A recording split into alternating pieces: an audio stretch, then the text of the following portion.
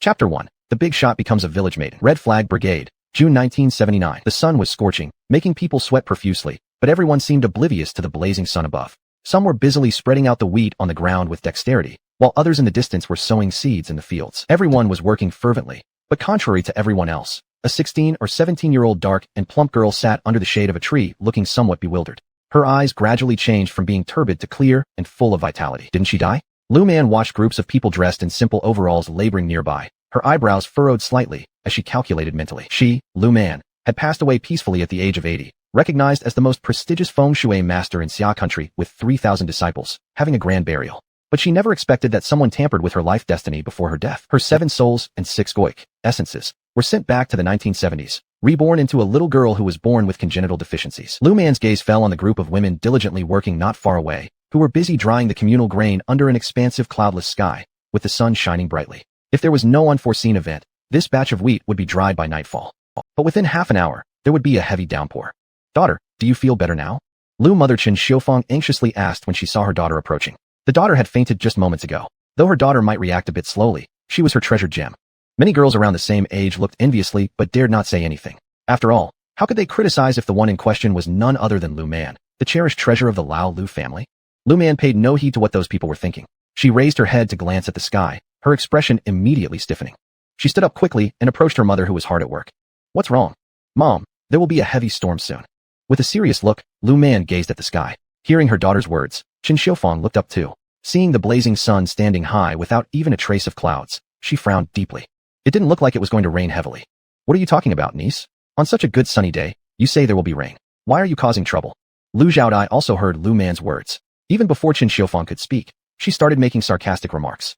Lu Man gave her a faint glance, narrow yintang, protruding nasal bones with no flesh, and depressed Dayuan corners. Just this brief inspection allowed her to confirm that this woman was petty-minded and loved gossiping. Mom, it's going to rain heavily in half an hour. Lu Man ignored this woman and spoke with some urgency. Your kid knows nothing. Hearing this, Lu Xiaodai shifted the blame directly onto Chen Xiufeng. Since Chen Xiufeng married in, she has been looking down on her. Even after separating the household, she still couldn't help disliking her. Brother's wife, your girl doesn't have a good brain. You shouldn't make things difficult for us. Thinking that Lu Man was dumb, Lu Xiaodai couldn't help laughing inwardly. Your brain must be broken. Upon hearing these words from her elder sister-in-law, Chen Xiufeng immediately got upset. She glared at her, then turned to her daughter. Mom, it really is going to rain. Lu Man was anxious. She had just arrived and sat under the tree, stabilizing her spirit. This was the place for drying the grain. If the wheat got soaked, their crops for half a year would be ruined. Let's pile up the wheat first. After a moment of hesitation, Chen Xiufeng said firmly. Although her daughter reacted a bit slowly, her daughter did not like lying. Captain, you can't let your dumb daughter make us work for nothing. Look at the sky. Does it seem like it's going to rain? At this moment, Sui Wearer, Lu Xiaodia's younger sister, became unhappy. She dropped the tool in her hand and glared at Lu Man, speaking aloud. If the wheat gets wet and it doesn't rain, I'll take full responsibility. For unknown reasons, Chen Xiufeng suddenly believed her daughter's words. Just think about it.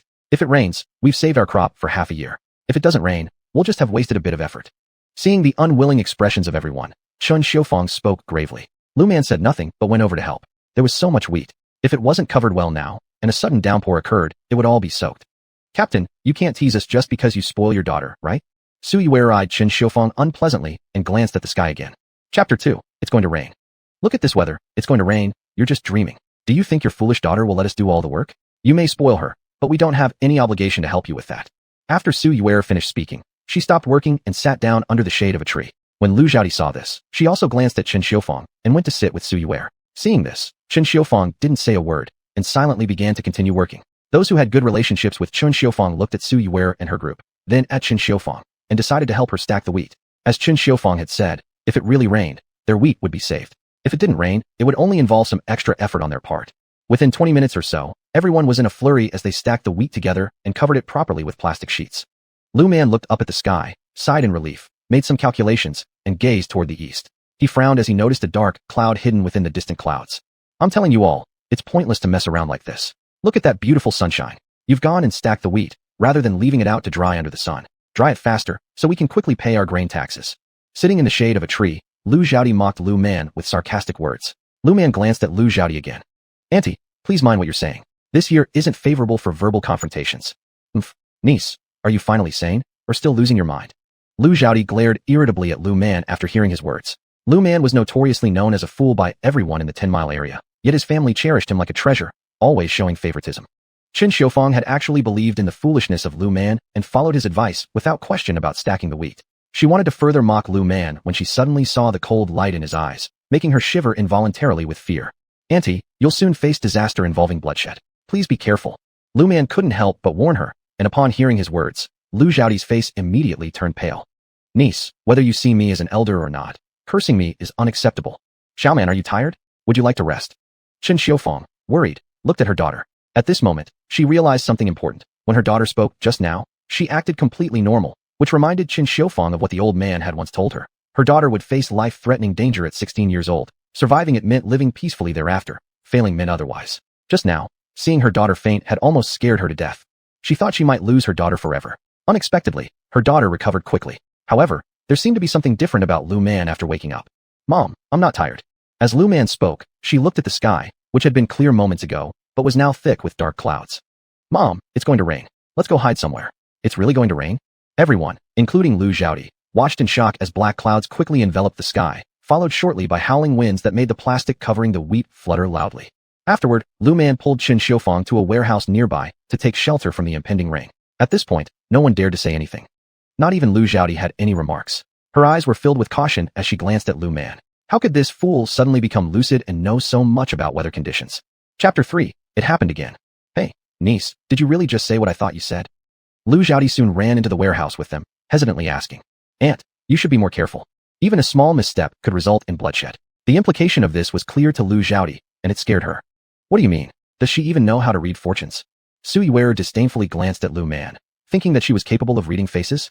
Sui-wearer was pretty, not very tall, but slim. She had married early to a man who was the son of an accountant from their village, and he worked as a storekeeper.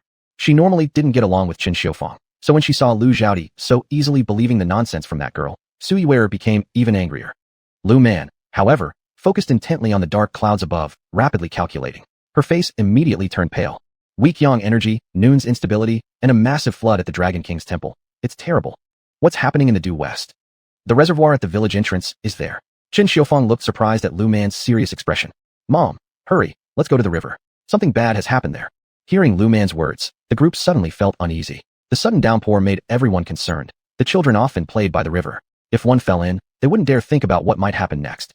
I tell you, Miss Lu Man, you're wrong. Running off, are you? Sui-wearer grabbed hold of Lu Man as she was pulling on Qin Xiufang, preventing her from leaving. Let go.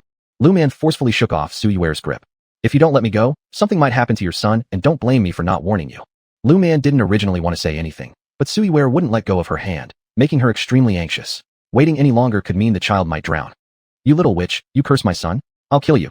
As soon as Sui-wearer heard these words, she lunged towards Lu Man, but Qin Xiufang slapped her hands away and shouted loudly at everyone taking shelter from the rain. Everyone, hurry to the river. With this sudden rain, the kids love to play near cool water. Someone might have gotten into trouble.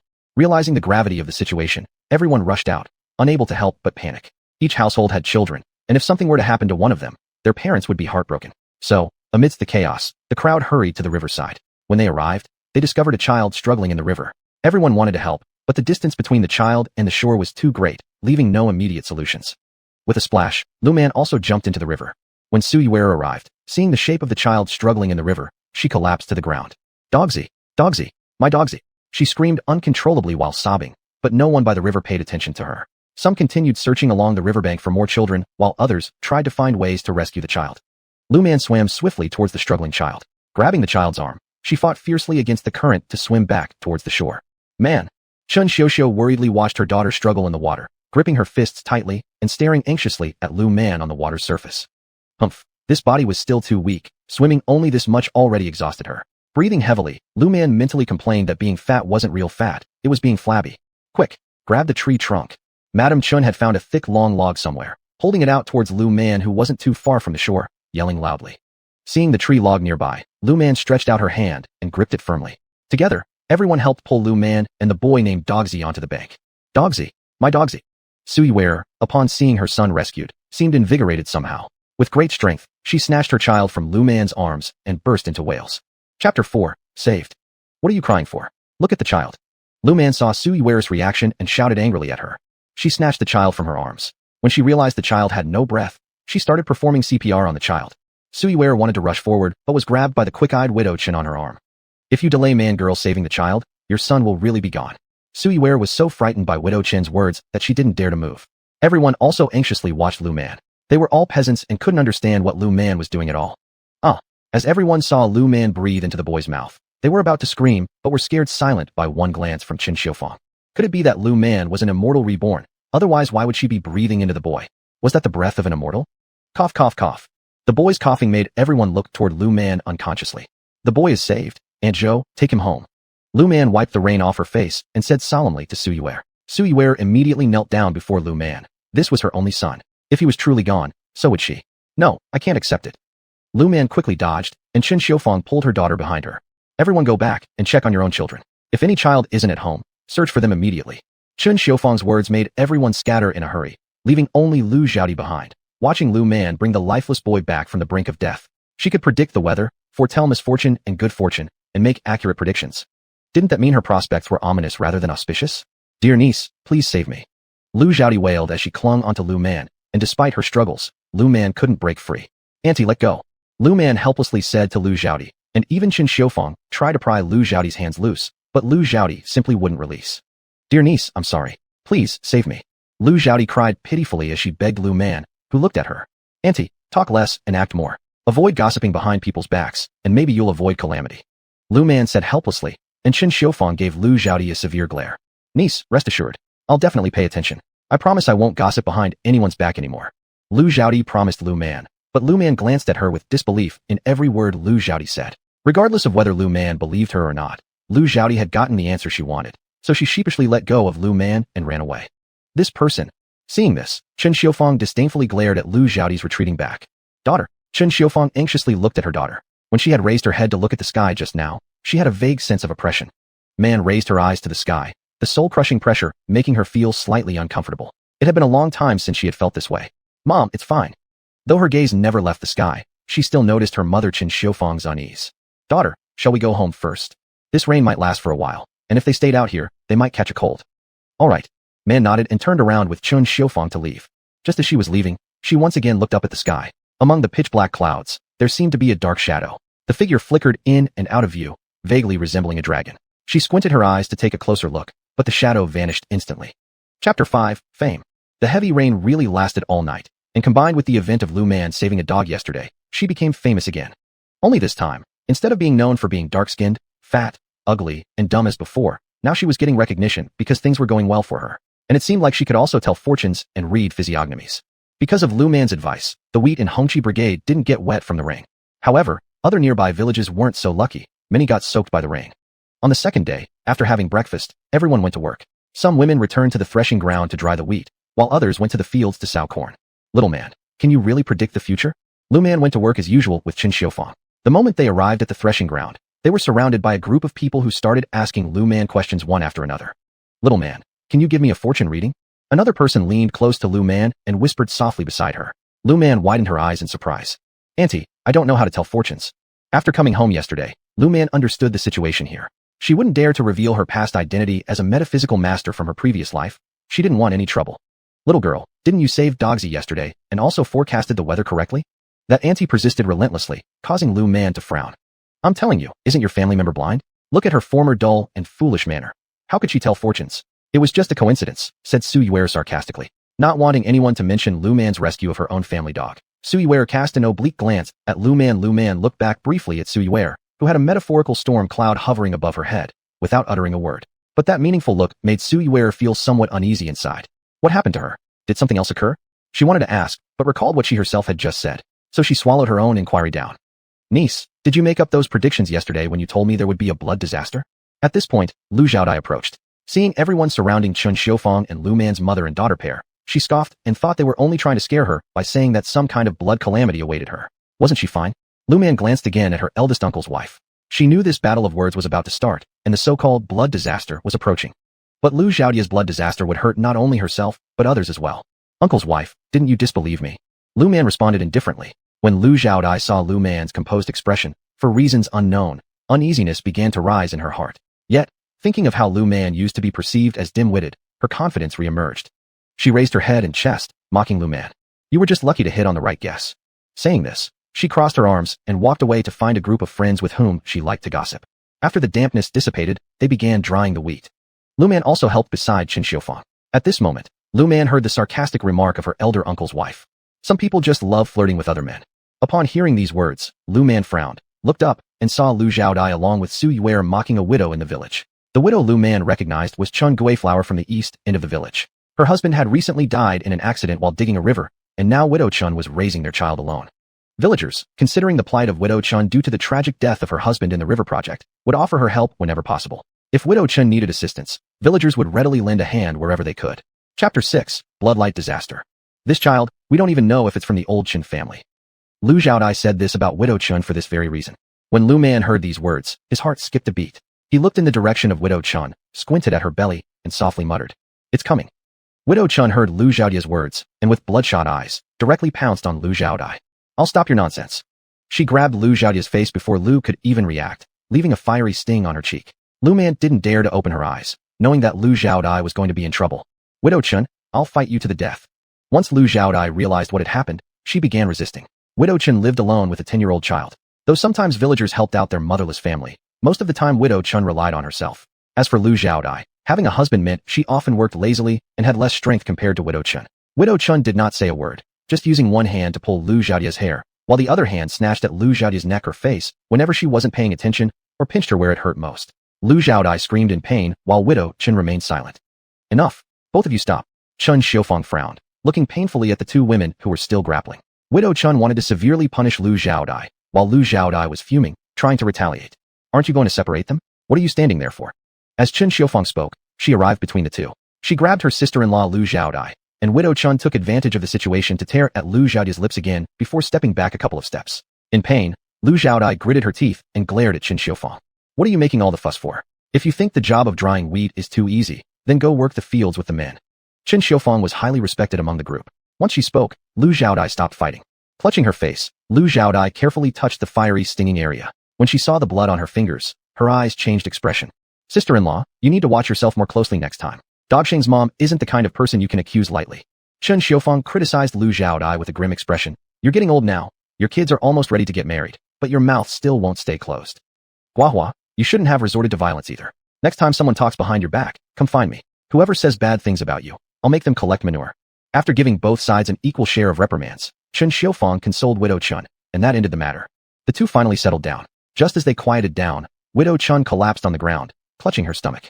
Seeing this, Lu Man's heart clenched again. Earlier, Lu Man had noticed a change in Widow Chun's uterus position. Her face should have signified bearing one son and one daughter. Yet now there was an additional horizontal line, which wasn't a good omen. In the next moment, Widow Chun's complexion turned pale, and she fell to the ground drenched in cold sweat. Lu Man felt a chill run through her heart. "Mom, call the doctor. Auntie Chun from the Chun family has a baby inside her."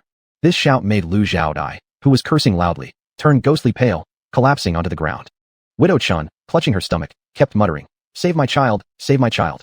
Chapter 7, Talisman for Preserving Pregnancy. Chun Xiufang, upon hearing these words, became extremely anxious. She quickly went to look for the barefoot doctor from the village. As for Lu Man, he solemnly took out a talisman from his pocket, actually from a spatial magic tool he carried with him. There was no other choice. If they didn't save the baby in Chun Guifu's womb, it would mean trouble for Lu Xiaodai and her father as well. "Auntie, can you hear what I'm saying?" Lu Man took out the talisman, picked up a bowl from his own ceramic jar nearby, poured some water inside, placed it on the ground, and then casually flicked his hand. Instantly, the talisman self-ignited, shocking the onlookers. At that moment, Lu Man could not care about anything else as Chun Guifu clutched her stomach. I can hear." Biting her teeth, she endured excruciating pain and pleaded for help as she stared at Lu Man. "Auntie, if you trust me, drink this bowl of water." Inside were the ashes of the talisman that had just been used for preserving pregnancy. Some might call it superstition, but at that moment, Lu Man had no other choice. She feared that by the time the barefoot doctor arrived, the child inside Chun Guifu's womb would be gone. "Give it to me." Chun Guifu clenched her teeth, drenched in cold sweat. "Lu Xiaodai, you wait until after I give birth." In that moment, Chun Guifu wanted nothing more than to devour Lu Xiaodai alive. With her face pale and limp, Lu Xiaodai was terrified too. At that moment, she prayed that the baby inside Chun Guifu would be safe. Otherwise, Chun Guifu would rip her apart. "Careful." Lu Man carefully helped Chun Guifu drink the water. After drinking it, Chun Guifu felt less pain in her abdomen, and the sense of falling also disappeared. "Auntie, this is both a safety charm and a talisman for preserving pregnancy. You should keep them with you." Seeing that Chun Guifu's complexion improved, Lu Man sighed in relief. She truly worried that the baby inside Chun Guifu's womb might have been lost. "Thank you." At that moment, Chen Guifu sincerely thanked Lu Man. If not for her, her unborn child would likely have perished. Lu Man quickly shook her head, explaining that her main reason for helping was because the matter involved Lu Xiaodai. Big Aunt, where are you going? Just as Lu Man thought about Lu Xiaodai, she noticed her trying to sneak away. This made Lu Man sigh internally. It was such a small village, and Chen Guifu's in-laws didn't even know yet that she was pregnant. Once they found out about what Lu Xiaodai had done, they might very well confront her fiercely. She should apologize now and try to compensate Chen Guifu, suppress or resolve the situation to seek forgiveness, instead of sneaking away like this. Her behavior completely nullified whatever good impression she had just created. Me? Lu Xiaodai froze at Lu Man's question and gave an ingratiating smile. I'm going to the restroom. How could she say she wanted to escape? The idea of compensating Chen Guifu filled her with anguish. Since the baby seemed to be saved, and Chen Guifu appeared alright, why should she stay any longer? Big Aunt, please wait until the barefoot doctor arrives, and let the doctor examine Annie Chen from the Chen family before you go to the restroom. Lu Man looked softly at Lu Xiaodai, her tone gentle but her stance evident. Lu Xiaodai initially intended to argue, but when she saw the stern gaze Lu Man directed toward her, she was so scared that she dared not utter a word. Chapter 8. Slaps. The doctor is here, the doctor is here.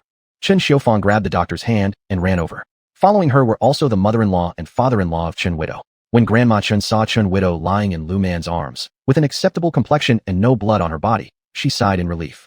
Who knew that her only son had died digging a river? They originally wanted their daughter-in-law to remarry, but the daughter-in-law refused, saying she would stay with her grandson. She already felt indebted to her daughter-in-law. Now, knowing that her daughter-in-law was pregnant and almost lost the baby, Grandma Chen grabbed Lu Xiaodi's hair. Slap, slap, slap. Several slaps followed. Lu Xiaodi wanted to struggle, but when she saw the malevolent eyes of Grandma Chen, she shrunk her neck in fear. You just pray that my granddaughter, Ho Hot, is fine, otherwise, I will tear you apart. Grandma Chen really had such thoughts. However, when she saw Lu Man holding her daughter-in-law and the fact that Chen Xiufang had arranged for a doctor, all she could do was let out a sigh of relief and casually pushed away Lu Xiaodi, turning her attention back to her daughter-in-law. Lu Xiaodi covered her face, not daring to speak. She wanted to find a crack in the ground to disappear into at that moment. Chen Xiufang didn't dare to say anything in her defense either. Your daughter-in-law isn't severely hurt, but still needs some nourishment. The barefoot doctor examined Chen Widow's pulse and was surprised after a while. He had assumed that the child in Chen Widow's belly couldn't be saved given that Chen Xiufang said Chen Widow was in so much pain that she sweated profusely. He was worried, but surprisingly, the widow's color had improved and the baby was safe. Thank you, doctor. Thank you, doctor. Grandma Chen heard this and, in gratitude, tightly held the barefoot doctor's hand, repeatedly thanking him. The doctor shook his head. I haven't done much. He hadn't even inserted a needle, so he certainly didn't feel it was his achievement. However, he wondered how exactly the child in Chen Widow's belly was preserved. Auntie, help your daughter-in-law go home and rest first. For the next few days, don't let her work. Chen Xiufang fiercely glared at Lu Xiaodi and smiled flatteringly at Grandma Chen. Grandma Chen knew well that today's events weren't Xiufang's fault. She glared furiously at Lu Xiaodi, signaling that this matter was far from over. Seeing the Chen family leave, Chen Xiufang let out a breath of relief. Sister-in-law, you should consider apologizing sincerely to Chen Widow. Chen Xiufang said coldly when she noticed a trace of smugness on Lu Xiaodi's face. This matter has caused such a big commotion. Any misstep might affect her husband as well. She isn't she fine? Lu Xiaodi thought that since Chen Widow left looking fine, she didn't need to apologize. You can go if you want. Chen Xiufang ignored the other woman. She'd known her character for quite a while now. Little man, can you help Annie take a look? At this point, everyone who had been drying wheat at the threshing floor gathered around Lu Man. They all witnessed how a talisman paper cast by Lu Man preserved the child in Chen Widow's belly. At that moment, no one dared to accuse Lu Man of spreading superstition. In fact, they wished Lu Man would examine them as well. Hey, Mrs. Lao Zhou, stop causing chaos there. Haven't you seen that the child is tired? Mrs. Wu Aigua, seeing Lu Man standing there somewhat unsure, gave a disdainful look to Mrs. Lao Zhou, i.e., Zhou Tieju's wife. This woman always rushes quickly whenever there's a chance to take advantage, but when asked to work, she always claims she's hurting somewhere or another. Chapter 9. Being stopped. Are none of you going to work? Chen Xiufang, upon seeing the scene, shouted at them. Everyone scattered and got back to work when they saw her grim expression. Lu Mansong sighed with relief. She wasn't too used to this kind of situation. In her previous life, she had shown an astonishing talent for metaphysics from a young age. Over the following decades, those who interacted with her were all people of status. A situation like today's was almost beyond her ability to handle. Cousin, did you hear? Mu Weidong mysteriously approached Ji Zirwei. Ji Zirwei didn't even lift his head and continued working. Cousin, I heard that the big squad leader's dumb daughter is all healed, and she can now predict events. Ji Zirwei looked up disapprovingly at Mu Weidong. Confused, Mu Weidong looked back at Ji Zirwei. She didn't think she had said anything out of place. The squad leader is great. His daughter just reacts slower than normal. Ji Zirwei deeply appreciated the care that Lu Jianya had shown them. He knew how other educated youths lived in their respective villages. Nowadays, in the Red Flag Brigade, only the two of them remained. The others who could leave had already left. It wasn't that they lacked the ability to return home. it was that he didn't want to go back. And what would be the point of returning? Back home, aside from his grandparents truly caring for him and feeling sorry for him, no one else really concerned themselves with his well-being. He disliked others' looks of pity or disgust. He still remembered one time when he fell into a trap. It was the squad leader and his daughter who saved him. Moreover, at that time, the girl gave him a piece of white rabbit milk candy. He didn't know why he put the milk candy he supposedly disliked into his mouth, but its sweet taste flowed straight into his heart. Cousin, aren't you focusing on the wrong thing? Mu Weidong helplessly looked at Xia Wei. His cousin hadn't been so unlucky as a child. No matter what he did, something unexpected always happened, and over these past few years, his cousin's bad luck increased significantly. Each incident became more severe, even endangering his life several times. He thought about the rumors circulating in the village recently. He wanted the girl to help take a look at his cousin. What do you want to say? Xia Wei's eyes were calm, like still water. Having no idea when some unforeseen event might cost him his life, he had lost hope for the future. Cousin, see if she can use her predictive powers to check on your issues. Isn't that possible? Mu Weidong didn't want to let go of any opportunity. He decided to try. After responding with an "oh," Xia Wei continued working. Watching this, Mu Weidong sighed. At the same time, he resolved that no matter the cost, he would make the big squad leader's dumb daughter help his cousin. He didn't want his cousin to die waiting listlessly. His cousin was obviously smart, capable of achieving something significant, but because of frequent mishaps and accidents, he chose to come down to the countryside. Who are you?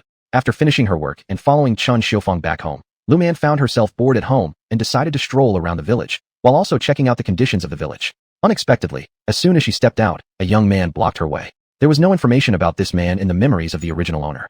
Hi, I'm Mu Weidong, one of the educated youths here in the village. After finishing his work, Mu Weidong went to the area near the squad leader's house. He specifically came to find Lu Man.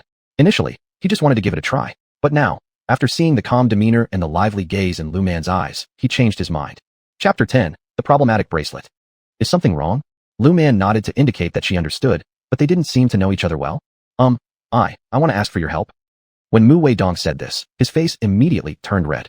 Lu Man furrowed her brows as she looked at Mu Weidong. She noticed a faint purple aura around him, an ancient purple qi that wasn't commonly found in regular people. It was only possessed by emperors or some famous ministers. But there was a trace of purple qi around Mu Weidong's body, and even if it was just a thread, it was enough to show that this young man would have great achievements in the future. What is it? She was curious about why Mu Weidong had come to find her. My cousin is also a youth worker. He often has bad luck, and several times almost lost his life. I want you to help take a look at my cousin. Mu Weidong spoke more fluently as he went on, especially when he saw no sign of impatience on Lu Man's face, so he kept making promises. Don't worry, as long as you can help, payment will not be a problem. Mu Weidong patted his chest, saying he was not short of money or coupons. Upon hearing this, Lu Man's eyes lit up. Speaking of unpleasant things about coming to this world, eating was indeed difficult. Their family situation was considered good, yet every day they ate pancakes with all sorts of vegetable dishes without any fat. She was someone who couldn't enjoy meals without meat, but over here, getting meat could only be done by purchasing it. Let's go. Thinking about meat, Lu Man's eyes brightened instantly. Mu Weidong looked at Lu Man, surprised by her starkly different demeanor, momentarily stunned. You said you wanted me to take a look at your cousin, right? Let's go. Lu Man rolled her eyes, finally snapping Mu Weidong out of it. Go. Mu Weidong led the way ahead, with Lu Man following behind him. In a short while, the two arrived at the youth worker station. This youth worker station now only has my cousin and me. Mu Weidong decided to stay and accompany his cousin since his cousin refused to leave. He worried that if anything happened to his cousin, there wouldn't be anyone around to take care of him. Cousin Jizirui? Hearing the noise, Jizirui saw Lu Man and slightly paused, then cast an unapproving glance towards Mu Weidong, making Mu Weidong shrink his neck in fear. Cousin. He smiled ingratiatingly towards Jizirui, who gave him a glare. Sorry for troubling you, I am fine. Jizirui didn't believe that there really were people in this world who could predict fortunes. Lu Man paid no attention to Jizirui, her eyes fixed intently on Jizirui. The purple aura surrounding Jizirui was dazzling enough to blind someone. How could a person like this possibly have problems? Then, she frowned, and her gaze fell upon the string of prayer beads on Jizirui's wrist. The originally consecrated dark rosewood bracelet left by an accomplished monk now bore a fortune-altering array carved onto it. Fellow comrade Lu, is there something wrong with my cousin's bracelet? Mu Weidong grew concerned when he saw Lu Man staring blankly at the bracelet on his cousin's hand. After all, this bracelet was the only thing his aunt had left to his cousin. Has anyone tampered with this bracelet? Lu Man asked, knitting her eyebrows together. Such a fortune-altering array was not easy to carve. Those with inadequate craftsmanship couldn't accomplish it. Although she could do it easily, such underhanded tricks were not something she would employ. Is there a problem with this bracelet? Jizirui asked darkly, his face grim. This was the only memento left by his mother. Chapter 11. Need any other services? This bracelet has been blessed by a temple master. Long-term wearing is beneficial to health. Lu Man paused for a moment after saying this, then looked at Xia Wei. Anything else? Originally, it was supposed to be good for the body over time. But why was he so unlucky now? Someone has inscribed a Jing on your bracelet. This thing could easily cost someone their life. This man sure had bad luck. When Ji Zirui saw Lu Man's pitiful gaze, he couldn't help but twitch his lips. How do we undo it? Ji Zirui looked at the bracelet with mixed emotions. It was the only thing his mother left him. All of her dowry and belongings were gone. When his mother passed away, he was too young to know whether those things had been destroyed or kept by his father, but in any case, they were gone. It's simple to undo it, said Lu Man, lifting her chin haughtily as she glanced at Ji Zirui. Ji Zirui looked at her with confusion. Lu Man rolled her eyes, glancing at Mu Weidong, who promptly took out a wad of money and some tickets from his pocket without even looking at what kind of tickets they were, and handed them all to Lu Man. Seeing the money in her hand, Lu Man gave Mu Weidong an appreciative look.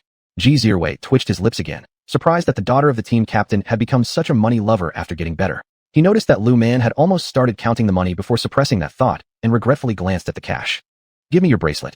Lu Man held out her hand, and Ji Zirui removed the bracelet from his wrist, placing it in her palm. Lu Man nodded contentedly at Ji Zirui, then reached into her space ring, pulled out a talisman, and casually tossed it onto the bracelet. The talisman immediately ignited and disappeared. Ji Zirui was surprised, while Mu Weidong gawked, his jaw nearly hitting the floor. Done. As the talisman burned up, the Jun on the bracelet vanished. Somewhere far away in the capital, inside a courtyard house, a man sitting in a dimly lit room spat out a mouthful of blood. Master! A young man nearby quickly supported the man. The man pulled a pill from his pocket, swallowed it, sat up straight, and began to figure out the cause of the problem. But no matter how hard he tried, he couldn't divine the issue. Master! The young man called again, seeing the man frown deeply. It's fine. The man felt an uneasy premonition deep down. Since he couldn't figure out the problem, it meant the other party was more powerful than him. But within Huagua, there were only a few people more powerful than him. So who broke the formation he left behind? Need any other services? Lu Man hesitated, glancing at the string of sandalwood beads. It was such a good bracelet. Not carving any formations on it seemed like a waste. What kind of service? Ji Zirui looked at Lu Man. This little girl's reluctant expression made him feel amused. But more importantly, it convinced this originally skeptical person that fantastical events actually exist in this world. Perhaps one day, he'd even see ghosts or spirits. Carve formations? Aren't I considered a master? Lu Man rolled her eyes. Don't look down on anyone. Don't think I didn't notice the doubt in his eyes when he first sized me up. If Mu Weidong weren't here, I might have been considered a fraud already. Chapter 12, Breaking the Formation. Master, what kind of formation do you think my cousin needs to be inscribed? Mu Weidong flatteringly asked Lu Man, hoping for either a luck-changing formation or a safety formation. A safety formation would be more appropriate. Lu Man was very confident in his expertise. Creating a formation was no big deal. So it will be the safety formation. Ji Zirui softly said. He hadn't forgotten why the beads on his wristband had problems. However, as for revenge, he didn't mind taking his time. Master, do you have any talismans or charms for safety? I'd like to request a few. Mu Weidong showed a lot of respect. He was somewhat worried about the safety of his family now. Having never witnessed such magical events before, he absolutely refused to believe that there were truly people in this world who could predict the future. He always thought fortune tellers were just spreading feudal superstitions and were frauds. Yes, 10 yuan each. Lu Man thought for a moment about the current market price and decided to sell them for 10 yuan each. In that case, give me 10. After speaking, Mu Weidong pulled out some cash from his pocket and counted them. Exactly 100 yuan. Alright then. Lu Man gleefully accepted the money with a smile. Wow, so much money. She could buy meat to eat. Thinking about it made her increasingly happy. Lu Man's actions of grabbing the paper talismans became very swift. She ceremoniously took out 10 safety talismans from her pocket. In reality, they came from her dimensional space. One talisman can resist one fatal attack. As soon as Lu Man said this, Mu Weidong's eyes lit up. He hastily snatched those talismans from Lu Man's hands and carefully examined them. Lu Man glanced at Mu Weidong with disdain when she saw how unimpressive he acted. When the charm loses its effectiveness, it will turn into ash. Lu Man reminded him, then shifted her gaze to Ji Zirui. She then closed her eyes. She faintly remembered that in her previous life, everyone with an intense purple aura was either highly ranked and powerful or successful in their careers. Unfortunately, in her previous life, due to revealing too many secrets of fate, she committed 5 vices and 3 deficiencies. She was always alone until her death. Sigh, what a pity. Recalling the money she had earned in her previous life, every time it exceeded 1,000, it disappeared due to various accidental mishaps. Lu Man clutched her chest painfully. All right, master. Mu Weidong carefully placed the paper talismans inside his pocket, prompting another eye roll from Lu Man. I'll keep the bracelet for now, and once I finish inscribing the formation, I'll bring it over to you. Lu Man decided to go home. Otherwise, her parents would start looking for her. Okay. Ji Zirui nodded in agreement, and Mu Weidong again showed a surprised look. This bracelet was his cousin's most cherished treasure, something even he couldn't touch. Yet, surprisingly, he trusted Lu Man enough to hand it over. Farewell. Upon hearing Ji Zirui's consent, Lu Man grabbed the bracelet, waved goodbye to both of them, and turned to run away. Cousin. Once Lu Man left, Mu Weidong put away his usual playful smile and seriously looked at Ji Zirui. That woman tampered with it. Ji Zirui lowered his eyelids, concealing the icy light beneath them. His mother was gone, and along with her, all her dowry and belongings disappeared. Even today, he still hasn't found those items. Previously, he wasn't concerned, but now, he didn't want to let the woman who bore her child profit from it. Cousin, I heard Auntie's dowry and other things were hidden by my mom in the basement of Auntie's old quadrangle house. Mu Weidong hesitated for a moment before relaying a piece of news Ji Zirui already knew. In the past, his cousin didn't care about anything, so after their grandfather learned about Auntie's passing, he feared his cousin might get bullied and instructed them to collect all of Auntie's dowry. Chapter 13. Face changing. Really? Ji Zirui looked at Mu Weidong. He had always thought that his mother's things had been stored away by that woman, but now he unexpectedly received such news. I thought Grandpa and Uncle would have told you. Mu Weidong said sheepishly. In the past, his cousin didn't care about anything except for the bracelet on his wrist, along with many of his mother-in-law's items. It wasn't appropriate to bring them out a few years ago. Mama and Grandpa discussed it. Uncle Ji Sun disagreed back then. Thinking of all the bad things his Uncle Ji Sun did, Mu Weidong couldn't help but disdain him. However, he was his blood uncle, and the only thing he could do was protect his cousin well. Ji Zirui's expression grew complex. For a long time, he had assumed that his mother's dowry and belongings had fallen into the hands of that woman. Unexpectedly, they had been kept by his aunt. Wasn't the house where my mom lived the one Aunt took me to before I left? Ji Zirui remembered the quadrangle courtyard where Aunt had taken him when he decided to go to the countryside. Yes, there is also a secret room in the cellar. All those things are there. Mom didn't touch any of them. His mom cared for his cousin deeply, and so did he. Moreover, what belonged to his cousin, he did not covet. As for Dad, he didn't even know about what Mom did. I need to go back. He couldn't let that woman benefit unfairly. He had once thought that this was his fate, perhaps because of something terrible he'd done in a past life, leading to his misfortune.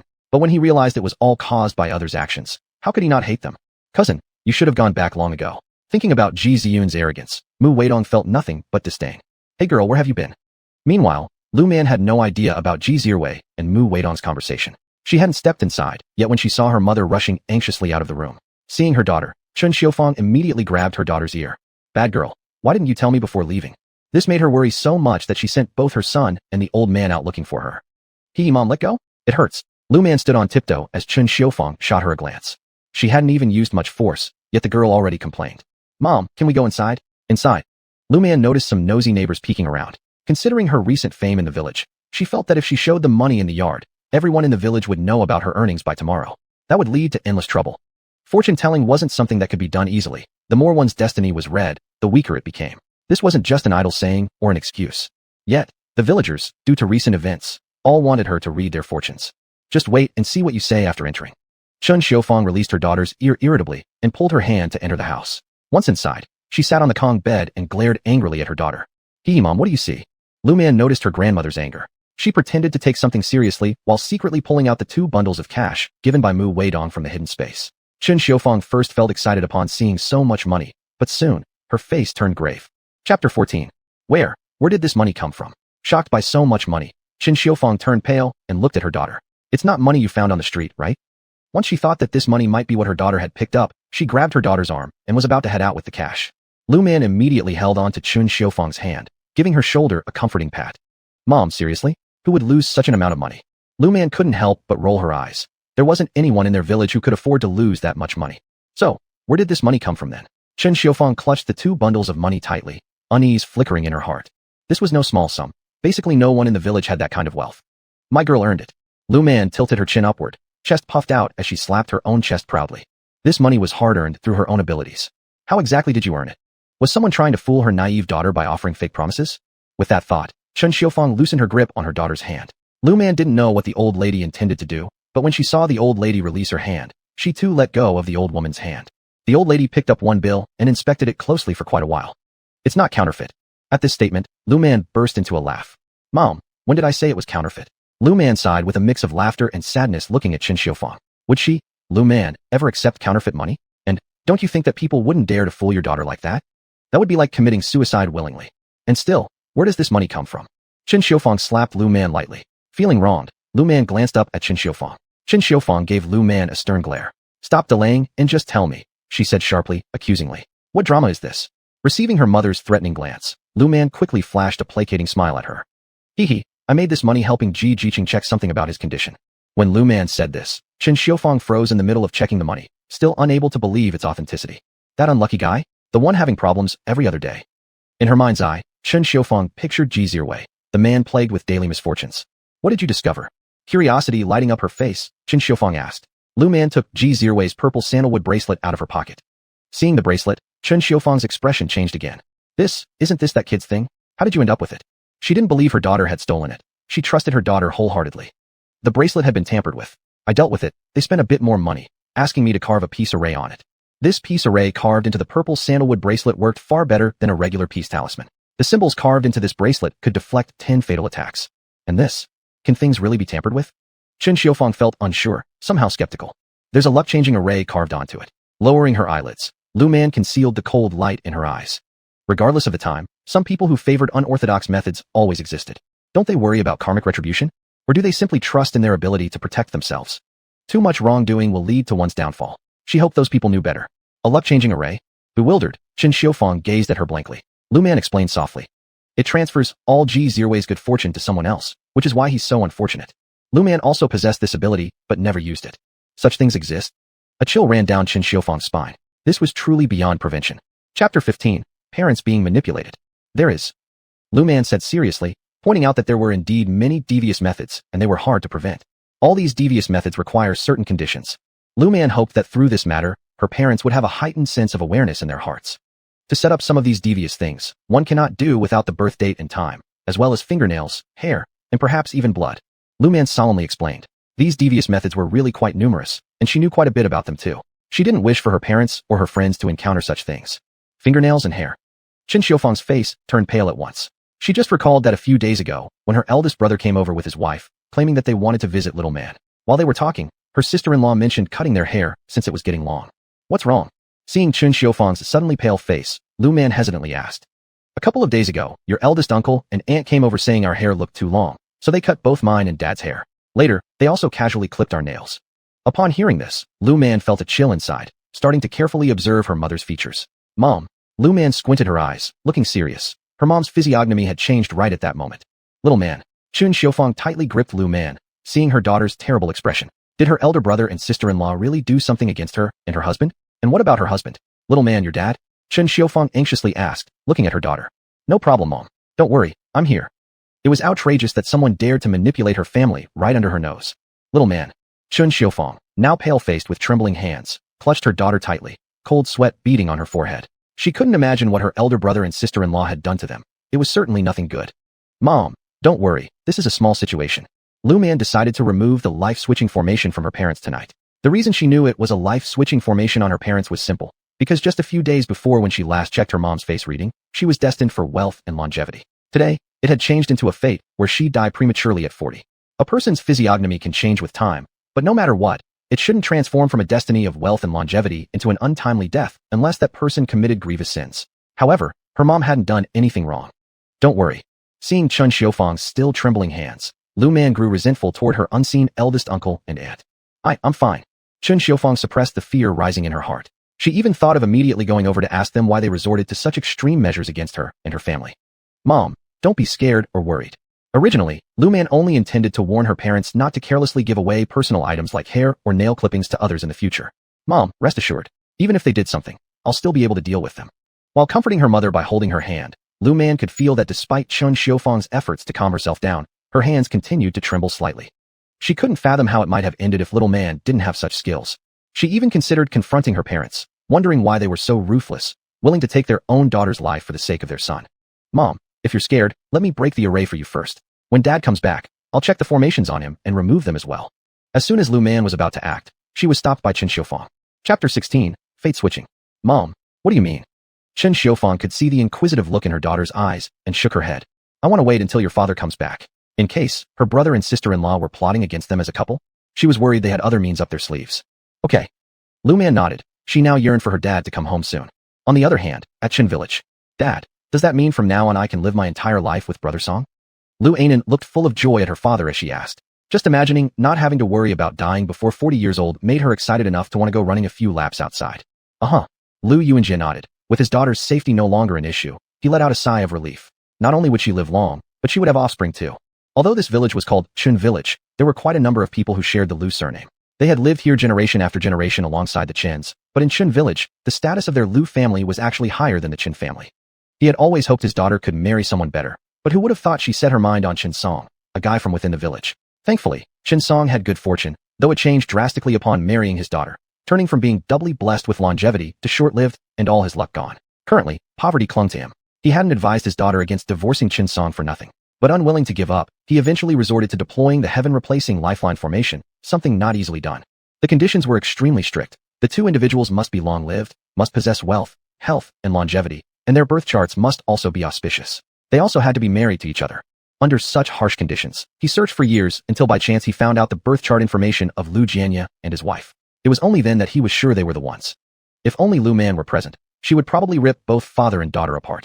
All because her daughter was destined to die a violent death, meaning others had to be sacrificed. This was absolutely insane.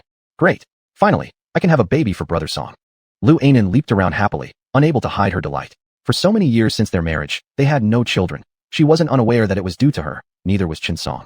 But despite that, Qin Song had never blamed her. Precisely because of how good Qin Song was to her, she wanted to live a long life to give him sons and daughters.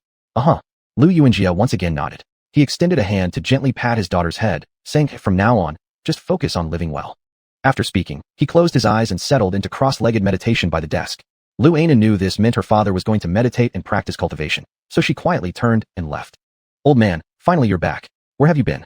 As soon as Chun Xiufang saw Lu Jianya return, she immediately grabbed his hand. Confused, Lu Jianya glanced toward Chun Xiufang, but seeing the deep concern on her face as she looked at him, he became completely baffled. After all, he hadn't done anything dangerous, so why was she so anxious? Dad, it's nothing. Lu Man shook her head, looking helplessly as Chun Xiufang sobbed while clinging to Lu Jianya. There was no way anyone could take this sort of betrayal lightly if they came across it, especially when betrayed by their closest ones. That she didn't cry so bitterly already showed how strong her character was. Little sister, what's wrong? At this moment, Lu Linhao returned home, finding his sister safe and sound. Yet their mother was still sobbing uncontrollably while holding onto their father's hands. This confused him greatly. If it weren't for seeing his little sister intact the moment he stepped through the door, he might have assumed something terrible happened to her. Chapter 17, Reverse Scale. Let Mom talk to you. Lu Man lowered her eyelids, clenched her fists, and she was determined to give the other party a lesson. Plotting against parents and family is her reverse scale. Even though in her past life, she was full of glory, she was still lonely, without any relatives around her. In this life, after much hardship, she finally had relatives, and she wouldn't allow anyone to destroy that bond. What shocked her even more was that she no longer had to worry about the shortcomings that usually followed fortune-telling. What's wrong? Lu Jianya looked worriedly at Chun Xiufang, who gazed tearfully at Lu Jianya. Jianya, my older brother, my brother plotted against us. Chun Xiufang said hoarsely to Lu Jianya. Lu Jianya was startled. How did his brother-in-law scheme against them? Perhaps seeing through Lu Jianya's confusion, Chun Xiufang took a few deep breaths. Our fates have been swapped. Upon hearing this statement from Chun Xiufang, Lu Jianya frowned. Mom, this is feudal superstition, Lu Linhao blurted out, which earned him a glare from Chun Xiufang. What do you know? If her daughter weren't so capable, she would have believed that there were indeed ghosts or monsters. However, since her daughter revealed her mysterious abilities, she couldn't help but believe that there truly were some strange happenings in the world that were real. Brother? Lu Man shook her head, signaling him not to continue. Then she turned to her parents. Mom and Dad, one of you originally had a long life with food, clothing, and comfort, but it became the fate of a poor and short-lived ghost. When Lu Man paused here, Lu Jianya tightly clenched his fists, tears streamed down again from Chun Xiufang's eyes, and Lu Linhao clenched his lips fiercely, his eyes turning red. What about the other? Finally, as the team leader, Lu Jianya recovered first, asking quietly. A destiny of both fortune and longevity became one that ends in violent death. Lu Man's eyes glinted with cold light. If not for today's discussion with her mother regarding items needed for certain mystical practices, her mother might not have realized anything yet, and she herself might not have noticed the changes in her parents' facial features until something unexpected happened to them. What? Upon hearing this, Lu Linhao rushed toward the door, only to be pulled back by Lu Man standing beside him. Brother, where are you going? Seeing his demeanor, it seemed like he was ready to fight someone tooth and nail. Moreover, just moments ago, she noticed that Lu Linhao's appearance also had ominous signs. Such a sign meant something bad was likely about to happen. I'll fight with them. Even if Lu Linhao didn't believe in swapping fates via fortune-telling, given that his sister declared this with such confidence, how could he not be furious? Even if it was all superstitious nonsense, he wouldn't tolerate his parents being manipulated. Do you want to sacrifice yourself and let our parents send off their child prematurely? Lu Man coldly asked. Upon hearing this, Lu Linhao calmed down immediately. His parents only had one son, and when he saw his parents looking anxiously at him, he held his head with both hands, angrily stomped his feet, and crouched down. Seeing this scene, Lu Man let out a sigh of relief. She was genuinely worried that her brother would have rushed out earlier, causing chaos, not because she still had any feelings towards those people, but because revealing this matter now without evidence would be useless. Mom and Dad, check under your mats or in hard-to-reach corners. See if there's any talisman paper inscribed with your birth dates. Lu Man felt that simply having close objects wasn't enough to establish such an array. She also needed to look around the yard. Chapter 18, Spitting Blood. Little sister, I'll follow you. Lu Linhao wanted to see how this life-exchanging thing was done. Lu Man glanced at him, but said nothing. She stepped out of the door and walked around the courtyard, immediately noticing something strange about the doorstep at the entrance. She spotted a faint aura of Xia Qi, malevolent energy. If this didn't mean anything significant, Lu Man wouldn't believe it. Lu Linhao watched his sister staring at their doorstep, but he couldn't find anything unusual following her gaze. So why was his sister standing there? Could there be something wrong with that spot? Little sister? Lu Linhao called to Lu Man, who seemed lost in thought. She came back to her senses and glanced at him. Big brother, help me get a shovel. This kind of thing couldn't stay. Disrupting an array is no problem. Just dig it up and destroy it straight away. Breaking an array means destroying it completely. Should I do it? Lu Linhao held the shovel behind Lu Man. She took it from him. I'll do it. This malevolent energy would have no effect on her, but it could affect her big brother. Thus, Lu Man dug 3 feet deep and saw a red cloth-wrapped bundle. Even before opening it, she knew what was inside. Her father's birth details, hair, and fingernails. As for her mother's items, they should be in the room. Xiao Man. Just as she unearthed the bundle, a startled cry from her mother came from inside the room. Holding the bundle, Lu Man entered the house. These things would become useless once she destroyed the array, but she wondered what would happen to the person who set the array. The more harmful something was, the stronger the backlash. Especially for the reverse heaven fate-altering array, the backlash would be severe. Mom, don't worry, let me handle it. Lu Man walked into the house and saw the red cloth bundle in her father's hand. Her mother's face was pale, and her father's expression was grim. Lu Jianya nodded and handed the item over to his daughter. Looking at his calm daughter, he felt relieved. Regarding these incomprehensible matters, he felt unease inside. For someone who grew up in the countryside, never mind being a squad leader or state official, one doesn't easily dismiss the old traditions left by our ancestors. Mom, Dad, don't worry, I'll break the array for you right away. Lu Man bit her finger and drew a talisman in the air. She threw the 2 bundles she held into the air, and they instantly caught fire. At this moment, Lu Linhao felt as if his entire worldview was reshaping itself. He couldn't have imagined witnessing such scientifically inexplicable events. Lu Man had no idea what her brother was thinking. She was fully focused on breaking the array. Chen Xiufeng and Lu Jianya only felt a sudden lightness, like shackles around them were lifted. Though Lu's family members didn't notice much, Lu Man immediately realized that the array on her parents was broken, and the cause-effect line started faintly appearing. Lu Man brought 2 fingers together and made a swift slicing motion towards the direction of those lines, severing the connection between her parents and the Chen couple. In the dark chamber of Lu's house in Chen village, the 2 paper figures on the table spontaneously ignited, and Lu Yuanjie spat out a mouthful of blood. He took a pill from his pocket, swallowed it, and wiped the blood off the corner of his mouth. How could this be? Lu Yuanjie couldn't believe that his array had been disrupted. Did the Lu family find a master even more capable than him? Chapter 19, Descendants Cut Off. No, he didn't believe they had such skills. However, anyone who could break the formation he himself laid down was definitely not an obscure person, and he hadn't heard that anyone capable had come around here recently. In the past, there were more swindlers on this side. At the Chun family household, Luonin was happily in the process of killing a chicken when an accident occurred. The chicken had clearly been caught, but somehow it managed to escape, scratching her forehead with its claws, leaving bloody marks. Luonin couldn't believe it as she wiped her face. When she saw the blood on her forehead, her face turned grim. She had just exchanged the lives of those 2 from the Lu family, and why was she still so unlucky? Unin, are you okay? Chen Song was stepping out the door just as he saw this scene. He hurried toward Luonin, but slipped, landing with a thud on the ground. Song-gu. Luonin didn't expect to look up and see this sight. How come? She was having bad luck, and so was Chen Song. This shouldn't happen. I'm fine, what about you? Chen Song got up from the ground and realized that there was water at the entrance that he hadn't noticed before. He slipped on it and fell. I'm fine too. Luonin didn't know that the scratches on her forehead caused by that chicken exactly destroyed her already dwindling good fortune and damaged the position related to children in her destiny chart. Originally, she still had a slight chance of becoming a mother. Now, that opportunity had been completely ruined. Song-gu, let's go find my dad. We'll ask him to see what happened. Luonin stopped caring about killing the chicken for celebration. She held Chen Song's hand and walked out. Chen Song also let Luonin pull him along. He liked Luonin. No matter how much others criticized her, he still loved her. Luonin was fully devoted to him as well, making him increasingly dependent on her. Dad, are you home? Luonin shouted loudly as soon as she reached her parents' house. Lu Yuanjie came out of the room, and his daughter immediately noticed that his face was pale, as if he'd lost a lot of blood. But that wasn't right. Her father hadn't looked like this when she left earlier. You're here. When Lu Yuanjie saw his daughter, his expressionless face softened. His demeanor was warm, like the spring breeze. Luonin nodded, pulling Chen Song inside. Lu Yuanjie originally wanted to say something to his daughter, but immediately noticed that her remaining bit of good fortune was gone, and there was damage to the part representing her children in her destiny chart. His daughter might never be able to become a mother. How could this not make him angry? He swore that he must find the one who disrupted all his plans. He would make sure that person suffered greatly. Dad, what's wrong with me? Seeing her father's unusual expression, Luonin became worried. Why did she feel like his gaze just now was filled with flames? It's nothing.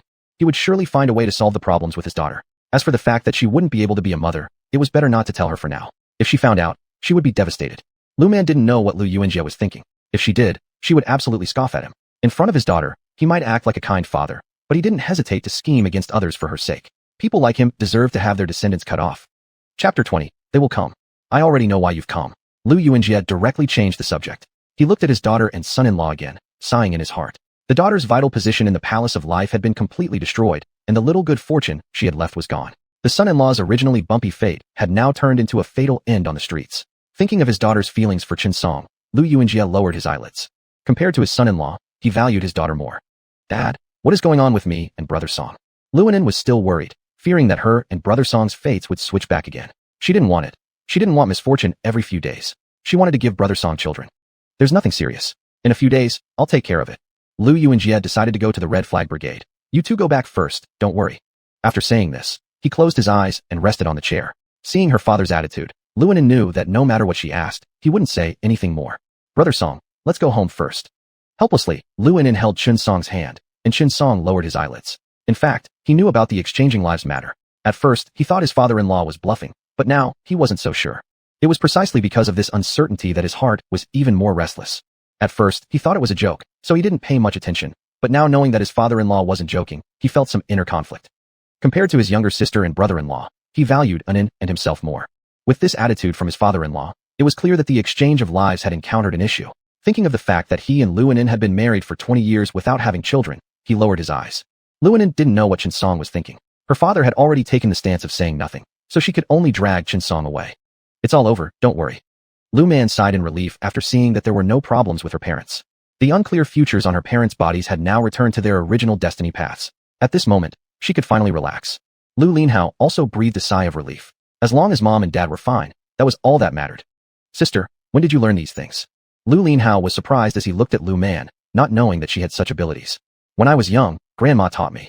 Suddenly, Lu Man remembered how the original owner learned esoteric studies from her grandmother when she was young. The original owner didn't understand those things that her grandma taught her, but Lu Man did. What? Chen Xiaofang couldn't believe that her mother-in-law had actually taught these things to her daughter. Reflecting on the chaos from a few years ago, she felt a bit fearful. If her daughter accidentally said something wrong, her whole life might have been ruined. However, she didn't blame her mother-in-law either. Without the education her mother-in-law provided to her daughter, they as a couple might have been tricked by the eldest brother. When I have time, I must find out exactly what Chen Song is up to. Thinking about the possibility that they might have died early instead of their son-in-law and daughter, Chen Xiaofang wished she could scratch Luanin's face. Mom, they will come, so there's no need for you to go. Lu Man also wanted to see the facial features of that couple. One of them must have done something against heaven or caused karma in their previous life. Otherwise, they wouldn't be so unfortunate. Perhaps there was another reason. One of them had been dragged down by the other. Chapter 21. The enthusiastic Mu Wei Dong. Daughter, what are you doing? Although the events of yesterday had reshaped the Lu family's perceptions once again, life still needed to continue. On the second day, Lu Man got up early in the morning. She had no choice. She needed to start her weight loss journey. Although the spirit spring in her space could help her lose weight and whiten her skin if she drank it, could she really do that? Sigh, there was no way out but to slowly start exercising for weight loss. After all, she couldn't suddenly become thin, could she?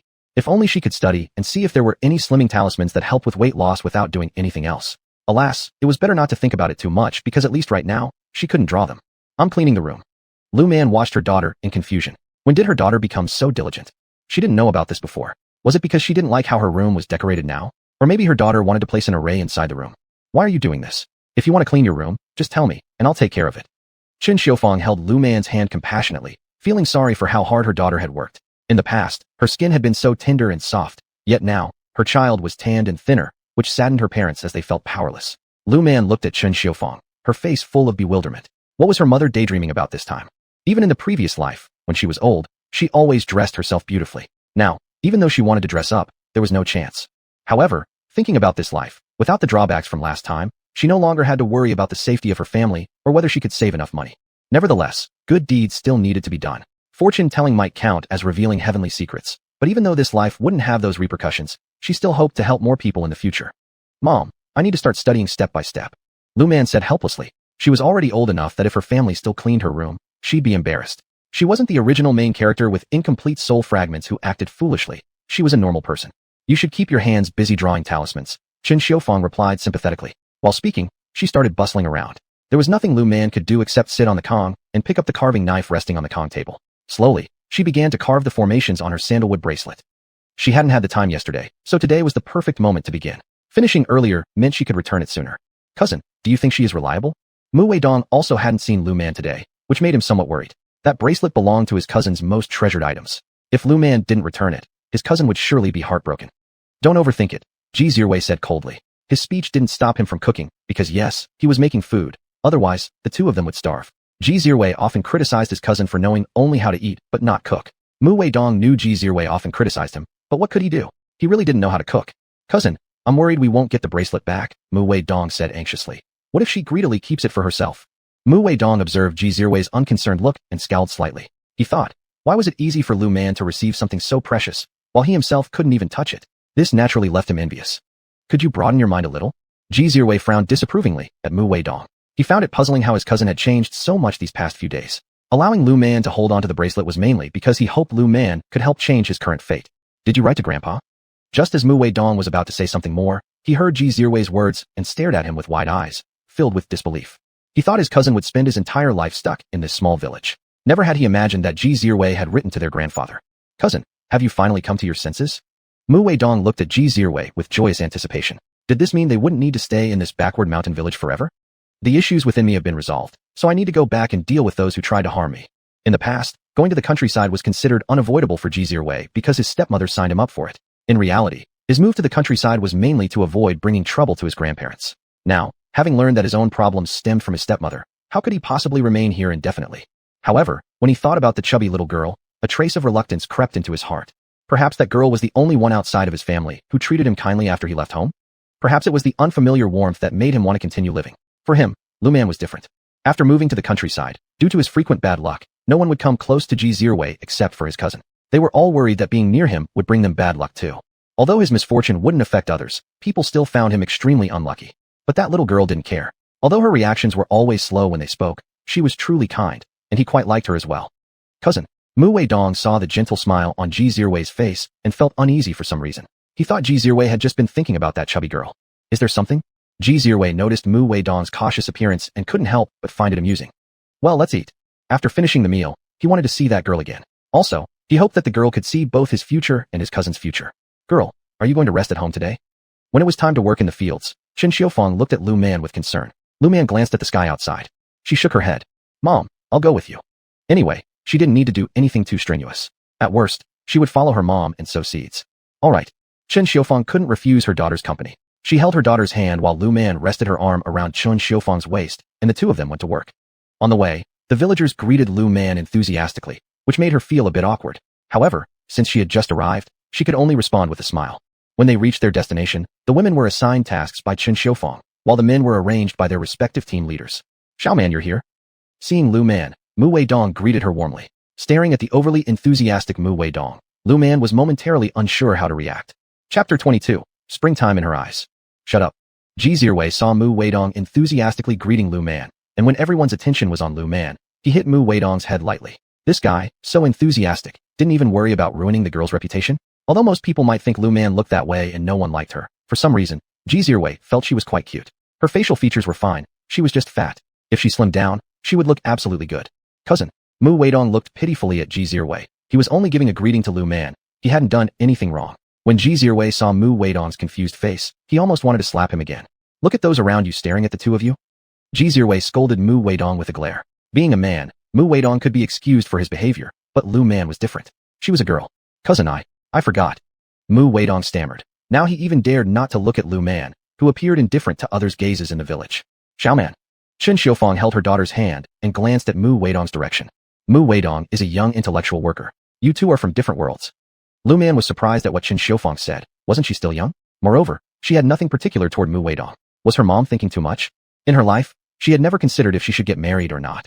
If she met someone she liked, she wouldn't mind marrying, raising kids, or things like that. But for now, as this black gas tank, referring to her unappealing self, it's better not to think about marriage at all. Lu Man nodded while closing her eyes. Anyway, she didn't fancy Mu Weidong either. Besides, once she slimmed down, couldn't she find men easily? Mom, I'll go and give Ji Zirwei the bracelet. She had finished carving it already. The bracelet was ready, and she also carved a small protective array on it. The main function of this array was to protect him. While a peace array could serve a similar purpose, this protective array could offer better protection. Go ahead. Seeing her daughter having no special feelings for Mu Weidong, she had nothing more to say. Despite how excellent she thought her daughter was, she knew many people found her daughter unattractive. Gee, here's your bracelet. Lu Man walked over to the two of them. Many villagers looked excited after seeing Lu Man's movement. Lu Man rolled her eyes, and Ji Zirwei glared at Mu Weidong, annoyed by how many people had paid attention to them because of his shout earlier. Thank you. Ji Zirwei took the bracelet and put it on his wrist. The villagers didn't know what the bracelet was, but they were curious whether it would be inconvenient during work. You're welcome. Anyway, I've already received my payment. Lu Man shrugged and then turned to leave. Xiaoman, what did you say to Comrade Mu? Not long after Lu Man walked away, her arm was held onto by someone before she could speak. Lu Man looked at her cousin who held her arm. This cousin of hers had always been rather unpleasant. When the original soul was weak inside the body, this cousin didn't treat her kindly. There's nothing. I just picked up Ji Zirwei's bracelet and returned it to him. Lu Man lowered her eyelids and silently pulled her arm away from Lu Qing, stepping back twice to create some distance. Her brows disheveled, her eyes brimming with an inexplicable spring-like glow. Lu Man felt a momentary jolt. Was her cousin really so bold to have started something improper with a man? Really? Upon seeing Lu Man daring to pull her arm away, despite smiling, Lu Qing's cold gaze betrayed her anger. Mu Weidong belonged to her. No one else could covet him. You've seen, when I arrived, I only exchanged a few words with Ji Zirwei. Lowering her eyelids, Lu Man softly explained. It seemed necessary in the future to keep her distance from this person, lest trouble arose.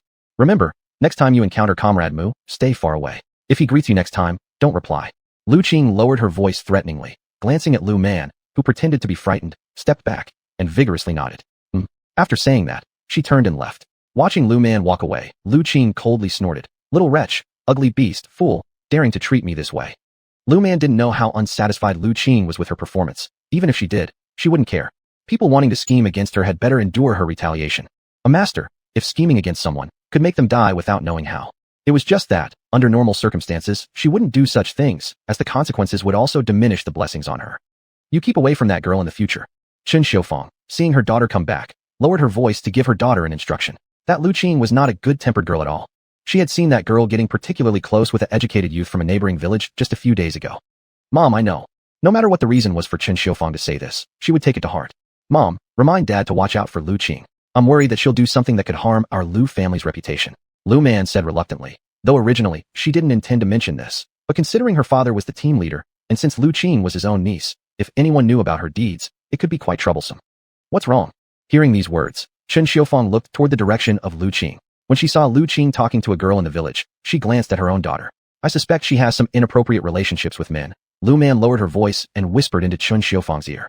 Chen Xiufang gasped when she heard this, then turned to Lu Man, a questioning look in her eyes. Seeing this, Lu Man nodded, indicating that the matter was true. How dare she? Chen Xiufang almost wanted to tear apart that girl Lu Qing. If her actions disgraced their family, what would happen to her own daughter? So what did she pull you aside for just now? That wasn't right. If she really had inappropriate relationships with men, why would she grab her own daughter and talk? Eating out of the bowl while looking into the pot. Lu Man sighed helplessly. This Lu Qing may look good, but where does she get the confidence to think that even after messing around with other men, she could still marry Mu Weidong? Even though the original host was foolish before, she saw many things. Because the original host was foolish, a lot of people wouldn't act behind Lu Man's back. Chapter 23, An Inscrutable Future. Is she interested in Mu Jiqing? Chen Xiufang stared at her daughter in disbelief. With that kind of appearance? It was truly incomprehensible where she got her confidence from, being unclear with other men, and now even setting her sights on Mu Weidong. She had already seen that Mu Weidong's family background wasn't simple. Did she really think a bit of charm could win him over? Mom, I'm worried that if her situation gets exposed, it'll embarrass all of us. Lu Man said helplessly. This Lu Qing, she had real guts. At this time, shouldn't young women be more conservative? Why was her courage so great? I'll talk to your dad about it. Chen Xiufang narrowed her eyes, sizing things up. Not far from Chen Xiufang and her daughter, Lu Zhaodai, and her own daughter Lu Qing were observing their expressions carefully. What did you just stop that girl from saying? Lu Zhaodai felt uneasy under Chen Xiufang's gaze. She always thought there was something strange about Lu Zhaodai's look. I didn't say anything. I just wanted to know what Mu Jiqing told her. Lu Qing said discontentedly. After she married Mu Jiqing, she would definitely make sure he stopped having anything to do with that fool, Lu Man. What did she have going for her? She used to be a fool, and now she's supposedly able to predict the future. Lu Qing didn't believe it. She just thought Lu Man was scamming people. As for the events a few days ago, she believed it was purely coincidental.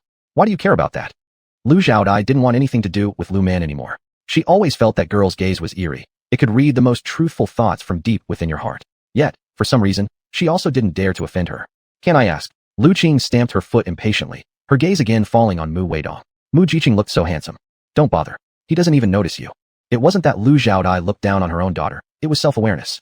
Their daughter wasn't particularly good-looking. Although she criticized Lu Man for being ugly, when Lu Man was younger, she was quite pretty. Just later she became darker and fatter.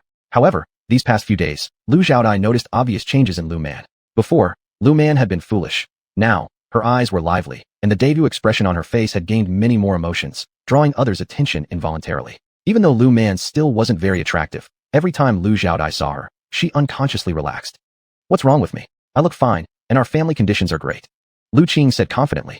It was his fortune that she had set her sights on Mu Weidong. You better not do anything reckless. Lu Xiaodai understood her daughter well. If you dare to do anything, watch out, your father might break your legs.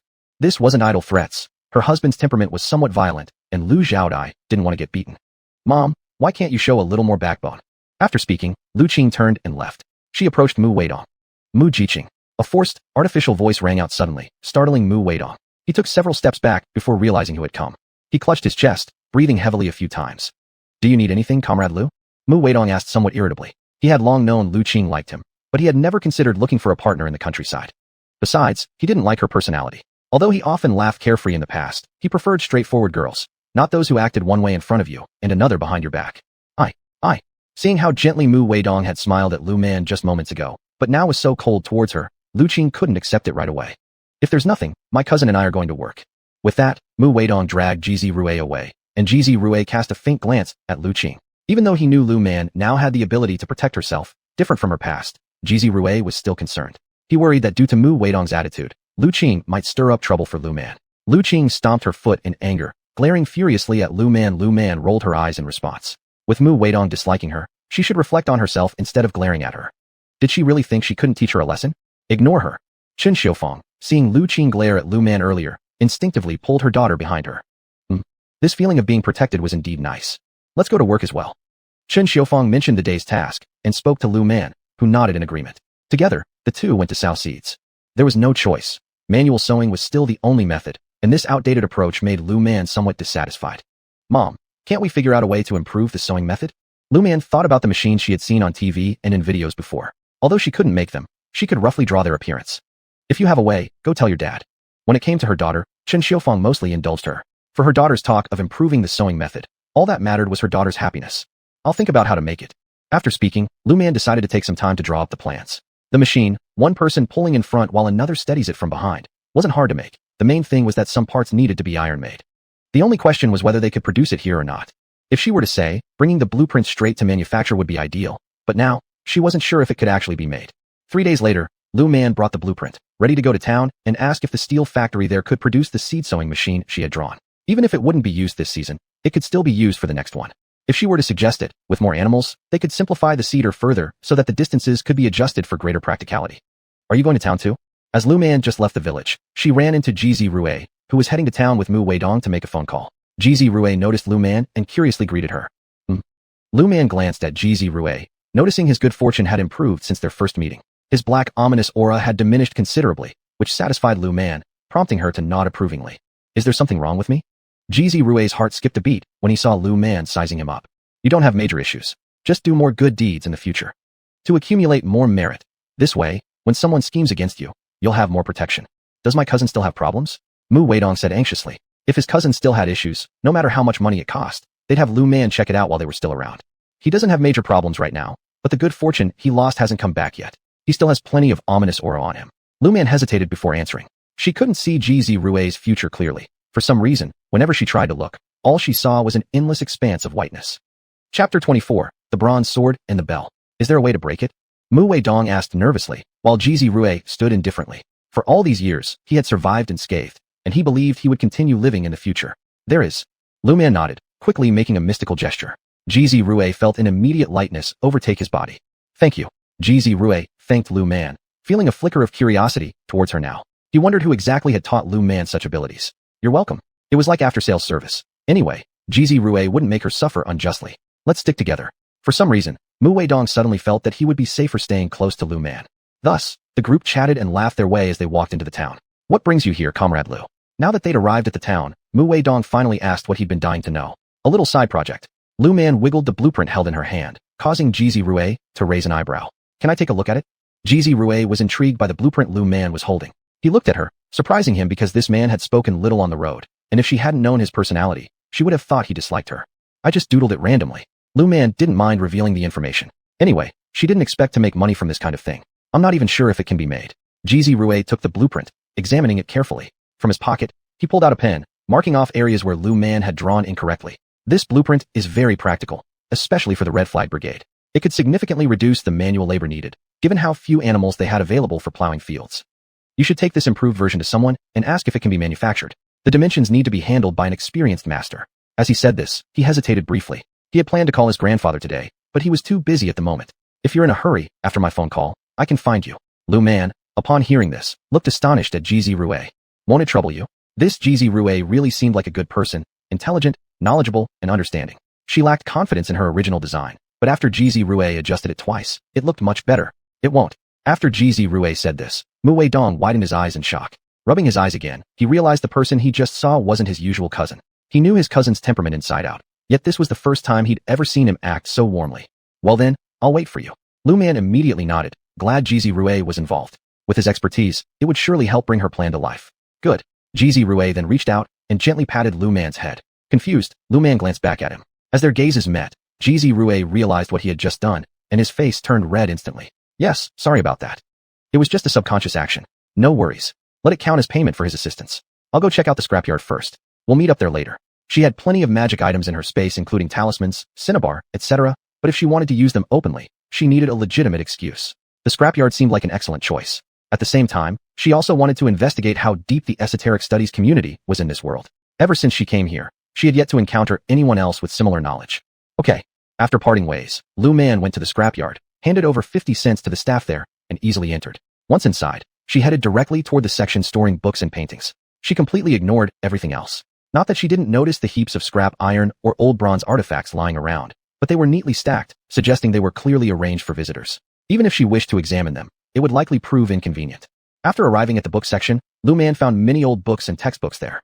However, realizing most of the textbooks had already been bought out by others, only old newspapers and magazines remained scattered across the shelves. There wasn't much in terms of ancient books. Lu Man wasn't disappointed. Everyone has their wisdom.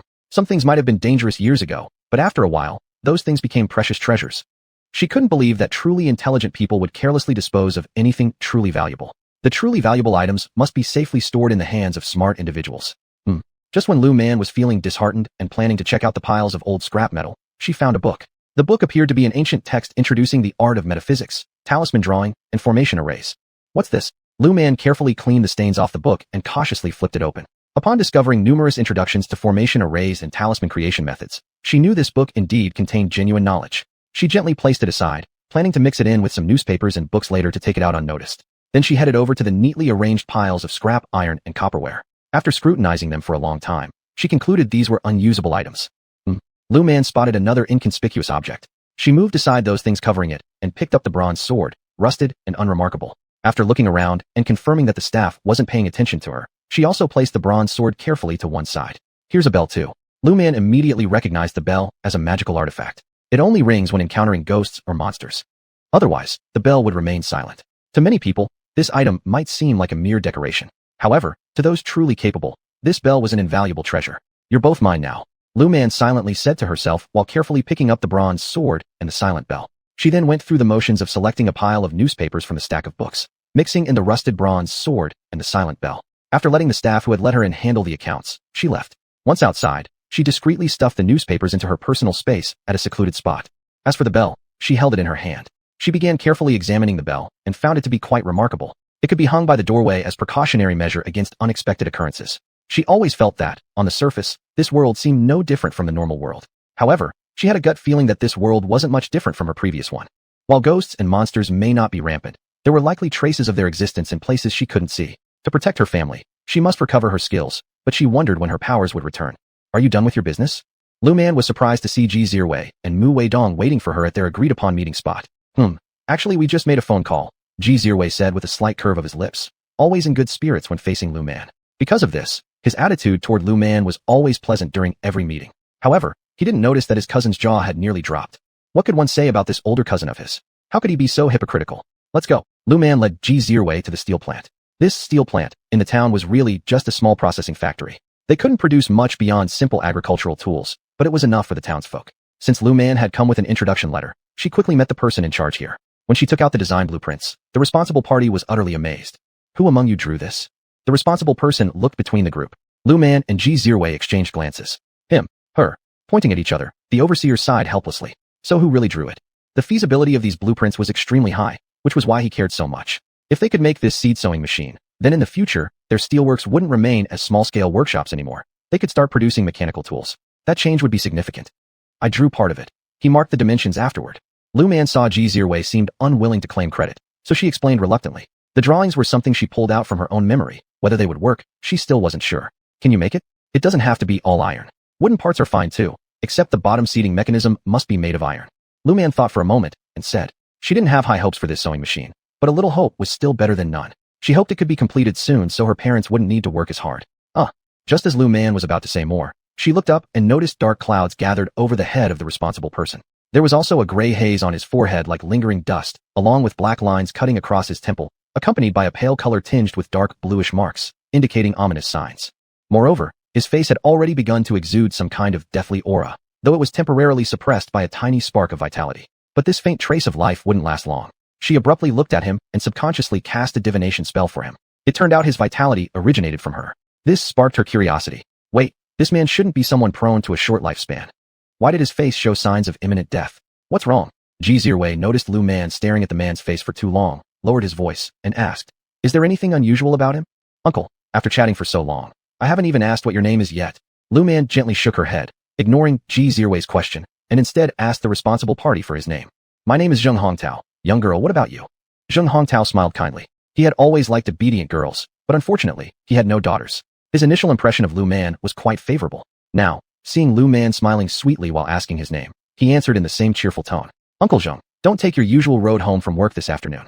Lu Man earnestly advised, thinking that if he listened, perhaps she could save his life. Hopefully, he would heed her warning. Sister Lu. Mu Weidong heard these words and nearly jumped in surprise. He certainly didn't want anything untoward to happen to Lu Man. Ji Zirwei also disapprovingly glanced at her. Shrugging, Lu Man replied that she'd seen what needed to be done.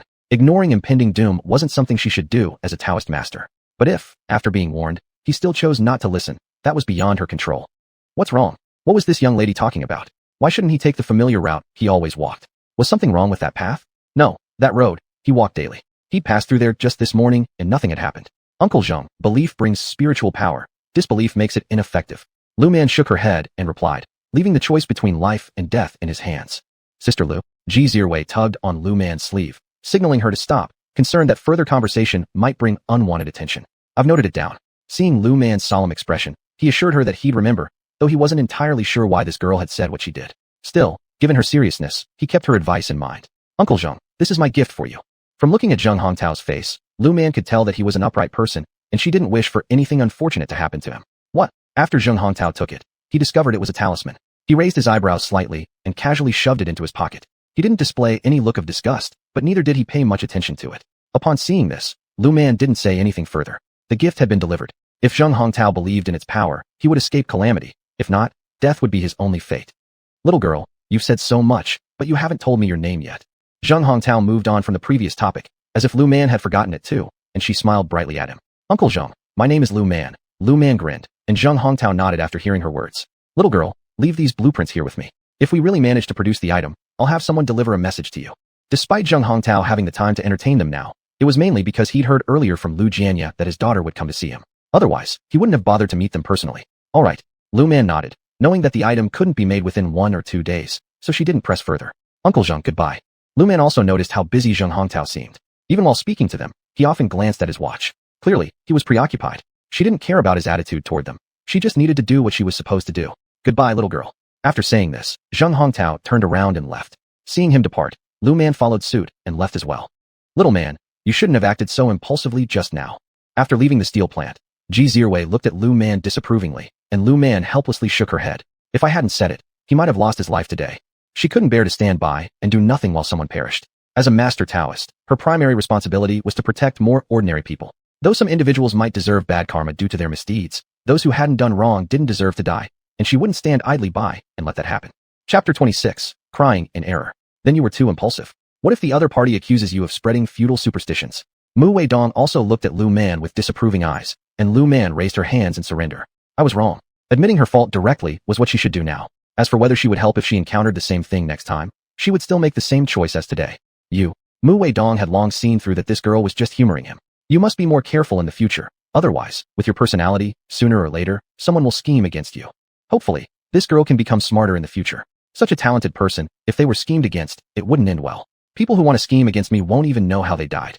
Lu Man lifted her chin proudly, saying anyone who dares to offend a Taoist master would not even know how they perished. Do you have such skills? Mu Wei Dong propped up his chin and curiously looked at Lu Man. This little girl, on closer inspection, wasn't bad looking, but she was too fat and too dark. However, these days, he felt Lu Man seemed to have become whiter and also lost a bit of weight. In summary, she was quite cute. A Taoist master not only exorcises ghosts but also draws talismans and sets up arrays. This array can cause misfortune, so severe that one could die without a sound. Generally, though, she wouldn't resort to doing that. By placing the wealth-ruining god, the other side will eventually go bankrupt and end up destitute. This was an array she frequently used before to retaliate against those who schemed against her. Sometimes, death does not solve problems. Being worse off alive is the ultimate revenge. Wealth-ruining array. Mu Wei Dong's eyes lit up instantly. He thought of his cousin's stepmother. He never liked that woman since he was young and didn't like his current cousin either. For some reason, he always found his cousin unlikable and extremely insidious. Yes, the wealth-ruining array is simple, needing just a few things. It's a pity she couldn't set it up casually now. If you have time, why don't you take a trip to the capital? Mu Wei Dong said craftily. If she could visit the capital, wouldn't that settle the matter with that woman? Since marrying his uncle, that woman had reaped numerous benefits for her family. He had long been dissatisfied with her and hoped her family went bankrupt and became destitute. The mere thought of it brought him relief. Capital. Lu Man rolled her eyes. She struggled to go to the county seat now, let alone the capital. It was wishful thinking. Shut up. Jizi Rue gave Mu Wei Dong a low growl. These matters are not something a Taoist master should often engage in. Committing too many evil deeds affects a Taoist's cultivation. Cousin. Mu Wei Dong looked pitifully at Jizi Rue, who shot him a glare. Don't listen to Wei Dong's nonsense. Jizi Rue didn't want Lu Man to make any irrevocable mistakes because of him. I won't be able to go to the capital in the next few years. Lu Man shrugged. Even if he wanted to help, there was no way. It was too far away. Her parents' concerns were another factor. But I will go to the capital sooner or later. Lu Man didn't want to stay forever in this small village or this small county. She guessed that after a few years, once her reputation spread, she didn't know where she might end up, but she knew that the capital would likely be her last choice. She didn't know if the place would be friendly to a Taoist master. If not, she might have to linger in smaller places. Truly capable people live well no matter when. Well, when you reach the capital, I'll treat you to a meal. Jizi Rue smiled, and Lu Man nodded. I'll remember that. They laughed and joked their way back to Hongqi Brigade. As for Zheng Hongtao, after bidding farewell to Lu Man and the others, he got busy and ended up forgetting about the talisman he'd put in his pocket. Busy until work hours ended, Zheng Hongtao walked home. Initially wanting to take his usual route, for some unknown reason, he recalled Lu Man's words and took a detour, walking a slightly longer path. When he'd covered half the distance, he heard an explosion. The sound made him feel like his whole body trembled. He hurried towards the direction of the explosion. When he saw that the location was the alleyway he passed every day on his way home, he was completely stunned. However, he quickly came to his senses and organized the bystanders for rescue efforts. When he finally finished everything and arrived home, he froze. The moment he reached home, he heard crying. What happened? Zheng Hongtao pushed open the door and saw his wife Tian Xiuwan and his mother both sobbing uncontrollably. Perplexed, he asked, Son. When old lady Zheng heard Hongtao's voice and looked up to see her son standing at the door, she cried out. Did you come back to see your mother? At this moment, old lady Zheng still thought that Zheng Hongtao was dead, and the Zheng Hongtao in front of her was his soul. Mom, I just came back from work. What exactly happened? Zheng Hongtao was utterly confused. He reached out to help Tian Xiuwan and his mom stand up, but as soon as he extended his hand, old lady Zheng dodged. Son, Mom knows you died unjustly, but please don't bother me. Old lady Zheng's words left Zheng Hongtao even more bewildered. Meanwhile, Tian Xiuwan had come to her senses by then. She noticed there was a shadow on the ground beneath Zheng Hongtao. Trembling, she slowly extended her hand and touched his fingers. The moment she touched him, she quickly withdrew her hand. Then she stretched it out again and firmly grasped Zheng Hongtao's hand. Hongtao, are you really not dead? Tian Xiuwan asked incredulously. She couldn't believe that Zheng Hongtao was unharmed. She stood up and hugged Zheng Hongtao tightly. Zheng Hongtao was still completely in the dark about what had happened. I just finished work, just a little later than usual. Why are you behaving like this? Zheng Hongtao still didn't understand what game the two women were playing. Hongtao. Upon hearing Tian Xiuwan's words, old lady Zheng also got up from the floor. She hugged Zheng Hongtao tightly too. Son, you're not dead. That's wonderful. Both women held on to Zheng Hongtao, crying and laughing alternately. Zheng Hongtao could only let them release their emotions. It wasn't until they had calmed down that he finally asked the question he'd wanted to ask since he walked in. Why did you think I was dead?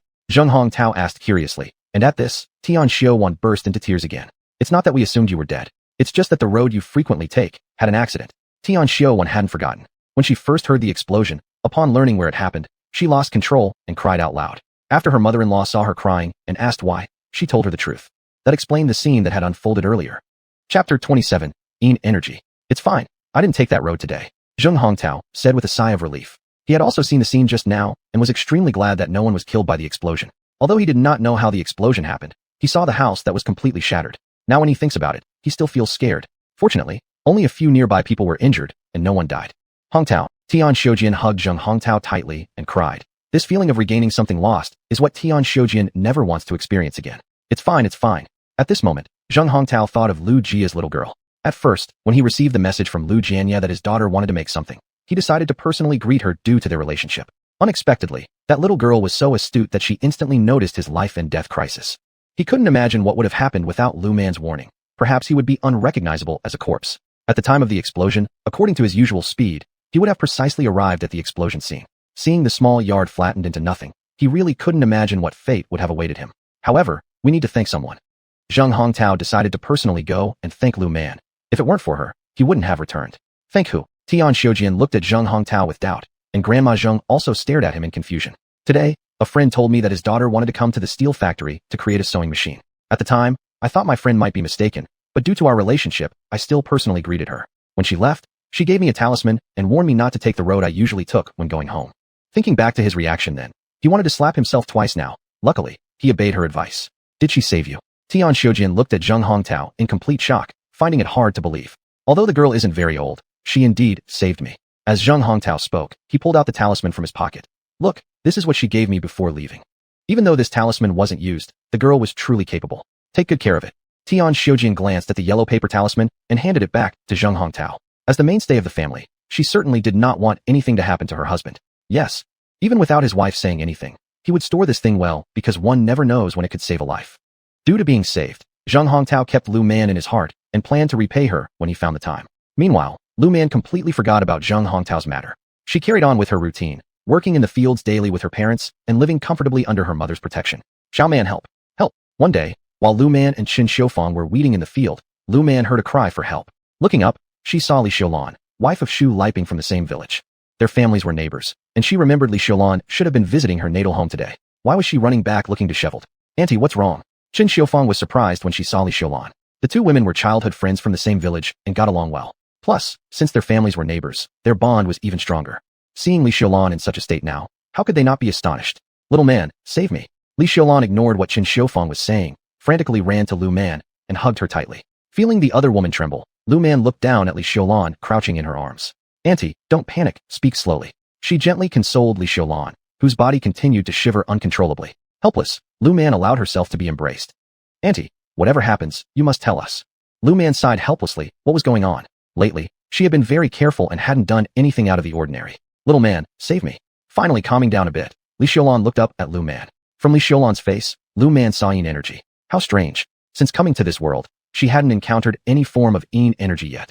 She always thought there were no ghosts in the world. After all, she had never experienced any. Auntie, what happened? Lu Man asked solemnly. She didn't know why Li Xiulan went back to her natal home, but judging by this situation, someone probably passed away. But, even if someone dies, there shouldn't be any residual yin energy, right? Unless there's some reason behind the death of the person at her natal home. Little man, my brother is getting married today. Lu Man froze upon hearing this. How could wedding festivities bring about yin energy?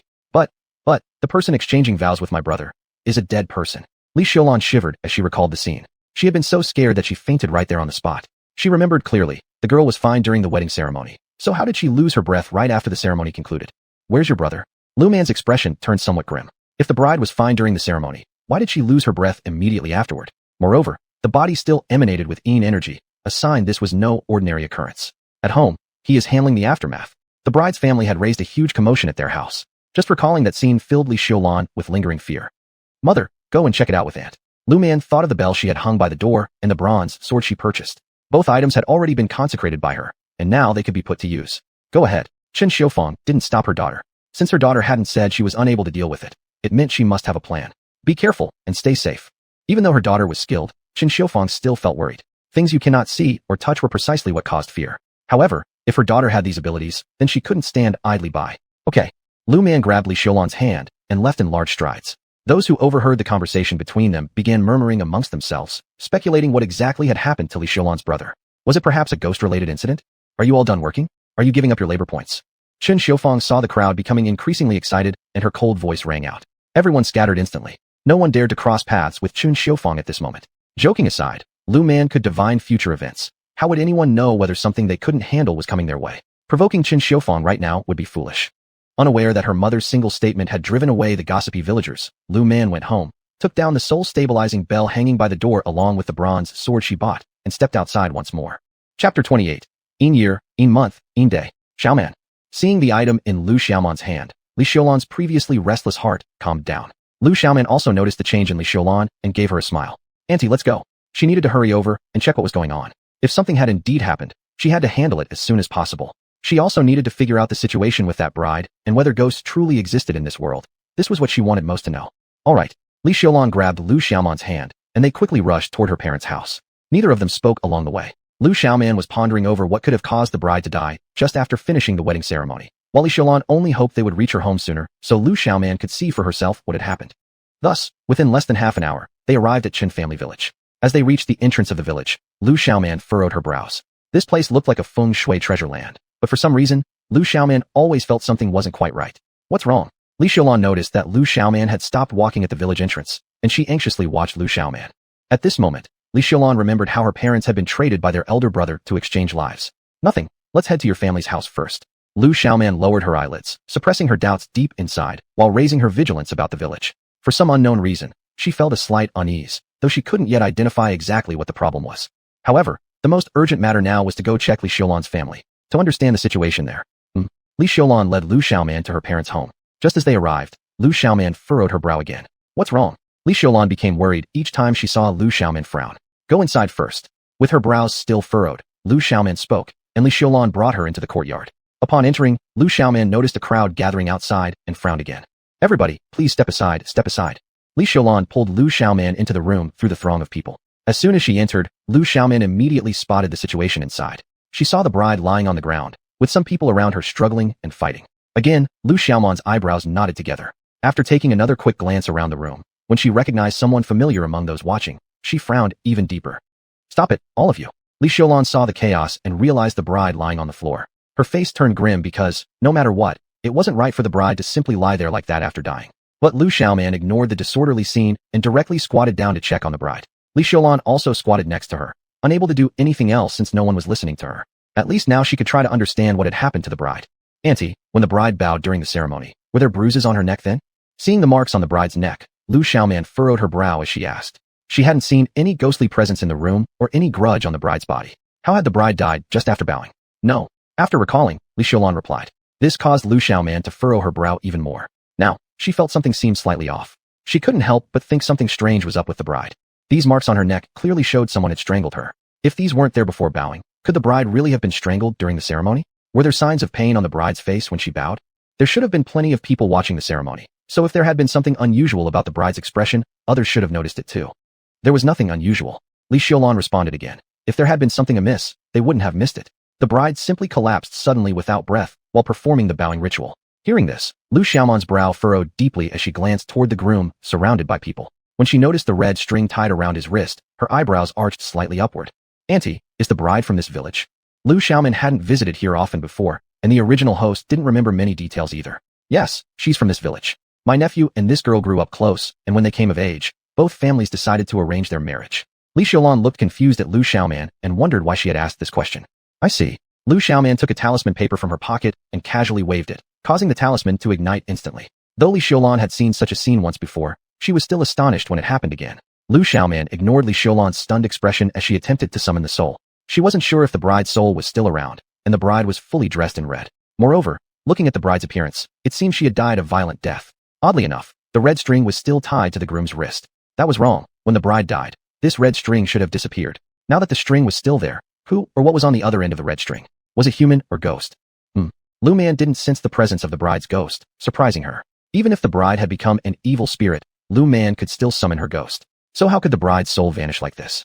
This situation could mean one of two things. Either the bride's soul had reincarnated, or it had been confined somewhere. What's wrong? Li Xiulan noticed Lu Man frowning again and became worried all over again. Auntie, I'm not entirely sure what's going on yet.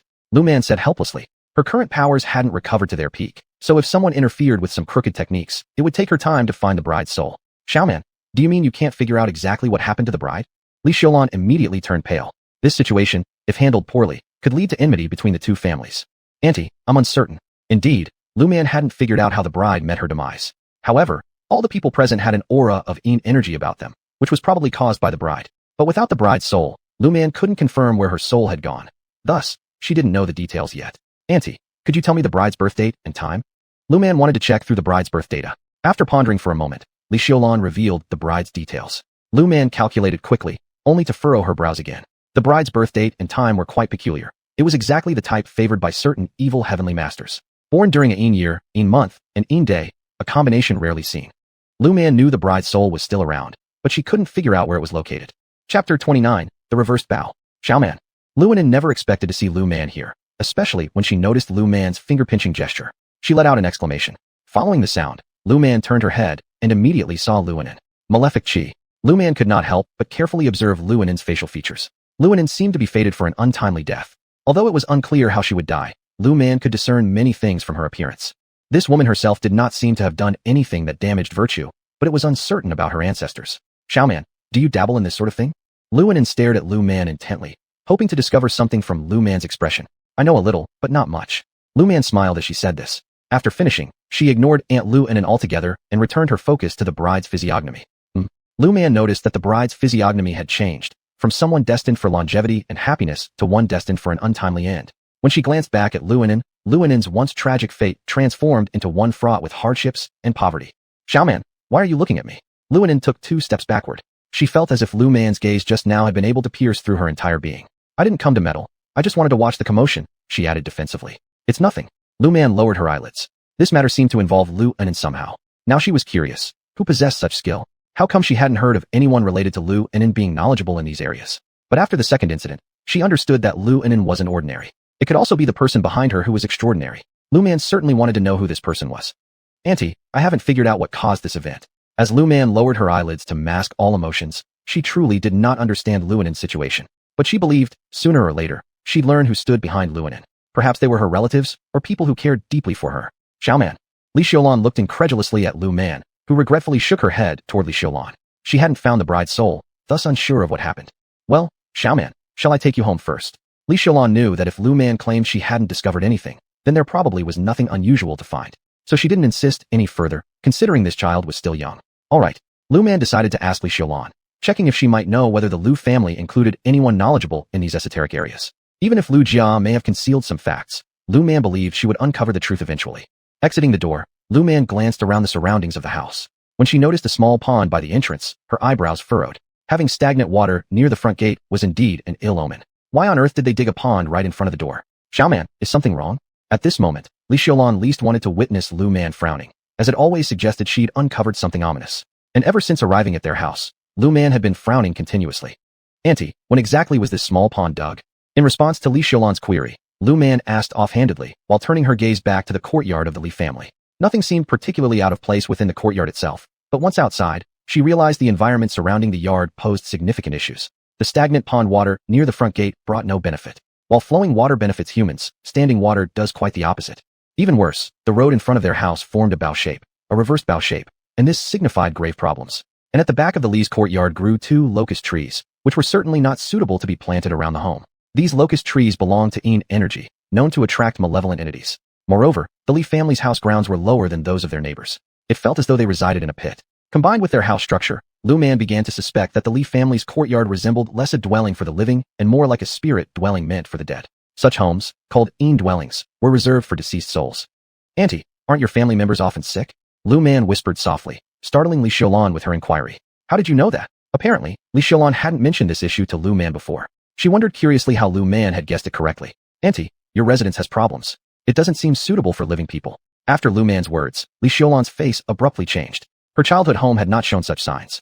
Back then, her family had been in good health. It made her wonder why, since marrying off, her family started falling ill frequently. Listening to Lu Man explain it, could there be any doubt remaining?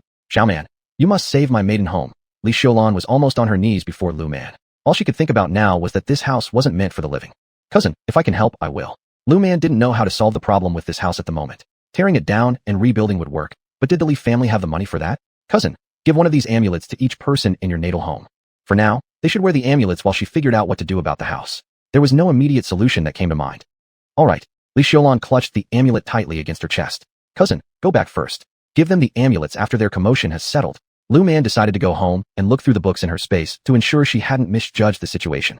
This was a reversed bow combined with stagnant water in front and yin energy at the back. A big issue indeed. As Lu Man walked, she observed the overall environment of the village. The more she looked, the more she felt the feng shui here was good. When thinking about the Chun family's decision to settle here, perhaps someone had checked the feng shui, so she let it go and decided to return home. Xiaoman, how about your cousin's matter? Upon arriving home, Lu Man found Qin Xiufeng already there, anxiously asking as soon as she saw her. Turning joy into sorrow isn't a good omen. Qin Xiufeng's comment made Lu Man shake her head helplessly. Mom, I don't know exactly how the bride passed away, but I see that her face physiognomy has undergone an extreme change. Lu Man didn't hide anything from the elder woman. Some things were better left unsaid than unclear. If she clarified everything, there'd be fewer issues. What do you mean? Qin Xiufeng asked curiously. How could one's death bring about changes in their facial appearance? I'm not sure, but the bride's birth chart is very special. Her soul may already have transformed into an evil ghost.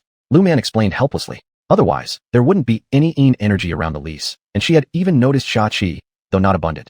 Forming such sha qi was by no means easy. Chapter 30. Gift Giving. What? Qin Xiufeng stared dumbfounded at Lu Man. She wasn't quite sure what her daughter meant by that. What kind of fierce ghost? Could it be that the bride really was murdered? If this had happened in the past, she wouldn't have believed it for a second. She certainly didn't believe in ghosts. But after seeing how her daughter predicted fortunes, read the heavens, and even saved lives, she started to believe her daughter was telling the truth.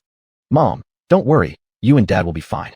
Lu Man lowered her eyelids, deep in thought about the situation in Qin's village. For a moment, she wasn't sure exactly what the problem was with Qin's village. Well, stop thinking about it. If you can't see the problem now, we'll deal with it when you do, Qin Xiufeng said. She didn't want her daughter getting involved in these matters anymore. However, considering her daughter's talents, she also didn't want her to give up entirely. Still, dealing with those supernatural things was dangerous. Mom, don't worry. Nothing would happen to her. Those who wanted to harm her were no match for her. Even though she hadn't yet figured out what was going on with Qin's village and the bride, she knew she could protect herself just fine. Did she find out anything?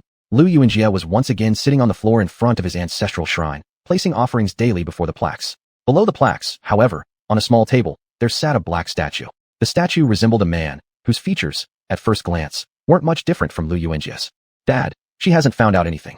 Lu Yuanjie remembered a few weeks ago when her father successfully transferred Qin Xiufeng's fate to her, only for someone to sabotage it. I suspect that there is someone behind that brat Lu Man that we don't know about. Lu Yuanjie realized she now had to follow her father's methods, searching for women born under an unlucky year, month, and day. Women who were doubly blessed with fortune and longevity. Such women were extremely hard to find. Previously, Qin Xiufeng's birth chart matched hers well, but after that, others only offered temporary protection. Sometimes, if she couldn't find anyone suitable, she suffered misfortune again. Don't get too complacent. Visit the Lu family more often, Lu Yuanjie said seriously. He trusted his daughter's judgment. Lu Man probably only learned some skills from someone else. As for breaking his life exchange array, it was probably just pure luck. Their Lu family had lived here for generations. They wanted to live like normal people. In rural areas, they blended into everyday life. But their family was renowned throughout the country. Alright, how dare that lowly woman, Qin Xiufeng, live better than her. She refused to let Qin Xiufeng have a better life than hers. But Dad, can I place something in the Lu family's home? Something special to liven things up. Go ahead if you want to, Lu Yuanjie replied indulgently toward his one beloved daughter. Though she lacked talent in this field, he wished she did possess it. Dad, then give me something good. Misfortune charms no longer satisfied her appetite. She hoped the Lu family would experience ruin. Previously, she hadn't acted because of respect for her husband. But now, since that little wretch actually dared to destroy the life exchange array, her husband's life had also become more miserable. This intensified her hatred toward Qin Xiufeng significantly.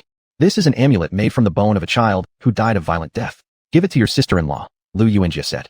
He became more cautious toward the Lu family and wanted to test whether they truly had someone skilled, or what the relationship was between that skilled person and the Lus. Okay.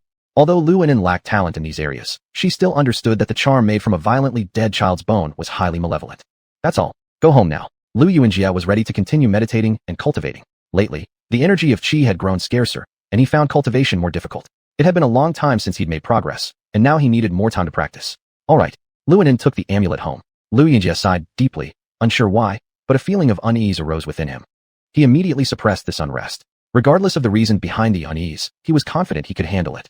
Having gone through so many storms, he didn't fear encountering insurmountable difficulties. The next day, Lu Man met Li Xiulan again. Auntie, everything is settled, right? Seeing the exhausted expression on Li Xiulan's face, she felt guilty and spoke apologetically. She regretted not having helped more, feeling she let Li Xiulan down. Yes, everything is settled. After paying compensation in money and grain, the matter was temporarily suppressed. But what about her nephew's future? On the wedding day, after the bridal ceremony, the bride went missing. Her nephew's reputation was ruined, and his parents were now crying every day at home. She didn't know what to do either. Auntie, I'm sorry, I wasn't able to help. Lu Man, seeing the exhausted look on Li Xiulan's face, knew that Li Xiulan hadn't been resting well. Any family encountering such a distressing event would likely react this way, but she felt more guilt than anything else. However, she would investigate this matter gradually. Sooner or later, she would get to the bottom of it. It's fine. Li Xiaolan didn't blame Lu Man. After all, Lu Man wasn't omnipotent. It was normal that she couldn't detect any issues. When Lu Man noticed that Li Xiaolan seemed unwilling to continue, she stopped talking as well. The two of them parted ways and headed to their respective fields for work. Today's task was to water the cornfields that had just been planted. There was no choice. Now they absolutely had to water them. Otherwise, how would the corn sprout? Lu Man looked up at the sky and realized there wasn't even a hint of wind. It was really going to be a scorching day. Hey, little man, are you looking at the sky again to see if rain is coming? Sui Ware sneered and asked Lu Man, who didn't even glance at her. Lu Man simply ignored this woman because she found her too tiresome to bother with. Lately, Sui Ware, having nothing better to do, always enjoyed sarcastically ridiculing her. No matter what Lu Man stared at for an extra moment, Sui Ware found a way to mock her. When dealing with people like this, the best approach is not to engage with them. Otherwise, they'll only become even more enthusiastic. Hey, Sui Ware, have you forgotten that your dog was saved by little man? Chen's widow, Granny Chun, gave Sui Ware a sharp look and said, "You're heartless. You, being so ungrateful. Maybe little man shouldn't have saved your dog and spared you from constantly causing trouble for her." As Chen old lady sarcastically berated Sui Ware, she smiled at Lu Man. Lu Man also nodded toward Granny Chun, smiling without saying a word. Chapter 31, Delivering Gifts. Auntie, what nonsense are you talking about? You're protecting Xiaoman, so be it. But why do you criticize my Dogsy? When Sui Ware heard Grandma Chen's words, she immediately got angry. After all, Dogsy was everything to her. If you care so much about your Dogsy, why don't you thank Xiaoman for saving your Dogsy? You ungrateful person, next time if anything happens to your family, don't count on Xiaoman for help. Grandma Chun was trying to make friends with Lu Xiaoman while also truly wanting to repay her, because thanks to Xiaoman, her daughter-in-law's child had been saved. She had heard from her daughter-in-law that when the pain in her stomach became unbearable, Xiaoman took out a talisman. The talisman burned itself out, and its ashes were placed in water for her daughter-in-law to drink. After drinking it, her daughter-in-law's stomachache went away, and the child was successfully preserved. People with such skills should not be alienated but rather befriended. Only fools would choose otherwise. Sui Ware's attitude showed whether she lacked brains or not. Humph, I'm too lazy to deal with you. With that, Sui Ware turned and started working. Seeing this, Grandma Chen sighed. It seemed that maintaining a distance from Sui Ware would be best going forward. A brainless person like her could easily cause trouble, daring even to offend a master like Lu Xiaoman. If it weren't for Xiaoman's kindness, Sui Ware might never have known how she died. Lu Xiaoman smiled at Grandma Chun. She just didn't want to argue with Sui Ware. They were still from the same village, and all Sui Ware could do was win verbally. She wouldn't dare to go too far. Otherwise, she would have already taught her a lesson. Xiaoman, I'll go now. If she bullies you again, don't give her any face. Grandma Chen finished speaking and left to work. Lu Xiaoman shook her head and followed suit. Master Lu, Zheng Hongtao, and Tian Xiujuan arrived at the Lu household carrying large bags of gifts. They had come right after the lunch break. Otherwise, they would have needed to look for them in the fields. No, don't call me master. I am not a master. Jokingly, at this moment, master wasn't exactly a flattering title. Even though things had loosened up a bit compared to a few years ago, she still did not want to invite trouble upon herself. Miss Xiaoman, thank you for saving me. Zheng Hongtao bowed gratefully toward Lu Xiaoman, scaring her into stepping back quickly. Though she wasn't young in her previous life, in this one, many people viewed her as a child. She felt embarrassed standing there accepting Zheng Hongtao's gratitude, which would appear disrespectful, regardless of her abilities. It's fine. Lu Xiaoman kept waving her hands dismissively. It was your trust in me. If you hadn't believed me, you might have met with disaster yourself. Even with the protective talisman, Zheng Hongtao could have still been injured. Even if his life wouldn't have been lost, some harm would have occurred. No matter what, I still need to thank you. I've been busy these past few days, and today is the first chance I've had to come. Zheng Hongtao said sheepishly. He had been dealing with steel factory issues and had someone rush to complete the plans given by Xiaoman. Although the cedar machine wasn't ready due to an accident during testing, originally intending to bring it today, it wouldn't take more than a few days to finish. Don't worry about it. Lu Xiaoman shook her head. As for Mr. Zheng coming over personally to thank her, she didn't really mind. What mattered most to her was the seed drill. Observing Zheng Hongtao's remorseful expression, she realized that he hadn't completed the seeding machine yet. I planned to bring the cedar machine today, but there was an accident during the experiment, so I couldn't bring it. In a couple of days, I'll deliver it personally. Zheng Hongtao certainly didn't want to miss the opportunity to build a friendly relationship with Xiaoman. He could barely imagine what might have happened if he'd been walking near the explosion site that day. No, in a few days, I will go with Dad to pick it up. Lu Xiaoman shook her head again. If others came to thank her, she would accept their gratitude. But greed and overreach weren't part of her style. Director Zheng, these items are too valuable. You should take them back. Seeing the gifts brought by the Zheng couple, 4 boxes of malted milk, over 10 pounds of pork, not easy to obtain, along with fabric, cookies, and candy, Chen Xiufang hesitated. These gifts were truly extravagant. Despite being tempted by the gifts, she couldn't accept such precious presents. Sister-in-law, my old Zheng's life is worth more than all these items. Tian Xiujuan, who had been silent all along, now held Chen Xiufang's hand and said that in her opinion, these gifts were rather too modest. If it weren't for their inability to get better presents, she would have suggested changing them. Sister-in-law, you cannot refuse. If you do, when I see old Mr. Lu, I will surely tell on you. Zheng Hongtao smiled as he spoke. Hearing this, Qin Xiufang glanced at Lu Man, seeing the imploring look in his mother's eyes. Lu Man nodded. They estimated that if they refused the gifts, the Zheng couple might suspect their intentions, so it was better just to accept them, which would put the givers' minds at ease. Well then, I'll bite the bullet and accept them. Qin Xiufang sighed helplessly, wondering why her husband was always so busy with just the title of a team leader. Dear sister-in-law, wouldn't it be better if you'd agreed earlier? Tian Xiujuan chuckled, leaving Qin Xiufang no choice but to shake her head again. Dear sister-in-law, it's getting late. Old Zheng and I need to go back. Old Zheng still had to return to work in the afternoon. They managed to come at this time because Old Zheng had taken a short break during lunch, without disrupting his afternoon shift. Auntie, why such a rush? Why not stay for a meal? Seeing the two about to leave right after dropping off the gifts, Qin Xiufang quickly tried to stop them, inviting them to drink some water before departing. No thanks, Auntie. Old Zheng needs to return to work in the afternoon. This timing works perfectly for us to go back. Tian Xiujuan smiled. Qin Xiufang looked towards her daughter. Auntie, here are 2 talismans for peace. Please don't disdain them. Lu Man noticed the gifts on the table, took out 2 talismans from his pocket, and handed them over. Tian Xiujuan, upon seeing the talismans, instantly lit up with joy, happily accepting them and carefully putting them away. Witnessing Tian Xiujuan's reaction, Lu Man couldn't help but chuckle inwardly. While these talismans were effective for ordinary people, jade-carved talismans would be far superior. Chapter 32. Exchange of Gifts. Not disdainful, not disdainful. Tian Xiujuan awkwardly looked at Lu Man and said, this was really a good thing. She was just figuring out how to ask Lu Man for some, but unexpectedly, he directly gave it to her. That, sister-in-law, little man, my husband and I will leave first then. If you come to town in the future, you can come straight to our place. My house is on the XX side. Tian Xiujuan warmly said that befriending capable people was something she wished to do, but the capable ones might not want to associate with her. The more skilled someone was, the prouder they tended to be. Good. Qin Xiufang nodded her head, indicating she remembered this. It was at this moment that she finally realized how capable her daughter truly was. These city folks were going out of their way to befriend them. This was definitely not the kind of treatment ordinary people could receive. Many city folks really looked down on others with their noses in the air. After Tian Xiujuan and Zheng Hongtao left, Qin Xiufang let out a sigh of relief. She looked at the gifts on the table and didn't know what to do with them for a while. Where are these from? Lu Jianye returned, and upon seeing the pile of gifts on the table, he was somewhat surprised. So many things, where did they come from?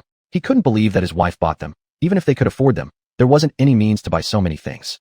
The Zheng family's gift. Qin Xiufang replied to Lu Jianye's question, then began tidying up the stuff on the table. This meat and such, given the hot weather, would go bad quickly, so she needed to cut off the fatty parts for oil extraction, while the lean meat would be salted for gradual consumption. Little man. Lu Jianye focused his gaze on his daughter, sensing all this was brought about by his daughter. When Lu Man saw her father's questioning look, she helplessly shrugged her shoulders. Dad, I just casually reminded Uncle Zheng of something. Lu Man helplessly said. She had merely subconsciously reminded Zheng Hongtao of something, and if Zheng Hongtao didn't believe it, there was nothing she could do. As for the amulet of peace, it could at best save Zheng Hongtao's life. As for no injuries, sorry, she didn't have the power yet. What did you remind him about? Lu Jianye curiously asked. What exactly did she remind them of, which led them to present such precious gifts? I just told him not to take the road he usually travels. Lu Man spread her hands wide and explained. Lu Jianye looked at Lu Man, always feeling that there must be something unknown between the lines. I just saw that he was facing bloodshed calamity back then. As for more details, she declined to say. Even though revealing divine matters here didn't seem dangerous, she still didn't want to overly intervene in the lives of certain individuals. Zheng Hongtao followed her advice this time, dodging the life and death crisis. It was his luck. If he hadn't listened, he wouldn't die, but getting severely injured was inevitable. Don't casually speak next time like this. What if the person doesn't believe you and instead retaliates? Although Lu Jianye didn't say this, his expression indicated as much. Lu Man shrugged again, nodding. Dad, I understand. She would pay more attention henceforth. People around her lately were all fine folk. Should she encounter an unreasonable person, trouble would arise. Thinking of this, Lu Man genuinely decided to take extra care. Are you leaving? Upon hearing Ji Zirwei's words, Lu Man raised her eyebrows slightly. Although she had been mentally prepared when she was helping Ji Zirwei break the formation, she hadn't expected him to depart so soon. Yeah, thank you. Ji Zirwei took a fountain pen out of his pocket. This is my present for you. It was a specially purchased gift for Lu Man, and although he wasn't sure why he specifically went to the county town to buy it, that was indeed the case. This is a hand chain I made myself. It's not particularly valuable. I'll give it to you. Upon seeing the fountain pen, Lu Man took a string of prayer beads from her pocket.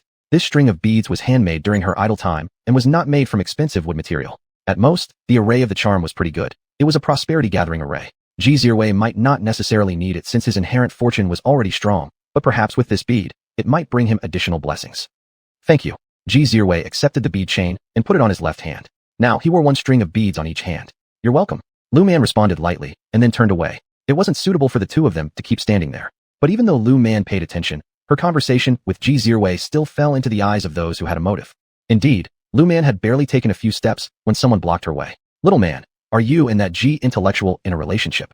Lu Qing stood with her arms crossed, looking at Lu Man. That haughty demeanor made Lu Man roll her eyes. Lu Qing, if your eyes are useless, donate them. Was this person visually impaired or brain dead? Who stood openly on the streets talking in full public view while courting? I saw it all. The two of you exchanged gifts. Lu Qing looked down at Lu Man with disdain, implying that they were already dating and were shy to admit it.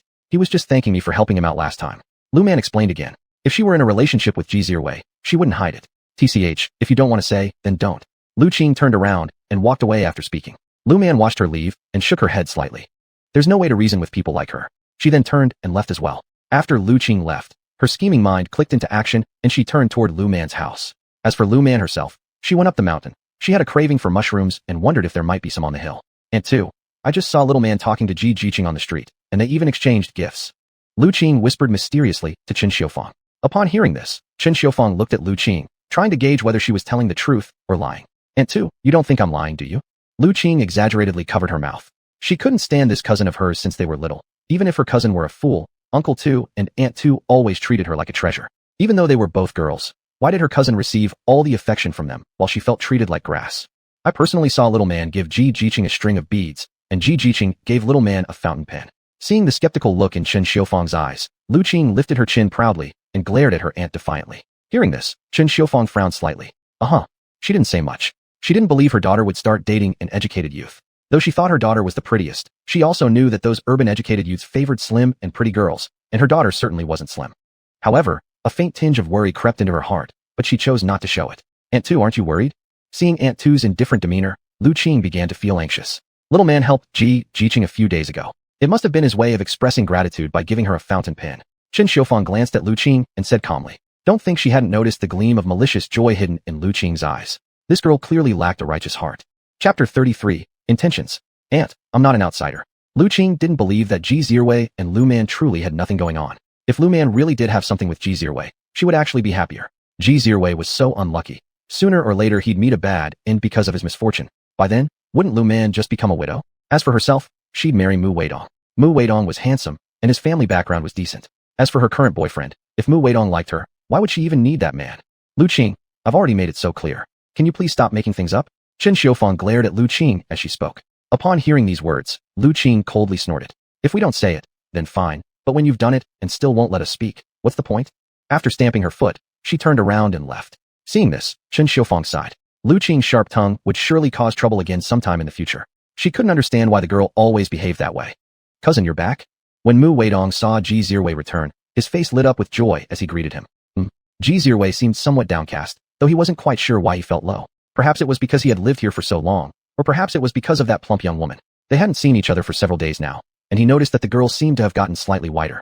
Though it wasn't extremely noticeable, the girl indeed became a bit paler. Cousin, are you reluctant to part from Master Lu? Mu Weidong hesitated for a moment, wondering if there might be any regret about leaving Master Lu. For this type of thing, his mind wasn't completely settled yet. In the past, he absolutely would never have believed in anything supernatural in the world. However, after personally witnessing the incredible skills of Lu Man, he came to fully believe that there were indeed inexplicable phenomena beyond scientific explanation. Shut up. Ji Zirwei shot a glare at Mu Weidong after hearing those words. This guy really spoke without thinking. Cousin. Mu Weidong looked pitifully at Ji Zirwei, who gave him another harsh look. She's a young lady. Saying these things will ruin her reputation if someone hears you. For some unknown reason, as Ji Zirwei made the decision to leave, deep down, he felt most reluctant to part from that chubby little girl. Cousin. He felt wronged, thinking only that his cousin might feel unwilling to separate from such a capable person. He had no other intentions. All right, pack your things then. Since his own future was uncertain, he decided not to overthink it. Moreover, that young girl was still very young. He guessed he still had time. All right, once talk of packing things came up, Mu Weidong perked right up. Since his cousin mentioned wanting to go back, he had been counting down the days with his fingers every day. Ji Zirwei shook his head upon seeing Mu Weidong's enthusiasm and went to pack his things as well. At this knowledge youth outpost, now only they two were left behind. The previous knowledge youths all managed to return somehow. Honestly speaking, if it weren't for his desire for revenge, he wouldn't want to go back either. At the same time, a slight doubt lingered within him. He doubted whether his mother's death was that simple. He remembered that when he was little, his mother's health seemed fine. Yet suddenly one day, his mother was gone. If it weren't for the bead incident, maybe he would have still thought his mother died from heart disease. But he had never heard his grandparents mention that his mother had heart problems. He decided that after returning home this time, he would investigate the cause of his mother's death. Since that woman had ways to deal with him, it stood to reason that she probably also had ways to deal with his mother. Go buy more peace amulets when you go out later. Ji Zirwei originally intended to go himself, but considering that he had just given Lu Man a gift, it might seem odd if he went again. Cousin, let's go together. Mu Weidong also wanted to get closer to Lu Man, but he felt that Lu Man's attitude towards him was different from her attitude toward his cousin. With his cousin around, they could likely buy more. Plus, the peace amulets they bought last time had already been sent home. To be honest, he wasn't entirely comfortable with the furnishings at home, but since Lu Man apparently wasn't willing to travel to the capital to check their feng shui or anything, he reluctantly set aside that thought. However, buying more peace amulets was certainly feasible. Okay. Even though Mu Weidong had bought 10 peace amulets last time, Ji Zirwei was still a bit uneasy. Unfortunately, Lu Man didn't have jade-made peace amulets in her possession. Lu Man didn't know that just in this short span of time, Ji Zirwei and Mu Weidong came once again to give her money. At this moment, Lu Man was hunting in the small woods. Unfortunately, there were no wild boars in this forest. She had to settle for killing 2 rabbits, and then stopped. You, where did you come from, girl? Lu Man hummed a little tune as she returned home. As soon as she got home, Lu Man took out the 2 wild rabbits from her basket. Just then, Chun Xiufang grabbed her daughter's ear, causing Lu Man to yell out in pain. Mom, I caught them in the small woods behind the village. It was worse for Lu Man after explaining, as Chun Xiufang pulled harder on her ear. You reckless girl, how dare you go to the woods behind the village just to catch rabbits? Don't you know that place is the graveyard of our village? Chun Xiufang became even more furious when she thought about her daughter possibly encountering snakes or some other strange things in the woods. Mom, I'm sorry. A wise man doesn't fight unnecessary battles. Lu Man immediately submitted, sighing. In this world, no matter how much younger this life's mother might be compared to her previous life, this was still her biological mother, so how could she retaliate? Aunt Lu, Ji Zirwei saw Lu Man's ear being pinched by Chun Xiufang. A pang of sympathy flashed across his face as he glanced at Lu Man, but when he realized it was all an act, he exhaled in relief, covering his chest while a hint of confusion flickered in his eyes. Could it be he had developed feelings for this unattractive little girl? When Ji Zirwei thought of this, he took a closer look at Lu Man. When their eyes met and he noticed the cunning glint in hers, he promptly lowered his gaze. Yes, he had fallen for this chubby, slightly dark-skinned girl because of her lively eyes and the warmth she once brought him. Now that he felt something for her, he would hold on to it tightly and never let go. After going back, he needed to accelerate his plans. It was such a pity that he only realized his true feelings now. If only he had realized earlier, he could have slowly laid out his strategy. Why did you come? Chun Xiufang quickly released Lu Man's ear and wiped her hands on her clothes, asking them awkwardly. Remembering the embarrassing scene just now, she gave Lu Man a glare, to which Lu Man shrugged and smiled appeasingly at her. Do you need anything? Lu Man looked at them with a smile. Ji Zirwei caught sight of this warm and radiant smile again and lowered his head, deciding that a girl capable of warming others with her laughter was someone he absolutely wouldn't give up on. Chapter 34, A Special Gift. Comrade Lu, my cousin and I have come to ask you for a few protective amulets. Mu Weidong, seeing that Ji Zirwei hadn't spoken, flatteringly addressed Lu Man. For the talented master Lu Man, Mu Weidong felt he should be cherished like an idol. Why not befriend someone so capable? Didn't you buy a lot of peace talismans recently? Lu Man looked at Mu Weidong curiously, recalling how this guy had only bought about 10 peace talismans not long ago. Why was he buying more now? Well, my family is big. Didn't I send them back home already? Mu Weidong awkwardly said. Lu Man glanced at Mu Weidong, but wasn't sure if he was telling the truth, so she cast an inquiring look at Ji Zirwei. Ji Zirwei, noticing Lu Man's questioning gaze, nodded. Indeed, those peace talismans had been sent back by Mu Weidong, and he was even somewhat worried that his grandparents might set them aside. But unexpectedly, they had worn them. Oh, Lu Man nodded as if understanding, while Chun Xiufang saw that they were indeed coming to buy things from her daughter. She glared at Lu Man, grabbed the 2 rabbits, and went back inside. Is everything okay? Ji Zirwei asked with concern, having just noticed Aunt Lu seemed to glare at Lu Man. Was this girl up in the mountains again? No, it didn't make sense. If she went deep into the mountains, she probably wouldn't just bring back 2 rabbits. It's fine, Lu Man said without concern. After all, she had already handled whatever needed handling. What else could possibly be the matter? I'll go get them for you. Lu Man turned and went back inside. Ji Zirwei watched longingly at the retreating figure of Lu Man as she went inside, whereas Mu Weidong idly inspected the room. There wasn't much difference in the layout compared to other houses. He noted a living room that also served as kitchen and dining area where the family entertained guests and ate their meals. What struck Mu Weidong positively was how neatly Lu's house was organized, unlike many rural homes he'd seen with filthy, disordered kitchens. Even though some disorder wasn't unusual, the stove here remained clean in Lu's house. The arrangement of firewood and furniture here, including chairs and tables, were neatly placed. Pots on the stove were spotless. Lu Man didn't know that Mu Weidong was examining her kitchen.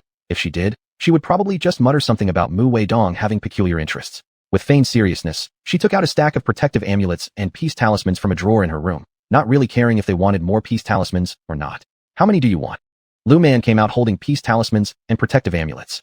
Mu Weidong's eyes nearly bulged at the sight of the stack of spells in Lu Man's hands. He wanted to buy all of them, but frowned upon remembering the money in his pocket. 10 each. Ji Zirwei thought for a moment after seeing the amulets and peace talismans in Lu Man's hands. 10 should suffice. If they need more in the future, they could always call or telegraph to buy them. Alright. Lu Man pulled out 10 pieces of each type, handing them over to Xia Rui. Xia Rui put the 20 paper spells in his pocket along with 200 yuan he withdrew. Be careful on your way and don't meddle in unnecessary matters. Lu Man looked at Xia Rui and then Mu Wei Dong, speaking seriously. Master. Mu Wei Dong felt a chill in his heart. He originally wanted Lu Man to check whether their journey would be safe, but unexpectedly heard these words. Comrade Lu, what will we encounter on our way? Furrowing his brow, Xia Rui asked, having previously not believed in feudal superstitions, but now believing in Lu Man. Beware of women. Lu Man spoke gravely. If the two weren't cautious, they could end up being ensnared on their way. Moreover, one of them might fall prey to a honeypot trap, potentially leading to either financial loss or jail time. I've got it. Xia Rui nodded, resolved to be vigilant on the road. Comrade Mu, talk less. Some things shouldn't be judged by appearances. Lu Man looked at Mu Wei Dong and reminded him. Xia Rui had a stable temperament, but Mu Wei Dong was rather impulsive. Okay. Mu Wei Dong decided that no matter what happened on the road, he would minimize talking. A disaster involving bloodshed or imprisonment or financial loss. Seeing the trust these two placed in her, Lu Man warned them again before saying nothing more. Mu Wei Dong and Xia Rui exchanged a glance. Upon hearing such potential outcomes, would they dare meddle? Absolutely not. They were scared enough. Comrade G, stay away from water when you return to the capital. After Lu Man had said everything she intended to, she suddenly noticed a vertical wrinkle appearing between Xia Rui's eyebrows, which made her frown. Comrade Lu, is my cousin in danger? Lu Man hadn't frowned until this moment, but now she did, making Mu Wei Dong's heart sink. Yes. Lu Man nodded. But with the bracelet on, his life won't be in danger. However, if something goes wrong, I can't guarantee anything. Human fate isn't unchangeable. It was already impressive that she could discern so much. I'll be cautious. Xia Rui squinted his eyes, realizing that his stepmother seemed ready to target him again, though he didn't know what exactly she planned to do. Don't take off the bracelet. Lu Man reminded Xia Rui before falling silent. Xia Rui nodded, and Mu Wei Dong decided to stick by his cousin's side once they returned home. If someone specializing in such matters attacks you, throw this charm at them. Finally, Lu Man reluctantly pulled a 5 thunder talisman from her pocket, a type of talisman effective against ill intentions or unusual entities. How much does it cost? Xia Rui took the talisman, carefully placed it in his pocket, and quietly asked. Consider it as a gift from me. The success rate for creating such talismans wasn't very high, but it wasn't low either. However, these talismans consumed a great deal of spiritual energy. Throw it when you feel something's off. Lu Man worried there might be impure things lurking in the water. One couldn't be too sure about such matters. Alright. Xia Rui nodded again, realizing this return trip would be fraught with danger. He didn't yet know whether the dangers they faced on the way home were part of someone's plan or simply accidental occurrences. Well, then I'll go with Wei Dong first. Once he dealt with that woman, he would come back. My grandfather's address and phone number are written on this piece of paper. If you ever need my help, call or write to me. Xia Rui didn't know if Lu Man might require any assistance, but leaving his contact information gave them both a chance to stay connected. Chapter 35, Restlessness. Good. Lu Man didn't think much and directly took the paper. Xia Rui relaxed when he saw Lu Man accept it. He was really worried that Lu Man would refuse. Now that Lu Man had taken it, he could finally relax. Well, Wei Dong and I will go first. Xia Rui glanced at Lu Man and said in a low voice. Mu Wei Dong looked around here, not knowing why, suddenly felt like he was surplus to requirements somehow. It's hard to say, but he just felt this moment. His presence was unnecessary. See you. Wish you a safe journey. Lu Man smiled and waved to the two people. Xia Rui also waved back and turned to leave. When Mu Wei Dong saw Xia Rui's calm face, for some reason, there was a feeling of uneasiness in his heart. He always felt that his cousin seemed upset. Unfortunately, he had no place to hide now, so he had to follow Xia Rui. Are they gone? Chen Xiufeng asked quietly as she squatted by her side. She had a good impression of the child Xia Rui. In the past, she just regretted how unlucky the boy was without thinking too much about it. Now, she knows the child wasn't just unlucky, but someone had schemed against him. Lu Man nodded her head, looking forward to the rabbit that Chen Xiufeng was peeling, swallowing saliva. You greedy girl. Chen Xiufeng scolded gently and sped up her work. When your father and brother come back, we'll have stewed rabbit tonight. Thinking about her husband and son who went to deliver public grain, she shook her head helplessly. This delivery of grain might get complicated. If something goes wrong, they might not only have to bring the grain back, but also give gifts or they won't be let through. Good. Lu Man nodded. She'd already been craving it for a while, but the conditions at home were limited. She couldn't do anything about it, so she had to try her luck nearby in the mountains. Fortunately, there were mountains nearby. Otherwise, if she wanted meat, she would have to buy it in the county or on the mountain. But right now, even buying meat isn't easy without the proper connections. Cousin, let's just not tell our family when we go home next time. Mu Wei Dong said as soon as they reached the educated youth station. They should avoid being found out if they went home again. Otherwise, they might be targeted by that woman. He always felt that the troubles Lu Man mentioned were related to her. Avoidance impossible. Xia Rui thought about that woman's abilities. She'd been subtly scheming against him for so many years. It proved that behind her, there were forces unknown to them. He wanted to know who the person was behind her, and what their relationship was. What can't be avoided? Mu Wei Dong asked in confusion. What is unavoidable? That woman must have someone with special abilities similar to Xiao Man, someone whose skills aren't simple. Ji Zirui spoke solemnly. If someone had such skills, their movements couldn't remain concealed. The truly skilled people could calculate everything precisely.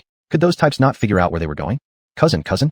Mu Weidong stared at Ji Zirui incredulously. A chill crept into his heart. Don't worry, the amulet and peace talisman are both with us. Ji Zirui stated solemnly. Right now, all they could count on were the effectiveness of Lu Man's amulets and peace talismans. Otherwise, they were in danger. The enemy had capabilities and planned to scheme against them. How could they possibly evade? Cousin. Mu Weidong looked at Ji Zirui fearfully. Ji Zirui patted his shoulder. Pack your things, we'll hit the road tomorrow. After saying this, Ji Zirui turned around and went inside to pack his belongings. He would take his prayer beads, the amulet, and the peace talisman along. As for the things he'd accumulated over the years, anything that could be taken away would go, and whatever couldn't be carried had to stay. He was unsure whether he'd ever return. He knew if they left, other people might move into this educated youth station, but he hoped the layout and furnishings wouldn't change too much. Yet he also understood that this idea of his was just a mere hope. The next day, without alarming anyone in the village, carrying their luggage, they departed from this village where they lived for several years. As Ji Zirui left, he gazed towards Lu family's direction, staring for a while before turning to leave. After noticing Ji Zirui's silence, Mu Weidong dared not say a word. On the way, everything went smoothly, and they managed to board the vehicle. Once on the bus, Mu Weidong's heart tightened anxiously. At the same time, Lu Man and Hongqi Brigade had just woken up. Why are you up so early? When Chen Xiufang saw her daughter had already prepared the meal, she said affectionately, thinking that she should have let her daughter sleep in. After all, these few days were relatively free since the fields didn't require much attention. Everyone was taking a break during this period, and she also wanted her daughter to rest well, because recently, her daughter seemed to have lost some weight. Mom, I've had enough sleep, so I got up. Lu Man smiled and said. Actually, she was craving for something good to eat. There were quite a few delicious things inside her dimensional space. However, it wasn't convenient to take them out, so recently, she could only add some dimensional spring water into the water jar. Otherwise, how could she lose so much weight or have such smooth skin? Look at you, you've gotten thinner recently. Seeing her daughter much thinner than before, Chen Xiufang truly felt sympathetic, but no matter what she cooked recently, it didn't help her daughter gain weight back. Mom, I think I'm fine right now. As Lu Man thought back to the time just after she arrived in this life, she couldn't help but twitch her lips when she recalled her dark and chubby figure from then. Recently, she tried to restrain herself from using too much dimensional spring water. Otherwise, she would have been even slimmer by now, and she might have become a real beauty. Recently, whenever she looked in the mirror, she felt her appearance increasingly resembled her previous life's self. After she first crossed over, she carefully examined her looks in this lifetime. Now discovering that they weren't entirely similar made her unsurprised. Sigh. Chen Xiufang tenderly touched her daughter's cheek, sighed, and then went on preparing delicious food for her daughter. Lu Man smiled faintly seeing her mother's care. Cousin, I'm worried. On the other side, Mu Weidong glanced at his cousin beside him, lowering his voice, expressing his fear quietly. It's all right. Don't be too afraid. Deal with challenges as they come. Ji Zirui patted Mu Weidong's shoulder, trying to calm him down. Truthfully, he was also anxious. Ever since sitting down, his mind has been tightly strung. He constantly focused on his surroundings, even tensing up unconsciously every time a woman approached. But he concealed his emotions. Cousin. Mu Weidong clutched Ji Zirui's sleeve, the unknown danger making him uneasy. Chapter 36, Human Trafficker. Don't worry. Ji Zirui also cautiously observed the surroundings. He was somewhat uneasy about the unknown danger, but he didn't show it. Besides, whenever he went out in the past, he would always encounter danger, so he had grown accustomed to assuming that going out always entailed some risk. He had long started preparing for various possible scenarios. Smack, you bitch, how dare you run away? Just as Mu Weidong was about to say something, a middle-aged man not far from them was tightly holding onto a woman in her 20s. He slapped her face hard, leaving the woman staring at him in disbelief. Who are you? Why did you hit me? The woman shouted furiously at the man, who merely coldly snorted. Since your parents sold you to me, you're my wife now. In a cold voice, the man kept gripping the woman's hand as she struggled futilely. While struggling, she continued shouting. I don't know you. She struggled for a long time, but couldn't break free. Smack. The man slapped her again. I see. You've been messing around with some other men. That's why you ran away, right? Do you believe me if I tell you I'll break your legs? This slap left the other side of her face swollen. The woman covered her own face. People nearby, upon seeing the man's actions, were heartbroken. The man still held tightly onto the woman's hand. What are you looking at? When he noticed many people in the carriage watching and gossiping, he gave them a chilling smirk. Everyone, intimidated by his intimidating demeanor, dared not look anymore. Help! Sitting on the ground, the woman didn't want the man to take her away. Weidong, go find a train conductor. Ji Zirui spoke in a lowered voice, coldly saying that although he wasn't sure if what he was witnessing was staged or whether one of these two was lying, overall, it was best to immediately call the police in such situations. All right. Mu Weidong also noticed that his cousin seemed unwilling for their conversation to be overheard. So, he stood up and directly sought out the train conductor. When the man holding the woman's hand saw Mu Weidong standing up, he exhibited a hint of defensive wariness. But when he realized that Mu Weidong walked straight to the train junction without even glancing at him, he relaxed his guard. Ji Zirwei felt there was something off about this man, and the woman also didn't seem to be lying. However, Ji Zirwei was hesitant to intervene easily. He could barely handle himself at the moment. He worried that if he stepped in, it might complicate matters further. All he could do was hope Mu Weidong returned quickly. Hey, brother, since you've already found her, why not just rest a bit while the train hasn't stopped yet? A woman inside the carriage said compassionately. Why are you so keen on meddling in other people's business? The man coldly stared at the woman who spoke. It's none of your business where I take my wife. In reality, the man had noticed that no one in the carriage dared to provoke him, which was why he exuded such arrogance. This cargo is good. He'd been keeping an eye on this woman for quite some time. After confirming that the woman was alone, he decided to make his move. This cargo could earn them a substantial profit. You don't know how to behave, do you? She's crying like this. Have you not talked to her properly, or comforted her yet? The woman sympathetically added, wanting to help but knowing she couldn't fight the man. Sister, I don't know him. I'm not with him. I'm actually searching for my husband, who's the battalion commander of XX military unit. Upon hearing her words, the man's expression changed drastically. Smack, another harsh slap landed on her face. I knew it. You've been having affairs with some random men. The woman began sobbing uncontrollably. Never would she have imagined that a visit to relatives could lead to such a situation. Ji Zirwei narrowed his eyes after hearing the woman's cry. Simultaneously, he saw Mu Weidong approaching with the train conductor. Damn woman, how dare you cry in front of me? As he spoke, he tried pulling the woman along while glancing at the approaching train conductor. He knew if the officer noticed something suspicious, he wouldn't stand a chance to escape. I don't know you, help. Someone please save me. The woman clung stubbornly to the ground, refusing to let the man drag her away. She knew well that once taken away, her entire life would be ruined. Hold it. At this point, the train conductor arrived and sternly reprimanded the man. Is this woman yours or not? You don't get to decide that. The train police officer said coldly, his eyes on the man with a hint of caution. At the same time, his hand gripped the gun at his waist. The train wasn't a safe place right now, and they, the transit policemen, all carried weapons. All right, you two come with me. The police officer addressed the man and the woman whom the man had been holding. Upon seeing the police officer, hope flickered in the woman's eyes. Comrade Public Security Officer, I don't know him. My husband is the battalion commander of the XX military unit, named Lung Jun. This trip was for visiting relatives. As if grabbing hold of a lifeline, the woman blurted out all her circumstances. Upon hearing this, the man loosened his grip on the woman's hand and attempted to run, but he was caught by Ji Zirwei, who had been on guard the entire time. Comrade Transit Police, this man is trying to escape. Because Ji Zirwei often encountered unexpected situations, he regularly exercised. Not to mention, he had worked for such a long time in the countryside. His strength was considerable. Thank you. The transit policeman drew handcuffs from his waist, realizing there was something suspicious about the man's identity. If what the man had previously said were true, he wouldn't be running away now. You two both need to come with me. The policeman cuffed the man and turned to the sobbing woman. The woman stood up, bowed to Ji Zirwei in gratitude, grabbed her luggage, and followed behind the transit policeman.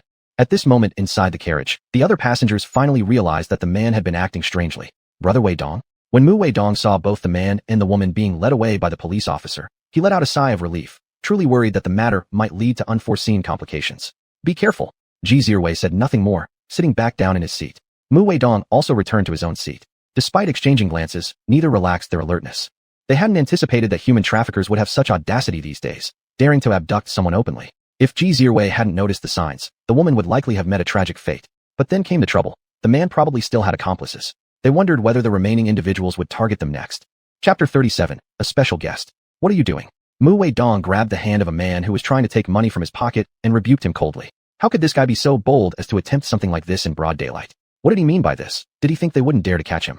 Although they had accomplices, it certainly didn't mean that Mu Weidong would just let someone steal from him, right? Why are you grabbing me? The man whose hand had been caught showed no signs of worry on his face. Instead, he shot Mu Weidong an arrogant glance and snapped at him. Why am I grabbing you? Do you not know yourself? Mu Weidong was infuriated by this shameless spirit and never expected someone like this to exist. Even though you look pretty decent, brother prefers women. After observing Mu Weidong for some time, the man said this. Upon hearing these words, Mu Weidong couldn't help but laugh in anger again. Do you think I'll call you brother? Ji Zirwei looked at the man coldly, with a hint of menace in his eyes. Did this person really think that having accomplices aboard the train gave him free rein? Who are you? I suggest you don't meddle in other people's business. This man had no idea about Ji Zirwei's relationship with Mu Weidong. After giving Ji Zirwei a glance, he made a threatening statement. This guy, was he just looking for trouble? He thought that Ji Zirwei was all alone.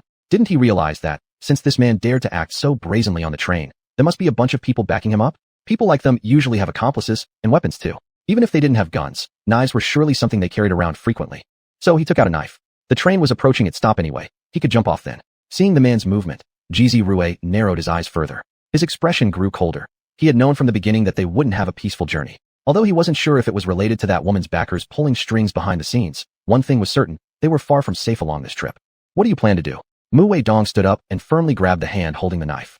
With a quick reversal, Mu Wei Dong subdued the man, leaving himself somewhat dazed even after restraining the individual. Hand him over to the train police. Jizi Rue spoke coldly. It appeared that the talisman actually worked. Otherwise, he doubted they would have subdued their opponent so easily. On the other side, in the capital city, Kong Yalan anxiously looked at the man in front of her. Master, what should we do about Little Sun? Kong Yalan couldn't imagine what might happen if the master couldn't find a solution anymore. Should Little Sun just wait until death came knocking? Wait for Jizi Rue to return. The man called Master by Kong Yalan spoke with a solemn tone. He never imagined anyone could break through his formations. This left him in a bit of a tight spot. Recently, he'd already been injured and many things were inconvenient for him to deal with right now. But Ji Sun, he was determined to handle this, as the bloodline bound him to this duty. And precisely because of being tied to his bloodline, Ji Sun's fate had always been full of difficulties. Master, you must protect Little Sun.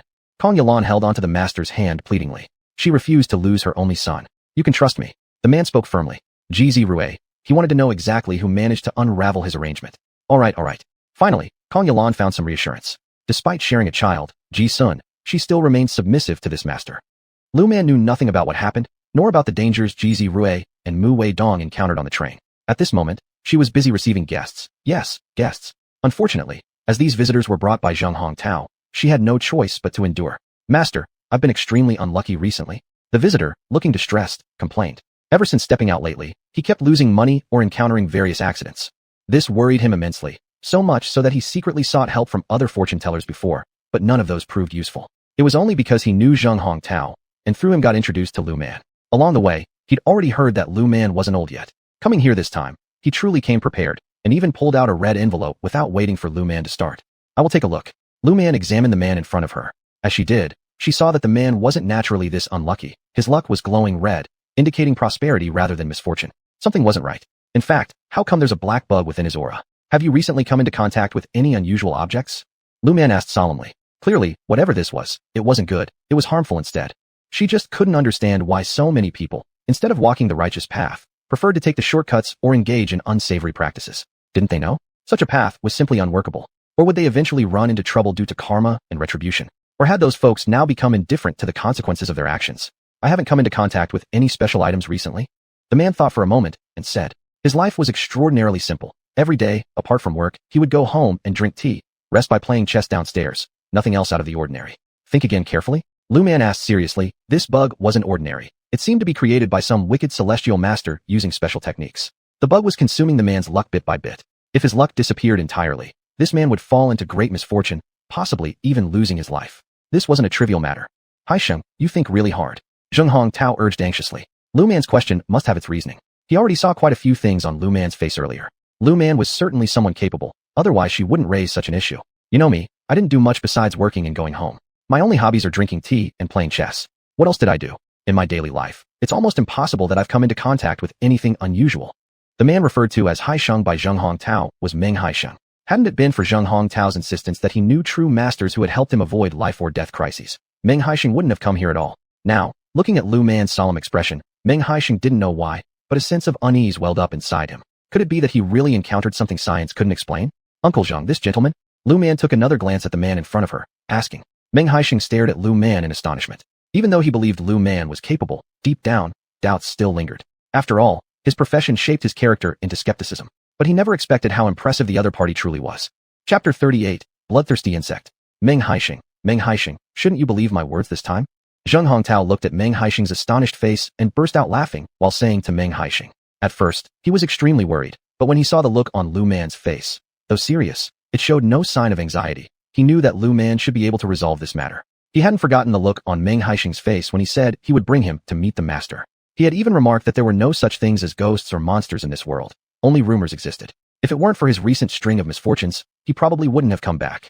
Of course, part of the reason also involved the explosive situation Zheng Hongtao encountered when meeting Lu Man. After hearing about those incidents from Lu Man, combined with what happened during the explosion, Zheng mentioned them to Meng Hai Sheng. And still, this guy hadn't arrived yet. I am a police officer. Meng Hai Sheng bitterly laughed and replied, knowing well that Zheng Hongtao wouldn't pass up the chance to tease him. Uncle, have you recently encountered any special cases? Lu Man asked solemnly. This thing should be nurtured near either a mass grave, corpse nurturing land, or the burial site of someone who met an untimely death. This insect is called a bloodthirsty insect. Without a special environment, it cannot be cultivated. You mentioned this. I think of a case we encountered a few days ago. Meng Hai Sheng remembered a case he and his colleague faced a few days earlier. That day, my colleague and I received a call, then went to the crime scene. We found some bloodstains, but no body. We searched for a long time, but the person seemed to vanish into thin air. Even now, Meng Haixing kept wondering where that person had gone. Why? Despite all their efforts, they had neither seen the living nor found a dead body. Uncle Meng, the person you are looking for has left no bones remaining. After hearing Meng Haixing's account, Lu Man glanced once again at the insect hidden within Meng Haixing's energy field overhead. That insect wasn't an ordinary one. It initially devours a person's luck, and after that, vitality. Once vitality is gone, it starts devouring the bone and blood of its host. What? Upon hearing Lu Man's statement, Meng Haixing stood up in shock, unable to believe this outcome. Uncle Meng, I will need something from your body to counteract what's making you unlucky. Unmoved by Meng Haixing's shocked reaction, Lu Man spoke in a deep tone. To deal with the bloodthirsty insect, she needed merits, and she currently lacked enough herself. She couldn't handle the insect on Meng Haixing, but Meng Haixing possessed more merits than her. Such merits made Lu Man willing to help him without asking for compensation. All right. Without questioning how Lu Man intended to resolve the problem, Meng Haixing agreed that if Lu Man said she could solve it, let her try. Lu Man took out a talisman paper, tossed it into midair, simultaneously biting her own finger, drawing another talisman using her blood in the air before Meng Haixing. After finishing, the talisman flashed with a golden light and disappeared. Meng Haixing observed Lu Man's movements and watched as the talisman self-ignited. Though aware that certain methods could ignite talismans, he realized Lu Man truly had skills. Hadn't he just witnessed the flash of gold when Lu Man painted the talisman in front of him? Zizziup. Lu Man completely ignored the stunned expressions on both Meng Haixing and Zheng Hongtao's faces. Her eyes intensely focused on the bloodthirsty insect hiding in Meng Haixing's aura. It appeared the insect detected something and slowly crawled out of Meng Haixing's energy field. When Zheng Hongtao saw an insect emerge above Meng Haixing's head, he instinctively wanted to scream, but was stopped by a single look from Lu Man. Covering his mouth with his hand, though he trusted Lu Man had real abilities, he had never seen anything like this. A bug emerging inexplicably from someone's head? Moreover, floating in midair. How could this not astonish anyone? At this moment, he fully recognized Lu Man's capabilities.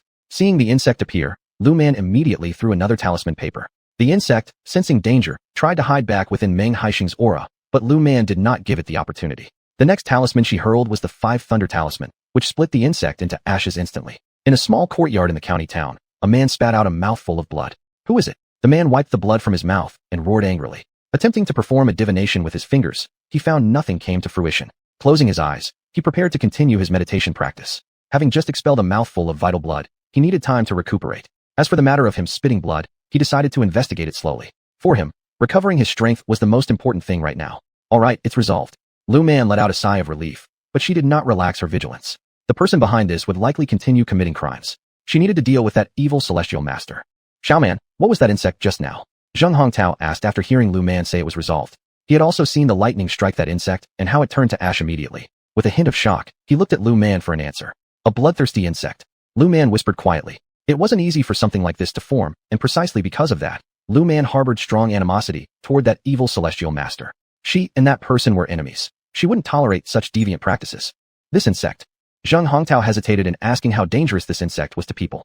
The bloodthirsty insect absorbs a person's luck initially, then their vitality, and finally their bones and blood. Lu Man said coldly, causing Zheng Hongtao's complexion to pale instantly, while Meng Haixing frowned deeply as well. Don't worry, the conditions to form a bloodthirsty insect are rather stringent. That evil celestial master probably didn't have too many on hand, though Lu Man couldn't guarantee exactly how many he possessed. Did that person really disappear entirely? Meng Haixing, recalling the person they had been investigating, still found it hard to believe that the insect was so powerful.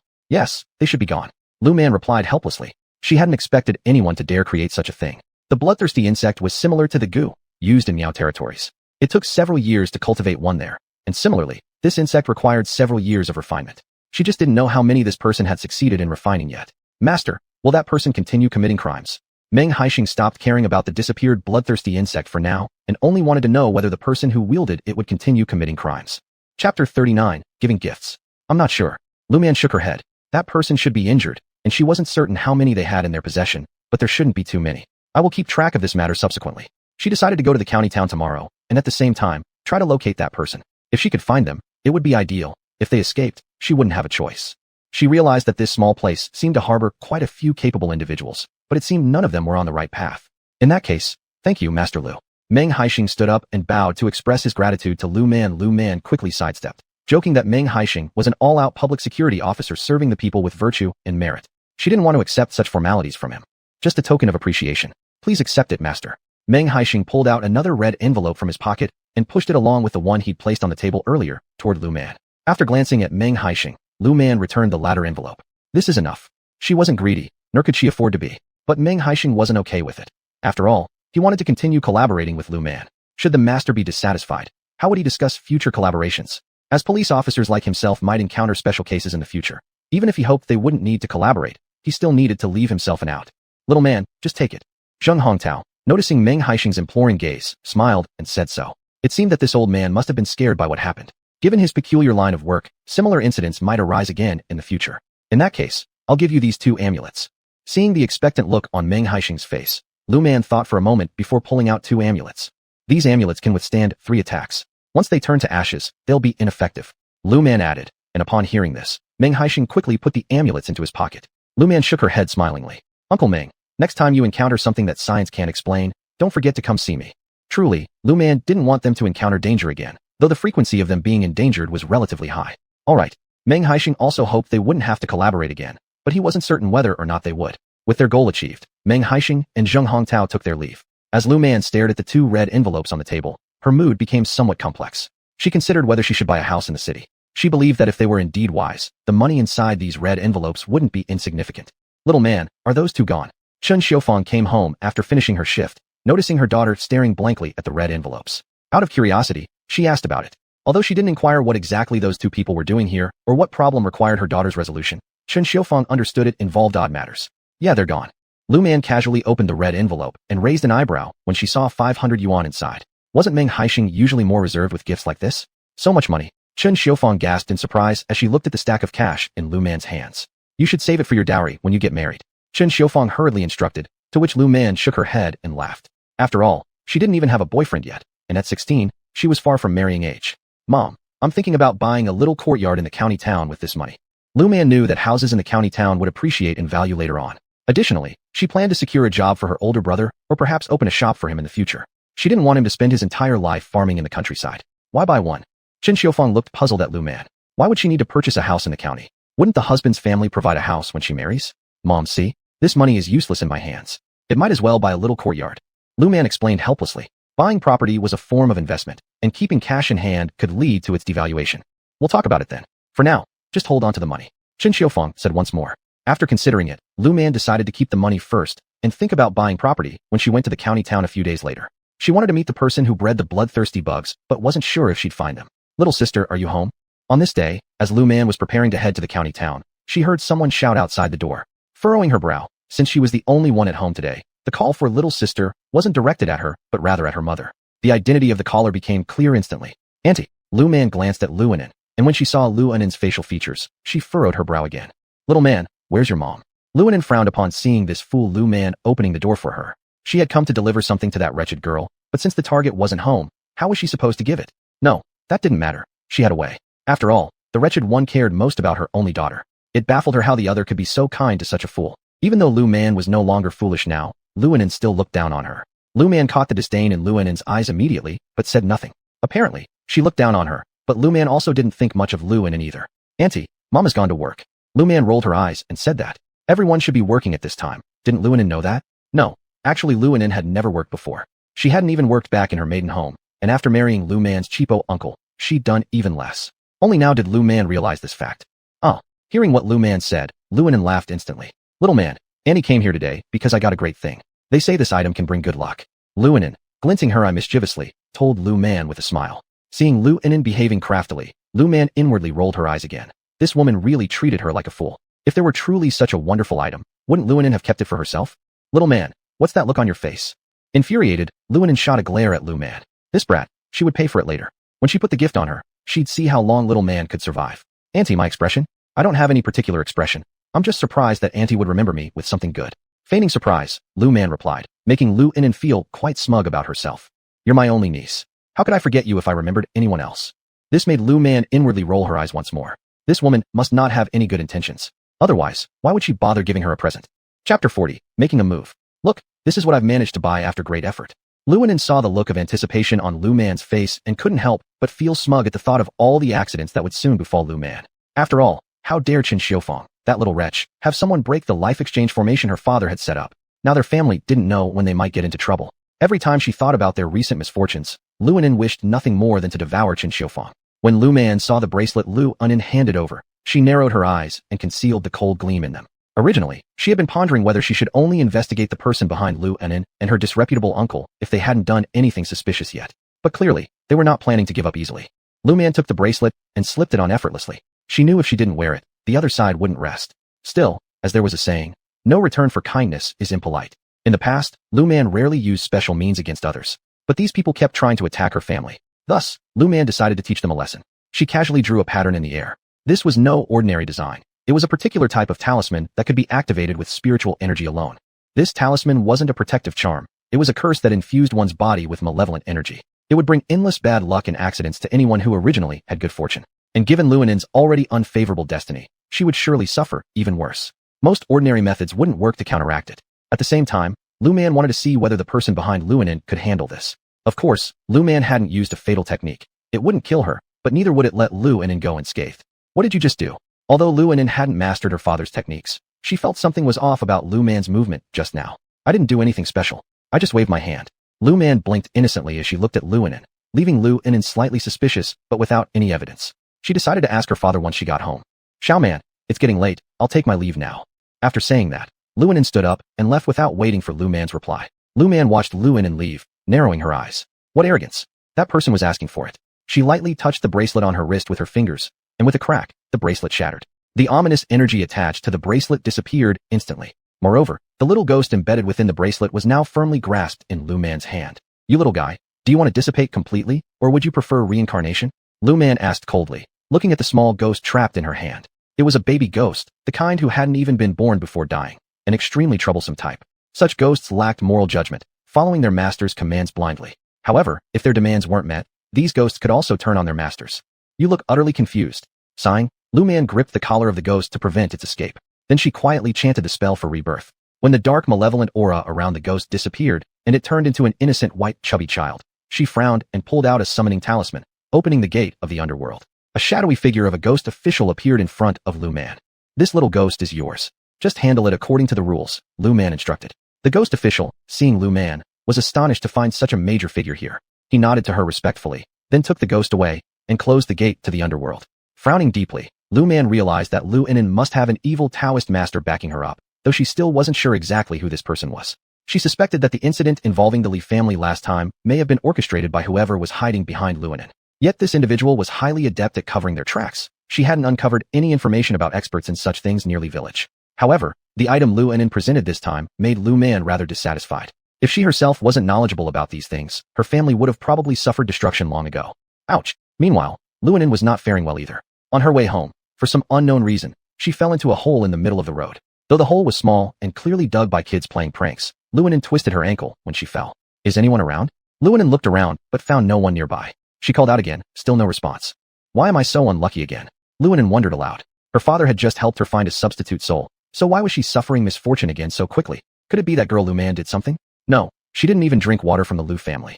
She also didn't give that dead girl any chance to do anything. Just by drawing a few patterns in the air, would it make her unlucky? She didn't believe it. If that girl really had such ability, wouldn't her boastful little sister-in-law have already told everyone? As for the incident not long ago where the Li family asked that girl for help, Lu Enin simply ignored it. Thus, Lu Enin hobbled home. When she got home, Qinsong gently helped Lu Enin onto the Kong bed and was busy taking care of her. Seeing how concerned Qinsong was, Lu Enin's mood immediately brightened. However, her improved mood wasn't enough to stop what felt like an endless string of bad luck. Choking on water, choking on food, tripping outside the door. The next day, she couldn't resist going to find her father. Lu Yuanjia examined her for a long time but couldn't detect any issues with her. Did you encounter anything unusual? Finally, Lu Yuanjia asked helplessly, never imagining there could be something he couldn't figure out. If Lu Man were here, she would surely say, it's normal that you can't see it. This was invented in my past life. Back then, I was a renowned figure in the metaphysical world. The malevolent energy entering the body, it's my creation. No. Lu Enin thought for a moment and replied. She hadn't encountered anything unusual. Think more carefully. Lu Yuanjia said seriously. The misfortune that befell his daughter wasn't simple. I just went to the Lu family yesterday. Lu Enin still couldn't recall encountering anything unusual. I didn't see my little sister-in-law, only her dim-witted daughter. I handed over the bracelet, she put it on, and then I came back. Lu Enin paused and added that her misfortunes seemed to begin after visiting her little sister-in-law's house, yet nothing unusual happened. Think again. Just because of giving someone a bracelet, it shouldn't result in this level of bad luck. There must be something she overlooked. Chapter 41 Ji's son. Hey, I remember something. Lu Enin recalled Lu Man gesturing to her a few times. What do you remember? Lu Yuanjia asked with a deep voice, worried that his daughter should not be so unlucky. That damn girl gestured to me a few times. Upon hearing Lu Yunan's words, Lu Yunjie suddenly straightened his body. His earlier nonchalant attitude disappeared. He was sure his daughter had been outsmarted by that young girl, but how did the girl manage it without him noticing? Now he became curious about where this young girl had learned such tactics. You go back first.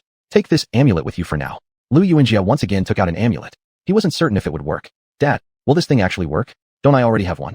I didn't figure out exactly what she did, so for now, only this amulet can offer you some protection. It seemed it was time to meet that girl, but it was uncertain whether this girl would bring him any surprises. However, that girl might not be someone who should be kept around. But will it work? Lu Yunan reluctantly accepted the amulet and left. Lu Yunjie continued his meditation practice. Lu Man was unaware of being targeted. Even if she knew, she wouldn't care much. Cousin, we've finally arrived. Mu Weidong never imagined coming home would be so difficult. Thinking of the incidents they encountered on the road, initially dealing with traffickers, then thieves, later encountering some bad elements, he seriously suspected whether his cousin had terrible luck over them. Otherwise, why were they so unlucky? Ji Zhirui also felt it wasn't easy for them to arrive safely. Originally, after their arrival, when his usually expressionless face showed a trace of a smile, it changed when he saw the person waiting at the exit. What's wrong?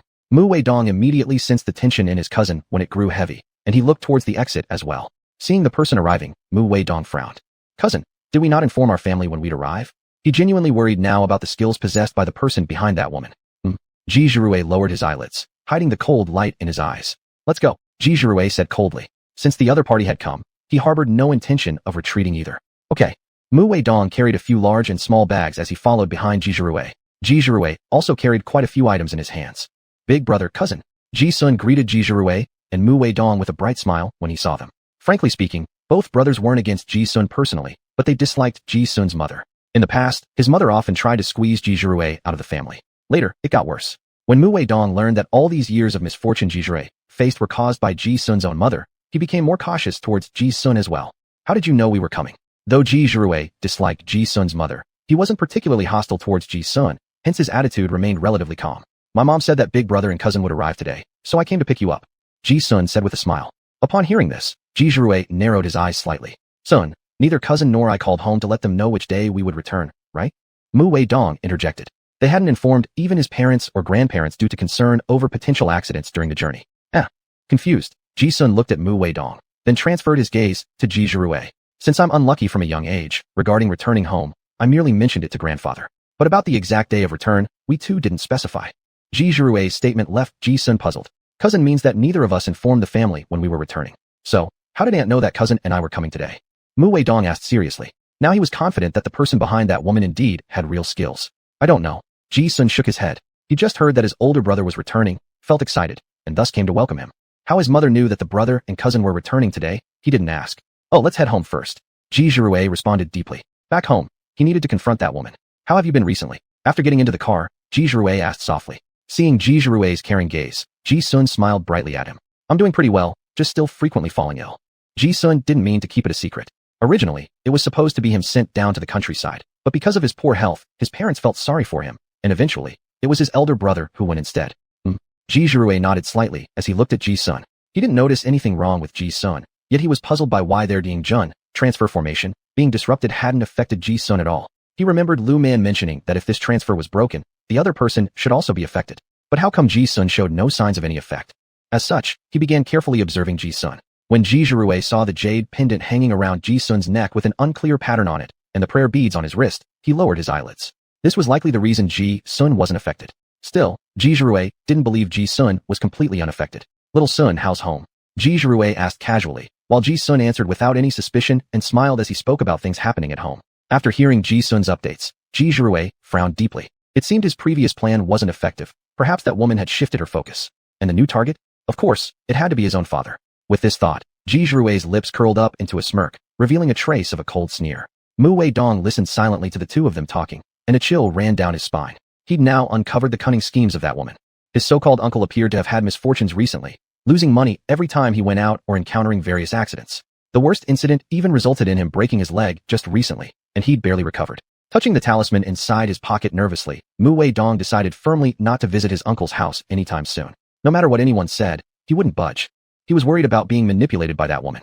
Since he found out there was someone behind her manipulations, he started paying attention to these kinds of matters. Even more alarmingly, he discovered that to scheme against someone, you must know either their birth date details or get hold of some personal items close to them. Otherwise, ordinary people could not successfully manipulate others. Chapter 42, The Real Culprit. Master, there's something I need your help with? Lu Man did not know about Ji Wei and Mu Weidong's affairs. She was once again hosting Meng Haixing. Meng Haixing looked at Lu Man with a worried expression and said, I couldn't have imagined that after just solving my own issues, I'd encounter another situation that science can't explain.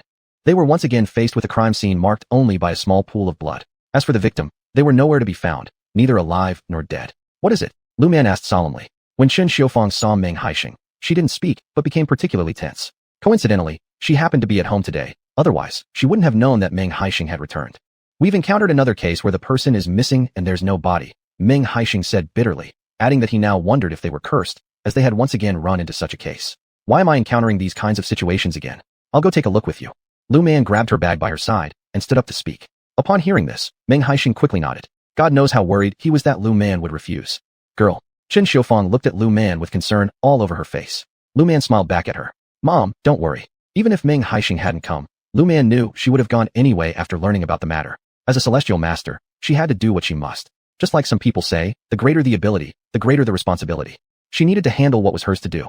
Be careful, Chen Xiufang said worriedly, fearing that her daughter might encounter danger. Okay. Lu Man nodded. Meng Haixing gave Chen Xiufang an apologetic smile and followed Lu Man out. Chen Xiufang watched anxiously as her daughter walked away. Today, Meng Haixing had driven here, surprising the villagers who noticed his arrival. However, nobody dared to approach him until after his car drove away. Afterward, curious villagers gathered around and started bombarding Chen Xiufang with various questions. She casually answered them and then turned back home. Director Meng, tell me what you've discovered. On the car ride, Lu Man asked Meng Haixing, who was driving, to share the details. Well, it's nothing much really. We received a report from someone saying that his sister hadn't left the house for several days. Initially, he thought she was upset with him, so he didn't pay much attention. But later, when his sister stopped eating, he became worried. When he broke into her room, he only found a small pool of blood on the ground. He couldn't find his sister, so he came to file a report, Meng Haixing said bitterly. He hadn't expected to encounter this kind of scenario again. Although he believed the person had likely been harmed, they had no evidence yet. Alright, Lu Man decided to visit the scene herself. She wanted to check if she could see the ghost of the victim. However, she wasn't sure whether the victim had already reincarnated or been captured by the owner of the bloodthirsty insect. Master, we also checked in the county if anyone had suddenly been injured, but we didn't find any leads. After returning to the city, Meng Haixing instructed his subordinates to look for any sudden injuries or suspicious individuals, but they found nothing. The other party has special means. They should still be able to conceal their presence. Not finding any victims is normal. Lu Man said gravely as she considered who this person might be and what other skills they might possess. And thus, they arrived at the scene. When some of the public security officers saw Meng Haixing bring along a young girl, they frowned simultaneously. What good could a young girl do in dealing with such a serious matter? Do any of you know this girl's birth date? Lu Man didn't mind seeing those public security officers frown. Given her youth, it was normal for others to doubt her abilities. Upon hearing this, Meng Haixing quickly called over the victim's older brother.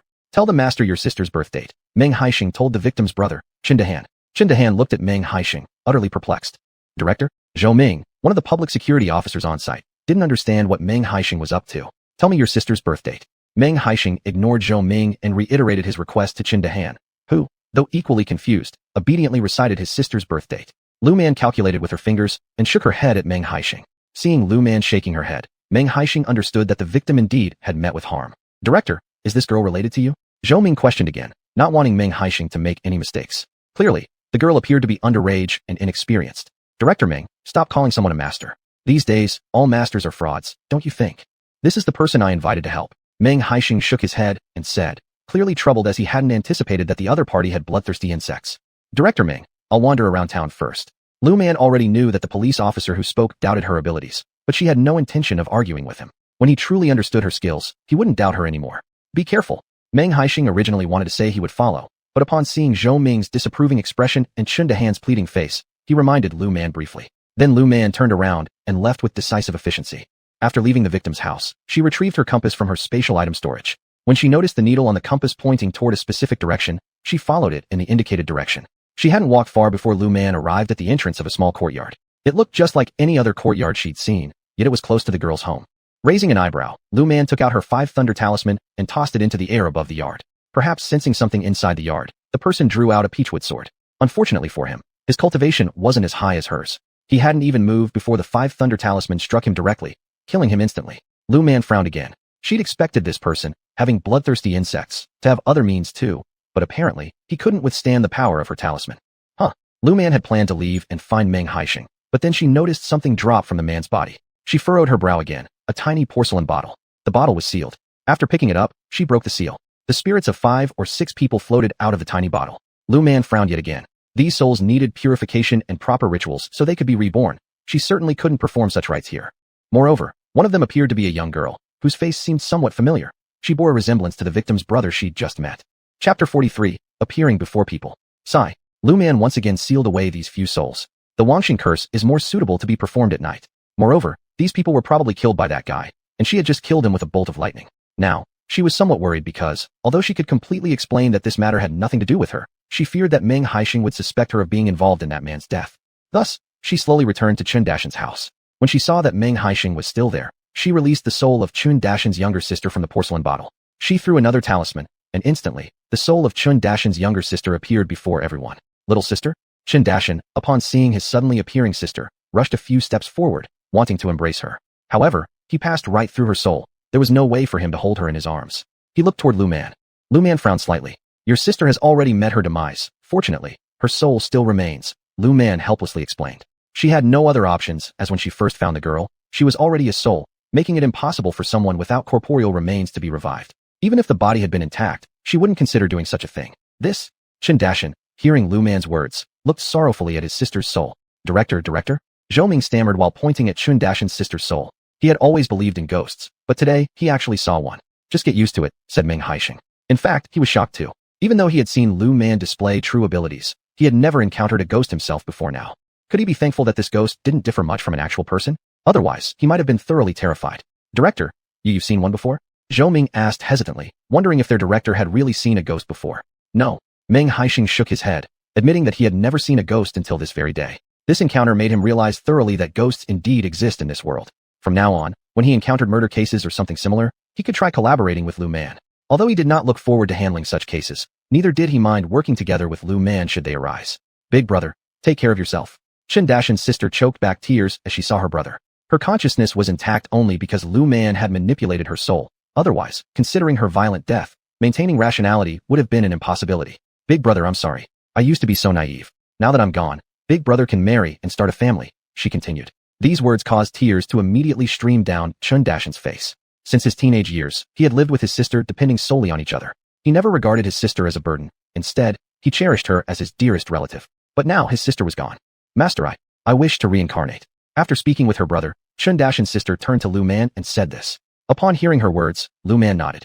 Spend your time well, reuniting with your big brother tonight. Find me before midnight. You should easily locate me. Lu Man knew it wasn't hard for a spirit to find someone. Thank you, master. The female ghost gratefully bowed in thanks to Lu Man. With a wave of her hand, Lu Man signaled that she needn't be so formal. Master, Meng Haixing suddenly remembered something. If this woman's ghost was retrieved, what about the person who originally harmed her? He wasn't skilled enough. An accidental stroke of lightning called forth by me took his life, Lu Man awkwardly admitted after coughing twice. She had assumed that this individual, possessing the ability to cultivate bloodthirsty worms, could withstand the heavenly thunder she summoned. But surprisingly, a single bolt of lightning ended his life. He's dead. Stunned, Meng Haixing stared at Lu Man, who appeared guilty-faced. He pondered how to report this incident upward. Well, you may tell the truth. That man's body is still lying in his own courtyard. Kindly deal with the remains for us, Lu Man sheepishly said, barely able to meet Meng Haixing's eyes. Simultaneously, she worried whether the higher-ups would believe Meng Haixing's account, or if they learned of her existence, whether they might come after her. She hadn't forgotten the tumultuous times a few years ago when authorities handled those gifted with special skills. You? Looking at Lu Man's guilt-ridden expression, Meng Haixing momentarily lost for words. Yet he also realized that some things couldn't possibly blame Lu Man. What Lu Man did here could even be considered an act of eliminating harm for the common good. Alright, let me handle writing the report. This event should not be reported. Reporting it might bring danger to Lu Man. Still, he decided to discreetly investigate at an appropriate time and see if there were any special departments above dealing with such matters. Well, I'll go home first then. When Lu Man heard Meng Haixing say this, she smiled and bowed to him before turning around and running away. Meng Haixing shook his head as he watched her leave. Then he turned around and left with his subordinates. As for the female ghost and Chun Dashan, Meng Haixing knew it was beyond his capacity to handle. I want all these meats weighed for me. After leaving the Chun family, Lu Man went straight to the black market. As for how she found it, with so many ghosts in this county, it wasn't hard to ask around. Sure thing. The butcher, seeing Lu Man's generosity, happily weighed out the meat while Lu Man collected what she had been longing for. Alas, the only downside about being here was the food situation. Although she spent a lot of money buying so much meat, Lu Man was still quite pleased. She didn't care about the money, and the matter of helping Meng Haixing had already slipped out of her mind. Now, all she hoped was that Meng Haixing would conveniently overlook her when writing the case report. Just as Lu Man entered her house carrying the meat, she saw Chen Xiufang standing at the door, looking towards the village entrance. "Mom, I'm back." Lu Man, holding the meat, waved it enthusiastically at Chen Xiufang. Chen Xiufang initially felt happy seeing her daughter return, but her face fell instantly upon spotting the big piece of meat in her daughter's hand. "You little brat, you sure have guts. How could you buy so much meat?" Chen Xiufang took the meat from Lu Man with a worried look on her face. "Mom, we just finished working hard, right? It's time to replenish our strength." Lu Man refused to admit that she was craving it. "I think you're just craving it," Chen Xiufang said with a sigh, caring for her daughter though she didn't wish her to be extravagant. Lu Man just chuckled. This time, the meat she bought included pork ribs, belly pork, and proper lean meat, nearly 20 pounds in total, and it cost her a pretty penny. These meats were indeed an expensive acquisition. Chapter 44, Shameless Lu Xiaodai. Sister-in-law, has our niece returned? Chen Xiufang had not yet returned to the house with the meat when she heard Lu Xiaodai's sarcastic voice. Chen Xiufang frowned. Her elder sister-in-law would not come unless there was some benefit for her. Did she hear that their daughter had bought meat? Sister-in-law, the niece bought so much meat. Can't you eat it all? Don't let it go bad. Coincidentally, your brother-in-law and I have been very tired from work lately, and we want to supplement our strength. As soon as Lu Xiaodai said these words, Chen Xiufang immediately got angry and returned to the house with the meat. Let your daughter buy it if you want to eat. It was her daughter who bought the meat, and she did not want to give it to anyone else, especially her sister-in-law, who had always been against her. Especially a few days ago, Lu Xiaodai's daughter subtly hinted in front of her that her daughter liked Ji Zirwei. Although she felt that Ji Zirwei was a good boy, she also knew that this kind of match would end up causing her own daughter suffering. Besides, her daughter had always been a bit slow since childhood. She didn't send her daughter to school because she worried that she might be bullied there. She made sure her son taught her daughter how to read when he was free. Even though her daughter was a bit slow, she could recognize characters. Sister-in-law, my husband is your husband's elder brother, and Xiao Man is my husband's true niece. Is it wrong for the niece to respect the elder uncle and his wife? When Lu Xiaodai saw Chen Xiufang's reaction, she immediately became unhappy and tried to grab the meat from Chen Xiufang. Chen Xiufang quickly dodged. Yes, they're related by blood, but you have a daughter. If you don't want your daughter to honor them, why make the niece do it? Did your daughter die? Chen Xiufang said angrily, and Lu Xiaodai became enraged upon hearing the curse on her daughter. She lunged forward to scratch Chen Xiufang's face. Seeing this, Lu Man casually waved her hand on Lu Xiaodai, causing her to kneel in front of Chen Xiufang with a thud. Elder sister-in-law, I can't accept such a grand gesture. Chen Xiufang smiled mischievously and stepped aside, muttering that Lu Xiaodai deserved it for her evil intentions. Chen Xiufang, I will beat you to death. Seeing Chen Xiufang's mocking smile, Lu Xiaodai got up from the ground and lunged at her again. However, due to Lu Man's subtle interference, she tripped herself and fell hard onto the ground again. This time, it was quite painful. Lu Xiaodai refused to get up and lay flat on the ground. Ouch! Ouch! Why is my life so bitter? Every time I visit my sister-in-law's home, I get bullied. I don't want to live anymore. Lu Xiaodai firmly decided that she wouldn't get up unless she got some advantage. Elder sister-in-law, you should get up. The ground is dirty.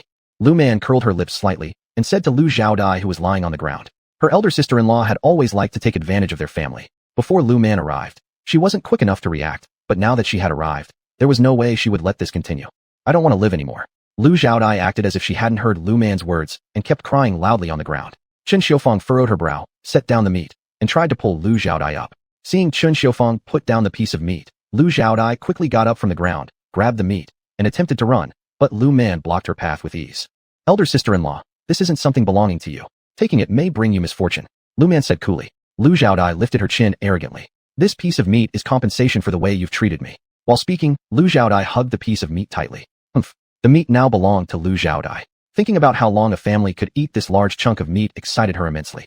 As for what Lu Man said about bad luck, Lu Xiaodai completely ignored it.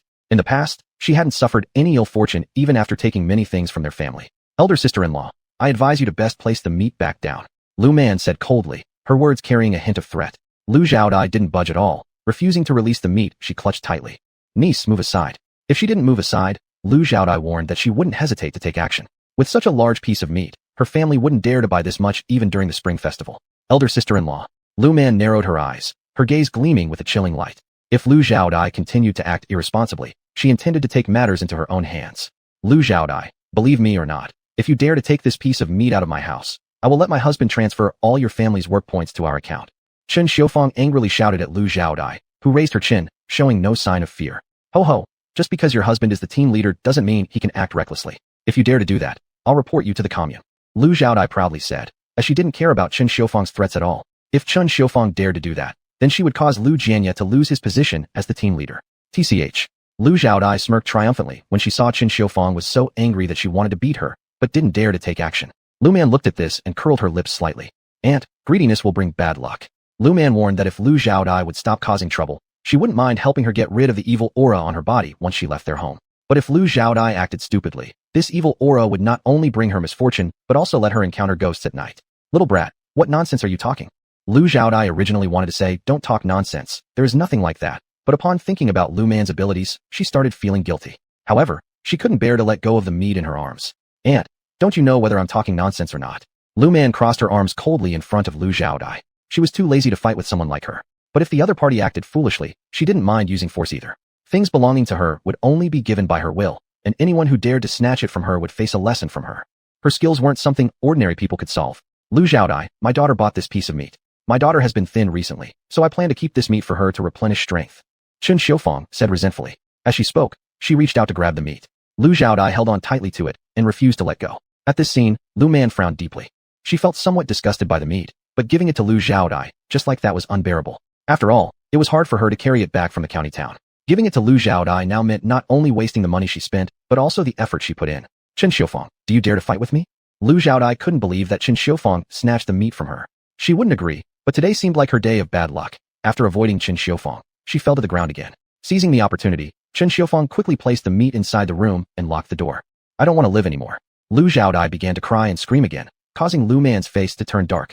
Has my aunt forgotten what I am capable of? Lu Man looked at Lu Xiaodai with a sinister gaze, stopping her loud crying in an instant. She remembered Lu Man's incredible skills and the bruises she suffered from falling repeatedly. This made her afraid to even continue crying.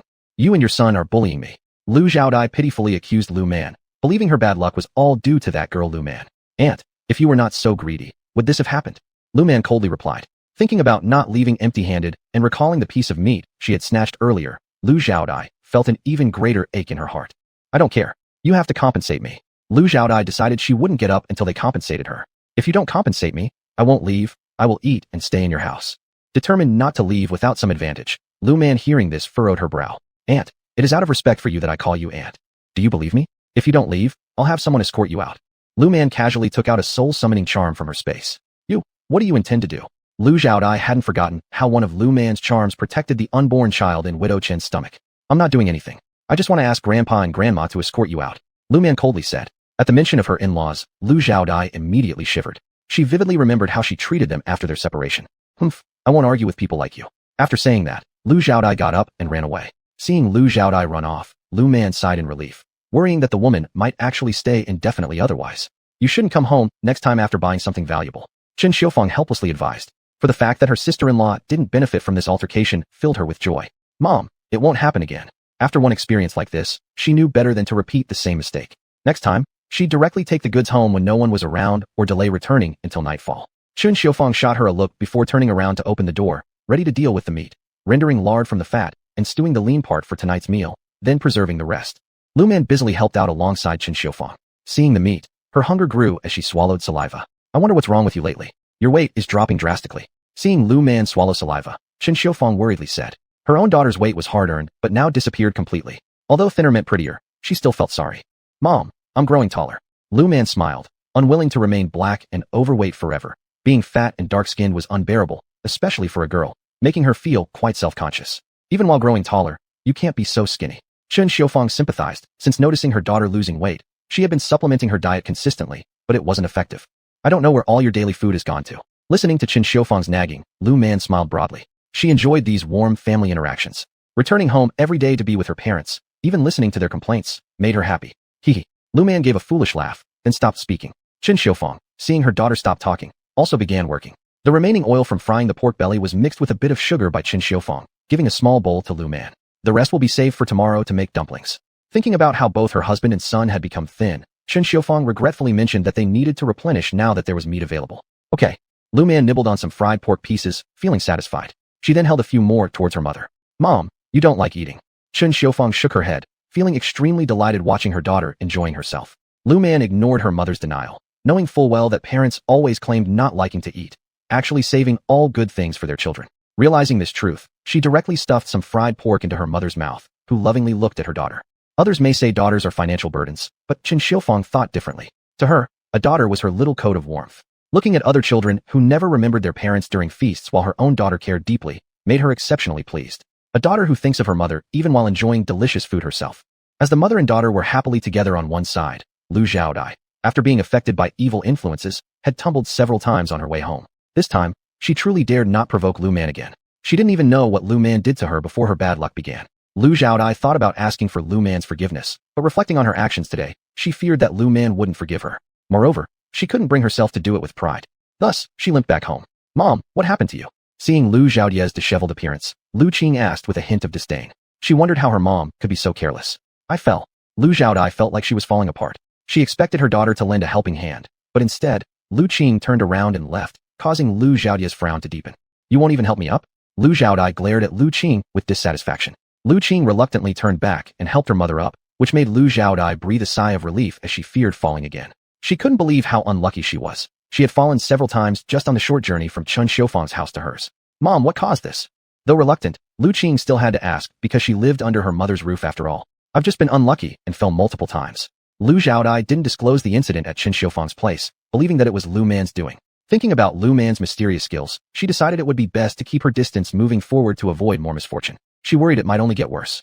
How could you be so clumsy? Lu Qing remarked in distaste, thinking how careless her mother was despite her age. And she fell multiple times too. She really wondered how unlucky her mom was. Thankfully, she only got dirty. Otherwise, Lu Qing wouldn't have helped her at all. Chapter 46. The Fierceness of the Biological Mother. Old lady, what's wrong? Seeing Lu Xiaodie's disheveled appearance, Lu Jiangwo looked worriedly at her. She had just said she was going out for a walk, hadn't she? How did she return looking so disheveled? It's nothing. Lu Xiaodie replied in a hard tone. Was she supposed to say that she had just tried to snatch meat from Chen Xiufang, but failed, and that Lu Man, the brat, must have done something to her? If she dared to admit it, wouldn't Lu Jiangwo get angry with her? Nothing means you go back inside first. Why are you so careless? While saying this, Lu Jiangwo reached out to help Lu Xiaodie up. Although Lu Xiaodie didn't want to be nagged by Lu Jiangwo, she didn't dare to say anything random. At this point, Lu Qing let go of her mother's hand and turned around, heading out. She wanted to take a stroll. Lately, her mood had been bad. Mu Weidong had quietly left, and she needed to find Lu Man and ask if Lu Man knew Mu Weidong's address or contact information. She felt that Mu Weidong's attitude toward Lu Man wasn't right. Had something happened between them that she didn't know about? No, she had to ask. When she arrived at Lu Man's house, she smelled the fragrance permeating the whole yard. Auntie, what are you making that smells so good? Lu Qing directly pushed the door open and walked in without hesitation. When Lu Man saw Lu Qing, she immediately shoved everything fried in her bowl into her mouth. Only after finishing all that did she realize what she had done. Seeing Lu Man's actions, Lu Qing disdainfully twitched her mouth, wondering why anyone would consider fried food so appealing. Despite her thoughts, she couldn't help but swallow her saliva. Well, I just made some oil. Chen Xiufang smiled as she spoke, of course omitting any mention of the pork ribs stewing in the pot. But who was Lu Qing? From the room, filled with fragrances, she detected more than just the smell of cooking oil. She knew there should be the scent of meat mixed in too. TSK, once she married Mu Weidong, she'd buy meat every day. Little man, can I ask if you have Mu Zixing's contact information? Lu Qing observed that Chen Xiufang and Lu Man seemed uninterested in letting her stay for dinner, even though she was salivating. Nevertheless, she didn't ask to stay for dinner.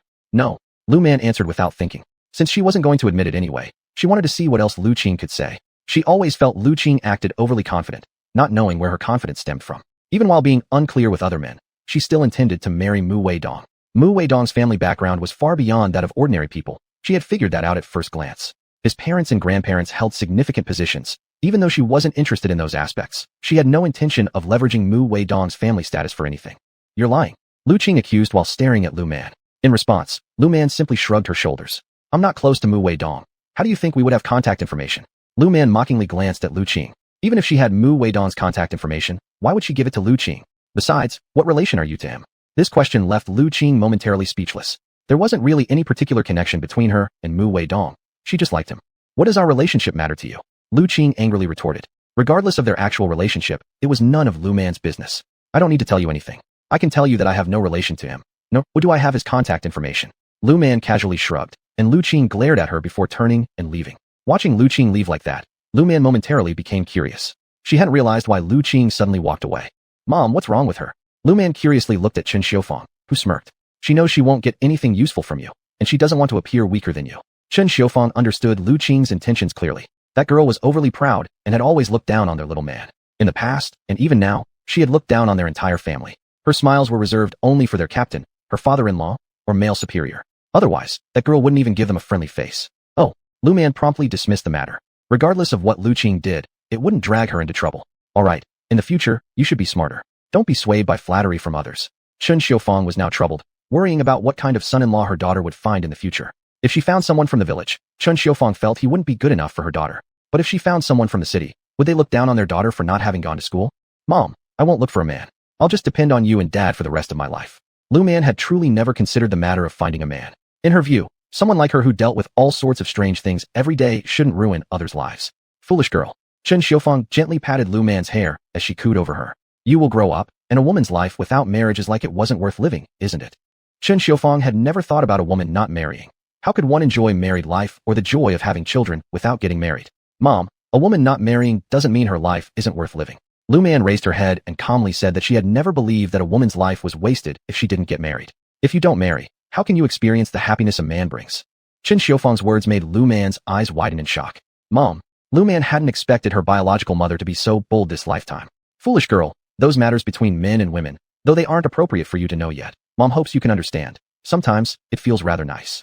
Once again, Chen Xiufang successfully made Lu Man's face change color. She had finally realized how bold her mom truly was. Without a man, how do you have children? And without children, how can you enjoy the pleasure of being surrounded by them?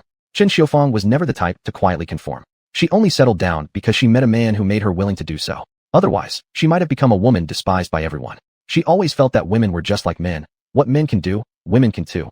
Men can be fickle, and so can women. However, the times weren't very friendly to women. How would you give birth without a man?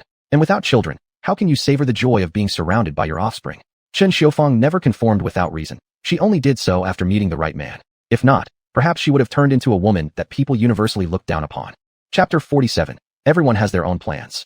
Mom, I haven't thought that much. Lu Man really hadn't thought that much. She didn't expect her own mother to not only be fiery, but also have such progressive thoughts. She estimated that if her mom lived in the future, she would definitely live a very comfortable life, maybe even thrive. Unfortunately, her mother lived in this somewhat backward era. You haven't thought that much, so don't think about it for now. If one day you encounter a man who makes your heart flutter, then you can start thinking about it. Chen Xiufang gently patted her daughter's head. In her heart, her daughter was the most important thing, and what others thought had nothing to do with her. If her character wasn't so strong, when she noticed her daughter's slow reactions, she could have been driven to jump into the river with her daughter because of rumors from the village. Back then, when the village found out her daughter reacted slowly, they said it was because she did too many wicked deeds. At that time, she took a cleaver and went straight to the home of the person who badmouthed her. She smashed all their pots and pans.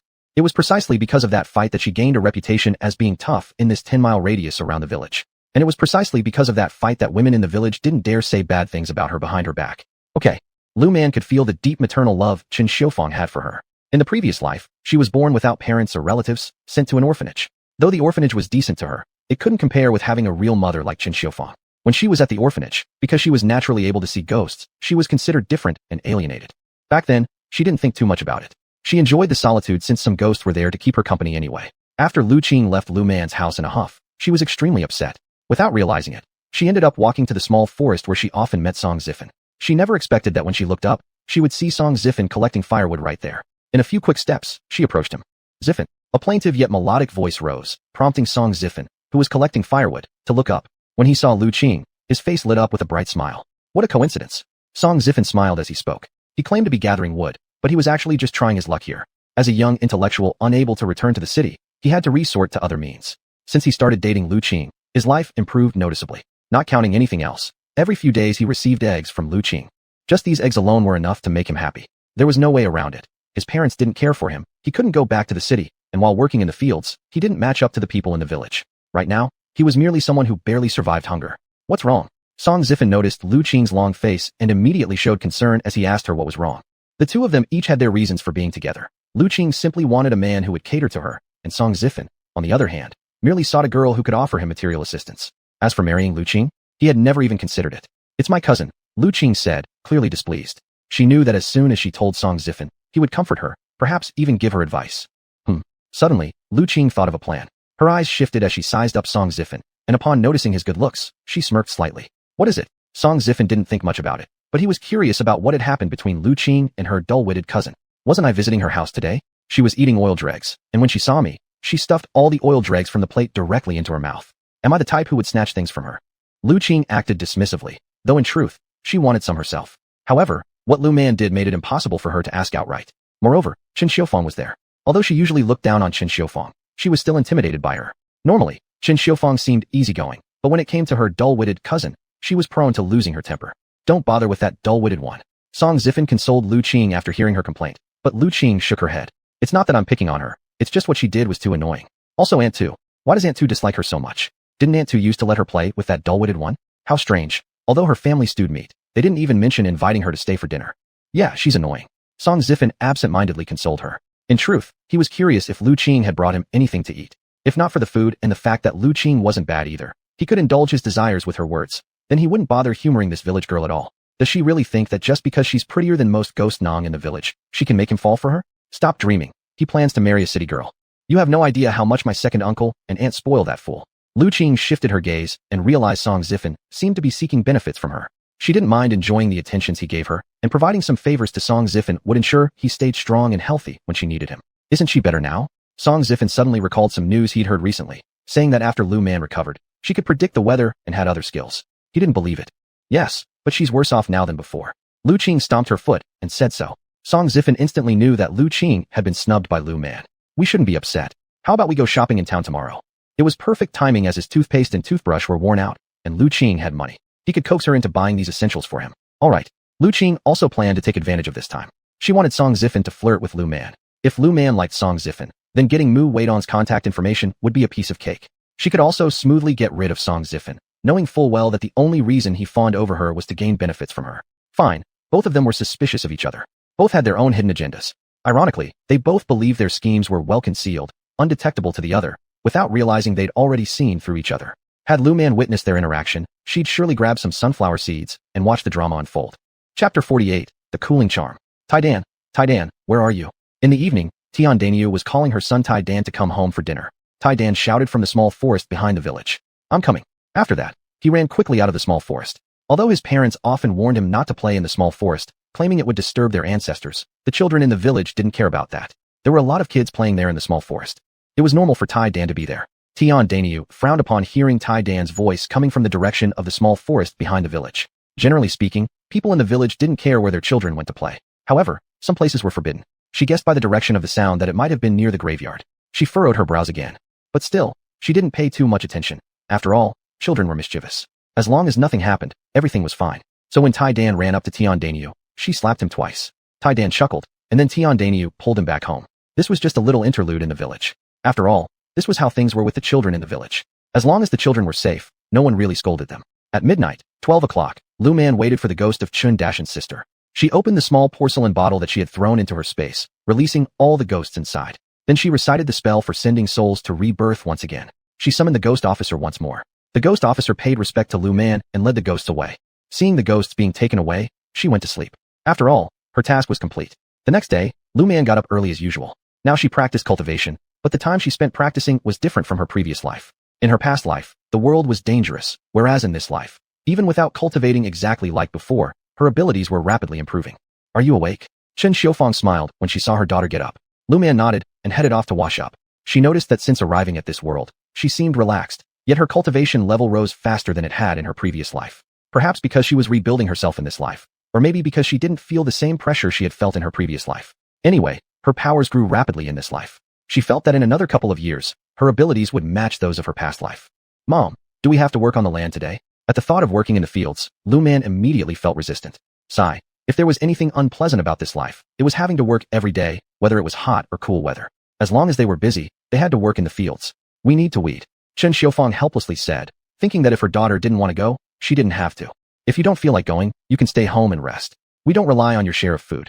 Lu Jianya overheard the conversation between his wife and daughter as he was leaving the house. Since they had 3 strong laborers in the family, their daughter had never needed to work the fields before. But I don't know what those people would say if I didn't go, said Lu Man, frowning. She disliked working mainly because of the heat and the sun. Wait, she remembered that she could draw a cooling charm, which served mainly to lower the temperature. Mom, Dad, I'll go back inside for a moment. I've got something to do. Without finishing washing up, she rushed back into her room. Seeing her hurried behavior, Chen Xiufang and Lu Jianya exchanged glances and laughed, saying nothing. Lu Man returned to her room, took out cinnabar, a wolf hair brush, and yellow paper from her spatial bag. These were the main materials used to draw charms. Of course, her blood could also be used, but she was unwilling to use it since her blood was extremely precious, and she wouldn't use it lightly. That girl, Chen Xiufang chuckled and continued cooking. Meanwhile, Lu Jianya went to check the farming tools. Every day, he would inspect the family's tools. If there was any problem, he'd repair them. If there wasn't, he'd clean the dirt off them. A while later, Lu Man ran out of her room holding 4 sheets of charm paper. What is that? Chen Xiufang asked curiously, looking at the charm papers in Lu Man's hands. Weren't they supposed to carry protective charms? Why were these ones suddenly brought out? Mom, these are cooling charms. While speaking, Lu Man slipped one into Chen Xiufang's pocket, who had already been sweating from her morning chores. Chen Xiaofang was about to ask what it was for when she suddenly felt the burning heat vanish from her body. What? What was this for, and why was it so magical? She didn't feel hot anymore. These are cooling charms. The main purpose of this paper charm is to lower the temperature, Lu Man said proudly, and upon hearing these words, Chen Xiaofang immediately laughed. Would you like to go to work too? Chen Xiaofang sensed the usefulness of this cooling charm and asked with a smile. This girl, if she was bringing this out, she probably intended to go to work. Was she actually planning on going? Their family didn't lack her labor points even without her joining, so why would she suddenly feel the need? Yeah, I have nothing to do right now. Lu Man shrugged as she said this. In recent times, she hadn't gone to work, although she had been busy before. Today she had nothing else to do, and it was a good time to check up on the crops in the fields. If you're tired, just rest. Our family doesn't need those few points from your work. Chen Xiaofang didn't reject outright, but understood that if her daughter wanted to join them, then let her enjoy herself. There wasn't any harm anyway since their daughter had nothing better to do. It also allowed her to keep an eye on Lu Man more closely. She always felt uneasy when her daughter was away, imagining all kinds of things might happen to her when they couldn't see her. Okay. Lu Man smiled and nodded. She didn't really care much about earning those work points. If only property distribution happened per household, she could easily make some paper people to work at night. But no, currently it was different. If she used her powers now, who exactly would get credited for that work? After finishing breakfast, the whole family headed off to work. Just as Chen Xiaofang had said, the task for today was weeding. Weeding the cornfields, weeding the peanut fields, and weeding the sweet potato fields. It basically meant various forms of weeding. Once the tasks were distributed, Chen Xiaofang took Lu Man and they began their weeding journey. This thing really works. Chen Xiaofang noticed the sun wasn't glaring as it normally did, and what's more, she started feeling extremely cool all over. Previously, even if they started work early in the morning during summer, they would sweat buckets once they reached the fields. By midday, it was even worse. But today, she didn't feel the heat at all. There wasn't a single drop of sweat on her face. I've just realized, starting tomorrow, I will prepare one each for you, Dad and brother. Lu Man grinned as she spoke. Sure, physically she wasn't as agile as Chen Xiaofang, but she had her own special skills. Though not as dexterous as others, she possessed spiritual energy which made her method of weeding equally effective. It helped both in practice and cultivation. Chapter 49, Idea. What good things are useful? Lu Xiaodai seemed like she had not learned a lesson as she approached again. It's not that she didn't want to stay far away. Mainly, Lu Xiaodai wanted Lu Man to resolve her own misfortunes, but she couldn't bring herself to do it. But when she heard Chen Xiaofang say that something would be effective, she quickly thought about gaining some advantage from Lu Man once more. Nothing. Chen Xiaofang rolled her eyes. She was very reluctant regarding this sister-in-law who was as resilient as a cockroach, but she also knew that the relationship between their two families could not be severed completely. Regarding such an unashamed person like Lu Xiaodai, there was nothing Chen Xiaofang could do unless Lu Xiaodai touched her bottom line, in which case, she would fight directly with her. Tisk. Who knows what worthless thing Chen Xiaofang regarded as valuable? Sister-in-law, I remember the construction site where you work isn't nearby here, right? Chen Xiaofang looked disdainfully at Lu Xiaodai. The meaning was clear. If you have nothing to do, just go back to work. Isn't it because I saw you and wanted to say hello? Lu Xiaodai stubbornly explained. Lu Man glanced at Lu Xiaodai, noticing that the ominous energy around Lu Xiaodai had become even more intense. She frowned but said nothing. As long as Lu Xiaodai didn't push herself towards death, she should only have bad luck for a few days. Sister-in-law, if you don't have anything else, why don't you return to work? Otherwise, if you don't finish your tasks, your points will be gone. Chen Xiaofang said indifferently. This sister-in-law of hers was no good at work, but each time she slacked off, she did so masterfully. She even went to the restroom 8 times a day while working. Who knows what she was thinking? Xiaoman. Lu Xiaodai gave Chen Xiaofang a glare and then tried to flatter Lu Man with a smile. Auntie. Lu Man responded calmly. As for what Lu Xiaodai intended to do, she had already guessed it. Precisely because she had guessed it, her attitude towards her was rather cold. Since she had acted, her goal was to teach her a lesson. Xiaoman, don't you see that I've been extremely unlucky these past couple of days? Could you tell me why? Lu Xiaodai felt somewhat unhappy seeing Lu Man's attitude, but since she needed help from her, all she could do was continue to flatter her with smiles. Auntie, I don't see any issues with you. Lu Man had indeed caused it herself. If she let her go easily this time, what would be the significance of her action? Besides, given Lu Xiaodai's character, she deserves a lesson to make sure she knows her place next time. She was truly tired of dealing with them and wondered how they always believed that an apology meant everything. Do they think forgiveness is that easy? And would she bother teaching them lessons if it were? Auntie, how's my elder sister? Unwilling to continue this topic, Lu Man immediately changed the subject. She knew that Lu Xiaodai loved it when others praised Lu Qing. After all, Lu Qing was the prettiest girl in the village. Lu Xiaodai always bragged about her daughter marrying into the city. My elder sister has gone to the town. She says she'll stroll around and buy a new set of clothes. As expected, Lu Xiaodai forgot what she came for and began praising Lu Qing. Clever and hardworking, beautiful and destined for great success. In the end, Lu Man dismissed Lu Xiaodai in a few sentences. You little brat. Chen Xiaofang noticed Lu Man's subtle actions and lightly tapped her. Lu Man shrugged her shoulders, as she had no intention to help Lu Xiaodai solve her problem. Don't overdo it. Chen Xiaofang also realized Lu Man must have done something small to Lu Xiaodai, and as long as it wasn't too much, she didn't mind turning a blind eye. Mom, don't worry. Just a couple of unlucky days. Sunbathe a bit more after a few days, and it'll be fine. Lu Man shrugged and said, as if implying that she didn't intend to take Lu Xiaodia's life. You should also visit the town tomorrow and buy some clothes you like. Look at how thin you've gotten now. You can't wear the old ones anymore. Thinking of what Lu Xiaodai had boasted earlier about Lu Qing's trip to town, Qin Xiufeng also wanted her daughter to dress up nicely. Her daughter shouldn't be inferior to Lu Qing. Mom, my current clothes are quite fine. Lu Man laughed and said, indicating that her clothes were just a little baggy. However, as long as they were still wearable, it was fine. Mom, you can alter them for me. Why dress so beautifully in the countryside? Don't think that she is still a bit fat now. Her facial features already show how beautiful she will be when she loses weight. She didn't want to bother herself, so it was fine with her to wear her current clothes. Anyway, even in her current clothes, they couldn't hide the delicate beauty of her face after losing weight. Their family wasn't poor. He didn't know why this girl disliked nice clothes so much. Mom, I feel fine as I am. Lu Man really didn't care about dressing up. Clothes from this era were all similar anyway. Plus, she wasn't like the young girls of today. Her mental age was more like 70 or 80. Even if she liked beautiful clothes, she didn't like competing with others.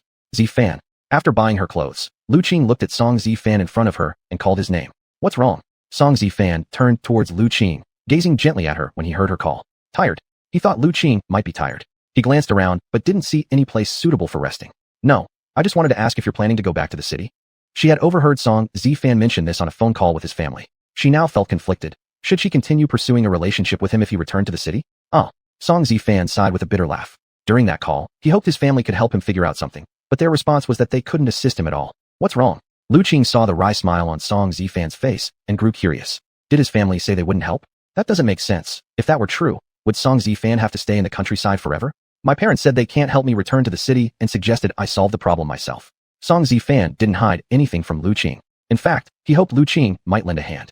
Upon hearing this, Lu Qing's eyes gleamed with an idea. If you want to go back to the city, you need to find someone who can provide you with a letter of recommendation.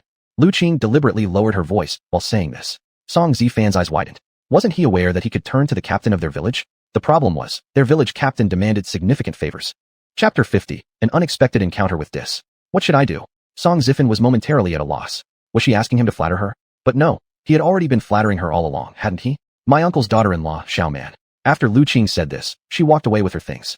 Song Zifan had no way to return to the city. It would be best if they stopped. Even if there were ways for him to get back, given his parents' attitude, it would be better if she did not maintain any contact with him anymore. This was also an opportunity for them to part. Xiaoqing. Song Zifan quickly followed after seeing Lu Qing heading toward the village while carrying something. What do you mean? Does she expect me to pursue her? Song Zifan pointed at his own nose. Lu Qing nodded. But I only like you. Song Zifan wasn't sure whether Lu Qing was testing him or if she had changed her feelings. In any case, he still decided to ask gently. If Lu Qing really asked him to pursue Lu Man, he wouldn't mind trying. If he couldn't obtain an introduction letter and proof from Lu Jianya to go back to the city, marrying Lu Man might not be a bad option since Lu Jianya was the head of the brigade. My mother doesn't want me to marry a sent-down youth. Lu Qing pretended to look sad, though in truth her mother wasn't against her marrying a sent-down youth, just a poor one. If she married a wealthy and influential urbanite, even if he were a sent-down youth, that would be fine. But I truly like you. Song Zifan showed no fluctuations in his heart, yet his eyes and expressions revealed that Lu Qing was everything to him. Seeing this, Lu Qing felt even better. Zifan. Lu Qing also feigned affection as she looked at Song Zifan, but her gaze betrayed no real emotions. Song Zifan noticed this. He knew that Lu Qing had no deep feelings for him. Their relationship could be described as a mutual necessity. Xiao Qing, rest assured, even if we cannot be together, in my heart, you will always be the most important. Song Zifan lowered his eyelids and acted sorrowful. Lu Qing, on the other hand, curled her lips slightly, displaying a hint of satisfaction. You are the most important person in my heart too. We were destined to meet in this life, but never meant to unite. Let's make sure we'll be together in our next life. Lu Qing started to act alongside Song Zifan, signaling their unspoken agreement. Thus, Lu Man began noticing that whenever she went somewhere recently, she always seemed to encounter a certain sent-down youth. The young man was from another village. Here, the villages were close together on the plains. This sent-down youth supposedly came from Dong village, where most of the sent-down youth had already left, except for perhaps a couple remaining. What was this youth doing by approaching her now? Hello, I'm Song Zifan, a sent-down youth from Dong village. When Song Zifan saw Lu Man looking at him, he curved his lips into a charming smile, presenting himself as a gentle, refined individual. He was aware that many young village girls liked this kind of demeanor. Besides, with his good looks, he was confident that hooking up with Lu Man, a naive young girl who didn't know much, would be easy. Hello. Lu Man lowered her eyelids, suspicious of why this man was targeting her. Wasn't he asking for trouble? Who gave him the guts? Didn't he know what she was capable of? Do you need something? Lu Man glanced at Song Zifan again, puzzled about why this guy appeared so smug. There was certainly no shortage of questionable affection surrounding him, yet he dared to come near her? Not really. I just happened to see you a few times these past 2 days. Seeing how Lu Man lowered her eyes, Song Zifan thought she was blushing and tried to show some interest in being friends with her, smiling warmly as he spoke to her. At this, a sarcastic expression surfaced on Lu Man's lips. So he was playing peacock? Did he really think she'd fall for his allure? Lu Man gave Song Zifan a cold glance. Brother Song, your words about flowers and affairs seem misplaced. Go talk such nonsense with those who flirt with you. Having finished, Lu Man turned around and walked away. Stunned, Song Zifan froze where he stood. He hadn't expected Lu Man to say something like this. Watching her walk away, he felt somewhat dazed for a moment. Even though he had heard many tales about Lu Man's peculiarities, he had dismissed them as exaggerations. But after hearing her earlier words, he started doubting. Still, the idea of giving up didn't sit well with him. He wanted to go back and wait patiently for the right opportunity. Just a village girl. Did she think she could escape his charms? Lu Man, unaware of Song Zifan's thoughts, if she did know, she would have surely told him he had quite the audacity. As it stood, she continued her slow stroll through the village, aimlessly wandering because she had nothing better to do. Her parents had blocked her attempt to work. There was nothing else to do. She sighed inwardly. She'd better go home and feed the pigs and prepare dinner. It was getting late. With a little tune on her lips, Lu Man returned home. Upon arriving, she started by cooking pig feed. So-called pig feed was nothing more than some pig grass and leftover slop. As for feeding cornmeal or wheat bran to the pigs, please, who could afford that? Still, Lu Man didn't hesitate to pamper her old sow at home. With so much grain in her space, she'd sneak some food to the sow now and then, also adding cornmeal or white flour into the family's grain jar when no one was looking. What should we have for dinner? Lu Man decided to take a walk through the vegetable garden first since she hadn't figured out what to cook yet. In the garden, seeing that the cucumbers, beans, tomatoes, and eggplants were all thriving, she resolved to make a cold cucumber salad and a stewed dish with tomatoes, beans, and eggplants. So, she picked what she needed for dinner and headed back inside. After washing and chopping the vegetables efficiently, she began cooking. The main dish would be corn cakes, and she'd already prepared the dough for them. While her mother wasn't home, she added a generous amount of white flour without anyone noticing. If you asked Lu Man what was unpleasant about living here, she'd definitely tell you. The only downside was the predominance of coarse grains in their diet. These weren't like the carefully peeled and finely ground coarse grains from later times. This era's coarse grains were milled directly without removing the husks. You could imagine how unpalatable they were, harsh on the throat. Yet, even such fare left many families starving. How could you not put some meat in the stew? Lu Man cut off a small piece of cured pork hanging from the roof beam, not daring to take too much for fear of getting scolded. Little sister, what are you cooking? It smells so good. Before stepping inside, Lu Man heard her older brother's enthusiastic voice echo from outside. She rolled her eyes. She had no idea where he got all that energy after working all day. Still bouncing around like this, he sure was young. Chapter 51, Midnight Fright. I smell the aroma of meat.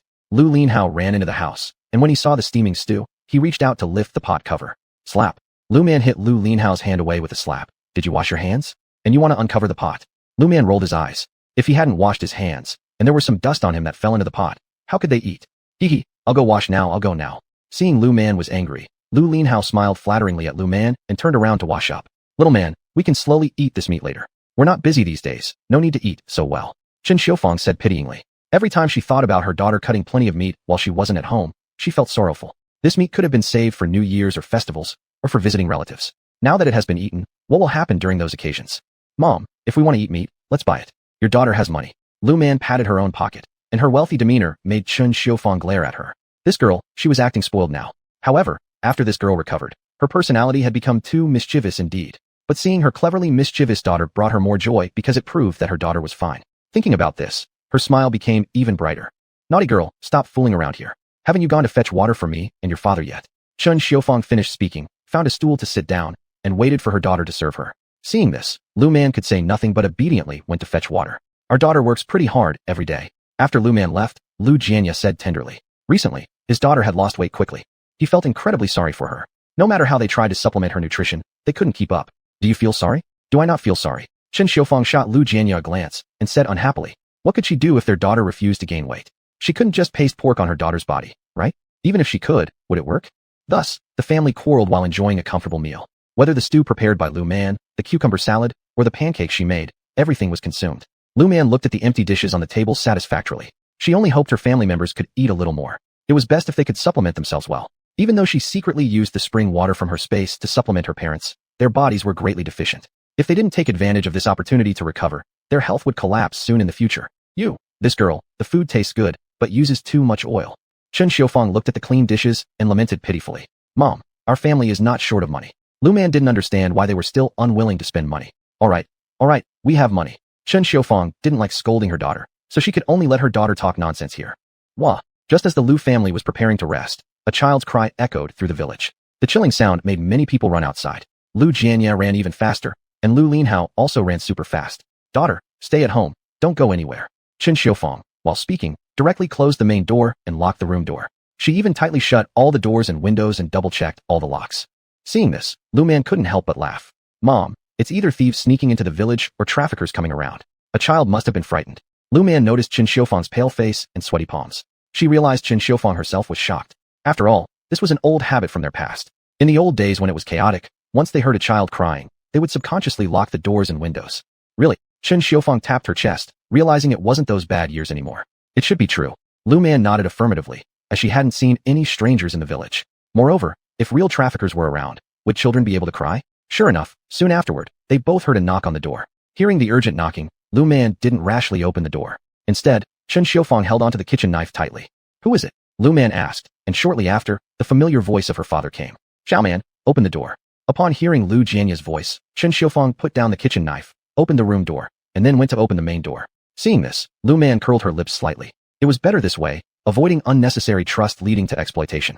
Jianya. When Qin Xiufang saw Jianya holding a child in his arms, her eyes widened in surprise. Sister-in-law, is your baby Xiaoman at home?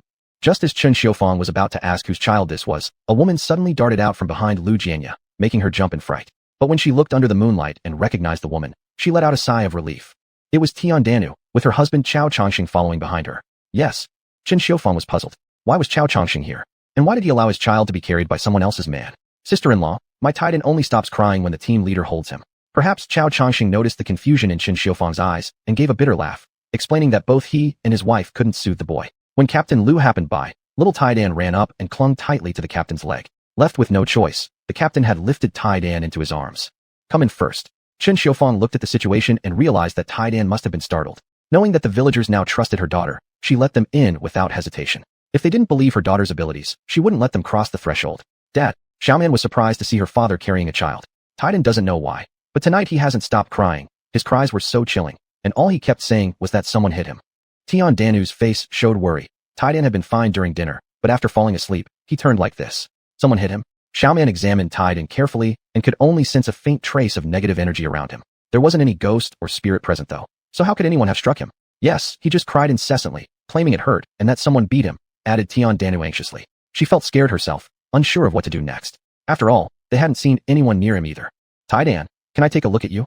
Seeing Taidan clinging tightly to his father's clothes, Xiaoman spoke softly. Upon hearing her gentle voice, Taidan timidly raised his head from Lu Jianya's arms and looked toward Xiaoman. Taidan, what mischief have you been up to these past couple of days? Lu Man could immediately tell this little rascal had been causing trouble. He actually went to the graveyard behind the village and even urinated at someone's doorstep. What a bold little fellow. Xiaoman. Tian Danu looked at Lu Man, who shook her head in response. That ghost was likely one of the deceased elders from the village. How could the grave owner not be angry after this little rascal urinated in front of their tomb?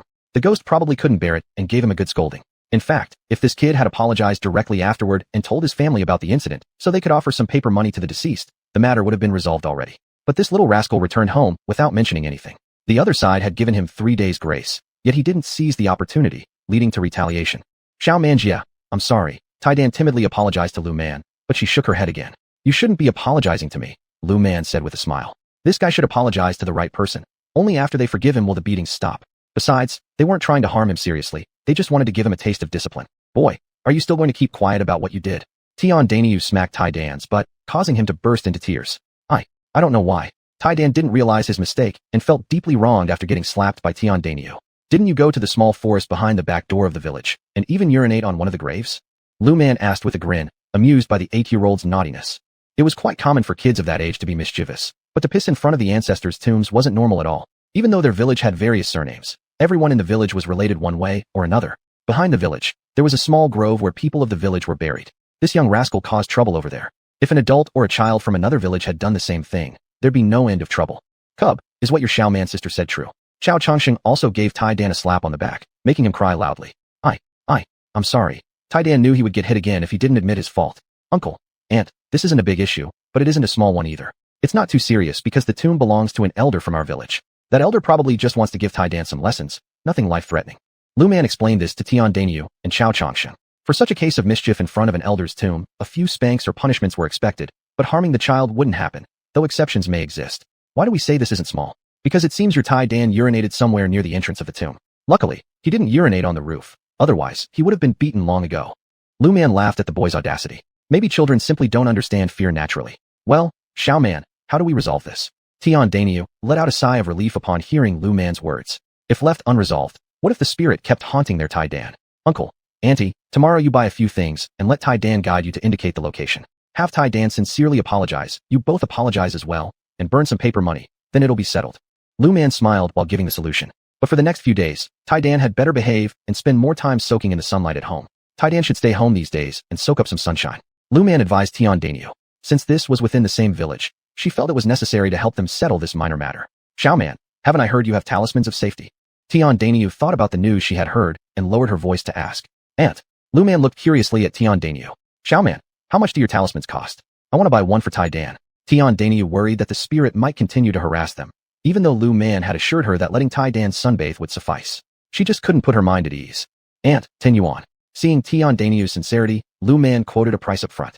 If the price turned out to be too high, she wouldn't push further. At most, next time when they came to visit, she might charge a bit more work fee, as free-of-charge assistance wouldn't last forever. Give me one. Tian Dainyu felt extremely glad that she carried cash on her person. As she spoke, she turned around and pulled out a 10 yuan bill from her underwear pocket. Coincidentally, Lu Man happened to see the scene and couldn't help but twitch her mouth with suppressed laughter. Auntie, this is a safety talisman. If Tai Dan wears it, he'll be fine. But he still needs to get more sunlight and apologize sincerely. You need to apologize as well, and when you go back home, you should also mention it often, making sure everything is explained clearly. Lu Man was worried that after receiving the safety talisman, they wouldn't apologize anymore. If they didn't apologize and time passed, Tai Dan would still encounter problems. Alright, when Tian Dainyu took the safety talisman, she was about to hand over the money to Lu Man, but Lu Man gently pushed her mother aside. Mom, you keep the money. Lu Man certainly didn't want the money taken from inside Tian Dainyu's underwear pocket. She felt like if she kept it, every time she saw that cash, she'd remember Tian Dainyu's bold move of pulling out the 10 yuan note. Oh okay. Chen Xiufang couldn't help but find it amusing when she noticed her daughter's expression of disdain. In the countryside, many people liked keeping their money in their underwear pockets. Everyone had gotten used to it over time. Lu Man felt like even her future perception of money would change. Whenever she saw cash, an image of Tian Dainyu fishing out her money from her underwear pocket might flash in her mind. Team leader, sister-in-law, we're going now. Tian Dainyu placed the safety talisman into Tai Dan's hands.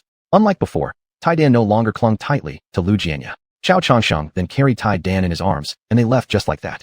Well, everyone should go to sleep now. Chen Xiufang glanced at the time and realized it wasn't early anymore. Ignoring her son's curious gaze, she told both of her children to go to bed.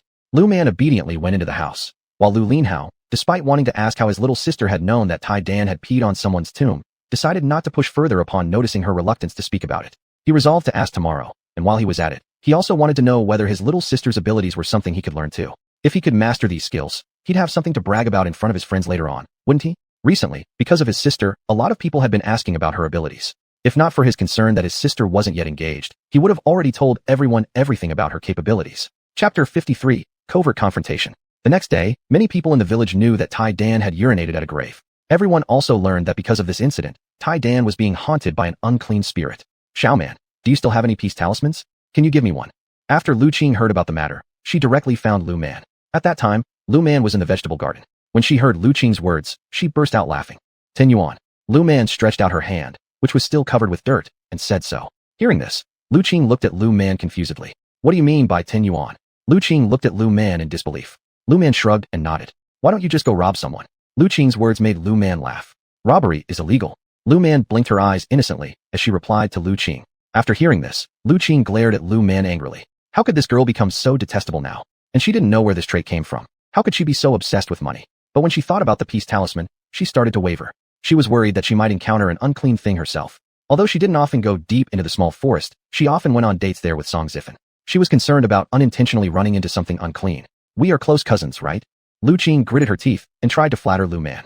The little hussy, once she doesn't need her help, Lu Qing would surely teach her a lesson. Lu Man saw through Lu Qing's flattery and the malicious gaze in her eyes. It was quite obvious. She didn't understand what Lu Qing was thinking. Did she truly believe she was as gullible as before?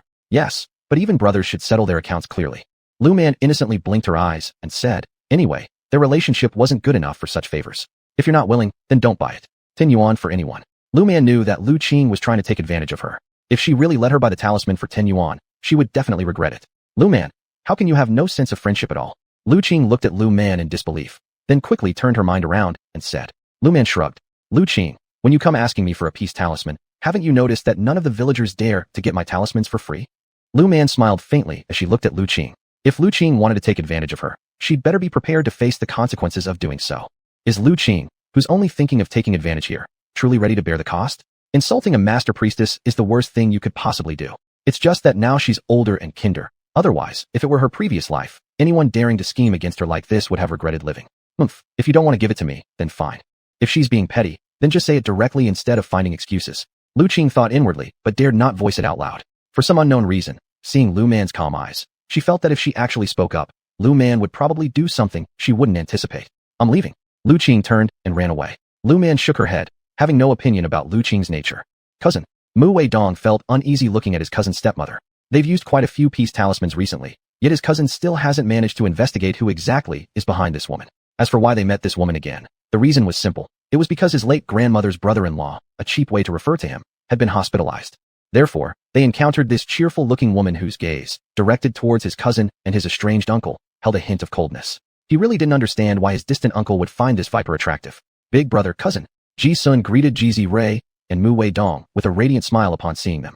Has Dad not woken up yet? Ji Zirui frowned while looking at Ji Wenbin lying unconscious on the hospital bed. Could his luck have dipped this low? He had heard Lu Man mention that when a person's luck falls to its lowest point, it could lead to death. Not sure if this man knows that his current plight was due to the actions of the woman he loved. Does he regret his choices? No. I don't know why Dad suddenly became unconscious after coming home. Ji Sun worriedly watched Ji Wenbin, who remained unconscious in the bed, fearing that his father would never wake up. I'll check on him. Ji Zirui stepped forward. Upon seeing Ji Wenbin's pale complexion with traces of bruises under his eyes, he frowned deeply, unsure of the condition of this person. Zirui, since your dad is comatose, maybe you should come back more often and spend time with him.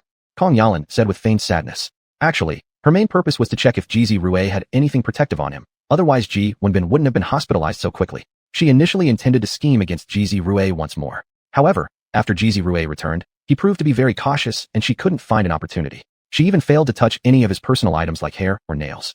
Aunt, don't worry, I will come back a few more times. Ji Zirui replied with calmness. He would indeed return, but whether it's for staying with him or doing something else is uncertain. Now, he wouldn't allow any of his personal belongings to fall into someone else's hands. In the past, he didn't understand. Now that he does, he won't make the same mistake again. You've been in the countryside all these years, your dad could miss you. Kong Yalan continued treating Ji Zirui as if she were a caring mother. Ji Zirui showed no reaction, but Mu Wei Dong shuddered involuntarily. Ji Zirui approached Ji Wenbin's bed, taking his hand out of his pocket while simultaneously gripping the peace talismans and protective charms he had prepared.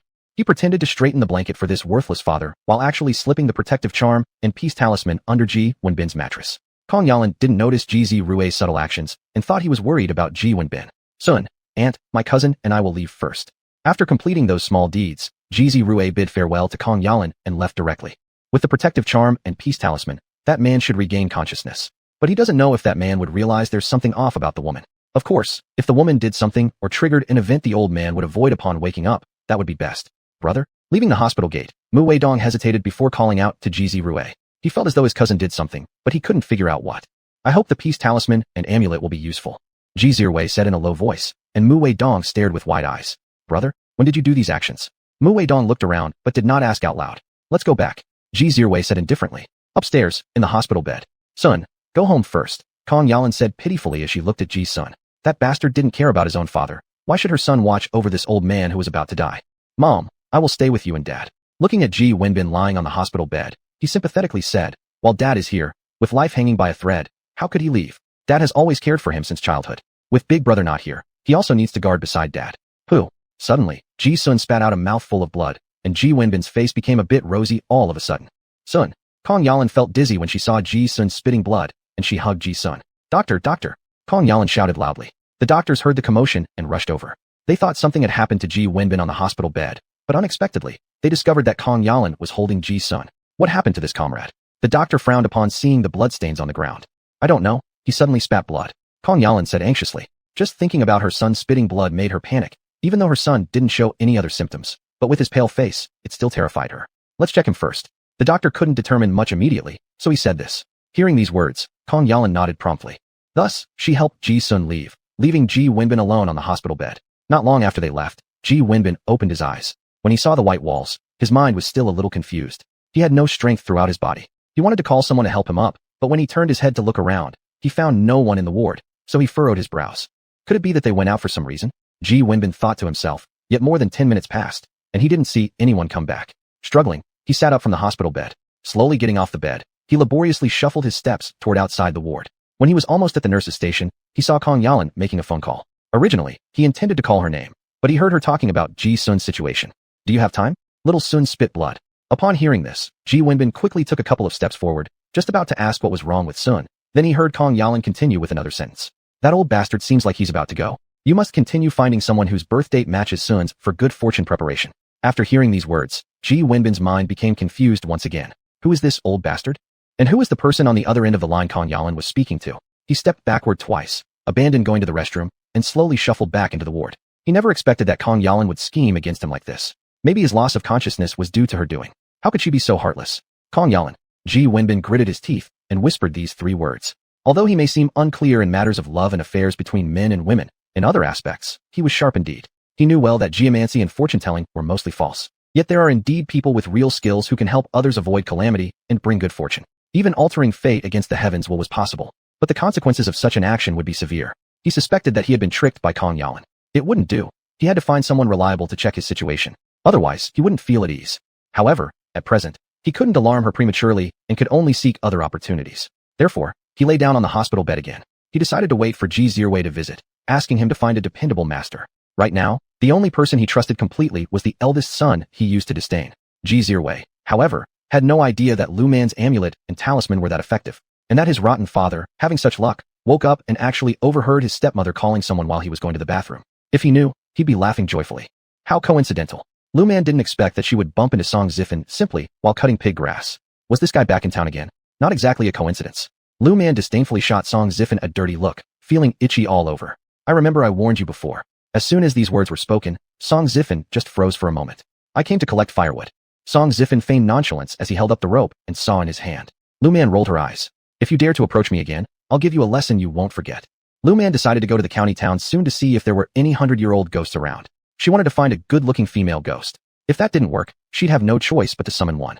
Anyway, it was all about scaring people. She didn't want his life. Comrade Lu, you've misunderstood me, Song Zifen said without an ounce of guilt, and Lu Man shot him a contemptuous glance. Do you want to try my newly researched package? Lu Man pulled out a talisman from her pocket with ill intentions. This talisman was different from the others. It was something she had developed in her previous life. It didn't have any other use apart from being able to summon ghosts. Whether it's a hanged ghost or a water ghost, as long as it's a ghost that hasn't registered in the underworld, it could be summoned. Of course, with a different talisman paper, even those who had registered in the underworld could be summoned. No, not necessary. Song Zifen saw Lu Man's malevolent expression and was scared into retreating step by step. However, he still wouldn't give up. He wanted to return to the city. If you want to go back to the city, do so openly. Don't waste your time on me. Lu Man saw right through Song Zifen's thoughts. This guy really thought that by getting close to her, making her develop feelings for him, he could get back to the city? Dreaming. Would she give him such an opportunity? With someone as fickle as him, if it weren't for her unwillingness to dirty her hands, she would have already used one of her packages on him. Well, never mind. I won't use this talisman after all. Lu Man stuffed the talisman back into her pocket and took another Qingxin charm out, tossing it casually. The paper talisman burst into flames again. When Song Zifen saw this, he retreated rapidly, but it seemed like the burning paper had targeted him. The flame surrounded Song Zifen once it caught fire. Comrade Lu, what you're doing is superstition propaganda, isn't it? Initially worried about being burned, but realizing there was no harm intended, he believed Lu Man was just making a big fuss out of nothing. He touched his chest, looking righteous as he glanced at Lu Man and said. Lu Man gave him a look, curving her lips upward. Qingxin charm, effective for 1 month. Comrade Song, cultivate yourself and nurture your spirit well this month. After finishing her words, Lu Man grabbed her basket, turned, and left. Chapter 55, Useless. Lu Man, stop right there. Song Zifen stared blankly for a long time after seeing Lu Man turn and leave. Regaining his senses, he quickened his pace and ran after her. Lu Man stopped and coldly looked at Song Zifen. If you dare to have me in mind again next time, it won't be the Qingxin charm that I use. It will be the eunuch charm. Lu Man's icy eyes made Song Zifen involuntarily retreat 2 steps. You can try if you don't believe me. Lu Man's threatening words made Song Zifen even more reluctant to step forward, but abandoning just like this also made him feel uneasy. Song Zifen, not everyone in the world is as smart as you think. After Lu Man finished speaking, she turned around and left. Little slut. Song Zifen cursed while looking at Lu Man's figure. It's unacceptable. He needed to find a way to test her. If he truly couldn't handle it anymore, he'd rather ruin this little slut Lu Man. Lu Man could sense Song Zifen's resentful gaze behind her back, though she didn't care whether Song Zifen hated her or not. It was Song Zifen who provoked her when he had nothing better to do. She refrained from making him a eunuch outright because she didn't want to dirty her hands. Otherwise, Song Zifen would never be able to be a man again in his lifetime. Hey, what are you doing here alone? Where is she? Lu Qing thought the timing was about right and came over. Originally, she planned to come intentionally just to stir up some trouble and incidentally try to catch Lu Man in a compromising position. However, she arrived too late. She's gone, Song Zifan said with some displeasure. He was still upset about Lu Man's threat, and he was worried that the piece of paper charm she left on him earlier might really turn him into a eunuch. Thinking of this, his look toward Lu Qing carried a touch of feverishness. What's wrong? Lu Qing, upon seeing Song Zifan's passionate gaze, felt somewhat smug. Lu Man is skinny now and doesn't look as good as me. If Lu Qing were asked what she was most smug about, it would be her own appearance. In her view, no one in the surrounding countryside looked better than her. She always disliked Lu Man, not for any other reason, purely because Lu Man used to be the most favored in her home. Though her parents treated her well, it wasn't comparable to how Lu Man was pampered. Now, with Lu Man looking better after losing some weight, people in the village started saying Lu Man looked pretty. This made Lu Qing even more anxious. She gave Song Zifan the idea to flirt with Lu Man. Actually, she knew that Song Zifan would eventually return home, and Lu Man was a brainless fool. When she was later abandoned by Song Zifan, how could she still hold her head high in the village? At that point, Lu Qing could go before her and proudly accuse her of being unfaithful. If she managed to marry Mu Weidong later, her days would be even better. As for Lu Man, what could she possibly do then, but stay in the village? With these thoughts, Lu Qing unconsciously revealed a smile. Seeing her smile, Song Zifan thought it was because Lu Qing felt so happy upon seeing him. Indeed, these country girls were easy to deceive. He hadn't done anything yet, and Lu Qing automatically fell into his trap just by beckoning his finger. Xiao Qing, I cannot let you go. After Song Zifan said that, he hugged Lu Qing tightly. Lu Qing smiled smugly as she noticed the infatuated look in Song Zifan's eyes, realizing that he only had her on his mind. The thought that, after Song Zifan married Lu Man, his heart would remain fully devoted to her, made her mood even better. In a pleasant mood, Lu Qing naturally leaned on Song Zifan. Thus, in no time, the two embraced each other and started kissing. But as time passed, Song Zifan's expression became increasingly grim. Unexpectedly, after such a long time, he really had no reaction at all, which made him start feeling uneasy. That wretched girl's paper talisman was actually effective. After this realization surfaced, Song Zifan slowly loosened his embrace of Lu Qing. Days from their kiss, Lu Qing was waiting for Song Zifan to continue, but instead saw him stop. Zifan. Unhappy, Lu Qing tugged at Song Zifan's clothes. Song Zifan continued to look at her passionately. It's getting late today, let's make another appointment next time. He only wanted to go home quickly and carefully consider what he should do next. Right now, he wasn't worried about anything else. He was solely concerned about whether Lu Man had cast a charm on him that would render him incapable of being a man for life. Song Zifan. Lu Qing frowned at Song Zifan. How could Song Zifan act this way? Xiao Qing, I still have something else to do today. Song Zifan dropped his eyelids and deliberately showed a reluctant expression. Well, okay, since he had things to do, let's save it for next time then. Thus, she reluctantly turned around and left. Song Zifan, after seeing Lu Qing turn away, sighed in relief and slowly placed his hand on a particular spot. After he patted it a couple of times and felt no reaction, his face darkened even more. Little wench, just you wait. Song Zifan lowered his eyelids. He remembered something he had discovered during his recent trip to town and decided to take the time to send Lu Man to that woman. Once Lu Man was in that woman's hands, there'd be no escape for her. After teaching Song Zifan a lesson, Lu Man went straight home, not caring at all if Song Zifan would seek revenge or anything. If he dared to take revenge, she'd make sure he lived in fear for the rest of his life. She still had the ability to do that. Upon arriving home, she boiled pig feed, then started cooking. There was no other way. She was responsible for 3 meals a day now. Otherwise, when her parents returned from working the fields, they'd have to cook as well, which would be too exhausting. She actually wanted to work, but her parents wouldn't allow it. So, she could only stay home for now. Preparing 3 meals a day was actually pretty good. She could do whatever she wanted, eat whatever she liked, and add any ingredients she chose. Now, the family's complexion had improved quite a bit, partly because she didn't hesitate to use quality ingredients, but mostly due to the space spring water's benefits. Previously, every time her parents came home after a day's work, they were utterly exhausted. But now, with their physical deficiencies replenished, each time they got home, they'd wash up, eat dinner, rest for a while, and recover a good deal of energy. Precisely because of this, she hadn't told them to slack off while working. Although slacking off wasn't easy anyway, her father being the team leader set an example for the entire village. Her mother led the group of women workers, and if she were to shirk responsibility, those women would cause a ruckus. Sai, being the team leader, had no real benefits, only added hard work and fatigue, with hardly more work points than others earned.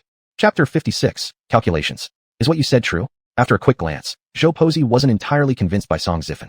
That guy, she often saw him, and he was frequently surrounded by several different girls. Of course it's true. Song Zifan lowered his voice as he spoke. He wanted to teach Lu Man a lesson, and if he intended to do that, he wouldn't lie. So, when can you bring the person over? Zhou Pozi asked coldly. She didn't fully believe Song Zifan's words, but if there really were some good opportunities, she wouldn't mind getting involved. Song Zifan looked somewhat troubled. He now didn't dare to appear before that little wretch, for fear that she might still use some strange tricks on him. What? You can't even bring someone over, yet you want money? Zhou Pozi sneered at Song Zifan. Did this man truly think he could collaborate with them without needing to contribute anything, and just easily obtain money? If she went into the village to abduct people, she wouldn't dare. Being caught could mean death. But in the town, it was different. In the town, once someone was lost, they could hide them, and who would be able to find them? She had lived in this town for so many years, and no one knew exactly what she did for a living. She owed her comfortable life to her trade. Well, I'll try. Once I confirm the time, I'll let you know. Song Zifen didn't want Lu Man to get off easily. Since Lu Man had offended him and even insulted him by giving him those cursed talismans that rendered him impotent, he absolutely wouldn't forgive her. All right, I'm waiting for your good news. Zhou Pozi smiled as she spoke. Her top concerns were always the supply source and her own safety. As long as these two conditions were guaranteed, she didn't care where the supply came from. Now, since someone was delivering things right to her, how could she not be pleased? Even though she was slightly curious about how this man knew what she was doing, as long as he didn't spread it around, everything would be fine. Besides, they were soon going to be like fleas on the same string anyway. Xiaoqing, this is a bit of money and coupons I've saved up. Don't you like eating candy? Just take it and buy some. Once again, Song Zifen found Lu Qing. He wanted Lu Qing to take Lu Man to town. Zifan. Lu Qing, holding the money and coupons, looked moved as she gazed at Song Zifen. How could this man be so thoughtful?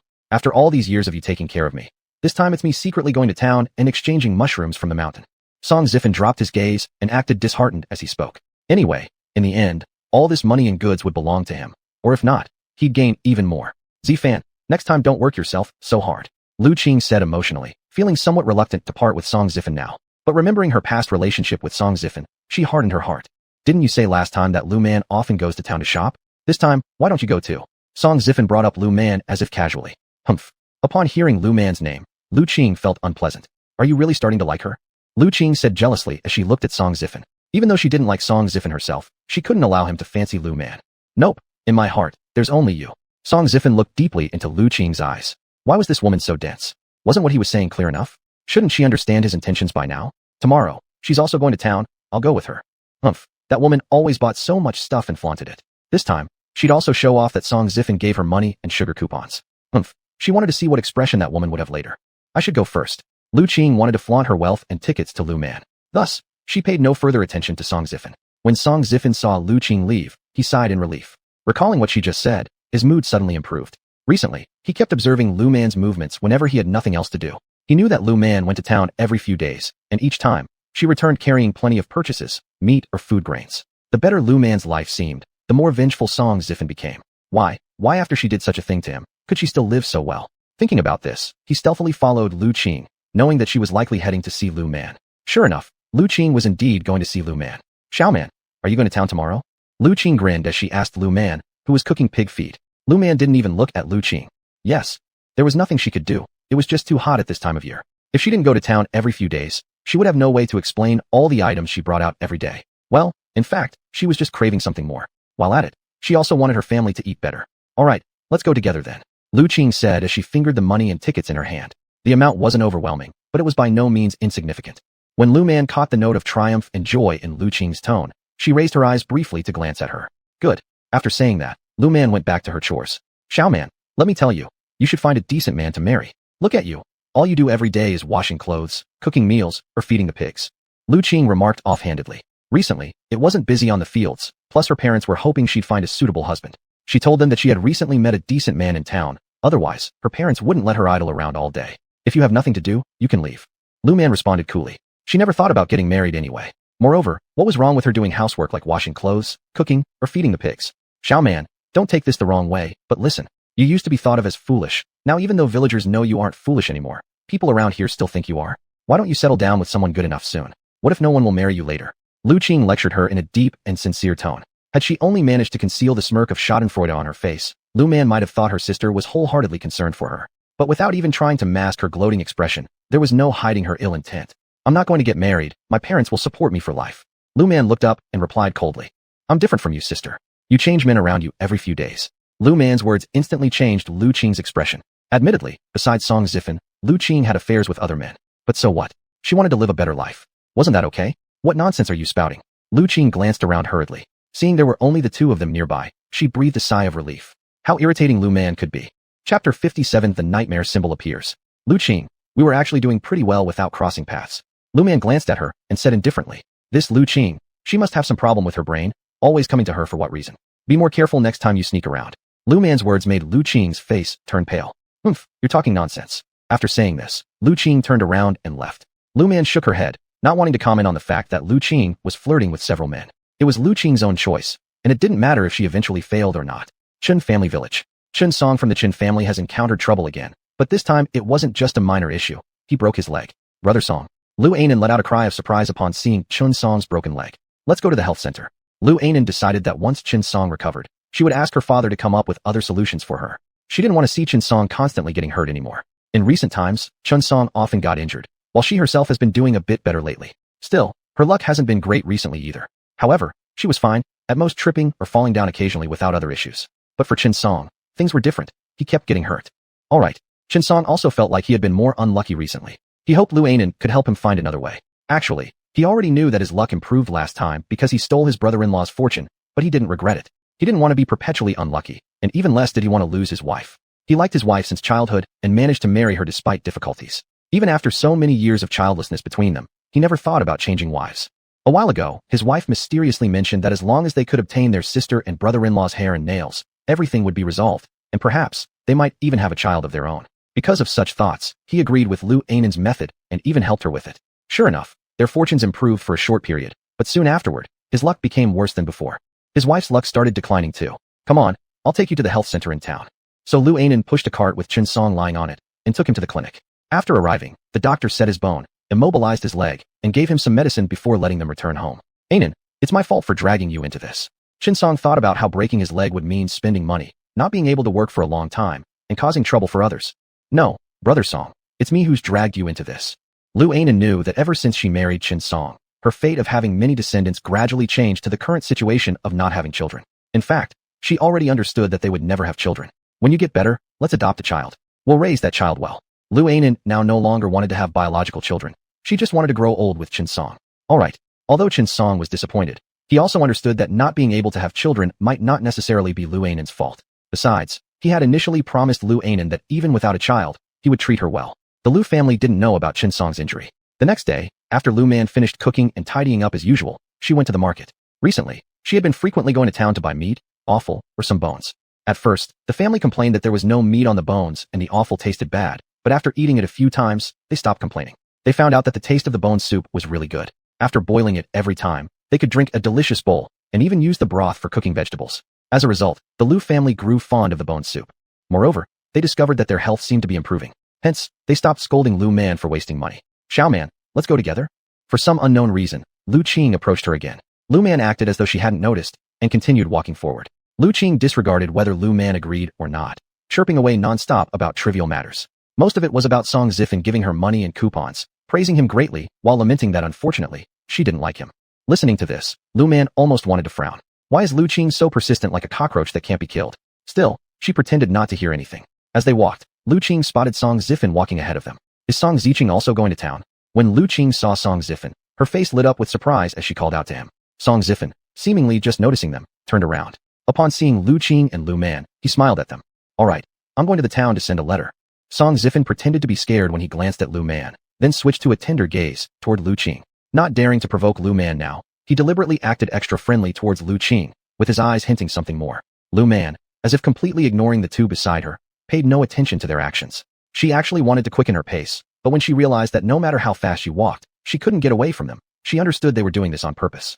Deciding not to torture herself anymore, she slowed down and walked leisurely towards the town. For some reason, a wave of unease washed over her. Though the feeling wasn't overly obvious, Lu Man still sensed discomfort in her heart. She had a strong feeling that this trip to town wouldn't go smoothly. Then, she looked at Song Zifen. When her eyes met his face, her expression darkened immediately. Apparently, the punishment she gave him last time was too light. She thought about it. Song Zifen's being here so coincidentally was clearly because he came for her. In response, Lu Man secretly marked Song Zifen with a spirit-inducing curse, which was entirely different from what she had used on Lu Xiaodai before. The previous one on Lu Xiaodai was relatively mild, but this one she placed on Song Zifen?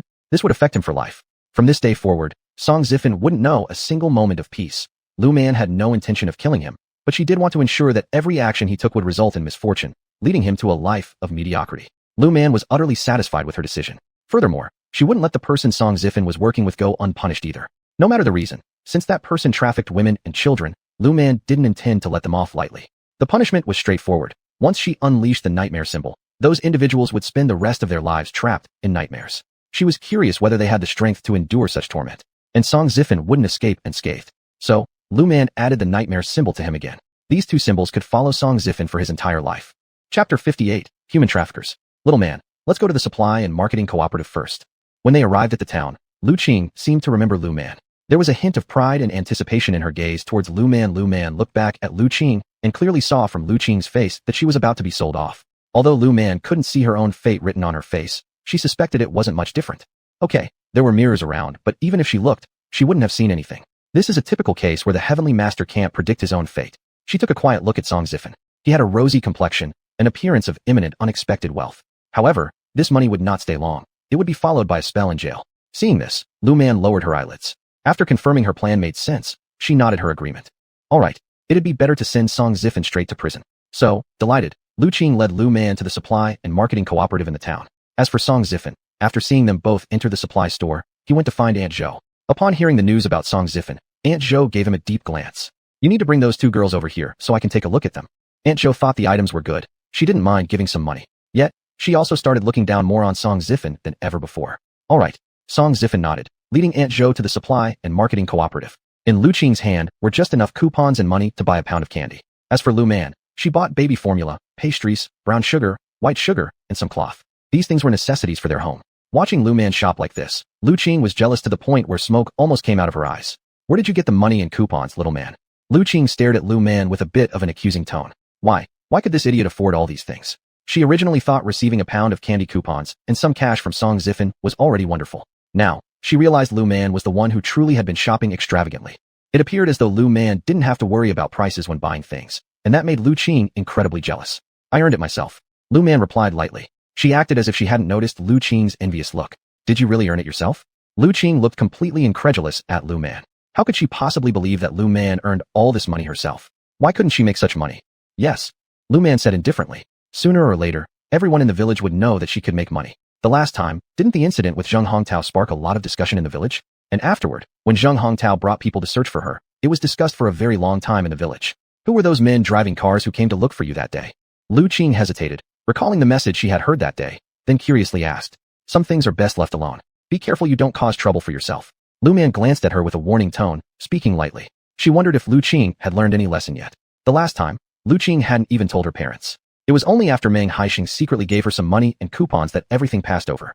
If you don't want to say, then fine. Why be so mysterious? Wasn't it just some men coming to ask her for help? Who knew what kind of help it was? Lu Man threw her a light, disinterested glance and remained silent. Zifan. Lu Qing muttered quietly in her mind for a while. When she finally spotted Song Zifen standing nearby the alley outside the supply store, she waved excitedly to him. Song Zifen heard Lu Qing's call and subtly gestured to Aunt Zhou. Aunt Zhou pretended to glance casually in Lu Qing's direction. Just do what we discussed. Aunt Zhou nodded satisfied when she saw Lu Qing. Is this the one you mentioned? Though Lu Qing looked decent, she wasn't as pretty as the girl trailing behind her. The girl's smooth and delicate skin immediately seemed appealing. The one behind her is the one I talked about. Song Zifen narrowed his eyes, the faint cold gleam flickering within them. Lu Man, how dare you refuse me and place that curse on me? Neither will you end well. Aunt Zhou glanced at Lu Man and approved with a nod. These two products aren't bad. Both Aunt Zhou and the other one eyed Lu Man and Lu Qing with approval. They hadn't seen such good merchandise in quite some time. I've brought the people. When will you give me the money? Song Zifen asked anxiously, noticing that Lu Qing was preparing to approach. 100 yuan. Aunt Zhou pulled out 100 yuan from her pocket. Reselling these two young girls would net them 300 or 500, especially that quiet, fair-skinned one who seemed more likable. She believed whoever saw her would definitely be willing to pay up, especially since she had nice hips and curves, not to mention a voluptuous chest. Men would surely fall in love with her appearance. Good. After taking the money, Song Zifen nodded in satisfaction. Aunt Zhou, on the other hand, took a few steps back and gestured to the two men behind her. The two men had apparently been following for some time. Song Zifen had just noticed them and frowned, stepping out cautiously. He was worried that they might snatch the money in his hand. Aunt Zhou, seeing Song Zifen's overly cautious manner, gave him a contemptuous glance, but said nothing. As for the 100 yuan in his hands, she had no intention of taking it back at the moment. Zifan, how long have you been here? Lu Qing pulled Lu Man's hand and approached Song Zifen. Upon arriving, she immediately let go of Lu Man, who rolled her eyes before looking around. Her initially nonchalant demeanor changed when she noticed the two men and one woman not far away. She then lowered her eyelids. On closer inspection, one of the men had a scar between his eyebrows. Moreover, there were blood debts on him, more than one case. Strangely, around him hovered the spirits of several girls. They seemed deranged, repeatedly leaping toward the man, only to fail every time. The other man also had a collection of vengeful souls circling around him, which made Lu Man's expression even colder. These scoundrels needed a lesson, and soon. However, Lu Man decided against acting immediately. Instead, she planned to contact Meng Haixing, hoping to wipe out their den altogether. At the same time, Lu Man didn't overlook the seemingly kind elderly woman, who carried even more restless spirits. This made Lu Man furrow her brow. Are you done shopping? Song Zifen asked Lu Qing tenderly, while keeping an eye on Lu Man. When he saw Lu Man lowering her gaze, he frowned, a faint sense of unease creeping into his heart. But he quickly suppressed it. How could these two little girls possibly escape from those men? Despite knowing about Lu Man's mysterious abilities, Song Zifen still relaxed once he remembered who those people were. Chapter 59. The medicine is ineffective. Xiaofan, are these two girls your friends? When Zhou Pozi saw Lu Man and Lu Qing standing at the entrance of the alley without entering, she quickly turned her attention away from her two accomplices. Yes. Upon hearing Zhou Pozi's question, Song Zifen smiled and nodded, but his smile seemed somewhat stiff. This expression did not escape Lu Man's notice, and a trace of mockery flickered across her lips. Xiaofan, you shouldn't bring your friends here without telling me. Come to my place for a meal. While speaking, Zhou Pozi grabbed Song Zifen with one hand and pulled Lu Qing with the other. Lu Qing appeared rather confused, looking at Song Zifen, who didn't resist. He let Zhou Pozi drag them along. As for Lu Man, seeing this, decided to follow. Xiaofan, how dare you come over here and jump the queue without contacting me? Zhou Pozi exhaled in relief when she noticed Lu Man following behind. You've been out of touch with me and your grandfather for years. Are you trying to say that you don't need your grandmother anymore? Though her words sounded like complaints, her attitude was incredibly warm. These are your cousins. They were accompanying me shopping. Seeing Lu Man silently following behind her, Zhou Pozi released Song Zifen's hand. Girl, you look pretty nice. How old are you? Zhou Pozi immediately shifted her focus onto Lu Man. Upon hearing this, Lu Man raised an eyebrow. Hello grandma, I'm 16. Lu Man responded demurely. Zhou Pozi, upon seeing Lu Man's compliance, tightened her grip on her hand. At the same time, Lu Man noticed the two men had unknowingly positioned themselves behind them, seemingly ready to prevent any attempt to escape. At 16, it's time to talk about finding a good family. Zhou Pozi said cheerfully, her seemingly affectionate eyes flashing with excitement. She thought, 16-year-olds are already of marrying age. Once they're sold, they can have children soon. These white-skinned and pleasant-looking young women were always in demand. Lu Qing rolled her eyes upon noticing how warmly Zhou Pozi treated Lu Man. She then made up her mind. She would avoid being seen together with Lu Man in the future because everyone seemed only to notice her, especially as Lu Man grew increasingly fair-skinned. Why am I not as fair as her? Grandma. Lu Man coyly tapped her foot, and Zhou Pozi laughed loudly while stroking Lu Man's hand. When Zhou Pozi felt the smoothness of Lu Man's hands, which didn't resemble those of a country girl, she realized that this must be a pampered young woman. Such fair skin could perhaps fetch more money in the future. Alright, no need to be shy. Girls grow up. Eventually, they will all marry. With a loving gaze, Zhou Pozi spoke cheerfully, making Lu Man feel uneasy. Any inexperienced girl might have been completely taken in by Zhou Pozi's praise, losing their bearings, but Lu Man wasn't naive. Having lived a previous life much older than this current version of Zhou Pozi, Lu Man found it impossible to trust her words. After all, anyone with insight could easily discern what kind of schemes this kind-hearted grandma was plotting. Especially in such economically challenging times, why would anyone waste precious meals on strangers? Even if there were nephews or grandnephews around, families often wouldn't spare extra food, let alone for someone so distant in relation. Eventually, the group arrived at Zhou Pozi's house. Song Zifen wanted to refuse entering, but upon seeing the two imposing men glaring fiercely behind him, he gave in reluctantly. There was nothing he could do. He had no choice but to step inside. Of course, those fierce looks only intimidated Song Zifen. To many others, those two men seemed trustworthy and honest. After all, to deceive others effectively, they needed to play their roles convincingly. Xiaofan, hurry up and come in. Seeing Song Zifen's hesitation, Zhou Pozi urged, her tone subtly menacing. It left Song Zifen no room to oppose her. At that moment, he regretted everything. He feared something bad might happen to himself too, yet he remained silent, unable to say a word. As for Lu Qing, she was holding tightly onto Song Zifen's hand, unaware of anything unusual. Her face was full of curiosity as she observed the courtyard of Zhou Pozi's home. Song Zifen gave a forced smile that was noticeable even at a glance. Zhou Pozi glanced at him indifferently, dismissing his cowardice. Despite his weakness, given his current usefulness, she decided not to reject him. After all, they were now bound together in this scheme. Come, have some water. Zhou Pozi dragged Lu Man into the house, and under her glance, the two men went to fetch water. Lu Man glanced at the cup of water. It indeed looked good, with plenty of quality ingredients added. However, she wondered if these people would actually drink it themselves. Never mind, if she refused to drink, they probably wouldn't let her off easily. So, she pretended to sip from the cup as Zhou Pozi watched approvingly as Lu Man drank obediently. In reality, while out of sight, Lu Man discreetly absorbed all the water into her space storage. She planned to find time later to serve them each a cup, just not now. Lu Qing didn't think much about it and drank directly from her cup. While drinking, she gave an appreciative look to Zhou Pozi. This water is so sweet. Hearing this, Zhou Pozi immediately smiled. If it's sweet, drink more. Her kind gaze made Lu Qing slightly raise her eyebrows toward Lu Man, but she said nothing and continued drinking her water. Anyway, when her cup was empty, someone would refill it for her. As for whether Song Zifen was drinking or not, Lu Man showed that it didn't matter either way. After hearing Zhou Pozi's words, Lu Qing nodded obediently. Seeing how quickly Lu Man drank, she unconsciously sped up as well. About 10 minutes later, Lu Qing swayed unsteadily and collapsed on the table. Meanwhile, seeing Lu Qing fall, Lu Man also deliberately feigned fainting and slumped over the table. All right, you can leave now. Upon seeing both girls unconscious, Zhou Pozi shot a disdainful look at Song Zifen. Regarding the $100 given to him, she had no intention of reclaiming it. With the money in his pocket, Song Zifen was still their accomplice. If they took back the money, he might lash out in desperation. It would be simple to kill him, but afterward, how would they explain things to the educated youth? After all, Song Zifen himself was one of them. Fine. Song Zifen took down Lu Qing's backpack, and Zhou Pozi, upon seeing this, revealed an even clearer look of contempt in her eyes. Chapter 60, Paperman Messenger. Remember, what words can be said and what words cannot. When Lady Zhou turned around to leave, she gave a light warning. Song Zifen turned to look at her, and when he saw the cold look in Lady Zhou's eyes, he was so scared that he took 2 steps back. He turned and left. Let him go just like that. The scar-faced man was not quite at ease after seeing Song Zifen leave. He doesn't have the guts to report us. Lady Zhou sneered, and said that if he were to report them, he would then become their accomplice. Moreover, since he was not from the local area and the disappearance of the local girl was due to his selling of the 2 girls, the villagers might even beat him to death. What about the money? The scar-faced man felt reluctant about the money. The money is no big deal, said Lady Zhou indifferently. Think about it. We may sell these 2 for a lot of money. The scar-faced man heard this and nodded without saying anything more. As for Lu Man, who had been pretending to sleep, upon hearing their conversation, a smirk of ridicule crept onto the corner of her lips. They couldn't escape. Send these 2 girls down to the cellar. Lady Zhou spoke coldly. Once these 2 girls were handed over, the 100 yuan would earn them several times the amount back. The scar-faced man and another person each carried one of the girls and sent them directly to the cellar. This cellar was dug very secretly, and there were quite a few girls inside already. When those girls saw the 2 men bringing the 2 new girls down, they huddled into a group and hid themselves in the corners. Lu Man didn't actually pass out. She had heard everything clearly from their conversation. Still, she stayed still. Anyway, sooner or later, they wouldn't be able to escape. Given that, there was no rush for her either. After the scar-faced man and the other man dropped Lu Qing and Lu Man onto the straw-strewn ground, they turned and left. Throughout this period, nobody inside the cellar dared to say a word. After they left, the cellar fell silent again. In this dim environment, only a small oil lamp at the corner was emitting faint light. Several girls inside the cellar had disheveled clothes, and some even had injuries on their bodies.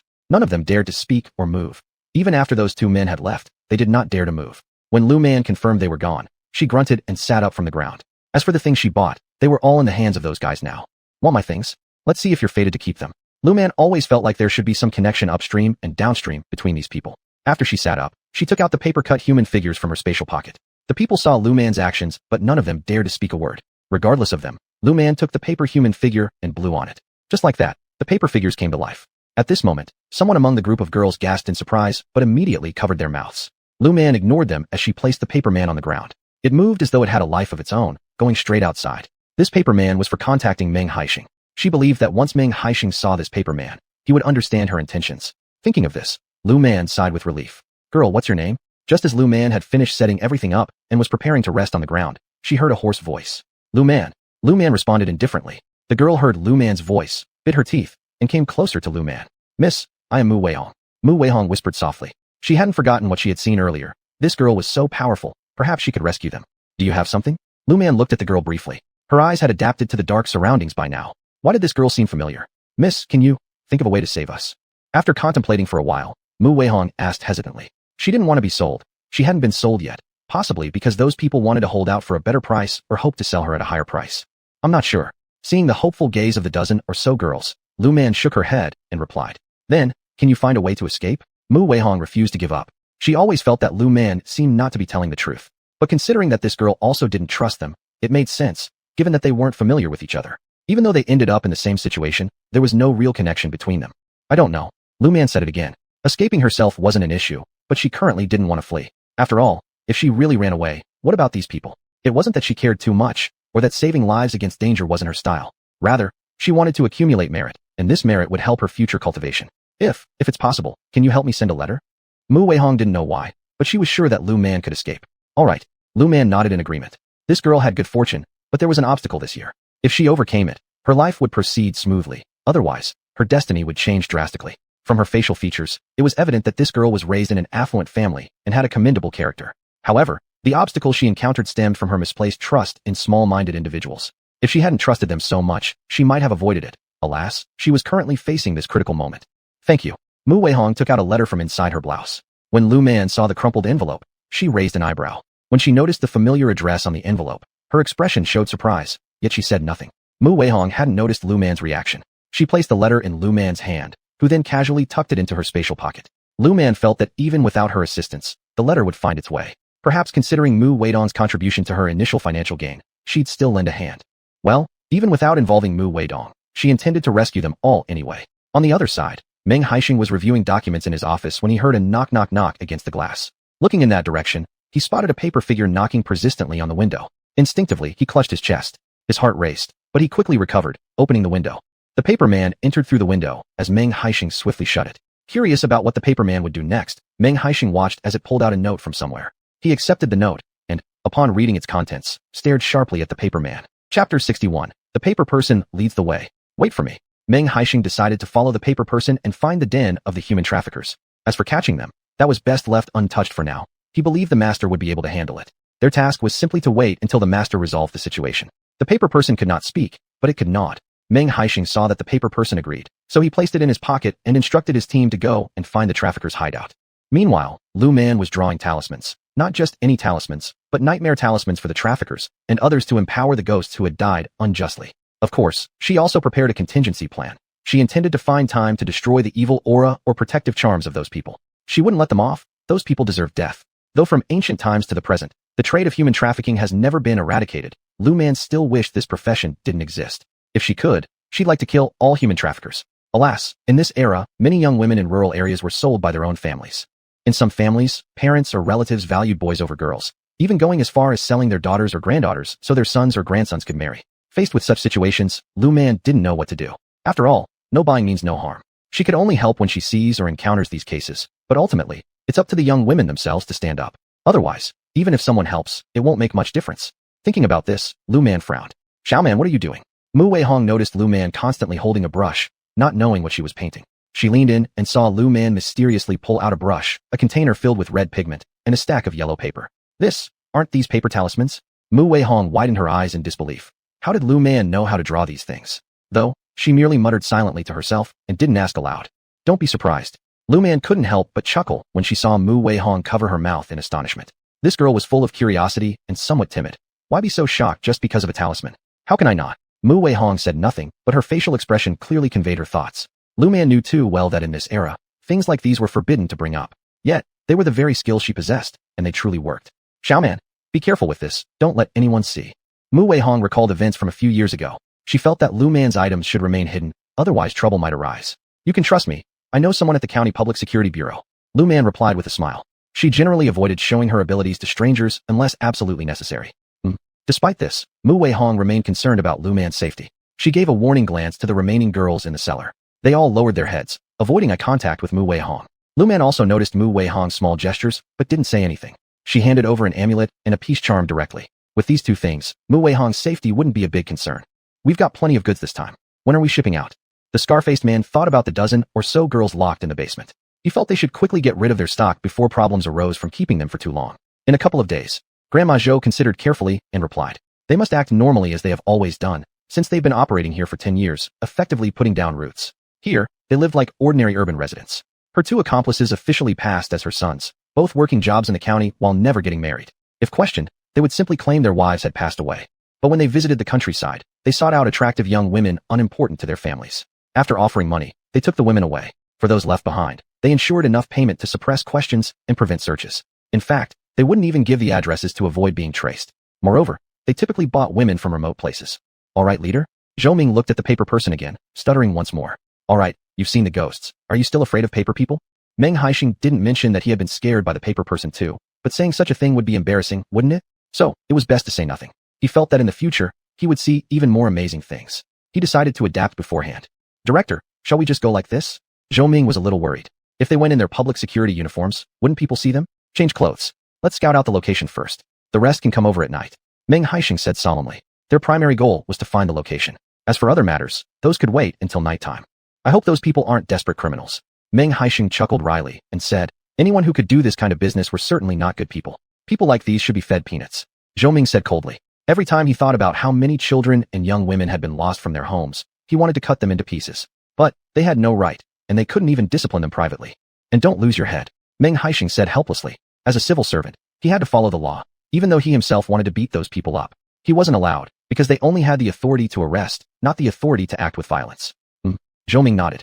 When he saw the paper person standing in front of the car, he was still surprised, not because of anything else, but simply because it seemed as though only the two of them could see the paper person. People on the street acted as if they couldn't see the paper person at all. He felt that the master's abilities were becoming even more mysterious, and wondered how the master managed to achieve this level of skill. Meng Haixing had noticed this long ago. At first, he thought everyone could see the paper person. Later, he realized that only those who had seen the ghost last time could see the paper person. As for the others in the bureau, they couldn't see the paper person. Do you think we could collaborate with the master? Zhou Ming thought about every time they went on missions, and sometimes couldn't investigate a crime scene conveniently, or didn't know how to find evidence. Could the paper person come in handy in those situations? Chapter 62. The Brazen Human Traffickers. Let's deal with this matter later. Meng Haixing was investigating with his comrades whether there was a special department in the capital that managed such paranormal incidents. If he were to say so, these kinds of supernatural events should indeed be managed by a special department, but he wasn't certain. He was probing. If he found any information, he would definitely tell Lu Man, because dealing with someone who has real abilities would be most beneficial for them. Is this it? When Meng Haixing finally arrived at the destination indicated by the paper figure, he widened his eyes. He had just noticed how close this place was to the police station, less than a kilometer away. He couldn't imagine how bold these human traffickers were. Director? Zhou Ming's face looked incredibly dark. They were from the Public Security Bureau. Even though they didn't know much about these people, they certainly hadn't forgotten that their car had passed right by the police station earlier. This location was only a few hundred meters away from the police station, and Zhou Ming's face was clouded with gloom. Meng Haixing's expression also turned quite sour, but he knew now wasn't the time to act out of anger. You stay here watching. I'll go check the situation at the police station.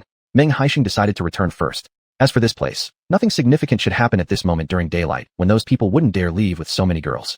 Sigh. He wondered how those people planned to make their move. As for the concerns Meng Haixing had, Lu Man had already resolved them for her. The talismans she drew afterward weren't meant for anything else but to confuse people. Although these human traffickers might have stronger psychological resilience, they would surely fall prey to Lu Man's traps. Lu Man, what's going on with us? Inside the underground cellar, Lu Qing finally opened her eyes after being unconscious for 3 hours. When she saw the dim cellar and the several other girls inside, she directed her gaze toward the only person she recognized, Lu Man. She felt an inkling of unease. Her last memory was drinking a few cups of water at Song Zifen's grandmother's house. Could there have been something wrong with that water? Terrified, she looked at Lu Man, who nodded. No, this can't be true. Lu Qing screamed in disbelief, but receiving only a faint glance from Lu Man deepened her unease even more. Where's Song Zifen? Why isn't he here? Isn't old lady Zhou a human trafficker? But no. If she were a trafficker, why would Song Zifen know her? Why isn't Song Zifen here? That's enough. Stop having any expectations for Song Zifen. Lu Man rolled her eyes. Had she not been so foolish and bad at judging people, she wouldn't have ended up like this. Lu Man. Infuriated, Lu Qing roared angrily. Before Lu Man could do anything, the door of the cellar was knocked loudly. Shut up. Be obedient, or you'll get whipped. The voice of Scarred Man sounded, and Lu Man shrugged without saying anything. As for Lu Qing, she got scared and moved closer to Lu Man. Lu Qing, next time, can you use your brain? Lu Man distanced herself disdainfully from Lu Qing. Even though she had agreed to come along with Lu Qing to teach those traffickers a lesson, she still disdained Lu Qing. How would I know Song Zifen wasn't reliable? If Song Zifen hadn't been around, Lu Qing might have torn him apart. If you had even a bit of intelligence, you'd know who to trust and who not to trust. Lu Man rolled her eyes again. Seeing this expression from Lu Man, Lu Qing was furious but dared not oppose Lu Man. She well understood Lu Man's capabilities. You'd better shut up, don't say anything, and don't ask anything. Lu Man disliked Lu Qing's chatter. Besides, their safety wasn't a problem. Lu Qing would at most receive some lessons, while injuries or such didn't concern Lu Man, as long as Lu Qing wouldn't end up losing her life. What kind of lesson Lu Qing would eventually learn depended on how smart she was. Startled by Lu Man's sharp tone, Lu Qing dared not utter another word. She knew that if she wanted to return home safe and sound, she needed to rely on Lu Man. She herself didn't have the ability to escape. Thus, Lu Qing cowered into the corner, unwilling to provoke the whips. She had just noticed several injured girls in the cellar, apparently lashed. Seeing Lu Qing behaving, Lu Man didn't say anything further. She continued drawing talismans. Since she had nothing else to do now, she hoped these people would act faster. She didn't want to linger too long here, fearing her parents would worry upon knowing she was missing. On the other side, Song Zifen returned to his rural village and acted as if nothing had happened, going about his usual business. Over at the Red Flag Brigade, when Chun Xiufang arrived home and didn't see Lu Man, a look of worry appeared on her face. Xiaoman isn't at home. Chun Xiufang frowned. Their daughter wasn't an unreasonable child. Normally, by the time they finished work, she would have already prepared dinner. Today, she didn't see her, and there was no warmth in the pot either. Old man, could something have happened to Xiaoman? Chun Xiufang worriedly exclaimed. In the past, if their daughter didn't come back at noon, she'd always tell them. She had no idea when her daughter had left the house. Xiaoman is someone who knows how to take care of herself. Lu Jianya was also worried, but currently, they were completely clueless. If they said their daughter was missing, they had no evidence, nor did they know where she had gone. I remember Xiaoman telling me that today she was going to town with Lu Qing. Lu Linhao suddenly remembered what Lu Man had told him yesterday and hurriedly said so. If they went to town, shouldn't they be back by now at noon? Chun Xiufang glared at Lu Linhao. Upon hearing this, Lu Linhao furrowed his brow. Let's wait until the afternoon. Lu Jianya thought for a moment before speaking. If by the afternoon their daughter still hadn't returned, then they would have to go to town and look for her. Right now, he had a vague feeling of unease in his heart, not only feeling anxious but also experiencing heaviness in his chest. Xiaohao, don't go to work this afternoon. Go to town and find your sister. Also, inquire around to see if your sister and Lu Qing went to town together and whether neither of them came back. Find out who else went with them. Chen Xiufang didn't want to wait. Her daughter had just gotten better. What if something happened? She didn't want anything to happen to her daughter. Even if her daughter had some ability to protect herself, it wouldn't be enough. Alright. Lu Linhao was also worried that something might have happened to his younger sister. He wanted to skip eating and rush off to look for his sister. Eat first. Lu Jianya firmly said. Regardless of whether Lu Linhao intended to search for their daughter or not, they needed to eat first or they wouldn't last. Cook instant noodles. Chen Xiufang immediately decided without hesitation. It was quick. In no time, she cooked the noodles. After quickly eating, Lu Linhao took a bottle of water and rushed out the door. Chapter 63, Making a Move. Uncle, is Xiaoqing at home? Lu Linhao was unsure whether his uncle's family knew about Lu Qing's situation, so he decided to come over and ask first. Xiaoqing has gone to the town to buy candy. Lu Jiangwo saw Lu Linhao and greeted him with a smile, relaying the information. Upon hearing this, Lu Linghao's expression slightly changed as he thought that they still weren't certain if his younger sister had run into trouble. Therefore, he didn't mention anything to his uncle. In that case, uncle, I'll take my leave. Lu Linghao decided to go to the town to inquire for news. No matter what, if something really happened to the two girls, people in the town should have some memory of it. Xiaohao, why are you looking for Xiaoqing? Lu Jiangwo noticed Lu Linghao asking questions and leaving immediately afterward, so he called him back. After contemplating for a moment, Lu Linghao replied, my parents noticed that my younger sister went to town and hasn't returned yet, so they asked me to check if Xiaoqing has come back. Lu Linghao reluctantly answered, and upon hearing this, Lu Jiangwo waved at him, saying, they both went to the town together, probably just playing around. They will likely be back soon. With that, Lu Jiangwo turned and walked back inside. Hearing this response, Lu Linghao furrowed his brow. His younger sister wasn't one to get into mischief like Xiaoqing. Deciding not to entertain any assumptions from his uncle, Lu Linghao planned to head straight to the town and find out if anyone had seen his sister. Unaware of her family's worry, Lu Man would have tried contacting them if she had known. She forgot to inform her family that she was safe. Are you back? Seeing the paper figure she sent away returning, Lu Man understood that Meng Haixing and his team must have arrived. Feeling relieved, Lu Man thought that though she could rescue these girls, she couldn't provide them shelter afterward. Hence, involving the Public Security Bureau was her best course of action. After the paper figure communicated its gestures to her, Lu Man sent it off again. When Lu Qing saw the paper figure, she turned pale but felt reassured when she witnessed the communication between Lu Man and the figure. As long as the figure belonged to Lu Man, she felt okay. Xiaoman, when can we leave here? Lu Qing didn't fancy staying in the dark, eerie cellar. The other girls held faint hopes for Lu Man after seeing her mysterious powers. They hoped Lu Man could lead them out, even better if they could go home. However, they were aware that being strangers, it was unlikely that Lu Man would divulge such details easily, which explained why even the girl closer to Lu Man hadn't dared ask this question. When someone finally asked, all eyes turned towards Lu Man. How would I know? Lu Man rolled her eyes, thinking that if it weren't for Lu Qing, she wouldn't have risked so much. Well, even without Lu Qing, encountering this, she would have still taken the risk, but that didn't mean she'd show favoritism towards her cousin. Why are you glaring at me? Hearing Lu Man's tone, Lu Qing looked unhappy too. Do I wait till the new year before scolding you? Would you prefer that? Frankly speaking, Lu Man truly disliked Lu Qing. Seeing Lu Man's impatience, Lu Qing quietly shrank back into a corner. Now, she had no choice but to rely on Lu Man. In the evening, Lu Man instructed the paper figure to open the cellar door. You all stay here, don't move. Lu Man warned those girls who wanted to follow her. Don't start saying I'm running off by myself. Can you fight against those two men? Lu Man realized that the girls were concerned about her leaving them behind.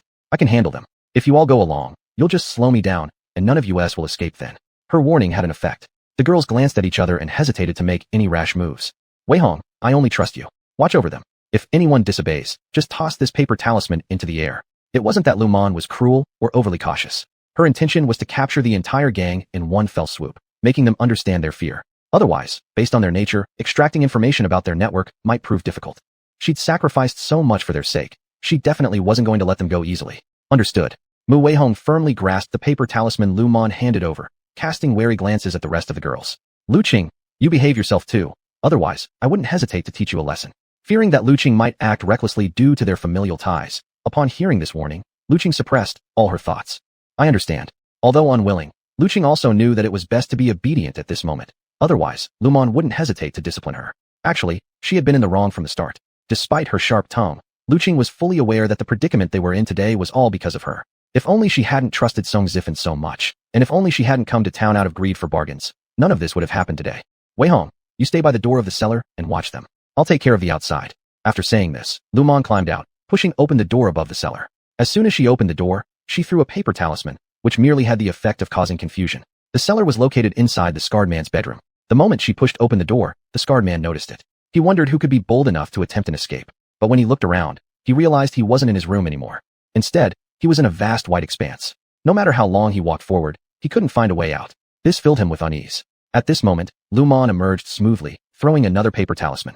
This one created a trapping array that enveloped the entire yard. Thinking of plotting against Andy here? Let me show you my real capabilities.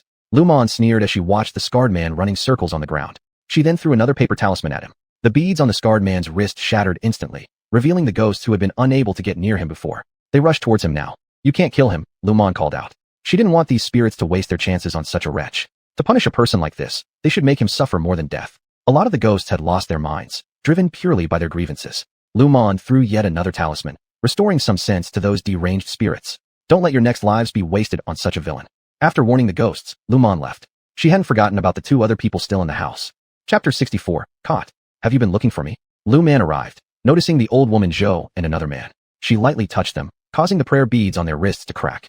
Seeing the broken beads, Zhou's face immediately turned pale, especially when she heard Luman's voice. Her gaze turned to Luman. Who exactly are you? Zhou looked at Luman with cold and dark eyes, questioning her. She didn't believe that Luman was just a simple country girl. Someone with such power couldn't be so ordinary. Good is rewarded with good. Evil is repaid with evil. After Luman spoke these words, she closed her mouth and stayed silent. The malevolent spirits once again pounced on Zhou. This time, without any protective amulet, Zhou's soul began to be torn apart by those ghostly spirits. Don't take their lives. Luman glanced sideways at the ghosts. As she said this, an overwhelming momentum burst forth from within her body. The ghosts who were tearing at Zhou's soul and flesh paused for a moment upon hearing what Luman said. Then they resumed their tearing with renewed vigor. Zhou cried out in pain, as did the man. When these people were near death, Luman gathered all the ghosts into a porcelain bottle and then withdrew the array she had set up. Walking out the door, Meng Haixing and others were waiting outside the yard. Master, are you alright? Seeing Luman walk out of the gate unharmed, Meng Haixing let out a sigh of relief. If anything happened to the master, how could he explain it to the master's parents? I'm fine. Those three have completely lost their ability to fight back. You can go and capture them now. Luman shook her head at Meng Haixing before speaking. These riffraffs wanting to harm her? Never. It's impossible. She doesn't strike unless provoked, but when she strikes, it's always precise and fatal. You interrogate those people. If you don't get anything out of them, come to me. Luman doesn't want those human traffickers to escape legal punishment. She doesn't know why she reincarnated into this world, but she knows that she was manipulated into crossing over here. Currently, she hasn't found the person who tricked her yet. She wants to quickly restore her previous life's powers, which requires accumulating more merit. Merit, sometimes, is something that can save one's life. Master, thank you for your trouble. Hearing this, Meng Haixing waved his hand at his subordinates. When those people went inside, they saw Zhou and the other two covered in scratches all over their bodies. They were mumbling nonsense like, help me, and, I'm sorry. As they brought these people out, they all eyed Lu Man with fearful expressions. Lu Man gave them a contemptuous glance. I haven't laid a finger on them, she explained offhandedly. Whether they believed her or not, it had no bearing on her. Meng Bureau Chief, there are still about 10 girls left in the cellar. Please help bring them out. At this moment, Lu Man remembered the girls. She quietly said, alas, those girls who were harmed. Some of their souls weren't even whole anymore. Many of them were only filled with resentment. Master, rest assured. Meng Haixing waved his hand behind him again. His men entered the cellar and brought out the girls. At first sight of the police, the girls all started crying uncontrollably. Even the strongest among them, Mu Weihong, couldn't control her tears. Thank you, little man. Mu Weihong, red-eyed, embraced Lu Man and sincerely thanked her. Next time, don't trust people too easily. Lu Man pushed Mu Weihong away and said this. Upon hearing this, Mu Weihong nodded, realizing that Lu Man said this for her own good. She never imagined that her friend would sell her out of jealousy to the human traffickers. She thought there was no way she could escape, but unexpectedly, she actually managed to escape. Now her friend would have to face the consequences. Thank you. Mu Weihong expressed her gratitude again to Lu Man. Lu Man shook her head, indicating it wasn't necessary. Mu Weihong tightly held onto Lu Man's hand. At this point, except for Lu Man, she trusted no one else. Lu Man, seeing Mu Weihong's state, understood that this was a common post-traumatic syndrome from being abducted. So, she didn't say anything further. Little man. Lu Qing bit her lips and approached Lu Man. Do you need something? Lu Man gave her a brief, dispassionate look. Seeing Lu Man's attitude, Lu Qing found herself unable to apologize. Master, your family is waiting for you at the police station. At this moment, Meng Haixing spoke up. He remembered the time when he went to the police station and happened to encounter Luman's older brother reporting an incident. He recalled how Luman had sent a message via a paper figure to inform him. He then explained Luman's current situation to her brother, who had wanted to come and rescue her right away if he hadn't been calmed down. Probably, he would have rushed over already. Oops, bad. Luman slapped her forehead, saying that she forgot something. She actually forgot to tell her family about her situation. Now, dreaming of going out alone after this was out of the question. Director Meng? Luman looked at Meng Haixing for help, who couldn't help but smile at her appearance. Don't worry, I've already explained it clearly to them. It wasn't your intention, you were just tricked by someone else. Meng Haixing said with a smile, though even he himself didn't quite believe it. It was likely that the Liu family wouldn't trust it either. Director Meng, my brainless cousin and I were duped because of Song Zifan, a youth from Dong Village. He sold us to human traffickers and colluded with them to knock us out. Lumen didn't want to let Song Zifan off the hook. If Song Zifan thought he could escape punishment, he was dreaming. What? Meng Haixing widened his eyes upon hearing this. Was a youth really involved in all this? As for this matter, interrogating those human traffickers will reveal whether what I'm saying is true or false. If they don't confess, I can give you some truth-compelling talismans. Lumen thought of the various talismans she had studied and believed that these items would be highly beneficial for Meng Haixing's interrogation process. Are they free? Meng Haixing asked flatteringly, wanting to buy them, but realizing that his bureau had no budget, and they had no money. They're free. Lumen shook her head helplessly. Were a few talismans really that big of a deal?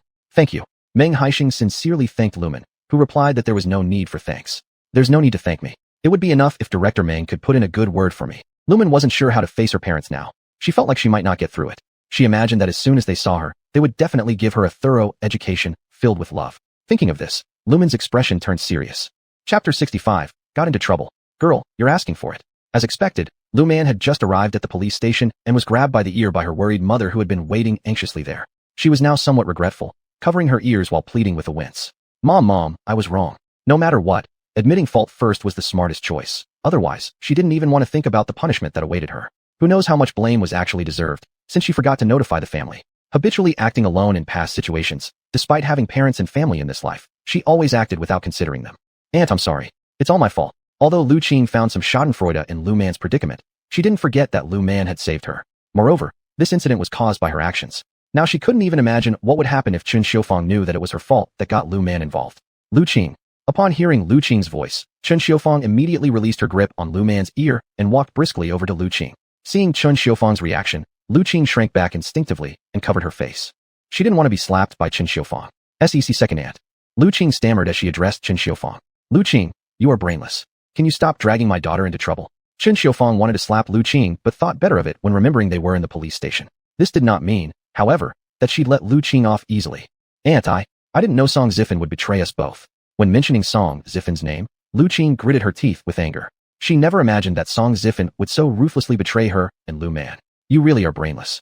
Chen Xiufang yelled angrily at Lu Qing. How could anyone give away such a simple trick? How were these young ones taught? Girls should first learn how to judge people properly, right? Why was Lu Qing so dim-witted? Anyway, Lu Qing has parents herself, so that was no concern of hers. Chen Xiufang decided she'd focus on her own daughter instead. After casting Lu Qing an irritated look, she turned around and left. Seeing her mother's unresolved anger, Lu Man quickly prepared to sneak away. Mom, I need to help Director Meng interrogate those traffickers. Saying this, Lu Man hurriedly moved toward Meng Haixing. Meng looked a little bewildered. How did this involve him? But under the intimidating gaze from Master Lu Man, he let out a bitter laugh. Comrade Shun, Comrade Lu needs to help us interrogate the human traffickers. He shielded Lu Man as he said this with a conciliatory tone to Chen Xiufang. What could he do? With a glare at Lu Man, Chen Xiufang reluctantly turned around and walked to her husband. Xiaoman, go ahead. We'll head home after you finish. Lu Jianya, who hadn't spoken yet, said sternly. Did this girl think finding an excuse meant she was off the hook? Hearing her father's mildly threatening tone, Lu Man stared at him incredulously. When she saw his emotionless face, she shrugged. Director Meng, let's go. After speaking, Lu Man pulled Meng Haixing forward. They needed to discuss cooperation. She must resolve these matters promptly and return home, and she also intended to torment those traffickers further. Despite their current state being half dead already, with her bad mood, she planned to paste some illusionary array talismans on them and make them fight each other before she felt satisfied. Here, seeing Lu Man's intent to discuss collaboration, Meng Haixing found an office and led her inside. After sitting down on a chair, Lu Man took out some amulets, illusionary array talismans, and truth talismans from her pocket. These items would suffice for them. If they needed more in the future, they could visit her anytime. Thank you. Meng Haixing gazed at the various paper talismans in his hand and expressed gratitude towards Lu Man, rolling her eyes. Lu Man replied. That's all then. There's nothing more for me here. I'll just go home with my parents. Lu Man was worried about staying too long and making her mom even angrier. Also, her role wasn't required anymore going forward. By the way, these are gifts from me. You can come find me if you run out. It wasn't because Lu Man was kind-hearted. It was because she had to accumulate good karma. By the way, this is a nightmare charm. It has no other use but to make the person have nightmares every day, dreaming of what they fear most in their heart. You can give these to those who are extremely wicked, including the human traffickers. Lu Man thought about the nightmare charms as she was leaving. Okay. Meng Haixing also wanted to teach them a harsh lesson, but he didn't have the authority to punish them. Precisely because of his lack of authority, even though he wished to kill those criminals, he couldn't act due to his professional responsibilities. Now that there's an opportunity to discipline them, how could he not be happy? Well, I'll take my leave then. After saying this, Lu Man turned and left the room.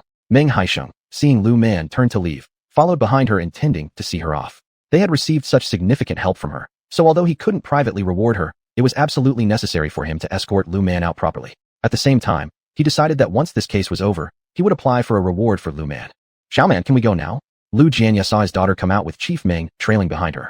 He nodded at Chief Meng and asked politely, this child, why was she so daring? Even though she knew Song Zifin's side had issues, she still went ahead and got involved. Why was this girl so bold? However, he understood that here it was best not to scold the child in front of others. After all, children, even ones of her age, needed their dignity preserved. Alright. Although Lu Jianya asked Lu Man, it was actually Meng Haisheng who responded while smiling at Lu Jianya. Sorry to keep you waiting, Officer Lu.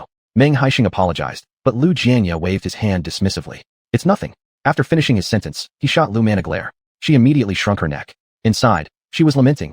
Oh no, her dad was also mad. Once she got home, she'd definitely be in trouble. Thinking about this, Lu Man felt even more dejected. Why was she so unlucky? Had she known earlier, she would have notified her family beforehand. Chapter 66. 2 eggs as a thank you gift. Haven't you gone yet? Lu Jianya shot Lu Man a glance, then turned and left. Chen Xiufeng also glared at Lu Man, pulling her by the clothes and leaving as well. As for Lu Linhao, who had been silent all along, he shrugged and gave Lu Man a look of, you reap what you sow, before following behind. Can I leave with Uncle Air? Lu Qing raised her hand and looked at Meng Haisheng. She didn't want to stay here, she wanted to go home. You may. Anyway, he knew where Lu Qing lived, so if they needed to ask anything later, they could simply find her in the village. Moreover, there wasn't much else they needed to ask from her side. Upon hearing this, Lu Qing felt a sense of relief and quickly followed after Lu Linhao. Though Lu Linhao usually didn't like Lu Qing, he couldn't just ignore her existence either. Even though he disliked her, he still slowly trailed behind Lu Qing. It was impossible for her to leave one danger only to walk into another. After all, she shared blood ties with them. Seeing that Lu Linhao was walking behind her, Lu Qing sighed with relief. After this incident, she decided not to visit town anytime soon. It had been too scary, and there were too many bad people outside. They all returned to the village under the cover of darkness, and Lu Qing was safely escorted home by Lu Linhao. When Lu Jiangwo and the others saw that Lu Qing returned with Lu Linhao, they paused for a moment but said nothing, allowing Lu Qing to go inside. Lu Linhao, seeing this, shrugged and left without saying a word. Since Lu Qing had made it back home safely, whether or not she told her family about being sold by Song Zifin wasn't his concern. He needed to get home and eat something first. He was nearly starving. He hadn't eaten lunch all afternoon. Why, you stupid girl? How dare you be so reckless? How dare you be so foolish? After returning home, Chen Xiufeng once again pulled Lu Man's ear, making her tiptoe and wince in pain, shouting, ouch, ouch. Mom, I'm sorry. She apologized again, since admitting fault wasn't really a loss, especially when apologizing to her own mother. Wasn't it better? You're saying you're sorry? Chen Xiufeng got angrier upon hearing Lu Man's apology. This girl admitted her fault so easily, but next time she'd likely do the same thing again, which drove Chen Xiufeng mad. And yet, she was unwilling to truly strike her. The girl had just barely recovered. A slap might make her act silly again. Mom, I only realized something was wrong when I arrived at the place.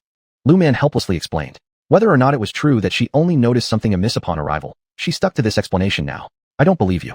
Deadly cunning, trying to fool her again. Did this girl really think she was blind to Song Zifin's misdeeds? This girl must have noticed long ago but kept quiet, pretending as if nothing was suspicious, leading herself straight into the trap. Didn't she consider the possibility that those human traffickers were desperados? What if they had weapons? Mom. Lu Man stared incredulously at Chen Xiufeng. Mom, how did this old lady become so hard to fool? Xiaoman, speak up, Lu Jianya suddenly interjected, having remained silent until now. He didn't believe her story either. Hadn't she been lying to him and her grandmother earlier? Parents, I suspected Song Zifin was up to no good, but I lacked evidence. How could I stand idly by while Lu Qing walked towards certain death? Lu Man sighed helplessly. Even if she had acted this way secretly, her parents would later discover the truth and wouldn't forgive her for doing nothing to save her cousin. You could have consulted us first. Chen Xiufeng grumbled, upset that this daughter was always so bold. What if she failed to escape? Mom, do you think I had the time? Lu Man spread her arms wide, blinking her big eyes innocently at Chen Xiufeng, explaining that even if she had known ahead of time that Lu Qing would be in trouble, she couldn't possibly reveal the danger beforehand. It would have been useless anyway. The real issue was that she had no proof, and if they couldn't capture the human traffickers, everything else would be meaningless. Wife, don't blame her too harshly. This girl has been working all day without eating. She must be starving. Lu Jianya spoke sympathetically. He had already heard Lu Man's stomach rumbling. To be honest, they hadn't eaten dinner either because they were worried about their daughter's safety. They were all hungry, and reprimanding their daughter could wait until tomorrow. I'll start cooking immediately. Chen Xiufeng shot another glare at Lu Man before heading to the kitchen. Lu Man offered a grateful smile toward Lu Jianya. Daughter, your father knows you are capable, but even skilled swimmers drown. Lu Jianya earnestly advised. Some things didn't require such risky behavior. She could have come back and told them first before mentioning Lu Qing. Even if something bad really happened to Lu Qing, it would be due to her own actions, and wouldn't that mean their daughter was more important than her cousin? Compared to her cousin, he valued his own daughter much more. He was selfish too. Weren't all parents a bit selfish? Father, I understand. Lu Man wanted to say something, but when she saw the worried look in Lu Jianya's eyes, she couldn't find the words to argue back. Xiaoman, father knows you are kind-hearted, but my dear, sometimes kindness must start with protecting yourself first. Lu Jianya sighed as he spoke. He knew that this child might not remember what he said, but he hoped that she could take this lesson to heart. No matter what, this was the thought of a father. All right, Lu Man nodded again, and at the same time, she decided that next time if something similar happened, she would send the paper figure to follow instead and wouldn't risk herself anymore. After all, she didn't want her parents and family to worry. It's time for dinner. In no time, Chen Xiufang had prepared the meal. In fact, they still ate plain noodles for dinner. It was already midnight, so there wasn't time to cook anything else. After the family had eaten their fill, they washed up and went to bed. The next day, news came from Dongzhuang that Song Zifan had been arrested. Today, Lu Man had been dragged by her parents to work in the fields. She wasn't opposed to working in the fields per se, but now it felt like she was being watched like a criminal on probation, which was annoying. However, she didn't put up any resistance. Xiaoman, this is my thank you gift. While Lu Man was working in the field, Lu Qing came over. Lu Man hadn't paid much attention when she saw Lu Qing approach, but unexpectedly, Lu Qing directly took out 2 eggs from her pocket. When Lu Man saw the eggs, she was confused. Lu Qing awkwardly placed the eggs in Lu Man's hands, calling them a thank you gift. Lu Man looked at Lu Qing with utter bewilderment. Was this girl having some mental issues?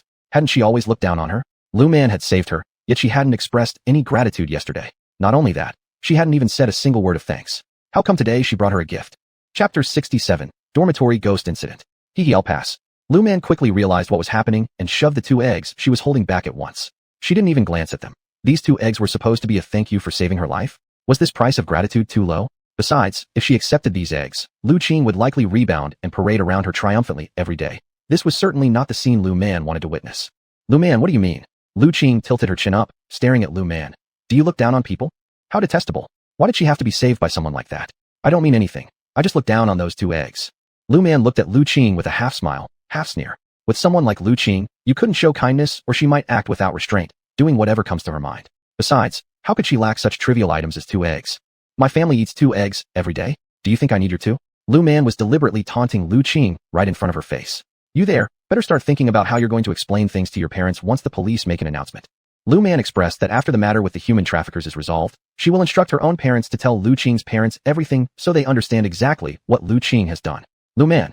Lu Qing exploded in anger. If her parents found out she almost caused Lu Man to get kidnapped due to greed, she'd probably have her legs broken. What? Lu Man stared coldly at Lu Qing. This person deserved a lesson. After that, she ignored Lu Qing altogether and continued working. Although Lu Qing tried to protest further, one indifferent look from Chen Xiufang made her scamper home like a beaten dog. Seeing Lu Qing sneak away in humiliation, Lu Man sighed. Why does this brainless person have to be so stupid? To save a pound of sugar, she nearly ruined her whole life. She wondered whether Lu Qing would regret her foolishness when she gained more experience later. But never mind, it wasn't her concern. She still had work to do. In the county seat, at the county number 1 high school, at night.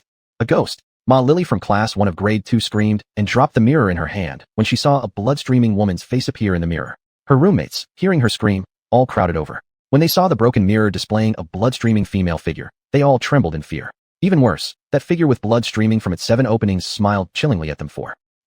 Screams arose again. Someone was knocking on their dormitory door. The girls hugged each other tightly, too frightened to move. What happened? What happened? Outside the dormitory came the voice of the on-duty female teacher. Their school dorms had different female teachers take turns monitoring. Today's duty fell to their head teacher, Zheng Lan, who anxiously knocked on the door. Teacher, there's a ghost. Xia Xiaofei was somewhat braver.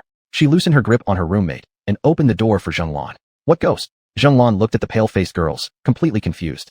How could there possibly be ghosts? There are no such things in the world. Teacher, just now, when Lily was looking into the mirror, suddenly, a bloody face of a ghost appeared in the mirror. Xia Xiaofei steadied herself and explained. She didn't believe in ghosts either, but what she saw was real. Were you all hallucinating? Zheng Lan still doubted their words. She simply didn't believe in ghosts. But how could all 4 of us hallucinate together? Su Yu shakily raised her hand, recalling the earlier terrifying sight, which made her feel like running away immediately. I'll stay with you tonight, Zheng Lan helplessly said, facing several children who claimed to see a ghost. What else could she do? Teacher. I want to go home. Xia Xiaofei remembered what her father mentioned a few days ago. Their courtyard's Uncle Meng apparently managed to get his hands on a protective charm. At the time, her father said something about Uncle Meng doing some morally questionable deeds or being fearful, hence purchasing the charm. Now she wanted to ask Uncle Meng where he bought his charm and whether it worked. Do you really want to go home? Zheng Lan was surprised looking at Xia Xiaofei. This girl was like a tomboy, always fearless. Why was she so scared today? Yes. Regardless of what Zheng Lan thought, Xia Xiaofei insisted on going home and perhaps purchasing a protective charm as well. She trusted that Uncle Meng wouldn't buy an ineffective charm stupidly. All right. Zheng Lan reluctantly nodded, and the 3 remaining girls in the dormitory also raised their hands to request leave. Seeing their pale faces, Zheng Lan helplessly agreed. Don't take too long on leave. Zheng Lan added this warning because if these children missed too much time, they might fall behind in their studies, which would be a shame since all of them were good students. All right. The group obediently nodded. They sat close together, huddling as much as they could. Zheng Lan saw this and tried her best to soothe them. She had no other solution at the moment. By the time dawn broke the next day, Zheng Lan had spent the entire night with them. The children were genuinely frightened, unable to close their eyes without being startled awake. Watching their state, Zheng Lan began to feel it wasn't bad for them to go home on leave. In their current condition, staying wouldn't help them learn anything anyway. You should pack your things and go home first. I remember that all of you are from this county, right? Zheng Lan asked cautiously while allowing them to return, concerned about whether some of them might be from far away. If any were from elsewhere, she'd need to notify their families. Even if contact might not always be possible, she still bore responsibility for the student's safety. Yes. Zhai Xiaofei and Ma Lily exchanged glances and then nodded in agreement. Well then, those who are heading in the same direction should go together. Zheng Lan finished speaking with a big yawn. She was extremely exhausted. It had been ages since she last stayed up like this, and she felt very sleepy now. Even though it wasn't her shift anymore today, she worried if the other teachers worked as hard as her, they wouldn't be able to hold out long either. After exchanging quick looks again, Zhai Xiaofei and the others nodded and obediently slung their backpacks over their shoulders before heading home. The county seat was relatively small, and the school was located on its outskirts where there was more space. As a result, their initial routes back home were in the same direction when they left together. However, after walking for a while, they gradually went their separate ways. Chapter 68, Seeking Help. Xiaofei, why are you back? Zhai mother was surprised to see her daughter return. She glanced at the calendar. It wasn't even the weekend yet. Why had this girl come back? Could she have skipped school? Mom, I'm scared. Seeing her mother, she burst into tears and cried loudly while hugging Zhai mother. Seeing her daughter crying so miserably, Zhai mother was frightened and at a loss. This child had never cried like this since childhood. Why was she crying so hard today? What happened? Daughter, what's wrong? What happened? Zhai mother hugged her daughter. Could someone have bullied her? Thinking about this, she pushed her daughter away and inspected her up and down. She noticed there was no disorder in her clothes except for her pale face. And there didn't seem to be any marks on her body. After checking, she directly shouted towards the room. Old Jai, come out quickly. Zhai mother's shout made Zhai Qing hurriedly come out from the room where he was dressing, and Zhai Xiaofei's older brother also came out. What's wrong? Seeing their daughter's red eyes from crying, Zhai Qing asked with concern. He began dressing when he heard his child's crying, but before finishing, his wife called him out. His clothes were still messy as he ran out. Dad, last night, I saw a female ghost in the dormitory. Zhai Xiaofei stammered. Obviously with a look of terror, Zhai Qing widened his eyes upon hearing this. Ghost? Zhai Qing revealed a look of surprise. At first, he truly did not believe in ghosts in this world, but when he thought of the talismans Meng Haixing brought yesterday, he became uncertain again if ghosts existed or not. However, he heard colleagues talk about actually seeing one during the incident involving Chun Dashan's sister. They really witnessed the soul of Chun Dashan's sister without a trace of her physical body. Zhai Xiaofei looked at her father with a pleading gaze. Little sister, did you hallucinate or is something wrong with your brain? Zhai Xiaofeng laughed twice and then directly mocked his own sister. Brother, if you ever encounter a ghost, I will give you back the exact same words. Zhai Xiaofei was furious. She slapped her brother twice and gave him an annoyed glare. This guy clearly had no sibling affection. Even though she had seen a ghost, he was still mocking her. Later, I'll take you to ask Uncle Meng where he bought those talismans. He also planned to buy some talismans to prepare for his daughter-in-law, and son just in case they too encountered a ghost. Dad, I'm scared. Thinking about the scene she saw yesterday, Zhai Xiaofei was still terribly afraid. She even didn't want to go to school anymore. We'll go find Uncle Meng first, Zhai Qing said gravely. Without consulting Meng Haixing, he wouldn't know who else to turn to. Sigh. The child encountering a ghost was indeed a difficult matter. If it were anything else, perhaps he wouldn't be so worried. But these ghost things, invisible and intangible, who knows when they would appear? Zhai Xiaofei sighed in relief. As long as her father agreed to visit Uncle Meng, that was fine. Dad, do you really believe this little girl when she says she saw a ghost, and that you should go find Uncle Meng? Zhai Xiaofeng didn't agree. He felt like his sister must have misjudged something. Several people in our dormitory saw her. Zhai Xiaofei once again glared at her brother, wanting to beat him up. You'd better shut up. Finally, Zhai mother, who hadn't spoken till now, scolded her son with a glare. How could he say such nonsense at a time like this? She understood her husband well. If nothing strange had happened, he would never talk about seeking protective amulets. Oh, I remember bringing back a protective amulet a few days ago. Suddenly, Zhai Qing remembered the protective charm Meng Haixing had given them. Back then, he hadn't paid much attention to it. After coming home, he carelessly put the amulet in a drawer. Thinking about this, he turned back into the house. After a moment, he rushed out of the room again and handed the amulet to his daughter. But he still needed to buy more medicinal amulets. Regardless of everything, this amulet might actually work. How did you two come here? Meng Haixing was a bit surprised to see Zhai Qing bring Zhai Xiaofei over. It didn't seem like the weekend yet. So why had this child come home? Old Meng, do you have time now? Zhai Qing didn't want to talk about his daughter seeing a ghost at the door. After all, They were part of the public security force, and talking about ghost-related matters was inappropriate in a public setting. Meng Haixing was once again taken aback, then led the two of them inside. Once inside, Xia Qing let Xia Xiaofei recount the events she experienced yesterday to Meng Haixing. The protective charm is from a master I know, who gave it to us as a favor. But this one is specifically for us. If our families want to use it, then we need to buy it. Meng Haixing remembered giving everyone in their bureau a talisman, worrying they might encounter something strange while handling cases. However, if Xia Qing wanted one for his wife and child, then he would have to pay for it. The master's gift was meant for official use when necessary. In fact, Xia Qing taking the talisman for his family was already considered taking advantage of the master's kindness. I'll pay for it. Xia Qing noticed Meng Haixing's troubled expression. He hadn't intended to take advantage of the master's generosity. Some favors should not be accepted, and he knew that well. With your words, I'm relieved. Meng Haixing patted Xia Qing on the shoulder. It was good that this guy didn't ask for anything for free, allowing him to breathe a sigh of relief. So, when should we go find the master?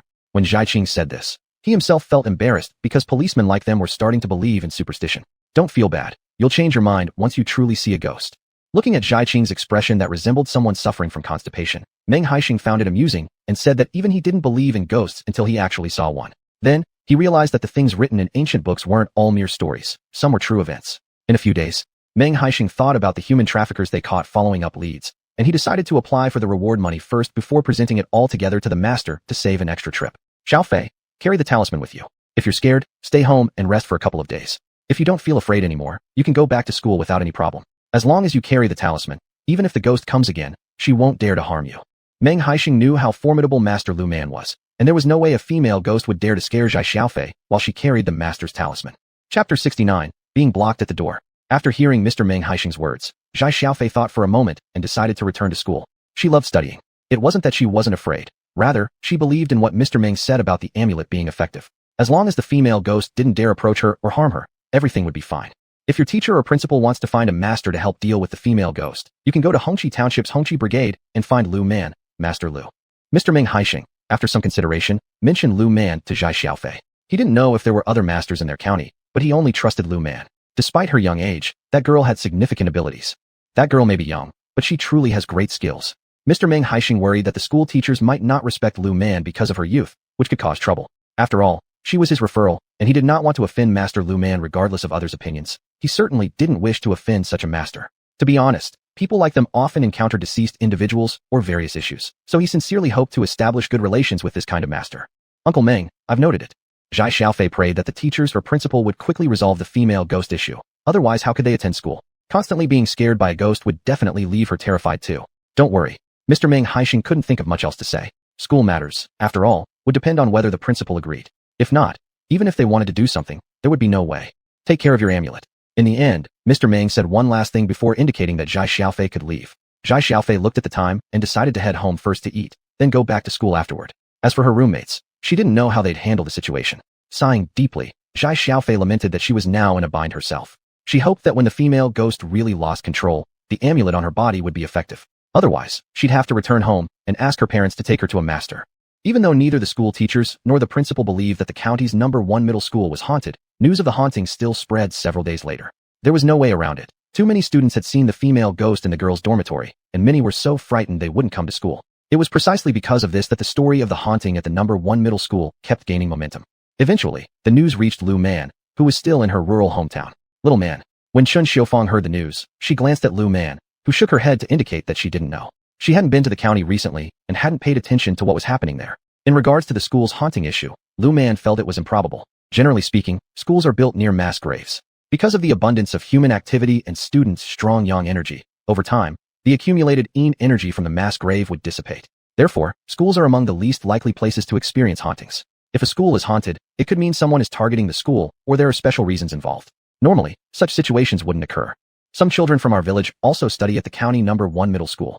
Most children from their village stopped schooling after junior high school, and very few went on to high school. For that reason, there weren't many students from their village attending the #1 middle school. Likely, families from our village or nearby villages with children studying there will come looking for you. Chun Xiufang, considering her daughter's reputation, sighed. Even though she wished nothing bad would happen to the children in the village, she understood the concerns of the parents. If they come, they'll have to pay for the talismans.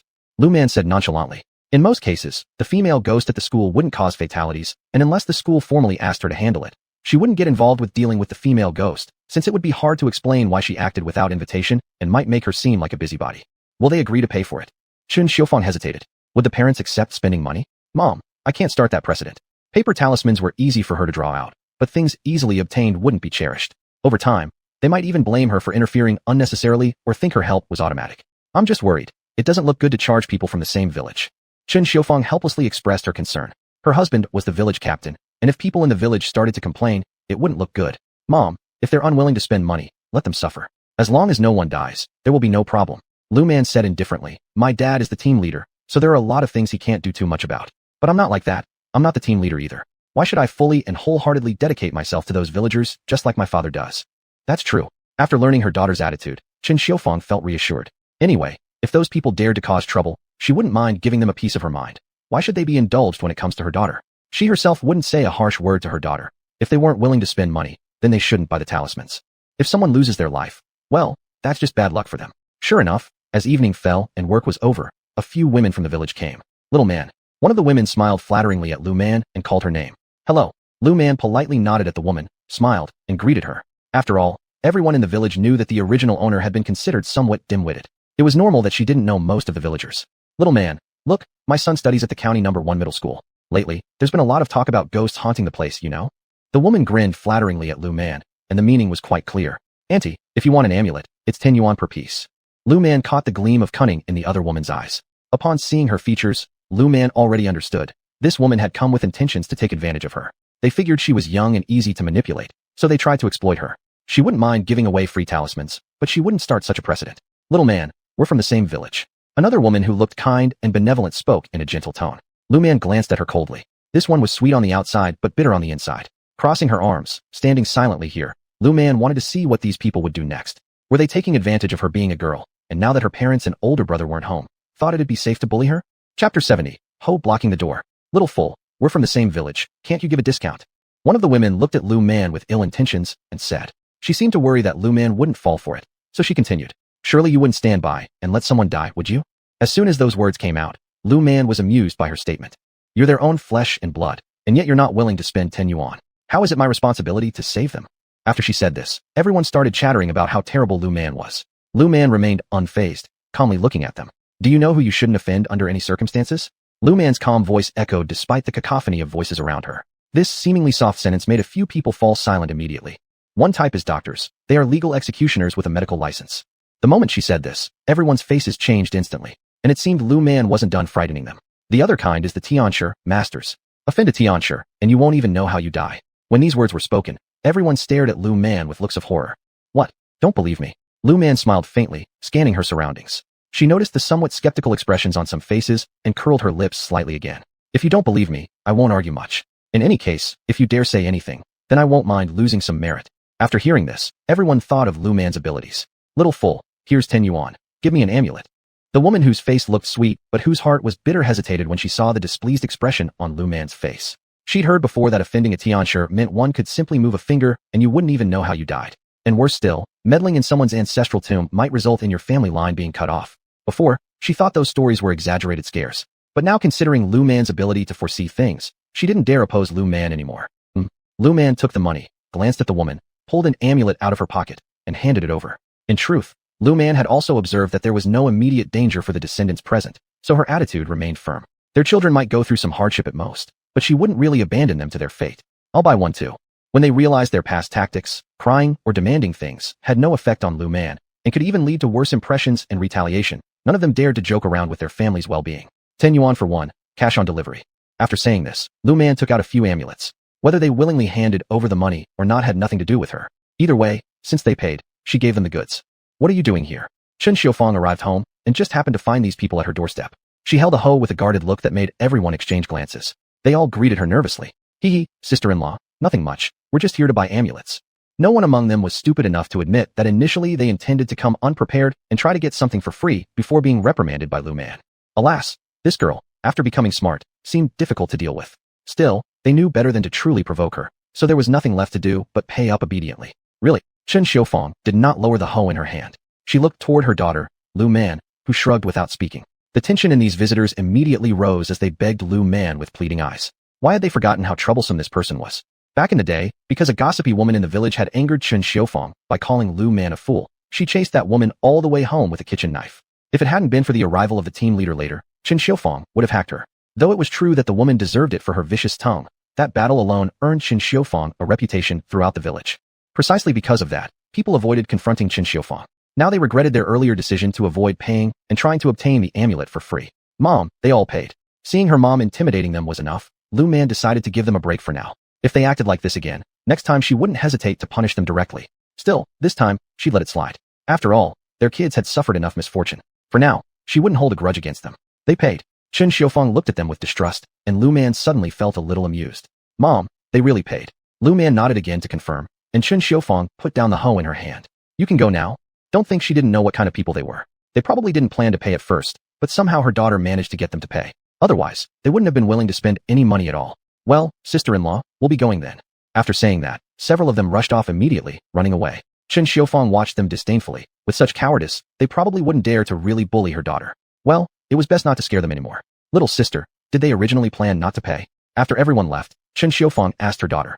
Hee. Lu Man gave a silly laugh without speaking, and Qin Xiufeng rolled her eyes. I knew it.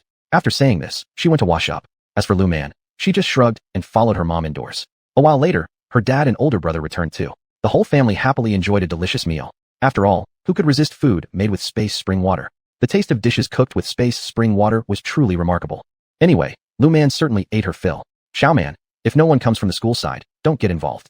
This was about the county town school, where it wouldn't be good for their daughter to meddle unless someone sought her out. Although Lu Jianya was aware his daughter currently had a decent reputation, who knew if higher-ups would revert to discouraging feudal superstitions as they had a few years ago, demanding that everyone not believe in superstitious practices and prohibiting them altogether. And here was their daughter promoting exactly those so-called superstitious beliefs. Dad, the county is so big, I'm not the only Tianxia. Lu Man thought about the incident at Chun family village and frowned. She wasn't sure why, but she felt that the female ghost at the school might be related to the event at Chun family village. However, it wasn't convenient for her to intervene right now.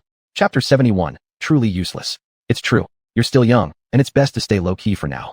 Lu Jianya had initially worried that his daughter might get too proud from the compliments of the villagers, or from her previous collaboration with Meng Haixing.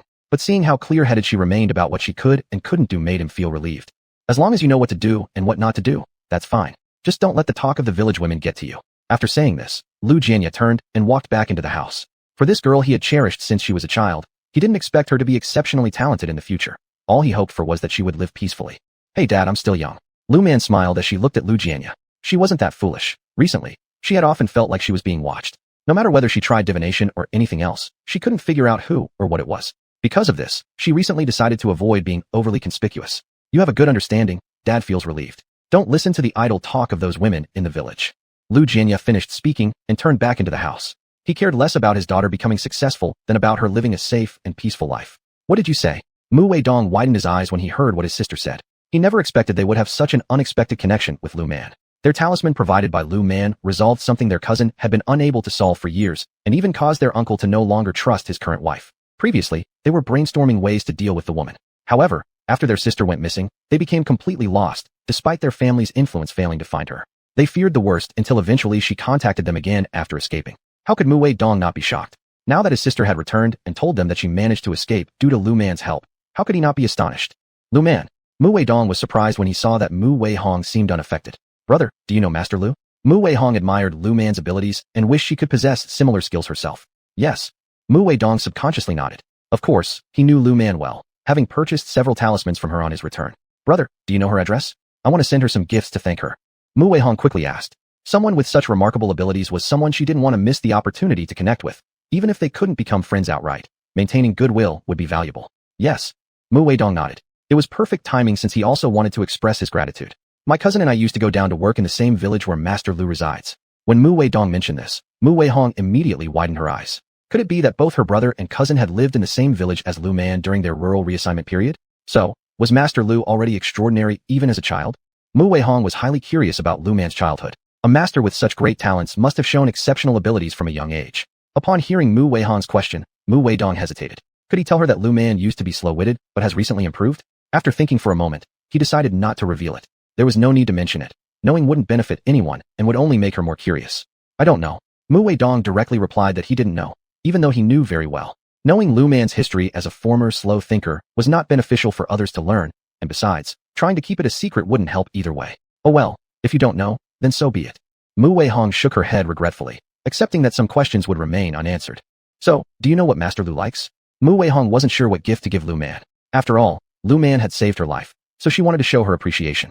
Unfortunately, she hadn't thought to ask for guidance before rushing home, managing only to squeeze into a sleeper train compartment for 3 days just to reach safety. I don't know. Mu Weidong shook his head again, earning a disdainful look from Mu Weihong. Big brother, you're really useless. After saying this, Mu Weihong decided to find another way. Hearing this remark, Mu Weidong almost lost his temper. Why should I bother finding out what a little girl likes? Besides, their cousin guarded the girl closely. He might get his leg broken if he dared inquire further. Oh, Mu Weidong sighed and headed out. He had plenty of things to attend to. If not for his younger sister's return, he would have been much busier elsewhere. There was nothing he could do about it since he had been investigating the cause of death of his late aunt. Although they hadn't uncovered anything so far, this aunt currently held no credibility with her dim-witted husband. As a result, their investigations were now much easier. Adding to this, his cousin was also finding ways to earn money. If it weren't for his own mother who had hidden the aunt's dowry early on, it was uncertain who would eventually benefit from those items.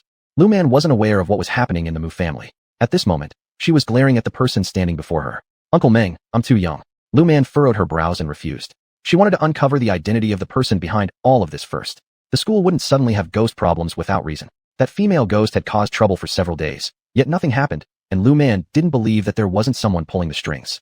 Xiao Man, Uncle has no other options. Meng Haixing sighed helplessly, explaining that if possible, he wouldn't have brought people over either. But given the situation, he had to act since he had friends and family who sought his help, and he couldn't pretend to know nothing. Uncle, something is off here. Reluctantly, Lu Man lowered her voice. Even if she decided to intervene, she needed to confirm the identity of that female ghost first. She wondered where that ghost came from. Still, it was clear that the school needed an inspection. She worried the school might have turned into a place of gathering negative energy. If it did, it would become problematic. What would happen to the children in the school if it became a place of concentrated negative energy? Over time, it was inevitable for accidents to occur. However, if she stepped forward now, she was unsure whether the mastermind behind this would still make a move. What? Meng Haixing glanced around. When he saw Zhai Qing talking with Lu Jianya and Zhai Xiaofei being pulled aside by Chen Xiufeng, he instinctively lowered his voice as well.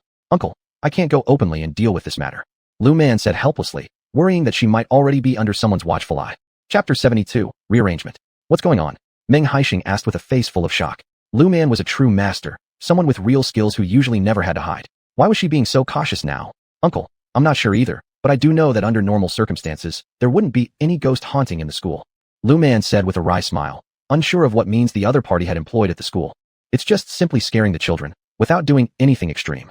Lu Man added again, and Meng Haixing immediately understood her implication. You mean the female ghost was intentionally placed there by someone? The moment Meng Haixing spoke these words, Lu Man cast him an approving look.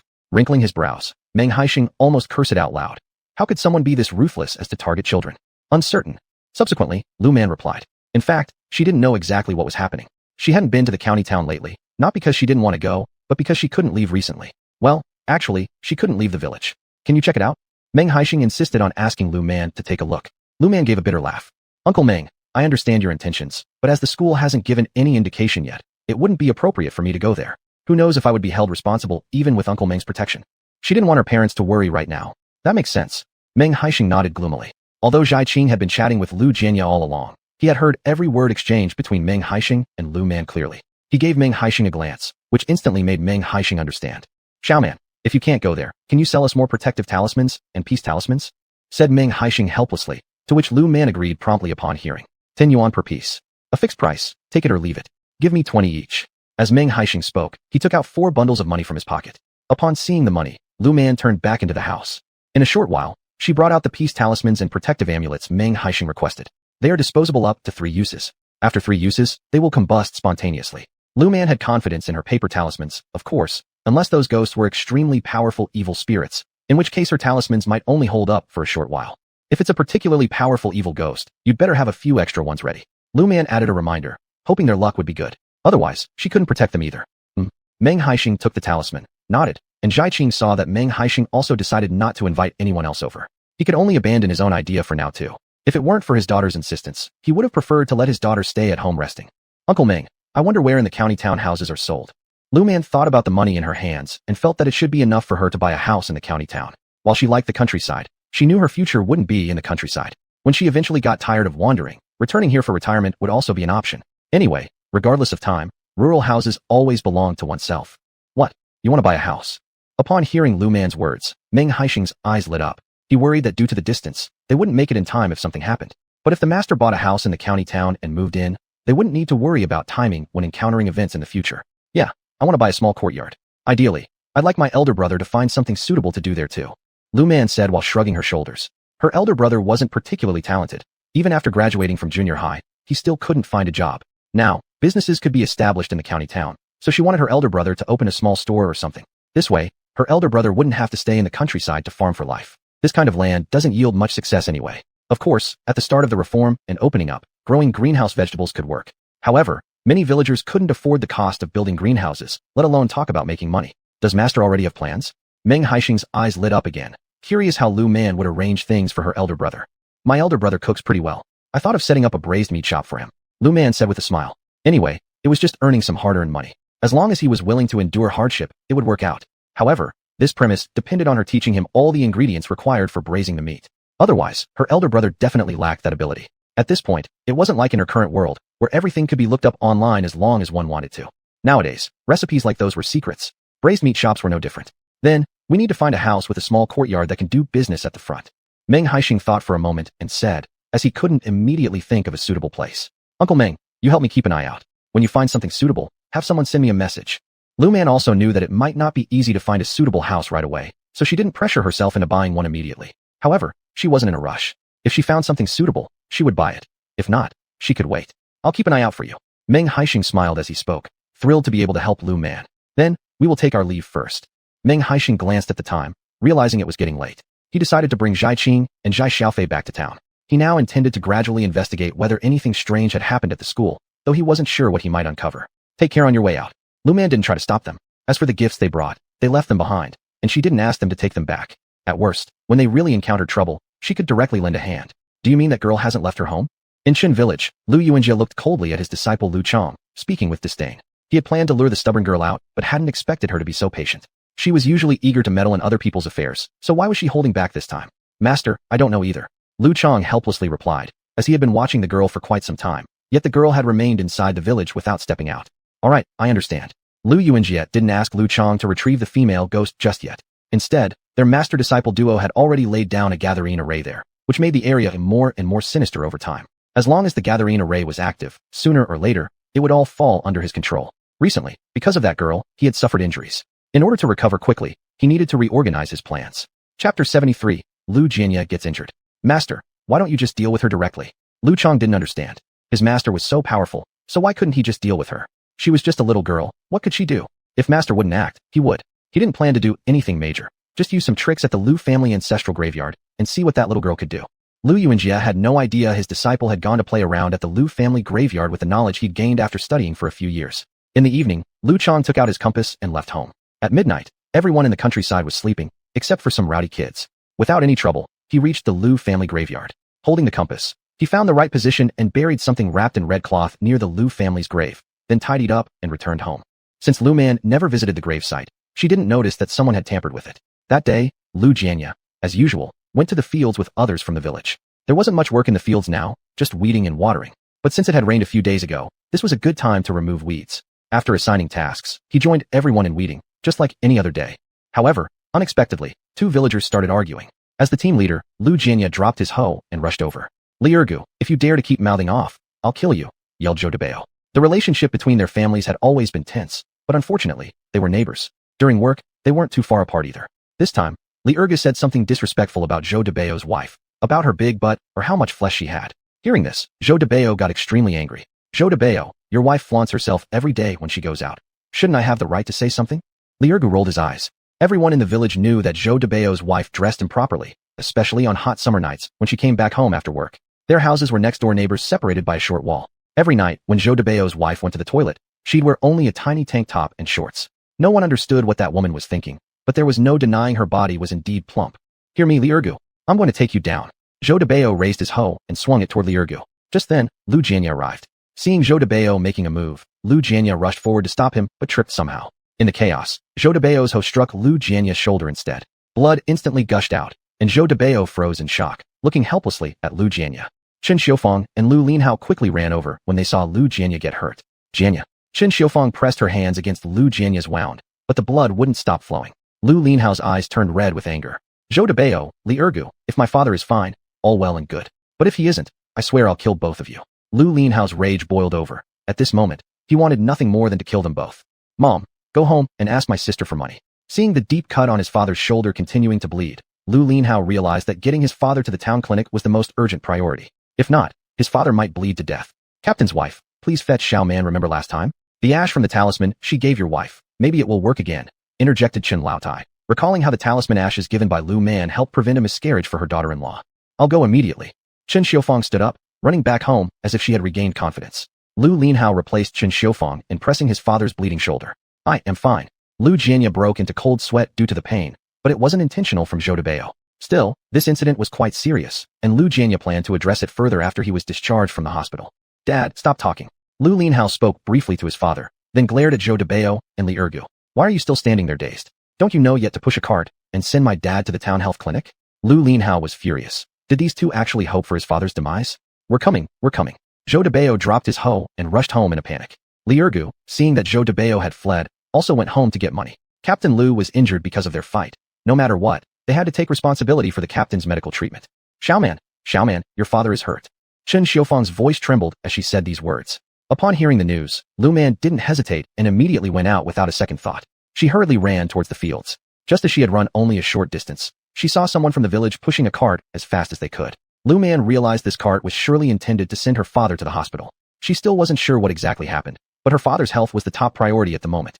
Xiao Man, do you have the money and the talisman you gave to Qin Guifu? Chen Xiufang grabbed her daughter's hand tightly upon seeing her flustered appearance. Lu Man nodded in response to her mother's question. I've got them. Then, she continued running toward the fields. After running for a while, Chen Xiufang noticed her daughter heading toward the fields and followed her back.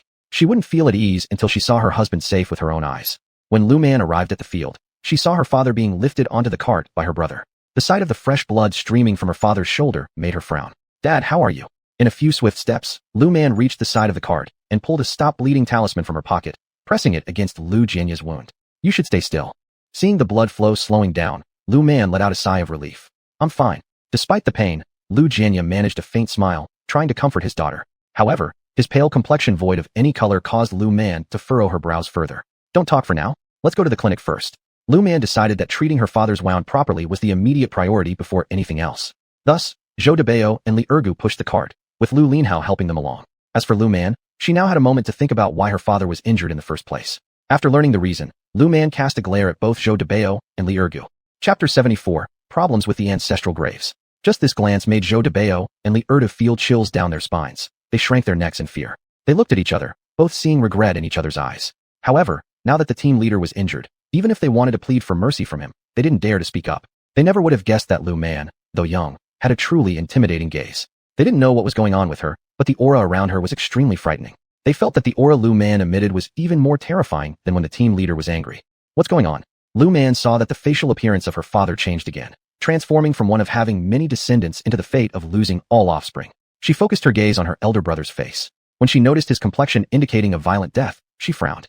She extended her fingers, beginning to calculate the fortunes of her father and elder brother. Although she couldn't read her own destiny, she could still predict her family members' destinies. What's wrong? Chen Xiufang might be worried about her husband, but she also glanced partly toward her daughter. When she saw her daughter frown again, an uneasy feeling arose in her heart. Nothing. There was a problem with the ancestral graves. She wanted to see who had the audacity to tamper with the Lu family graves. Thinking of the graves, a glint of coldness flashed in Lu Man's eyes. She was clear about where the Lu family's graves were, but she only knew the general location. So, how did the other party figure out the exact location of the Lu family graves? This point was quite thought-provoking. She, as part of the Lu family, wasn't entirely certain herself, yet the other side managed to discover it. Wasn't that intriguing? Well, some genuinely capable individuals could calculate it just by using finger techniques. But since the matter of the Lu family graves was related to herself, she'd have to take time and ask her brother or mother to guide her there. The graves were affecting the destinies of her father and brother, so the methods employed by the other side were quite venomous and sinister. But if the other party dared to stick out its claws, she wouldn't hesitate to chop them off. Now wasn't the time to think about these things. The most important task now was to send her father to the health clinic in town. No, the wooden cart was too slow. Even though they weren't very far from the town, it was still too slow. No, she needed to find a faster vehicle somehow. Why hadn't she remembered that the village owned a tractor? If she had known, she would have had the tractor driver come earlier with the tractor. She must remember this point next time, though she still felt that even the tractor was rather slow. If only she could get her hands on a sedan, that'd be ideal. Unfortunately, obtaining a sedan would have to wait a few more years. We're here. After another 10 minutes of walking, Zhou Debao and Li Ergu were gasping for breath as they reported to Lu Man. Lu Man gave them a quick glance, and immediately these two hurried forward. One of them grabbed a corner of the quilt, and they carried Lu Jianya directly into the clinic. Only then did Lu Man show a satisfied expression. Seeing Zhou Debao and Li Erdu carrying his father into the clinic, Lu Linhao also followed closely behind. Seeing everyone entering, Chen Xiufang also held Lu Man's hand and went inside. Doctor, my man got slashed by a hoe. There's a deep wound on his shoulder. Chen Xiufang arrived almost as quickly as the others and immediately explained the situation to the doctor. What? It turned out the person wasn't a doctor, but merely a nurse. Dr. Ma. Dr. Ma. Upon hearing Chen Xiufang's words, the young nurse shrieked loudly. Lu Man furrowed her brow again. What was up with this nurse? Why did she look so panicked? Actually, the blame wasn't on the nurse. She was new here. She had only been working at the clinic for a few days. When she heard that someone was cut by a hoe, and upon spotting the blood stains on the man's shoulder, naturally, she panicked. Here, I'm coming. Dr. Ma Guangming heard the commotion and furrowed his brows. His niece, Zhang Jia, who was a nurse at the clinic, was just inexperienced and needed further training. Despite his thoughts, he swiftly moved towards where his niece was screaming. Step aside. Ma Guangming scowled disdainfully at his niece, Zhang Jia. Frightened by her uncle's anger, Zhang Jia stepped back nervously. What happened? Truthfully, Ma Guangming had been busy with something else, and when Lu Jianya was first brought in, Ma Guangming was treating another patient somewhere else. He got slashed by a hoe. Chen Xiufang cried as she said this, prompting Ma Guangming to pause momentarily after hearing this. Don't panic, let me take a look. Ma Guangming frowned when he saw the bloodstains on Lu Jianya's shoulder, and his frown deepened even more when he noticed the talisman paper stuck on the injured shoulder. However, he didn't say anything but started to examine Lu Jianya's wound. Upon seeing that the wound was very deep and long, he was somewhat surprised that it wasn't bleeding. How is this possible? He exclaimed in astonishment while staring at the wound that wouldn't bleed. Doctor. Chen Xiufang's face showed worry upon hearing Ma Guangming's cry of surprise. Don't worry, the patient's wound isn't bleeding now. I will stitch it up and apply some medicine for wounds. Though Ma Guangming was curious as to why the wound was so deep yet hadn't bled, it wasn't something he could inquire about right now. His priority at this moment was to treat the patient's injury. Zhang Jia, go and get the suturing tools. After Ma Guangming finished speaking, the young nurse turned around and went off to retrieve the necessary tools. Upon hearing this, Lu Man furrowed her brows. Doctor, aren't you going to use an anesthetic? Lu Man's question made Ma Guangming hesitate momentarily before replying. The anesthetic costs quite a bit of money. Ma Guangming said softly. It was evident from their attire that they were farmers, and the anesthetic would indeed cost a lot. No matter how much it costs, we'll use it. Lu Man declared confidently. Hearing her daughter's words, Chen Xiufang quickly chimed in. Doctor, please use it. Doctor, give my father the anesthetic. Lu Linhao also said firmly. Upon hearing these words, Ma Guangming left to fetch the anesthesia from the pharmacy. Lu Man followed behind the doctor to pay the fee, while Chen Xiufang tightly held onto Lu Jianya's hand. Though Lu Jianya's wound had stopped bleeding, the pain was still excruciating, leaving him unable to speak. Zhou Debao and Li Erdu remained pale-faced all along. In particular, Zhou Debao, who had used the hoe, was now shaking with fear. However, at this moment, the Lu family was focused entirely on Lu Jianya, leaving Zhou Debao and Li Erdu ignored. Jianya, don't worry, everything will be fine. Chen Xiufang looked tenderly at Lu Jianya, knowing her husband needed proper rest and nourishment due to such a severe injury. Weeks later, Captain Lu, I'm sorry. Zhou Debao was almost on his knees. If he had known he would hurt Captain Lu, no matter what Li Ergu said, he wouldn't have made a move. Captain Lu, rest assured, we will cover all the medical expenses for your injury this time. Though it pains them to part with money, when they think about how severely injured Captain Lu is, and that his daughter has supernatural skills, they don't dare to play any tricks at this moment. They were so frightened in front of Lu Man just now that they didn't dare to say a word. They were worried that if they said something wrong, Lu Man might directly punish them on the spot. Even if getting hit a few times is okay, they're scared that Lu Man might use some special means. Shut up. Chen Xiufang saw that Lu Jianya was trying to soothe the two men, so she shouted at them. My husband is injured now and in too much pain to speak. You two just stay quiet. Chen Xiufang's commanding words caused Zhou Debao and Li Ergu to glance at each other again, and they both helplessly smiled. After a while, Ma Guangming and the nurse returned, and over here, Lu Man also came back after paying the fees. Dad, wait a second. Lu Man once again took out a paper talisman from her pocket. It was a pain relief talisman, and she immediately applied it to Lu Jianya's body. Ma Guangming noticed Lu Man's actions and twitched the corner of his mouth. That, we can handle injuries as well. Ma Guangming helplessly told Lu Man, but Lu Man shrugged without responding. This is superstition. When Ma Guangming saw that Lu Man wasn't moved by his words, he repeated himself. At this point, Lu Jianya spoke. Doctor, when I got injured, blood was gushing out. It was my daughter who stopped the bleeding using a paper talisman, and many people in our village can testify to this. Lu Jianya finally recovered slightly. Earlier he was in such excruciating pain that he was only sweating profusely. Dad, I was so focused on stopping your bleeding that I forgot about the pain from your wound. Lu Man somewhat awkwardly admitted. She had forgotten that she had talismans that could relieve pain. It's fine. Lu Jianya acknowledged though he lost a lot of blood. If not for his daughter, he would have been concerned whether he'd lose his life due to excessive blood loss. Doctor, please continue. Chen Xiufang breathed a sigh of relief upon seeing her husband's spirits improve. All she cared about was her husband's safety. As long as her husband was safe and sound with no major issues, she wouldn't worry too much, and her rationality would return. Alright. Although Ma Guangming still didn't fully believe that the talisman could stop bleeding or relieve pain, since Lu Man's family insisted, he wouldn't interfere as long as it didn't affect the suture process. Despite Ma Guangming muttering inwardly, his hands worked efficiently, and his skill was impressive. Lu Man, noticing his expertise, curled her lips faintly. This man had quite a story behind him, though she wasn't interested in probing into his privacy. As long as he felt content, that was enough. Done. Avoid getting water near the wound for the next few days, and change the medicine every 3 days. After successfully suturing the wound, applying medicine, and wrapping the bandage, Ma Guangming gave instructions to Lu Jianya. Doctor, do we not need an anti-inflammatory shot? Shouldn't we stay hospitalized? Lu Man frowned, questioning why the doctor didn't recommend an anti-inflammatory shot given the severity of the wound. There was also the tetanus shot to consider. Money was no concern for her, but hearing Lu Man's inquiry, Zhou Debao and Li Ergu both lowered their heads, having already accepted responsibility for whatever costs the captain incurred. All they wanted now was for the captain to recover unscathed. This wound doesn't need an anti-inflammatory shot, Ma Guangming replied helplessly, explaining that resources were limited and even if desired, only severely injured patients qualified. For Lu Jianya, once the bleeding stopped after the suture, an anti-inflammatory shot wasn't necessary and would be wasteful. And what about the tetanus shot? Seeing Ma Guangming's indifferent demeanor, Lu Man asked reluctantly, realizing the doctor thought her father didn't require special treatment, yet she didn't want to take chances. There's no tetanus vaccine available here. If you want it, you'll need to go to the county hospital. Ma Guangming regarded Lu Man more favorably, curious about her identity. Clearly a rural girl, she displayed uncommon knowledge, calmness, and confidence during their interaction that left a deep impression on him. Parents, big brother, let's go home first. It's late today. Tomorrow morning, we'll let the tractor from our team take us to the county hospital for the tetanus shot. Lu Man sighed helplessly, saying that at this moment, how could they be so poor that the health clinic in town didn't even have a tetanus shot? Alright. Lu Jianya nodded in agreement. How could he refuse his daughter's well-meaning concern? Captain Lu, let Ergu and I carry you. As they spoke, the two carefully helped Lu Jianya lie down. Then using the same method as before, they carried him onto the cart.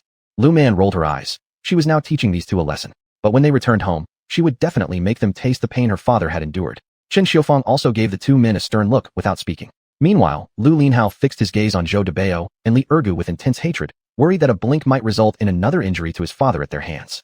Alright, all of you go back now. After returning home and lying down on the Kong bed, Lu Jianya waved off Zhou Debao and the others dismissively. However, instead of leaving, Zhou Debao and Li Ergu turned their gazes to Lu Man. Again, Lu Man twitched the corner of her mouth. Were these two really stupid, or what? Since her father had told them to leave, could she, as a daughter, possibly object? Leave, Lu Man said indifferently. Upon hearing these words, Zhou Debao and Li Ergu bolted away like they had received a pardon order. Watching the fleeing backs of these two, Lu Man faintly made some gestures behind them. Her movements caught Lu Jianya's eye. Daughter, those two lost their minds, which is why the fight broke out you? Lu Jianya left the rest unsaid, while Lu Man waved her hand signaling her father not to worry too much. It's fine. I just gave them a nightmare charm. It won't cause much trouble. They will only suffer nightmares for a few nights. In the nightmare, they will experience what you went through today, being slashed, bleeding uncontrollably, and feeling excruciating pain. Lu Man didn't want to overdo it, though a major part of Lu Jianya's injury was due to someone messing with the ancestral tomb. Still, these two needed a proper punishment. Chapter 76, Splitting Lu Chong. Mom, make sure to stew more spare rib soup for Dad tonight. That stuff is nutritious. Lu Man thought about the spare ribs hanging on the beam at home, and said after considering it carefully, sighing, she had forgotten to buy meat today. Well, tomorrow she would try to buy some pig liver and heart or something like that. These things are good for replenishing blood. I know, stop worrying unnecessarily. Chen Xiufeng chuckled and scolded, then went off to prepare the soup for Lu Jianya. After all, he was her husband. Didn't she feel sorry for him too? As for Lu Linhao, he had been squatting silently on the ground for quite a while. That's enough. Don't stay squatted there. Go wash up. We're about to eat, said Lu Jianya, slightly annoyed upon seeing his son squatting on the floor. This boy, why couldn't he think around corners sometimes? His injury today was entirely an accident. You couldn't really blame this kid. Okay. Lu Linhao responded indifferently and headed off to wash up. His clothes were filthy as well. If it hadn't been for rushing his father to the hospital, he would have washed up earlier. Lu Jianya sighed. His injury also highlighted a problem, that some of the younger villagers were still too impulsive. If it weren't for his injury, these two might not have stopped until they had done something serious. No, when he got better, he would call for a meeting with the village cadres to properly discuss this matter. Lu Man didn't know what Lu Jianya was thinking about. She prepared to go visit the ancestral graves after finishing eating. As for work matters, wasn't there also the accountant and other team leaders even without the team captain? She believed that as long as the villagers were smart, they would know what should be done and what shouldn't be done. Recently, no one should dare cause trouble needlessly. After dinner, Chen Xiufeng did not say anything about letting Lu Linhao go to work. Neither did she go herself, but Lu Man planned to go to the family graves. Big brother. Lu Man called out to Lu Linhao, who had just finished eating and was preparing to water the vegetable garden. What's the matter? Lu Linhao stopped walking upon hearing his sister call him. He looked at Lu Man, confused. Brother, take me to our family grave once. Lu Man lowered her voice and spoke. Hearing this, Lu Linhao frowned. Lu Man noticed that Lu Linhao was frowning without answering yes or no, so she prompted again. Are you taking me or not? Whatever happens, she needed to thoroughly inspect their family's grave site. If there truly was a problem with their family grave, then it would be necessary to visit Qin Village soon. She always felt that something from Qin Village might have happened which she did not know about. Yes. Lu Linhao did not ask why his little sister wanted to visit the graves. However, he knew that his little sister must have discovered something. Let's go. After speaking, Lu Linhao quickly stepped towards the door, with Lu Man following behind. Big brother, isn't our family's grave within the small forest near the village entrance? Lu Man recalled that all the family graves in the village seemed to be located there. She felt somewhat helpless. Why was the graveyard so close to the village? With children being mischievous and playing around, they could do something troublesome. The ancestral graves of many families in the village are over there, though now many people don't bury them there anymore. Lu Linhao thought back. From a few years ago, everyone started choosing new cemeteries, mainly because the area in the small forest wasn't big. In the beginning, when the village population wasn't as large as now, everyone chose to bury their graves there. Later, when the population grew, there was no space left. Nowadays, only some very old graves remain in the small forest. Their old ancestors were indeed buried there. They visited here first every year after the New Year celebration before going to the newly chosen cemetery site to pay respects. Oh, Lu Man nodded, also feeling that the place in the small forest was too small. However, it appeared that most of the major surnames' graves in the village were located there. Likely, it was the decision made by the elders when they originally settled down in this village. Anyway, this side counted as the graveyard of the old ancestors in the village. Upon arriving at the small forest, Lu Man immediately saw a lot of old graves, along with several tombstones standing. Those with tombstones were ancient graves. There, that's our family grave. Lu Linhao pointed at a nearby tombstone-covered grave and told Lu Man. Upon seeing the tombstone, Lu Man slapped her head lightly. How could she forget? Many tombs in this cemetery actually have tombstones erected, so perhaps she could have come alone. Sister, is there something wrong with our family graves? Even though Lu Linhao had been quiet throughout the journey, his tone, when asking, sounded definite. Lu Man looked at their family grave. When she noticed the ominous energy in the northeast corner, her eyes narrowed sharply. It was clear that someone truly wished for the He family to become extinct. Little sister? Lu Linhao had been paying close attention to his younger sister's expression. When he noticed the change in her demeanor, his own face darkened too. It wasn't just about anything else. It was specifically because someone had tampered with their family grave, and that alone left him feeling uneasy. Sis, you stay here. I'll handle it. Lu Man then took a few steps toward the problematic area of the family grave, pulled out a small shovel she had prepared earlier, found the exact spot after pacing around for a moment, and began squatting down to dig into the ground. Lu Linhao wanted to help when he saw Lu Man digging, but remembering what she had said before, he hesitated and didn't dare approach further. Unaware of Lu Linhao's inner conflict, after digging about 3 feet deep, Lu Man finally uncovered a small red package. Her face hardened instantly. This person seemed way too adept at dealing with the Lu family. It looked like they indeed needed a proper lesson. She retrieved the 5 thunder talisman, tossed it up in the air, and immediately, a bolt of lightning struck the red bundle. Seeing this, Lu Linhao almost collapsed onto the ground from shock. Lu Man paid no mind to her brother's reaction. After the lightning struck, the red bundle was instantly reduced to ashes. As the ashes formed, a shrill and miserable scream echoed out, and then suddenly ceased. Lu Linhao watched as the red package turned to ash, but just as he was about to step forward, Lu Man pulled out another talisman and threw it into the air, directing another bolt of lightning towards Qin Village. Watching its direction, a cold glint flashed in her eyes. Hope it didn't kill anyone. Lu Man muttered quietly before speaking again to Lu Linhao, who still stood frozen there. Big brother, let's head back. She believed that in a few days, she would surely hear some news regarding who dared meddle with their family. With someone getting struck by lightning on such a clear day, it'd be impossible to keep it a secret. At Qin Village, inside Lu Yuanjia's home, Lu Yuanjia glared darkly at Lu Chong. What have you done behind my back? Lu Yuanjia stared furiously at Lu Chong, who now looked charred all over from the lightning strike. The nerve of this young man. He must have really gone too far acting without telling him. Chapter 77, Forcing a Confession. Master, Lu Chong weakly called out to Lu Yuanjia. He never would have guessed that merely messing around at the He family ancestral graves would result in him being struck by lightning. Now, he felt as if he had lost half of his life. Speak, Lu Yuanjia said coldly. Seeing his master truly angry, Lu Chong lowered his eyelids, hiding all of his thoughts.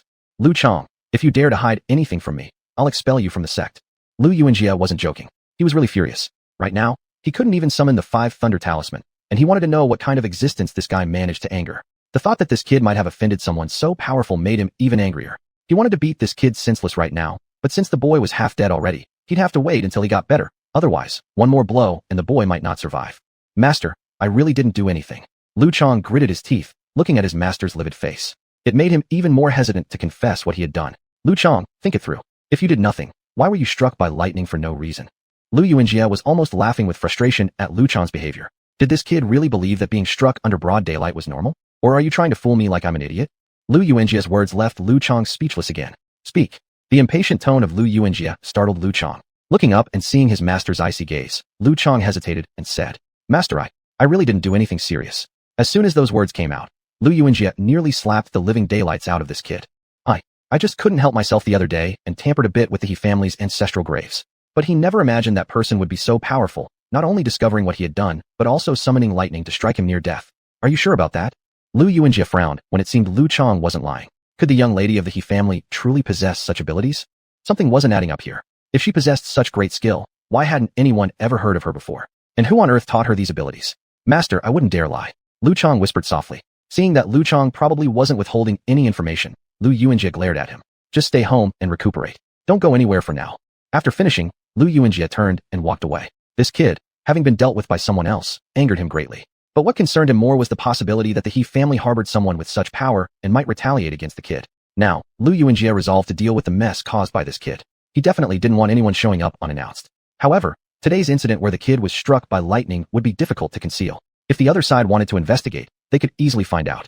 Lu Yuanjia was worried, though decided to deal with things step by step. If necessary, he would send his son-in-law to inquire at the He family. What did the two of you go out for? Seeing her daughter and son return together, Chen Xiufang remembered that moments ago, she hadn't seen either of them inside the house, which meant they must have gone outside. She voiced her curiosity. Mom, I dragged my brother along earlier to take care of something. Lu Man smiled ingratiatingly at Chen Xiufang while saying this. Meanwhile, she also intended to visit Qin village soon. However, if she went there to investigate, the opposite party might figure out her intentions and possibly take action. Alright, forget going to Qin village then. She'd just wait a few days before doing anything. After all, this sort of secret wouldn't stay hidden long between villages so close. Merely a half-hour walk apart. News traveled fast in these parts. Especially something sensational like being struck by lightning during the day. No way to keep it under wraps. Mom, don't go to Grandma's house for now. Lu Man worried that her step-uncle and step-aunt might try something again. This oversight on her part led her to conclude she must pay closer attention to her family members moving forward. Otherwise, if such mishaps happened again, it would become problematic. Though wanting to get rid of whoever dared scheme against their family, she still hadn't found the responsible party yet. What's wrong? Chen Xiufang noticed her daughter speaking somewhat cryptically, knowing that even if her elder brother and sister-in-law had crossed some boundaries, she could not fully let go of her biological mother. No matter how things turned out, her mom had given birth to her and raised her. Because of this, she couldn't simply abandon her mom's safety. Mom, just trust me on this one. During this time, you'd better not visit Grandma. If you're worried about her, just send some supplies over. Lu Man sighed, helpless, realizing that as a daughter, it was impossible to completely ignore her mother's well-being. However, she really couldn't interfere with uncle and aunt's side. She was unsure why they had such a fate, but she knew that it wasn't due to someone else's scheming. Their fate seemed to stem from something that aunt's ancestors had done. Thinking about this, Lu Man sighed again. Alright. Chen Xiufang saw the troubled look on her daughter's face and sighed as well. If she didn't go for now, then so be it. Besides, she currently didn't want to see her partial-hearted biological mother anyway. When her brother needed something, her partial-hearted biological mother would spare her own daughter just like that. Although saying there is no resentment is impossible, she still couldn't ignore it completely, which is exactly why she didn't want to see the other person right now. Mom, tomorrow we'll go to the county town. Once we're there, I'll check out the county number 1 middle school. Lu Man lowered her eyelids. Since the other party was seeking death, she'd oblige them. She wasn't certain how experienced the person who acted against their family was, but she knew that the other person wouldn't give up. In the future, they would still act against their family. Go ahead. Chen Xiufang didn't know why. All of a sudden, her daughter wanted to meddle in county number 1 middle school's affairs, but she understood that her daughter had her own thoughts and reasons. Anyway, her daughter was capable. She, on the other hand, should stop holding her back. The next day, Lu Linhao arranged for the tractor driver from the village to come early with a tractor. Of course, they hadn't planned to use the village's tractor without paying. They paid for it. Brother, be careful. Lu Man worriedly told Lu Linhao as she watched him supporting Lu Jianya. Though she knew Lu Jianya had injured his shoulder, she still feared that the wound might split open, and even more so, she worried that it might get infected. Changing the bandages every 3 days? Oh my, in this scorching summer heat, waiting 3 days to change the bandage. What if it got infected? I'm fine. Lu Jianya chuckled at his overly anxious daughter and assured her. He truly was alright. His wound neither hurt nor bled. It was just because he had lost too much blood yesterday. His legs felt weak. Be more careful. Lu Man repeated her warning, still uneasy. She was worried that if they weren't careful enough, her father might get injured again because of the ancestral graves being tampered with. Now it seemed that their father's fate had changed once more. She was curious as to why those people were suddenly targeting their family now. Could it be that there was some feud between them? That didn't seem right. She knew her parents' temperaments well.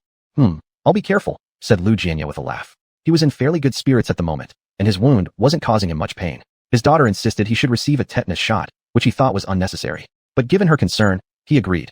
It wasn't like they couldn't afford it anyway. The family wandered for about an hour before arriving at the county hospital. Once inside, they were a bit disoriented, but only Lu Man knew what to do next. She paid the fees, registered, waited for the doctor's prescription, went back to pay again, and then finally received the shot after all this hustle. It took over an hour, but finally, her father had received the injection. Only then did Lu Man let out a sigh of relief. She had been very worried about her father getting infected. Now, within 24 hours, the tetanus shot was done. She could relax fully. Mom, Dad, brother, it's not early anymore. Let's go eat first. Lu Man looked at the time and spoke. She realized that maybe she needed to buy a watch, but they were expensive, and buying one would make her worry about having enough money for a house. We'll eat at home, Lu Jianya responded without hesitation. We've spent so much on this hospital visit already. We can skip eating out in the city. Let's eat in the county. Dad, you need some nutrients. Lu Man frowned. While meat was hard to come by these days, finding some supplements was possible. They had a river nearby with fish, something she hadn't tapped into yet due to the abundance of meat lately. All right. Seeing Lu Man giving him a certain look, Lu Jianya followed her gaze and spotted the tractor driver. He understood. Lu Man didn't want the man to have come for nothing. Let's go then. Lu Man gestured for her older brother to help support their father. As Lu Linhao assisted Lu Jianya and Chen Xiufang carefully helped from the side, Lu Jianya found it somewhat amusing. All he had hurt was his shoulder, not his legs, and looking at how everyone hovered around him. I'm fine, it's just that my legs feel a little weak. Lu Jianya originally wanted to tell them not to bother supporting him, but seeing the disapproving look from Lu Man, he decided instead to say that his legs felt weak, avoiding saying outright that he was completely fine. Lu Man nodded contentedly. Losing so much blood from the injury, there was no way her father could feel perfectly all right. Mom, did Zhou Debao and Li Erda not visit Dad last night? Lu Man didn't care about their possessions, but the costs incurred at the health center yesterday and today at the county hospital, they were all paid for by their family. She didn't care about the money, but their attitude needed to be clear, right? Zhou Debao and Li Erdu were both tied to the rafters by their fathers last night and got beaten badly. Chen Xiufang was still a little upset about it. The two guys deserved every bit of it. Otherwise, they'd repeat such behavior.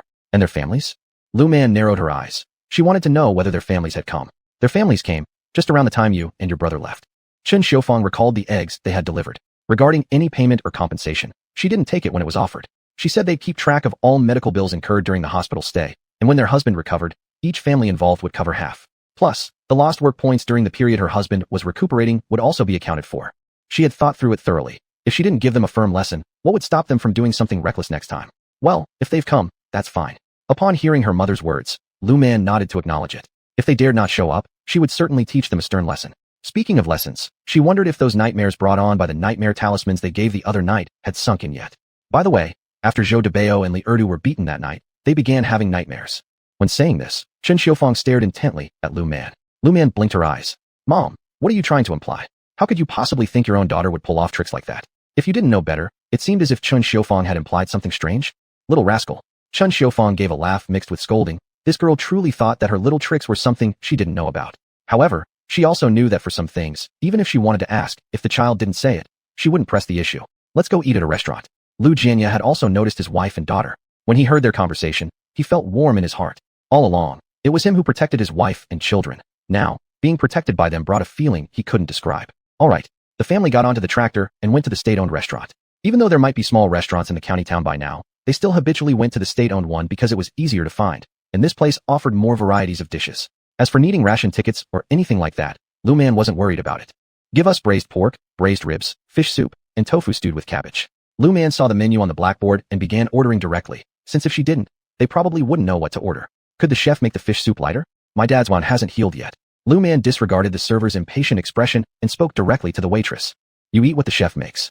Hearing these words from the server, Lu Man burst into sarcastic laughter again. Is that so? Lu Man squinted her eyes, feeling like she'd been too amiable lately. How dare anyone provoke her? Xiaoman. Lu Jianya held back his daughter, shaking his head at her. TCH. Seeing Lu Jianya restraining Lu Man, the waitress looked down on them with disdain. Hick. This remark once again made Lu Man laugh sarcastically. Hick. I wonder if your 3 generations of ancestors knew how to do anything decent. These words from Lu Man caused the waitress to glare daggers at her in anger.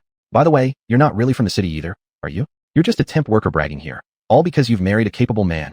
Lu Man's words carried an extremely significant meaning. Chapter 79, Inchi. The waiter heard Lu Man's words and raised her chin. I just don't know when that man will marry you. Lu Man saw the proud look on the other person's face and directly hit the woman's deepest sore spot. Probably it will never be possible in this life, right? When Lu Man saw the smug expression on the other person's face disappear, she continued speaking. Humph. The son-in-law who relies on his father-in-law actually dared to flirt with another girl. These days are already liberated, but some people still want 2 wives. With every word Lu Man said, the waitress became increasingly pale-faced. When she noticed some of the people inside the restaurant looking at her, she angrily raised her hand. Lu Man stood up and grabbed the woman's hand. So you're angry now, aren't you? Lu Man seemed to feel that the situation was not chaotic enough yet, as she looked at the waitress. You're really great pretending to be cousins. The so-called cousin tricked your younger cousin into bed, and you two are openly together without a care. I wonder what your sister-in-law would say if she knew. Lu Man immediately realized that this woman was someone else's mistress. At first, she didn't plan to expose what this woman had done, as it wasn't much related to her, but this woman clearly disrespected her. Lu Man decided not to let her off easily. You're talking nonsense. Seeing everyone looking at her with eyes full of ambiguity, the waitress shouted furiously at Lu Man. If I'm talking nonsense, do you dare to let your sister-in-law take you to the hospital for a checkup? You're pregnant for 3 months already, and you still dare to act around me. Just stay quietly hidden if you're pregnant. This sentence from Lu Man was a warning. Upon hearing it, the waitress widened her eyes, because even her man did not know about her pregnancy. What do you want? The waitress immediately gave in, feeling that there was something strange about Lu Man. How could she know all about her affairs? I don't want anything. Lu Man smiled wryly as she gazed at the other person.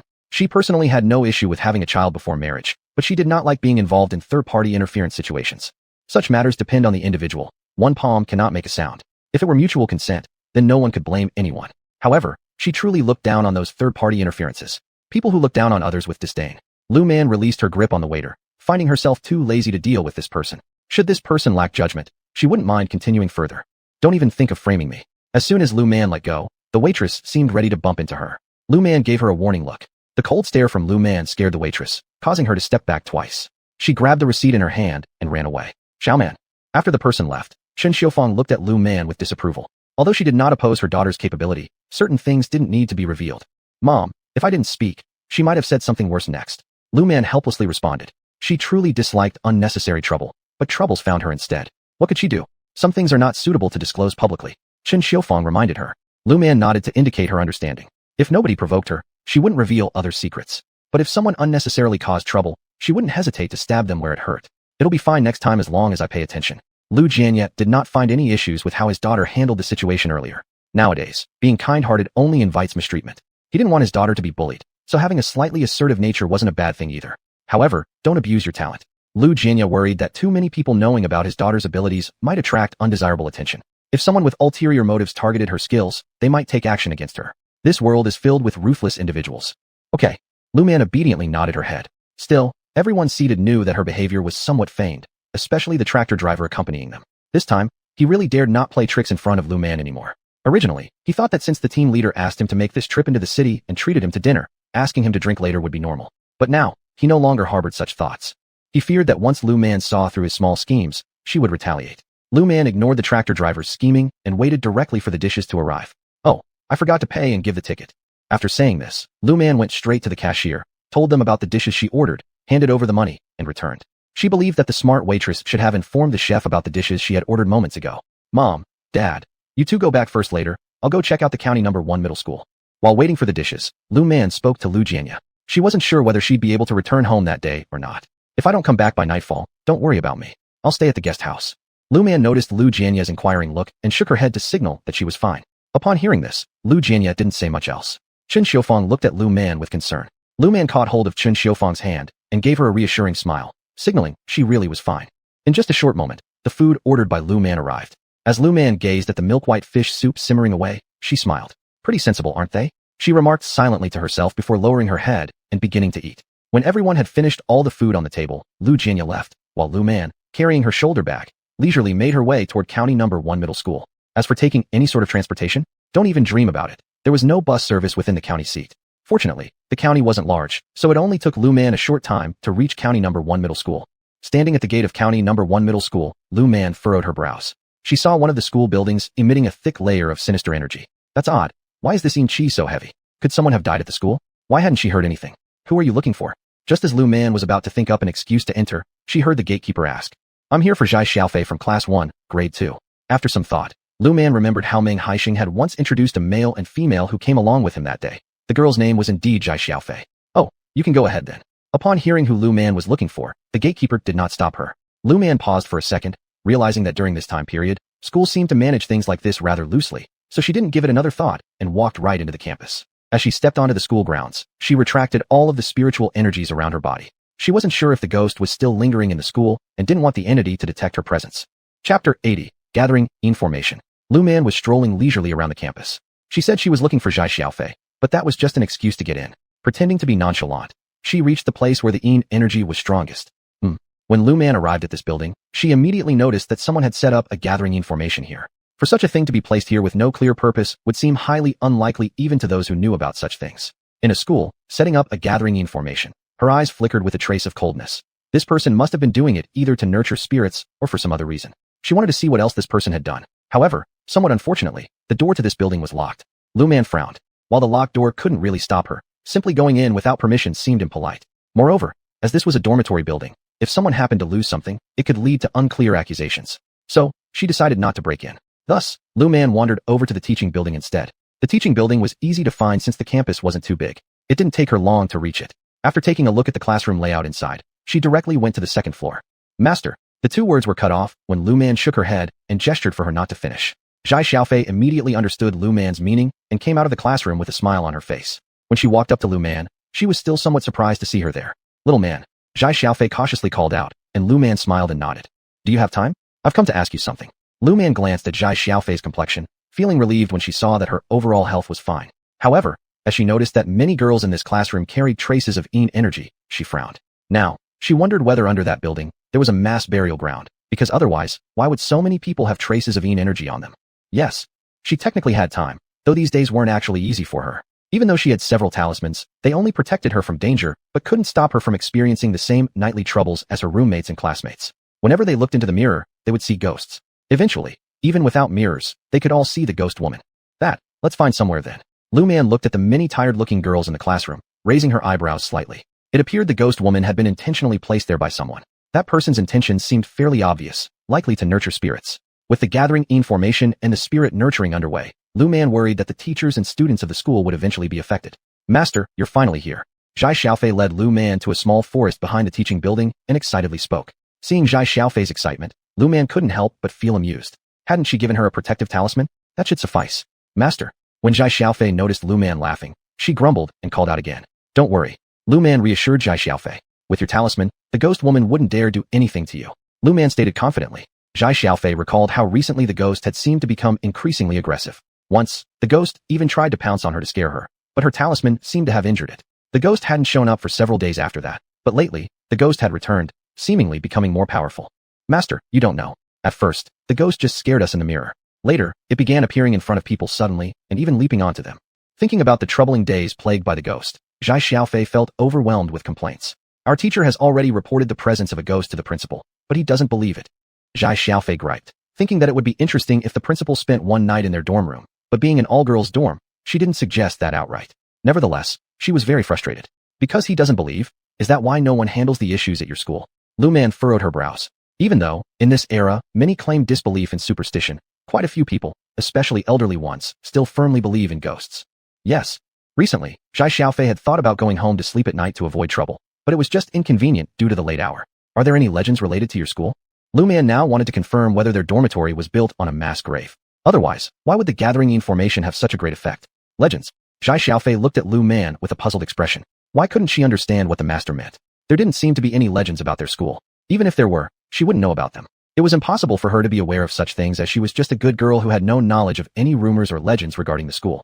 Yes, like stories about strange events in the school, or that the school used to be a mass grave, or that certain houses in the school were built directly on top of a mass grave.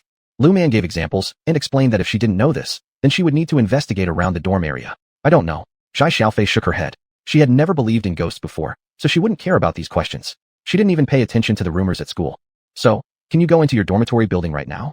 After thinking for a moment, Lu Man asked. If she couldn't enter the dormitory building, then she would have to come back at night. Yes, I can. Xia Xiaofei nodded, indicating they could enter because almost everyone had a key to the door below the dormitory building. In that case, will you show me around? Lu Man decided to act quickly, solving the issue during the day rather than waiting until the night. It was also an opportunity for her to prepare more materials. Okay. Xia Xiaofei led Lu Man to the dormitory building. As she opened the door beneath the building, she immediately felt cold wind blowing through. The temperature inside the building seemed significantly lower than outside. She shivered, and Lu Man noticed this, lightly patting her on the shoulder. Xia Xiaofei instantly felt warm all over. Follow me closely. Lu Man wasn't sure where the ghost woman was now, and she worried the ghost might target Xia Xiaofei. At the same time, she feared that if there were other girls resting in the dormitory building, the ghost might turn her attention towards them. Got it. Xia Xiaofei nodded enthusiastically. She wished she could tightly hold onto Master Lu Man's hand, but she didn't dare. Chapter 81. You deceived me. Lu Man slowly wandered around the dormitory building. The first floor was fine, and the second floor was fine too. Finally, when she reached the third floor, which was also the top floor, Lu Man frowned. It seemed that the female ghost was on the rooftop. Moreover, she also sensed the presence of a living person. What was going on? Thinking about this, Lu Man quickened her pace, and Xia Xiaofei followed behind her with a light jog. Little girl, jump down, and everything will be over. After Lu Man reached the rooftop, she just heard the female ghost enticing a little girl who looked pale and unwell. The little girl was frail, and her complexion was particularly dreadful. She took out a paper talisman and threw it into the air. The female ghost let out a sharp and agonizing scream. Who are you? When the female ghost looked at Lu Man, she revealed an expression filled with resentment and hatred. Why? Why could this suddenly appearing young lady hurt her? Who I am is not important. Who are you? When Lu Man saw the appearance of the female ghost, she frowned. Indeed, this female ghost was the newlywed bride from Chun village who had died suddenly. This matter indeed had someone orchestrating things behind the scenes. She wanted to know what exactly happened to this female ghost. Who am I? The female ghost was momentarily stunned by Lu Man's question, but then quickly recovered. Go away. The female ghost lunged towards the student standing on the rooftop who had been enticed by her. But would Lu Man give her the chance? Lu Man pulled another paper talisman from her pocket and threw it at the female ghost. After the talisman self-ignited, the female ghost screamed in pain again. Her movement toward the little girl also paused for a moment. Seizing this opportunity, Lu Man rushed to the side of the young girl and grabbed her firmly. If you don't want to die, stay far away. After saying that, Lu Man pushed the girl towards Xia Xiaofei nearby. When Xia Xiaofei saw the girl being pushed by Lu Man, she immediately embraced the girl tightly. Lily, aren't you supposed to be at home? Xia Xiaofei asked while holding Ma Lily. Ma Lily, as if just coming back to reality, clutched onto Xia Xiaofei desperately, showing a look of terror on her face. I don't know why, but I just appeared here. Ma Lily said this with fear still evident in her tone. Xia Xiaofei held Ma Lily closely, shifting her gaze to Lu Man and the female ghost. I advise you not to meddle in affairs that don't concern you. Upon realizing Lu Man's abilities, the female ghost threatened her with a show of false bravado. Upon hearing these words, Lu Man couldn't help but burst into laughter. Her smiling face, like blooming flowers, even caused the female ghost to be momentarily surprised. Meddle in affairs? Am I doing so? Lu Man pointed at her own nose, finding it amusing. Didn't she understand? Becoming a ghost did not grant free rein to do whatever one pleased. If the ghost harmed others, while in the human world they might escape punishment, in the netherworld, they would have to endure punishment in the 18 levels of hell. Do you know that if you dare harm a life, your fate will be to undergo reform in the 18 levels of hell? Lu Man warned the female ghost seriously, emphasizing that whether alive or dead, one must not harm people or spirits indiscriminately. Otherwise, every action would be meticulously recorded in the book of life and death. She wasn't sure if the female ghost could fully comprehend this point, but she hoped the ghost would be wise enough to realize it. You're lying. The female ghost refused to believe Lu Man's words. Although she desired to retaliate against Lu Man, she instinctively felt that she was no match for her. Her thoughts shifted to escaping, believing that if she fled to her master, all would be well. Given how formidable her master was, she believed he could easily deal with this young girl. You're already a ghost. Saying there are 18 levels of hell? Is that a lie? Lu Man chuckled at the ghost's naive response. Even after becoming a ghost, her nature remained quite simple-minded. Besides, are you unaware of how you met your death? Lu Man looked at the female ghost, still somewhat curious about her exact cause of death and how she was manipulated. Because I got overly excited during the wedding ceremony and consequently passed away. As Lu Man spoke, the female ghost explained somberly. In response, Lu Man exhibited a knowing smile. Do you know that your birth date and time, was quite unique? At this remark from Lu Man, the female ghost exhibited surprise. She often remembered her parents' frequent mention of her unlucky birthday, lamenting why she was born precisely on the 15th day of the lunar calendar. But how did that relate to her death? Your birth data is quite unique. You were born in a year, month, and day of Een. Such BAZ results in a weaker constitution prone to attracting impure things. However, the main point is that girls with this kind of birthday are considered the best for nurturing spirits. Lu Man said this in a low voice, as if it were a trivial matter. But the female ghost took Lu Man's words very seriously. Her master had always told her that she had died due to an accident, and that when she became more powerful, she could be revived. No, you're deceiving me. The ghost's previously serene face suddenly contorted into one of fierce rage. Xia Xiaofei tightened her arms around Ma Lily. If Lu Man hadn't been standing at the edge of the rooftop, she would have probably hidden behind Lu Man. Why would I deceive you? Was there even a need? This female ghost still lacked experience. No, you're lying to me. The female ghost let out another wail, filled with sorrow. She then stretched out her hands, attempting to use them against Lu Man. Yet Lu Man remained motionless. Little ghost, sometimes the truth hurts the most, don't you know that? Once again, Lu Man pulled a talisman from her pocket and tossed it casually, easily blocking the female ghost's attack. The female ghost stared at Lu Man in disbelief. How could this be possible? She was much stronger now than she was before. Why could her attack be so effortlessly deflected? Do you think just because you've practiced here for so long, you've become more powerful? This ghost had yet to harm anyone. If not for the fact that Lu Man happened upon her today, the female ghost would have already begun harming people. Once she started, she'd gradually transform into an evil ghost, which in turn would lose its reason and only be controlled by the person behind it. If that person's skill wasn't sufficient, perhaps the evil ghost might eventually turn on them. Of course, Lu Man didn't care whether that person might fall victim to their own creation. What concerned her was the fact that all those innocents who would be killed by the female ghost truly deserved sympathy. If she hadn't witnessed this herself, it might have been a different story. Now, since she'd encountered this situation while the female ghost hadn't fully transformed into an evil ghost, she absolutely couldn't turn a blind eye. Chapter 82, Seal. How do you know? The female ghost looked at Lu Man with suspicion, and Lu Man saw the suspicious look on the ghost's face, smiled, though that smile carried a trace of mockery. Do you know, by practicing here in this gathering formation, it may speed up your cultivation process, but once your cultivation pace quickens, you will gradually lose your sanity? Lu Man chuckled as she looked at the female ghost. This ghost was still too naive. In this world, where could one find such effortless good fortune? Unless it was a special naturally formed gathering array. Such an array, if not tampered with by anyone, could allow ghosts to cultivate faster while keeping their sanity. But this deliberately arranged gathering formation had been tampered with. At first, she hadn't noticed any changes in the formation. It wasn't until the ghost was just about to lose control that she discovered some subtle connections between the female ghost and the array that led her to understand the other party's intention. They were cultivating spirits, though to put it nicely, it was spirit cultivation. Bluntly speaking, it was merely raising ghosts, specifically malevolent ones. The female ghost, simple in nature both in life and death, didn't have many ulterior motives. Thus, being swayed by whoever was behind her, she ended up signing something. And not only that, but she signed it in the form of her soul. Now, things were getting troublesome. Her current level of mastery in Taoist arts was insufficient to sever the link between this female ghost and the person controlling her. However, she could temporarily seal the female ghost away. She planned to wait until her mastery became stronger, and then she would cut off the ghost's connection to her controller. Thus, while the female ghost was momentarily stunned by Lu Man's words, Lu Man took out another sealing talisman from her space ring and casually flicked it. The female ghost instinctively tried to flee when she saw the talisman, but it was no use. She was stopped in her tracks. The female ghost was directly sealed within the talisman. Master, did you manage to subdue the female ghost? Xia Xiaofei saw the female ghost trying to run, but disappearing into thin air. When she spotted the paper talisman floating midair left by Lu Man, she figured the female ghost had indeed been contained. You're safe for now. Lu Man nodded, deciding that upon returning home, she must train more diligently. Since coming to this world, she had become somewhat complacent in her training. Reflecting on how the female ghost almost caused her downfall made her realize she needed to be more diligent moving forward. Master, I'm scared. Ma Lily broke down in tears when she saw the female ghost vanish. With pleading eyes, she spoke to Lu Man. No one could fathom how she had survived these days. Whether her eyes were open or closed, the female ghost haunted her every moment. Even in dreams where the ghost frightened her repeatedly. Nightmares always involved either being swallowed whole or strangled by the ghost, each time waking her in sheer terror. Just soak up more sunlight, it'll help. Lu Man gave a casual glance at Ma Lily's body filled with energy, lightly patted her, and said so. This single gesture left Ma Lily feeling warm all over, as if the freezing coldness that clung to her dissipated instantly. Master, do you have any kind of protective amulet?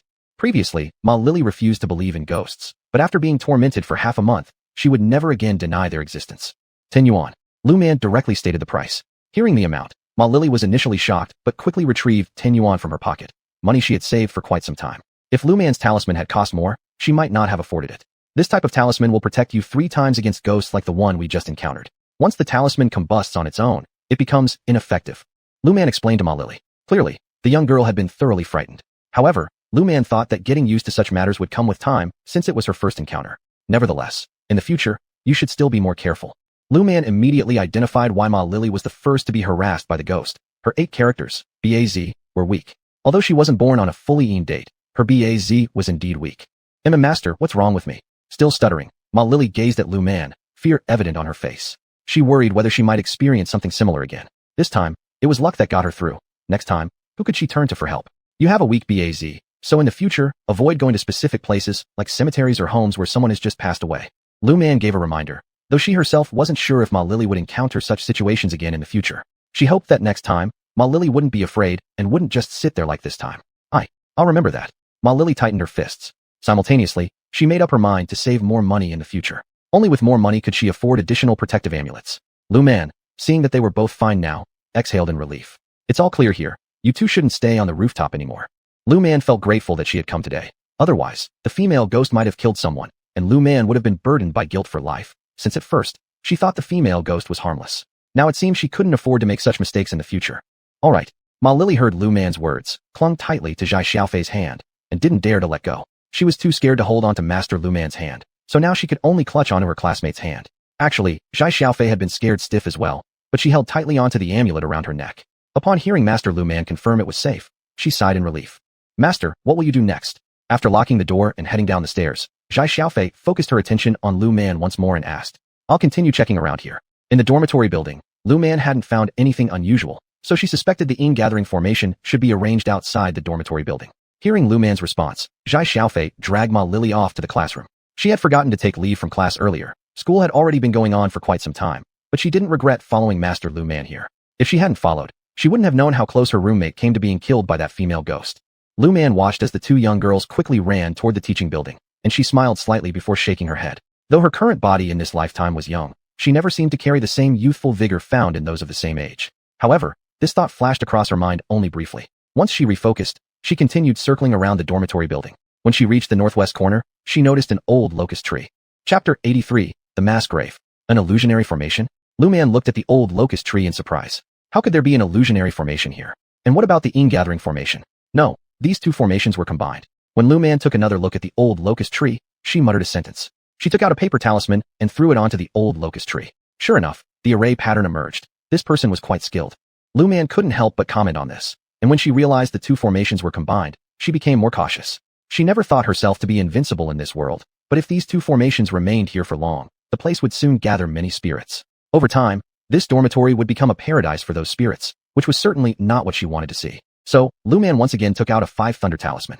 In broad daylight, this 5 Thunder Talisman summoned lightning, destroying the two formations at once. At that moment, Lu Man finally saw the true face of the old locust tree. It was still the same old locust tree, but beneath it stood a tombstone. When Lu Man saw what was inscribed on the tombstone, her brows furrowed. It turned out this place was a mass grave from the war back then. This complicated things. This tombstone was actually suppressing the malevolent energy emanating from the mass grave below it. And because of this, people with genuine skills had decided to build a school here. But whoever it was probably hadn't foreseen someone would tamper with the mass grave here.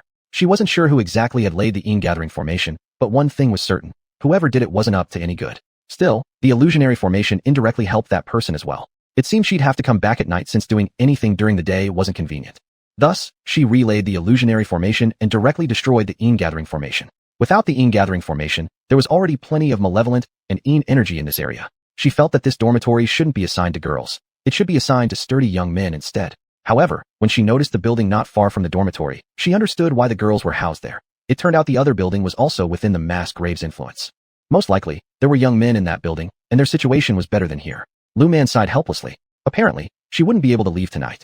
So, she meandered away from the school and stayed at an inn. Captain, sister-in-law, we're sorry. We won't fight anymore. As Lu Jianya had just returned home, Zhou Debao and Li Ergu came over. The two were crying profusely, with snot and tears running down their faces. They were ready to kneel before Lu Jianya. It's good to correct mistakes after knowing them.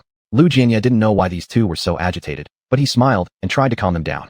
Upon hearing Lu Jianya's words, Zhou Debao and Li Ergu almost cried again. They knew they had really made a mistake this time.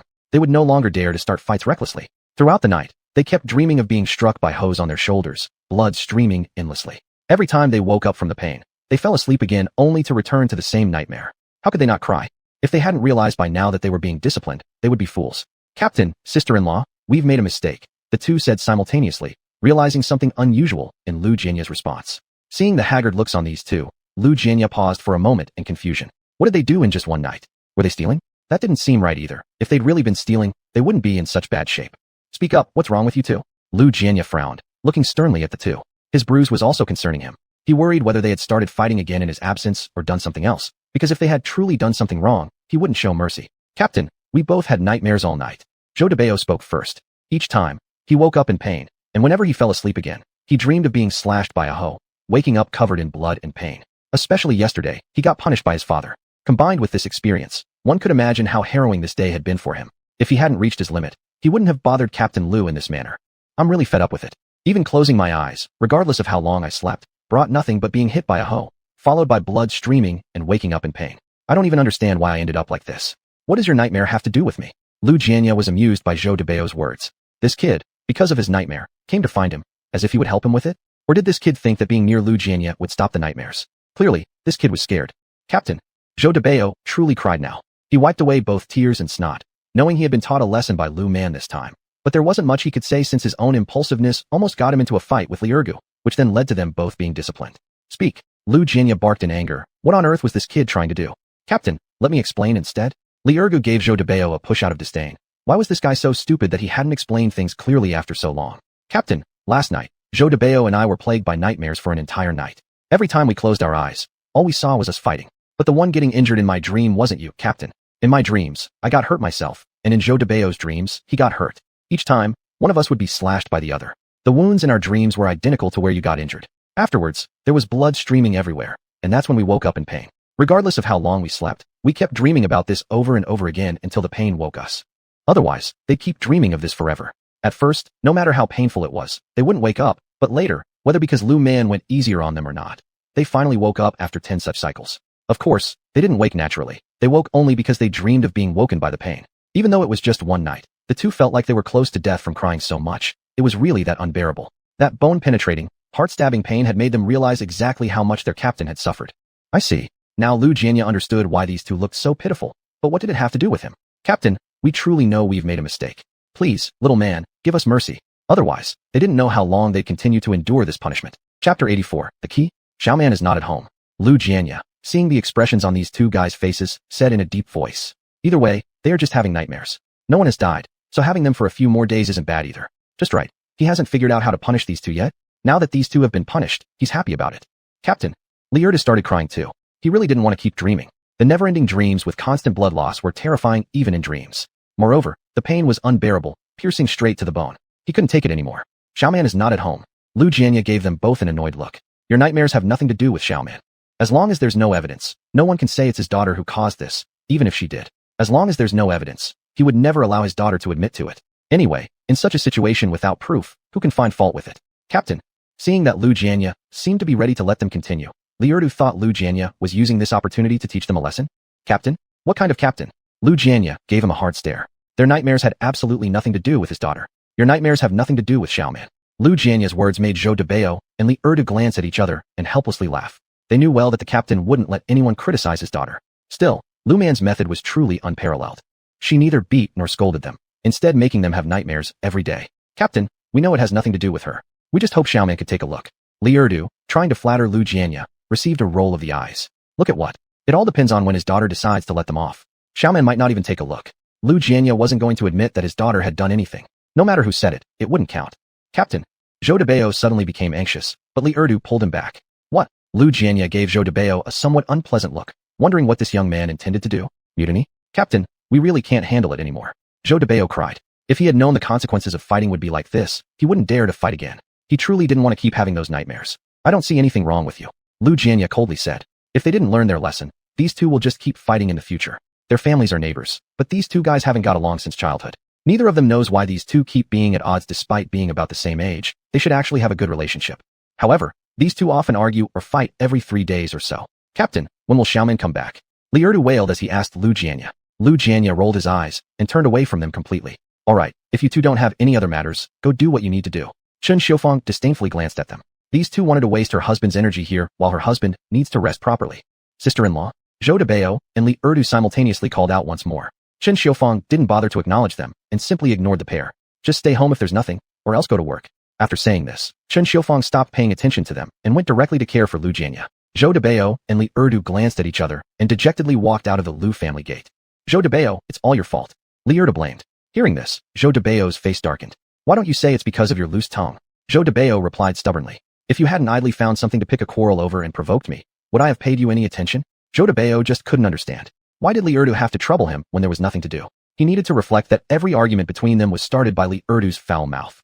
Tisk. Liurdu dared not argue further with Zhou Debao in front of the captain's house. Plus, he felt drowsy since he didn't sleep well last night. Since both of them were supposed to apologize at the captain's house today, they didn't go to work. Although they worried that they might fall asleep and continue to dream, they still decided to go back and rest a bit. Otherwise, they would be too tired. Zhou Debao also didn't want to argue with Liurdu. It's not that he can't argue. It's that he's too lazy to argue, especially considering this is outside the captain's house. They had injured the captain before because of their arguing. If they continued now and disturbed the captain, it would be okay if the captain was fine, but if anything happened to him, they'd be even worse off. Master, you're in the county town, why didn't you tell me? Meng Haixing didn't expect to encounter Lu Man in the county town. When he saw her, he was extremely delighted and was about to ask for her help. Something wrong. Lu Man, noticing Meng Haixing's enthusiasm, furrowed her brows. Glancing at him, she realized he might be in trouble. She hesitated. If Meng Haixing was in urgent need, she would address his issue first, Otherwise, she'd focus on her school matters. Master, you don't know? Your amulet saved one of my colleagues. During our last chase of a spy, that guy fired a gun. A bullet directly hit my colleague's chest, and we thought he'd be dead, but with nothing happening. Recalling the situation, Meng Haixing felt a bit fearful. It was because of this incident that higher-ups became aware of Lu Man. Get straight to the point. Lu Man frowned and said, after all this talk, what was the main issue? Well, our higher-ups learned about your amulet's abilities, and they want me to get in touch with you. Meng Haixing stammered nervously. He got excited upon seeing Master Lu. He had also heard some special news. It seemed like top leaders knew about ghosts and spirits, as well as individuals with real abilities, and were handling fraudsters accordingly. With so many chaotic incidents in the country, one could never predict the chaos those without genuine skills might bring. And then, Lu Man rolled her eyes. What was the purpose of contacting her? Was it to buy talismans from her? Or something else? Or maybe asking her to join an official system and deal with troubles when they arise? In her previous life, she was officially recognized as a celestial master. Typically, cases wouldn't reach her unless they were extraordinary issues given her renown. This life, she had encountered too much disorder. She would not mind helping when appropriate, but excessive rules would lead her to stay out of the official system. Chapter 85. Rejection. Sorry about that. Meng Haixing noticed the impatient expression on Lu Man's face and sheepishly smiled at her, offering an apology. Lu Man shook her head, indicating it was fine, and gestured for her to speak up. The higher-ups would like to inquire if you're interested in becoming an advisor for our public security department? Meng Haixing asked pleasingly, but Lu Man frowned. I don't know how to solve cases. Although she could sometimes help the public security department with some special inquiries, generally speaking, she couldn't get involved in these matters. Some ghosts simply couldn't withstand her summoning, unless their souls were exceptionally powerful. Otherwise, there wouldn't be any success. Take the bride's ghost from Chun village, which she had sealed away. She initially couldn't bring that ghost over even if she tried, something she never even considered attempting. Master, this is what they mean. If we encounter anything unusual, they want you to assist us in handling it, while ordinary cases won't need your direct involvement. Meng Haixing explained cheerfully. In reality, public security officials often ran into troublesome situations. If Lu Man stood by them, they could act more boldly. Like this time, wasn't it thanks to Lu Man's paper talisman that one of their colleagues was kept safe? If you're thinking of purchasing peace talismans, next time, I can give you a discount. Lu Man directly said, jokingly adding that she didn't intend to exhaust herself with free offers forever. Besides, people don't value things that come without cost. Once they realized just how effective your talismans are, they decided to purchase them under the department's name. Meng Haixing happily replied. Truthfully, they felt uneasy continually taking advantage, so they had already agreed amongst themselves that after using up this batch of talismans, they'd buy them out of their own pockets rather than always freeload. We'll discuss this further when I've thought about it. Lu Man sincerely hadn't entertained the idea of returning to a government salary this lifetime. Last life, she worked her whole life within the system. Although her status back then wasn't low, she honestly didn't wish to continue in such a role, especially since the complications were too numerous, not to mention how sometimes it was beyond her control. Master, take your time considering. Meng Haixing looked at Lu Man with disappointment upon hearing her words, but he didn't rush her either as long as she didn't outright reject him. By the way, Master, they mentioned that being an advisor means you will receive a monthly salary. Normally, you'll do as you please, but when necessary, we'll require your assistance. Meng Haixing smacked his forehead, remembering he seemed to have forgotten mentioning the benefits to Lu Man earlier. He smiled flatteringly. To be honest, though he admired Lu Man's capabilities, he himself lacked those talents and therefore focused on his work instead. Favoring nothing for too long will make people resentful. Lu Man shook her head. She simply didn't want to deal with people who enjoyed making sarcastic remarks yet accomplished nothing useful, another reason she avoided working within the system. Sigh, some people truly accomplish little but excel at causing trouble, which left her speechless. Having skills of her own, she remained financially secure even without doing anything special, enjoying a leisurely lifestyle, all the same. Who dares? Upon hearing Lu Man's words, Meng Haixing instantly became irritated. If those people dared voice opinions, why didn't they step forward? I dislike unnecessary complications. After all, whether or not they dare to speak up openly, they still might gossip behind the scenes. Moreover, once receiving a salary, one must submit to authority above, something she had also experienced last lifetime. Even if I don't become your advisor, if you really run into extraordinary troubles, am I going to just ignore them?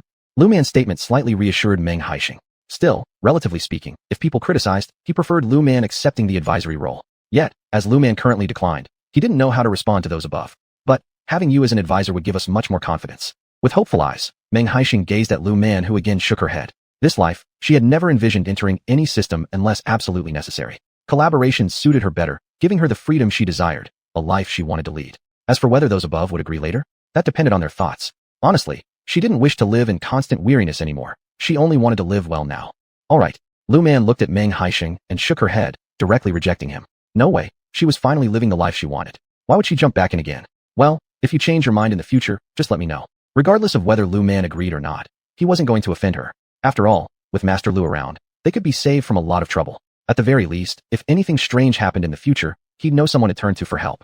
In the past, when he was at a lower rank, he didn't even know there was such a special department in the country. This department was extremely unique. Unless they'd collaborated with others, no one outside would ever dream of knowing their existence. Alright, Sai, getting this assurance was fine for now. As for the future, that could be figured out later. In any case, the master currently lived here. Unless master moved elsewhere, well, even if that happened, he could still get her contact information. If anything unsolvable happened, he could bite the bullet and ask Master Lu for help. Alright then, I'll just go browsing around for a bit. Lu Man glanced at the time, realizing it was still early. She planned to wander around the county town further, picking up some supplies along the way. Even though in her previous life, due to habit, she often stocked up on daily necessities in her storage space. Many items were useless in this era. Good, Master, you carry on. If you encounter any trouble, just come directly to the police station to find me. Meng Haixing decided to remind Lu Man that she was now a very beautiful and cute girl, fair-skinned and delicate-looking, with large eyes so alluring that they seemed like endless abysses, yet incredibly captivating. Her refined appearance made her stand out even when dressed simply. Many young educated people returning to the cities had left this area's public security less than ideal after their departure. Even though he knew Lu Man had the ability to protect herself, if anyone offended her, who suffered as a result remained uncertain, it was still better for certain matters to be resolved by them officially. Deal. Lu Man smiled and nodded, fully accepting Meng Haixing's goodwill, since she had given him quite a few advantages already. Asking him for help when encountering trouble would leave her feeling at ease. Chapter 86, The Calamity of Bloodlight. Where am I? As Lu Man walked around, she ended up in front of an abandoned residence. When she saw this derelict quadrangle courtyard, a look of surprise flashed in her eyes. It seemed to be well located, but why was the courtyard left in disrepair? She glanced at the surroundings. This place could be considered the center of the county town, yet the courtyard looked incredibly dilapidated. She sensed something was subtly off, though she couldn't quite put her finger on it yet. Upon inquiry, if the owner of the courtyard decided to sell it, she wouldn't mind purchasing it. With that thought, Lu Man turned and left. After she departed, two people emerged from the courtyard. Master Lu. One of the two who came out was none other than Lu Yuanjia, also An and Lu's biological father. As for this courtyard, you can sell it whenever you want. Lu Yuanjia said with narrowed eyes. When Lu Man had stood there earlier, he had noticed her presence while inside the courtyard. In the past, he hadn't given much regard to what he thought was just a silly girl, but now, he realized the young woman's skills were not to be underestimated. He didn't know why this seemingly simple girl suddenly possessed such prowess, but he knew one thing. Sooner or later, they would cross paths. He originally planned to keep the courtyard, intending to cultivate another ghost, but unexpectedly, the girl had discovered its secrets. Thinking about how she had thwarted his plans multiple times, he decided it was time to deal with this place. Understood, Master. The man beside Lu Yuanjia meekly agreed. After all, this courtyard belonged to him only in name. In reality, it was fully under the control of Master Lu. And yet, the man dared not voice any objections. Alright, unless I contact you, don't bother looking for me. Lu Yuanjia, lost in thought about the vengeful spirits and small ghosts under his control, furrowed his brows as he spoke. He needed more malevolent ghosts to assist him, but right now, his collection was insufficient. It seemed it was time to seek ways to acquire more malevolent ghosts. Regardless of whether that young woman would eventually trace these matters back to him, ever since she destroyed his life exchange formation, their enmity became irreconcilable. Understood, Master. Once again, the man humbly agreed. After casting a glance at him, Lu Yuanjia turned and left. Once Lu Yuanjia was gone, the man straightened up, sighed, and followed suit. Lu Man was unaware of what transpired here. She headed directly towards the housing management office. Comrade, may I inquire where there are houses available for purchase within the county? Lu Man politely asked the tea-drinking woman seated inside. The woman raised her head briefly to look at Lu Man, then completely ignored her and continued sipping her tea. Lu Man frowned and repeated her question. Comrade, could you please tell me where I might find a property for sale? Her repeated inquiry caused the woman to frown slightly. Why are you asking this anyway? The woman put down her teacup, replying impatiently. A poor person like her wanted to ask where there were houses for sale? Would she even afford them? Of course I'm asking because I intend to buy. Lu Man let out a laugh of disdain at the woman's tone. Was she implying that she wasn't even allowed to ask? And if not, why was she kept here doing nothing? To sip tea all day? Do you even have money? The impoverished appearance of Lu Man, paired with talk of buying a house, made the woman scoff inwardly. How could someone like her possibly afford a house? Whether or not I have money is none of your business. Lu Man understood now. No matter the era, some people always judged others by their clothing. But sometimes, those dressed modestly could indeed be wealthy. Like herself, she currently had over 1,000 yuan in her hands, which was enough to purchase a decent-sized courtyard. If you can't afford a house, why bother asking so many questions here? Aren't you just wasting my time? The woman responded brazenly. Lu Man couldn't help laughing once again. Did this woman seriously think she had nothing better to do but strike up random conversations? No, Lu Man really intended to buy a house, but the audacity of this person's attitude was truly incredible. Aren't you working here? An irritated Lu Man confronted the woman directly. This behavior was absolutely unacceptable. Yes, I work here, but you shouldn't waste my time either. The woman confidently defended herself. Lu Man chuckled again, realizing just how authoritative formal employees and organizations could be in this era. Such attitudes would result in countless complaints in modern times. But here, this was just how things were. It isn't time to leave yet.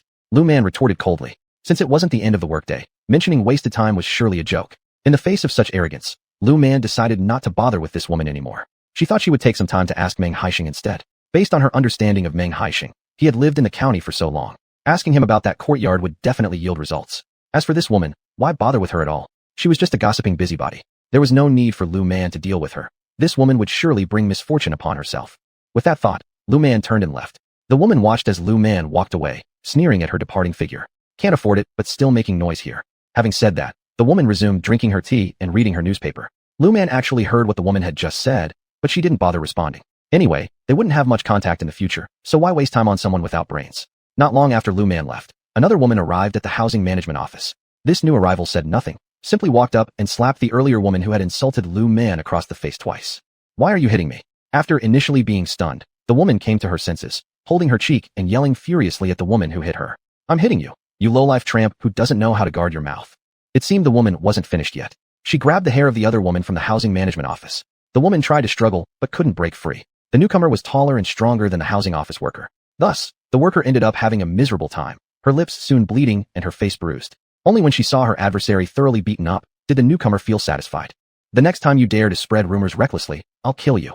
Having said that, the woman spun around and strode off. Watching the violent woman leave, the housing office worker mumbled a few curses under her breath, but dared not raise her voice too loudly. There was nothing she could do. After all, it was her fault. Yesterday, bored and chatting with a friend, she made accusations against her neighbor without proof. Unbeknownst to her, the neighbor overheard everything. The neighbor seemed to do nothing at the time, assuming it would be ignored, yet today, she showed up right at the office. Chapter 87 Speculation. Is the information accurate? Capital City, X-Courtyard. Ji Zirui looked at Mu Weidong and asked in a low voice. Right now, he only wanted to know who the person behind that woman was. Cousin, I stumbled upon this matter by accident. Mu Weidong hadn't expected that while he was merely investigating his sister's abduction case, it would involve that woman. Moreover, he had never imagined that because of his mother's affection for his cousin, which led her to take more care of his cousin and kept his aunt's dowry, that woman had the audacity to scheme against his younger sister. Who was the person behind her? This was the question Ji Zirui cared about most. Now, he had gained the trust of his elder, but regarding the one, no one believed anything truly at the moment. It was all lip service. His elder was now like a frightened bird. At every hint of trouble, he wanted to hide. For the current state of the elder, he felt more amused than anything. Back then, he trusted the person next to him so much, but later it proved that his judgment was wrong. He had put his trust in an ungrateful wretch who wanted his life. However, what could be done? When he chose that woman and allowed her to kill his biological mother, their father-son relationship was already almost non-existent. Brother, I don't know. Mu Weidong helplessly shook his head. He really didn't know, and he even hadn't found out how the people behind her were communicating with her. She frequently visited the temple to burn incense. However, that temple was a genuine one, and when he went there, he discovered nothing unusual. Don't know. Ji Zirui lightly tapped on the table in front of him. Who was the person behind that woman? How did they communicate? Where does she often go? Ji Zirui suddenly thought that aside from phones or letters, the places she frequented might also hold some significance. She often goes to the temple to burn incense. Mu Weidong said without hesitation. Ji Zirui paused after hearing this, recalling that Ji Sun's health wasn't good since childhood. It seemed the woman really liked burning incense. Have you found anything? Ji Zirui still felt something wasn't right. He always felt like he had overlooked something, but until now, he couldn't figure out what it was. No, she just burns incense regularly and donates to the temple. She used to go secretly. Later, she went openly. She didn't seem worried that her fondness for burning incense would affect her uncle. In fact, he even noticed that many powerful individuals liked to visit that temple. He suspected whether the temple had any secrets, but after going there himself, he found nothing unusual, just like any ordinary temple. That temple. Ji Zirui had doubts. An idea flashed in his mind. It was probably as such. That temple doesn't have anything special. People just say it's more effective for praying there. When Mu Weidong heard Ji Zirui mention the temple, he added a sentence. Yes, that's exactly the case. Ji Zirui slapped the table lightly and stood up, saying, if we can meet true masters with real abilities, then since that woman has subtly tampered with my prayer beads, it proves that she should know a true master well. But strangely, she never seems to associate with anyone special. She only likes burning incense. That made sense, brother. Mu Weidong was completely baffled about what fit into place. That woman likes burning incense, and everyone says it's very effective there. Ji Zirui explained casually, seeing Mu Weidong's continued confusion. Lu Man is the true master. If we didn't know her capabilities, we would have considered her just a regular village girl. Ji Zirui added. Alas, his cousin's mind could sometimes be slow, but this cousin was still quite smart. Brother, do you mean that there's a true master in that temple helping her? Mu Weidong still had doubts. Why would the master help that woman? How should I know? Ji Zirui rolled his eyes. If he knew, he wouldn't feel lost in thought like this. But he knew that if a master was involved, the price paid would not be small, not necessarily money, but perhaps some special items or even certain special people. He hadn't forgotten what Lu Man said. Stop guessing. When we don't know the exact relationship between them, we'll speculate endlessly. Instead, let's consider what we will do next. Mu Weidong couldn't fathom the relationship between that woman and the master. He didn't even know which of the monks in the temple was close to her. He had heard that the abbot of the temple was a very reputable figure. How could such a person possibly consort with that woman? Alright, let's not guess wildly here.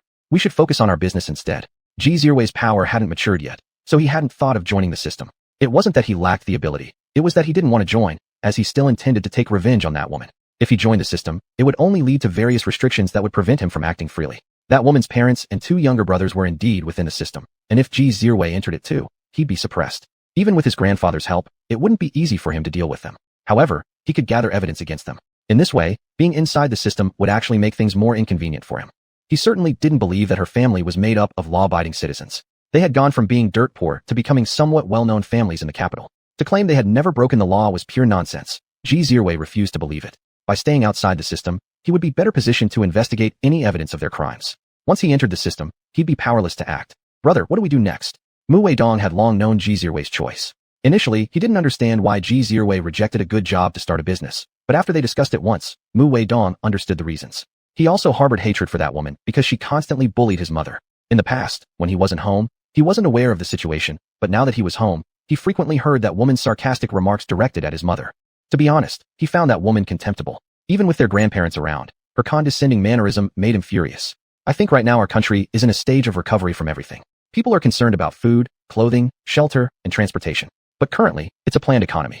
Ji Zirwei said quietly, having already conducted his research. Everyone was lacking basic supplies. Any goods they could obtain would surely sell easily.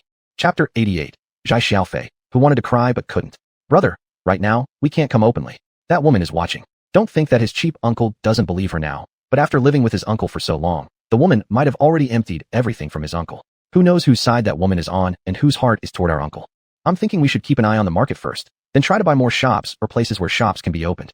Ji Zirwei said solemnly. They should do preparations right now. As for what to do next, he has thought it through. Clothing, food, shelter, transportation. He'll start with clothing and then move on to food. In time, he will slowly swallow up the market. Once he occupies the market, even if someone comes later to compete with him, he'll still be in the majority. If possible, he wants to research home appliances even more. This way, he'll stay ahead of others. But these home appliances seem rather difficult. He lacks the technology and technicians. However, there's no rush for these things. He can proceed step by step. Once he thoroughly controls the situation, punishing that woman's family will be quite simple. Good. Mu Weidong admitted that he wasn't as smart as his cousin, so he'd just follow whatever his cousin told him. Anyway, his cousin had money, and besides, since his cousin was preparing to go into business, he must act like a businessman, shouldn't he? During this period, find more people to investigate that woman's information, as well as her family background.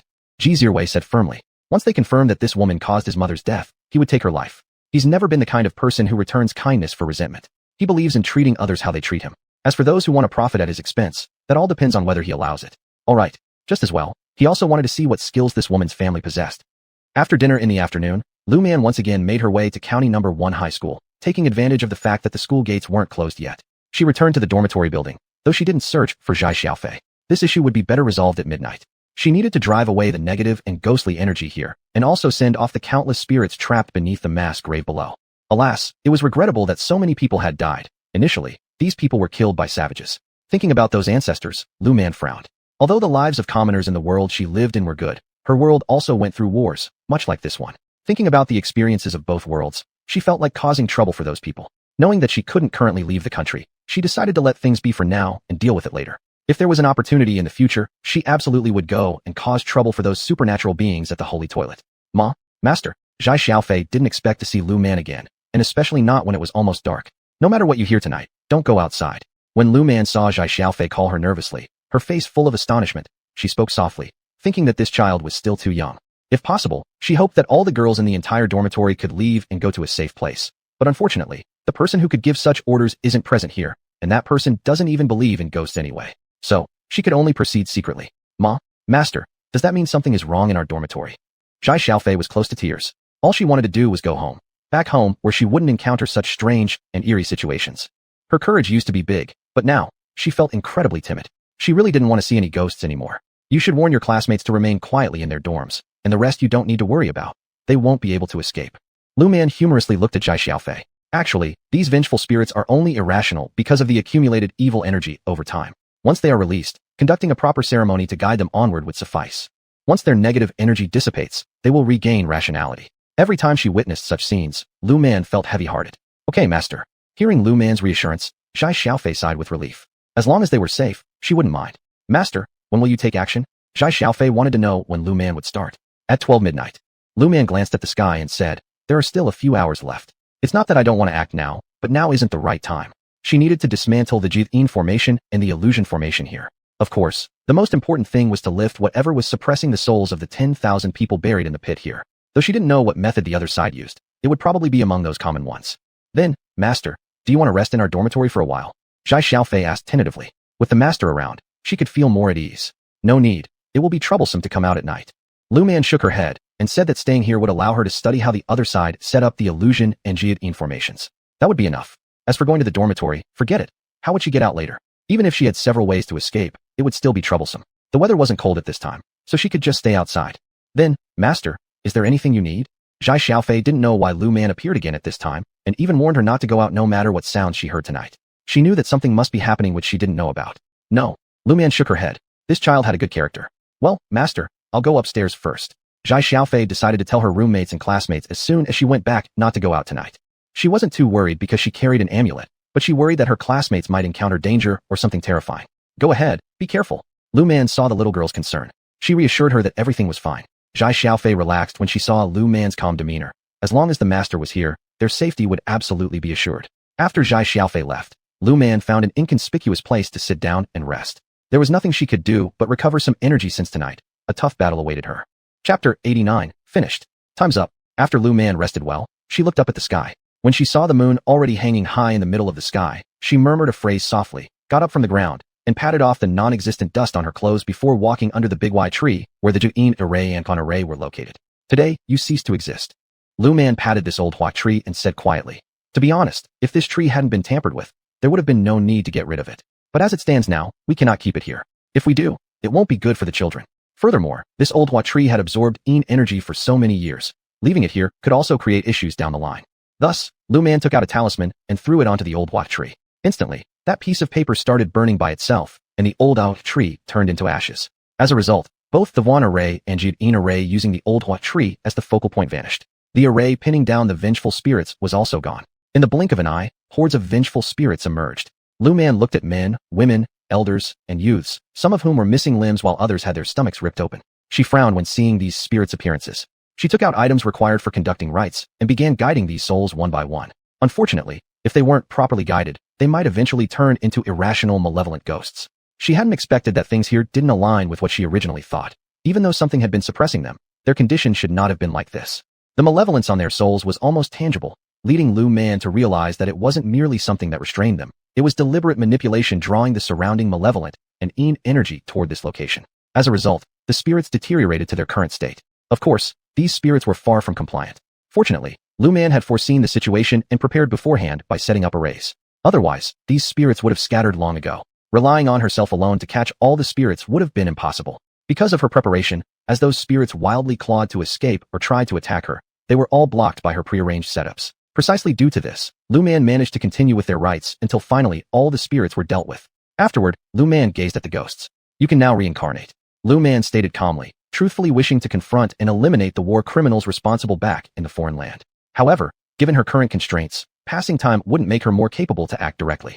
Still, she couldn't suppress her indignation over how the perpetrators walked away after committing unspeakable atrocities. Meanwhile, countless innocents died unjustly, and even today, the latter denies any wrongdoing regarding past deeds. Thank you, Master. All the spirits collectively thanked Lu Man in unison. Shaking her head, she replied, there is no need. You've endured too much sorrow. Sighing, she mused that if only she'd arrived a few years earlier, they could have transitioned into the next life sooner. Alas, it was her first short stay, coincidental circumstances revealing the existence of such numerous wronged souls. If not for your timely intervention, they would have become weapons for others' evil. An elderly ghost respectfully expressed gratitude towards Lu Man, acknowledging that despite waiting longer than anticipated, lingering for some more years wasn't unbearable since death had already claimed them. However, the question lingered, was the war over yet? I know what you're thinking. Lu Man said as she observed their hesitant expressions. You want to ask whether the invaders have already been driven out. Upon hearing her words, the rationalized spirits nodded unanimously. They've been driven away for years now, and our country has enjoyed liberation for quite some time. Life today is infinitely better than during wartime. People no longer need to worry about being harassed by the enemy outside. In the future, our nation will grow stronger.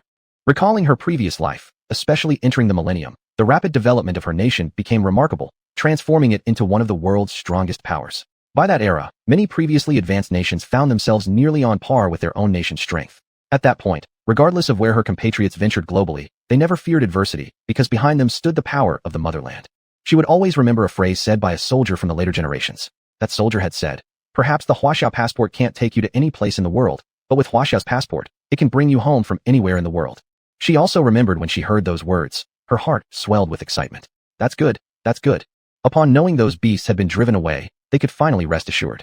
Let me call for the ghost constables to come and take you all next.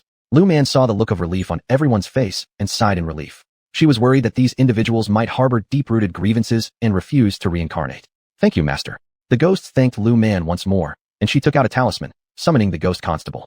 Big Brother Bai, I'm troubling you again. Lu Man addressed the ghost constable, who smiled upon hearing her words. Hey, Big Brother Bai, could you stop smiling at me like that next time? This smile was so ugly. It looked like crying, even worse than a real cry. Phew, what do you mean, girl? The ghost constable immediately became unhappy. He rolled his eyes, indicating he didn't want to bother with her anymore. Well, I won't bother with you either. I'll take these spirits with me. After saying this, the ghost constable left with these tens of thousands of spirits. Lu Man watched as these ghosts followed him to the underworld, sighing in relief again. As long as these ghosts don't cause trouble, it was fine. If they did, she'd have no choice but to deal with it. She really didn't feel like dealing with such nuisances. It's done.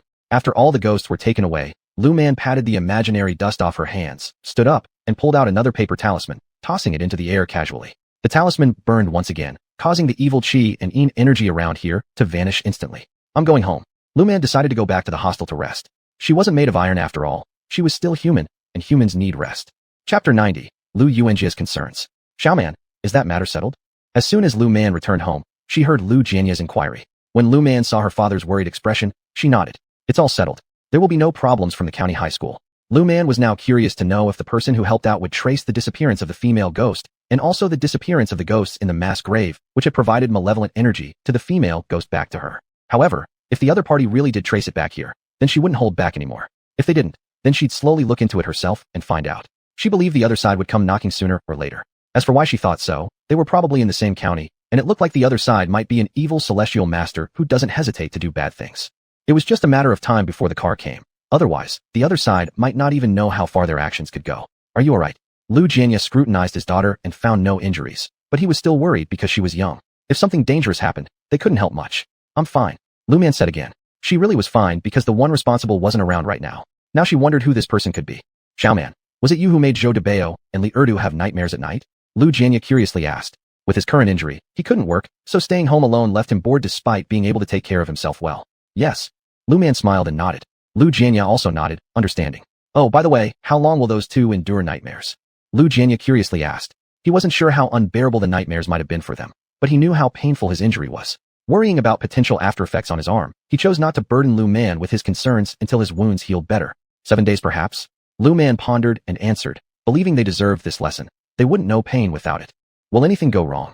This was what Lu Jianya was most concerned about. As long as nothing went wrong, everything would be fine. If it did, trouble would arise. No. Lu Man shook her head, explaining that she only wanted to teach them a lesson, make them wiser, not kill them. Alright, 7 days then. Lu Jianya felt reassured. His daughter hadn't used lethal force. I told them that their nightmares are due to self-fright. Lu Jianya smiled while saying this, and Lu Man laughed upon hearing these words. Dad, I brought back fish and pork ribs. Let me stew them later. Seeing her father's still pale face reminded Lu Man of how upset she was over his serious injuries. She decided to use this time to supplement the old man well. Otherwise, the wound might heal, and there wouldn't be time to make up for lost nutrients later. Okay. Lu Jianya accepted his daughter's intentions gratefully. Lu Man began preparing fish and soup. Watching her bustling figure, he smiled and gently shook his head. Master, I'm sorry. I've shamed you. After recovering from his injury, Lu Chong apologized to Lu Yuanjia. He certainly didn't want to get expelled from his master's school. The next time you dare to act privately again, don't blame me for being harsh. Lu Yuanjia didn't want to clean up after this guy again next time.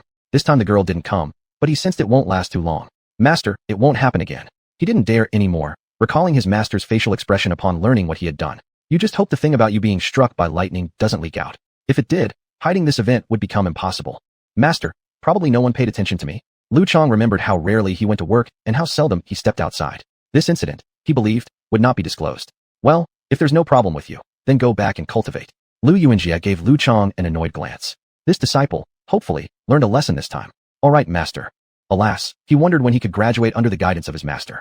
This incident taught him that he couldn't underestimate anyone. Upon seeing that Lu Chang had learned his lesson, Lu Yuanjie didn't say much else. Right now, he also didn't dare act rashly. He didn't have the time to watch over him every day here either. There was still much he needed to do. Recently, he had set up several places and had to inspect them. He hoped the girl wouldn't find out on the other side. Otherwise, how could he nurture his spirit? Nurturing the spirits is quite a delicate matter. If it were to be ruined by that girl, the attacking power he held would decrease, making future actions inconvenient. Moreover, the time for the sacrifice was approaching. He needed to think about the offerings required for this year's sacrifice. It was uncertain whether the offerings would be as easy to find as in previous years. Unfortunately, there were fewer and fewer children with special birth dates nearby, and the child trafficker's den in town had been raided. At this thought, Lu Yuanjie's expression became even grimmer. When Lu Chang saw his master's terrible expression, he shrunk back, trying to make himself less noticeable. He had already been scolded by his master. If he drew too much attention, another round of scolding might follow, which wouldn't be worth it. Lu Yuanjie glanced at Lu Chang. How could this kid not be more alert when doing things? Are you still standing here? Lu Yuanjie looked at Lu Chang with disdain. When would this guy become useful? Alas, their family had lived here for so many years. They did so much for the continuation of the Lu family. Yet their ancestral graves were buried in such an overpowering place that they had to offer sacrifices every year, using boys and girls with special birth dates. Otherwise, the Lu family couldn't withstand the influence brought by the ancestral graves. These past few years had grown increasingly difficult. They had to be careful every time during the sacrifice, timing it well. As clan leader, his situation grew harder day by day. I'm leaving. Lu Chang grinned, turned around, and ran away. Lu Yuanjie gave him a glare, but said nothing. All he wanted now was for this year's sacrifice to go smoothly. But he didn't know why. He always felt nervous and on edge.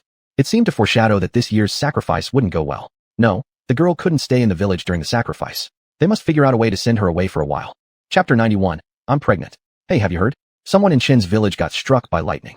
On that day, Lu Man was washing clothes by the river when she overheard someone else who was also there say this. Instantly, Lu Man pricked up her ears. Was this due to the 5 thunder talisman she used last time? This is nothing. I've heard that person got scorched black but survived, which indicates great luck. Another woman said mysteriously. Lu Man listened silently as these few people gossiped. If useful information could be obtained, it would be best, but if not, it wouldn't matter. Sooner or later, they would expose their true nature. Sometimes, she wondered why. Even though the two villages were so close, some things just couldn't be figured out. Could it be that there's something between them she doesn't know about? If inquiries don't yield results, then so be it. When she finds that person, she will let them know what scheming against her family leads to. Last time, she hastily disciplined the other party, and next time, she'll be more prepared. You've been talking so much, who exactly is it? A woman asked impatiently, and Lu Man perked up her ears again. Don't know, just heard from someone in Chen's village. They didn't specify who it was, only that someone had been struck by lightning. The woman who initially spoke seemed somewhat frustrated. Sighing, since no one knew whom they were talking about, they all felt somewhat unsatisfied. At this point, Lu Man shrugged, indicating that those fond of gossip hadn't clarified who the person was. And she herself wasn't inclined to ask around either, because some people in the other village were wary of her anyway. She certainly hadn't forgotten about her issues with Luanen. Lu Man. As Lu Man finished washing and was preparing to go home with her basket, she was stopped by Lu Qing.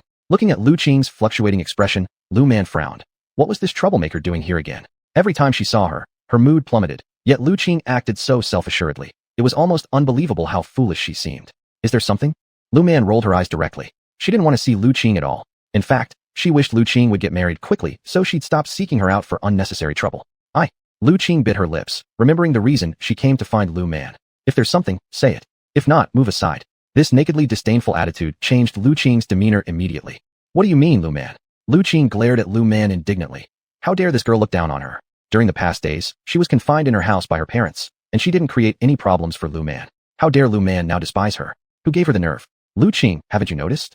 Lu Man gave a dismissive look to Lu Qing. The way she expressed herself should have made it crystal clear. Maybe Lu Qing simply refused to believe that Lu Man actually disliked her, but Lu Man wasn't about to coddle her. Disdain was disdain. Because every time Lu Qing came to her, it meant trouble was coming her way. Lu Man, I am your sister. Faced with Lu Man's disdainful attitude, Lu Qing lost her temper and yelled. So what? Lu Man, already impatient, stared at Lu Qing.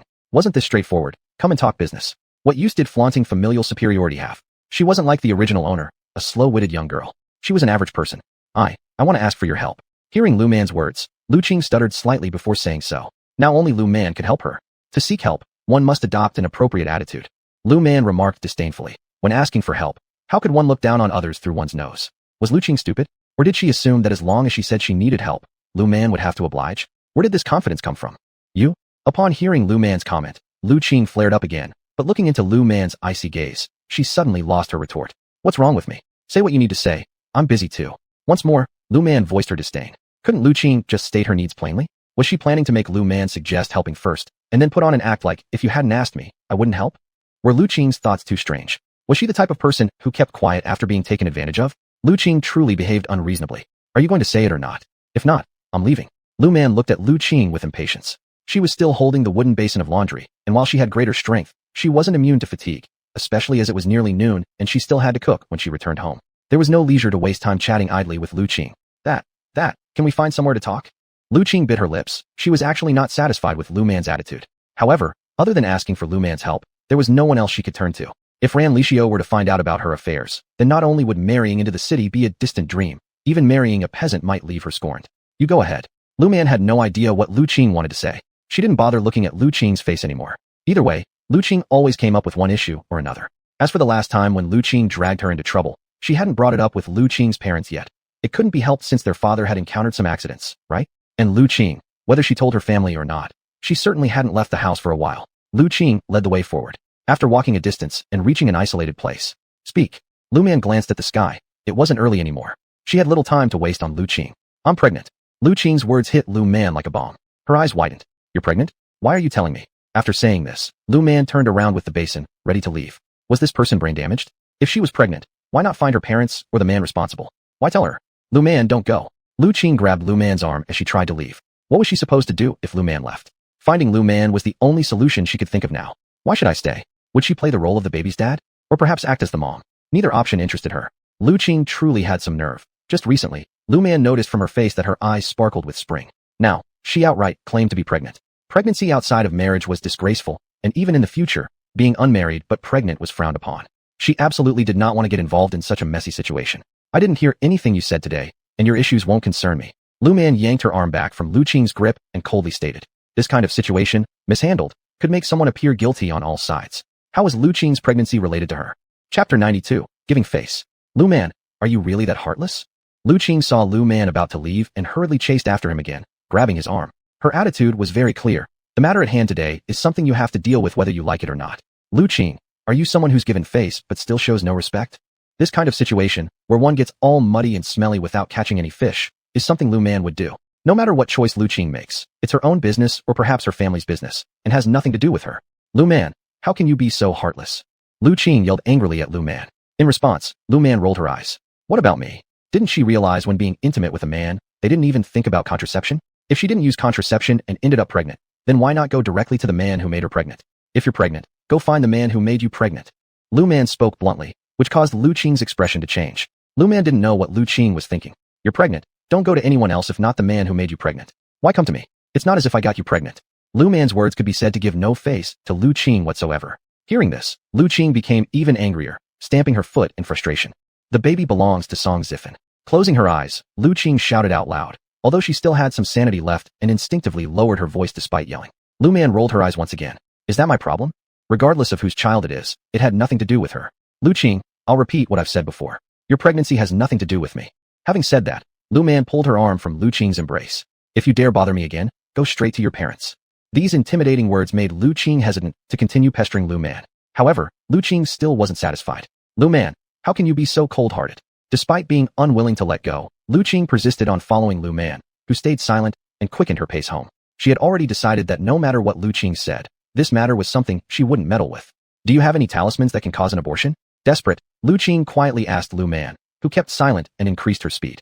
But no matter how fast Lu Man walked, Lu Qing kept up with her, constantly badgering her for help. Would Lu Man intervene in such matters? Nonsense. Causing an abortion indirectly harms a little life.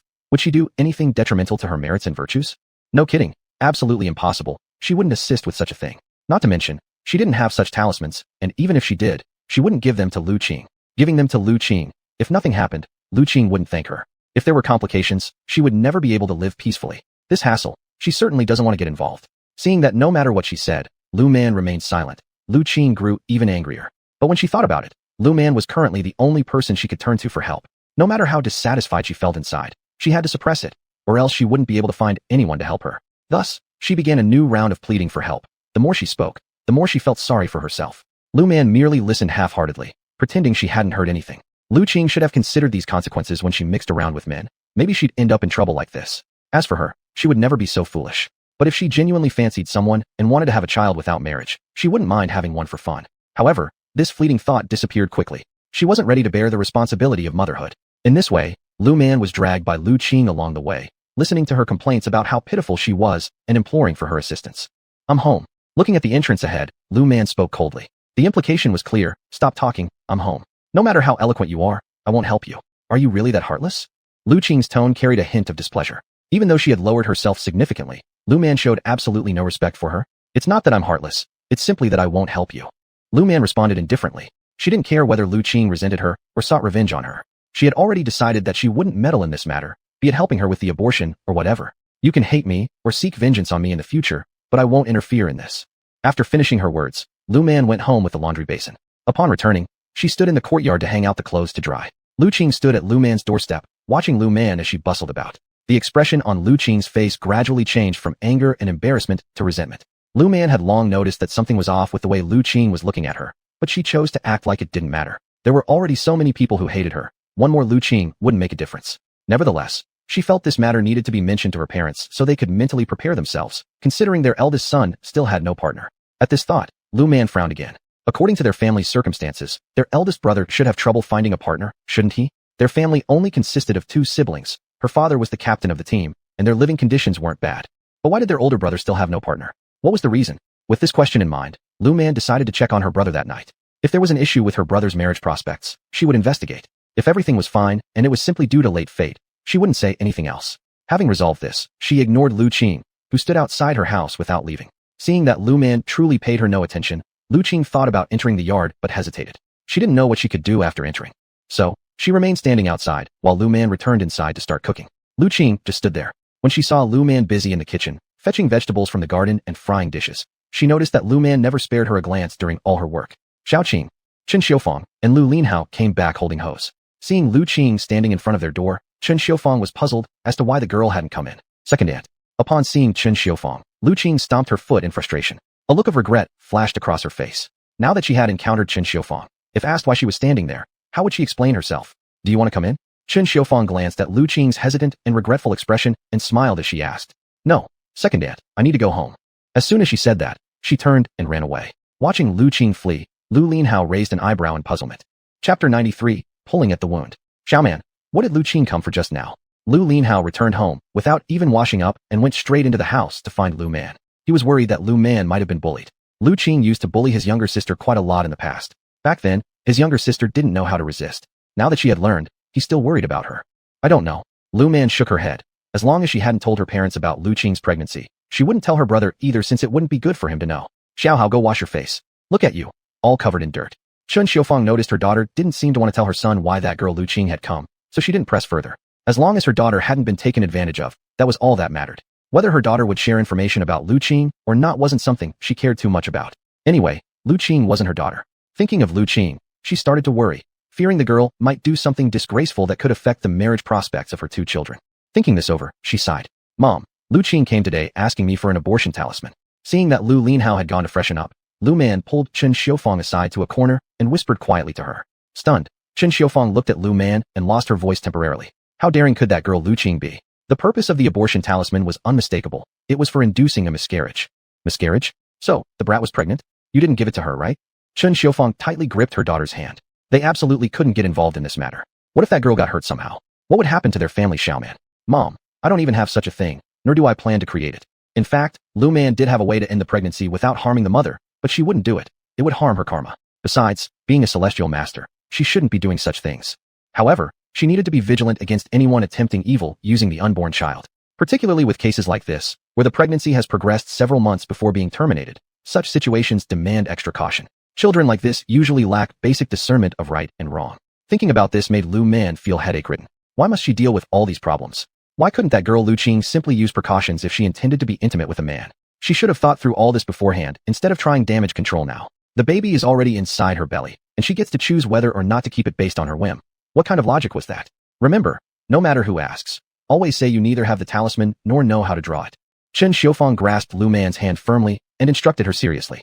In this village, many naive girls fall for empty words from educated youths, leading them astray. But when those youths turn tail and run, the young girls are left carrying babies alone, suffering in silence regardless of whether they carry the child to term or not. Some girls can't bear the criticism and choose suicide, while others bring the child into the world only to find no change in their hardship. A single woman raising a child. It's difficult enough as it is. To make matters worse, some out of fear seek quacks for remedies, risking their lives or permanently damaging their health. Whatever happens, it's always the women who pay the price. Mom, I never planned to draw the talisman anyway. Lu Man let out a bitter laugh. After all, she wasn't a professional doctor and wasn't sure what complications the abortion might cause.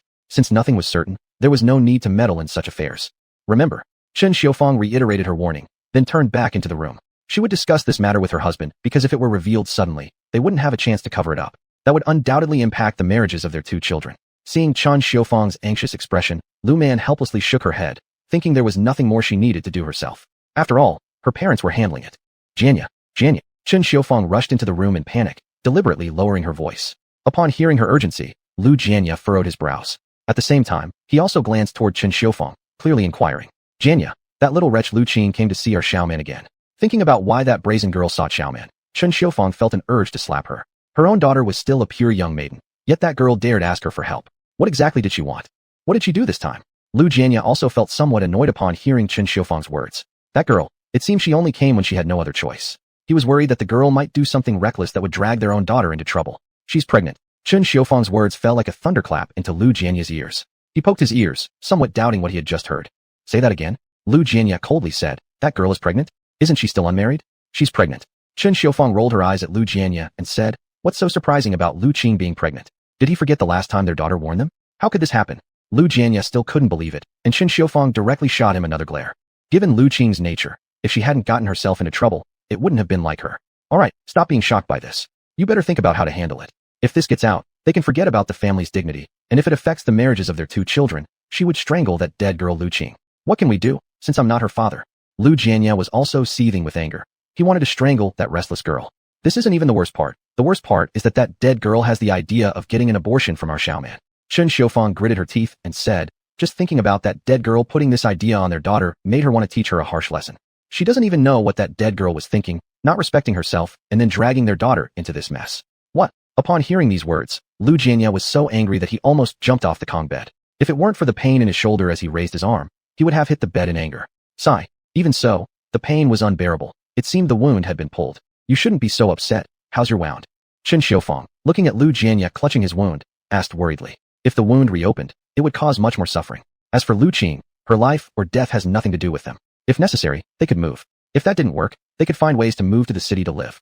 Chapter 94, Tough Guy Whining. I'm fine. Lu Jianya gritted his teeth and said, this wound was nothing serious. What mattered was how to deal with Lu Qing, that girl. I don't know how the elder brother and sister-in-law raised their child. She could secretly be with another man and even bear a child already. The family's reputation is now ruined.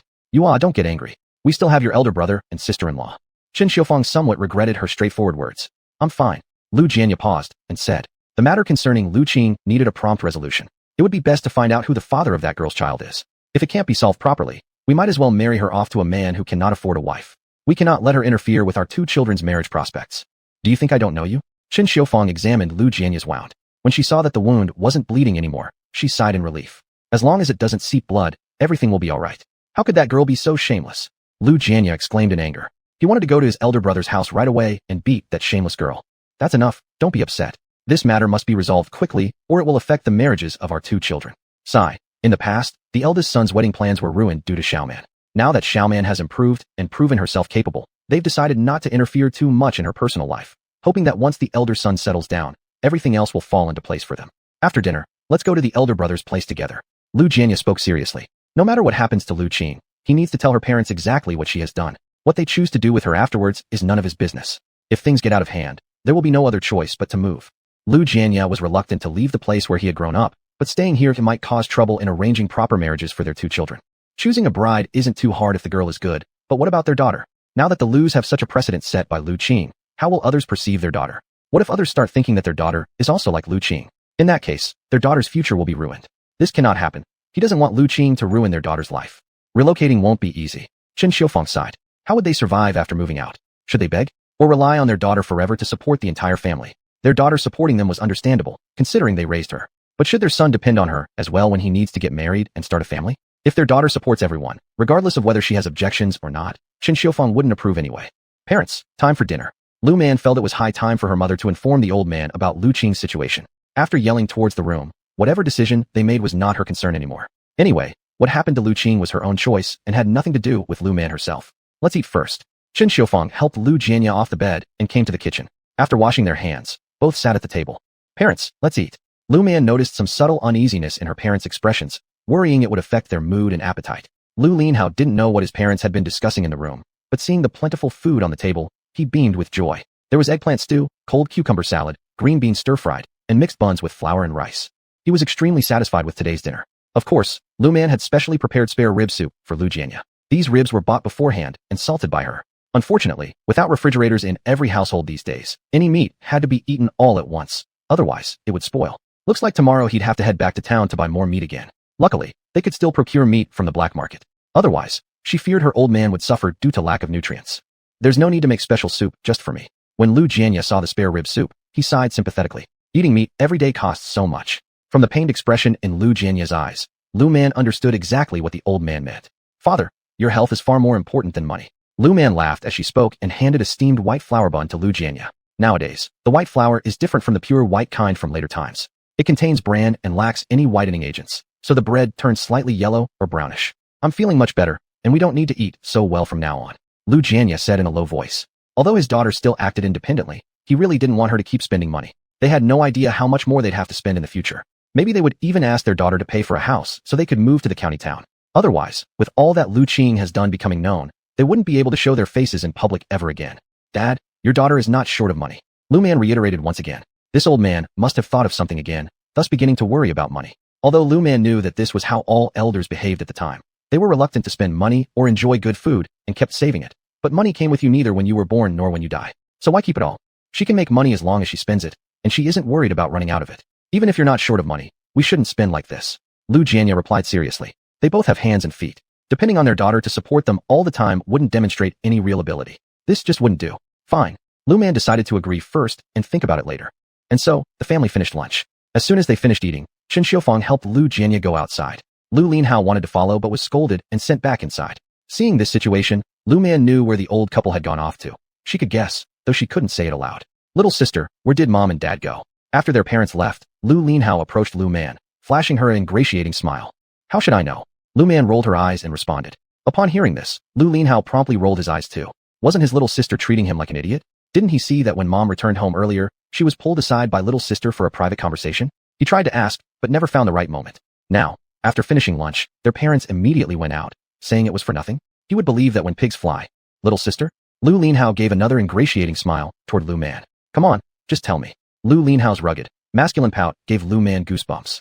Can you imagine the scene of a tall, dark-skinned man over 6 feet dragging your arm and trying to act cute? Lu Man was currently experiencing this firsthand. Chapter 95, Changing Faces. What are you talking about? I know nothing. After saying this, Lu Man started to clear the tableware and clean up. Seeing this, Lu Linhao sighed helplessly. Alas, it seemed neither his parents nor his younger sister intended to tell him anything anymore. He wouldn't ask either. When they were ready to tell him, he would naturally know. Thinking of this, he went to fetch water to irrigate the vegetable garden. Seeing that Lu Linhao had gone to water the vegetable garden, Lu Man sighed in relief. She was really worried that Lu Linhao would continue asking questions. If he kept on, she wouldn't be able to keep making excuses to deal with him, right? Meanwhile, Chen Xiufang helped Lu Jianya go to Lu Jiangwo's place. Upon seeing Lu Jianya being supported by Chen Xiufang, Lu Jiangwo immediately changed expression. Why have you come over?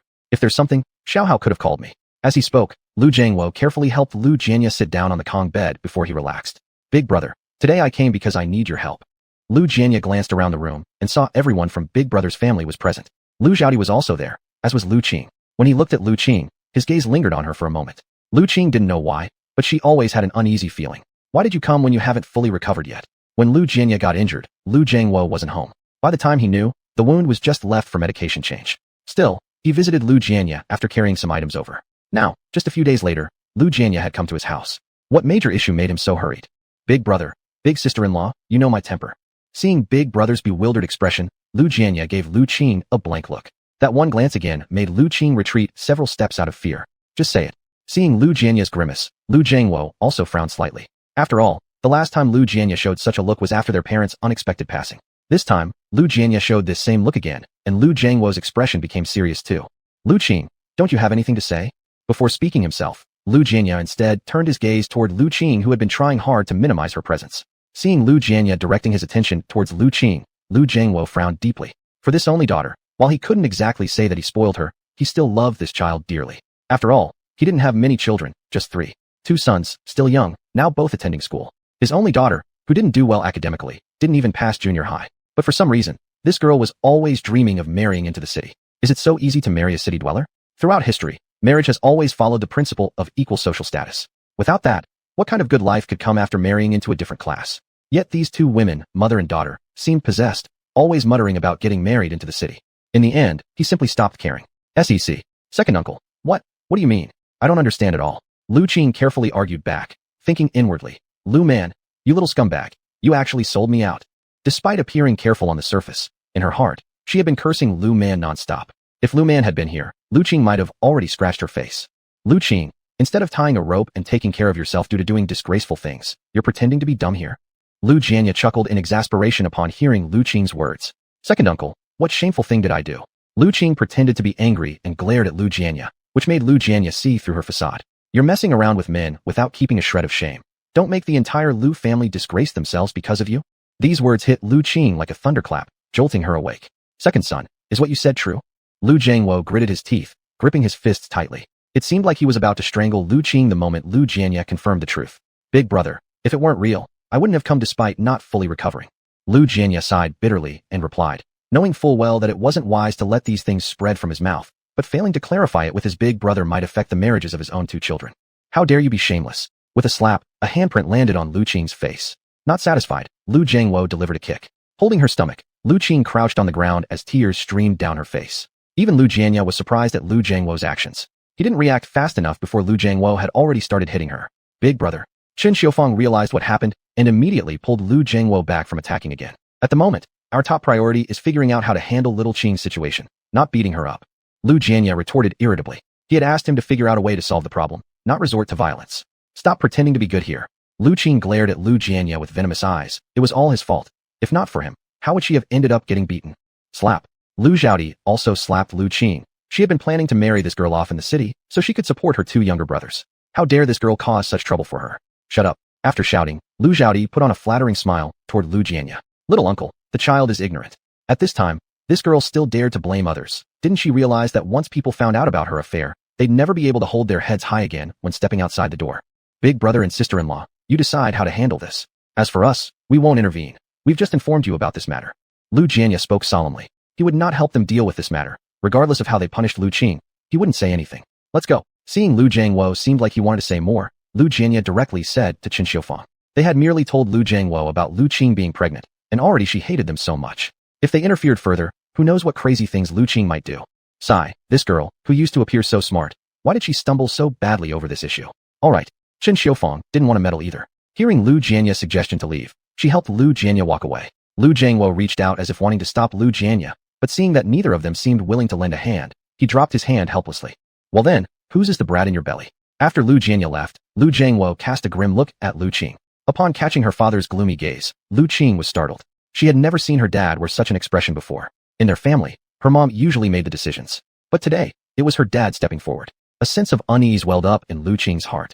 Even the pain from the kick she received earlier now felt numb. Chapter 96. Can't stay. Speak. Lu Jiangwo saw that Lu Qing didn't say anything, and he rebuked her again. Song Zifen's.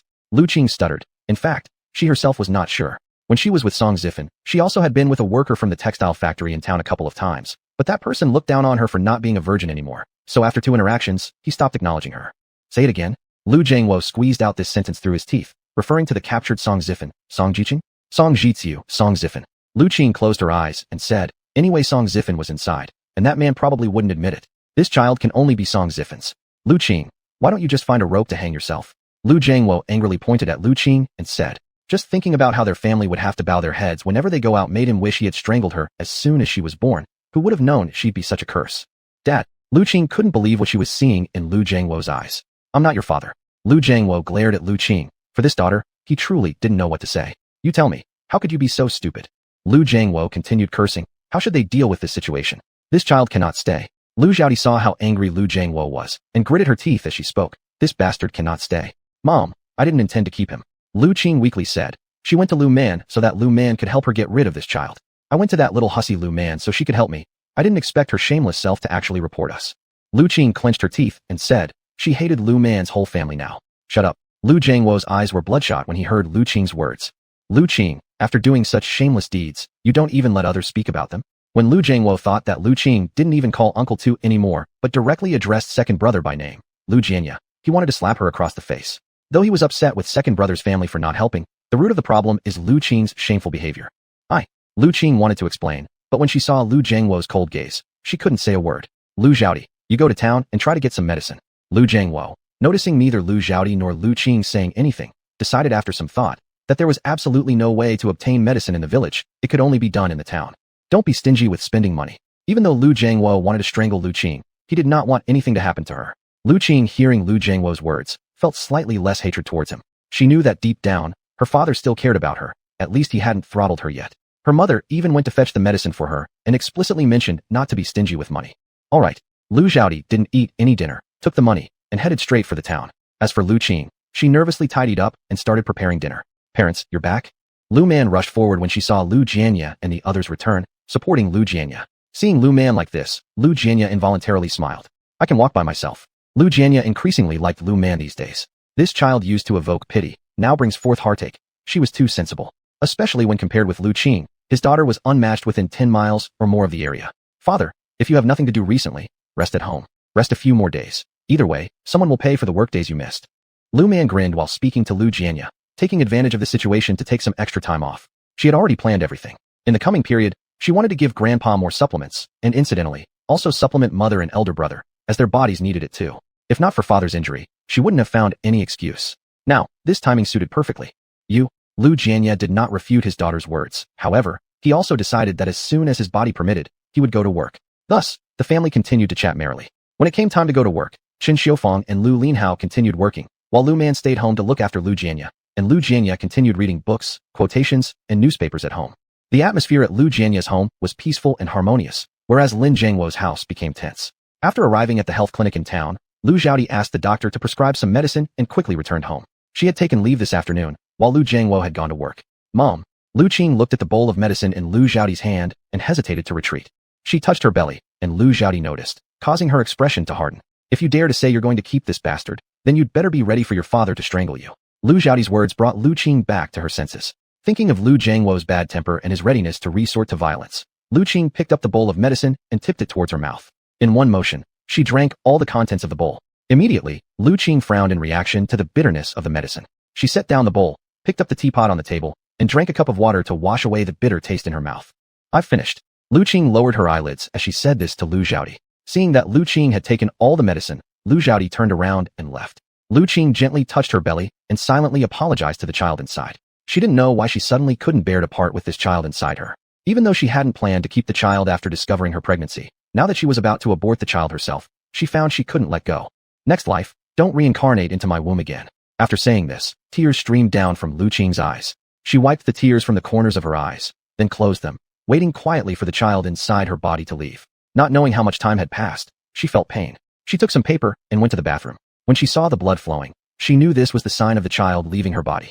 Lu Qing didn't quite understand her feelings at this moment. Heartache, relief, and perhaps a touch of lightness. Lu Zhaodi followed Lu Qing to the bathroom. How are you doing? Lu Zhaodi was worried that Lu Qing might not be able to miscarry the child or face other complications. I'm fine, Lu Qing replied softly, squatting there as she waited quietly for the child to leave her body. Hearing Lu Qing's reply, Lu Zhaodi sighed in relief.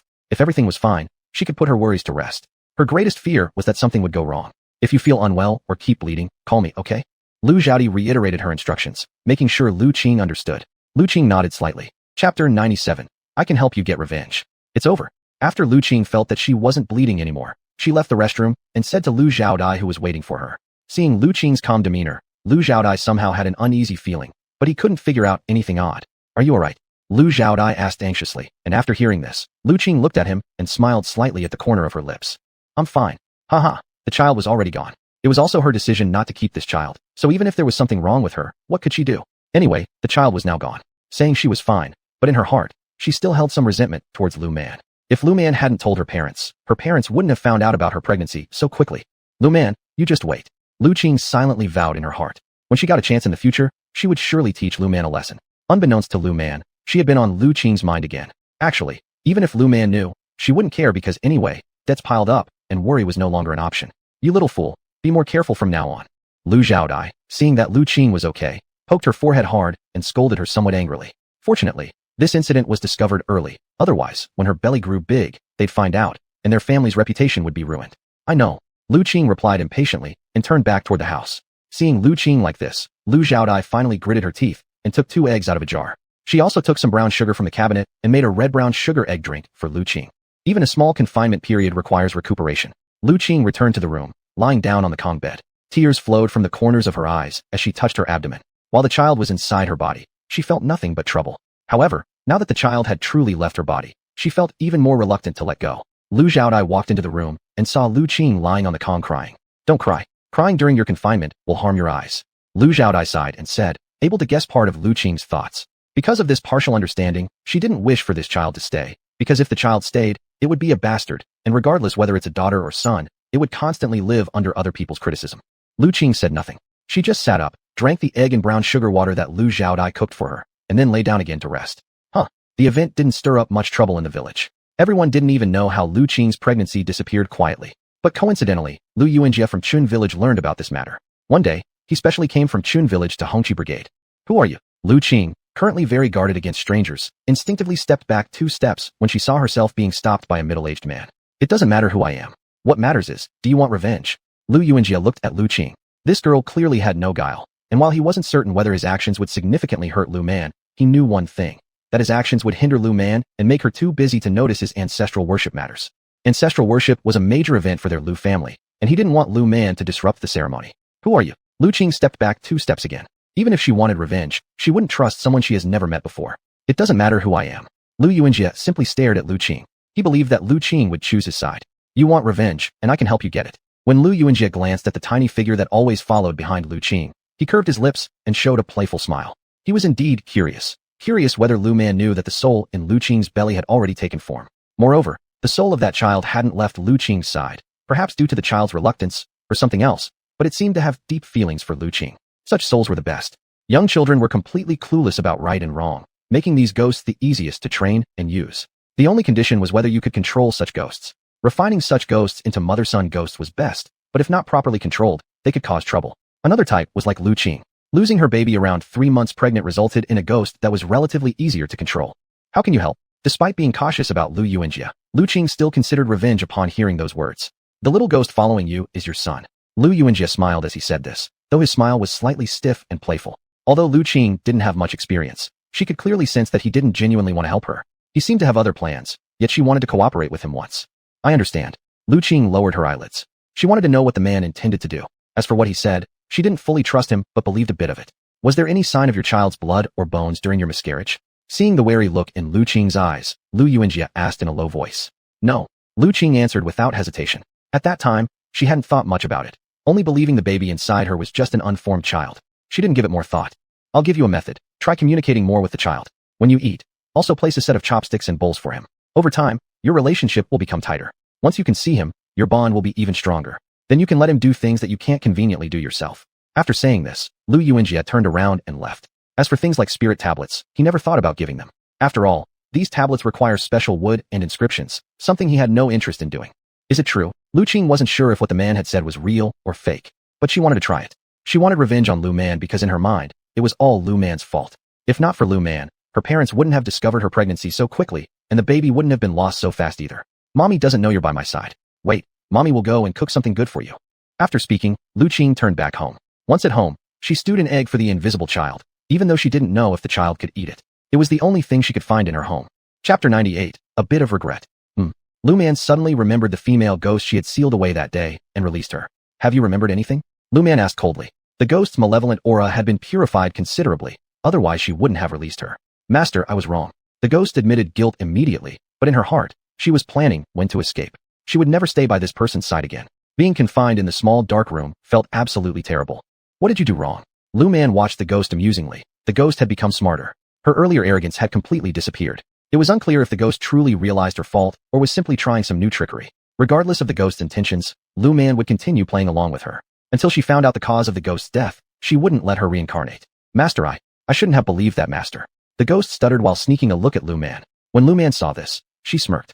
This ghost still wasn't being honest. Seeing Lu Man smile, the ghost sighed in relief and rushed towards the window. Seeing this, Lu Man sighed as well, drawing something on the window's position. The ghost bounced back as if she had hit an invisible barrier. When will you be smart enough? After speaking, Lu Man waved her hand, and the ghost, unable to resist, was sealed into the porcelain bottle once more. She tapped on the bottle lightly. Little ghost, you'd better be smarter next time. Having said that, Lu Man paid no more attention to the ghost. As no clues could be obtained from her, she would investigate other aspects instead. With a sigh, Lu Man resumed her cultivation practice. She still needed more strength. Otherwise, it would be difficult to deal with someone operating secretly while she is exposed. The night passed quietly. The next morning, Lu Man got up early to cook, taking full responsibility for the family's 3 meals a day. During this period, the quality of the Lu family's daily diet had noticeably improved. No matter what Lu Jianya and Chen Xiufeng said, Lu Man continued feeding the family supplements to nourish their bodies. If not now, then when? If she didn't take advantage of this opportunity to strengthen them, they might protest later. Xiao Man, don't get up so early in the future. Chen Xiufeng saw her daughter had already prepared breakfast and couldn't help feeling sorry for her. Recently, her daughter had been working too hard. Mom, if I get up early, you can sleep more. Lu Man smiled, used to getting up early and cultivating through meditation, which helped her recover quickly. Early rising didn't feel like much of a burden to her. But her parents thought differently. They showed concern even though it was unclear what they were worried about. You child, despite complaining verbally about Lu Man's actions, Chen Xiufeng's smile hadn't faded once. Oh, your father's wound has scabbed over and healed already. He says he'll go back to work today. Chen Xiufeng mentioned something her husband told her yesterday. Go ahead. Lu Man nodded, sighing internally. Why must Grandpa be so enthusiastic despite being injured? But don't do any heavy lifting. Lu Man reminded earnestly, worried that if his wound reopened after healing, it would be problematic. Even though there weren't many heavy tasks currently, she was still concerned. There are no heavy tasks in the field right now. Chen Xiufeng responded helplessly. This child always worried needlessly. They were adults and knew how to take care of themselves.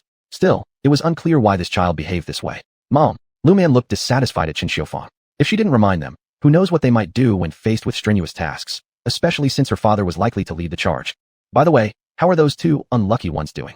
Lu Man hadn't bothered to follow up on the situations of Zhou Debao and Li Erdu lately, so she asked casually. Those 2 act like ghosts, with dark circles under their eyes, looking like they've been beaten up.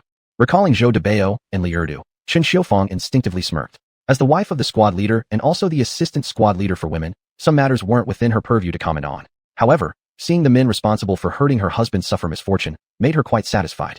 This week has passed. Maybe they will recover afterward. Lu Man calculated the time and said, I wonder if those 2 have learned their lesson. If they're still so impulsive next time, then it's a full set of ghost nightmares for them. The female ghost can't be released for now, but Lu Man decided to wait until the ghost fully understood her situation, and only after finding out whether she wanted to reincarnate or do something else, would she proceed accordingly.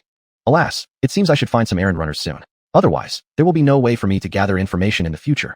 But these errand runners must have high cultivation. Otherwise, if they encounter someone with higher cultivation than them, accidents will happen. Oh, Chen Xiufeng let out an oh sound with regret. She hoped that they would continue having bad dreams for a longer time, which would make them less likely to dare harm her husband again. Mom, stop regretting. Even if they don't have nightmares anymore, they have surely learned their lesson. Lu Man smiled and said that regret was unnecessary because there would always be another chance when they made new mistakes to teach them another lesson. She decided to keep an eye on them for a period, and if they didn't make any further mistakes, everything would be fine. But if they did repeat their errors, well, then they shouldn't blame her for being harsh. Those 2 probably won't dare anymore. Chen Xiufeng indeed felt regretful, but considering that they had already received their punishment, she decided not to pursue the matter. Still, she remained reluctant. Mom, next time if anyone in the village is disobedient, I can arrange for someone to have a midnight chat with them. Lu Man's tone carried a hint of playful intrigue. Chen Xiufeng glanced at her daughter, uncertain whether the person arranged for these midnight chats would be real or fictional. Mom, don't overthink it.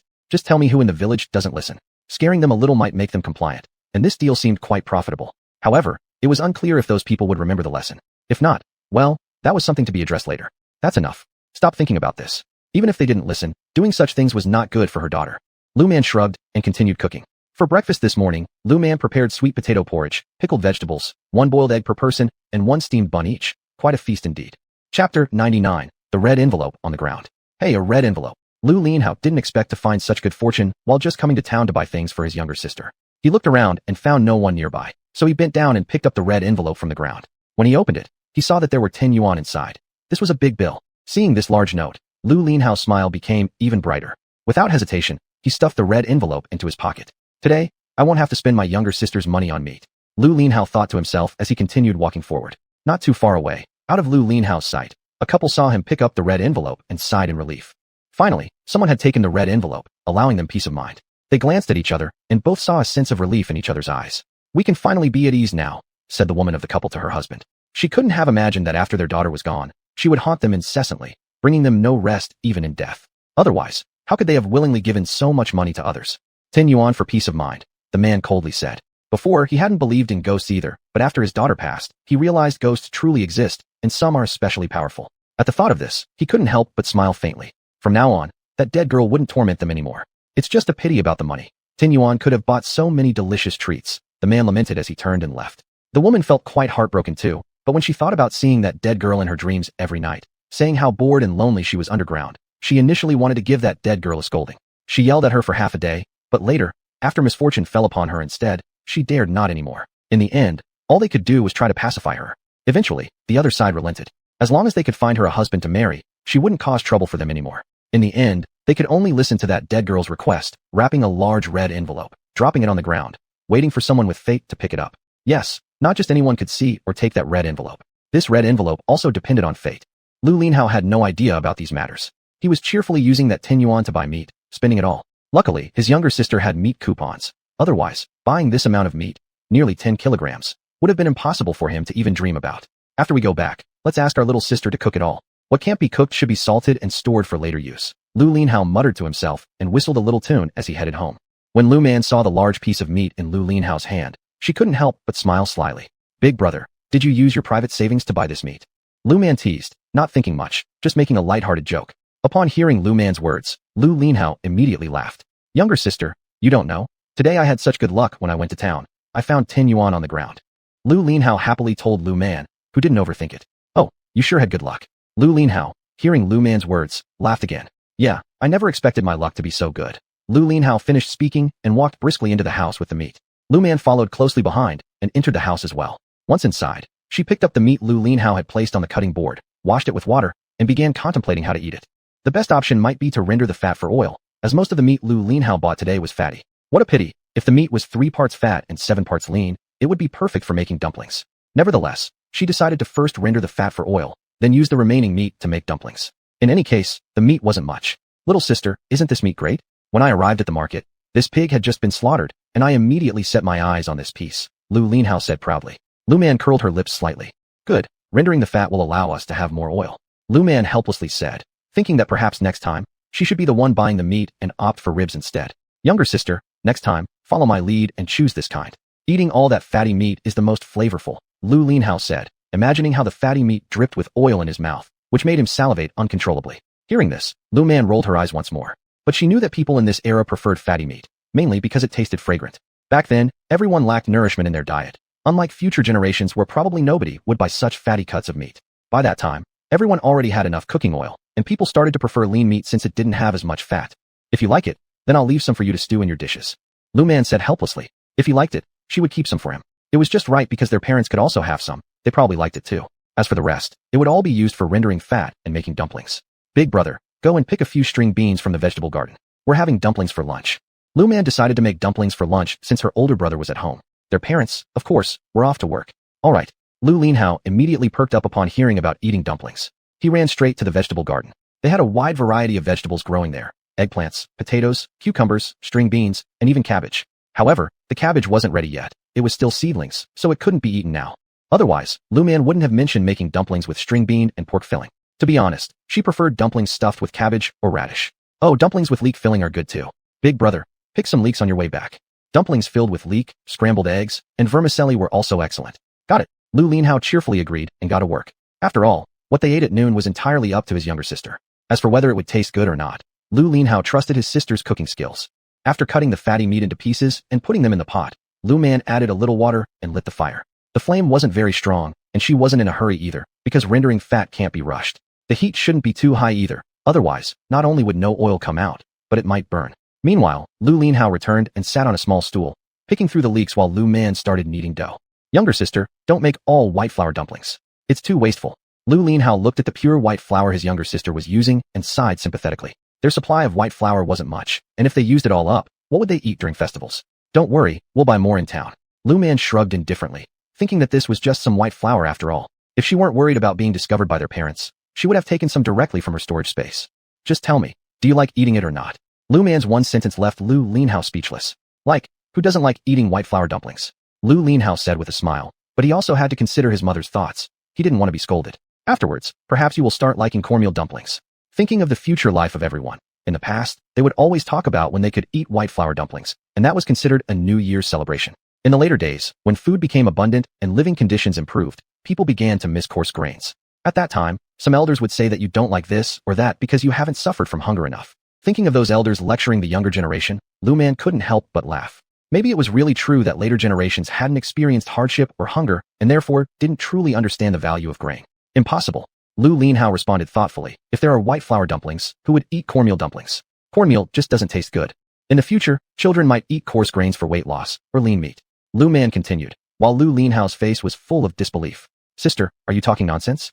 Who doesn't like fatty meat and prefers lean meat or coarse grains? Dieting, being fat is so beautiful. He liked the chubby look of his little sister more. Don't mind what other villagers said about his little sister being ugly. In his eyes, his little sister looked prosperous, whereas those skinny girls had nothing special about them. They wanted to eat until they were fat, but did they have the conditions for that? You'll see whether I'm telling the truth in the future, Lu Man said with a smile. Anyway, no matter what she said now, they wouldn't believe it unless they personally experienced it later. It was impossible since they hadn't witnessed such prosperous times yet, and none of this generation would believe her words. In the future, I will still prefer fatty meat. I wish for every day to be filled with meat, preferably fatty meat until I'm full. Lu Linhao's wish was simple, but Lu Man shook her head, said nothing, and went back to work. She had to watch the oil in the pot and chop the meat filling. Fortunately, her quick hands allowed her to finish the preparations for making dumplings quickly. Little sister, I think Mom and Dad will scold us for being extravagant when they come home at noon.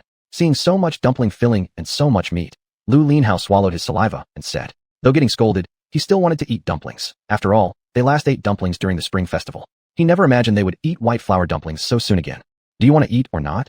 Lu Man rolled her eyes. Don't think she didn't notice him sneaking glances at his saliva. But immediately, she felt a bit sorry for Lu Linhao. If the people of this era could enjoy their meals and clothing like the future, maybe they wouldn't be so happy about a meal of dumplings that would seem normal in the future. Yes. Lu Linhao nodded vigorously. If scolded, then let them be scolded. Therefore, he washed his hands and started helping out, rolling dumpling skins, while Lu Man was responsible for wrapping them up. In a little while, the dumplings were done, and it was lunchtime. What are you two doing? Chen Xiufang smelled something coming from their courtyard as she approached the door. The smell seemed like frying, and she instinctively quickened her pace. Upon entering, she saw 4 bamboo trays of dumplings on the stove. Her eyes widened. Are you two trying to fly up into the sky? Using so much white flour, did they use up all the white flour she'd saved? Realizing this, she no longer cared about scolding the children and immediately rushed over to the cabinet where they kept the rice and flour. Opening it, she found only a little white flour left. Chen Xiufang pressed her hand against her chest. Lu Man. She stared angrily at Lu Man. How could this girl be so wasteful? Mom. Lu Man noticed her mother's anger and gave Chen Xiufang a charming smile. If there's no more white flour, your daughter will buy some for you. Don't be mad. She hugged Chen Xiufang's arm and comforted her, while Chen Xiufang took several deep breaths. You talk about buying. Does that mean you'll spend no money? Chen Xiufang almost wanted to take all the money her daughter had earned and store it herself. However, remembering that the money was her daughter's earnings, she suppressed the idea. After all, they still had a son who wasn't married yet. Once the son was married and had a daughter-in-law, that money would belong to the entire family. Even though the daughter might not care, Chen Xiufang couldn't bring herself to do that. To her, as a boy, if he couldn't even support his wife, then he shouldn't marry. Mom, our family isn't short of money now, Lu Man said helplessly.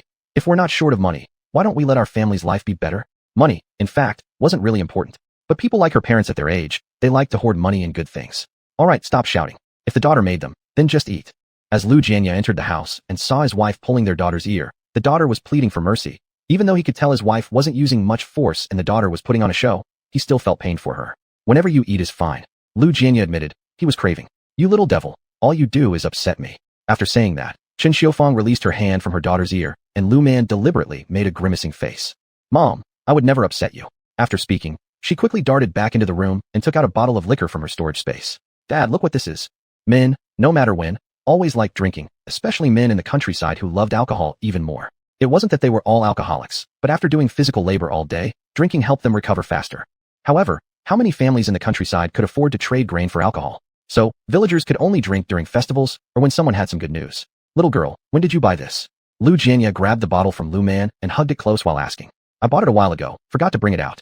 Lu Man shrugged and replied. The liquor was something she had brewed in her past life for fun, poured into bottles, and it wasn't particularly high quality. It could just help with health maintenance. Xiaoman. Chen Xiufang couldn't believe her daughter dared to buy alcohol for Lu Jianya without telling her. Mom, I also bought you something good, let me show you. Lu Man returned to the room again and pulled out a piece of military green fabric from her space. It was light and thin, perfect for wearing right now. She didn't originally plan to give ready-made clothes because giving them directly would make it hard to find an excuse. Chapter 101, A Grieving Glance. When did you buy it? Chen Xiaofeng asked in surprise when she saw the piece of cloth Lu Man was holding. The fabric was quite nice, light and breathable, and also very comfortable to touch. Mom, find time to make yourself a blouse with this cloth. Its color is quite good. Lu Man realized that she seemed to have accumulated less of this type of fabric in her previous life, and there weren't many places where one could choose from. The fabric should be used for your clothes. Mom is so old, why bother? Wouldn't it be such a waste of good material? Chen Xiaofeng touched the fabric and smiled, saying that as long as her daughter had this thought, that was enough. Mom, this was specifically bought for you. I also bought some for myself, but not in this color. Lu Man smiled and said that she didn't really care about dressing up, but things that made her mom happy were things she would gladly do. Really? Chen Xiaofeng looked at Lu Man, wanting to see something on her face. Of course it's true. Would she lie? Actually, there was still plenty of fabric in her space, just fewer colors, black, white, military green, red, little flowers, and whatnot. Back then, she didn't know what came over her when she suddenly wanted to buy them all upon seeing the fabric, so she ended up buying a bunch. I'll keep this piece of cloth first. Let's eat first. Chen Xiaofeng saw her daughter nodding, deciding to wait and check how much her daughter actually bought later. Along the way, she also wanted to evaluate her daughter's taste. Okay, so Lu Man started boiling dumplings while Lu Linhao was making garlic sauce. Sis. While pounding garlic, Lu Linhao couldn't help but look at Lu Man pitifully, wondering why his younger sister hadn't given him any gifts yet when both parents already received theirs. He thought he must look so pitiful without one. Hearing this grieving voice, Lu Man couldn't help but shiver. Big brother, what do you want? Trying to scare her to death? This grieving tone. You're biased.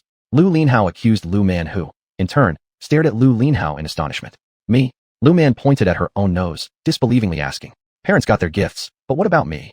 Lu Linhao, seeing the disbelief on Lu Man's face, felt even more aggrieved. Upon hearing these words, Lu Man widened her eyes. How could there not be a gift for you? After we finish eating, I will get it for you.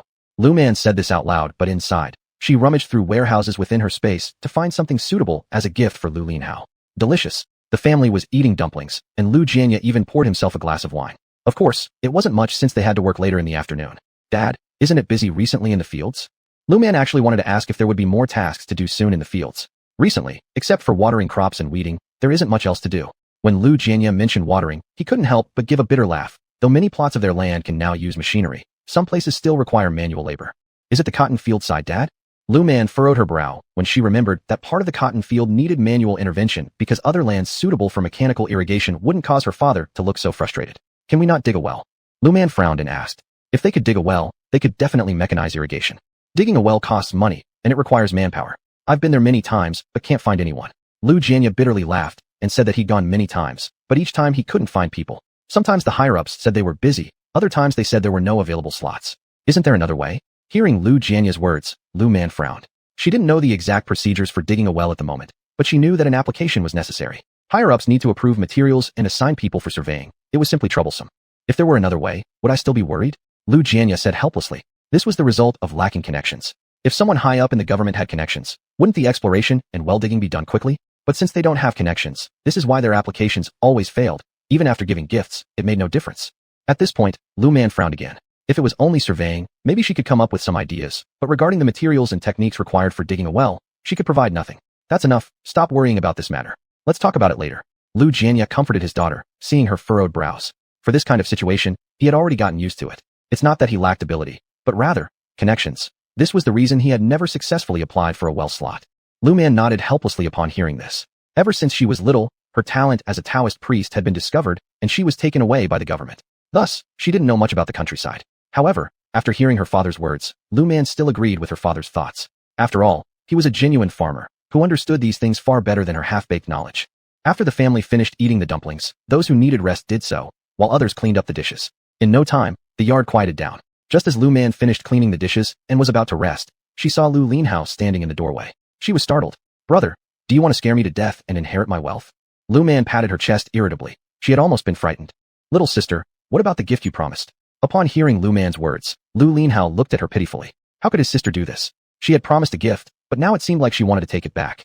Here you go. Lu Man rummaged through her space and pulled out a fountain pen. She knew that Lu Linhao used to be good at school, and she thought he would like this pen. When Lu Linhao saw the pen, his grievances melted away. In 2 steps, he walked over to Lu Man and snatched the pen from her hands.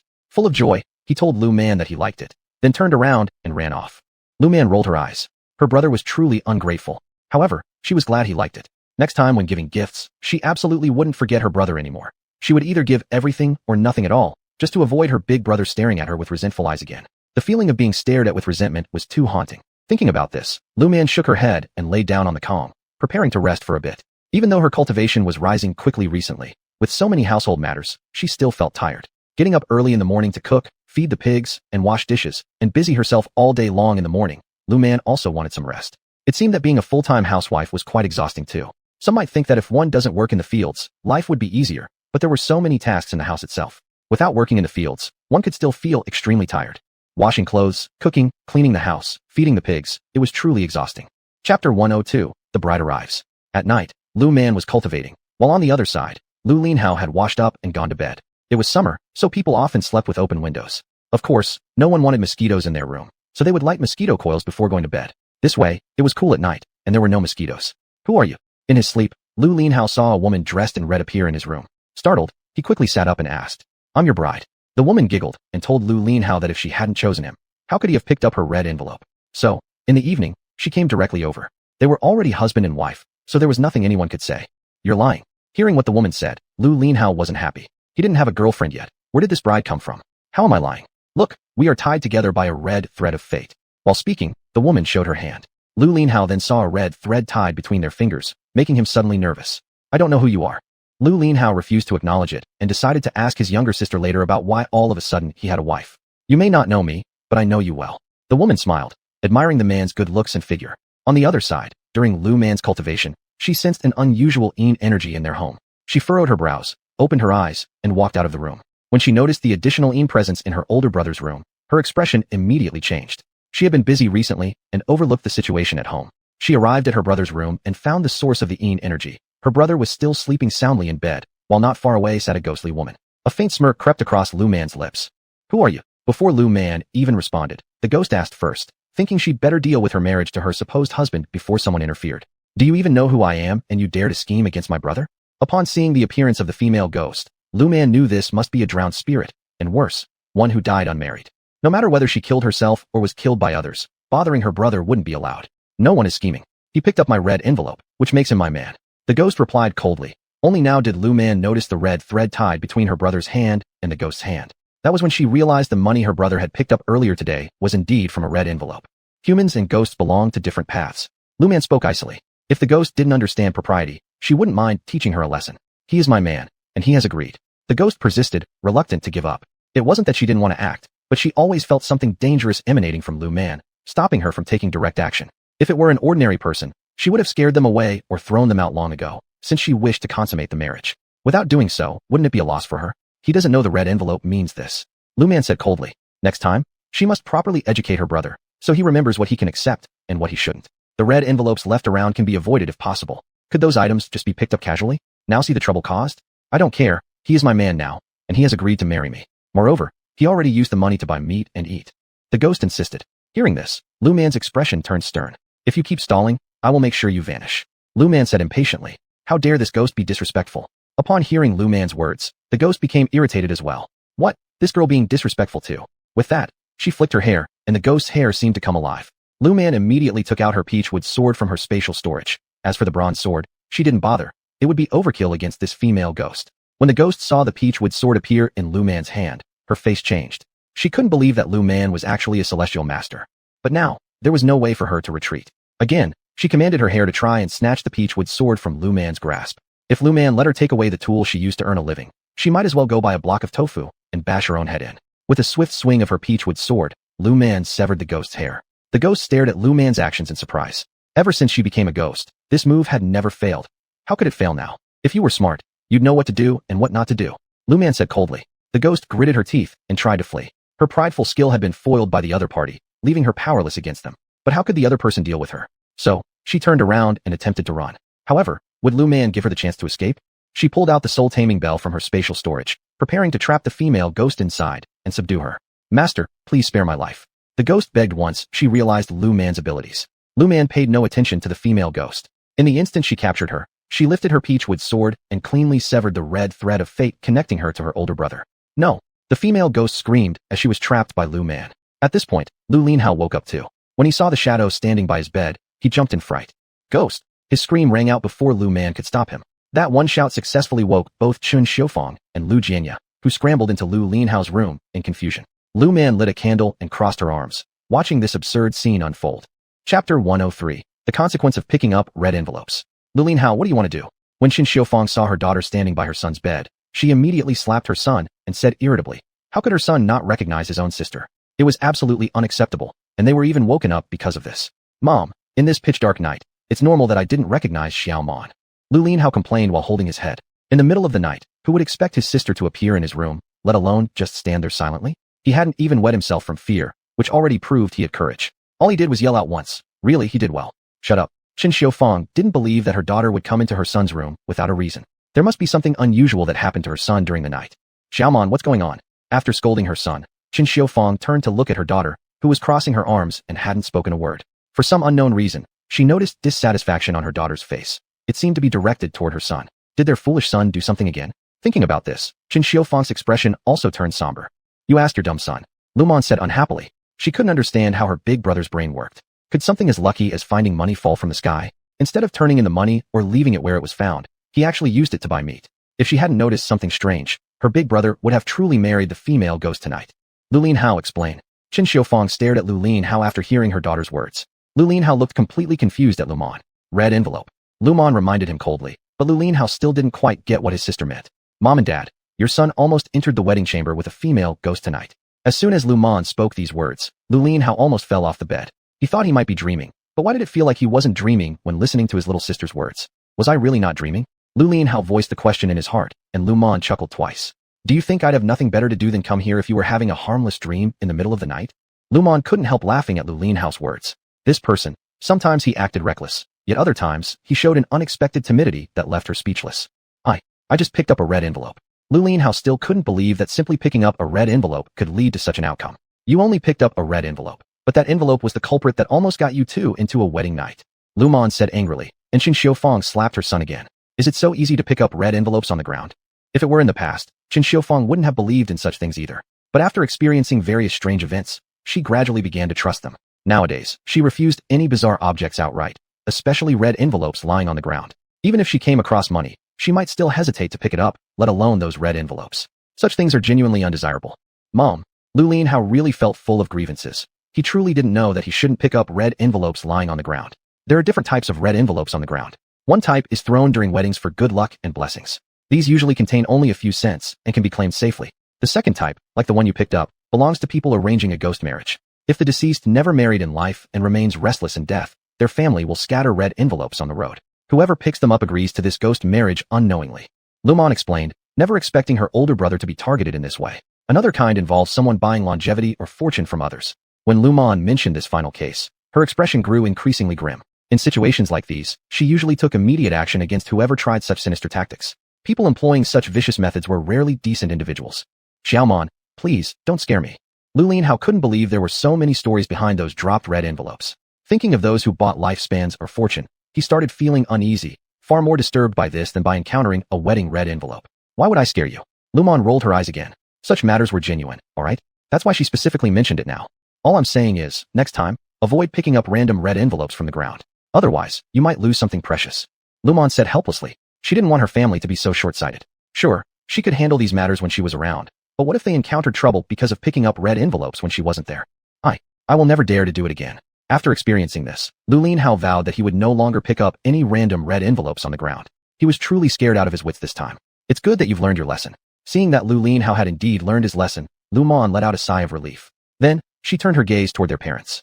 With your words now, who among us would dare to pick up red envelopes from the ground? Qin Xiufang rolled her eyes as well. She decided then and there that even if she saw money lying on the ground in the future, she wouldn't touch it to avoid trouble. I've learned my lesson too. Lu Jianya gave a reluctant promise as soon as he felt his daughter's eyes fall upon him. How could he risk his life for a little bit of money after hearing what she had just said? This matter involved not only his good fortune, but also his life. Alright, since everyone knows now, go back to sleep. Lu Man glanced at the sky. It was still hours until dawn. They might as well head back to bed. Xiaoman, I'm scared. As Lu Man turned away to leave, Lu Linhao, with some unknown speed, hopped off the bed and grabbed her hand. Lu Man almost rolled her eyes skyward. What did he have to be afraid of? The female ghost had already been dealt with by her. They were safe at home, she was still here, and if anyone else dared come, she would take care of them one by one. The talisman around your neck isn't useless. You didn't get hurt from that female ghost because of it. She won't come back, and other ghosts won't dare approach you. Lu Man explained reluctantly. That female ghost hadn't been harmed by Lu Linhao's talisman because of the marital connection between them. But if that ghost had truly intended to harm Lu Linhao, the talisman would protect him, making her unable to do anything else. Xiaoman, Upon hearing these words, Lu Linhao almost cried. It didn't matter to him whether the ghost had been taken care of by Xiao Man or not. He was simply scared. Chapter 104, Setting Up the Array. Let go. Lu Man impatiently pulled her hand out of Lu Linhao's grasp. Just relax. There's nothing to worry about. After saying that, she hung a bell on Lu Linhao's window. Lu Linhao watched Lu Man's movements with confusion. When this bell rings, just call me. If it doesn't ring, you're perfectly fine. Lu Man finished speaking and paid no more attention to Lu Linhao. Her big brother deserved a lesson. Otherwise, who knew what he might do next? Thinking back to the events of the evening, she felt utterly furious. The family wasn't short of money. Was seeing money on the ground really worth getting so excited? Lu Linhao saw that Lu Man truly didn't care about him anymore, and scared, he retreated back into his bed. Ignoring him, Lu Man turned and left. Well, you're such a big person already. Why are you so timid? Chen Xiufeng patted Lu Linhao's shoulder and also turned to leave. Lu Linhao cast a pleading look toward their father, Lu Jianya, who had been about to return indoors to sleep. However, upon seeing his son's begging gaze, he reluctantly decided to stay. Fine, I'll stay with you tonight. This was his own son after all. What could he do? Still, the boy was far too easily frightened. He would have to ask his daughter to help train some courage into him later so that he wouldn't be so easily scared. Upon hearing his father's words, Lu Linhao sighed in relief. He genuinely couldn't fall asleep alone, not when he'd almost been forced into a ghost marriage. Mom, I'm scared. Please stay with me. Lu Man knew that her father had prepared to stay with Lu Linhao, which made her want to sigh again. Her father only realized that her older brother was scared but hadn't considered if her mother might also be scared. Never mind whether he realized or not. Lu Man would accompany her mother tonight to ensure she slept well instead of staying awake. Alright. Chen Xiufeng let out a sigh of relief as well. She actually felt somewhat frightened herself, even though she hadn't directly seen the female ghost. The thought that a ghost had entered their home gave her chills. But she couldn't show her fear in front of her son. Oddly, her husband hadn't picked up on this at all. He had simply said he'd stay to take care of their son. What about her? Thankfully, their daughter noticed her fear. Otherwise, she probably wouldn't have been able to sleep at all tonight. Mom, don't worry, I'll set up an array in our home later. Lu Man decided to find time to set up a protective array around their house to prevent unwanted spirits from entering. Is it troublesome? Chen Xiufeng pulled Lu Man's hand, concerned, asking if the process was complicated. If it was, they could skip it. If not, setting it up would be worthwhile. Not at all. I'll do it tomorrow. She would never allow such an incident to happen again. If she hadn't been alert, something bad might have happened to her family before they even realized. This needed to be fixed. It seemed like finding a companion for protection was indeed necessary, but having a ghost follow her around might present problems. In the long run, if the ghost became uncooperative, it could endanger her family. Even though she believed in her abilities, worry lingered. Alright. Chen Xiufeng exhaled, relieved. Having her daughter around was definitely better than relying on her husband, who wouldn't stand a chance against spirits. Thus, the Lu family rested once more.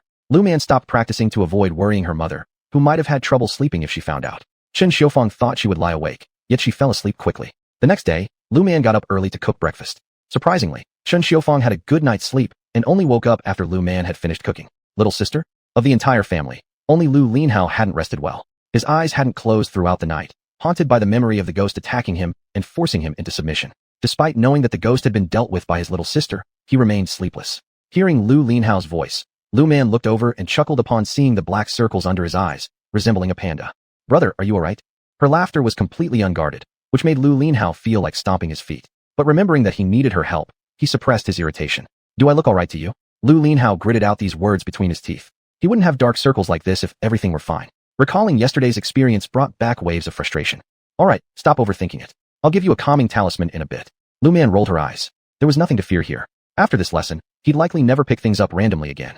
However, this is a lesson for you. If you can't control yourself next time, I won't care about you.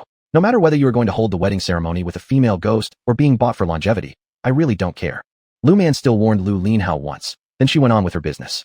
Upon hearing these words, Lu Linhao sighed with relief. Alas, his younger sister had become increasingly powerful in momentum. He didn't know why she could be so strong. Am I daring enough? Lu Linhao bitterly said with a laugh. Having experienced what he did, next time even if there were thousands of yuan on the ground, he wouldn't dare to pick them up. Humph. Lu Man didn't look back, but made a light humph. Lu Linhao shivered at the warning humph from his little sister. Lu Jianya saw the interaction between the two siblings and silently went to wash up without saying a word. As for Chen Xiufeng, she simply ignored both father and son. After the family finished breakfast, those who needed to work went off to work while those who stayed home tidied up.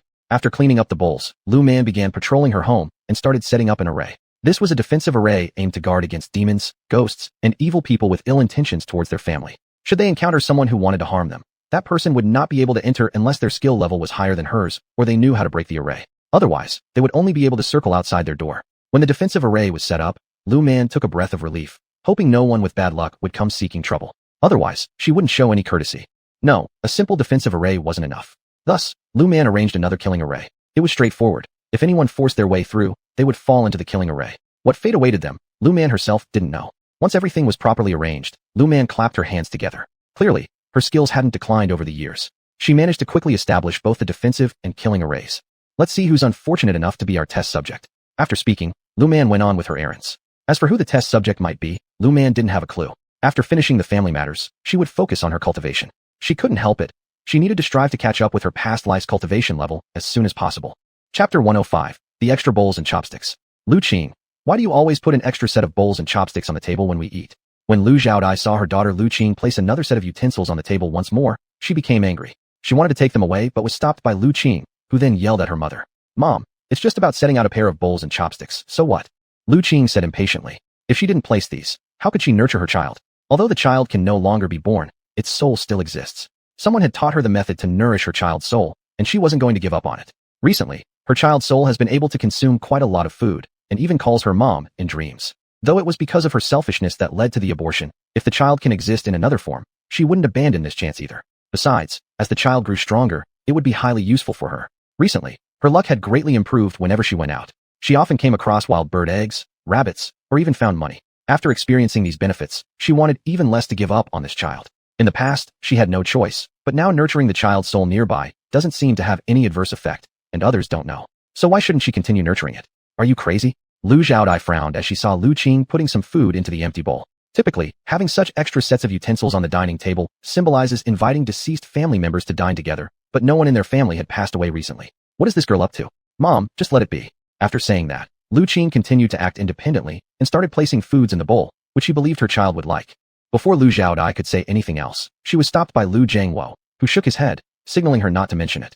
Recently, the family situation had improved significantly. As long as it did not interfere with their daily life, whatever Lu Qing wanted to do, they let her. Anyway, it was only about laying out an extra set of bowls and chopsticks and adding food to it. The family finished eating in such an atmosphere. After the meal, Lu Qing cleaned up everything in the bowl, and instead of keeping the leftovers, she discarded them behind her house. It didn't matter which animals ate those things. Actually, Lu Qing knew inadvertently from her dreamt of child that ghosts couldn't eat those offerings since consuming them might cause illness. What's wrong with this girl? Seeing Lu Qing's behavior, Lu Xiaodai worriedly commented, while Lu Jiangwo just shook his head. It's probably because of the loss of the child, making her uneasy. Lu Jiangwo whispered. Regarding the issue of Lu Qing's pregnancy, he didn't want to talk too much, but if he had to choose again, he would still make the same decision. In his view, it was unsuitable for the child to stay. Lu Qing hadn't married yet, didn't have a boyfriend. If the child stayed, her entire future would be ruined. But I feel unsettled seeing her this way. Lu Xiaodai wasn't sure why, but she felt restless inside, a sensation causing her concern. Well, stop overthinking. Lu Jiangwo didn't have much feeling about it. He thought Lu Xiaodai was imagining things. If you really worry about Xiao Qing, find her a good husband-to-be. She's grown up now. Lu Jiangwo seriously said. Lu Qing couldn't stay at home forever, right? She reached the age already, and getting her married off sooner would benefit everyone. Alright, Lu Xiaodai decided to marry her daughter off as soon as possible, to prevent her from continuing with this strange behavior. However, if after being married, she still does the same thing, will her in-laws be okay with it? Regardless, first find a matchmaker. Anyway, her daughter has grown up and is of marrying age. Lu Qing didn't know about her parents' plan, and even if she knew, she wouldn't care. All she needed to do was raise her child well. Even if she got married, couldn't she refuse, right? If her parents insisted on forcing her to get married, she could consider other solutions. After the couple made their decision, Lu Xiaodai began interacting with the surrounding matchmakers. Once the matchmakers heard that Lu Xiaodai wanted to find a husband for her daughter, they sprang into action. Mom, what are you doing? One day, after waking up and cooking breakfast, Lu Qing prepared to go cut pig grass, but was unexpectedly stopped by Lu Xiaodai. Confused, she looked at her mother. Without letting her leave, what was going to happen with the pig grass cutting? There will be someone coming over today to check you out, so tidy up a bit. After Lu Xiaodai said this, she busied herself with the chores. The visit was very important to her, and she didn't want any surprises. Lu Qing stood in shock after hearing Lu Xiaodai's words, and the little ghost also became upset upon hearing it. He stepped forward and pushed Lu Xiaodai down onto the ground. Her lips started bleeding immediately. Seeing this, Lu Qing shot the child an angry look before rushing forward to help Lu Xiaodai up. Mom, are you alright? Lu Qing saw that Lu Xiaodai had only split her lip and sighed in relief. She really feared something terrible might have happened to Lu Xiaodai. If anything were to happen to her, what would Lu Qing do? Though sometimes she didn't like her mother, she couldn't deny this was her real mom. I'm fine. Lu Xiaodai had felt as though she'd been pushed by someone, but when she turned around and saw no one behind her, it struck her that whoever had pushed her must have been a child. No adult would push her at the waist, but instead on her back. This thought left her even more uneasy. She began to feel as though she had come into contact with some ominous force. Mom, sit down for a moment. Let me get you a glass of water. With that, Lu Qing helped Lu Xiaodai sit down and went off to fetch her a glass of water. This wasn't the time to discipline the child. After all, the child just didn't want her to marry someone. Since she currently didn't think about marrying anyway, raising the soul of her child made her luck soar. She wasn't in a hurry to marry either. She planned to marry into the city instead. Mom, don't worry. If you plan to introduce me to someone, let me know ahead of time, okay? Lu Qing smiled while saying this. Though her mouth said so, her mind had already decided. If the other party didn't meet her criteria, not from the city, without a job, then she would definitely not agree. Mom, what conditions does he have? Lu Qing asked again since Lu Xiaodai hadn't answered yet. If the man had good conditions, she wouldn't mind meeting him. She believed that as long as her child existed, that man wouldn't escape from her control. Chapter 106. The little ghost takes action. The conditions are not bad. The father of the groom is the accountant in Dong village. When Lu Xiaodi said this, a hint of excitement appeared on her face. This accountant, his family's conditions are certainly not bad. I remember that the two sons of the Dong village accountant's family have already gotten married, right? Lu Qing did not feel very happy when she heard what Lu Xiaodi said. She clearly remembered that the two sons of the Dong village accountant's family were already married. What does this have to do with her own thoughts and intentions? Is it because the previous daughter-in-law ran away, or did she die? For either reason, she looked down on them. His previous daughter-in-law was unlucky. She passed away while giving birth. Lu Xiaodi excitedly said this, but Lu Qing's expression became increasingly worse upon hearing these words. What did her mother mean by suggesting that she marry a widower? Moreover, the man's father is merely an accountant. How good could their financial situation be as a rural accounting family? It just sounds good in name, but she wanted to marry into the city. This widowed man, she didn't want. You don't even consider your current situation, yet you're still being picky here. Lu Xiaodi glanced at Lu Qing, implying that she seemed to look down on the son of the Dong village accountant. Doesn't she think about it? She and that educated youth, although everyone currently doesn't know about it. What if someone found out? And her recent abortion, what if someone found out about that? If it weren't for their family's decent reputation and Lu Qing's decent reputation, people probably wouldn't even bother considering them at all. I looked down on their family. Without any hesitation, Lu Qing spoke, not caring about what her mother had just said. In her eyes, her own conditions were not bad at all. Let others say what they will, how is that related to her? Moreover, she even thought poorly of them because they once had another daughter-in-law. Do you actually expect to marry into the city? Lu Xiaodi pointed angrily at Lu Qing after hearing her speak. Is this brat getting too used to being pampered recently? Has she lost sight of what's good for her? Just you wait. Only the people in the village don't know what you've done. If it were exposed, let alone marrying the son of the Dong village accountant, you wouldn't even find anyone willing to take you. Although Lu Xiaodi didn't mean to say it so harshly, many people nowadays prioritize reputation above everything else. If people in the village learned about what Lu Qing has done, their spit could drown the whole family. Otherwise, why would she bother trying to find such decent prospects for her? Do you really think no one knows about you and that educated youth? Lu Xiaodi wasn't worried about anything else except that the things Lu Qing had done would eventually be exposed, affecting her chances in marriage market. She wished to marry her off before her reputation got completely tarnished. But now, this stubborn girl dared to look down on those offers? I don't care whether they know or not. I do not want to marry the son of the Dong village accountant. Lu Qing coldly replied. Actually, she knew deep down that if her actions became public knowledge, her reputation would be ruined. But so what? As long as she had the ability to live a better life, those who dare to despise her would pay a price. Even if you dislike it, you must give them a chance first before dismissing it.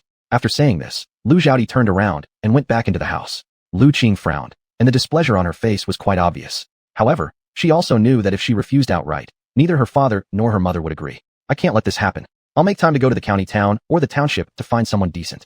Muttering quietly, Lu Qing then busied herself with chores. Since it wasn't some major meeting, she wasn't bothered to dress up herself. Sister-in-law, do you know? That Lu Qing girl was having a private viewing today. Li Xiulan, during work hours, leaned close to Chen Xiufang, lowering her voice as she shared information about Lu Qing. Upon hearing this, Chen Xiufang looked surprisingly at Li Xiulan. Why hadn't they known that Lu Qing was undergoing a private viewing? Or was it secretly arranged without them knowing? Anyway, she decided it wasn't worth getting involved. Whatever kind of family Lu Qing chooses to see, it doesn't concern them. They'll simply attend the wedding banquet when Lu Qing gets married. As for other matters, they didn't wish to meddle. I accidentally overheard it. Li Xiulan didn't expect to hear this news herself, but once she did, she came to inform Chen Xiufang immediately. Oh, Chen Xiufang shrugged nonchalantly. Fine, let her keep quiet. Probably won't work out. Li Xiulan continued, explaining how unwilling that girl Lu Qing seemed.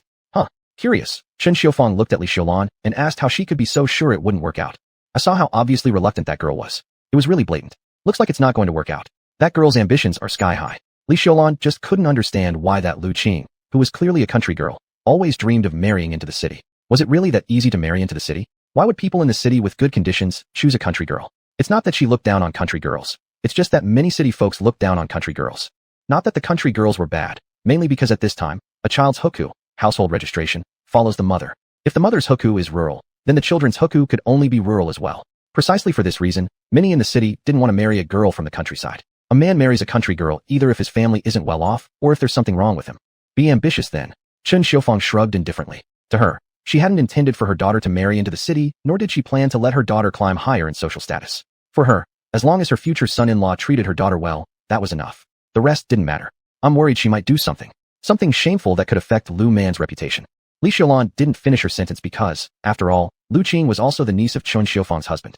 If she said too much and Chen Xiufang got angry, that wouldn't be good. Though she knew that Chen Xiufang looked down on Lu Qing, still, anything could happen. Whatever she wants to do, we can't stop her. Chen Xiufang sighed bitterly. If it weren't for little man discovering that the girl was messing around with Song Zifen and even getting pregnant, they'd have been embarrassed beyond measure. Now, she no longer held any regard for Lu Qing. Yes, Li Xiaolan also felt Lu Qing had her own ideas. But this wasn't their concern. Either way, should anything happen to Lu Qing, Li Xiaolan would simply refrain from gossiping behind her back. Baby, I don't like him. Think of a way to get rid of him. Lu Qing had already hidden near the village entrance waiting for Feng Wenhai. She knew the son of Dong Village's accounting family, and as soon as she saw Feng Wenhai, she directly told the child next to her. The child understood what Lu Qing meant, nodded, and proceeded to chase away the man. The little ghost was very clear that Lu Qing didn't like Lu Man, so he led Feng Wenhai to Lu Man's house. Who are you? Lu Man looked at the man who suddenly appeared in front of her. Her expression darkened. Who is this guy? Why did he show up suddenly? What does he want to do? I'm Feng Wenhai, the one arranged to meet you. Feng Wenhai examined Lu Man from head to toe, his rude manner immediately making Lu Man's face turn dark. Where did this guy come from, and what did he mean by meeting her? Get out. Lu Man pointed at the gate, and upon hearing her words, Feng Wenhai's expression also turned grim. What do you think you are? If I take a liking to you, it's giving you face, yet you dare to tell me to leave? Infuriated, Feng Wenhai raised his hand to hit Lu Man. In an instant, Lu Man caught Feng Wenhai's hand and slapped him across the face. Do you have a brain? You just came up and said that we're arranged to meet, but my parents haven't even mentioned anything about such a meeting. How dare you just assume we should meet? Lu Man coldly stared at the man. Is this guy out of his mind? He claims they are arranged to meet? Who gave him the nerve? Besides, how does she not know about any arrangement? She doesn't believe her parents would arrange something like this for her. And what is this man anyway? If he thinks he can arrange a meeting with her, let him worry about saving his own life first. Don't think she didn't see the mother-son ghost pair following him. The child was drenched in blood and cradled by a woman. Lu Man could immediately tell that it was a mother-son ghost. She was actually thinking earlier that if the mother-son pair weren't cooperative, she might just exorcise them. But seeing Feng Wenhai, she decided to just let it go. Something's wrong. Suddenly, Lu Man realized something. Didn't she set up an array at the gate? So why was Feng Wenhai able to enter?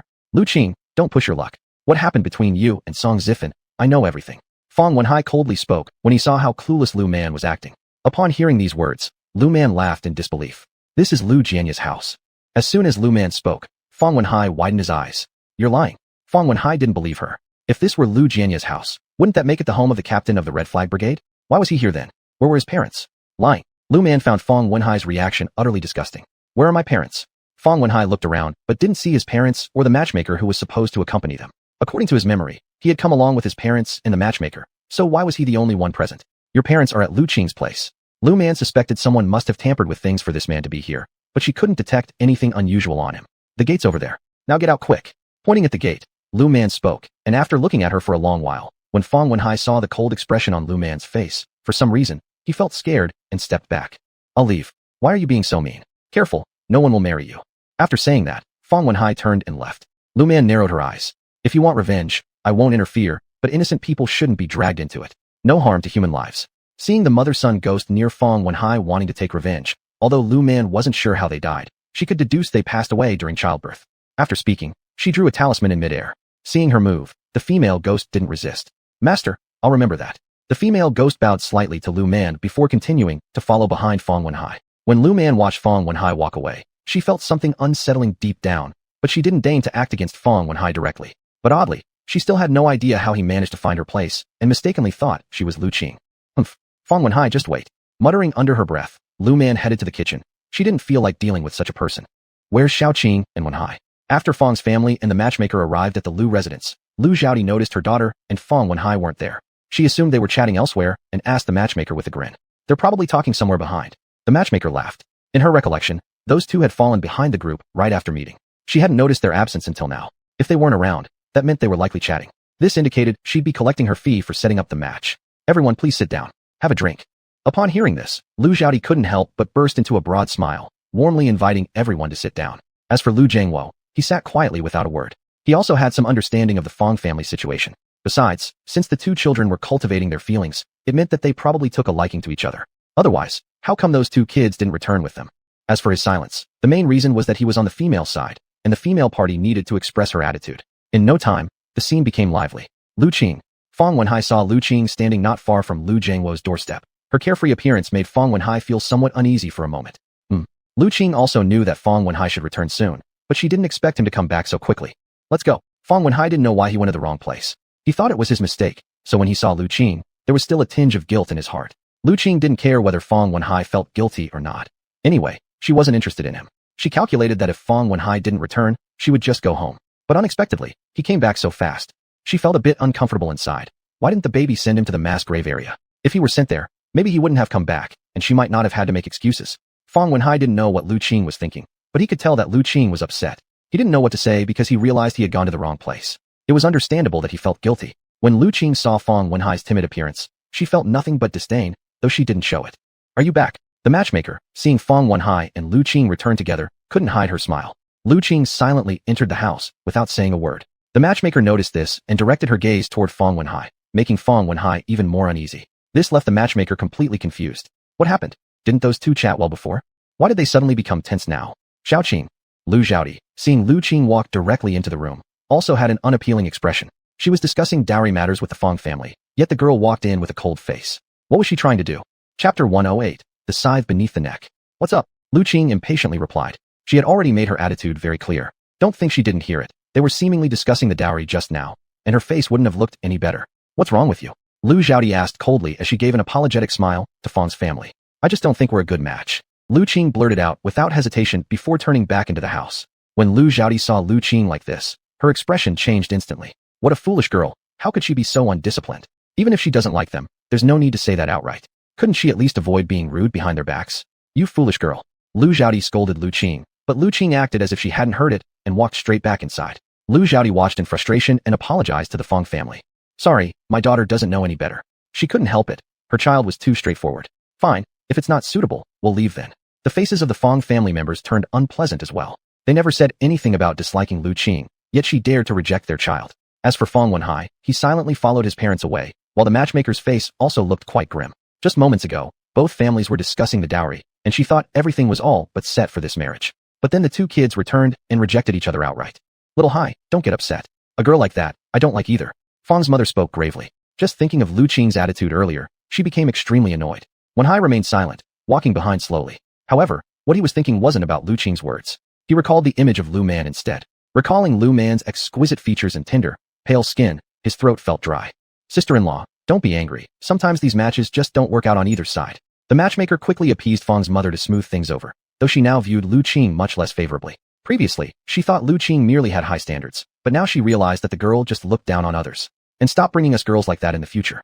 Feng's mother said grumpily. As for Feng Wenhai, he remained silent, still lost in thoughts of Lu Man. Even though Lu Man slapped him yesterday, her coy and enchanting image lingered in his mind, making his brain seem unresponsive to his will. Though she clearly had a difficult temperament, he still couldn't shake off his deep impression of her. Feng Hai, you haven't even said what happened. Feng's mother noticed that Feng Wenhai had been quiet, and assumed her younger son was impacted by Lu Qing's words. Nothing was said. Feng Wenhai didn't want to mention mistakenly going to the wrong place, or bring up Lu Man. Well, if nothing was said, Mom will find someone better for you. Feng's mother consoled him, but Feng Wenhai continued walking ahead silently. The next day, when Lu Man stepped outside, she immediately spotted Feng Wenhai. She ignored him completely, and kept moving forward with her basket. Feng Wenhai himself didn't understand why he appeared at Lu Man's doorstep. After finishing breakfast, he came over and stood here for a long time already. When he watched Lu Man walking further forward with her basket and scythe without even glancing at him, he felt somewhat uneasy. When had he ever been treated like this? Yet, he didn't feel like leaving. Last night, he hardly slept well. Every time he closed his eyes, he would recall Lu Man slapping him, which strangely only fascinated him more, almost obsessively drawn to Lu Man hitting him. You're following me. If you don't stop, I'll kill you. Lu Man swung her scythe at Feng Wenhai. Was this man insane, daring to follow her like this? Did he want to ruin her reputation and then use it as leverage to propose? Thinking of such possibilities, Lu Man's expression turned colder. Regardless of his intentions, she would absolutely not let him scheme against her. You, don't be like that. Feng Wenhai looked pale at the sharp blade near his neck, facing Lu Man with trembling nerves. How fierce could this girl be? What way? Lu Man smiled sardonically, her scythe inching closer to Feng Wenhai's neck, frightening him nearly to death. Why was this girl so terrifying? He could already feel the chilling sensation of metal against his neck, and he was genuinely worried that if Lu Man's hand trembled a little more, her scythe might slash open his neck. Why your scythe? Can you move it away a bit? This sentence, Feng Wenhai didn't dare to utter. The scythe in Lu Man's hands pressed closer again. Don't underestimate Lu Man, who was only about 1.6 meters tall. Placing the scythe at Feng Wenhai's neck was effortless for her. She had steady hands, and her strength wasn't to be underestimated either. I'll let go. Feng Wenhai's voice became sharp as he yelled at Lu Man, but she just smirked upon seeing his panic. So why exactly are you following me? When Lu Man asked this question, Feng Wenhai froze momentarily. Why am I following her? I don't even know why myself. I just want to stay by her side. Feng Wenhai didn't say this out loud. He feared that revealing it would cost him his head. The next time I catch you following me, consider your head forfeit. After saying this, Lu Man lowered the scythe and turned to leave. Before leaving, she patted Feng Wenhai twice. Something on him, possibly a talisman, immediately shattered. Lu Man curled her lips into a sinister smile, glancing at the ghostly mother-son duo nearby. The mother-son ghosts bowed gratefully toward Lu Man, who waved dismissively before striding away. Once Lu Man disappeared, Feng Wenhai collapsed onto the ground. He'd almost wet himself from sheer terror moments ago. Fortunately, he managed to hold it in. Otherwise, he truly feared Lu Man might have decapitated him. Why is it suddenly so cold? Suddenly, Feng Wenhai noticed the temperature around him had dropped significantly. He glanced up at the sky, finding no change in the weather. Hugging himself tightly, he pulled his neck inward, feeling goosebumps rise all over his body. No way, I need to go home and get warmer clothes. Muttering these words, Feng Wenhai struggled to stand up and attempted to leave. However, no matter which direction he went, he found himself unable to leave the spot. His face, which had just regained some color, turned pale again. Chapter 109, Mother and Son Xia. What's happening? Feng Wenhai quickened his pace. He was even running. But no matter how fast he ran, he couldn't escape, which frightened him more. Help! He shouted for help as he ran, but despite shouting and running for a long time, he neither escaped nor got anyone's attention. Feng Wenhai felt something was off. Was this some sort of supernatural mischief? But it didn't make sense. Supernatural troubles with dirty things usually happen at night, right? Why did he encounter this in broad daylight? What he didn't know was that he had encountered the mother and son Xia. These ghosts were the most powerful. Although this mother and son pair hadn't been dead long, their malevolent energy was extremely heavy. They harbored resentment, especially the woman who died during childbirth because her mother-in-law neglected her. How could she not resent them? Previously, she lacked the power to punish them after becoming a ghost. When she tried to take revenge on the Feng family, they attempted to exorcise her. However, since there was also her ghostly son, the exorcist's abilities weren't enough, so he merely gave the Feng family protective talismans and claimed to have banished the female ghost. In reality, he didn't have the ability to do so, though he never told the Feng family. Now that Lu Man had destroyed Feng Wenhai's protective amulet, the female ghost was able to retaliate against Feng Wenhai. Help! Feng Wenhai ran forward without hesitation, shouting for help even though he knew he might not escape. The female ghost watched from a distance with her child. She couldn't take his life just yet, but she certainly could teach him a lesson. As Feng Wenhai collapsed from exhaustion, the ghost grabbed his collar and hung him from a tree. At that moment, Feng Wenhai saw both the ghostly mother and child. Wife, I'm sorry. When Feng Wenhai saw the ghostly duo, he fell to his knees begging, scared enough to wet himself. Seeing Feng Wenhai's abject fear, the female ghost found him utterly repulsive. Hee. Feng Wenhai, you say you're sorry, but what exactly have you done wrong? The ghost's chilling voice echoed. She believed her ability to manifest before Feng Wenhai was due to Lu Man, perhaps even allowing her to appear during daylight. I'm sorry. At this point, Feng Wenhai's mind was in chaos. He wondered how he could possibly escape this predicament. Now he truly regretted listening to his mother. If only he hadn't obeyed her, his wife might still be alive. Hee. The ghost's sinister laughter made Feng Wenhai curl into a ball out of fear. Feng Wenhai, shall I rip your heart out to take a look, or simply strangle you? After saying this, the ghost grabbed Feng Wenhai by the neck. Immediately, Feng Wenhai struggled for breath and looked at the ghost with pleading eyes. Feng Wenhai, remember when I begged you like this? What did you say then? The ghost would never forget Feng Wenhai's cruel words. How her death meant nothing since he could always find someone better who could bear him 10 or 8 sons instead of going through the trouble of hospital care like she did. Was she worth the cost of medical treatment? Recalling those moments and the baby inside her belly gradually losing its movement, her eyes turned red. Just as Feng Wenhai was about to be strangled to death, the talisman left by Lu Man activated, glowing with golden light. The female ghost loosened her grip on Feng Wenhai's nearly throttled neck. Cough, cough, cough. Feng Wenhai coughed repeatedly, seeing his deceased wife's spirit standing not far away with her child clinging to her belly. Closing his eyes, he apologized to the ghost. I'm sorry. Haha, sorry. The ghost gazed coldly at Feng Wenhai. Could an apology bring her and her child back to life? Feng Wenhai, I won't let you go. After saying this, the ghost turned around holding her child and disappeared. She decided not to act further this time because she feared losing control again. Although she seemed fine on the surface, she'd sustained a slight injury. She knew this was Lu Man's warning to her. When the female ghost left, Feng Wenhai realized he was still stuck where he started. Seeing this, his face paled. He nervously stood up, took off his short-sleeved top, tied it around his waist, and returned home in a furtive manner. When he got home and changed his clothes, he let out a sigh of relief. However, soon after, he rushed out of the room again. He was worried that the woman might return with her child. Thinking of this house being the very place where the woman and her child had passed away made Feng Wenhai's face pale once more. Sitting in the yard, he was still fearful. There was no one at home, and fear gripped him again, so he went directly to find his parents. Don't go too far next time. Lu Man, seeing the female ghost was injured, coldly warned her. She had no objection to teaching the Feng family a lesson since they were responsible for the deaths of the female ghost and the baby in her belly. Master, I'll remember. The female ghost was frightened. She knew that if Lu Man hadn't shown mercy just now, she would have likely vanished without a trace. After you've taken your revenge, if you want to reincarnate together with your child, come find me. Lu Man actually felt quite sympathetic toward the female ghost. Whether in the countryside or the city, many women lost their lives during childbirth back then. A trip to the hospital could drain someone's entire savings, and being hospitalized was not like it was in later times.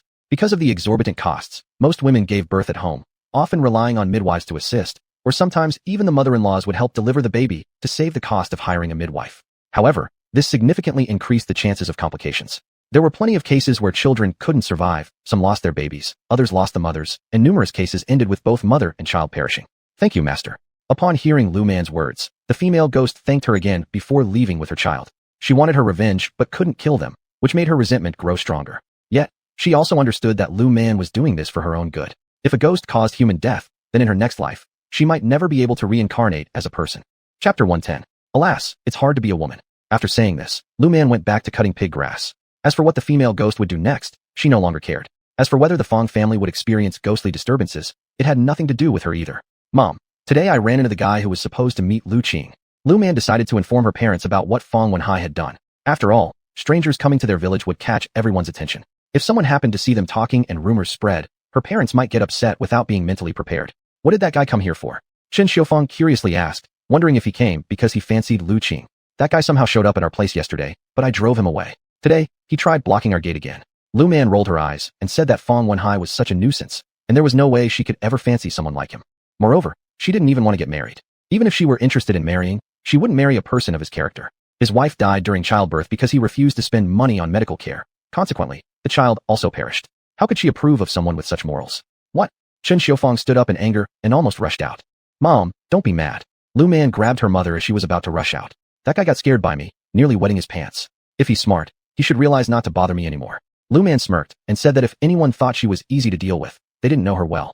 Nowadays, since her reputation wasn't as formidable as her past life, these kinds of troublemakers started to meddle, but she wondered if they regretted crossing her now. What did you do? Lu Jianya, hearing his daughter's words, curiously asked. He initially wanted to grab a shovel and confront the guy, but when he heard his daughter say that she almost scared him to death, he suddenly became more curious. I didn't do much, just held a sickle against his throat.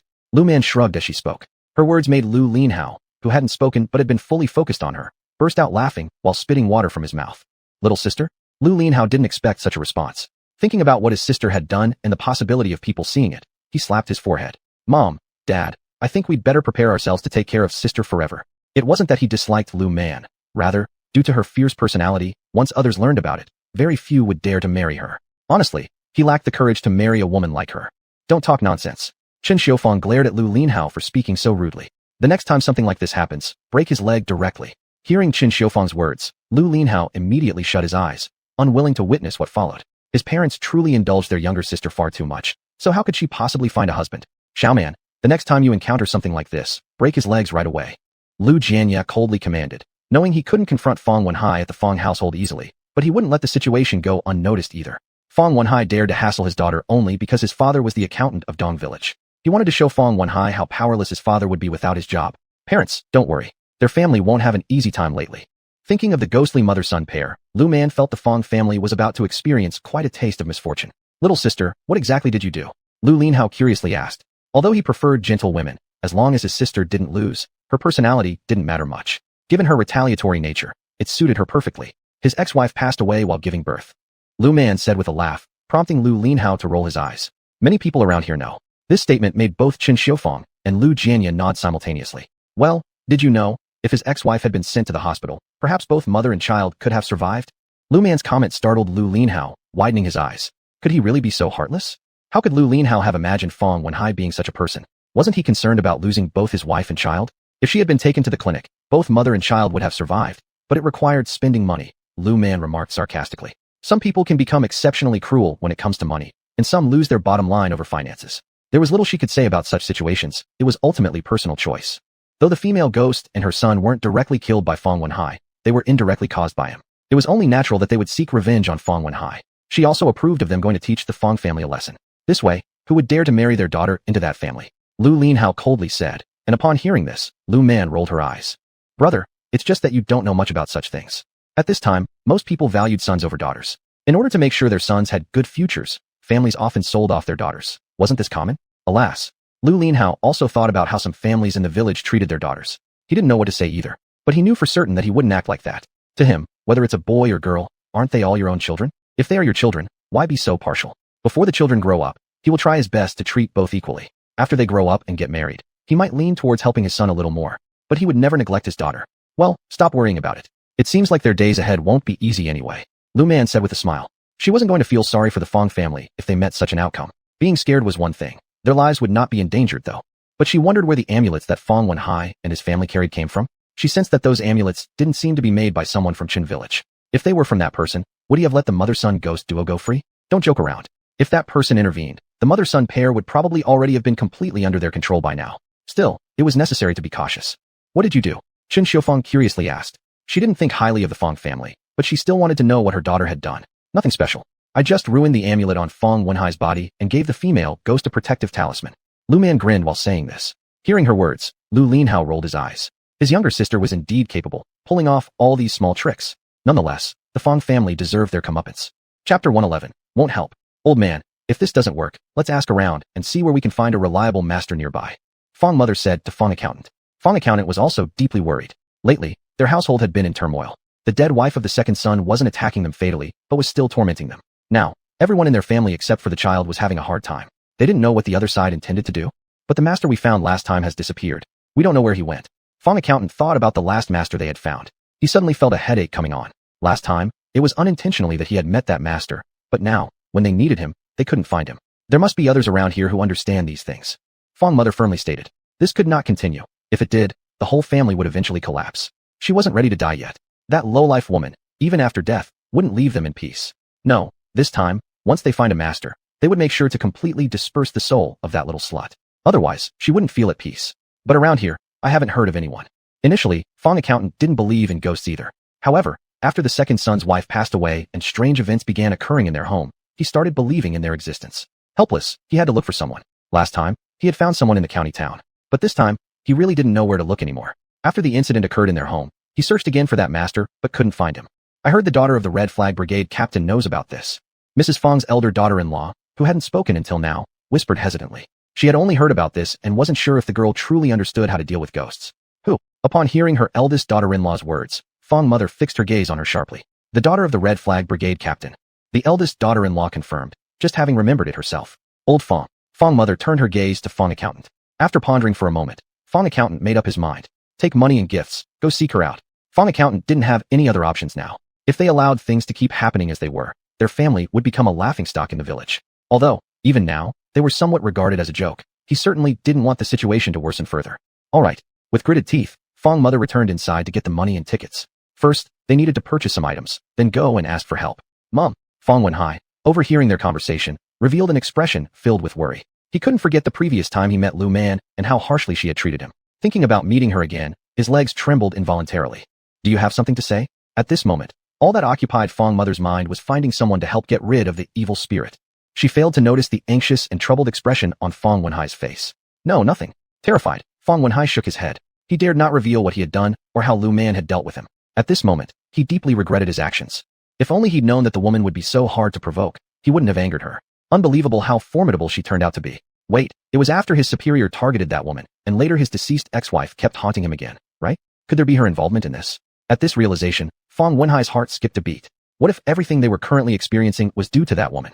Would she even help them if they went to seek her assistance? A sense of unease settled over him. But looking at the stern expressions of his parents and older brother's wife, he instinctively shrunk his neck, choosing to remain silent. Thus, Feng accountant and Feng mother arrived at Lu Man's house, carrying large bundles of gifts. When Lu Man saw this couple, she smirked. And who might you be? She hadn't expected this couple to actually show up at her door. Did they not realize that all they were enduring was because of her tacit approval? It was deliberate on her part not to handle the mother and son malevolent spirits affecting them. I'm the accountant from Dong Village, and this is my wife. We've come seeking your help. Feng accountant smiled ingratiatingly towards Lu Man while speaking, and Feng mother refrained from giving Lu Man any kind of attitude. After all, they were here to ask for help. I already know why you've come. After hearing Feng accountant's explanation, the mocking smile on Lu Man's lips grew wider. Upon hearing her words, Feng accountant's face instantly lit up with a grin. But, I can't help. Lu Man's statement caused Feng accountant, whose face had been filled with smiles, to freeze stiff. He looked at Lu Man incredulously, never expecting her to reject them like this. Master. Feng accountant clenched his fists tightly. It had been a long time since someone refused to give him the respect he expected. No, I'm not a master. Lu Man outright waved off the idea of being a master. She wouldn't acknowledge herself as one, not even though she genuinely was. Anyway, she just wasn't interested in helping them. Master, please. Feng mother, upon seeing Lu Man's attitude, was also willing to put her pride aside and beg for help. However, Lu Man shook her head. I can't assist you. Lu Man rejected them again. Upon hearing this, Feng mother's expression flickered slightly. She wasn't sure whether this young girl truly had abilities or was just putting on airs. Regardless, she must have Lu Man's help, otherwise, the lives of their entire family would be at risk. With that in mind, Feng mother looked at Lu Man with another plea. Master, look, our family has been tormented so much. When she was alive, we didn't treat her badly either. As Feng mother spoke these words, Lu Man could hardly contain herself from applauding sarcastically. If it weren't for the fact that the mother and son spirits were blocked by Feng mother from being sent to the health station and died due to difficult labor, one might believe that their misfortune was simply because the spirits were unhappy about their death and seeking revenge. Not so fast, you shouldn't call me master. I cannot interfere in your family affairs. Lu Man replied firmly. She made it clear that if she wouldn't intervene unless they genuinely deserved assistance, those who unintentionally got entangled with ghosts would receive her help even without payment. However, someone like Feng mother, unless the situation escalated dangerously and nearly took a life, she wouldn't extend a hand.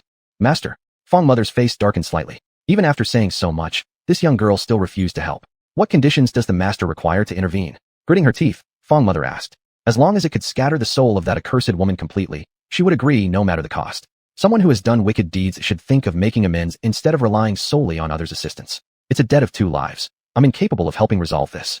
Lu Man clearly saw that Feng mother and Feng accountant were becoming increasingly dissatisfied. But what could they do about it? She didn't care what they thought. She sought only her own contentment. You? Upon hearing Lu Man's words, Feng mother stared at her in shock, momentarily at a loss for what to say. Chapter 112, please go ahead. Please go ahead. Lu Man pointed at the entrance of her house and said to the 2 people. Seeing that just about anyone could walk in, Lu Man was somewhat dissatisfied with her own formation technique. But she also knew if even family couldn't enter, there would be a bigger problem. With this thought, Lu Man had no choice but to make do for now. As for when she would change to another formation, it would have to wait until she found an appropriate one. You? Accountant Feng looked darkly at Lu Man. He believed that even if Lu Jianya were at home, he wouldn't treat him this way. Unexpectedly, little Miss Lu Man dared to treat him thusly, leaving him feeling unpleasant inside. To both of you, please. Lu Man wasn't indulging them. Those who asked for help should have the proper attitude. That subtly arrogant look, they really thought she was blind? Comrade Lu Man, your father wouldn't dare use this kind of attitude toward me. Accountant Feng could finally hold back no longer.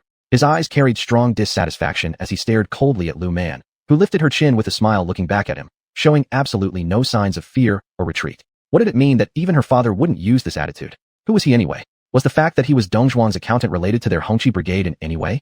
Even if they were acquainted, so what? Acquaintance didn't necessarily imply a good relationship, and her father's attitude certainly couldn't represent hers. Ho ho. Lu Man mocked Accountant Feng without saying a word. It wasn't that she had nothing to say. It was because she didn't want to bother responding to these self-centered individuals. They ought to reflect on the fact that they had come here to ask for favors.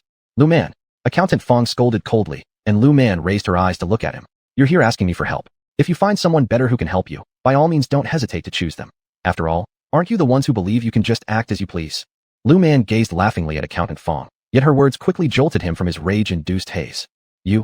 Accountant Feng stared at Lu Man, tightly clutching his fists as he tried to suppress the fire burning inside him. Only now did he realize they couldn't afford to anger Lu Man. If they could find another master to deal with the deceased woman's spirit, it would be easier, but if they couldn't, then Lu Man would remain their only hope. I'm sorry. Being a flexible person, Accountant Feng immediately apologized. Upon seeing this apology, Lu Man's lips curled slightly, and she laughed. I'll still say the same thing. I can't assist you. What you've done, you know deep down yourselves. Otherwise, why among all those women who died in childbirth, are none troubling their families except for the daughter-in-law who passed under your roof? Why is her spirit causing trouble for you? Lu Man's words tore straight through the veil of their pretense. Oh yes, there's one more thing I forgot to mention. If the other party doesn't stir up human casualties, I won't interfere. Lu Man emphasized again, causing Accountant Feng's face to darken like ink. As for why, you might want to go home and ask your good son. After finishing her sentence, Lu Man pointed again towards the gate. When Accountant Feng saw the cold glint in Lu Man's eyes, he felt a chill within. Something was off. His son? Which son? What exactly had his son done? We'll leave. Confused and uneasy, Accountant Feng coldly told his mother before deciding to return home and inquire into the matter regarding his second son. What? Feng's mother stood there unwilling to leave. She wanted to question what Lu Man had just meant. Lu Man, however, looked coldly at the couple without a word. Having no other option, Feng's mother followed Accountant Feng out reluctantly. What kind of people were these? Lu Man watched as Accountant Feng and his wife walked away. Shrugging, she complained dismissively. They truly didn't appear to be seeking help at all. Rather, It seemed as if they had come to grant her a favor. Their high and mighty attitudes claimed that their request for assistance was her blessing, which made Lu Man speechless. Honestly, she had met people like this before, but she had never encountered anyone so shameless. So we're letting this slide? Upon leaving the Lu residence, Feng's mother stomped her foot angrily. Not letting it slide, what else can you do? Accountant Feng replied irritably, thinking about how there weren't any powerful masters nearby anymore. He didn't dare offend Lu Man either. Originally, he thought Lu Man was just a young girl who could be swayed with sweet words, but he hadn't expected her to treat them like this. Not only was she unenthusiastic, but they hadn't even stepped foot inside her house, let alone received water to drink. They had come to seek her help, but they hadn't expected her to work for free. What was she implying? Has the second son done anything wrong these past few days? Feng the accountant suppressed his inner displeasure and coldly asked. If the second son had truly offended Lu Man, he would immediately bind the boy and force him to apologize. To offend a master was no small matter. If the master decided to punish you, you wouldn't even know how you'd end up dead. At this thought, Feng the accountant's expression darkened further. How would I know? Feng's mother also appeared uneasy. Though she favored the second son, it didn't mean she'd still favor him at the expense of her own safety. Let's go back and ask the second son.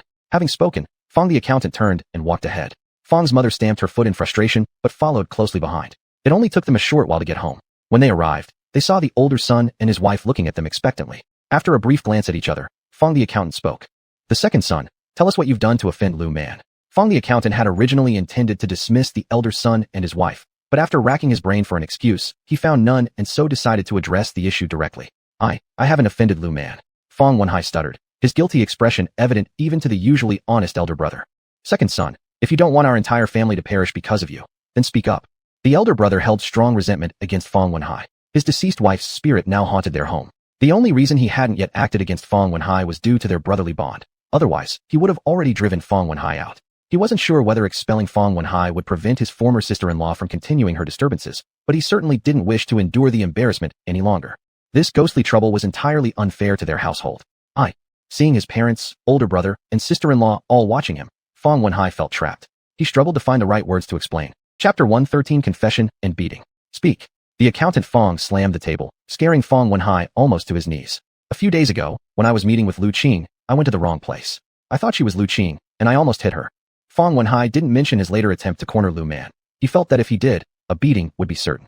What? Accountant Feng heard what Feng Wenhai said, and incredulously looked at him. Hadn't he been talking with Lu Qing then? How could he end up at Lu Man's house? Moreover, recognizing the wrong person and almost hitting Lu Man? I didn't know she wasn't Lu Qing. Feng Wenhai admitted guiltily. At that moment, Lu Man's attitude had enraged him. Also, having been spoiled by his parents from childhood and always being served by his ex-wife, Feng Wenhai wanted someone who would wait on him hand and foot now. Lu Man's defiant attitude naturally displeased him. Being upset, he wanted to discipline her so that she would understand. He was a man, the sky of the family. Whatever he asked her to do, she must comply, or else she would receive a beating. Lu Man had no idea about Feng Wenhai's thoughts. If she knew, she would definitely have rebuked him thoroughly. The Qing dynasty was long gone, yet he still treated his wife and children with an imperial attitude. What did he plan to do? Did he want to restore the Qing dynasty? He was just an accountant's son, and not even the eldest one at that. He wasn't even the accountant. Lu Man didn't need to rely on the Feng family for survival. If a girl from Dongzhuang met him during their introduction and got beaten by him, there would be nothing she could do about it, since Dongzhuang people needed to earn their livelihood under accountant Feng. But Lu Man didn't need to. And again, Lu Man's real father was the captain of the team. If one were to follow Feng Wenhai's logic, Lu Man should have pounded him into the ground already. You don't know, and yet you lay hands on her? Accountant Feng was practically driven mad by this son. In the past, he felt this son was decent, smart, and understanding, with a sweet mouth. So, he let himself indulge in pampering him more often. But he didn't anticipate that this fellow would not only make a mistake, but also consider using violence after entering the wrong house. It was pure luck that his legs hadn't been broken. He didn't know yet that his good son later attempted to intimidate the young lady further. If he found out, he probably would break Feng Wenhai's leg himself. She rejected me. Why shouldn't I hit her? Once these words escaped Feng Wenhai's mouth, Accountant Feng almost fell out of surprise at what this second-born was implying. Mom often tells me, this is my wife. I can treat her however I want. Even if I beat her to death, so be it, said Feng Wenhai brazenly, which enraged Feng the accountant so much that he slapped Feng Wenhai across the face. Shut your mouth.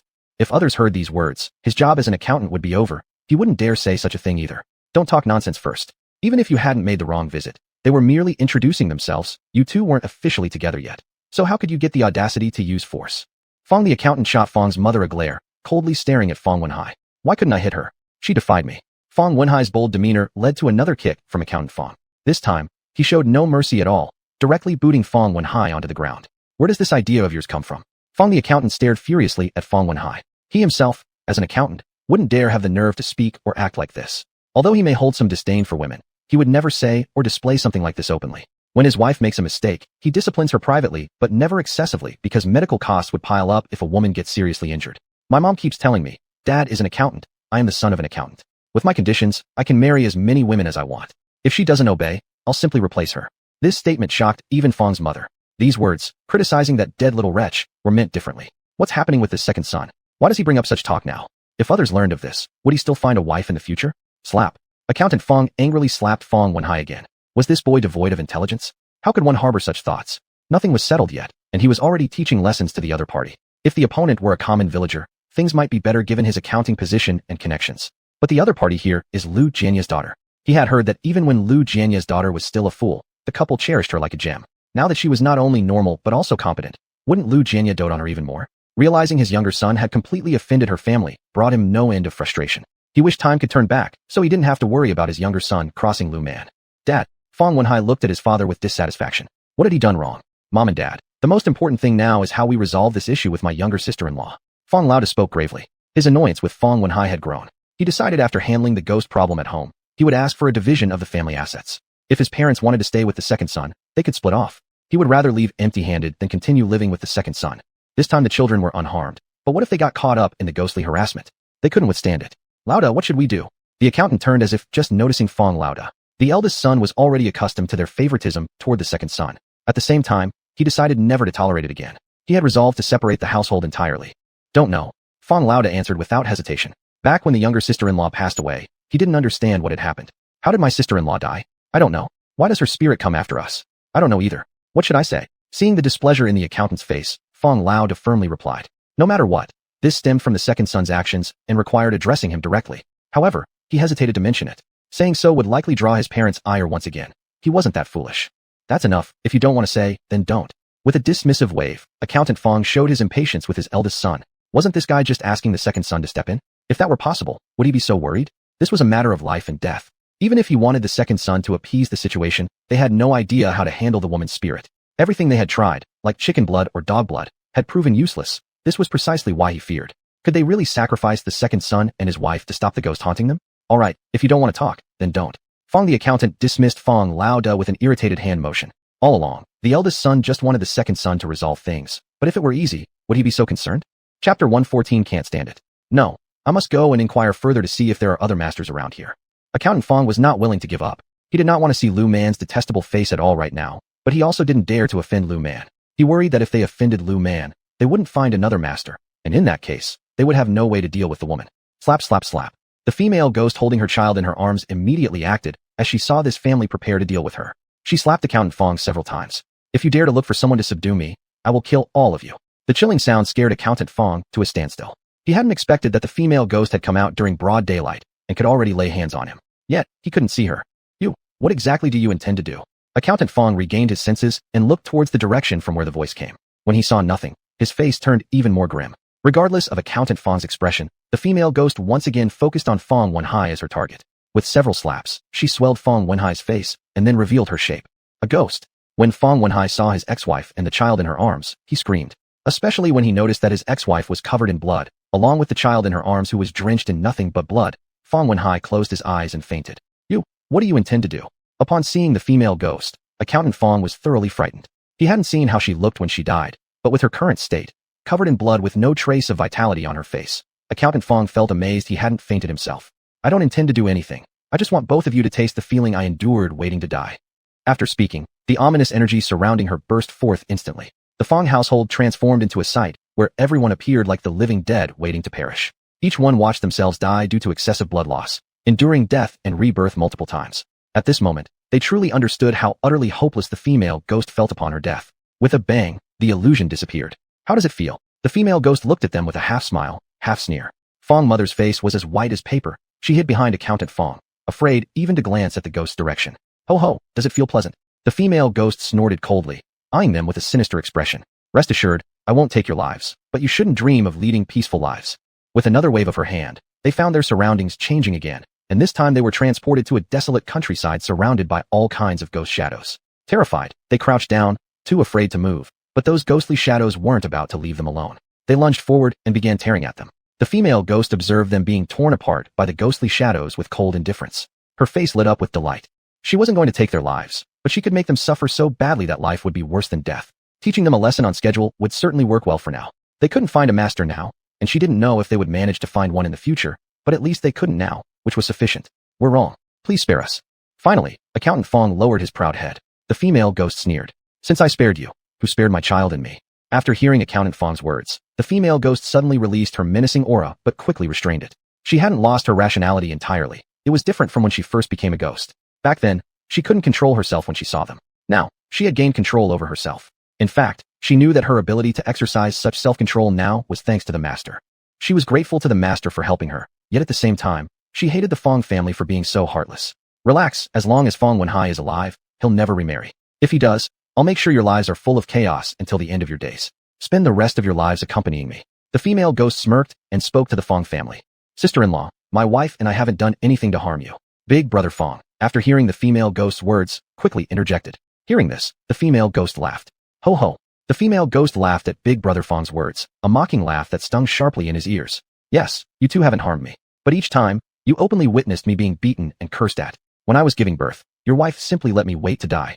The female ghost was filled with hatred, cursing herself for her blindness in marrying Feng Wenhai, a man without a conscience. If she had known what kind of person he was, no matter what, she would not have married him. All right, consider today's matters over. We'll see each other tomorrow. After tormenting them enough, the female ghost decided not to stay and instead prepared to find Lu Man. It wasn't that she didn't want to continue tormenting them at night, but she feared that if the Feng family truly found some powerful master, she might be dealt with by them. So, she left with her child. Is this all we do then? Feng Lauda coldly asked, unable to endure being tortured like this any longer. What else do you suggest we do? Accountant Feng irritably questioned. He didn't want it to end this way either, nor did he wish to suffer daily torment. But what could they do against someone like her? If the opponent were alive, he could use tactics for dealing with living people, but since she was dead, no matter what they tried, they couldn't harm her one bit. Let air alone handle it. Feng Lauda coldly proposed, not out of heartlessness, but out of concern for himself and his child. Right now, the female ghost hadn't harmed their child, who was still safe, but his daughter frequently visited their home, and it was obvious that life would never be peaceful for them again from now on. Lauda. Feng mother frowned as she looked disapprovingly at Feng Lauda. Mom, if you don't want me to part ways with Air, you can stay with him, and I will separate my household with my wife and 2 children. Feng Lauda spoke solemnly. In their family tradition, elders typically lived with the eldest son. His words about separating signified that he no longer intended to support his parents financially. Once the issue with the female ghost is resolved, you are welcome to live with us again, but before her problem is settled, I'd rather start anew completely. Feng Lauda firmly decided to divide the family. He didn't want things to continue this way anymore. If they persisted like this, he felt certain that he would go mad. Moreover, the female ghost visited every day now. She even came during the day. Once upon a time, it was only at night that she tormented them, but now she appeared even in broad daylight. Go look for a master. Accountant Feng clenched his teeth and said resolutely, determined to seek out a master through kneeling or pleading if necessary, just to exorcise the female ghost. Chapter 115, The Unlucky Guy Comes Knocking. Is there something you need? Lu Man took a few steps back upon seeing the sudden arrival. The black energy emanating from this person was nearly palpable. She wondered what kind of heaven-defying, man-resenting deeds this person had done. Had he perhaps dug up someone's ancestral grave? Little did she know, her guess was correct. This person had indeed dug up an ancestral grave, not only once, but multiple times. Master, save me. Sun Peng fell to his knees with a thud. He had heard from others that Lu Man was especially skilled. Moreover, his recent misfortunes were relentless. Never in his wildest dreams did he think that simply helping someone relocate an ancestor's tomb would lead to such bad luck. Ever since helping with the tomb relocation, he had been continuously plagued by misfortune. Furthermore, every night, he would dream either that his house was leaking or filled with rice patties, or sometimes that it was on fire. His mind was never at peace. What exactly is wrong with you? Lu Man stepped back again. She didn't like fortune-telling these days, even though she could tell from the man's face that his luck was atrocious. She could see that this guy was practically a magnet for bad luck. Although the bad karma hadn't killed him yet, it was close enough. She genuinely wondered how and where this man had attracted so much bad luck. Master, I'm suffering. Tears streamed down Sun Peng's face as snot mingled with them. Lu Man twitched the corner of her mouth. Speak.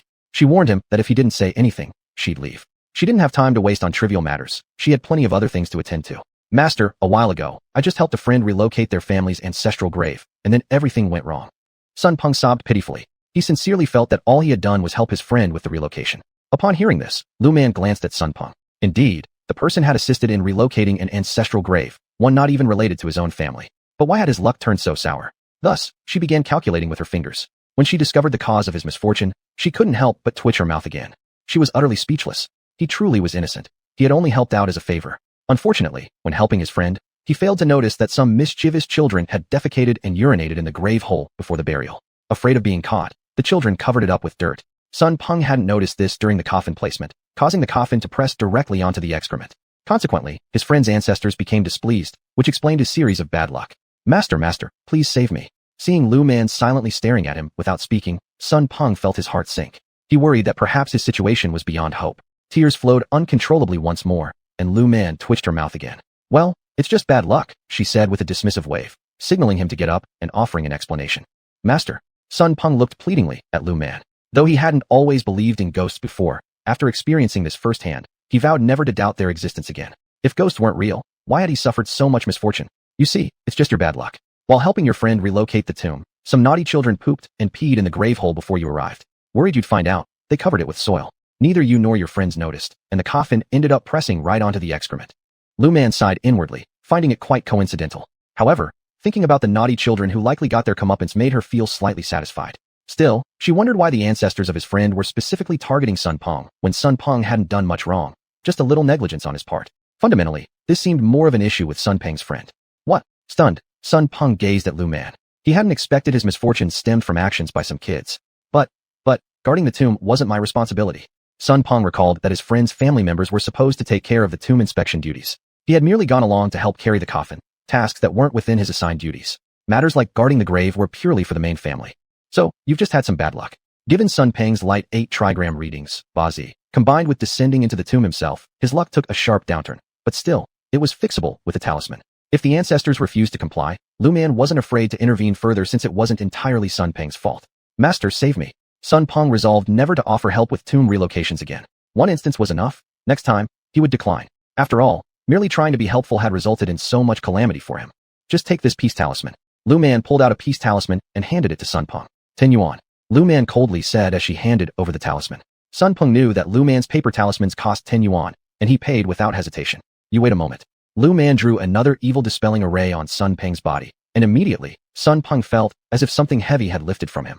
Whatever it was that had been weighing him down seemed to vanish all at once. Quite the deal, 50 yuan.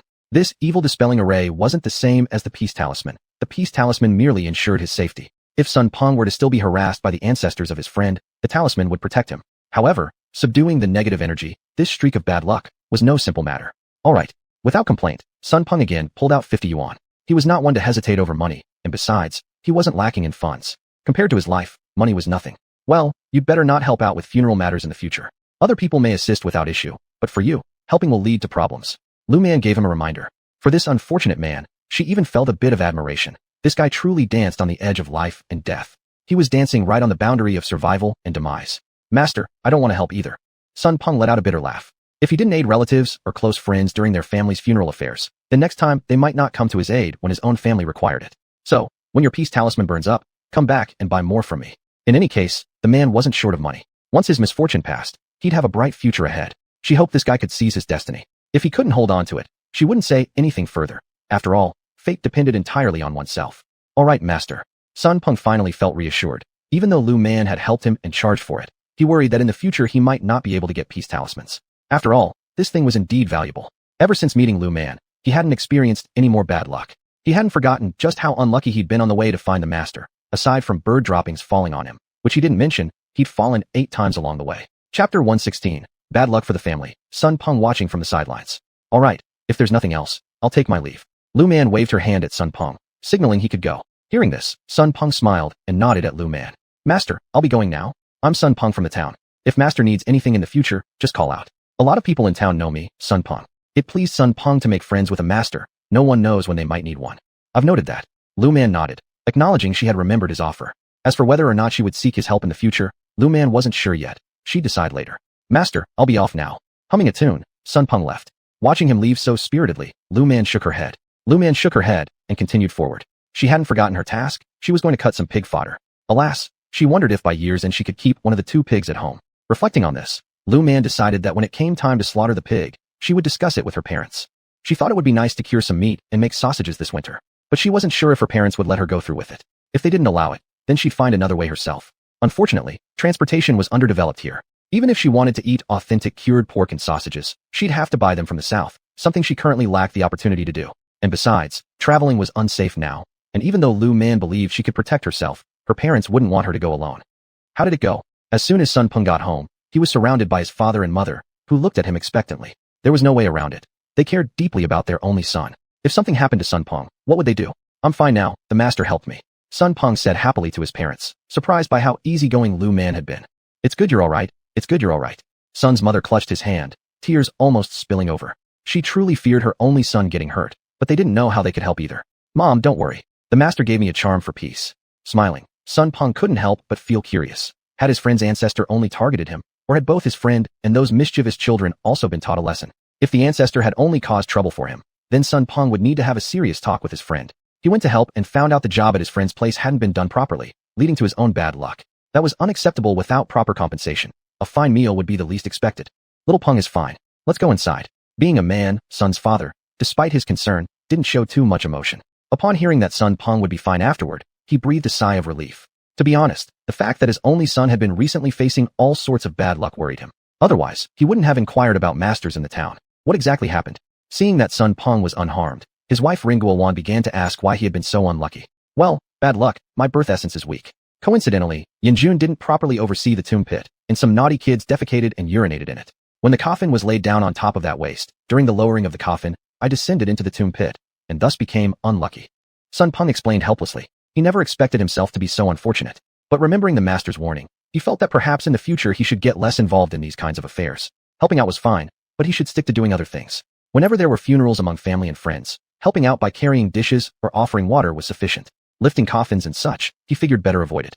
However, he also realized that this was just his preference. Even if he didn't want to lift coffins, he probably still would end up doing so since he was the only son in the family.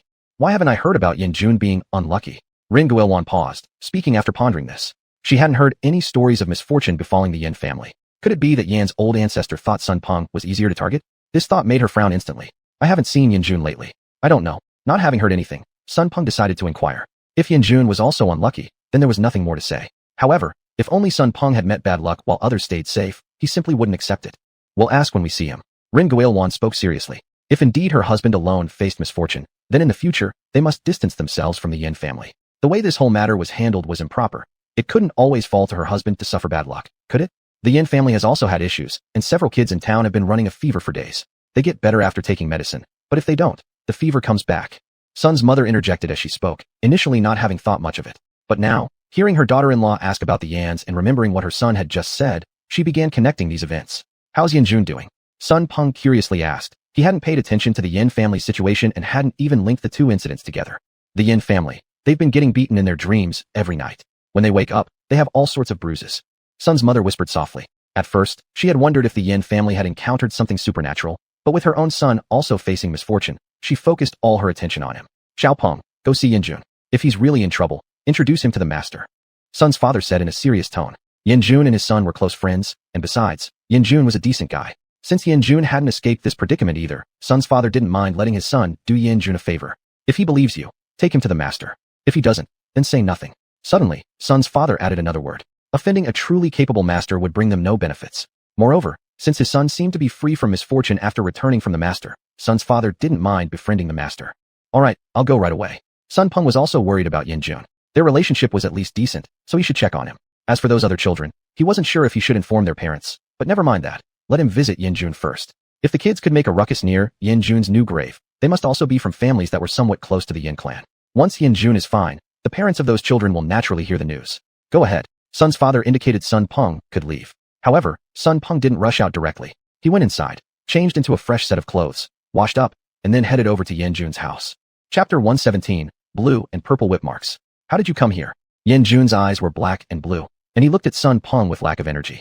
He had also heard about the unfortunate events that happened to Sun Peng recently, but Yanjun himself was struggling so much that he didn't have time to check on Sun Peng. Lately, every night when he slept, he got beaten. At first, he thought it was a dream, but when he woke up and saw the whip marks on his body, he knew it wasn't a dream. He really got beaten and punished. But no matter what method he tried, he could not find a way to solve the problem. I came to see you. When Sun Peng saw Yanjun's appearance, he knew Yanjun was indeed in trouble. His mood became much lighter. Though he helped Yanjun, getting dragged into trouble made him feel uncomfortable whenever Yanjun was fine. Now seeing Yanjun in worse shape than himself made him feel better. I see. You're here to watch my suffering. Yanjun glared at Sun Peng upon seeing his mocking expression, but he didn't get angry since they were close friends after all. Otherwise, he wouldn't have asked Sun Peng for help when moving the graves. Exactly. I'm here to watch your suffering. Knowing Master Lu Man was skilled, Sun Peng knew there was no life-threatening danger to Yanjun, just beatings here and there. Since nothing too serious happened, He felt free to come just to watch without guilt. Are you still my friend? Yin Jun looked disdainfully at Sun Peng. Although he somewhat disliked Sun Peng, he was more delighted because, ever since being beaten in dreams every night, many of his friends had stopped visiting. It was exactly for this reason that he was so surprised when he saw Sun Peng. Enough. I reckon you aren't here just for fun. Yin Jun rolled his eyes. Could he not know Sun Peng's nature? If Sun Peng knew he was in trouble, he would have surely come long ago. Now Sun Peng came, either because he'd been unlucky too, or because he had encountered other troubles. Let me see the marks on your body. Sun Peng was curious about what kind of traces were left on Yin Jun's body. As for teasing him, Sun Peng planned to do that after telling him why he came. What are you looking at? Yin Jun glared at Sun Peng again. How could Sun Peng act like this? Ignoring Yin Jun's reaction, Sun Peng directly lifted Yin Jun's clothes. When he saw the blue and purple whip marks on Yin Jun's body, his eyes widened. Does it hurt? He never expected Yin Jun's ancestors to be so cruel and use such brutal force. It was just children being mischievous, weren't they? What do you think? Yin Jun almost rolled his eyes to the sky. If it didn't hurt, how could his injuries look so severe? He had already offered paper money and offerings, yet still got beaten every night. He didn't know what to do anymore. After I left your place, all sorts of misfortunes started happening to me. Sun Peng decided not to fool around after seeing Yin Jun's injuries. What? Yin Jun looked shocked at Sun Peng. Although he hadn't cared about the outside world lately, he had still heard about Sun Peng's misfortunes. However, he was too preoccupied with his own situation to go visit Sun Peng. At the same time, he worried that if he went to see Sun Peng, he might bring trouble to him as well. It's not a big deal, falling into ditches, slipping flat on the ground, or encountering bird droppings when stepping out. All these seem minor compared to what happened. Sun Peng felt that Yin Jun's ancestors seemed quite petty, capable of such harsh actions against their descendants. Are you alright? Yin Jun looked guilty towards Sun Peng. If it wasn't for asking Sun Peng for help, Sun Peng probably wouldn't have been so unfortunate. I'm fine now. Sun Peng smiled. If something were wrong, would he still come to visit Yin Jun? Dreaming won't change the fact that he has enough to deal with, let alone caring about Yin Jun's issues, which he suspected his family would not tell Yin Jun either. How did you handle it? Hearing Sun Peng's words, Yin Jun's eyes lit up immediately. He didn't even care about the pain in his body and excitedly grabbed Sun Peng's hand. Sun Peng rolled his eyes and pulled back his hand. The cause of all this can only be attributed to your oversight. Sun Peng decided to tell Yin Jun why they've been so unlucky, emphasizing at the same time that his misfortunes were because of Yin Jun. I don't know where I went wrong. Yin Jun said helplessly. No matter how he asked, the ancestor refused to say. What could he do? Let the ancestor punish him then. His pleas didn't work, and as soon as he fell asleep each night, he got beaten. On the day of your family's grave relocation, no one was watching over it. A few mischievous kids defecated and urinated in the new grave pit, and then covered it up. We didn't notice, and the coffin was placed directly on top of the feces and urine. Sun Peng winced as he finished speaking and touched his head. He guessed that this was precisely why Yin Jun had been punished for such a long time. Their house had essentially been put directly on top of feces and urine. It was normal for Yin Jun's ancestors to discipline him. They might have felt awkward to mention it. What? Finally, Yin Jun understood why he was beaten. He realized why the ancestor hadn't said anything but whipped him every night. But how could he have anticipated that children would be so naughty? If only he'd known beforehand, he would have had someone keep an eye on the site. Why are you so shocked? I think the punishment you've endured recently is enough, so I came to see you out of kindness. Smiling, Sun Peng said. He was initially quite surprised, but when he thought about the ancestor's new home being built over feces and urine, he couldn't find any words to describe it. It was funny to imagine their trouble after moving to a new location with such unfortunate circumstances. How did you manage it? Yin Jun decided to apologize to the ancestors once this issue was resolved. He truly never expected that some children were so bold and troublesome. However, thinking about what he'd gone through lately, he couldn't help wiping away a non-existent tear at his own misfortune. Why was he always so unlucky? His father made him move the graves, claiming the old ones had poor feng shui, and finding a new spot with good energy. At first, he wasn't convinced, but his father insisted on relocating the graves. What could he do but agree?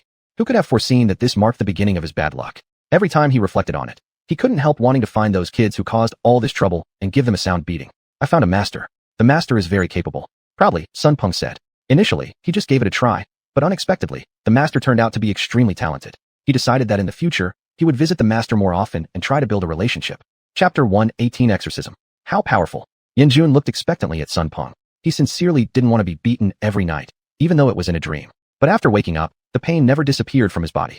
His entire body was now covered in whip marks. If not for his wife's testimony, he would have worried that people would think he'd been abused.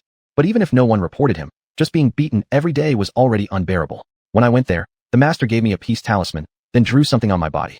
After that, I was no longer unlucky. I felt like something heavy had been pressing on my body before, but after the master finished, I felt completely relaxed.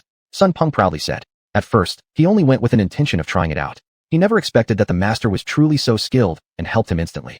He couldn't express how excited he was. If it weren't for worrying about his friend Yin Jun, he would have gone straight to thank the master. Really, Yin Jun still found it hard to believe, but when he saw Sun Peng's rosy complexion, he couldn't help but believe it. After all, this kind of thing couldn't be faked, especially since Sun Peng didn't have any deep relationship with the master. Of course, or else would I tell you? Sun Peng rolled his eyes. In the past, he also thought there was nothing evil in this world. When he heard people talk about someone's family encountering supernatural things, he always thought it was a joke. Well, can you take me to let the master see? Yin Jun was fed up. If it weren't for his fear of getting beaten again tonight, he wouldn't have said such a thing to Sun Peng. After all, they would reach the master's home at some ungodly hour. But he really couldn't endure it anymore. Sure, Sun Peng glanced at the time and estimated the distance from their house to the master's house. But going at this time will ultimately disturb the master. We should bring some gifts over. Neither of the families lacked money. Since this involved their safety, it was no small matter. Once they reached there, if the master treated them and asked for payment, that was normal. Just like in hospitals, doctors charged fees for treating patients, right? Agreed. Let's hurry then. Anyway, we'll go by bicycle. It's faster. Yin Jun could not wait another moment. After saying that, he immediately got dressed and came down from the bed. Seeing this, Sun Peng shook his head with a smile. He had never seen Yin Jun act so straightforward before, but upon reflection, matters of life and death were urgent. Nobody wouldn't worry. Thus, once Yin Jun was ready, the two took their money to the supply and marketing cooperative. There, they bought 2 cans of meichuojing, a type of milk supplement, some fabric, 2 pieces, one light green and the other red, suitable for little girls. And of course, snacks, alcohol, and most importantly, sugar, specifically white rabbit candy. They spent quite a bit of money on these items. Let's go. Yin Jun carried the items while Sun Peng rode the bike, carrying Yin Jun along. They had no choice but to do so since Yin Jun didn't know the way. In less than half an hour, the two arrived at the Liu family residence. This is the master's house. The master is very powerful. You can't look down on the master because of the master's young age. Before entering, Sun Peng reminded Yin Jun. Initially, when he saw the master's age, he was also shocked beyond belief. Even worse, he worried the master might not be able to help him. Unexpectedly, the master quickly resolved his problems. He did not wish to offend the master due to Yin Jun's disdain. I know. Yin Jun rolled his eyes helplessly. Why was Sun Peng so nagging? On the way, he had already mentioned this multiple times. He was so unlucky as it was. Wasn't it fine that the master was a young woman? Talented people didn't need to be judged by age, so there was absolutely no need to worry about what Sun Peng had said. Is the master at home? Sun Peng didn't enter. After parking the bike, he stood at the gate and called out to the yard. Liu Man, who was about to finish cooking, came out from the kitchen when she heard the commotion. Upon seeing Sun Peng, she raised an eyebrow. What's wrong? She remembered that the problem with Sun Peng seemed to have been solved already. So why did this guy come back again? Her gaze shifted to the man standing silently behind Sun Peng. When she saw the almost solid form of negative energy around that man, she raised an eyebrow again. Could it be that this man, like Sun Peng, encountered bad luck due to the relocation of graves? That didn't make sense though. Sun Peng didn't mention anyone else having the same misfortune as him. Master, I've brought a friend who seeks your help.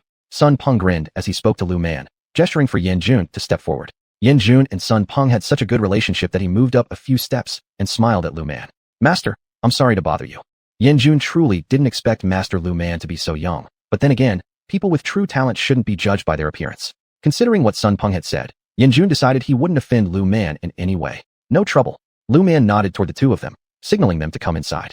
Carrying their gifts, Sun Peng and Yin Jun entered the house. Speak. After sitting down, Liu Man looked at the two men. Master, my friend here, whom I helped, is encountering some misfortune recently. He's been getting beaten every night in his dreams, and when he wakes up, there are whip marks on his body. If it weren't for Liu Man's youth and her being a woman, Sun Peng might have lifted Yin Jun's shirt right then and shown her the marks. Hearing Sun Peng's words, Liu Man turned her gaze to Yin Jun. Do you get beaten in your dreams and wake up with whip marks on your body? Liu Man smirked slightly. She hadn't expected this man's ancestor to be so vengeful. Still, she understood. It was clearly due to poor decisions made by these people. They settled their home too close to excrement, which naturally angered the spirits. Yes, master. Yin Jun did not hide anything from Liu Man. I don't help others without reason. You should know that. Liu Man looked at Yin Jun. From the faint curiosity in his eyes, she could tell that while Yin Jun had come, he likely still harbored doubts, only holding on to hope due to Sun Peng's assurance. Master, rest assured. As long as you can solve my problem, I will not fail to compensate you properly. Yin Jun confidently stated, unsure of how much backbone this young woman truly possessed. Yet he knew Sun Peng wouldn't deceive him. That was enough. Stay where you are and don't move. Upon saying this, Liu Man drew an exorcism talisman in midair. The moment it succeeded, not just Yin Jun, but even Sun Peng saw the golden light flicker.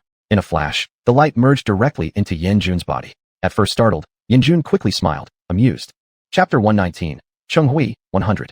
Alright. In the blink of an eye, Yin Jun felt a sudden lightness on his body. The oppressive feeling was gone, but Sun Peng saw something different.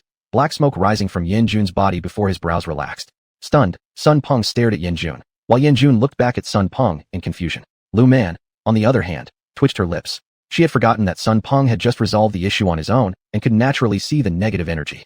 Alright, Cheng Hui, 100. Liu Man extended her hand, saying casually why Sun Peng needed 50 and Yin Jun needed 100. It was simple. Their situations were different. You go home and console your ancestors properly. By the way, if possible, reorganize the grave site. After thinking for a moment, Liu Man advised them. knowing this problem would keep recurring unless handled correctly. Thank you so much, master. Thank you. Yanjun pulled out 120 yuan from his pocket. Master, I also want 2 peace talismans. Remembering what Sun Peng said about the peace talisman, Yanjun decided to buy some as well, hoping it might protect him and his family from more troubles caused by his ancestor. Alright. Lu Man took the money and effortlessly pulled 2 peace talismans out of her pocket. You must be careful going forward. Relocating graves is no easy task, with absolutely no room for mistakes. With that, Lu Man indicated they were free to leave. After exchanging a look, the 2 men turned and left. As they departed, Lu Man glanced at the money in her hand, her smile growing wider, showing teeth and nothing else. Did we just stumble upon extra cash? Chun Xiufang returned to find her daughter grinning widely, resembling someone who'd found treasure.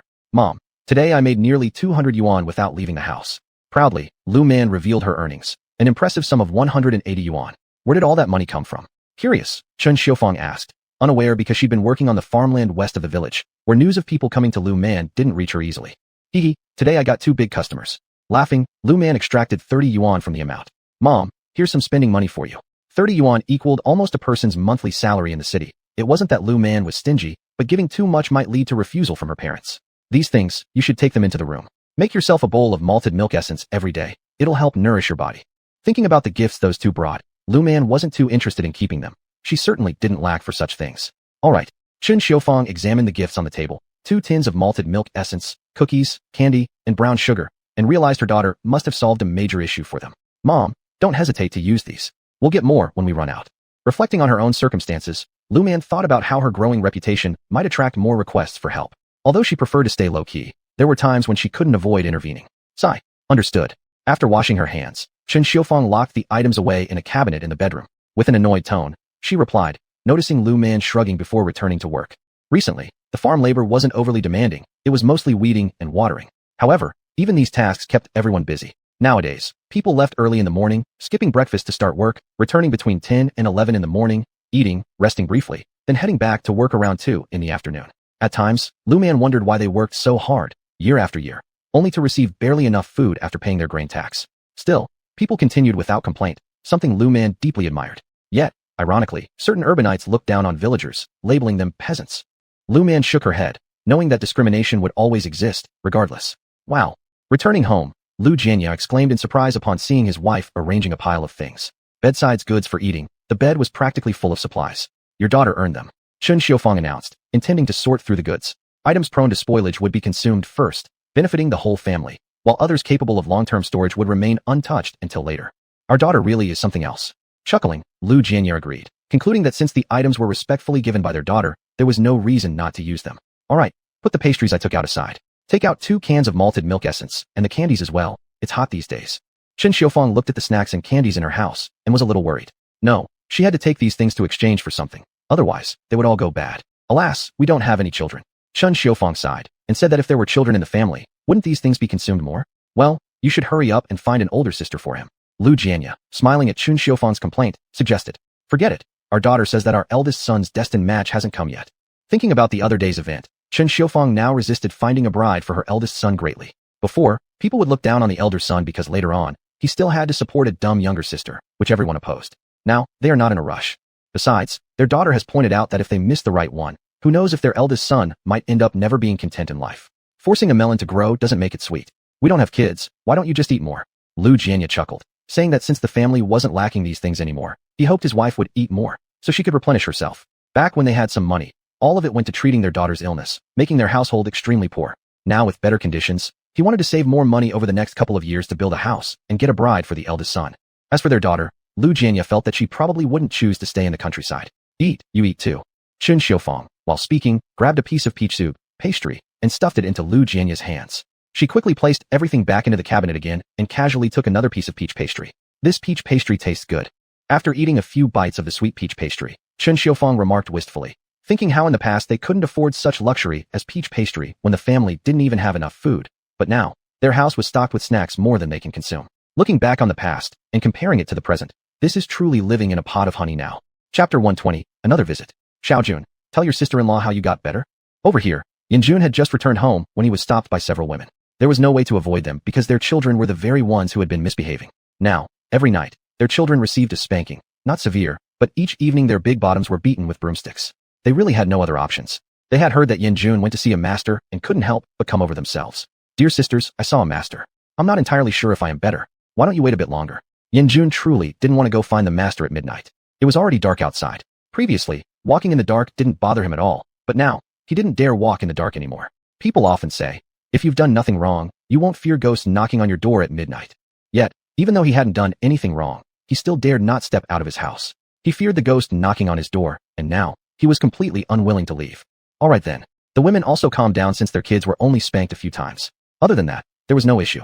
If Jun had been cured by the master, they would let Jun take them to find the master to see if the children could be helped too. If Jun wasn't well yet, they'd have to think of another way. Sisters, you must properly teach your little brats a lesson. If they hadn't been so mischievous, this wouldn't have happened. Jun said this not to complain, but to remind these women to keep an eye on their children. After all, this time it was just a bit of mischief that angered their ancestors. If next time the children played around with things they shouldn't, their safety might no longer be guaranteed. Relax, relax. The women exchanged glances. They understood what had happened. Jun had been disciplined, and it seemed their little brats were taught a lesson by the ancestor as well. Thinking about this, they sighed helplessly. After I'm sure I'm alright, I'll first clean up the waste at the family tomb, and then I'll bring those little rascals to the master. Jun suddenly realized that until the ancestral grave was fixed, peace might not return to their lives. Here, Jun frowned thoughtfully. Okay. The women originally wanted to argue that they should deal with the children first. But thinking about the old ancestor's temper, they felt that if they spoke this thought aloud, the old ancestor might just come chat with them in the middle of the night. But how should they handle the gravesite? I'll invite the master over to pick a suitable time. Jun decided to find the master again, sticking to one source rather than complicating matters. Once this issue was resolved, he figured the problem with the children might be solved without needing further treatment. Alright, all the women agreed, and Jun exhaled in relief. Well, we'll head back now. After saying this, the group left and returned home. They had plenty to do as well. Regardless of lacking fields to tend to, they still had many chores. Jun sighed in relief when he saw them go. He was worried they might start causing a scene. Don't think these women are easy to negotiate with. Women are usually the hardest ones to deal with. The next day, Jun woke up energetic. After finishing breakfast, he once again grabbed some supplies and visited Lu Man alone. Seeing Jun come again, Lu Man frowned. You should be fine by now. The definitive tone made Jun shrug. Master, I'm fine. But my family's ancestral grave needs to be exhumed and reburied. I'd like you to choose a proper time and direction for it. Jun said this helplessly. The saying, rest in peace, isn't something to be taken lightly. This example proves it. He sincerely didn't want to get scolded anymore. Yes, yesterday he didn't get beaten, but he kept being berated by the ancestor in his dreams. It was unbearable. Alright, I'll take a look for you. Lu Man calculated with his fingers. On the third day after tomorrow, at the exact moment of Shurchin, 3 to 5 p.m., you can rebury your ancestors. As for the feces and urine in the grave pit, clean it up and sprinkle 5 grains. Lu Man paused, adding that this act would ensure that the family ancestors would stop cursing. To be honest, the current relocation site for the Yin family tomb was decent enough. Do we need to select a new place? Jun hesitated before asking, referring to how it was the same spot where children had defecated. No, Lu Man solemnly replied. The waste will decompose over time and disappear naturally. The land receives fertilizer anyway. It's coincidental that during the relocation of your family tomb, the children were mischievous. Your current tomb position is good. There's no need to select a new location. After Lu Man explained, Jun exhaled in relief. With the master saying this, he felt much more assured. The 5 grains will just soothe your family's ancestors. Usually, during festivals and holidays, you should not forget to make offerings.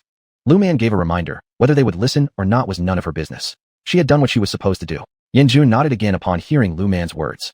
Master, this is a small token of appreciation. Please accept it. Jun then handed over a red envelope directly to Lu Man, who didn't even look at it, and simply slipped it into her pocket. Go home and tell those naughty children to apologize properly and say some good words, and they will be fine. However, they should spend more time in the sun for the time being. From her previous calculations, Lu Man reached a conclusion. The old ancestor of the Yin family wasn't very easygoing, but still reasonable despite the bad temper. Though the kids got scolded, there was no fatal incident. Once Jun resolved the tomb issues, everything should be back to normal in his family. Alright, master, thank you. Jun expressed gratitude as he bowed deeply to Lu Man. Lu Man waved her hand, signaling that he could leave, because she had work to do. Even if there were nothing, she didn't feel like talking further.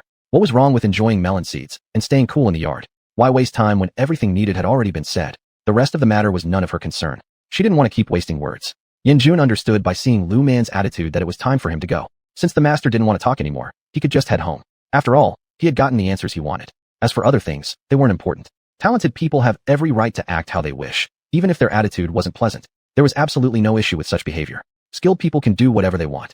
Lu Man didn't expect Jun to think so much. Even if she knew, she wouldn't have said anything, at most giving a sigh acknowledging his understanding. But today she made some money, so Lu Man decided to treat herself well. She would stew meat tonight.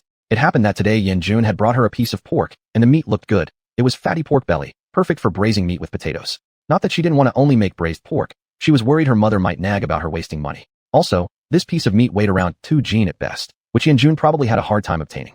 Chapter 121. Villagers disappeared for no reason. Who are you? Lu Jianya didn't expect to encounter a stranger beaming with joy coming out of his house when he returned home. He frowned and asked coldly, maintaining some caution as though ready to act if this man couldn't identify himself. I'm Yanjun. I've come seeking the master's help. Yanjun quickly explained. Despite not knowing who this man in front of him was, Yanjun knew that this person must be closely connected to the master. Since he just wanted the master's help and wasn't there to make enemies, he believed any unfriendly attitude came from misunderstanding on their side. Oh, Lu Jianya stepped aside. Seeing no intention to introduce himself, Yanjun left without saying more, got on his bicycle, and rode away. Xiaoman, you need to be more careful in the future. Recently, they had all been working in the fields west of the village, and he was worried about her staying at home alone where she could be taken advantage of. It was also troublesome that a strange man had been seen entering the house. Dad, an upright person has nothing to fear from shadows, Lu Man laughed, adding that if anyone accused her of being unfaithful or immoral, she would give them 2 slaps across the face for spreading rumors. Was she really that kind of person? What worries me is that you're in danger, Lu Jianya said helplessly. If anyone dared accuse his daughter of impropriety, he'd certainly slap them as well. He wouldn't let anyone tarnish his daughter's reputation.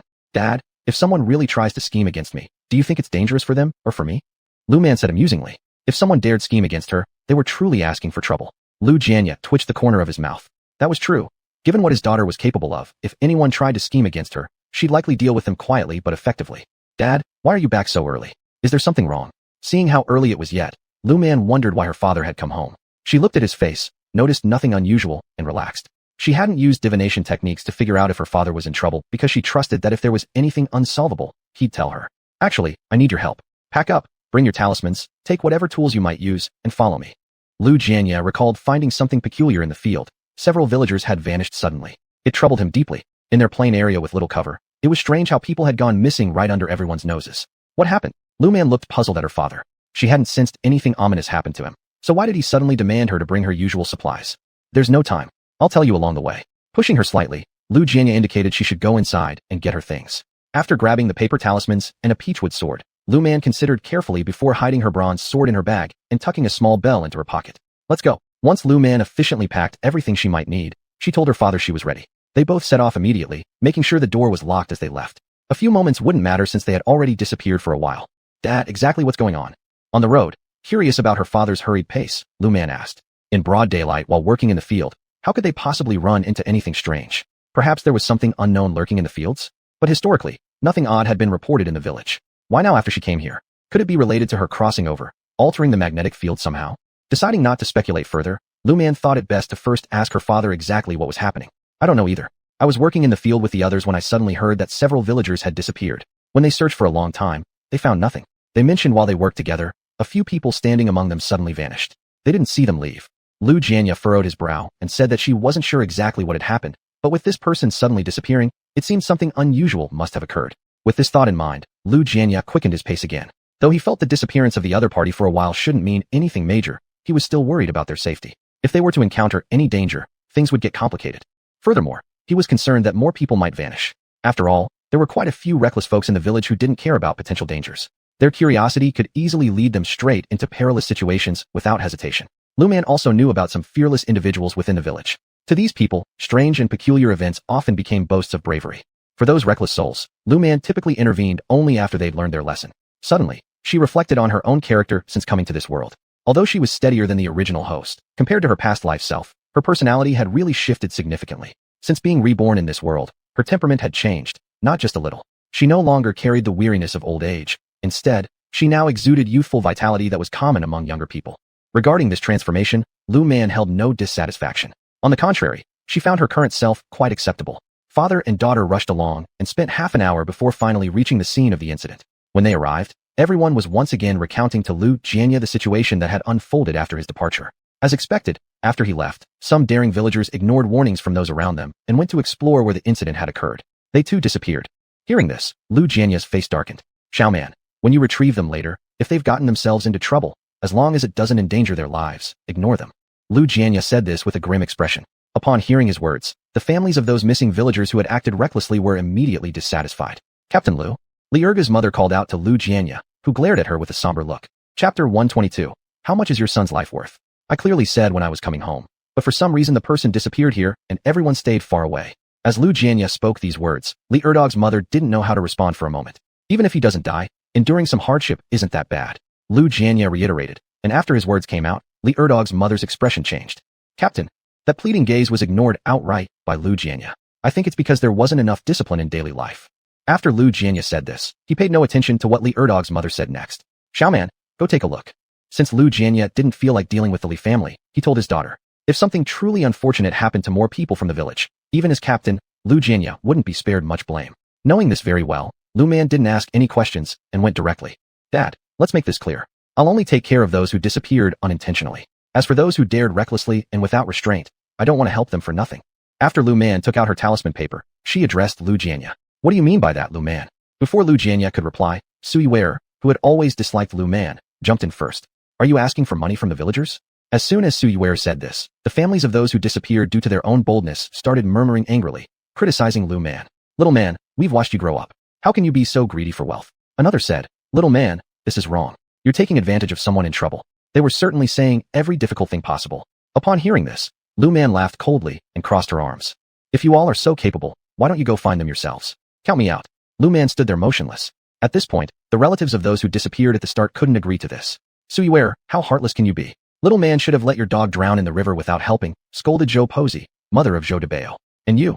Zhou Posey pointed at others. Your Li Erdog doesn't know better and went in boldly, despite Captain Lu warning everyone not to wander around casually. If Li Erdog ventured recklessly, then why does he need little man to help? He should get himself out. Zhou Posey directed these words to the others, since her son had accidentally gone missing while working. If Lu Man didn't help and something happened to her son, who would help then? That's right. Little man, don't listen to them. If they won't reciprocate your favor, you don't have to worry about whether they live or die. The wife of Das Wheezy echoed from the side. There was no way she could prioritize saving on petty favors when her husband's life was at stake, despite liking to save costs normally. Little man, your Annie knows how to talk. Zhou Baoqiang awkwardly apologized to Lu Man. He glared at Sui Yue. Recently, his reputation in the village had plummeted dramatically. After some recovery recently, his wife shamefully challenged Lu Man again in front of many people. Sorry won't cut it. I can't handle your apologies. Lu Man said sarcastically. She had saved Doggy before without demanding any favors, yet these two acted as if nothing had happened. Now, Lu Man decided to use this opportunity to get her just return. Uncle Zhou, the last time I saved your doggy, you showed no gratitude. Back then, I didn't bother to count it, but now I've realized that helping others without expecting returns means they won't appreciate it. They'll take it for granted instead. So, could you please offer the thanks for my rescuing doggy back then? Lu Man's words froze Zhou Baoqiang in place. He didn't expect Lu Man to reveal in front of the entire village how they neglected to visit her after she saved their doggy. I don't value material things. Someone like me with skills doesn't care about trifles. However, I don't coddle those who displease me. I settle scores immediately. Lu Man raised her chin and looked down arrogantly at Zhou Baoqiang as she spoke. Hearing this, Zhou Baoqiang was once again stunned. He thought Lu Man would mind her reputation for the sake of Lu Jianya. Yet why wasn't Lu Man following the usual pattern? So what? Does that mean your son's life is worth absolutely nothing? Lu Man looked at Zhou Baoqiang with a half-smile, as if she was mocking him. If Sui Wearer hadn't meddled in her affairs, Lu Man would never have remembered the gifts she was owed, especially since she initially helped merely because the child was young. Regardless of how ungrateful the parents were, as long as the children were young and hadn't done anything unforgivable, Lu Man wouldn't stand idly by. Even if others didn't appreciate her kindness, she could still feel content with herself knowing she did the right thing. But this situation was different. Didn't Zhou Baoqiang and his wife treat her like a fool? Xiaoman, go find those missing members first. Zhou Baoqiang's tone sounded as if he was scolding Lu Man for being disrespectful, but Lu Man just smiled. I dare to stand here and argue with you for so long only because I know those members aren't in danger. Lu Man gave Zhou Baoqiang a mocking look. This couple always acted the same way. When they were reaping benefits, the man stayed behind and let his wife or mother take charge. Then once they had what they wanted, the husband suddenly showed up acting like he'd agree with whatever his wife said, complaining that she doesn't know any better. Many people fell for this act. You? Zhou Baoqiang glanced at the onlookers surrounding them. When he saw many of their eyes glaring at him with added anger, he realized that if the issue wasn't resolved today, should Lu Man be unwilling to help find the missing people out of spite, he'd be in trouble. His job as the scorekeeper was already unstable, and now having offended Lu Man, he worried that the other members might vote to take away his position. Then he'd be forced to work the fields, which he hated. Say it. How much is your son's life worth? She had seen countless people like Zhou Baoqiang before. They let their wives or mothers step forward to grab the benefits. And once these women brought home the spoils, the men played fake righteous and claimed they'd go home and scold their wives and mothers for misbehaving. Zhou Baoqiang's little schemes were so obvious to Lu Man.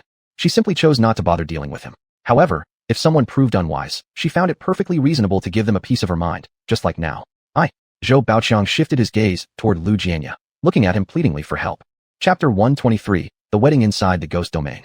Zhou Baoqiang, what are you still standing there for? Do you think you can take advantage of the situation? Zhou Debao's mother was displeased. If the delay went on too long, what would happen to her son? That's right, that's right. Another woman who had also lost her family members was not happy either. Everyone criticized Zhou Baoqiang, and he sheepishly apologized to Lu Man. Xiao Man, I'm sorry, I neglected it. Zhou Baoqiang was trying to look good in front of Lu Man, but Lu Man just snorted and didn't say anything. Ho ho. Lu Jianya mockingly looked at Zhou Baoqiang. It seemed like Zhou Baoqiang couldn't avoid this anymore, so he took out 20 yuan from his pocket. This money was originally intended to buy meat from the black market in town, but unexpectedly, before he even got a chance to enjoy it, he had to hand it over. I don't have much money on me, Zhou Baoqiang said, with his heart aching as he watched Lu Man take the 20 yuan note, curving her lips upward.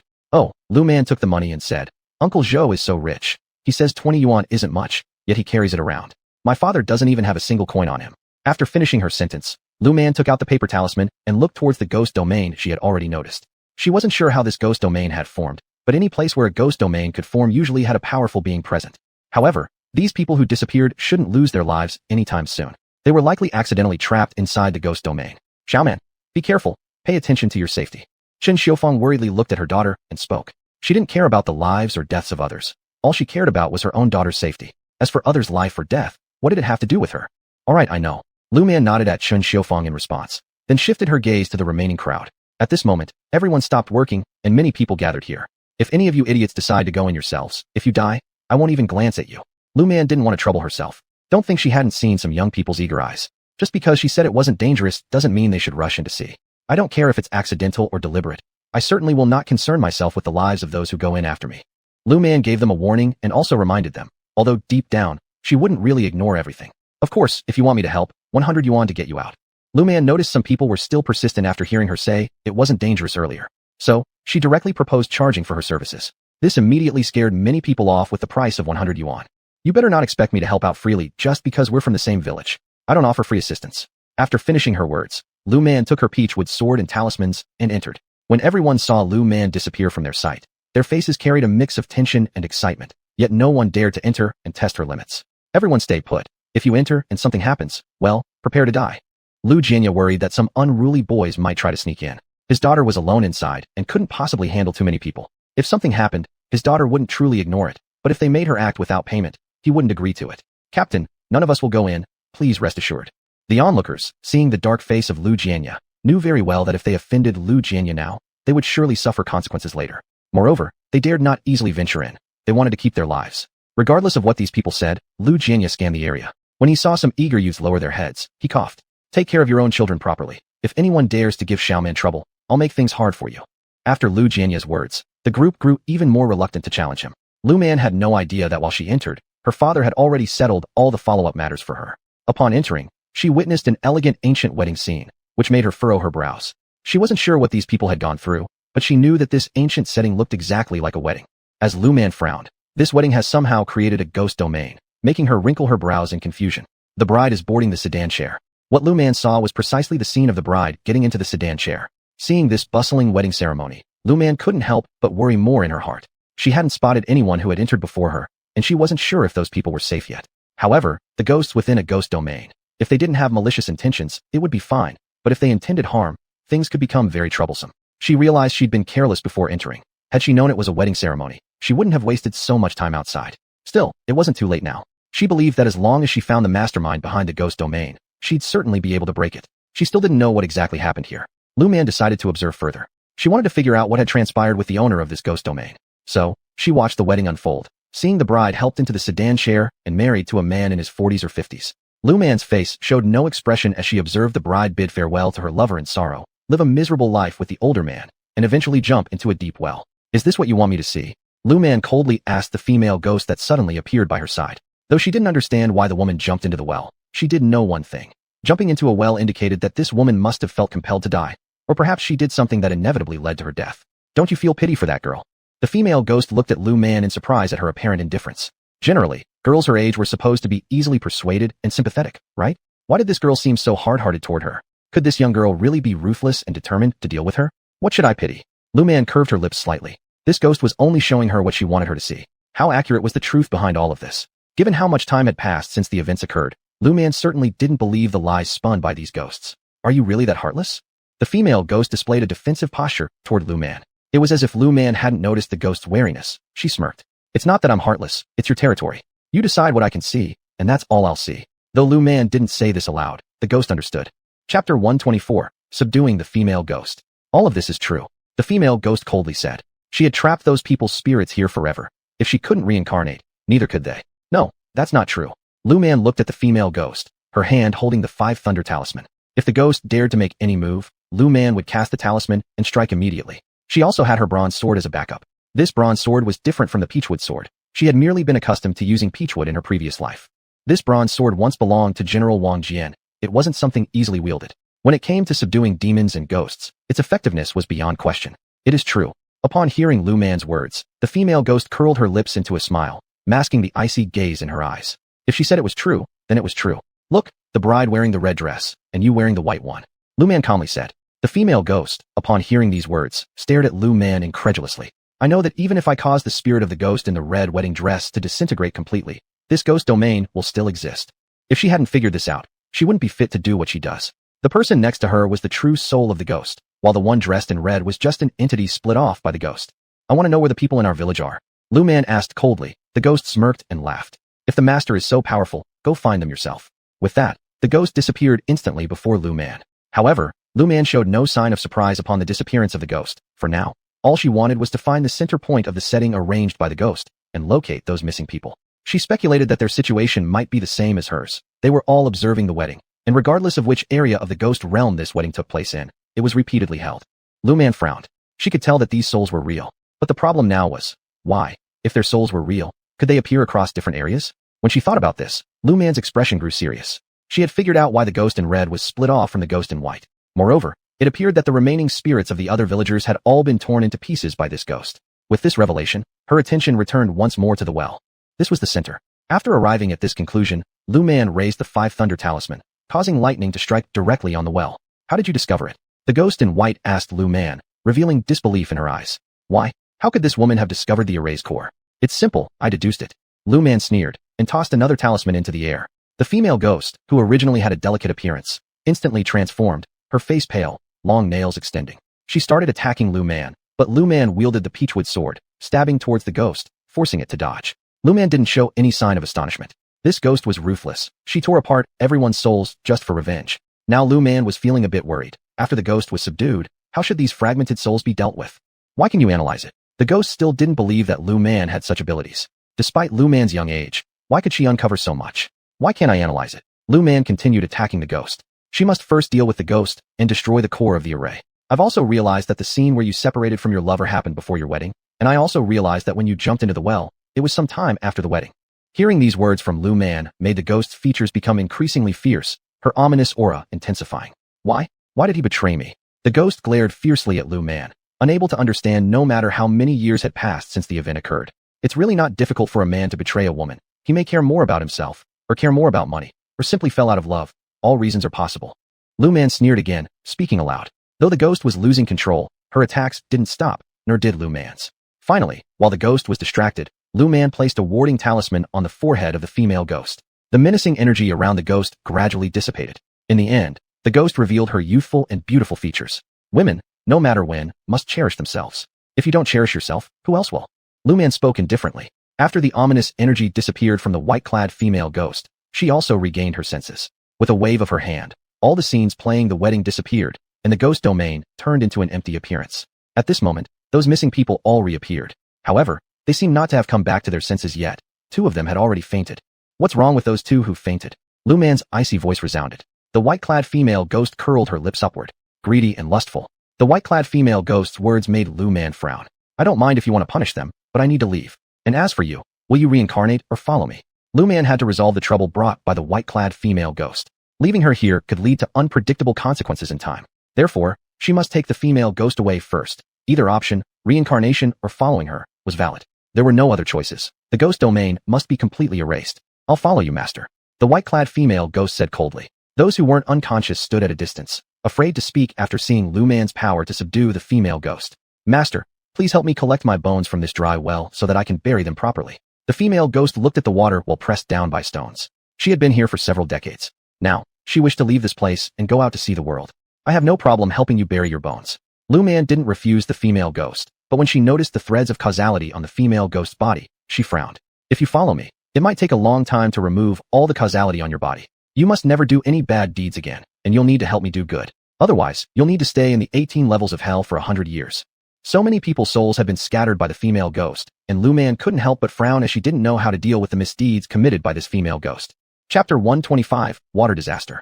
I'll follow you. The female ghost wasn't stupid. Rather than going to the 18 levels of hell, she'd prefer to follow this master and cleanse her sins first. As for what would happen later, the female ghost didn't want to think about it now. Will you dissolve the ghost domain yourself, or let me break it directly? Lu Man looked at the hopeful expressions of everyone and turned to the female ghost. This ghost domain could be considered a kind of protective measure for her. If Lu Man were to act, she could only destroy it. But if the female ghost acted, the ghost domain could remain intact. Perhaps, under the condition that the female ghost didn't reincarnate, this ghost domain might eventually evolve into her spiritual treasure. Of course, if she did reincarnate, the ghost domain might stay in the underworld. Master, I'll dissolve it myself. The female ghost didn't want her ghost domain to be scattered by Lu Man. This ghost domain contained some of her cultivation, and if it were destroyed, her own skills would also be affected. If possible, she wanted to find a way to cultivate, ideally becoming a ghost cultivator. She had heard that ghost cultivators could eventually become ghost immortals or work for the underworld. After speaking, the female ghost waved her hand, and the ghost domain disappeared. Everyone found themselves in front of the red flag brigade. To them, they suddenly appeared just as they had suddenly disappeared. Xiaoman. Qin Xiufeng was the first to speak. When she saw her daughter safe and sound in front of them, her eyes focused solely on her daughter, ignoring everyone else entirely. Mom, I'm fine. At the instant the ghost domain vanished, Lu Man had already collected the female ghost. Thus, no one saw the female ghost, but inside the ghost domain, they had seen her. They had also witnessed how Lu Man had disciplined the female ghost, and how the ghost tried to flatter her at the end. In this moment, everyone spontaneously came to the same realization. They must not offend Lu Man. Lu Man was so powerful. How could they dare to antagonize her? It's fine, it's fine. Qin Xiufeng was relieved, though several others were still unconscious. Xiaoman, what about? A man's wife smiled at Lu Man, trying to appeal to her kindness, pointing at the unconscious man lying on the ground with evident concern. Did he enter by himself, or? Lu Man wasn't sure who accidentally went in, and who went in later out of curiosity. Regardless, she wouldn't tolerate anyone playing tricks right before her eyes. Otherwise, she wouldn't hesitate to ensure their nightmares every night. Think it over, and then speak. Lu Man's calm words left the woman unsure of what to say. She glanced at Qin Xiufeng, hoping she would help plead for mercy. He entered later. After hearing this from Qin Xiufeng, Lu Man looked at the woman. I've already said it. If someone goes in on purpose and causes trouble, I won't take responsibility if something happens. Lu Man said this calmly. This person hadn't learned his lesson yet, and certainly didn't understand that some things should never be done.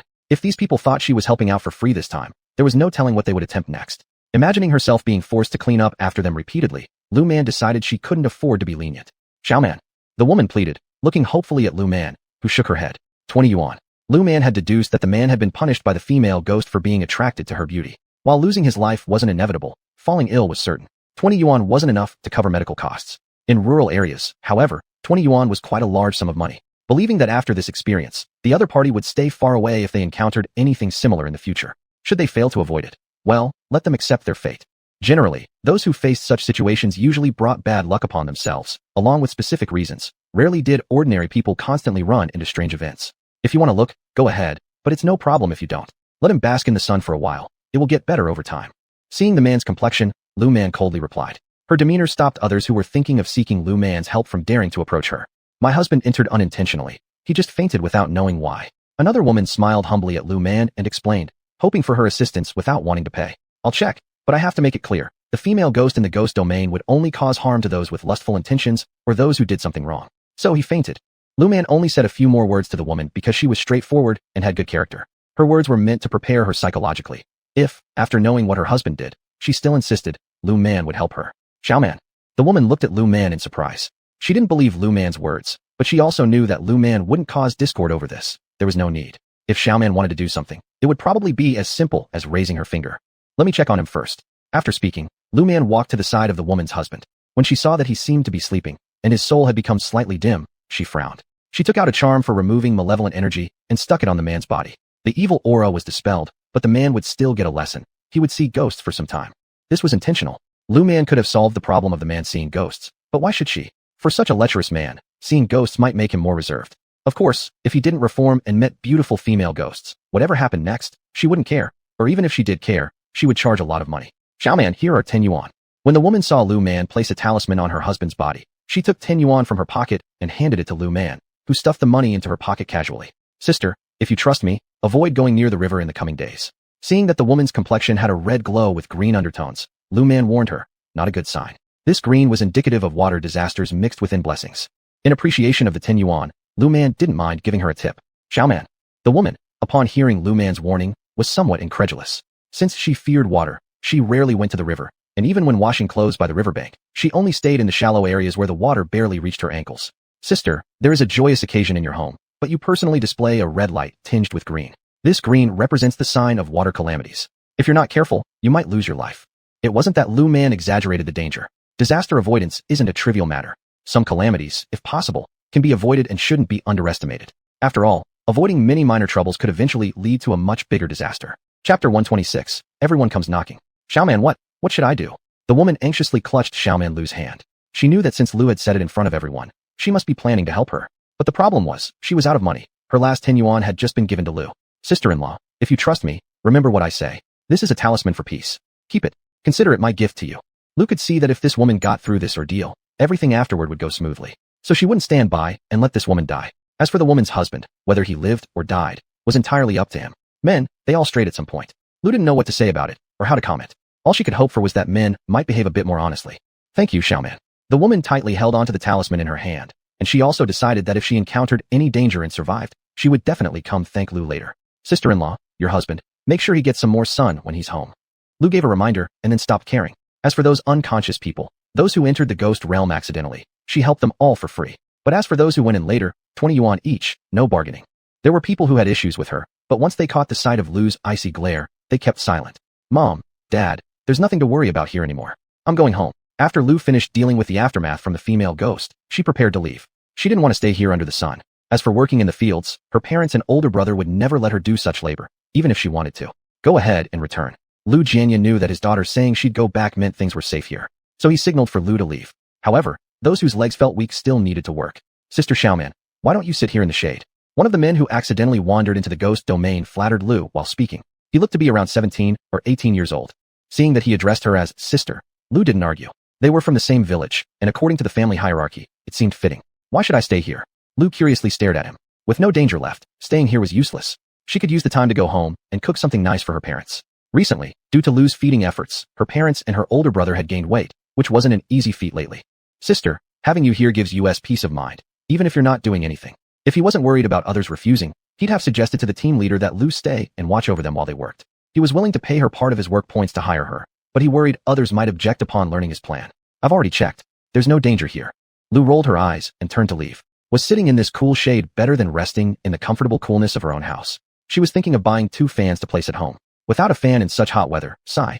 It was truly unbearable. Sister. The man waved at Lu's retreating figure, but she ignored him, unwilling to linger under the sun. For those men who'd been in the ghost domain, basking in the sunlight benefited them. She didn't need sunlight to rid herself of any energy in her body, so why should she stay? A ghost. In the middle of the night, high-pitched screams erupted from several households, yet Lu slept soundly as if she hadn't heard them. As for those encountering ghosts, they were men with other intentions. The ones without ulterior motives, whether they accidentally wandered in or deliberately stepped in later. Though they could see ghosts, most of them only faced ghosts who lacked consciousness and couldn't endure long-term exposure.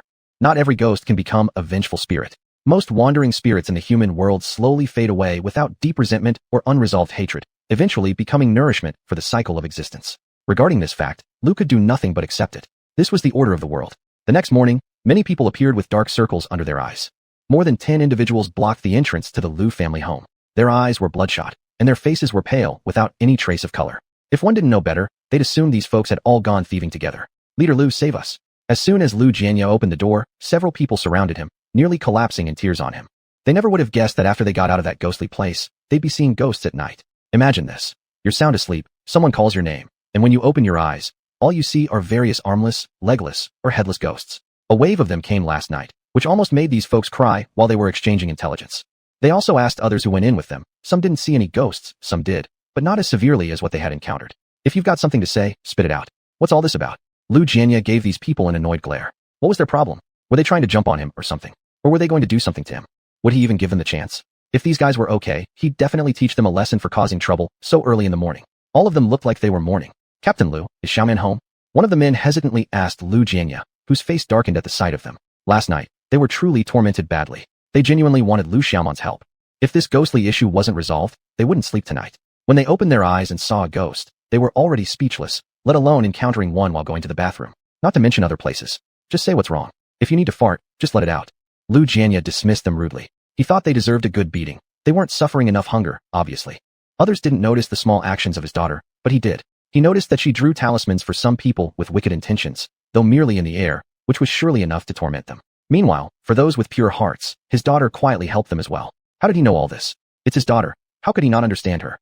Captain Lu, please save us. They cried out again. If their problems weren't solved soon, how would they ever have peaceful days ahead? Thinking of this, everyone exchanged glances. Captain Lu will never misbehave again. You all come in first. Lu Jianya finally moved aside to let them in. When these people saw Lu Jianya allowing them to enter, they sighed with relief. They were really worried that Lu Jianya would ignore their life and death. Whenever they thought about the uncertain duration of such an experience, they felt uneasy. It was indeed true. Not everyone could handle encountering a ghost. In the past, they often said, what ghost exists in this world? But now they realize that ghosts do exist, and they are ghosts that cannot be provoked. Why did you all come? Lu Linhao disdainfully asked when he saw this group of people. Haven't they learned a lesson from yesterday? Are they coming back for trouble today? Or is it because they've received some sort of punishment, and they're now here together to thank his younger sister? Anyway, no matter why they came, as long as they don't hurt his sister, things will go smoothly. But if they dare to upset her or make her angry, he will definitely give them a good lesson. What do you think? One of them pointed to his black eye circle. When Lu Linhao noticed almost everyone had similar marks on their face, something suddenly struck him. Did you all see a ghost? Lu Linhao's affirmative tone left no room for doubt. The crowd helplessly nodded. Indeed, they saw a ghost. And they couldn't understand why misfortune always fell on them. Ha ha. Lu Linhao burst into laughter joyfully at the sight of them. They deserved it, meddling unnecessarily like this. At that moment, Lu Linhao forgot that among them, some weren't deliberately involved in the ghostly domain. Hey, can you stop gloating? Erzwang looked glumly at Lu Linhao. Erzwang and Lu Linhao had a close relationship, so his speech was more casual. Erzwang's nature wasn't bad. The reason why Lu Man didn't care much about him yesterday was mainly because Erzwang didn't have major issues. Spending 3 days under the sun was enough. Besides, for this unmarried young man, having different thoughts seeing a good-looking girl was very normal. Why shouldn't I gloat? Lu Linhao had long wanted to see how many people were even more unlucky than himself. Now that he'd seen it, naturally, he felt glad. You all got lucky, otherwise, you might have lost your lives. When Lu Linhao recalled the event he encountered, his heart still shivered at the thought. His sister mentioned that had he not taken it seriously, or if his sister wasn't knowledgeable about such matters, within a year, he would have lost his life. Therefore, now, he was completely uninterested in strange affairs. He also kept away from mysterious events since then. Yesterday, when so many people were curious about what existed inside that ghostly realm, he did not approach. In the past, he might have been curious and approached to snoop around. Perhaps he would have even entered. But now forget it. He wouldn't take any risks. Say, why must you talk so harshly? Erzwang looked at Lu Linhao unhappily and complained. This guy, can't he say a few nice words? Aren't they friends? How am I being harsh? You just had good luck meeting my sister. If I didn't have a sister like hers, or if my sister wasn't home, tell me, would you have lost your lives? Lu Linhao hoped these unruly guys would receive some lessons. Don't jump into every matter recklessly. Doing so too often might end in calamity. After all, there are plenty of strange things in this world. Mishandling any one of them might result in losing your life. I'm telling you, we're here asking for your sister's help, not to listen to your scolding. Zheng Chong said impatiently. If it weren't for Lu Man being the only one available around here, he wouldn't have come. Isn't it just because Lu Linhao has a great sister? Zheng Chong, shut up. Erzwang gave Zheng Chong a dirty look. They were here seeking help. With Lu Man and Lu Linhao having such a good relationship, even if the relationship wasn't great, they're still siblings. What if Lu Man gets angry and decides to abandon their lives due to his attitude toward Lu Linhao? What did I say? We just need Lu Man's help. What does it have to do with Lu Linhao? Zheng Chong complained impatiently. He didn't want to listen to Lu Linhao's chatter. He didn't even like Lu Linhao much anyway. Before Lu Man became capable, Lu Linhao was someone everyone in the village looked down upon. Even though his father used to be the team leader in the village, many people still looked down on Lu Linhao. After all, who would let someone marry a son who had a foolish sister? And Lu Linhao hadn't managed to get married either. But oddly enough, quite a few good-looking girls like Lu Linhao. There were those in the village as well, but their parents wouldn't agree to it. No way, Lu Linhao had this baggage holding him back. You coming here has nothing to do with my sister. Lu Linhao nonchalantly shrugged his shoulders. But my sister doesn't want to be involved. As soon as Lu Linhao said this, Zheng Chong's face darkened. What did Lu Linhao mean? He came here to seek Lu Man's help. What was the point of all this chatter from Lu Linhao? Besides, he didn't even want to listen to Lu Linhao talking nonsense and found it very irritating. Can you really speak for her? We didn't come here for your help anyway. If we had, I wouldn't have bothered. The moment Zheng Chong finished speaking, the expressions of everyone present changed. They were here to ask for help. Was Zheng Chong seeking help like this? It seemed like he'd come here as some kind of a boss. At this thought, everyone's expression turned sour. Lu Linhao wasn't annoyed at all. Why don't you go talk to her then? Lu Linhao pointed toward his sister who stood at the door somehow unnoticed, giving her a subtle look. You'd better go back. I can't help you. Anyway, it would only take a few days. With the sun shining so strongly now, everyone went out to work daily, and spending more time in the sunlight would resolve their problems. As for whether any of them might fall ill, what did it have to do with her? Their manner of asking for help felt haughtier than the hosts themselves. Lu Man felt they weren't here to ask for help, but rather to provoke her. Anyway, she wanted to teach them a lesson. After all, at worst, they would merely fall ill. It wouldn't be life-threatening. She wouldn't intervene. Otherwise, she would have acted yesterday instead of watching them be frightened by ghosts. That was why Lu Man didn't care about their situation. When the crowd heard Lu Man's words, they all stared angrily at Zheng Chong, who refused to admit his mistake. Lu Man, what do you mean? We've come to ask for your help, and you treat us like this? Zheng Chong pointed at Lu Man, who, upon seeing this, couldn't help but laugh. It had been a long time since someone had treated her like this. She couldn't believe that there was still someone who dared to be so rude while asking for help. Chapter 128, Alms. Is Zheng Chong an idiot or brainless? Does this resemble seeking help from someone? Isn't it like giving alms instead? You can solve your own problems if you are so capable. Lu Man said indifferently. After speaking, she turned to her older brother. Drive them all out. Lu Man said firmly. This group of people finds trouble for no reason, regardless of whether some of them truly come to ask for her help. When Zheng Chong talked to her in such a tone just now and none of them stood up to stop him, she knew that most of these people probably think coming to her is a sign of respect.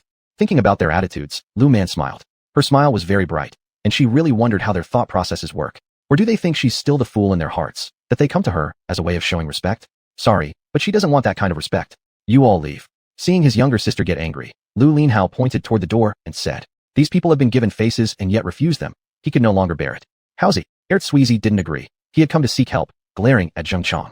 No, I don't have the ability to help you. Lu Linhao, having restrained his emotions, said. He and Shuizi were relatively good friends, though not particularly close. They would meet occasionally, chat a bit. No grudges held, nor much deep feeling between them. The attitude of Shuizi towards Lu Linhao earlier, watching things unfold from the sidelines, made Lu Linhao realize that Shuizi was likely on better terms with him only because his father was the team captain. Otherwise, he wouldn't have treated him with such warmth. If they really had a closer relationship, why didn't Shuizi intervene when Zheng Chong was making all that noise? It's too late now, playing armchair strategist, thinking who's stupid enough to fall for it. Captain. Hearing what Lu Linhao and Lu Man said, Zheng Chong unhappily called out Captain Lu Jianya, who emerged upon hearing the commotion. Is there something? Lu Jianya looked sternly at Zheng Chong, having already heard the words spoken by this young man inside the room. He thought this young man hadn't been punished enough. Perhaps a more severe scolding might make him realize what he can and cannot do. Captain. Seeing Captain Lu Jianya actually come out, looking so displeased, Zheng Chong came back to his senses somewhat. He almost slapped himself. If there's nothing, go back. If you have any issues, don't come to my house to look for me. Visit the brigade office. After saying this, Lu Jianya turned around and went back inside. As for Zheng Chong, his face turning purple and blue, Shuizi and the others stared blankly, confused. They dared create disturbances at the Lu family's residence because Captain Lu usually did not count on dealing with them. But now, they were being chased away by the captain. How could things turn out this way? From now on, if anything happens in your families, don't come to me. I won't be able to help. Lu Man said indifferently. After her words, everyone's expressions changed. Their haunting problems weren't resolved yet, but Lu Man already declared she wouldn't care if trouble befell their families.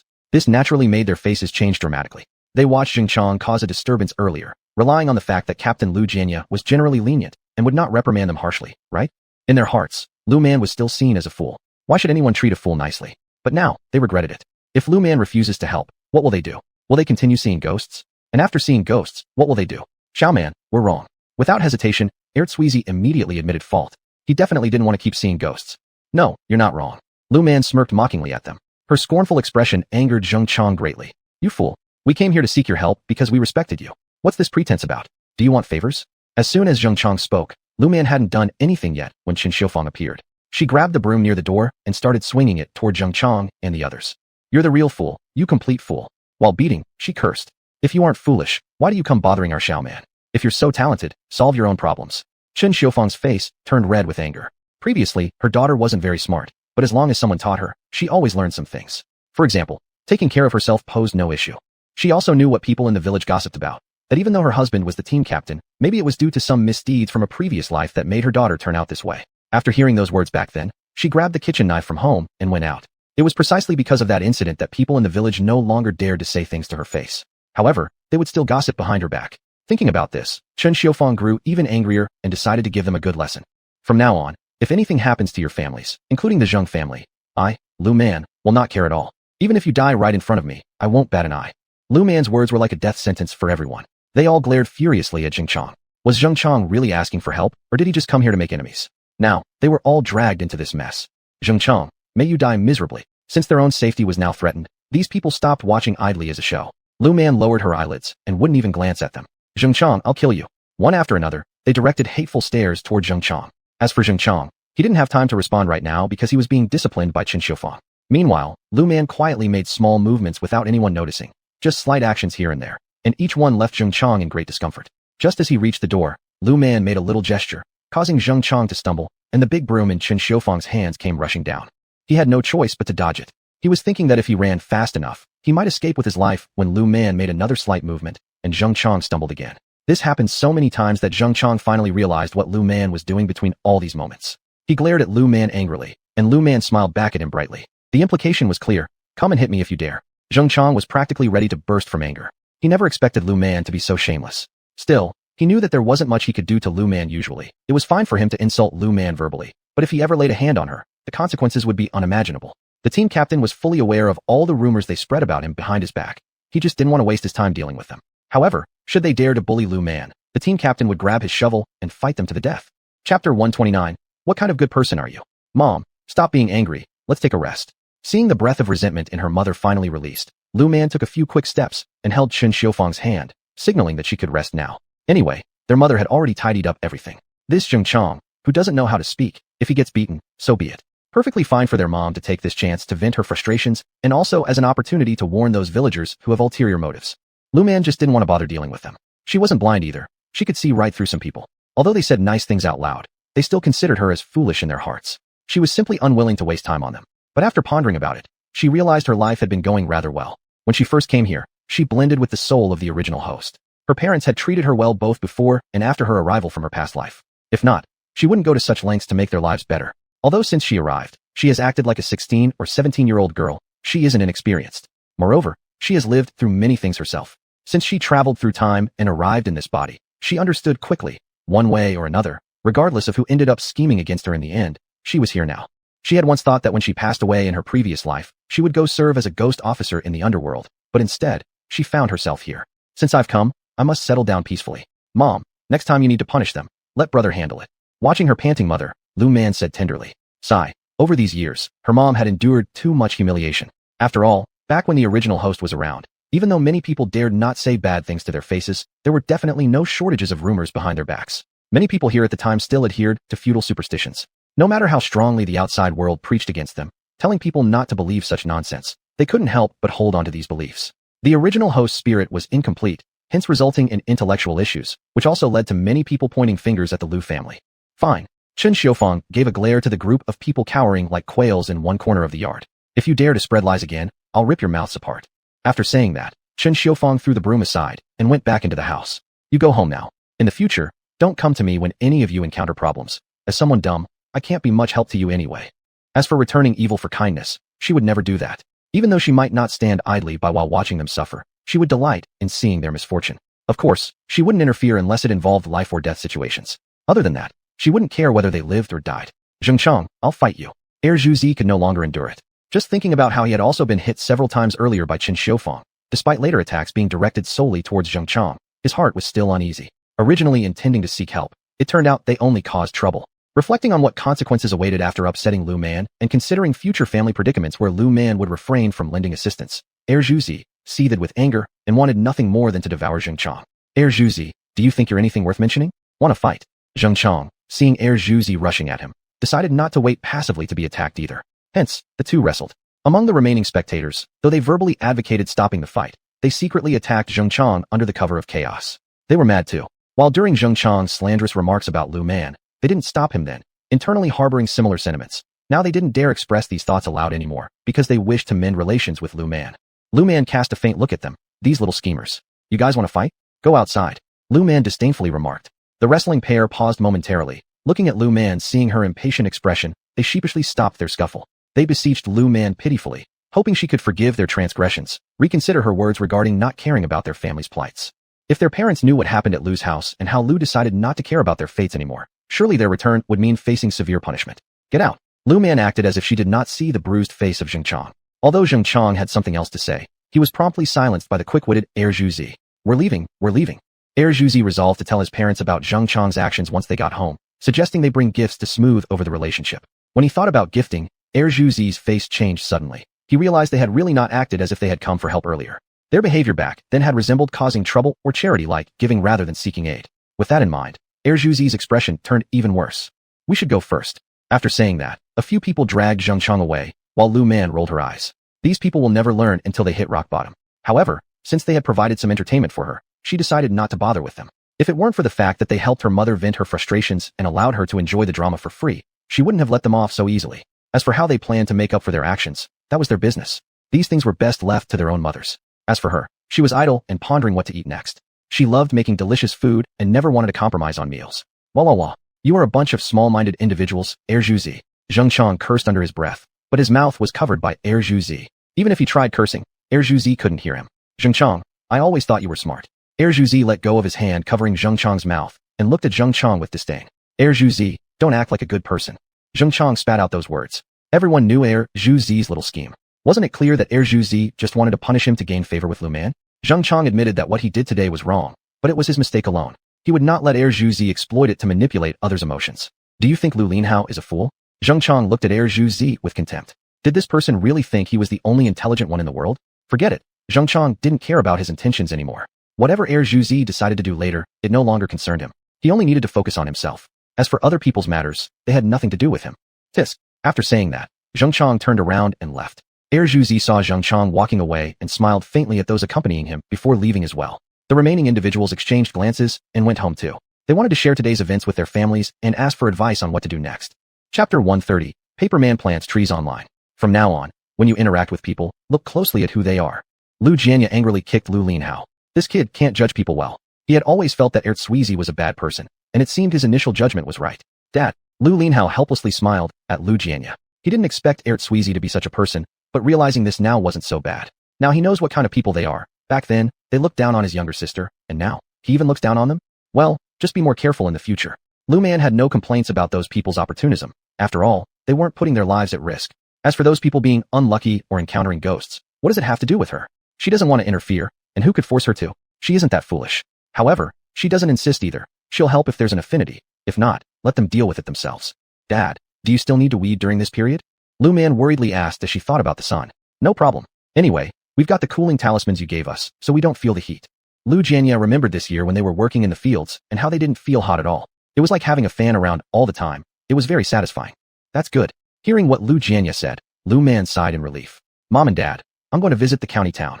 Lu Man decided to go check out the school side since she hadn't been to County No. 1 high school for a long time. She recalled the female ghost she exorcised there whose negative energy hadn't completely dissipated yet.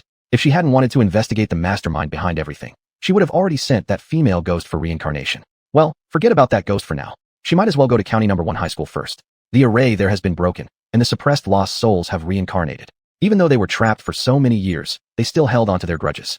Remembering that they were all killed by Japan, Lu Man decided that if she ever got the chance, she'd go to the Japanese toilet gods and ensure the spirits are dispersed completely. That way, these ghosts won't be able to enjoy worship from their homeland anymore. Go ahead, be careful. Chen Xiufang didn't stop her daughter when she heard she was going to the county town. There's nothing wrong with letting her go. Mom, I still have a bicycle ticket, so I plan to buy one. Lu Man thought about walking everywhere, so she wanted to buy a bicycle. Previously, she forgot about it. Now, it's a good time to buy one. Plus, while she's at it, she'll also buy 2 fans, or maybe just one, because buying too much is unnecessary. After all, her family has cooling talismans. If not for the talismans, fans would be essential household items. Don't waste money, save it. Chen Xiufang didn't reject her daughter's suggestion of buying a bicycle. If she bought it, so be it. Sooner or later, they'd have to buy one anyway. With a bike, their son will have better chances finding a wife. Alright, after thinking here, Chen Xiufang looked at Lu Linhao.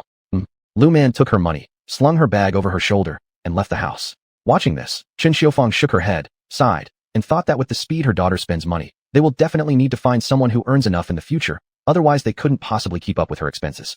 After waiting for the bus to the county town, Lu Man paid 2 mao and arrived at the destination. When she reached the haunted house she had picked out, Lu Man frowned upon seeing that the ominous energy had decreased considerably. Last time, when she came, the place was filled with sinister energy, and now, so much of it had dissipated. She suspected that perhaps the original ominous energy had been taken away by someone, or perhaps the array in the house was tampered with.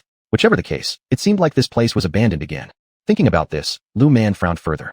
Big sister, what are you standing here for? A man in his 30s approached her, pretending to be friendly as he spoke to Lu Man. Lu Man looked at the man, not doing anything, just admiring this little courtyard. Lu Man chuckled and said, and the man grinned when he heard this. Admiring this little courtyard, huh? The man stared meaningfully at Lu Man. Although Lu Man noticed the obvious interest in the man's eyes, it didn't bother her much. They both knew something was off about the other party, and that sufficed. Do you like it? Are you interested in selling this little courtyard? Lu Man laughed twice and asked, Hearing this, the man chuckled too. 500 yuan, and it's yours. The man smirked and replied. Upon hearing this, Lu Man also smiled. Deal. Lu Man nodded readily.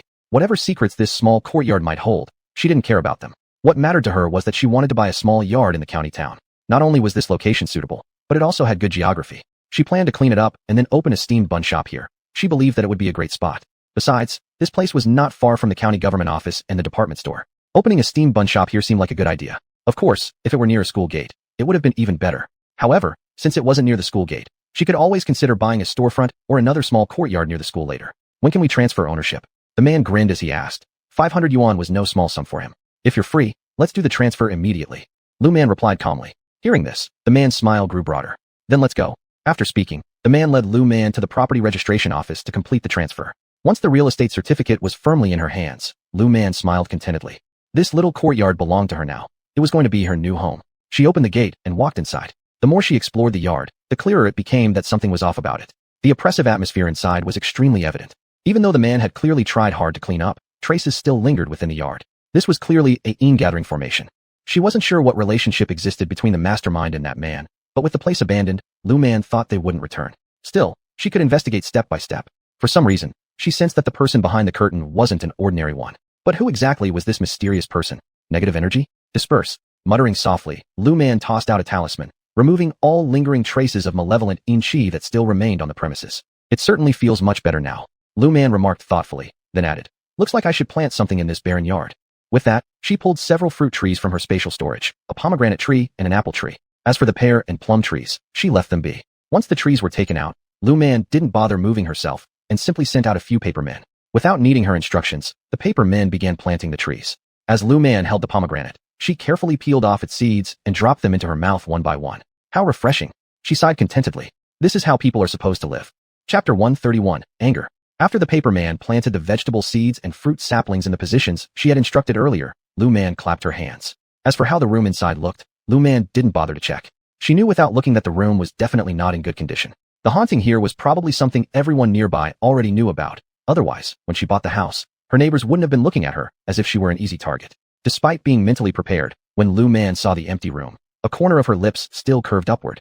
No, the pots, pans, furniture, and such things needed preparation. Thinking about it, Lu Man went into the house and first took a look at the bed that had collapsed on one side, along with the broken tables and chairs. Go. Take all the tables and chairs to the kitchen. Lu Man glanced at the annex building. It should be the kitchen. She wanted to tidy up the main house first. As for when she would move in, that would depend on when the county town could officially conduct business. The paper man, having heard Lu Man's instructions, continued working. After everything related to household items and furniture was settled, Lu Man clapped her hands, waved once, and put the paper man back into her dimensional space. Go take a look at the county high school. Muttering this sentence, she locked the door and directly headed to the county high school. What's going on? Why did the malevolent energy here at the county high school feel heavier? Last time, she seemed to have cleared out all the malevolent energy here. No, she had to go in and take a closer look. Lu Man had just walked through the gates and noticed what appeared to be a female ghost near the boys' dormitory. This female ghost was wearing traditional wedding attire from ancient times. Upon seeing this, Lu Man frowned again. Go help me check what's happening over there. Lu Man released the female ghost she had retrieved from the fields. She needed her to investigate the situation at the boys' dormitory building, while she herself went toward the teaching building where the malevolent energy was also heavy. She wanted to know what had happened at this school, or whether the school harbored any ancient tombs. It didn't make sense. Had there truly been some sort of ancient tomb here, the malevolent energy shouldn't have been this overwhelming. Hearing Lu Man's words, the female ghost nodded at Lu Man. She was going to probe the bottom of the mystery involving the ghost in the boys' dormitory building. After watching the female ghost leave, Lu Man slowly made her way to the teaching building. When she arrived at the teaching building, she happened to see Meng Haixing. Upon spotting Meng Haixing, Lu Man furrowed her brow because she detected death qi emanating from him. This death qi didn't belong to Meng Haixing. She wondered where he might have picked it up. Xiao Man. Meng Haixing had originally been worried about how to investigate the case here. Many people had witnessed the boy jumping down from the floor himself, but the boy's parents wouldn't accept it. They kept making a fuss, leaving them no choice but to return to the school to investigate the cause of the child's death. Honestly speaking, seeing such a young life fade away so early, Meng Haixing really felt heartbroken. Director Meng? Lu Man raised an eyebrow. She had only come to take a quick look at the school since she hadn't yet determined what exactly was happening. But before she could do that, she ran into Director Meng Haixing. Apparently, something had occurred again at the school while she wasn't aware, likely another homicide. Otherwise, Meng Haixing wouldn't have been here. Glancing around, Lu Man discovered that the teaching building was surrounded by death qi, which made her frown. What had happened here at the teaching building of this school, and why was there a problem at the boys' dormitory too? Xiao Man, you come help me take a look. Meng Haixing pointed to the teaching building. Lately, whenever he came here, he always felt uneasy. Moreover, his talisman of peace had been continuously heating up, yet he couldn't find anything wrong. At what am I supposed to look? Since Lu Man was unsure of exactly what had happened at the school, she wouldn't say much. After all, it involved the police judgment on the case. As someone who isn't specialized in such matters, it was best not to interfere. However, when she saw a small pond suddenly appear in front of the teaching building, her brows furrowed once more. There was a problem with this little pond. Its yin energy was unusually strong. But what about the death chi at the teaching building? Could there be an evil spirit in the teaching building? Considering this possibility, Lu Man's expression turned extremely serious. Her current level of cultivation wasn't as high as in her previous life. Despite having many methods, her limited cultivation rendered her incapable of handling certain issues. She wanted to know who had used such a method in this school. At the thought that these children might be affected, Lu Man's face grew darker and darker. She certainly didn't want to stand idly by and let something happen to the children in this school. What's wrong? Seeing Lu Man fixedly staring at the small pond in front of the teaching building, Meng Haixing felt his heart sink. Was there a problem with this pond? This was the thought that flashed through his mind. Lu Man was someone he knew well. If it weren't for a problem with this pond, she wouldn't be staring at it so intently. Meng Haixing felt even more unsettled inside. Uncertain. Lu Man was uncertain why this small pond emitted such a heavy yin energy. When was this pond built? Lu Man asked Meng Haixing. There must be something about this pond that she didn't know. The yin energy was so strong, yet there were no wrong souls here. Lu Man frowned. What was going on? She couldn't figure it out in the short term. Apparently, it was specially constructed for the senior year students to ensure their success in the college entrance exam. They say it's for achieving top rankings, and there are even carp in this pond. Meng Haixing recalled asking the principal when he came to investigate the cause of the child's death, and learned that the pond had been created around that time with carp being bred inside.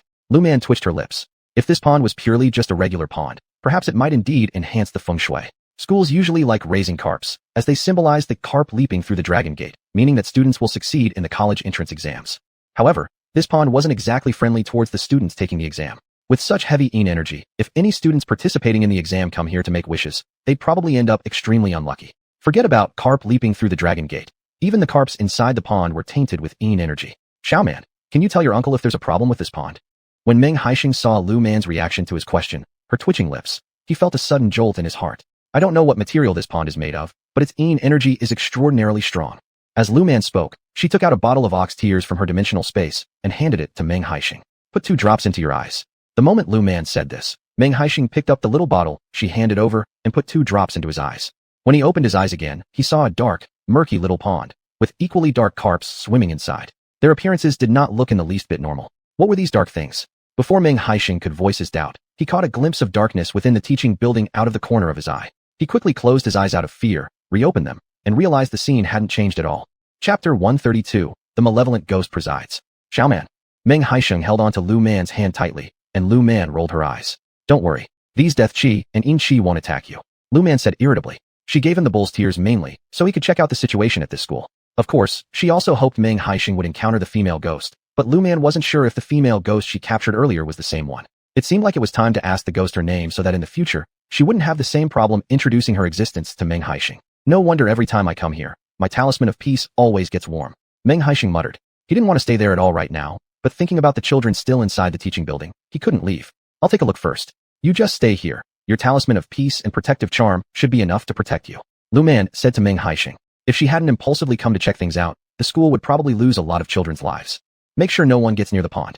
Before leaving, Lu Man didn't forget to warn Meng Haixing. The pond was cursed. Anyone who came too close would be unlucky. She didn't want to deal with unnecessary trouble after being busy dealing with other issues. Still, even though she had given this warning, Lu Man felt many students in the school were bound to suffer misfortune. Meng Haixing looked at the dark pool in front of him and then glanced at the pitch-black teaching building. Right now, he deeply thanked his stars that Lu Man had come. Otherwise, the school would likely have claimed many student lives. Terrified as he was, he dared not get near that pond. Were it not for his sense of duty, he would have run far away. Staring at the ominous blackness before him, he firmly resolved never to let curiosity take hold again. It really could kill someone. Alas, Meng Haixing sighed again. Why had he decided to come here today, when clearly he shouldn't have? Lu Man, unaware of Meng Haixing's sighing, made her way upstairs into the 3-story dilapidated building. This structure seemed quite old, perhaps dating back 20 or 30 years, judging by its condition. But why? On her previous visit, did the building show no issues, whereas now, it was brimming with such heavy death chi? No, something was off. After walking around for 10 minutes, Lu Man sensed the abnormality. Normally, the sound of reading should echo through this teaching building, but now it was completely silent. When she first entered, she had heard teachers giving lectures and children reading aloud. So this is what's going on. Lu Man looked around and realized she had unknowingly stepped into an illusionary array. This person truly possessed numerous skills if they managed to ensnare her without detection. I hope you don't disappoint me. Lu Man became more vigilant, starting to search for the eye of the formation. She needed to break it. Lu Man voiced a surprised, discovering that this formation was set up using death chi. However, shockingly, the focal points of the array eyes, were the very children. Upon realizing how insidious this arrangement was, Lu Man's expression turned grim. To use the life energy of children and teachers as the array eyes, this person is truly malicious. Doesn't he fear karmic retribution? No, maybe the perpetrator simply doesn't care about karmic consequences. They must have employed other methods. Thinking about this, Lu Man's expression grew darker. She had to find whoever was pulling the strings behind the scenes. Meanwhile, she also wanted to uncover who exactly had been causing chaos in this small county for so long. Could the local police really not have noticed? Well, let's focus on breaking this formation first. To break the formation, all the death chi inside the entire building had to be eliminated. The source of the death chi must be located. Lu Man continued moving forward, carefully observing her surroundings. The person who set up this formation really has some skills, huh? While muttering to herself, she walked on. After an unknown length of time, Lu Man finally uncovered the root source of the death chi. This death chi was emanating from a malevolent ghost. The ghost wore ragged clothes, appeared rather young, yet its blood-red eyes told Lu Man that the ghost had lost all reason. Kill, kill, kill. The ghost kept chanting this word repeatedly. Lu Man took out her bronze sword solemnly. Since acquiring the bronze sword, this was her first time taking it out. She didn't know how long this malevolent ghost had existed, but she was determined not to let it live. Who are you? When Lu Man saw the malevolent ghost notice her, it was as if he had found his target and charged at her. Lu Man held her bronze sword and thrust it forward. A faint black light rose from the ghost's body. So powerful. Lu Man frowned. It seemed she had underestimated this malevolent ghost. After all, in her hands was a bronze sword, a treasure of such caliber that only managed to dissipate a little of the death chi on the ghost's body. Shouldn't the ghost's essence be yin chi? Why is it death chi? Lu Man was confused. However, with the already frenzied malevolent ghost, Lu Man couldn't afford distraction. She raised the bronze sword again and slashed down toward the ghost. At the same time, the 5 thunder talisman she held was activated once more. The ghost acted as if unaware of Lu Man flicking her 5 thunder talisman. He still extended his long-nailed hand and clawed toward Lu Man. Lu Man furrowed her brows, unleashing one after another of her bronze sword strikes along with her 5 thunder talismans and exorcising charms consecutively. Finally, after an hour, the malevolent ghost restored to his original appearance. Who are you? The ghost glared coldly at Lu Man and asked. How did he end up here? Who I am doesn't matter. Who are you? Lu Man asked solemnly. This malevolent ghost had cost her quite a few talisman sheets. Moreover, looking at the youthfulness of the ghost, judging by his clothing, this malevolent ghost should have passed away only a few years ago. I'm Xia, a student at County No. 1 Middle School. Xia let out a bitter laugh. One day, while returning home after school, he suddenly lost consciousness. The next time he woke up, it was now. Do you know what happened to you? Lu Man didn't recognize Xia, but she could tell that Xia seemed to have been controlled by someone, whose methods were truly remarkable. I don't know. Xia looked at Lu Man, with a trace of confusion still lingering in his eyes. What exactly happened to him? Why did he suddenly appear here? Take a look at yourself. Lu Man felt that Xia probably only had memories from his life before death. Xia looked at his hands. When he noticed that there was no difference except for them being paler, he gave Lu Man a puzzled glance. Lu Man sighed bitterly. You're dead. Chapter 133, Speculation. Am I dead? Xia could not believe what Lu Man was saying. He couldn't trust her words, because all he remembered was suddenly losing consciousness on his way home. How could that mean he was dead? He didn't believe it, and Lu Man could see that Xia doubted her words. She pointed at Xia's figure again. You have no shadow. Once these words were spoken by Lu Man, Xia took another look at himself. When he realized that he indeed had no shadow, he began to believe what Lu Man said. How is that possible? Why did he just die like this? All he did was black out while walking home. I know it sounds hard to believe for you, but this is the truth. Lu Man was quite upset about the person frequently causing harm from behind the scenes. Such a person truly shows no fear of consequences. As for you, since you're already dead, there are only 2 options. One is reincarnation, where I will send you to the underworld. The other option is you follow me for now, and once I find who killed you, then you can decide whether to be reborn or do something else. Vanishing into thin air was also an option, but she didn't mention it. Xia understood Lu Man's implications. He knew if he remained delusional, Lu Man would probably resort to other measures against him. Thinking this over, Xia looked at Lu Man with a scrutinizing gaze. I'll follow you. As long as he could take revenge, he'd follow Lu Man. As for what happens in the future, he would make decisions accordingly later. If things turn out impossible in the future, he could always make another choice. To be honest, his decision to follow Lu Man was partly selfish. He wanted to stay close to his parents longer. In the future, if you miss your parents, you can only look at them from afar. Perhaps Lu Man had guessed what Xia was thinking. She warned Xia sternly, which made Xia glance at her questioningly. You're a ghost. They are humans. The paths of man and ghost must never cross. Lu Man spoke firmly. She didn't want unnecessary trouble and certainly did not want to clean up after any mess Xia might cause. I understand. Xia nodded. Being a top student, he grasped certain matters logically. Since Lu Man had said it, following her advice was best. If he were disobedient and got punished by Lu Man, what would he do then? If you know that, it's best to keep calm. You've regained your rationality after the negative energy left you, but that doesn't mean everything is fine. I don't fully understand the situation behind all this, so for now, just obey and stop thinking about anything else. Even when provoked, always remember your hatred. Lu Man worried that this guy might get into trouble easily, and sincerely hoped he wouldn't. I don't know why someone targeted you and transformed you into an evil spirit, but I can tell you've taken lives. This was a tough reality for Lu Man. After all, malevolent spirits inevitably kill others. Even if the spirit loses its sanity, killing is required either for self-cultivation or being refined into such a state. It's the only way for faster cultivation. Of course, devouring other souls could also accelerate cultivation. What? Xuechen could not believe what he saw when looking at his own hands. How come? How could he have killed people? He never even slaughtered a chicken growing up. There was no way he could become a murderer. The causes and effects of your actions are right here, Lu Man stated solemnly. Alas, Xuechen, like the female ghost bride, was tricked into this predicament. Otherwise, they should have been living well enough. Although their fates may not have been perfect, surviving to old age without issues should have been possible. But now, they've both fallen victim to someone's malice. Unfortunately, she still hasn't uncovered who's pulling the strings. Sometimes, she felt like the person was close to her, a familiar individual. But no matter how much she searched, she couldn't identify this person. She even suspected relatives from her wicked aunt's family. Yet regardless of the inquiries she conducted, no one mentioned knowledge of dark arts within her extended family. Still, she had this strong feeling. Someone was watching her, perhaps manipulating situations at the school to intentionally hinder her investigations into the mastermind behind all this. You must have at least 2 murders under your belt, maybe even devoured countless souls. Lu Man grew very angry upon reflecting on this. Whether someone was good or bad wasn't supposed to be judged by them, especially considering the underworld's jurisdiction to handle even malicious spirits. Just like her, in her previous life, she never carelessly harmed anyone, no matter how wicked they were. At most, she would teach them a lesson, respecting life unconditionally. So, how do I repent for my sins? Xuechen clenched his teeth and said, if he made a mistake, then it was so. Even though it was done when he had no consciousness, he still needed to admit it, otherwise, he would feel guilty for the rest of his life. If you really want to atone for your sins, then follow me. In the future, I will punish those who are extremely wicked, as well as some demons and ghosts. Lu Man said solemnly. Xuechen could still be saved. Alright, I am going to break this formation now, and you must stay here first. This is a pure heart charm, hold it in your hand. As Lu Man spoke, she took out a pure heart charm from her spatial item, something that can help people or ghosts maintain their rationality. Upon hearing this, Xuechen nodded vigorously. Seeing Xuechen agree, Lu Man went off to find a way to break the formation. Half an hour later, she finally found the jade used to set up the formation in a secluded spot. After Lu Man shattered the jade, she once again heard the students' reading voices, and Xuechen also noticed the changes in the scenery. He let out a sigh of relief. He truly worried about something happening to Lu Man.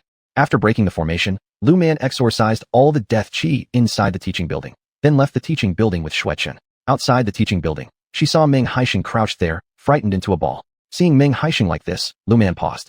Uncle Meng, are you alright over here? Lu Man was concerned about something happening to Meng Haixing. After all, Meng Haixing was just an ordinary person. I'm fine. He was just scared by the dark black aura in front of him. For some reason, he always felt those dark black things were not good. It's good that you're fine. The water pool here needs to be dismantled by the school. Here, I need to rearrange everything. It would be best to place some flowers and plants here, preferably those that face the sun.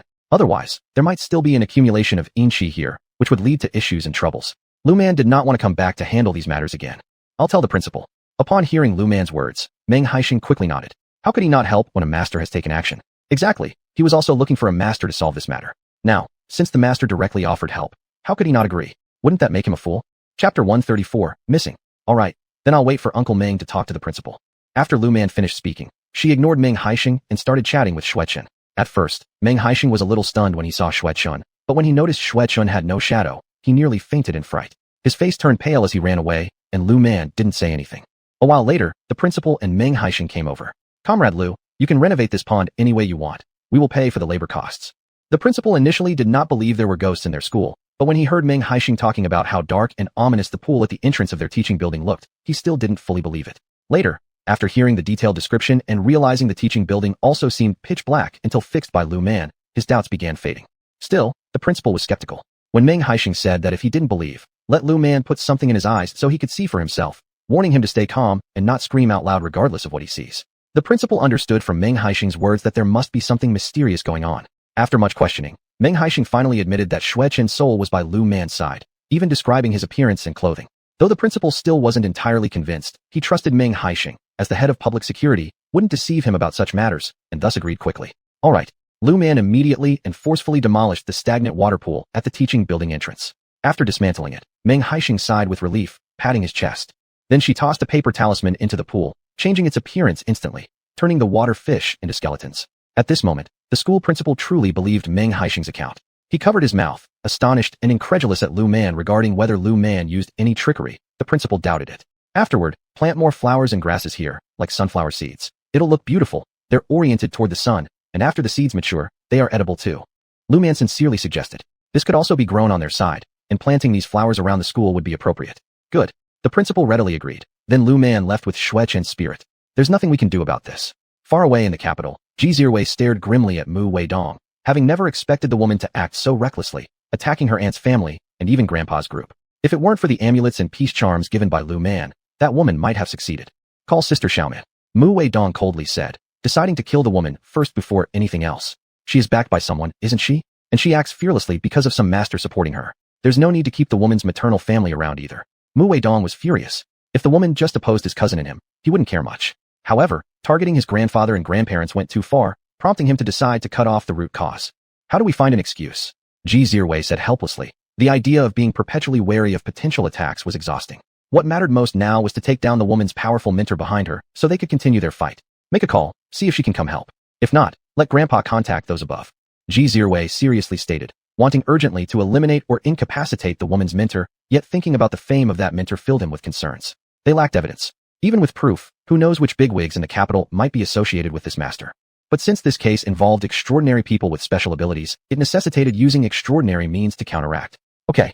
Mu Weidong clenched his fists tightly, angry that the woman dared to harm his grandparents and great-grandparents. Just imagining her actions filled him with hatred towards her, making him wish to punish her severely. Recalling all her misconducts over the years, he had lost respect for her last remaining uncle.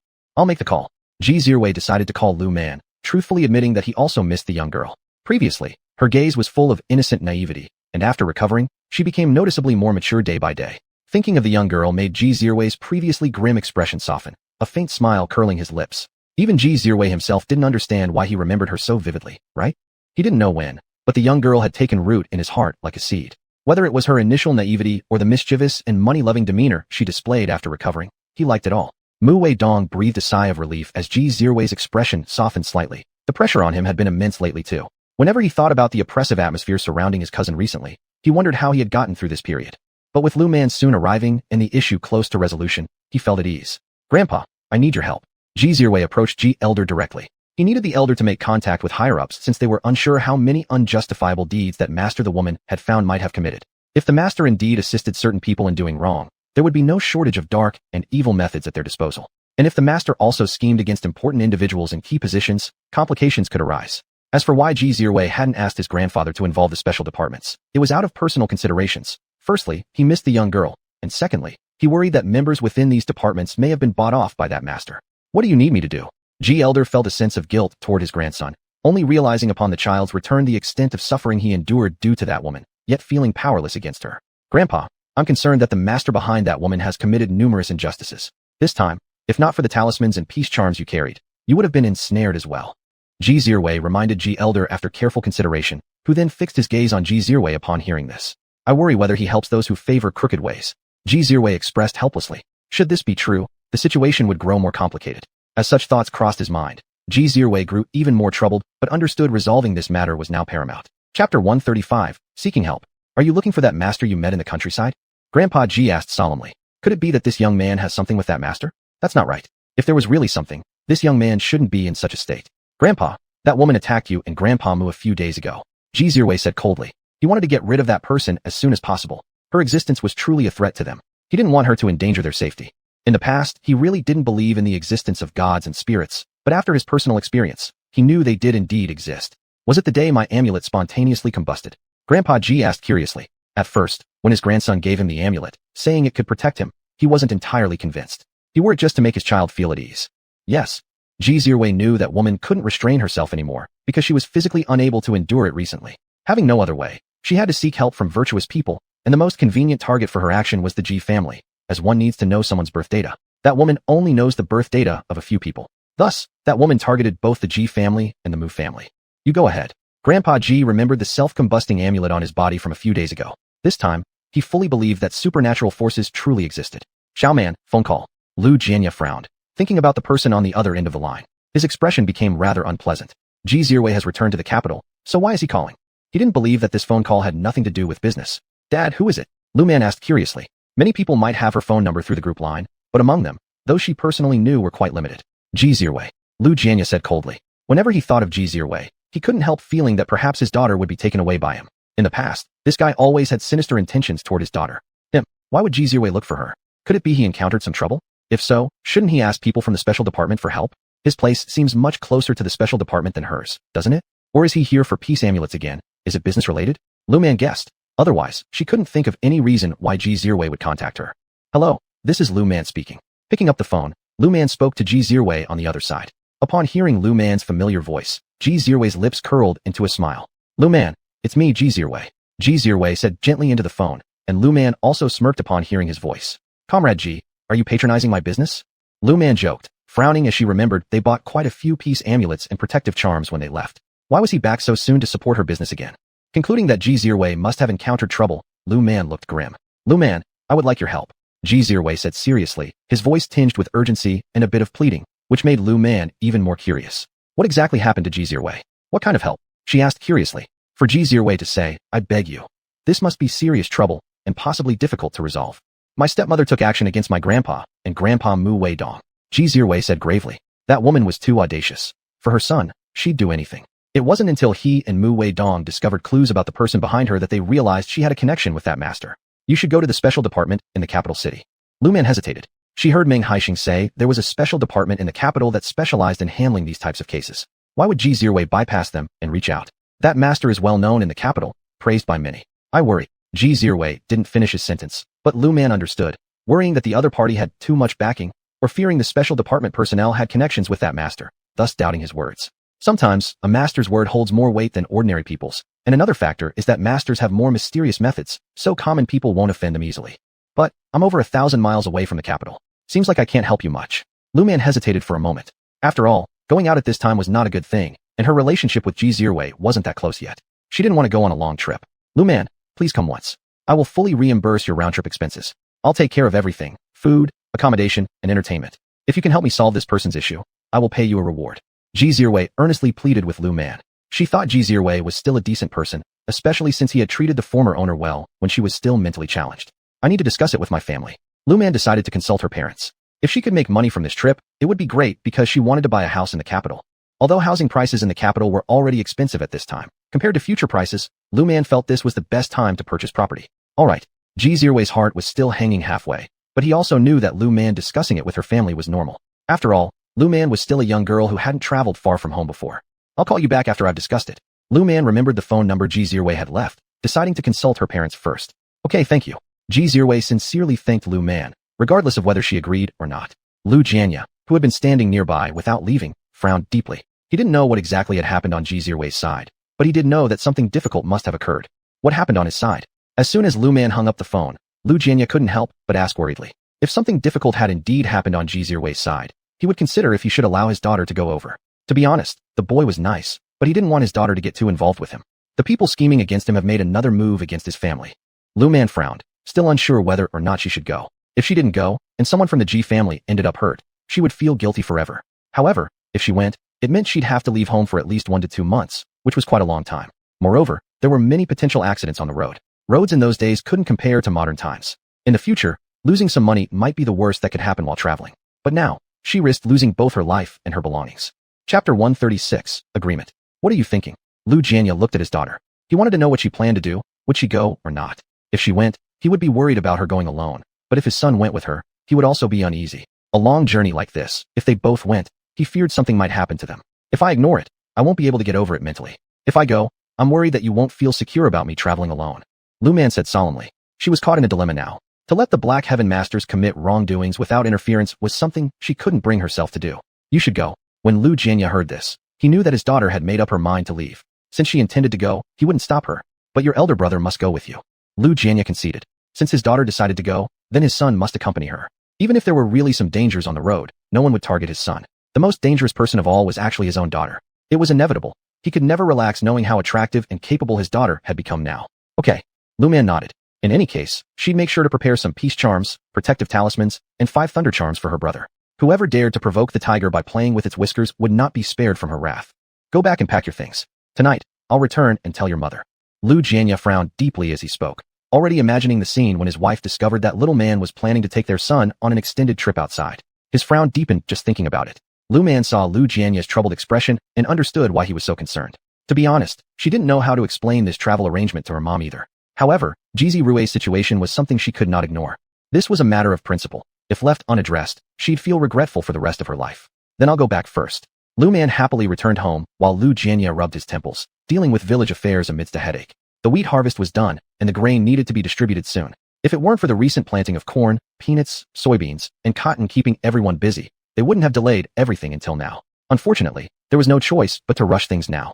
Upon returning home, Lu Man began packing items she thought she might need along the way. Despite having access to her special space, she still wanted to visibly prepare some items. Clothes, water bottles, and enamel teacups. Oh yes, teacups gave Lu Man a headache. On the road, most people used teacups. They were only good for holding hot water during train rides. Water bottles, however, were hard to come by here unless one managed to find leftover glass jars from canned goods. Those would work fine. No other options worked well enough for her. So, she settled for this idea. Thus, Lu Man packed a small bag of supplies. As for her older brother, he probably wouldn't even bother with much beyond a couple of changes of clothing. What about food for the trip? After considering this, Lu Man decided to prepare some dried meat and meat dice sauce. Both items preserved well for several days, so 2 or 3 days shouldn't pose a problem. As for main meals, Lu Man wasn't quite sure what to prepare. For the first day, they could eat fried cakes. The second day's meals could be purchased on the train. With this in mind, Lu Man began mixing flour to make preparations for their journey. By evening, Lu Jianya, Chen Xiufeng, and Lu Linhao all came home. Upon seeing the fried cakes, meat dice sauce, scrambled potatoes, and cucumber salad on the table, they turned their eyes toward Lu Man, who shrugged. The meat dice sauce is mine. Prepared for eating on the road. It's more than enough to share. The moment these words escaped her lips, Lu Jianya glared at her. This child. Why hadn't she waited until after dinner to mention it? Leaving? Where? Chen Xiufeng missed the subtle change in her husband's expression. Concernedly, she stared at her daughter. If her daughter was preparing meals for travel, the destination mustn't be too close. Mom, something happened with Xia Kingdom. Shrugging, Lu Man realized hiding the truth wouldn't help. Sooner or later, everything would come out. Speaking frankly now would prevent worse repercussions when her mother inevitably got angry later. An issue. Chen Xiufeng focused intently on her daughter. Reluctantly, Lu Man nodded. There's an evil heaven master involved. If I hadn't known, I could have stayed. But now I know, it's my responsibility to intervene. Once I've chosen this path, I must do what is expected of me. Lu Man explained reluctantly. It was her duty, or else she'd live her whole life burdened by guilt. Besides, failing to take this responsibility seriously now would cause immense difficulty for her future cultivation. A scenario she certainly didn't want. Dangerous. Slightly confused as to why her daughter insisted on this course of action despite potential risks, Chen Xiufeng remained unsure what to say. It shouldn't be overly dangerous. She wouldn't say the danger either. It was her responsibility. Well, go then. Chen Xiufeng sighed and said. The child had chosen this path. What could she say? Chen Xiufeng glared at Lu Jianya and gave him a look of settling accounts tonight before lowering her head to eat. Mom, I'll have brother follow me. After Lu Man finished speaking, Chen Xiufeng finally exhaled in relief. If someone accompanied her, there would likely be less danger, right? Thinking of this, Chen Xiufeng glanced at her son and started entrusting him with instructions. Lu Linhao could only keep nodding continuously. Seeing her parents like this, Lu Man didn't know why, but felt a warm feeling inside her heart. Little sister? Lu Linhao never expected Ji Zirwei's abilities to be so strong that he actually bought them sleeping car tickets. It was even his first time traveling far away by train. Don't worry. When Lu Man saw Lu Linhao anxiously checking their surroundings in private, she consoled him with these words. Don't be nervous. Of course, Lu Man also noticed Lu Linhao's excited expression. This boy, his first trip away from home, was always especially exciting. Lu Man understood his feelings, but she also hoped that he could take advantage of this opportunity to broaden his horizons. Otherwise, she wouldn't have taken him out. In fact, she hoped more for Lu Linhao to develop in the capital region in the future. That way, she could interact with more people as well. However, thinking about the presence of the dragon vein in the capital, there should be fewer troublemakers there. Little sister, how many days will it take us to get there? Lu Linhao held the luggage for both of them. He looked at the people boarding the train like them and asked curiously. It should take 1.5 to 2 days. Considering the speed of trains at this point, Lu Man expressed that this was probably the shortest duration possible, but it might be longer too. She couldn't confirm. For thousands of miles, if placed in a later era, it would take just a few hours, but now it required 1 or 2 days. Sigh. She wished the train would accelerate soon. Chapter 137. A believing woman offers her blood. Capital city, Zhao family. Dad, I don't like Pan Hongyu. Zhao Man heard what her father had said to her. Without hesitation, she shook her head. She already liked someone else. Not long ago, she met again the man whom she cherished deep in her heart. Had she not met him again, maybe she would have agreed, but after seeing him once more, she couldn't accommodate anyone else in her heart. Who do you like? Zhao Hongjun asked coldly, his face grim. This girl, was it because he had been too lenient with her recently? Didn't she realize that her current life was only made possible by his relentless efforts every day? The Pan family was excellent. Pan Hongyu's biological father, Pan Aigua, was a military commander, and though Zhao Hongjun was the director of logistics procurement for the army, his position could never match the stature of Pan Hongyu's father. They both held significant power, but could his authority compare with the others? He received news that the army would soon be reorganizing, and he feared he might lose his position. He didn't want to lose this job. It was so profitable. If he lost it, how would he arrange a good marriage for his son or continue enjoying their present good life? Dad, Zhao Man shyly glanced at Zhao Hongjun. When Zhao Hongjun saw this, his face darkened. I don't care who you've set your eyes on. You will marry Pan Hongyu, no matter what. With that, Zhao Hongjun left the house angrily. He needed to find out more information as soon as possible. This was a crucial moment. Any misstep now could cause real trouble. Upon hearing her father's words, Zhao Man felt somewhat displeased. She suddenly remembered the statue of a deity that Bai Shui had brought over just a few days ago. She decided to follow Bai Shui's advice and seek help from the deity. So, she turned around and returned to her room, carefully retrieving a deity statue hidden inside her wardrobe and placing it cautiously on the table. Then, she took out a fruit knife and decisively cut her own finger. Her bright red blood dripped onto the deity's statue, and before long, the blood was absorbed. Zhao Man made her wishes carefully. Believing woman Zhao Man has always longed for a certain man deeply. My love for him is unattainable. Now, we've met again, and I pray the gods bless me with the opportunity to share a destiny with him. I am infinitely grateful and willingly offer my blood. As Zhao Man's voice fell silent, the otherwise ordinary deity's statue began to emit a black light. None of this, Lu Man did not know, nor did Ji Zirwei. At this time, Lu Man was on the road. Big brother, I'm going to sleep. If you're tired, you can rest too. Just put the food on my upper bunk. Lu Man disliked the lower bunk, not for any particular reason, but simply because people constantly came and went there, and whenever someone arrived, they wanted to sit down. She preferred the upper bunk, which was cleaner and hassle-free. Okay, little sister. Lu Linhao was exactly in an excited state. He wasn't tired right now, as he wanted to take in the scenery outside. It was his first time leaving home, and he had already planned to tell his friends everything he'd seen after he returned. Lu Man knew all this, so she didn't say anything. After all, Lu Linhao was already an adult, knowing well what he could and couldn't do. You see anything on the train? Let me know. Don't act impulsively. The train was crowded with various kinds of people. She didn't want Lu Linhao to get into trouble, as safety on trains during this period wasn't exactly high. Moreover, trains at the time housed all sorts of people, and she worried Lu Linhao might suffer losses. Don't think just because Lu Linhao is a strong young man from the countryside, he could compete with some people who might have weapons. Carrying knives or tools on the train at this time was absolutely normal. I understand. Upon hearing Lu Man's words, Lu Linhao nodded. He understood that things were particularly dangerous outside now, especially on the train. Although they were in the sleeper car section, which was relatively safer, it was still only relatively safer. He must protect his younger sister and make sure no one bullied or deceived her. Big brother, if you're thirsty, the thermos is in the bag next to you. Food is also in that same spot. Lu Man and her brother carried 2 bags, one filled with food, the other with clothes and such. As for money, Lu Man had placed it within her spatial storage. There was no way the pickpockets could steal anything. All right. Lu Linhao nodded to indicate he understood. Lu Man climbed up to the upper bunk and immediately fell asleep. Honestly speaking, she had been busy all night last night and was completely exhausted. However, as soon as she thought about the talisman papers inside her spatial storage, she became incredibly excited. Those were all money, each one worth 10 yuan, and she was sure Ji Zirwei would buy a fair amount. If they could open up a market in the capital city, the paper talismans in her possession might not even be enough to sell. Lu Man slept for several hours. When she woke up, it was already dark outside. Big brother. Her voice sounded a bit hoarse after just waking up. She sat up and looked at her brother's bunk bed below. But upon seeing that her brother wasn't there, she frowned. Sister. Lu Linhao appeared from the adjacent corridor. He had gone to fetch some water. Looking at the time, he realized it was already dinner time. He had planned to wake his sister once he fetched the water so they could eat together. Big brother, where were you just now? After climbing down, Lu Man noticed a man and a woman sitting on her brother's bed space. The man looked honest and hardworking, while the woman seemed simple too. In their arms, they cradled a sleeping child who looked around 4 or 5 years old. At first glance, Lu Man didn't pay much attention, but when her eyes caught the features of this couple, her brow furrowed. The husband's marital palace showed sunkenness, with a broken nasal bridge, a clear sign of losing one's spouse. Meanwhile, the wife had distinct break lines on her forehead that reached into areas representing children and marriage, a definite indication of losing both her husband and child. It seemed like these two weren't really married. Big brother, who are these two? Pretending to have noticed nothing out of the ordinary, Lu Man curiously asked her brother. These two are a couple. Their child is not feeling well and fell asleep. They didn't have seats, so since I didn't need to sleep right now, I offered them my spot to sit for a while. Scratching his head as he spoke, Lu Linhao explained. Hearing this, Lu Man flashed an understanding smile towards the couple. Even though they claimed to be a couple, their child indicated otherwise. They were destined for barren lives with no offspring. Moreover, both bore traces of having taken human lives. These people weren't good individuals. They were definitely human traffickers. Sister, what's wrong with your child? Lu Man feigned concern as she glanced at the child in their arms. Upon closer inspection, she saw the fabric and style of the child's clothing appeared relatively high quality and brand new, whereas the clothes worn by this couple were ordinary. Especially noteworthy was the small leather shoes on the child, which solidified Lu Man's suspicion. Chapter 138. Who is the little tramp cursing? The child has a cold and feels uncomfortable. The woman dodged slightly when Lu Man approached her, but when she saw that Lu Man was just a young girl, she suppressed the panic in her heart. She and the man beside her exchanged a glance, and at the same time, they both revealed an excited expression. They both understood each other's meaning from their eyes. Lu Man also saw the look of these two people exchanging glances. She knew that these two had targeted her. She couldn't help but find it funny. Did they not check the Huangli, an old Chinese almanac, before leaving home? What good could come out of offending her, the celestial master?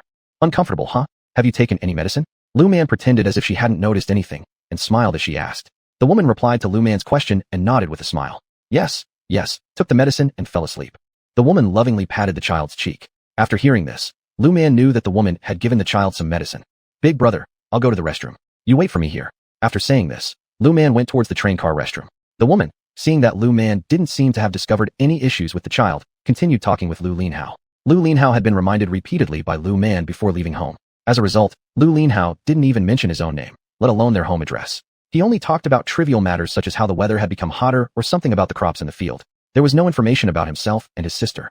On this side, Lu Man walked to the junction of the carriages and found a stewardess. Comrade, may I ask where the public security officer is? Lu Man asked the stewardess, who looked worried upon hearing her words. Comrade, what trouble have you encountered? The stewardess asked anxiously. If there was any trouble, he could also offer assistance. There's a man and woman on my big brother's berth. I suspect they are child traffickers. I heard the woman say that the child in her arms had been sleeping for several hours. She said it was due to a cold, but in such hot summer weather, how possible is it to catch a cold? Moreover, the child's clothing seems like it belongs to wealthy families. This couple doesn't look like they're rich at all. Besides, the child does not resemble them at all, and the child's feet are wearing leather shoes. Lu Man quickly explained her suspicions, and after hearing her, the stewardess accompanied her to find the public security officer. Lu Man was concerned that if the officers wore uniforms, it might expose their identity. Comrades from public security, please don't wear your uniforms. I assume they will be alarmed once they see your uniforms. Lu Man reminded the two officers, who then nodded in agreement. They removed their public security uniforms and changed into ordinary clothing. I'll head back first. You can reach me at bed XX and carriage XX. After speaking, Lu Man started walking briskly. As for those two police officers, having seen Lu Man return, they followed her at a moderate distance. Younger sister, why did you take so long? Upon seeing Lu Man return, Lu Linhao sighed with relief. He regretted not following his younger sister at the time, truly fearing that something had happened to her. I went to the toilet. Is there a difference between fast and slow? Lu Man disdainfully glanced at Lu Linhao and retorted, as she certainly couldn't tell him she was finding the public security officers, right? Younger sister. Lu Linhao gave a foolish laugh, realizing soon enough that what he had said earlier was inappropriate. He smiled ingratiatingly at Lu Man. All right, let's eat. Lu Man gave another glance at Lu Linhao, who, upon hearing her words, took out scallion pancakes and meat sauce dings from the bag. Other than that, Lu Man hadn't prepared much else, just a few small pickles. Seeing Lu Man and Lu Linhao bicker, the two relaxed. When they thought Lu Man had been away for so long, they suspected she had uncovered their suspicious activities and had reported them to the public security officers. Instead, it turned out Lu Man just took longer in the restroom. They were well aware of what causes someone to spend extended time in the restroom. Thus, they let their guard down. Big sister, where are you two headed? The woman holding the child, seeing the pair eating heartily, felt a bit hungry. But wanting to maintain a good relationship with Lu Man, she didn't express her desire for food. Still, her eyes betrayed her longing. Lu Man noticed this while Lu Linhao was too focused on eating. We're heading to where we should be. Lu Man chuckled and said. She had already informed her brother beforehand not to divulge any personal information to others about their destination. Sharing too much would expose their whereabouts. Such cases weren't rare in modern times. This big sister speaks amusingly. The woman didn't expect Lu Man to say this, and for a moment, she was stunned. Then she quickly laughed. Lu Man also chuckled as she continued eating the scallion pancake in her hand. The oil from the pancake got all over her hands, but it wasn't particularly tasty anyway. Just then, the two police officers arrived. They looked as if they were looking for their seats, so the couple didn't pay much attention to them. But Lu Man saw them and gave a slight nod. Instantly, the two officers realized who Lu Man had been referring to. They slowly approached the pair. When Lu Man noticed that the two people were distracted by the approaching police, she swiftly grabbed the child from the woman's arms. Big sister, what do you think you're doing when you snatch my child like that? Seeing Lu Man abandon the scallion pancake to grab her child, the woman screamed loudly. The man also stood up. Before Lu Man even moved, the two officers had already rushed in. Realizing the situation was worsening, these two cried out again. Help! Someone is trying to snatch our child. The woman's shrill voice rang throughout the train carriage. One of the officers quickly subdued the woman with a few moves, while the man put up more resistance. He seemed equally matched against the officer. Who are you? The man coldly questioned. Why are you taking my child? Even at this point, the man kept insisting the child was his. As he spoke, he pulled a dagger out from his pocket. Seeing the dagger, Lu Man reached into her own pocket, pulled out a talisman paper, and threw it toward him. The man froze instantly. What kind of sorcery is this? The man asked in shock as the officer promptly handcuffed him. You're the thing here, Lu Man retorted sharply. What are you doing? You've stolen our child. You're the real traffickers. The man glared venomously at Lu Man, and a bloodthirsty look emerged on his face. However, Lu Man remained completely unafraid. Ho ho, your child? Judging by your sunken marital palace and broken nasal bridge, you're destined for childlessness. If this is your child, it must be because of your sins and retributions, right? Lu Man's words struck directly at the heart of the matter. You little hussy. Enraged, the man hurled an insult. A slap echoed through the air as Lu Man struck the man hard across the face. Hussy, did you just call me that? Before the man could react, Lu Man declared. Hussy, I'm calling you that. Chapter 139, Capturing People. Clap, clap, clap. Lu Man was clapping her hands and gave the man a thumbs up. What that little wretch said is indeed correct. The man's eyes turned red with anger due to Lu Man's words. Precisely because of this reaction, the onlookers realized he might not be a human trafficker. Who among them would be so brazen as to carry handcuffs in public? These two men were likely police officers. Are you feeling extremely angry? Lu Man saw the man's bloodshot eyes and let out a cold laugh. 3 lives gone, and all you're fit for is eating peanuts. Lu Man's icy gaze landed on the man's face as she spoke in a frigid tone that could almost freeze the air around her. To both police officers, this is the truth charm. I'm not promoting superstition, but this charm truly works. You should interrogate them first. If they lie, just stick one of these charms on them. Lu Man took a few truth charms from her pocket. Not wanting to be misunderstood, she explained briefly. The 2 policemen twitched their mouths slightly, but they still accepted the paper charms offered by Lu Man. Though unsure whether what she said was real or fake, they did not want to reject Lu Man's well-intentioned offer. Actually, I can allow you to try it first. After saying that, Lu Man directly placed a truth charm on the man. Do you have any accomplices left on the train? As soon as Lu Man asked the question, the 2 policemen looked tensely at the man. The man glared at Lu Man with hatred, a look indicating his wish to carve her into pieces, making Lu Man smirk. You little wretch, I will not say anything. As soon as the man finished speaking, it seemed he could no longer control himself. We do have accomplices on the train, carrying children or young women. The man stared in shock at Lu Man, unable to believe that he couldn't stop himself. What are their appearances? Which carriages are they in? Lu Man continued her questioning while the 2 police officers watched her in disbelief. They had assumed Lu Man was just interfering, never expecting her charm to work so effectively. In your dreams, I will not tell you anything. After the man finished speaking, once again he could not help himself. The 2 police officers exchanged glances upon hearing the words from the human trafficker. Could we trouble the comrade for some help? The 2 police officers felt Lu Man could possibly help. All right, I'll take a turn through all the cars. Lu Man decided to walk through all the compartments. She figured she might as well punish the evil and reward the good while also accumulating good karma. Right now, her money couldn't be donated, but she already had plans. When she saved enough to buy a house twice over, she'd use the extra money to build an elementary school, donating half of her future earnings. Thank you for your assistance. With those words, the 2 police officers led the pair away. Lu Linhao looked at his younger sister going off with the 2 police officers, feeling momentarily bewildered. Lu Man slowly meandered through each carriage. The police officers kept the human trafficker under supervision, walking not far behind Lu Man. Lu Man walked into one compartment, assuming there were no more bad people inside. But unexpectedly, she noticed ominous vibes emanating from someone. Moreover, the burlap sack he carried held the body of a person he'd killed. Seeing the ferocious look on the man's face, Lu Man furrowed her brows. This man was incredibly bold, proving the necessity of thorough inspections in the future. This man was quite dangerous, so Lu Man took a paralyzing charm out of her pocket and threw it at him unnoticed. Seated there, the man became immobilized, staring at Lu Man, while she completely ignored him. This person is a murderer. The bag in his luggage contains a corpse. Lu Man walked over to the 2 policemen, lowering her voice as she told them. Again, the 2 policemen widened their eyes. They really hadn't encountered such a situation on the train before. This person has more than one life on his conscience. 4 lives altogether here. Watch out. He's a cold-blooded killer. Lu Man's statement made the 2 policemen look at the man warily. You don't need to worry. He can't move right now. When Lu Man threw the charm earlier, the 2 policemen saw it happen. As for the other passengers in the carriage, they saw too, initially curious, but when they observed that the man couldn't move, the surrounding passengers quickly moved away. Take him away.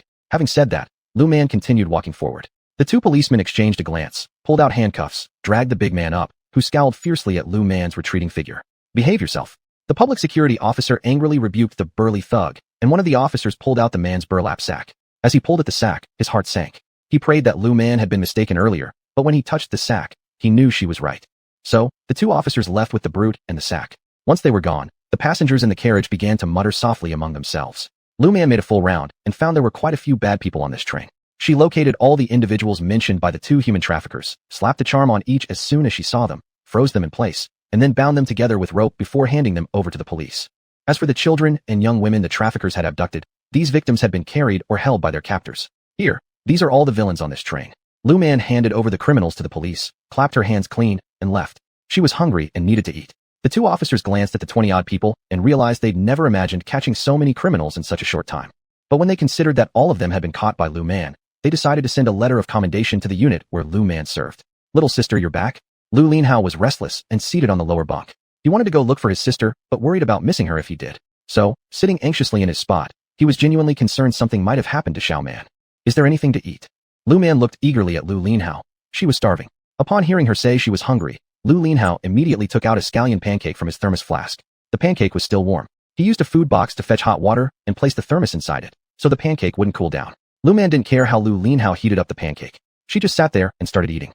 Being hungry, to her, nothing mattered more than eating. As for whether the human traffickers would seek revenge, Lu Man indicated that if they dared to come, let them try.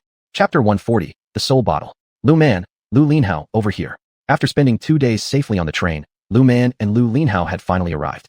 Once again, Lu Man silently complained about the speed of the train in her heart. But she knew that trains at this time could only go so fast. Even if she complained, she would still have to take the train when she returned.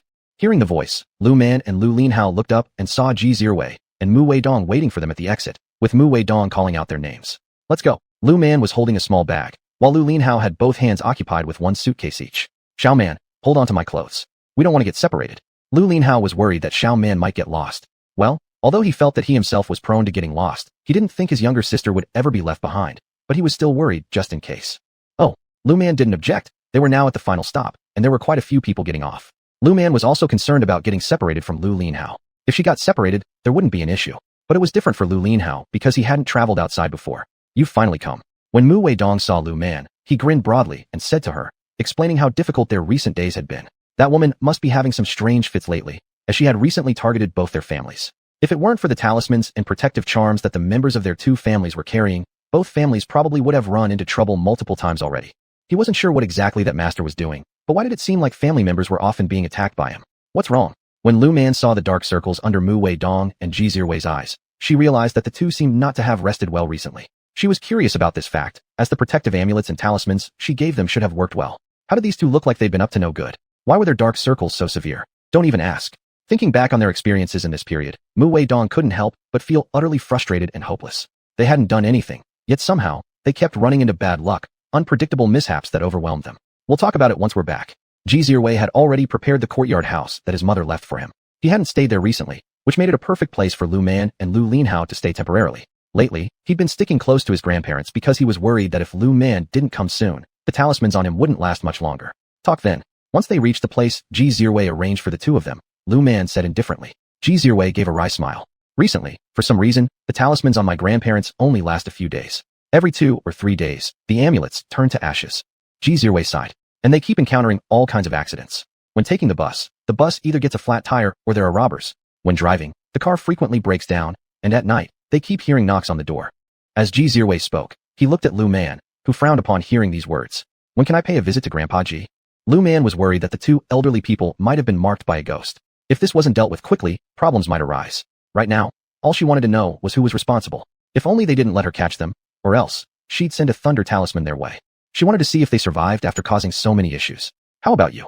Upon hearing Lu Man's remark, Ji Zirwei glanced at her worriedly, wanting to know if she had uncovered any clues. I need to investigate. For talismans to be used up so quickly, it either meant they were under attack, or they were marked by a ghost. Judging by the situation, the ghost may have already made a move against the elderly. My grandparents have also been unwell recently, and their protective talismans and charm amulets are wearing out rapidly. Mu Weidong grimaced as he stated this. I've been worried that by the time you two arrived, the talismans and protective amulets would be gone. Mu Weidong was incredibly concerned, wishing he could eliminate the woman causing this trouble, but he dared not do it since he was a law-abiding citizen. Get all 4 elderly together. Let me take a look. Lu Man murmured quietly. No matter what, she needed to see the elders first. There's no sign of Yin Qi on either of you, but I detect Sha Qi on your bodies. Lu Man knitted her brows. Initially, she thought they might be encountering ghosts, but now, it appeared that it wasn't ghosts. It was likely Sha Qi. This Sha Qi was different from ghosts. This Sha Qi is cultivated by someone. Although ghosts can be manipulated too, the Sha Qi requires cultivation under specific conditions. Sha Qi. Ji Zirwei furrowed his eyebrows, unfamiliar with this term. I need to examine the situation with the elders, or perhaps investigate your homes. Lu Man frowned. If it was Sha Qi, then there had to be a place where the Sha Qi was being cultivated, and such a place wasn't just anywhere that anyone could use. Let's go. Ji Zirwei saw how anxious Lu Man was, and he also realized her urgency indicated a serious problem. Thus, he led Lu Man and Lu Linhao back to his grandparents' house. Zirwei, what is this? Grandpa Ji looked at Lu Man and Lu Linhao behind Ji Zirwei, surprised by Lu Man's youth and beauty despite knowing masters were usually young. This is Lu Man, Master Lu, who I specially invited. Ji Zirwei smiled as he introduced them. The moment Lu Man entered, she began frowning, noticing immediately something was off with the room's feng shui. It should have been perfect, but upon entering, she detected a strong concentration of Sha Qi. She wondered why. Yet strangely, she didn't see anything in the room producing this sha qi. Can I look around the room? Lu Man hesitated briefly. Entering someone's home without permission felt inappropriate. But if she didn't check, she wouldn't understand where the sha qi came from. Of course. Zirwei, show Miss Lu around. Grandma Ji chuckled warmly, while Ji Zirwei grew concerned seeing Lu Man's persistent frown. Where did this come from? After a brief tour, Lu Man discovered a soul bottle placed in Grandpa Ji's room. The bottle kept releasing sha qi continuously, intriguing her. I don't know. Ji Zirwei frowned, unsure of its origin. He distinctly remembered not seeing it a few days ago. My grandfather has one too. Mu Weidong heard Lu Man question the origin of the bottle and felt alarmed. In fact, he had seen a similar bottle at his own grandfather's house. He initially thought it was a new antique his grandfather had acquired, but now, he suspected there might be an issue with it. What should we do with this thing? Ji Zirwei asked coldly. He didn't care how the malevolent energy inside this soul bottle came about. All he wanted to know was how to deal with it, and what to do with the bottle itself. This needs exorcism, and the evil influence inside must be expelled too. As for this soul bottle, just leave it in a temple for a while. It's a good thing. An antique, but one unearthed from the ground. Ji Zirwei wondered why people would dig something like this up. Thank you for your help, Ji Zirwei said solemnly.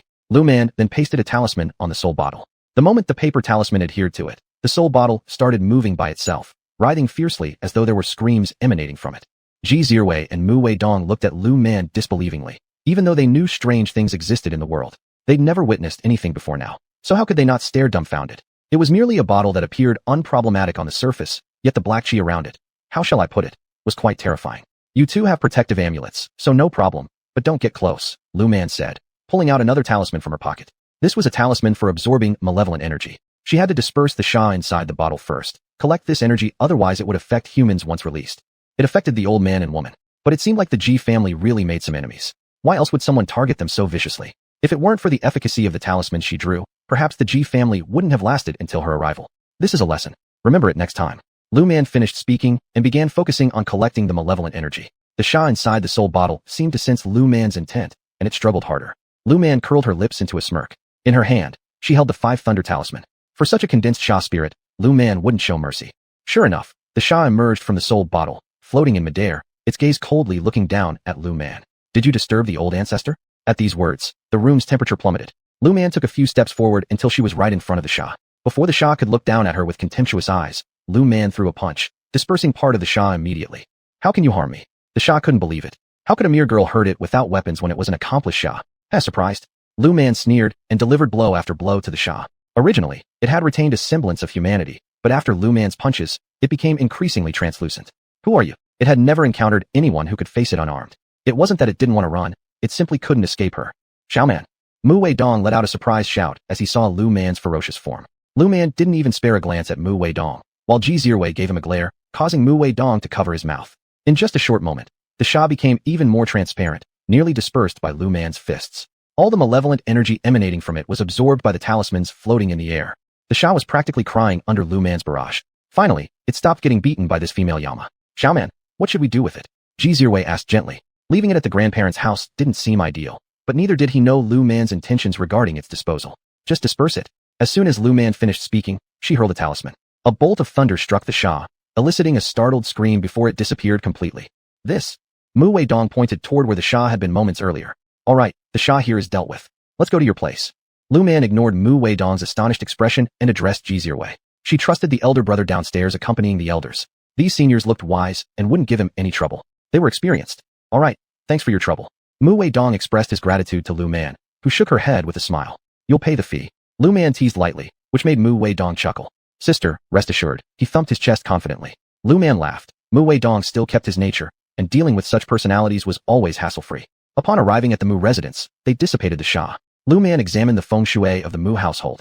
Everything seemed normal. Even a faint golden light shone upon the Mu family members, including the Ji family ones. Xiaoman. Mu Weihong didn't expect to see Lu Man when she returned home, and she embraced Lu Man with surprise. When did you arrive? Mu Weihong didn't ask why Lu Man was at her house. She had given her the address in the past, and Lu Man also had a good relationship with her older brother. Therefore, she didn't inquire further. Actually, Mu Weihong already knew about some recent events in her family. Precisely because she knew, Mu Weihong was only pleasantly surprised that Lu Man was there and didn't question why she came. Only just now, Lu Man returned the hug briefly. This girl, despite having gone through such things, still maintained her cheerful disposition, causing Lu Man to involuntarily curl her lips into a smile. Xiaoman, you must stay for a few days. I'll take you around the capital. Mu Weihong spoke directly upon hearing that Lu Man had just arrived. Mu Weihong. Mu Weidong gave Mu Weihong a stern glare. What was this girl thinking? She shouldn't be hugging their guest at a time like this. What's wrong with you? Mu Weihong cast an annoyed glance at Mu Weidong. Her older brother was acting way too smug, as if he could even talk to her this way just because they met Xiaoman earlier than her. Comrade Lu has just arrived, and she came here right away. Your brother, and I need to take her back so she can rest.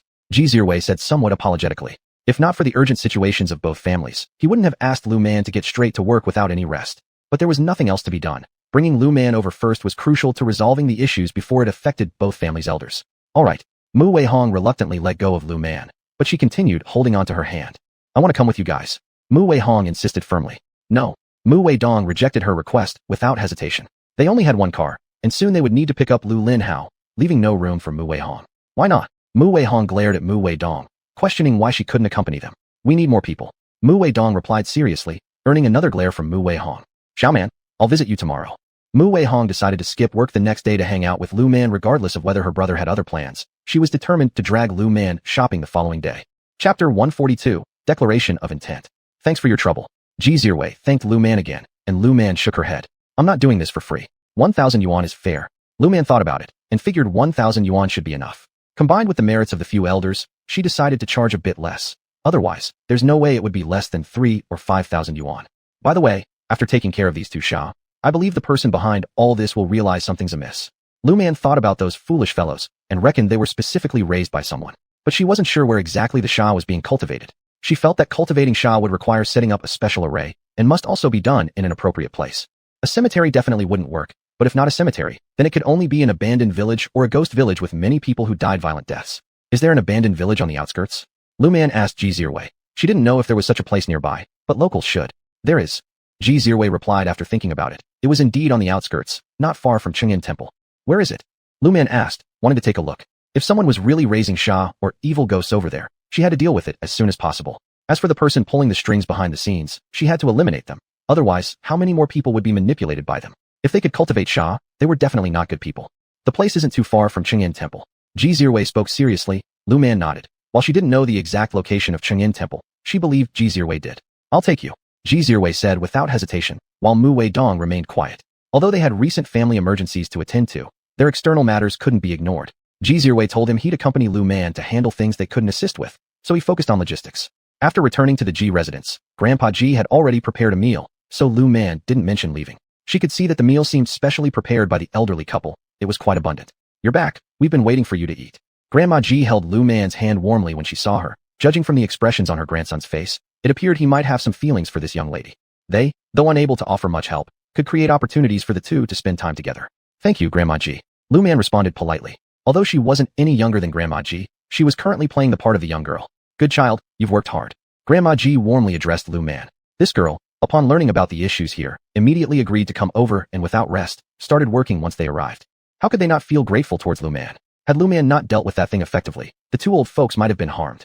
Not tiring at all. Brother Ji gave me my payment.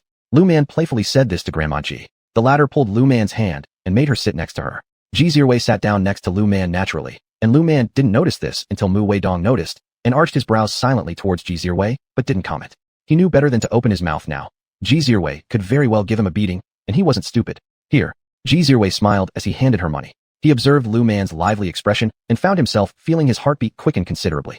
To be honest, his emotions towards Lu Man were complex. Initially, he just regarded her as a little sister, a simple, joyful personality. But later on, he realized, at some unknown point, her voice, her looks, everything about her had lodged itself deep into his heart. Even though he wasn't one to judge others based on appearances, since Lu Man slimmed down recently, he began to feel concerned. He feared that one day, someone else would snatch her away. What are your plans for the future?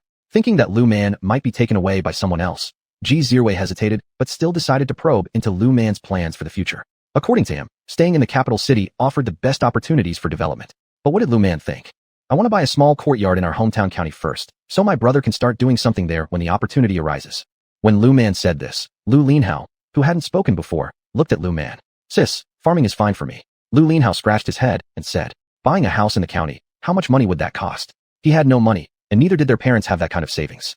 Sis having money, he shouldn't take advantage of her kindness. He didn't have the nerve. Shut up. Lu Man shot a glare at Lu Linhao, and he immediately shut up. Ji Zirwei found it amusing watching Lu Man's mild temper, while Lu Man glared at her brother again. Do you want to come over to the capital and develop here? Ji Zirwei, seeing that Lu Linhao had really shut up, amusingly changed the subject. Let's talk about this a few years later. These 2 years, I want to stay in my hometown. To come to the capital, at the very least, it would have to wait until he could do business, and also until after she bought a house. Otherwise, where would she stay when she came? She had already thought through how to support the family. If she were to come, she'd bring her parents and elder brother with her. If her elder brother got married then and decided whether or not to come over, she wouldn't force him. But development in the capital was definitely much better than back home. Ji Zirwei nodded somewhat disappointedly. He decided if it didn't work out after some time, he'd expand his business to Lu Man's hometown. That way, they could see each other often too. The group laughed and talked as they ate their meal, after which Ji Zirwei saw Lu Man and Lu Linhao off to rest. After arriving, Lu Man and Lu Linhao freshened up and then each went off to rest. Grandpa? Grandma? Ji Zirwei hadn't expected his grandparents to still be awake when he returned home. He took a look at the time and found it wasn't early anymore. Do you like that girl? Grandpa Ji cut straight to the point. He wanted to know what the young man was thinking. If he truly liked her, he should act on it. Otherwise, how would he react if a good girl got taken away by someone else? Grandpa, Ji Zirwei felt a bit shy, but he still nodded. If you like her, take action. Otherwise, if she gets pursued by someone else, you'll regret it. Grandpa Ji sighed as he spoke. This kid had led a hard life from a young age. When he was small, he'd been well looked after by them. But later on, after his luck took a turn for the worse, the boy left for the countryside once he reached a certain age. He had thought he'd never see the boy again, yet surprisingly, the child returned. That girl is so excellent. There are plenty of people with good eyesight. Thinking of Lu Man's skills, Grandpa Ji felt a little worried. As that girl and his grandson weren't of the same type, he wasn't sure if his grandson would be able to win her heart. Chapter 143. The small courtyard next to Qingyin Temple. Little sister, when can we go out for a walk? After Ji Zirwei and the others left, Lu Linhao could hardly contain himself. Since coming to the capital, he had wanted to go out and see the sights. However, he didn't know when little sister would be done with her tasks. Thinking that she had been busy ever since arriving here, he couldn't help but ask. He also wanted to go to Tiananmen to watch the flag-raising ceremony and take photos. After I'm done, Lu Man thought for a moment and replied. She needed to deal with the evil celestial master as soon as possible. Otherwise, if that celestial master continued to harm people, she would feel guilty. All right. Lu Linhao did not insist, knowing that whatever little sister said, he would follow it accordingly. The next morning, Ji Zirwei came early. He brought breakfast for the two of them. When Lu Man saw the full table of food, she looked at Ji Zirwei. Are you worried we'll starve? Lu Man twitched the corner of her mouth. Admittedly, she ate well, but not to this extent. Tofu pudding, fried dough sticks, soy milk, buns, pan-fried buns, crepes, soup-filled dumplings, millet porridge, rice porridge. Lu Man felt that this table of breakfast items was enough to serve as lunch for the two of them. No, I don't know what you like. Ji Zirwei smiled slightly, his usually cold demeanor warming up quite a bit. He had worried that after such a long time without seeing each other, their relationship might grow distant. But unexpectedly, Lu Man still spoke to him in the same familiar tone. He sighed in relief. He was just afraid that Lu Man would become distant from him. I eat everything. Lu Man sighed, picking up a bowl of tofu pudding. At this moment, she was incredibly grateful that Ji Zirwei hadn't bought her the local specialty, duzuru, fermented soybean juice, and crullers. If Ji Zirwei dared to buy her that, she'd throw it right in his face. She doubted whether that stuff was even meant for human consumption. Why would anyone enjoy something so sour and smelly? Ji Zirwei noticed the insincerity in Lu Man's eyes, but said nothing, while Lu Linhao quietly indulged himself in eating. The way Ji Zirwei interacted with her own little sister didn't concern Lu Linhao. In his opinion, his younger sister deserved anyone, and actually, no one deserved her. After breakfast, let's go. Under Ji Zirwei's observant gaze, Lu Man quickly finished her breakfast. She picked up her shoulder bag and said to Ji Zirwei, Big brother, if you get bored at home, you can stroll around nearby. Don't go too far. Before leaving, Lu Man gave a reminder to Lu Linhao. Linhao, you can wait at home. Wei Dong will be here shortly. Ji Zirwei apologized to Lu Linhao, explaining that he had no time to accompany him, and they couldn't bring him along either because Lu Man didn't mention taking him along, so he definitely wouldn't suggest it either. All right, I'll wait for Wei Dong here. Lu Linhao decided to wait until Mu Wei Dong arrived. Being unfamiliar with the area, if something went wrong, he wouldn't know whom to turn to for help. Admittedly, he was timid. Let's go, Lu Man told Ji Zirwei, who followed behind her as the car was parked outside the courtyard. Looking at this familiar jeep, Lu Man turned to Ji Zirwei. My grandfather sponsored it as a favor.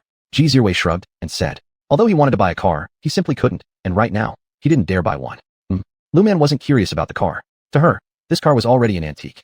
She wasn't interested in cars. She was interested in things related to metaphysics. For her, as long as it helped accumulate merit and contributed to cultivation, she would be interested. Is there anything noteworthy about Qingyin Temple? Lu Man decided to inquire first about the situation at Qingyin Temple and learn about the skills of the person over there. She wasn't sure if she could currently handle that person. Qingyin Temple is a famous temple in the capital known for its abundant incense offerings. Even during those difficult years, Qingyin Temple remained unaffected. Ji Zirwei's cool voice sounded. Initially, he wasn't interested in these matters, but now that he knew the identity of the person behind that woman, how could he not care? It took me a lot of effort to find out that the person helping that woman is the abbot of Qingyin Temple. When Ji Zirwei found out this information, he himself was almost disbelieving. But after investigating repeatedly, the results were consistent. I see. Lu Man narrowed her eyes. She didn't send her paper talisman to scout ahead. Given that the abbot was so powerful, Presumably the individual had some skills. She didn't dare underestimate them. Even a lion uses all its strength to fight a rabbit. How much more would she need to do so? She was different now compared to her previous life. If it turns out to be her, then these 2 encounters alone should be enough to make her suffer. Lu Man thought for a moment and said, that person who had raised 2 Xia spirits, those 2 Xia that didn't accomplish their task and were instead exterminated by her, should probably be injured. Also, she had broken Ji Zirwei's formation, so that person should also have been injured. Otherwise, this time, that person wouldn't use Xia but directly use a fierce ghost.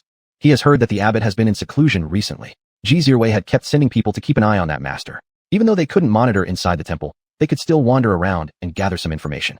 It should be recuperating from injuries. Lu Man said gravely. Setting up this Danyan array wasn't an easy task. Even if the practitioner's cultivation was relatively high, once the formation was broken, it would still affect him, possibly even affecting his physical being. That's why he claimed he was in seclusion. Recuperating from injuries?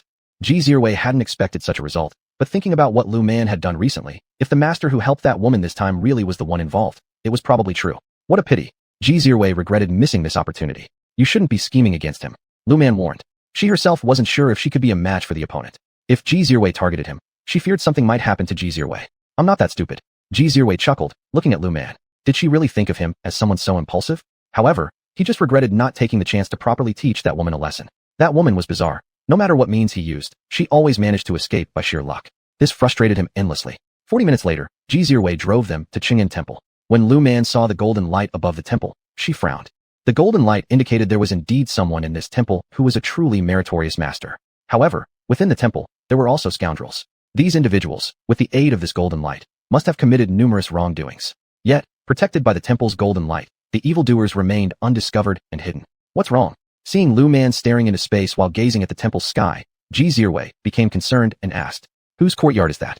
Lu Man suddenly noticed a small courtyard near the temple, which seemed to be absorbing the temple's merits. Chapter 144, Ratting Out to the Tao of Heaven. Over there. Ji Zirwei was momentarily stunned. He had never paid attention to that small courtyard before. It seemed that in his memory, this little courtyard had always been there.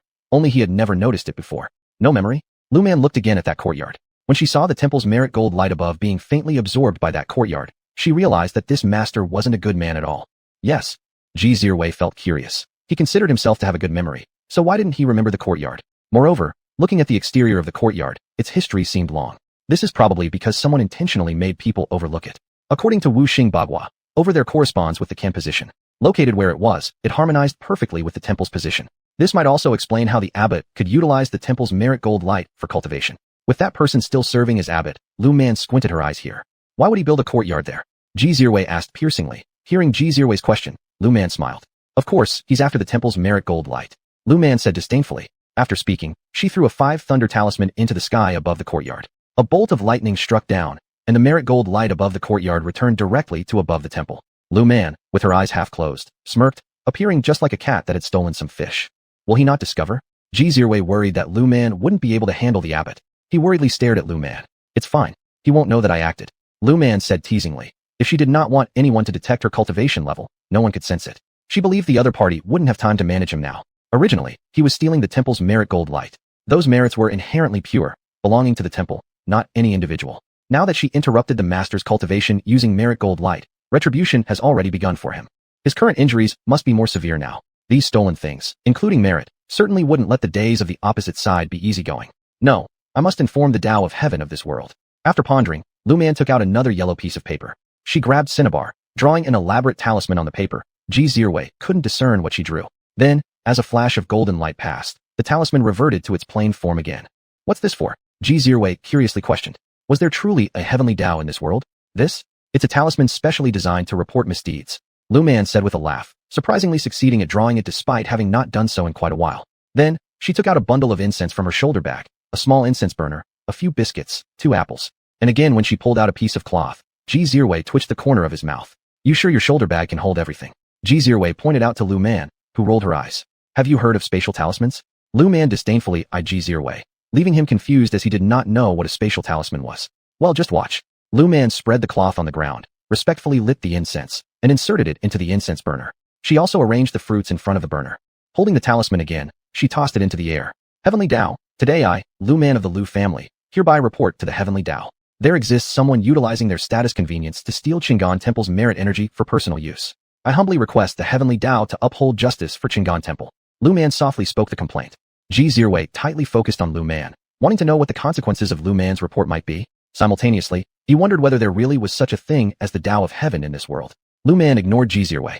Immediately after her report, black clouds gathered over the small courtyard. Lu Man curled her lips into a smile. This Tao descending with thunder calamity. The opponent wouldn't be well unless they're lucky. Moreover, with all the unjust actions the person committed, this time Lu Man didn't need to move. The Tao of Heaven would deal with them. Ji Zirwei stared wide-eyed at the dark clouds hovering over the nearby courtyard. With flashes of lightning and rumbling thunder, the scene gave off an eerie atmosphere. The wicked will meet a bad end, Lu Man calmly remarked. This time she didn't need to act personally. She wanted to see what awaited the other after the Tao of Heaven's thunder calamity struck them. If the bad deeds accumulated were sufficient, the person could likely be killed outright by the thunder calamity. What will happen to him? Ji Zirwei twitched the corners of his mouth again, but thought of the numerous wrongdoings by the other side, so he wanted to know about their fate. The heavenly Tao didn't find out what he had done before, so he was safe. Now the heavenly Tao has sent down the thunder calamity. Even if he doesn't die, he'll be crippled, Lu Man said coldly. She watched as one bolt of lightning after another struck the small courtyard in the sky, continuing until the 49th strike. Afterward, the thunder calamity dissipated, and the sky returned to its previous state. When people from Chang'an Temple saw the thunder calamity, they couldn't help but think about checking out the small courtyard, but when they witnessed it being hit by lightning repeatedly, none dared to enter. Even the elder monk in seclusion noticed this situation and directly stopped those who intended to go inside when he recognized that the calamity was directed at the small courtyard. Let's go watch. Lu Man quickly packed up her things on the ground and stuffed them back into her shoulder bag. She then took Ji Zirwei's hand, who was still stunned, and rushed to a place not far from the small courtyard. Ji Zirwei noticed Lu Man still holding his hand, causing him to slightly curl his lips upward. Gently, he looked at Lu Man, allowing her to pull his hand. Wow. When they arrived near the small courtyard, the crowd surrounding it were thick with layer upon layer of spectators. Using her sharp vision and agility, Lu Man quickly found a spot where she could see the entire courtyard and dragged Ji Zirwei over there. Evil will receive its own retribution. Ji Zirwei felt relieved as he observed the old monk, now resembling charred coal, and muttered that he never expected Lu Man would truly rely on the power of the heavenly Tao. If he hadn't pushed it to the extreme, I wouldn't have found a way to accuse him. Merit was bestowed by the heavenly Tao, which belonged to Chang'an Temple. It was outrageous that it was absorbed by an individual. The heavenly Tao must be furious, especially since the guy was an evil celestial master with countless lives on his hands. If he isn't disciplined, who else should be? This is not even the worst of it yet. Lu Man noticed the satisfied look on Ji Zirwei's face and smiled. The person had been struck by lightning. Given his impure essence and cultivation of ghosts, backlash was surely coming soon. Thinking of this, Lu Man decided to stay here for the show, waiting for the vengeful spirits to punish the man, while also keeping an eye on the ghosts so they wouldn't cause chaos outside. Chapter 145, Spitting Blood. Ji Zirwei suddenly became interested. He wanted to know what the worst thing was. The worst is that his cultivation disappeared, and everything he did backfired on him. Also, the ghosts and evil spirits he nurtured retaliated against him, so he might eventually end up with his soul completely destroyed. Lu Man said lightly, this person, no matter what he does, should maintain a certain moral bottom line. Otherwise, it will be like the master in question, punished by the heavens with divine thunder. The consequences are either his soul being annihilated or an existence worse than death. He's done so many evil deeds, killed so many people. If the ways of heaven knew not of his actions, he could live comfortably. But when the heavens learned about his acts, they meticulously recorded each wrongdoing. Normally, the heavens would not concern themselves with insignificant beings such as the abbot of Chang'an Temple. However, once there was an accusation, the system of heaven swiftly operated, and the abbot of Chang'an Temple met with calamity. I hope he suffers more than death, his soul dissipating entirely, Ji Zirwei coldly declared. It's not that I'm cruel. It's just someone like this should never be allowed to survive and cause further harm. He didn't die, and if I worried that he might still take on apprentices, then those apprentices could learn his perverted skills, potentially harming countless lives later. Ji Zirwei quickly explained to Lu Man so that he wouldn't be misunderstood. That won't happen. He doesn't have the qualifications to take on disciples. Lu Man wouldn't give him such an opportunity. His ultimate fate is for his soul to disperse entirely. Even if he didn't die immediately, the heavenly forces have already marked him. Those close to him would meet unfortunate fates as well. Then that's good.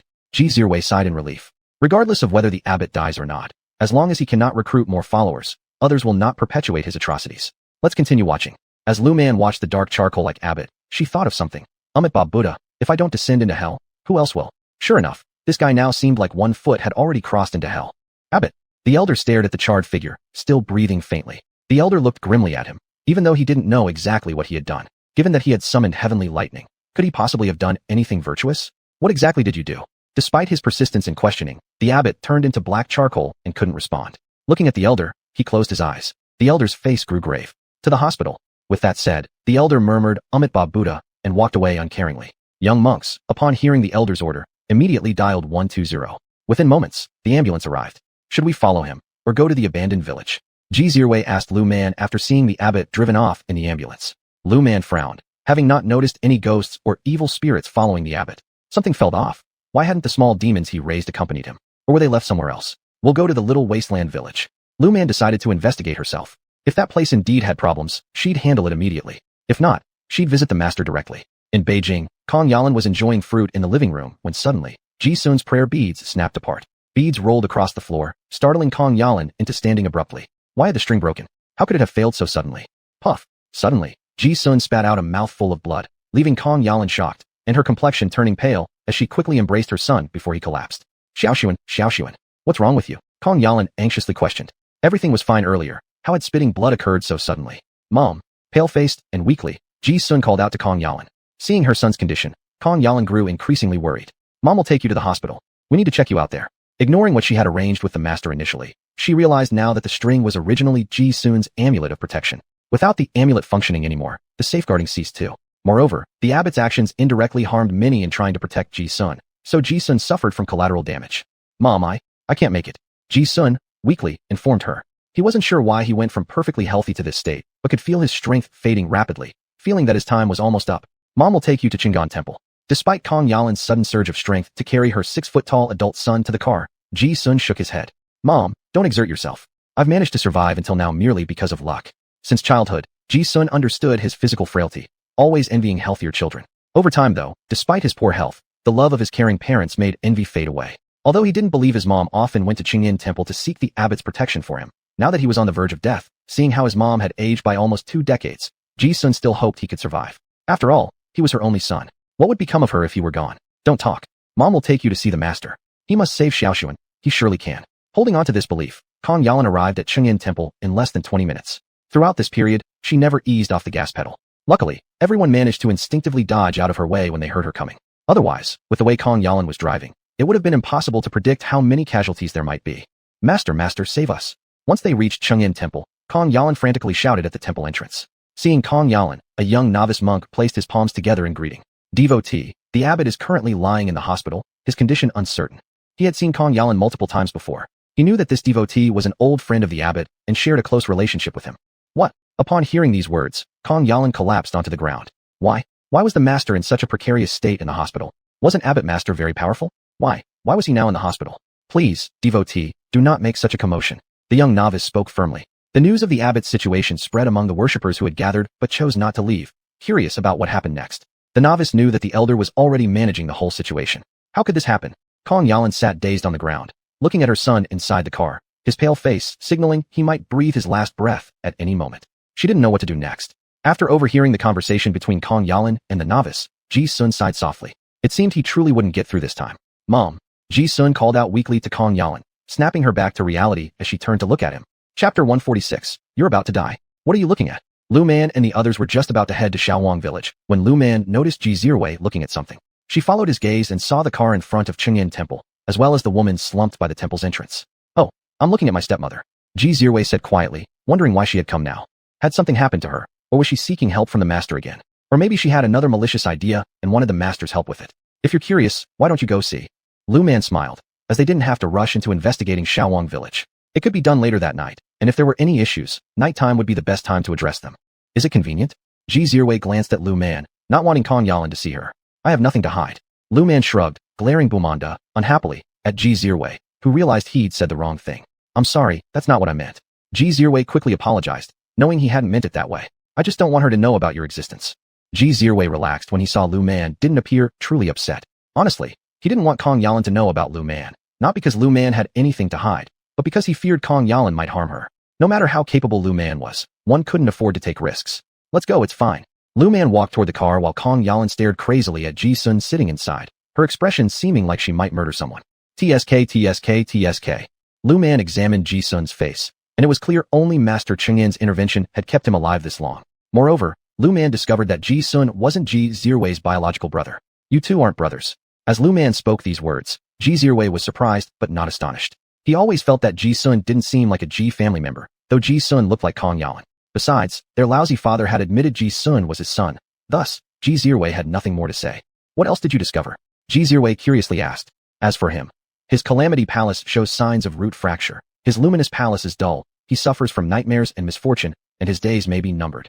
Lu Man whispered softly. Ji Zirwei was astonished to learn Ji Sun might soon die. He has a darkened parent's palace on one side, and a faint gray on the other. This indicates his father is either dead or in trouble. His mother, however, will soon reap what she sowed due to her wickedness. When Lu Man finished speaking, Ji Zirwei was stunned. Though unable to interpret faces himself, he trusted Lu Man's abilities and believed her judgment. Though I can vaguely see your father isn't doing well from your face, he's not near death yet. Moreover, based on his features, this person is an only child without siblings. As Lu Man finished speaking, Kong Yalan suddenly stood up. Please save my son. If you save his life, I'll serve you as a servant. Kong Yalan no longer cared that Lu Man was accompanying Ji Zirwei or what Lu Man had just said. Mom. Ji Sun overheard Lu Man's revelation, casting a questioning look at Kong Yalan, causing her eyes to dodge his. Her gaze turned instead to Ji Zirwei, who nodded confirming Lu Man's claim. Mom, whose child am I? Ji Sun had never doubted his lineage since his parents showered him with love and carefully tended to his health issues. Master, please save little Sun. Little Sun is innocent. Instead of answering Ji Sun's question, Kong Yalan knelt before Lu Man, pleading for her to save Ji Sun. While he hasn't done much evil himself, you stole others' luck and virtue on his behalf. I can't save him. Lu Man replied solemnly, not out of cruelty, but out of inability. Saving him would require too great a cost, one she wasn't willing to pay. Ji Sun wasn't supposed to live this long and already bore marks from heaven's judgment. She lacked the confidence to wrestle against fate. Why? Why are you so heartless? Upon hearing Lu Man's words, Kong Yalan rose to her feet, accusing Lu Man with her glare. Lu Man arched her lips into a slight smile. He should not have existed in the first place. How do I have such power to keep him alive? The master of the temple is his biological father, and after committing such acts, he was punished by the heavens. The heavenly way discovered Ji Sun as the one who slipped through, and now Ji Sun must be reincarnated. How could she possibly have the power to save him? Why don't you reflect on your own actions? Ji Sun should not have even had the chance to be born. To keep him alive, you sacrificed other children's lives for his, more than just one too. You pity your own child, but how about feeling sorrow for others' children? Ji Sun is innocent, yet his very existence is sinful. There's no way she can erase the mark that the heavenly way has left upon Ji Sun. You, as parents, have committed countless evils, and it has affected the child. So many people have died just so he could live. Even if you didn't tell Ji Sun about what you've done, he still reaped the benefits. Do you think the heavenly way would not punish him? Lu Man looked coldly at Kong Yalan, unsure whether to call her selfish or devoid of humanity. For the sake of her own child, Kong Yalan chose to sacrifice other children. Lu Man had seen people like her before, more than once, but she detested such individuals. Everyone wants to live, but a life is a life, yours or someone else's, it doesn't matter. Does this mean I'm going to die? Ji Sun didn't know why, but after uttering these words, he felt as though the stone that had been pressing on his chest had shifted away. Simultaneously, a peculiar sensation arose within him. Your parents committed numerous evils. If I am not mistaken, the master of Chang'an Temple who was just struck by lightning might actually be your biological father. Otherwise, you wouldn't have lived this long. However, what he did was uncovered by the heavenly way, and thus it sent down the thunder calamity. Whether he survives depends on the heavenly way. As for you, whether you survive also depends on the heavenly way. Is it truly that easy to swap heaven's decree and replace destiny? She admitted she lacked the ability to do such a thing, and even if she could, she wouldn't want to. This forbidden method demands a heavy price, and likely only through Chang'an Temple's merit could that master succeed. Otherwise, he would have already been struck dead by lightning. No, you're lying. Kong Yalan refused to believe Lu Man's words. She wanted to leap forward and give Lu Man a thorough beating for spouting nonsense. But just as she prepared to act, Ji Zirwei stopped her. Chapter 147, The Strange Little Village. Are you lying or not? Don't you know it yourself? Lu Man scornfully looked at Kong Yalan. She had sacrificed another child's life for her own child to survive, because that child had better fortune. She even asked the master to swap their destinies. Later, because Ji Zirwei had good luck, she transferred Ji Zirwei's fortune to Ji Sun. Ji Sun had survived all these years by trampling on others' lives. Do you think you'll be able to sleep after knowing the truth? She didn't know if Ji Sun was aware of what Kong Yalan and the master did, but she knew living was a sin for Ji Sun. Let's go. Lu Man glanced again at Ji Sun, who was breathing faintly. To be honest, Ji Sun looked quite good, but when she saw Ji Sun, she thought about how many people had died because of his survival, so she couldn't feel fondness for him. Ji Zirwei gave a deep look at Ji Sun. He always thought Ji Sun was a good person, but after learning what Ji Sun's parents had done, even though he knew Ji Sun was innocent, he no longer dared to associate with such a person. After hearing Lu Man's words, Ji Sun spat out another mouthful of blood. He had always known he was physically weak, but he never expected that his parents had caused so much harm to others just for his survival. Thinking about the countless innocent deaths indirectly caused by his hands, he couldn't face life anymore. He wanted to die. I can't go on living. I lack the courage. Ji Zirwei, I will kill you. It's all your fault. All of you have ruined little Sun. Seeing the death wish in Ji Sun's eyes, Kong Yalan cursed Lu Man and Ji Zirwei's backs. Mom. Ji Sun feebly raised his hand and grabbed Kong Yalan's arm. If my living means killing others, I'd rather not have this life. Before, he didn't understand why his weakness improved after his mother prayed, thinking innocently that it might be due to an enhanced constitution or effective medicine. Now he realized every day of his life had been stolen. Things that are stolen do not last. As Ji-sun felt his vitality gradually ebbing away, a sense of relief washed over him. Though unaware previously, now knowing made him feel unworthy to continue living. Don't blame my brother, he hasn't done anything wrong. Ji-sun bitterly smiled and said, Ji Zirwei had never done anything to offend him. Instead, due to Ji-sun's reasons, Ji Zirwei had suffered misfortune for years. As for how he learned this, there was little left unknown after all that happened. Before his brother returned last time, his body suddenly weakened, possibly because his brother sought help from a certain young lady? Xiaoxuan? Kong Yalan looked at Ji-sun's pale face, devoid of any color, and tenderly touched his cheek. Mom, live well. Ji-sun didn't know if his mother would face punishment. Since there were masters in the world, there were also departments to manage them. Having a weak body, he loved reading and gleaned from books that there seemed to be a special department dedicated to overseeing matters like this. If those people knew everything his mother had done for him, perhaps she too would face retribution. Yes, Kong Yalan understood that without a master, even if she tried to find someone to help, Ji-sun wouldn't survive. Refrain from seeking revenge against him.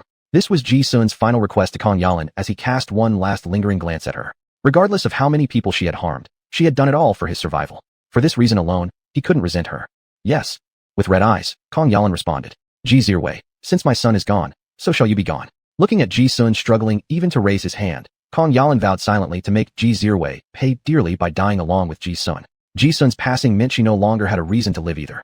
She will seek vengeance on both you and me. Lu Man detected Kong Yalan's predatory gaze and murmured softly to Ji Zirwei. Ji Zirwei let out a bitter laugh. Sorry, I've dragged you into trouble. He knew Kong Yalan's nature, and it was exactly because of this awareness that Ji Zirwei felt guilty towards Lu Man. Without him, Kong Yalan wouldn't bear any grudge against her. Since I started doing this line of work, I've never lacked for people plotting against me. Lu Man chuckled, showing indifference towards resentment. Many people had tried to take her down, but none succeeded. You lead the way. Lu Man didn't know where the remote village was, so she had to rely on Ji Zirwei to show her the path. Ji Zirwei walked ahead. The small desolate village was not far from the Chang'an temple. After about half an hour's walk, they arrived. As soon as they got there, and before entering the village, Lu Man discovered a problem. Ghostly barriers had appeared even before they entered. Who? Is there really a ghost with the guts to set up a ghostly barrier in front of me? Lu Man looked in surprise at the white mist that had arisen sometime earlier, and Ji Zirwei had disappeared out of sight without her noticing. However, Lu Man stared excitedly at the little ghost behind the ghostly wall. Does this guy not know how many eyes Ma Wanyi has? Or could it be the first checkpoint set by the master? Anyway, let's deal with the little ghost first. This ghost cultivation level is too low. Lu Man took out a talisman paper and threw it. The white mist vanished instantly. Xiaoman, are you okay?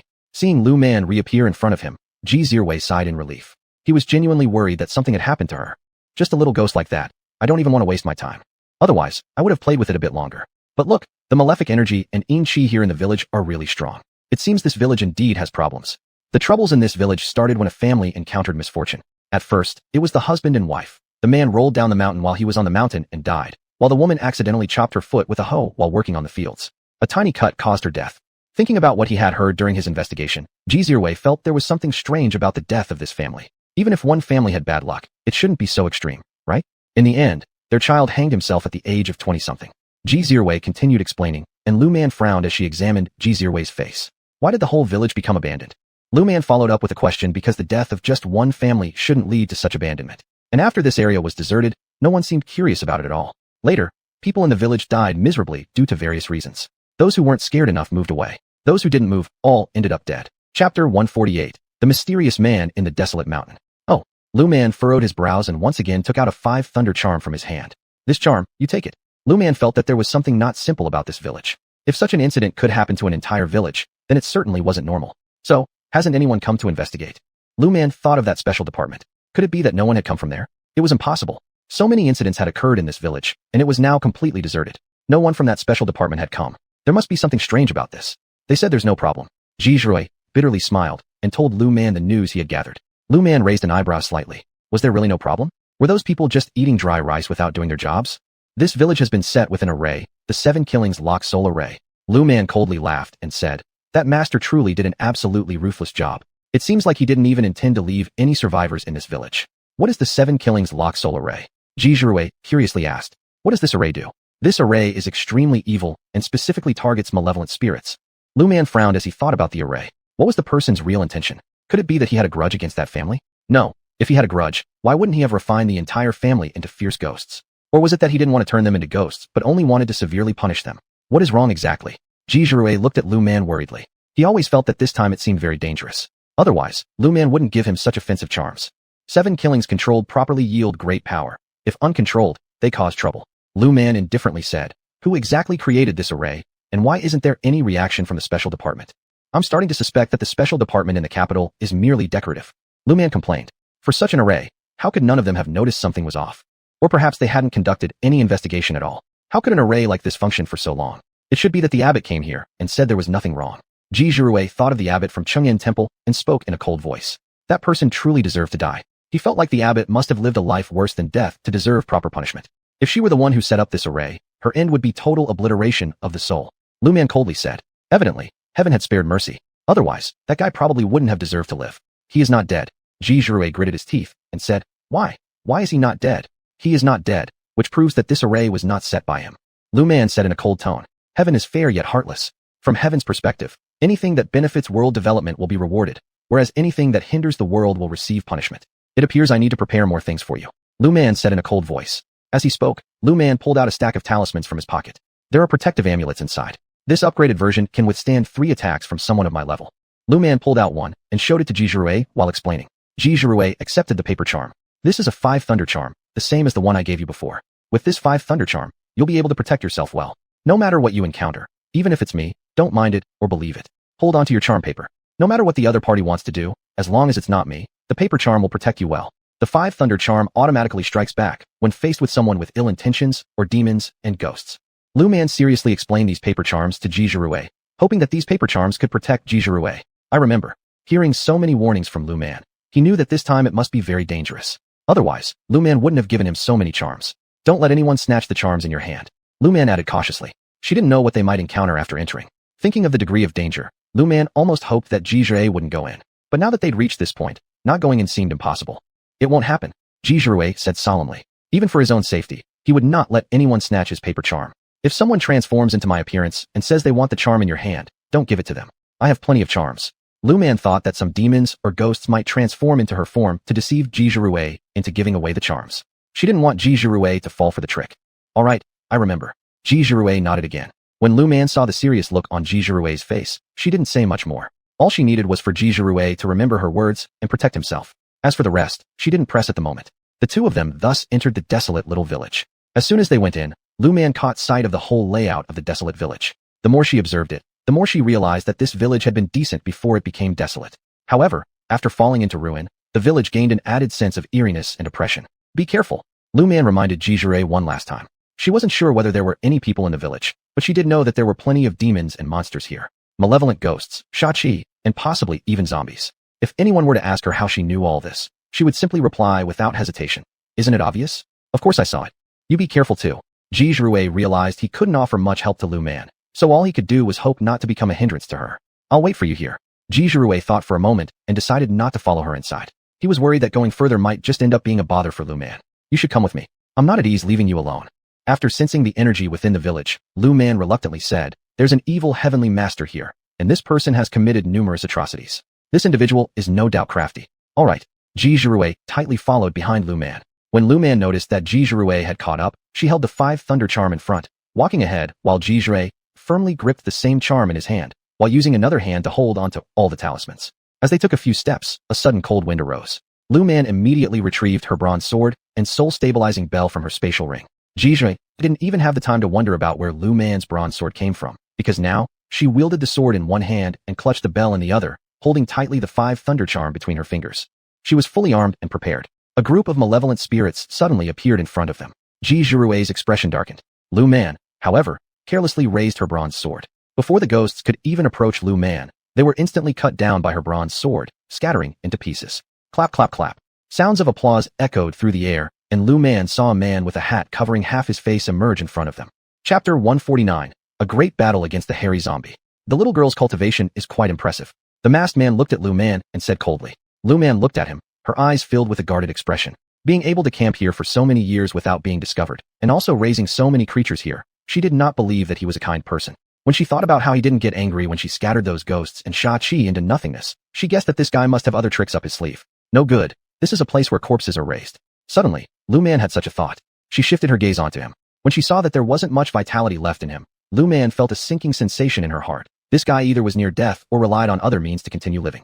People like him would often do anything to stay alive. Not bad, little girl, you've actually found out. After the man finished speaking, he reached down and pulled out a green-haired zombie. Lu Man frowned as she looked at the green-haired zombie. These probably weren't the only ones. The people from the village who met violent deaths were likely all turned into zombies by this person. You've turned them all into zombies? Lu Man stated definitively, and the man burst out laughing.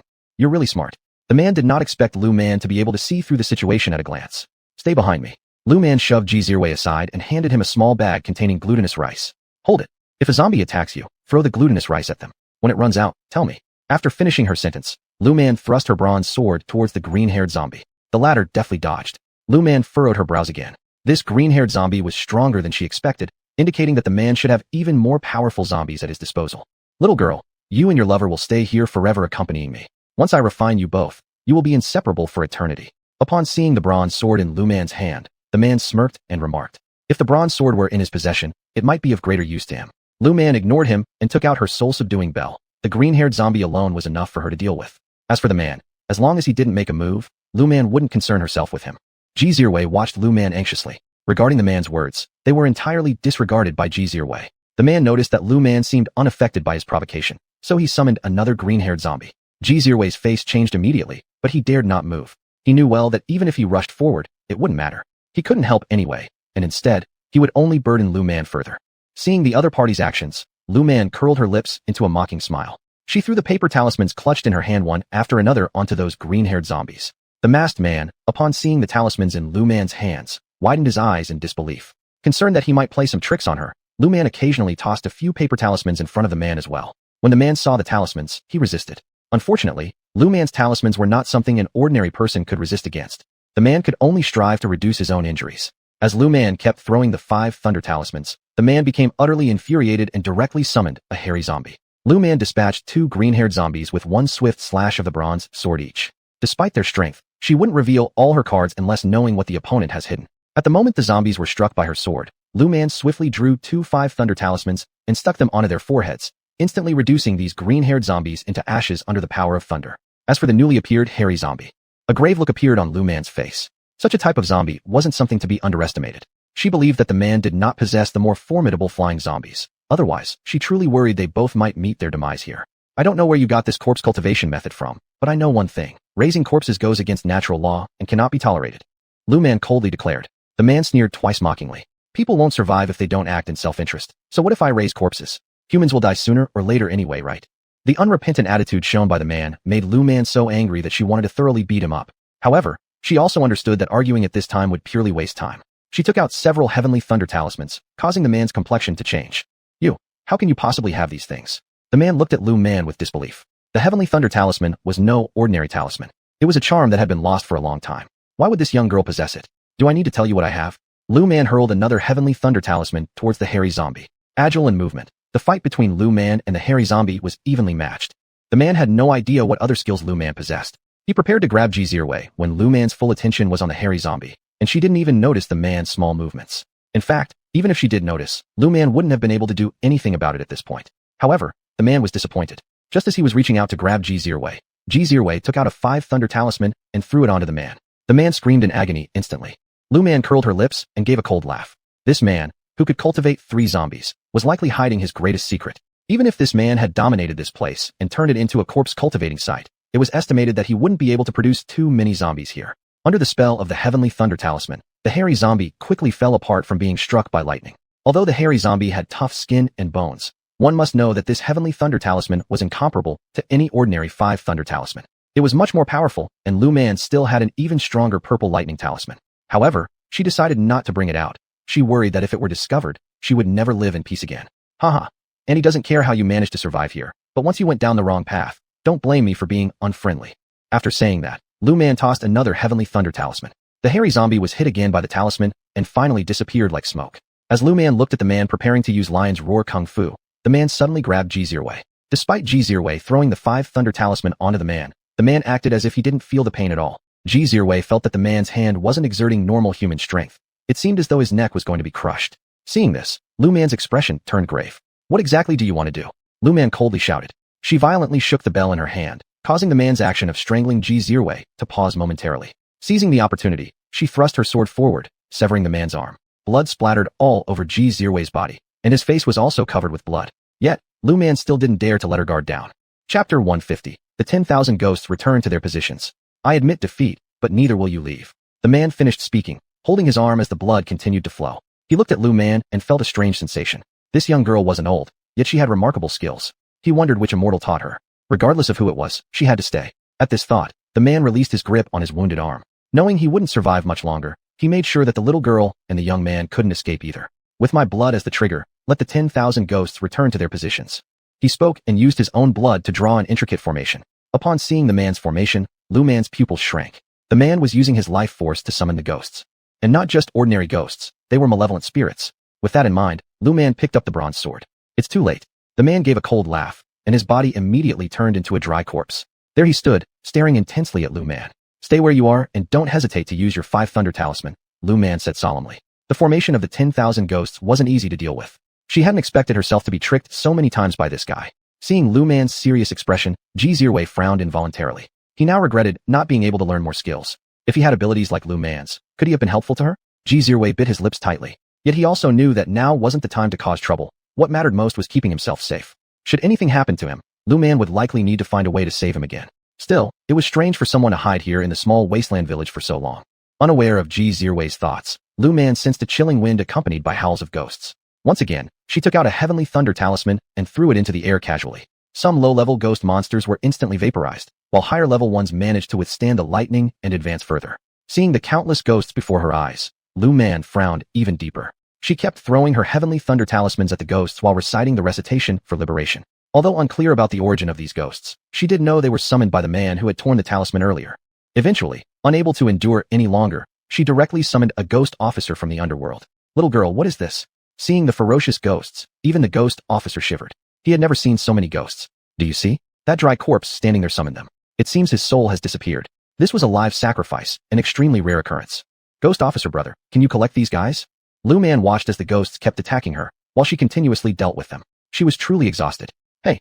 Suddenly, Lu Man recalled a protective charm she once studied, a more advanced version of the standard amulet. She tossed one upgraded version in front of Xia. As soon as the ghosts tried to approach him again, a golden shield appeared around him. Xia stared wide-eyed at the golden barrier in front of him, and Lu Man seized the opportunity to protect herself. Sister, if I had such skills, why would I still be a mere ghost officer? I'd already be at the top of my department. The ghost officer sighed wryly. His soul-locking chain worked continuously. Though he couldn't capture all the ghosts, he could catch as many as possible. Ultimately, it was Lu Man who resolved the situation with the ghosts. Huff. After dealing with all the ghosts, Lu Man collapsed onto the ground. She had no energy left. Her current state was quite disheveled, and Xia looked at her with concern. Sister, I'll report the events here to my superior. The ghost officer hesitantly said. He knew he wasn't effective enough, but there wasn't much he could do other than reporting the incident. As to why the man could summon so many ghosts after perishing, only the investigation above would uncover the truth. Lu Man rolled her eyes. What could she say? The ghost officer might have significant authority in the underworld, but facing him head-on wasn't wise for her. Then I'll trouble you, ghost officer brother. Speaking of this, Lu Man took out several gold ingots she had folded herself and burned them for the ghost officer. Please give it a delivery. After Lu Man's gold ingots were burned and reached the ghost officer, he looked at them with widened eyes. Little sister, next time if you're in trouble, just call on your brother. After saying that, he dragged a string of ghosts away. Xia really felt like his worldview was shattered. How could the ghost officer also need bribes? But upon reflection, from ancient times to now, anytime you asked someone for help, you had to give a gift. So he didn't say anything more. Xiaoman, are you alright? Xia walked over to Lu Man and helped her up from the ground. He couldn't bear seeing her sit there, so Lu Man leaned against Xia. She was truly exhausted. There's still some follow-up work here. Lu Man decided to recover a bit because otherwise it would be hard to handle the subsequent work, as the 7 malevolent stars' soul-locking formation was still intact. Don't think they had fought so much here, but the most important formation was still unbroken. She was a little curious now about why the 7 malevolent stars' soul-locking formation existed and how exactly that man managed to summon such malevolent spirits. Is there anything I can help you with? With a guilty look, Xia asked Lu Man. As a man, he should be the one supporting her instead of relying entirely on her. It made him uncomfortable realizing he was utterly useless. There's nothing you can help with. As Lu Man gazed at the 7 malevolent stars' soul-locking formation, her brows furrowed. No, she couldn't let this formation stay here any longer. Thus, she took out a heavenly thunder talisman and threw it directly onto the formation. With several strikes of lightning from the talisman, the 7 malevolent stars' soul-locking formation was shattered. She had no choice but to forcibly break the formation, or else who knows how long they'd have to wait. And what she lacked most was time. Can we go now? After seeing Lu Man rest a bit, toss a few talismans, and watch the intangible barrier in front of them vanish, Xia asked. Let's go. Lu Man still felt weak. Sigh, why was she having such bad luck this time? This is a big loss. Even though she earned merit, Lu Man still felt it was a great loss. If not for her stockpile from her previous life, she would have been completely undone this time. Chapter 151, Indirect Kiss. Regarding today's matter, I'll report to Grandpa, and I will also let the authorities investigate why there is such a village so close to Qingyan Temple. Jizi Rue was genuinely angry. He had no prior knowledge of ghosts in this world, so he didn't think much about the village, thinking it was simply abandoned. However, after what happened this time, he realized that there are ghosts in the world. This place has become a site for raising corpses and a haven for crime. How could he not be furious? He felt that the people from the special department certainly don't lack in benefits and welfare, yet they don't know the issues right under their noses. After personally witnessing this event, he learned how many people were murdered here. Where there are people, there is a Jianghu. There is daylight as well as darkness, white as well as black, and then there are gray areas. These kinds of matters can't be easily defined, even by the special departments, as rats might spoil everything. Words like these should not be spoken without evidence. I understand. However, this matter must be reported. The higher-ups need to know and give due importance to it. Jizi Rue said with a bitter smile. If it were before, perhaps he would have been extremely upset. But now, having seen too much of the dark side, he knows some people are nothing like they appear, seemingly friendly, when in fact they aren't. Some come across as menacing but turn out to be good people. And some people fall somewhere between good and bad. How shall we say? They're in the gray area between good and bad people. Well, don't get worked up. Let's head back. Seeing Jizi Rue's helpless bitter laugh, Lu Man couldn't help laughing and sighing, pointing out how common it is for things under the light to still remain unseen. Not everyone comes out of the rocks.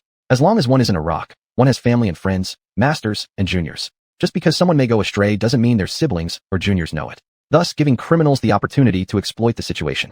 Alright, Jizi Rue supported Lu Man as they slowly walked out of this small desolate village. Before leaving, Lu Man glanced at it again. It needed reparation. At the very least, the array here which she broke needs fixing, preferably by someone full of positive yang energy, either school students or troops. It would be best if troops stationed here for some time. That way, all remnants issues from this 7 killing souls locking necromancy array could be entirely resolved. Otherwise, this place would become the base of those who like taking shortcuts. There must be troops stationed here for a while, or a school built here. I feel that building a school is inappropriate here. Troops would be more suitable. Lu Man thought over it, and shared these thoughts with Jizi Rue. Jizi Rue might not have considered these, nor acted on them. I will discuss this with Grandpa. Jizi Rue nodded in agreement. Forget about these things for now. You need rest. Look at your complexion. Jizi Rue said compassionately. This trip, he hadn't brought water. The next time he travels, he won't make the same mistake. He'll ensure he carries sufficient food and supplies, so he doesn't end up dehydrated again. I've got water, we can each drink some. As she spoke, Lu Man pulled out a glass water bottle from her bag. It was a plain glass bottle, not an insulated one. It wasn't that she wanted to avoid using an insulated cup, it's just inconvenient for this occasion, so this plain water bottle suffices. Lu Man opened the bottle, gulped down a few swigs, and handed it to Jizi Rue. It's not that she didn't want to offer him his own glass, but it was improper under the circumstances. Jizi Rue didn't overthink it. Neither did Lu Man pay attention to the fact that they indirectly kissed, as this was normal in their era. Jizi Rue drank a few sips of water and sighed in relief, feeling parched indeed. Let's hurry and leave. Jizi Rue checked the time, realizing they'd been delayed for hours here. You say, are your stepmother and that cheap younger brother still around? Lu Man suddenly thought about those two, curious whether they were still present. Whether they are here or not is none of our business. Thinking of Kong Yalan, Jizi Rue revealed a look of disgust. He knew some people are selfish, but those who kill others to survive must not be excused. Ji Sun probably has already passed away. Lu Man calculated and said, Ji Sun is truly a pity. But Ji Sun's fate was sealed. The major event of stealing his heavenly destiny failed, so he suffered a backlash. And it wasn't an ordinary backlash either. The master who tried to keep him alive caused so many deaths, catching the attention of Heaven's Way. Even if that master hasn't lost their soul entirely, they likely will remain in the 18 layers of hell forever. As for Ji Sun, despite losing his life, he won't have it easy in the underworld. In the next life, it's unlikely he'll fare any better. Even if he reincarnates as a human, his next life won't be peaceful. Lost is lost, Jizi Rue solemnly stated. He didn't hold ill feelings toward Ji Sun, but Ji Sun's survival was based on causing the death of many others. Hence, Jizi Rue also lacked any goodwill towards him. He didn't know whether Ji Sun truly didn't know what his parents had done or pretended not to. Either way, it no longer concerned them. Since Ji Sun was gone now, where he would be reborn and into what family was none of Jizi Rue's business. This lifetime, there had been no connection between them anyway. If it weren't for their fathers being companions, they probably wouldn't even know each other. You need to be careful. I'm worried that woman might go crazy and take revenge on you. Jizi Rue suddenly thought of Kong Yalan. That woman, for Ji Sun, could do anything without hesitation. She probably won't last long outside the law. After reporting the incidents at Shaolong village, Kong Yalan's actions couldn't remain hidden anymore. Neither could the master's involvement be concealed. Eventually, the authorities would severely punish her for the people she indirectly caused to die. Even if she avoids capital punishment, she won't see daylight for the rest of her life. Frankly speaking, Lu Man believed it would be best for everyone if that woman were executed outright. She killed so many people, regardless of the reasons, she deserves punishment. You also need to be careful. Lu Man was concerned Jizi Rue might also become a target of that woman's vengeance. Fish dying and net breaking. It was something that woman could very well resort to. Thinking about that ruthless woman, Lu Man felt certain Kong Yalan wouldn't give up easily. Chapter 152, Kong Yalan's Revenge. Jizi Rue nodded, helping Lu Man into the car. As expected, just like they had anticipated, Kong Yalan and Ji Sun were no longer in their original positions. The parking spot was empty as well. Be careful. Lu Man glanced at the spot where Kong Yalan had parked her car and calculated that once Ji Sun's posthumous affairs were settled, Kong Yalan would most likely exact revenge on Ji Zirwei. I know. Ji Zirwei thought of the ruthless Kong Yalan and knew what kind of person she was. How could he not be prepared for her retaliation? Are you alright? Ji Zirwei looked at Lu Man's somewhat pale face and asked worriedly. He wasn't concerned about himself right now, but rather Lu Man's condition. Lu Man shook her head. I'm fine. Her body was fine. It's just that she had consumed too much of her cultivation earlier. A bit of rest and recovery would suffice. At this moment, her reserves of cultivation energy were almost depleted, and the fact that she hadn't passed out already was purely down to luck. If her luck wasn't so good, and if the other party had some more tricks up their sleeve, she believed that leaving unscathed would simply be a dream. It's good that you're okay. Ji Zirwei decided to send Lu Man back to rest first. As for taking her shopping or similar activities, he intended to postpone those plans for now. That woman's master in the background had been dealt with, and now Ji Zirwei could feel more relaxed. After all, without special means, they wouldn't have to worry about unseen and intangible dangers anymore. Don't be too complacent. That woman might still have unknown methods up her sleeve. Lu Man said after seeing Ji Zirwei's relieved expression. She considered it. That woman wasn't someone to trifle with, though she knew very well that this particular woman could do something quite extreme when driven by hatred. I'll be extra cautious. Ji Zirwei replied gently. Although he also worried about what the woman might do, he realized he couldn't let his concern paralyze him from acting. Moreover, as long as that woman existed, they would never know exactly what she might do next. Son, don't worry. Mother will make sure that woman and Ji Zirwei join you in the afterlife. Kong Yalan stroked Ji Sun's cheek as if he were merely sleeping. She seemed oblivious to the fact that his cheeks had already lost all warmth. With loving eyes, she gazed at Ji Sun, knowing that he was truly gone forever, with no chance of waking up again. Ji Zirwei, since even Sun can't continue living, neither should you.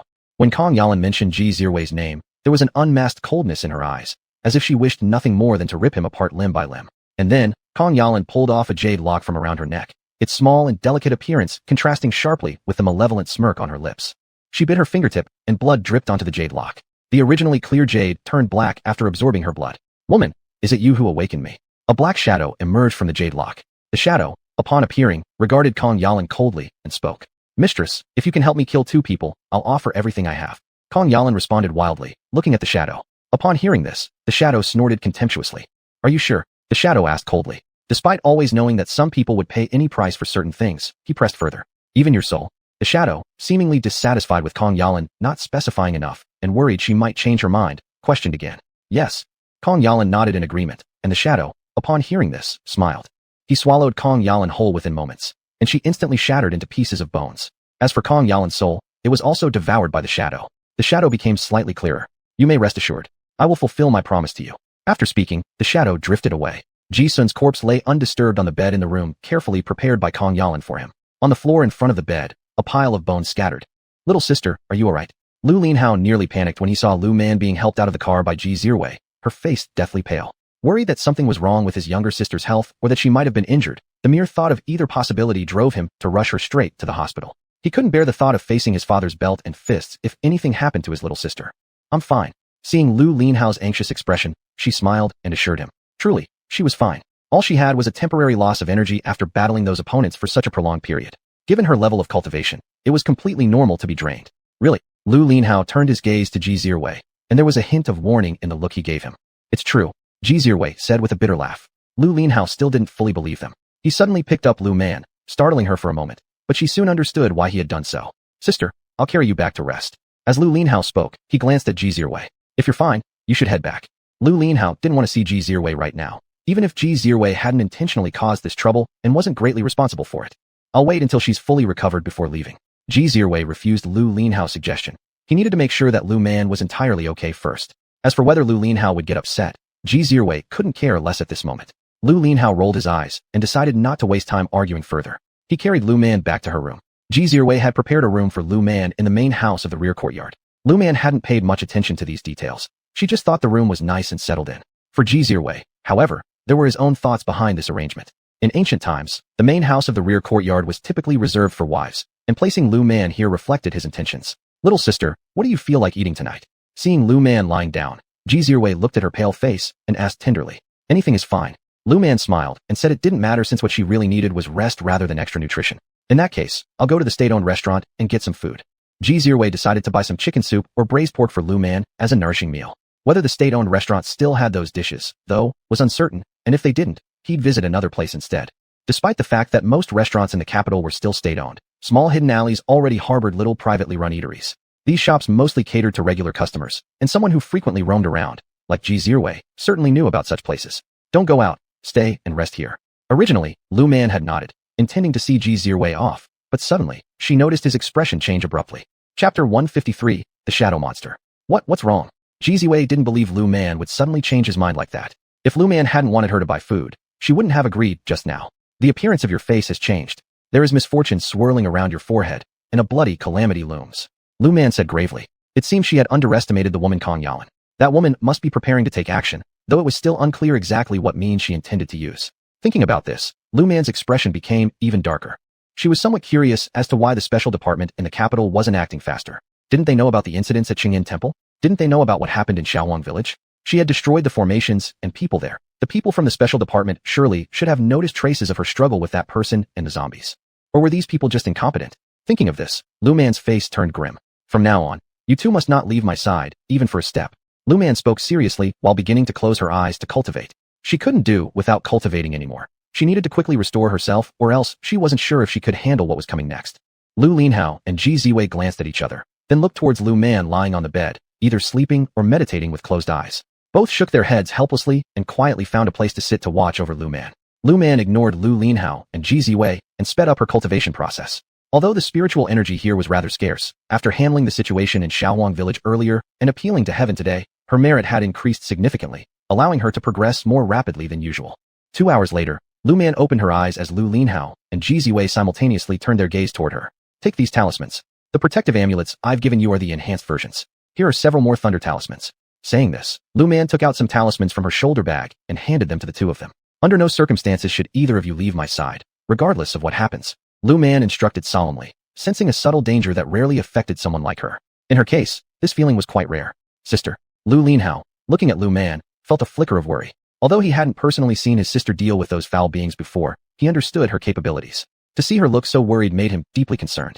"Protect yourselves. At any time, don't worry about me. I can handle myself," Lu Man said resolutely. Seeing her serious expression, Lu Linhao nodded, while Zhiwei clenched his fists again. In this moment, he once again felt powerless. As in Shaowang Village, it seemed that every time something like this happened, all he could do was rely on Lu Man. He wasn't only useless, but perhaps might even slow her down. And yet, despite this situation, he didn't know how to resolve it. Lu Man, unaware of Zhiwei's complex thoughts, remained focused on the doors and windows ahead, already sealed with thunder talismans. Though uncertain about what Kongyalan had summoned, Lu Man knew one thing. Anything used by Kongyalan as an ace definitely wasn't simple. Sure enough, moments later, cold winds came, and Lu Man saw a shadow covered in black vapor, a creature resembling a monster. At first glance, it appeared humanoid, but upon closer inspection, it was anything but human, whose head resembles a bull's, whose arms resemble buckets, and who possesses 3 heads and 6 arms. The anomalies were evident.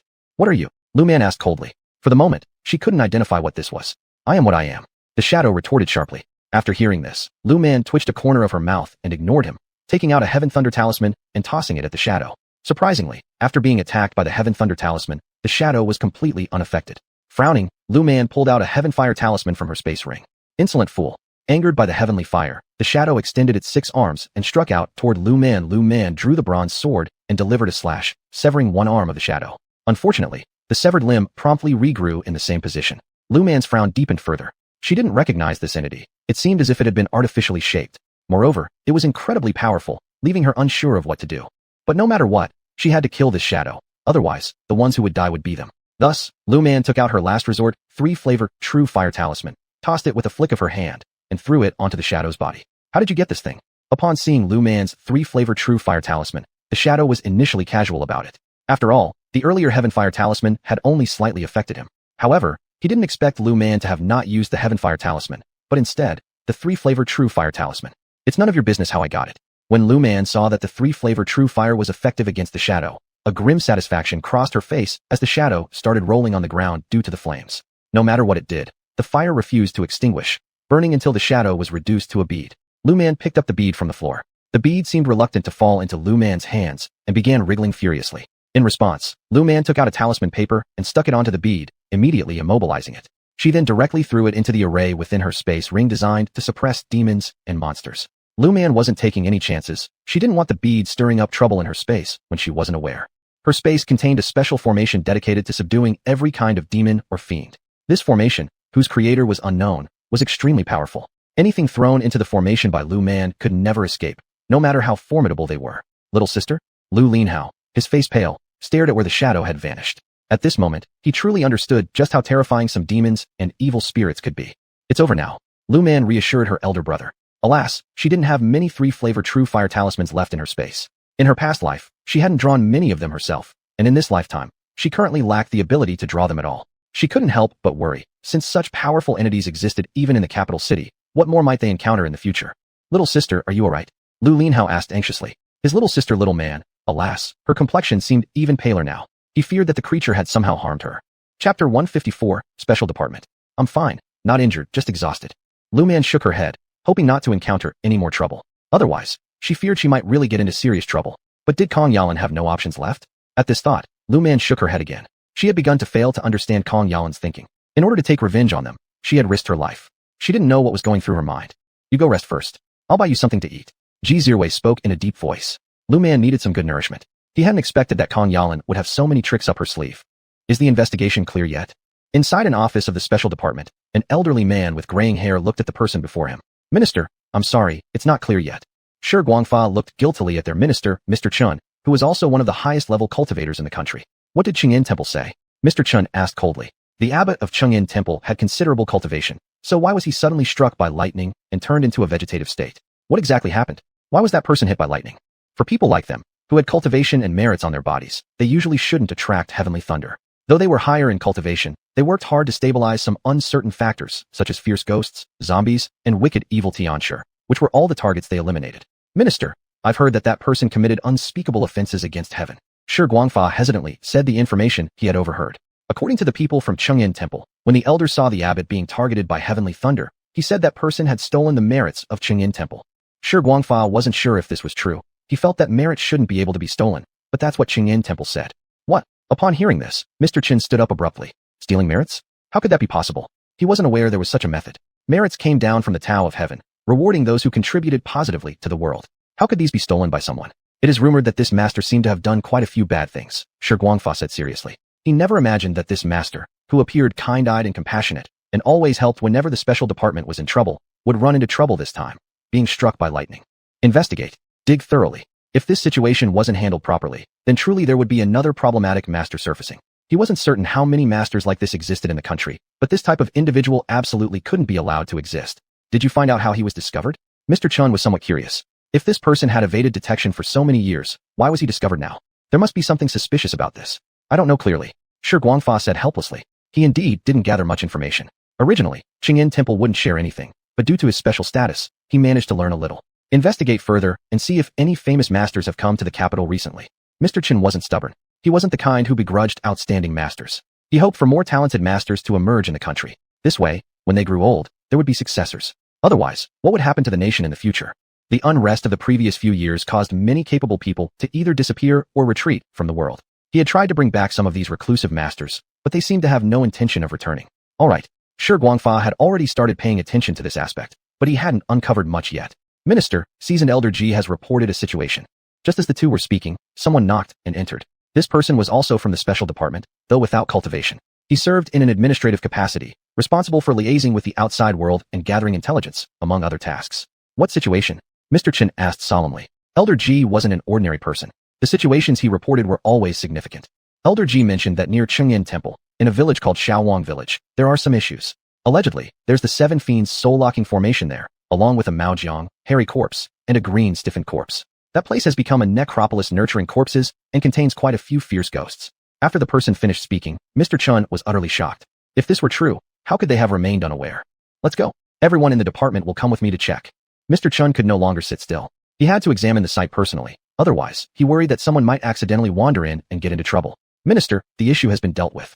The person coming in gave a bitter laugh and said, this matter was handled by a master found by Elder Ji. Elder G said our department wasn't reliable since that place had existed for so long and we hadn't discovered it. What else did Elder G say? Chen Daochang looked at the visitor's face, showing curiosity as he asked. With a personality like Elder G's, it was likely that he had scolded them severely. Elder G said that right near the capital, we failed to find such a place, and so many people died in vain. It's our failure. The visitor replied with a wry smile. There was no argument against Elder G's rebuke. But that area is very close to Chengyan Temple. They haven't noticed anything unusual either. The visitor explained, and upon hearing about Chengyan Temple, Chen Daochang furrowed his brows. Could that little village Xiaowan have something to do with the abbot who was struck by lightning? We still need to take a look. And while we're at it, let's inquire from Elder G who exactly dealt with the matter in Xiaowan village. After pondering for a moment, Chen Daochang spoke. Shi Guangfa and the visitor exchanged glances. All right, Shi Guangfa decided to follow the minister to check it out. As for the liaison role, this person would remain here to keep watch. Sister, when are we going back? After Ji Zirwei left, Lu Linhao looked at Lu Man and asked softly, weren't you planning to visit the capital? Why do you want to leave so soon? Had Big Brother encountered some problems in the capital? Or had Mu Weidong bullied Big Brother? No, Mu Weidong didn't have the guts for that. Even considering her sake, even if their Big Brother made mistakes, Mu Weidong wouldn't dare to bully him. I don't feel like sightseeing anymore. Lu Linhao murmured quietly. What if something happened to little sister down the line?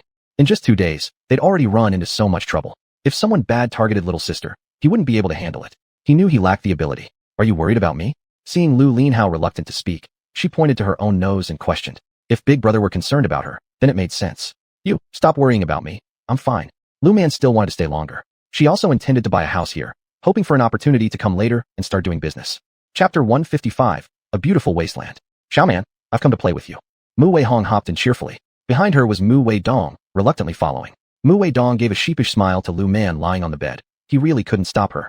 Xiaoman, what's wrong? Are you sick? When Mu Weihong entered the room and saw Lu Man pale-faced and lying on the bed, she asked worriedly. She pushed aside Lu Linhao and looked at Lu Man. Her hand didn't dare to touch Lu Man for fear of accidentally causing her harm.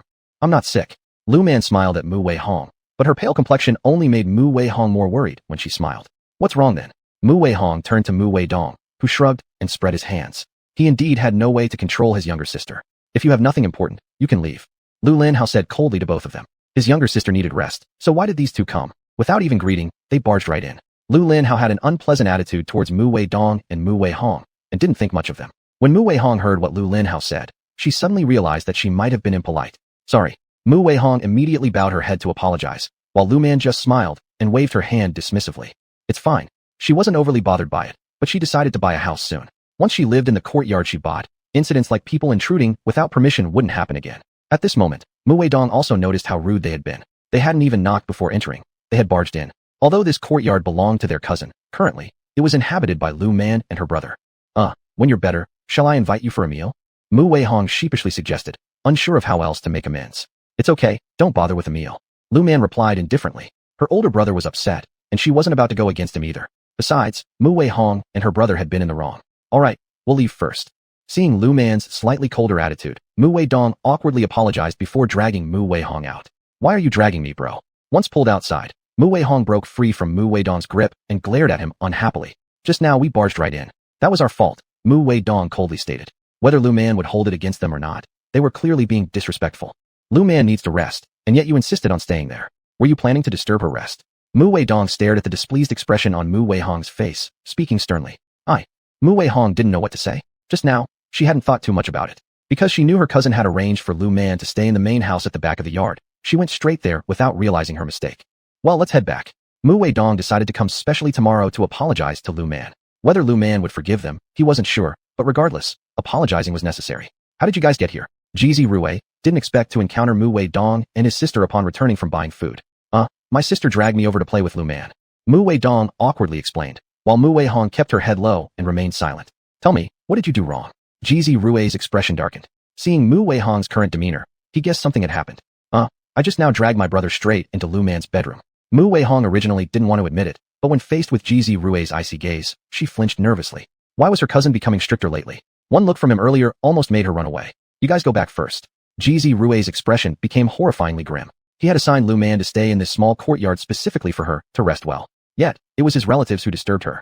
Mu Weihong looked at Ji Zirwei in surprise. When she caught sight of his icy eyes, she hurriedly grabbed her brother's hand and ran away. After running quite a distance, Mu Weihong let go of Mu Weidong's hand, panting. Don't act like that anymore. Mu Weidong helplessly advised her. Alas, what a mess of things. Mu Weihong gave Mu Weidong an apologetic smile. She hadn't meant to think that little about it just now. Bro, I'm going to play. With that, Mu Weihong bounced off joyfully. Watching Mu Weihong bound away happily, Mu Weidong shook his head. Why did you take so long to come? Liangqing was already somewhat unhappy to see Mu Weihong arriving so late. I originally wanted to bring my friend, but she couldn't make it, so I came late. Sorry. Mu Weihong hadn't noticed Liangqing's unhappiness. She thought Liangqing was just upset due to the long wait, causing her tone to be a bit off. Let's go. I'll take you to see the scenery. You don't know? There's a place I know with a large field of wildflowers, and it's very beautiful right now. Liangqing, remembering her task for the day, grabbed Mu Weihong's hand and smiled as she said this. I agreed because you said it was beautiful. Otherwise, I wouldn't have come since the place you mentioned is so far away. Mu Weihong, thinking about the field of wildflowers Liangqing described, wanted to take a look. She was mainly drawn by Liangqing's vivid description. It's so beautiful, and I stumbled upon it by chance. Liangqing knew Mu Weihong's personality and intentionally grinned as she spoke. She rode her bicycle while Mu Weihong sat on the back seat. With laughter and conversation, they arrived at the location Liangqing had spoken about. Wow! Seeing the vast field of wildflowers before her, Mu Weihong's eyes widened in astonishment. How could she not know such a stunning place existed near the capital? Beautiful, isn't it? Liangqing looked proudly at Mu Weihong and asked with a smile, to which Mu Weihong nodded vigorously. Next time, I'll bring a camera. Mu Weihong nodded again, wanting to take several photos here. Unfortunately, she came in such a rush today. Next time, where's something nice, bring a camera. Liangqing chuckled, though her gaze upon Mu Weihong seemed detached, her smile not reaching her eyes. All Mu Weihong could think about was that vast field of vibrant wildflowers, their colorful blooms leaving her reluctant to leave. With such a beautiful area, why doesn't anyone farm here or build houses here? Mu Weihong looked around at the slightly desolate scene and asked curiously, a place this beautiful surely shouldn't exist like this, and given how large the land was, why wasn't anyone cultivating it? Didn't rural people love farming? Why was there such a large expanse of wasteland here? Chapter 156, A Special Visit. Nobody comes here. This is wasteland. No crops grow here. Liangqing said with a laugh. She couldn't tell Mu Weihong that this was the village cemetery, where many graves of young people and children who had died tragically were located. She had brought Mu Weihong here for her elder brother, who had drowned in the river some time ago. They buried him right here. After his passing, they didn't feel much different initially, except they often dreamt about their brother saying he was cold. They didn't think much of it at first, but when the dreams continued night after night, and all of them began to dream the same thing, her parents sought help from a master. The master said that because her brother had drowned and they hadn't buried any clothes with him as an offering, her brother kept visiting their dreams asking for help. Later, once her parents burned clothes for him, the dreams ceased. They thought everything would return to normal, but unexpectedly, after some time passed, they again started dreaming about their brother. He said he felt lonely in the underworld and wanted a companion. But where could they find someone like that? Moreover, they discovered that finding a companion required an unmarried girl who had died unexpectedly. Such cases were highly sought after. Helpless, the master suggested that if they could arrange a marriage in the netherworld, it would also work. And so, today she had brought Mu Weihong here to visit. If her brother agreed, she planned to give Mu Weihong a token. As for whether Mu Weihong would agree or not, that didn't matter much to them. Mu Weihong had no idea that she was on the verge of becoming a married woman. Crops don't grow here, but these wildflowers bloom beautifully in every color. They're so pretty. If people knew, many would surely love this place. Mu Weihong wasn't thinking too deeply about anything and responded cheerfully. She had no clue what was going on around here, but the flowers really did make the area breathtakingly beautiful. The two of them played until it grew dark before Mu Weihong returned home. After eating dinner and taking a bath, she went asleep. However, once asleep, she found herself in a dream with a soaking wet man standing before her. Terrified, she froze. Who are you? Mu Weihong wrapped her arms around herself tightly and questioned nervously. Even though she realized this was a dream, her fear felt all too real, compounded by her unfamiliarity with the man before her. I'm your husband. The ghost smiled, clearly pleased with Mu Weihong. Originally, he had thought that if no one suitable showed up, he might have to look elsewhere himself. Unexpectedly, his sister had already found him a bride he approved of so quickly. You're lying. I'm not even engaged yet. How could you possibly be my husband? Mu Weihong clutched her clothes tighter and backed away in fright. At her words, the male ghost laughed bitterly as though amused by a joke. How am I not your husband? The ghost sneered disdainfully. Once chosen by him, there could be no turning back. No one dared interfere or else face the wrath of the underworld. You're lying. Terrified, Mu Weihong tried to jump off the bed, but the ghost moved faster than her. Before she could get far, he blocked her path. Panicked, Mu Weihong retreated further. Satisfaction spread across the ghost's face. Isn't it better this way? As he spoke, the ghost pounced toward her. Mu Weihong shut her eyes tightly out of terror. In the moment the ghost lunged onto her, a flash of golden light erupted. The ghost let out a wail and disappeared from Mu Weihong's dream. Ah! A shrill scream pierced the silence. Hearing the cry, Mu Weihong's family rushed into her room, believing something had gone wrong. What happened? Mu Weihong's brother, Mu Weidong, arrived first. Seeing Mu Weihong pale-faced sitting upright in bed, completely unruffled in clothing, he breathed a sigh of relief. Thankfully nothing had physically harmed her. Brother, I'm scared. With a sob, Mu Weihong hugged Mu Weidong tightly, bawling uncontrollably. What's wrong? Their father soon appeared, his brows furrowing upon seeing his daughter crying into his son's chest. I don't know either, Mu Wei Dong said bewilderedly, equally perplexed by the situation. There are water stains on the ground and window. Their mother noticed unusual watermarks both on the floor and the window and pointed it out, puzzled since it didn't seem to have rained outside. While hearing this, Mu Wei Hong's cries intensified. She had been dreaming moments earlier, but now, she knew, she truly encountered a ghost. Don't cry. What happened? Seeing that Mu Wei Hong was crying non-stop, Mu Wei Dong grew impatient and asked if crying could solve whatever problem she was facing. I just now seem to have encountered a ghost. Mu Wei Hong stammered. Thinking of the scene again made her want to cry. How did she suddenly become someone's wife out of nowhere? And worse, the wife of a ghost? She didn't want it. What? Mu's father widened his eyes in disbelief. A ghost? Impossible. How could his daughter have possibly encountered a ghost out of nowhere? Is this true? Recalling what happened in her dream, Mu Wei Hong sobbed as she recounted the story. You said you were closing your eyes, and somehow, that male ghost let out a wail before disappearing. Then you woke up? Mu Wei Dong calmly questioned. If his sister really had an encounter with a ghost, he would need to trouble Lu Man once more. Recalling his sister's actions earlier in the day, Mu Wei Dong felt somewhat concerned. There is water on the bed too. Mu's mother hadn't fully believed her daughter's words before. Even though her son always urged her to carry peace amulets and protective charms, she simply considered them as consolations from him. She'd never truly believed in ghosts. However, after hearing her daughter's recounting of the events, combined with the sudden appearance of watermarks in the room and the water stains on the bed, she began to realize that today's occurrences were beyond her understanding. Little sister, where's your amulet? Mu Wei Dong needed to verify whether his sister's account was truthful. Also, he had to check whether the amulet on her person was still effective. Alongside that, he wanted to investigate why his sister suddenly encountered a ghost and became the ghost's wife so abruptly. My amulet? Mu Wei Hong's brain wasn't processing information quickly. At this point, her mind was in turmoil. Yes, where is your amulet? Mu Wei Dong required confirmation to know how to approach Lu Man later on. Alas, he also didn't know what this situation might cost him. Lu Man wouldn't assist without reciprocation, nor did he expect Lu Man to do so for free, but he was uncertain about what to offer in return. Money? Lu Man probably didn't lack that. Then what could he give? Chapter 157, The New Mound in the Wildflower Field. Look at this. Mu Wei Hong pulled out from under her pillow a talisman that she had been wearing all along. When she saw it turn to ashes, she widened her eyes. How could this be? The talisman was still fine when she slept, so why did it suddenly become ashes? It seems you've really encountered a ghost. Mu Wei Dong frowned as he looked at the talisman turned into ashes. Where did you go today? She must have encountered something dirty and brought it back. She didn't seem to have this issue at noon. How come she got involved with dirty things when she returned in the evening? I didn't go anywhere. I just went to look at some wildflowers. Mu Wei Hong cried as she spoke. She truly hadn't gone anywhere else. Just think about it carefully.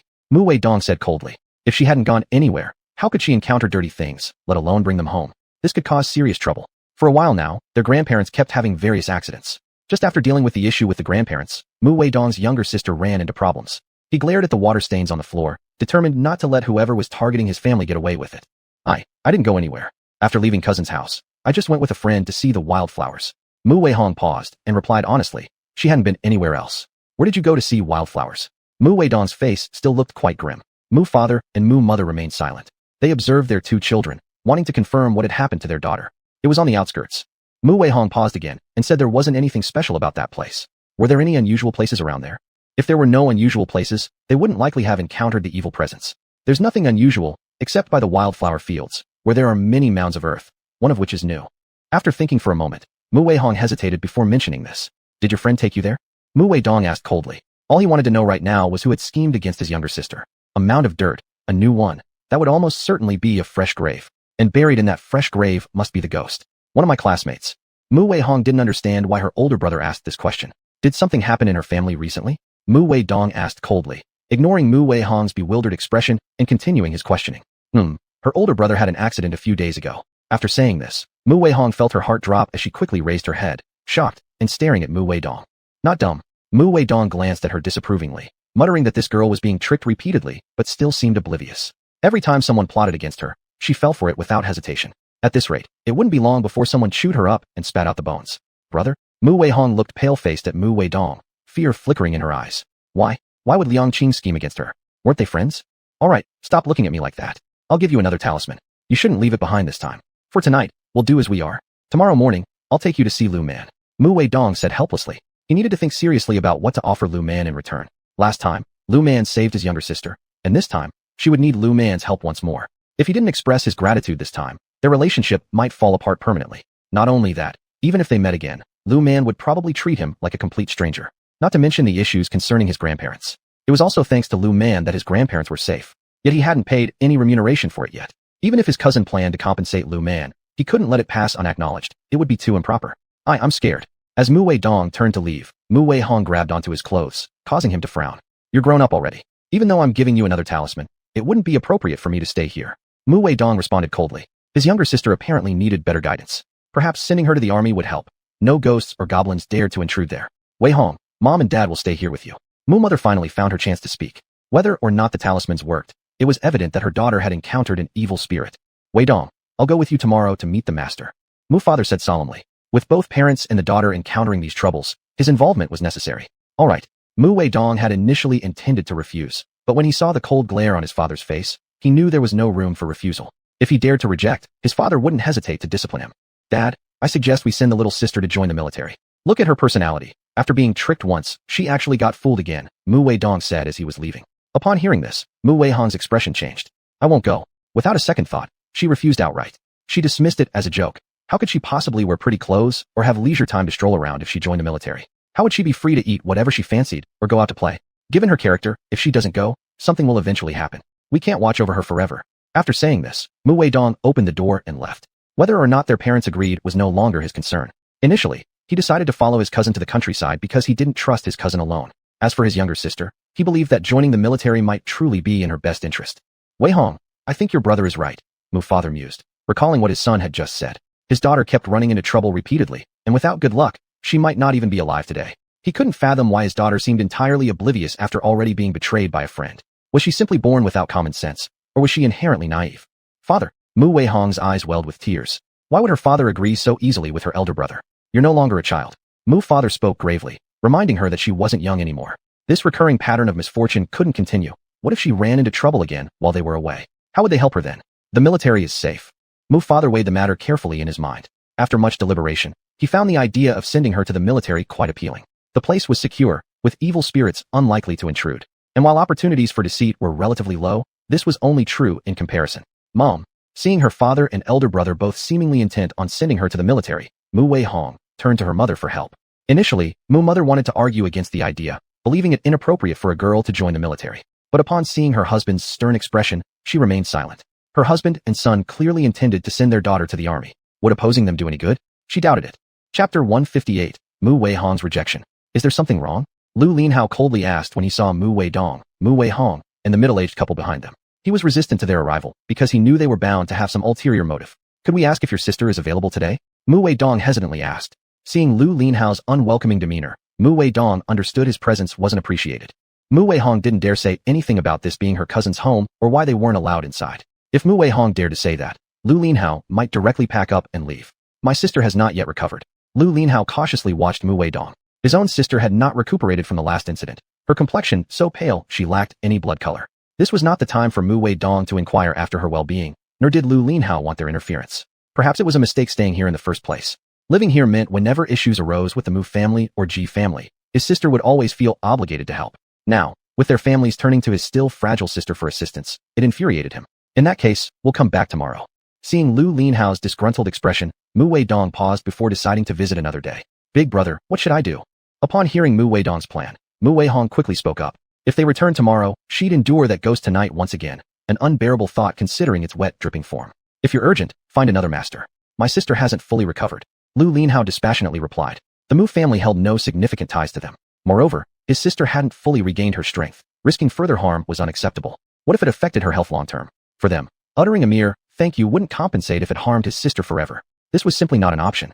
I'm sorry, my sister doesn't know how to speak properly. Upon noticing Lu Linhao's changed demeanor, Mu Wei Dong glared at Mu Wei Hong and hurriedly apologized. Previously, he'd never envisioned having to humble himself before Lu Linhao, a young man from the countryside. But given the current circumstances, such humility was necessary since they came seeking aid. Whether or not someone knows how to talk isn't my concern. If you believe that just because we're here, we must assist you, then my sister and I can leave. Lu Linhao grimly responded. He'd grown weary of Mu Wei Hong's arrogance. Words and actions did not match, and despite her condescending attitude toward them, this situation was reversed now, where the Mu family needed their help. My brother's words are mine as well. At that moment, Lu Man appeared, actually already out of her room. She had been chatting idly with her brother in the courtyard, never expecting another visit from the Mu family. Apparently, the entire Mu clan had arrived this time. Comrade Mu, please leave. Lu Man noticed Mu Wei Hong's fleeting expression of displeasure and decided to ignore it altogether. Despite once sharing an experience of being abducted together, Mu Wei Hong's attitude toward herself and her brother grated on Lu Man's nerves. even though technically, she had saved Mu Weihong's life. She didn't care whether Mu Weihong had been pampered by her parents all her life. Lu Man too was used to being treated well by her own family. Lu Man. Mu Weihong frowned deeply upon seeing Lu Man dismiss them outright. She looked at Lu Man with dissatisfaction, who in return regarded her indifferently, treating her as an insignificant presence. Yu. Despite staring into Lu Man's calm eyes, Mu Weihong found herself unable to articulate any reproachful words. I was invited here by Jizi Rue to help, and I reserve the right to decline tasks I don't wish to undertake. Lu Man coolly replied. As Mu Weihong prepared to interject, their father intervened. Master Lu, I apologize. Mu Weihong's father was surprised to find Lu Man to be such a young girl. Yet, if even the niece of his wife had specially invited her from their hometown with such hospitality, it only demonstrated her capability. There's nothing to apologize for. Your status may be higher than ours, common folk, but we needn't associate. Lu Man mockingly retorted at Mu Weihong's father.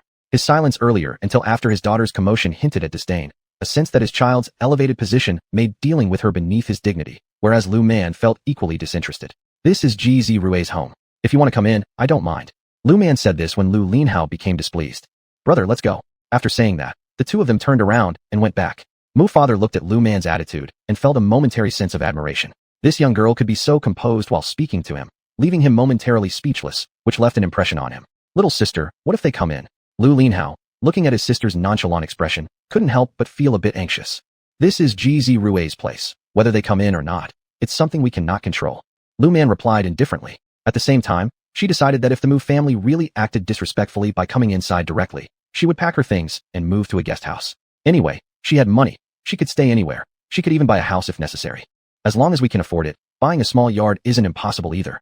Later, in her own small courtyard, whoever wanted to enter wouldn't be able to do so easily. Parents, little sister, let's go. Mu Weidong was worried that his parents and little sister might barge in directly, and if that happened, today's matter wouldn't end peacefully. They were here to seek help, not to make enemies. Let's go. Mu father spoke with gravity. He had considered forcing entry but worried that the Lu siblings would immediately pack up and leave. Old Mu. Mu mother looked at Mu father. She didn't want to leave. We're here to seek help, not to create enmity. After these words from Mu father, Mu mother was momentarily at a loss for what to say. Their daughter had been spoiled, and their attitude wasn't right either. Let's go. Mu mother glanced one last time at the gate of the courtyard before dragging her reluctant daughter away. Lu Man didn't expect them to just leave like that. She thought they would try to enter forcibly based on their previous attitude and haughty demeanor. Therefore, Lu Man decided to keep her distance from them moving forward. Unless necessary, there should be no further contact. As for Jizi Rue, she'd prefer to maintain some distance as well in the future. Though both Mu Weidong and Jizi Rue were big customers for talismans, she disliked the Mu family's arrogant attitude. Keeping her distance seemed like the best choice. We want to move out. After Jizi Rue arrived, Lu Man said seriously to Jizi Rue. Since they had decided to keep a distance from Jizi Rue, and she hadn't received any compensation for her last two assists, Lu Man initially didn't say anything, thinking that if Jizi Rue was smart, he wouldn't shirk his responsibility. However, now she found it extremely inconvenient living in Jizi Rue's courtyard. Did something happen? Jizi Rue's expression changed upon hearing Lu Man's words. Had something happened while he was away? It's nothing serious, but we feel like strangers and it's just not convenient living here.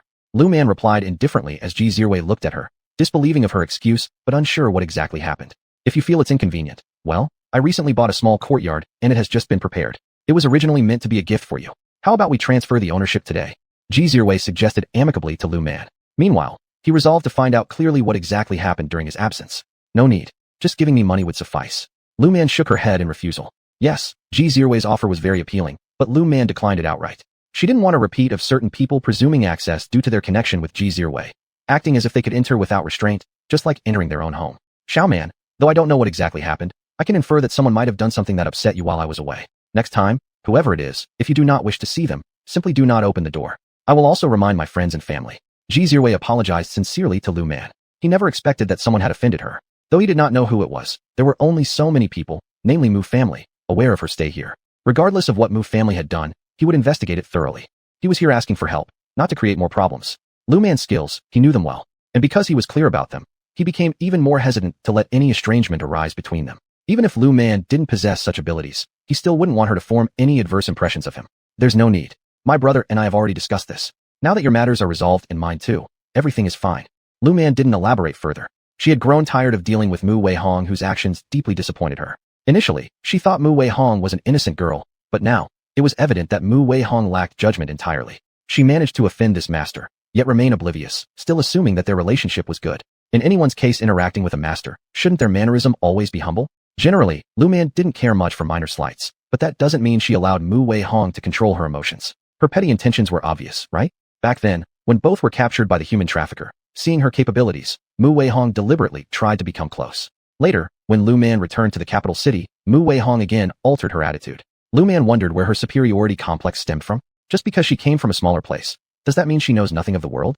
Or according to Mu Weihong, anyone not from the capital ranks lower? Regardless, she was tired of guessing Mu Weihong's mind. Can you tell me if Wei Dong has done anything to upset you? Ji Zirwei looked into Lu Man's eyes, sensing the potential consequences of mishandling the situation today, losing their opportunity to further their relationship. Though he wasn't sure why he had this intuition, he trusted it. He didn't want their relations severed. Ji Zirwei, isn't this place where I stayed provided by you since you sought my help? Lu Man glanced at Ji Zirwei, noting his determination. After pondering for a moment, she decided to narrate her recent experiences to him. Yes, this place is supposed to be a temporary residence under your command.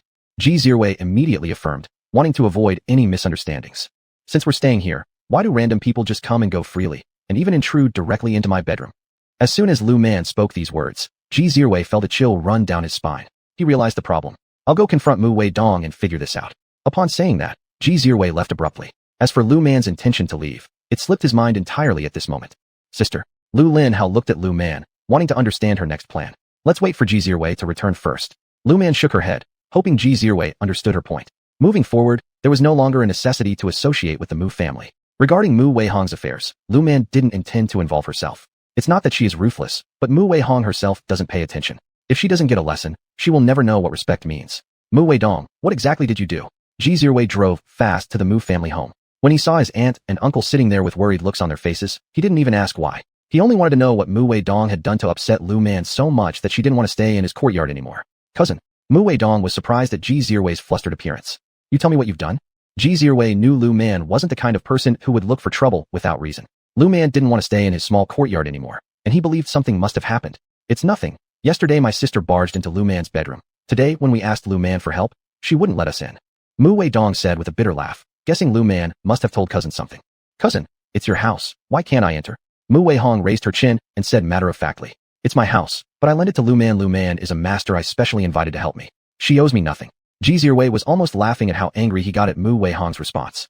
Now he understood why Lu Man was so upset. If this had happened to him, he would have been mad too. This is simply a sign of disrespect. I owe her. Without her, I might have died already. Is this how you treat my savior? Ji Zirwei was still very angry, yet completely powerless against Mu Weihong.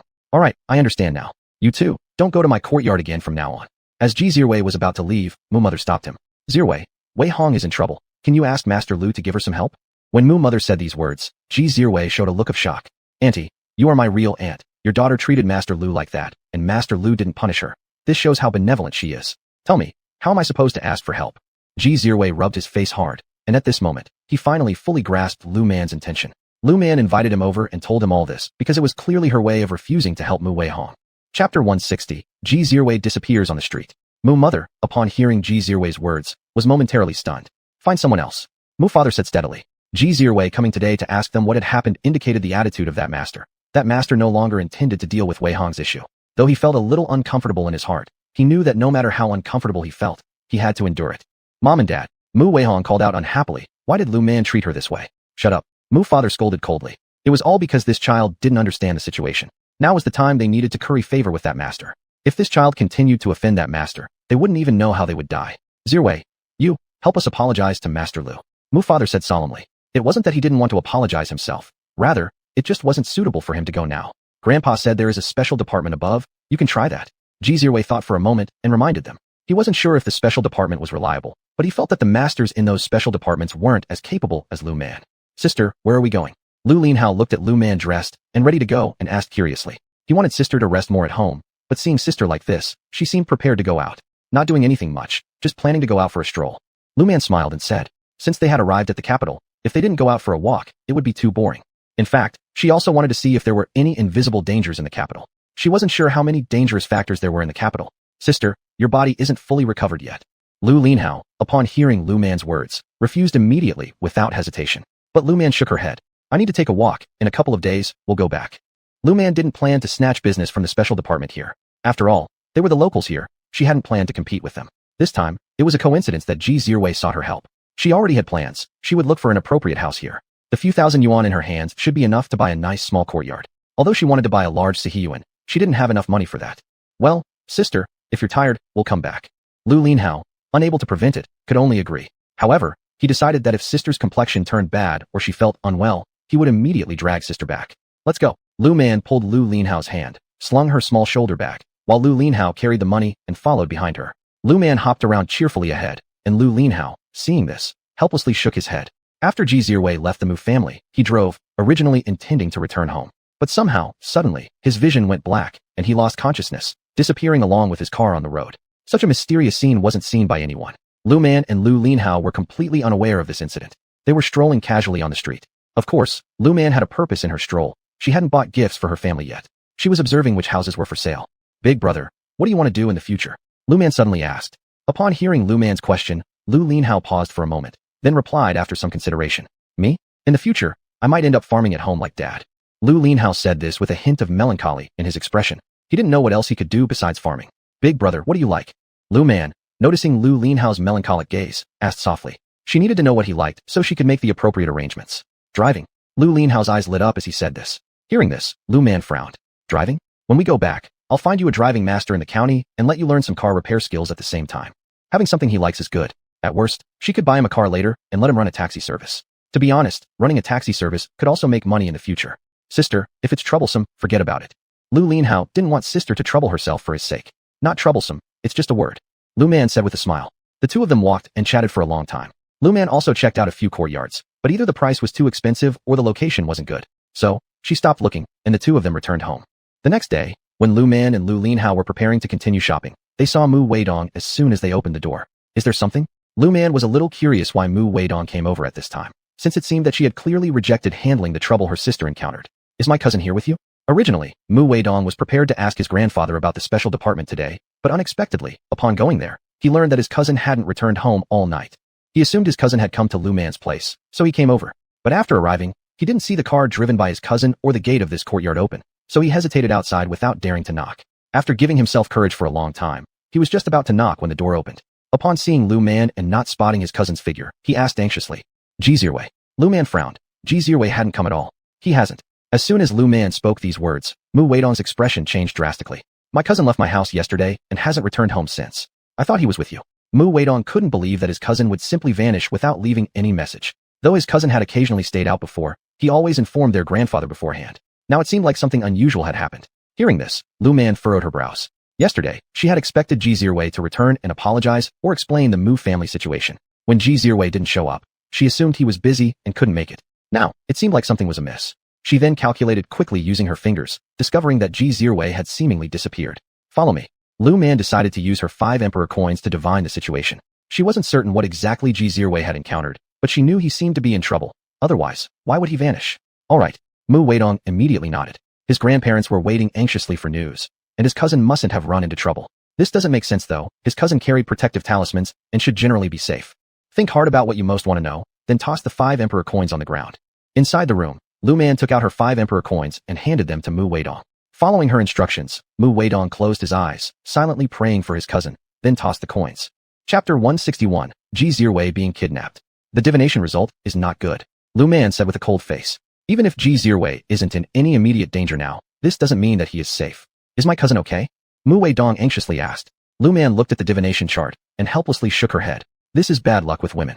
Lu Man couldn't understand why some women would go to any extreme for one person when they weren't liked back. Why would they act so recklessly? When she thought about the forces behind this event, Lu Man shook her head again. There's not even a female mosquito around your cousin. When Mu Weidong heard what Lu Man said, he blurted out these words. Lu Man stared at Mu Weidong with wide eyes, unable to believe what he was saying. Seeing that Lu Man seemed not to trust him, Mu Weidong let out a bitter laugh. There are no feminine creatures around your cousin, Mu Weidong earnestly explained. If Lu Man misunderstood this, when his cousin returned, wouldn't his cousin come after him? He needed to prove this on behalf of his cousin. All right, your cousin hasn't found someone to like yet, but there's someone who likes him. Lu Man helplessly said as she patted her own head. She regretted coming to the capital this time, even though she had accumulated quite a bit of merit. She felt it wasn't worth it at all. Why did she have to suffer such a loss this time? Who likes my cousin? Mu Weidong's eyes widened. How could he not know that someone liked his cousin? All right, you don't need to worry about this matter. Just leave it to me. Lu Man took her hand back and prepared to leave. There was no way around it. She must bring Ji Zirwei back or else he might end up going through a wedding ceremony with someone. She didn't know where that person had learned all sorts of strange practices. Oh, by the way, you're going to follow me because I'm going to tear down a house eventually. Lu Man helplessly said, thinking about Ji Zirwei's current predicament. She had to save him. Sister, are you alright physically? Lu Linhao worriedly looked at Lu Man.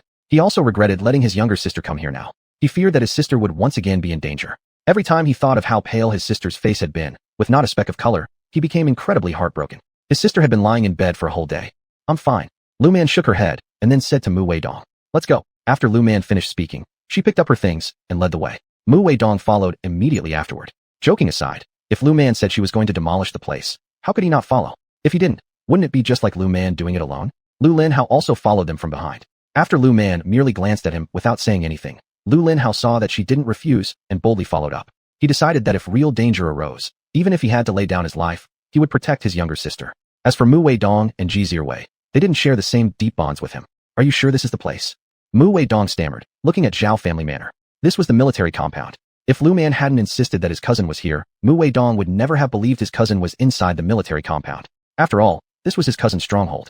However, when he noticed whose courtyard this was, he suddenly remembered the news circulating within the compound some time ago, that the Ji family intended to form an alliance with the Zhao family through marriage.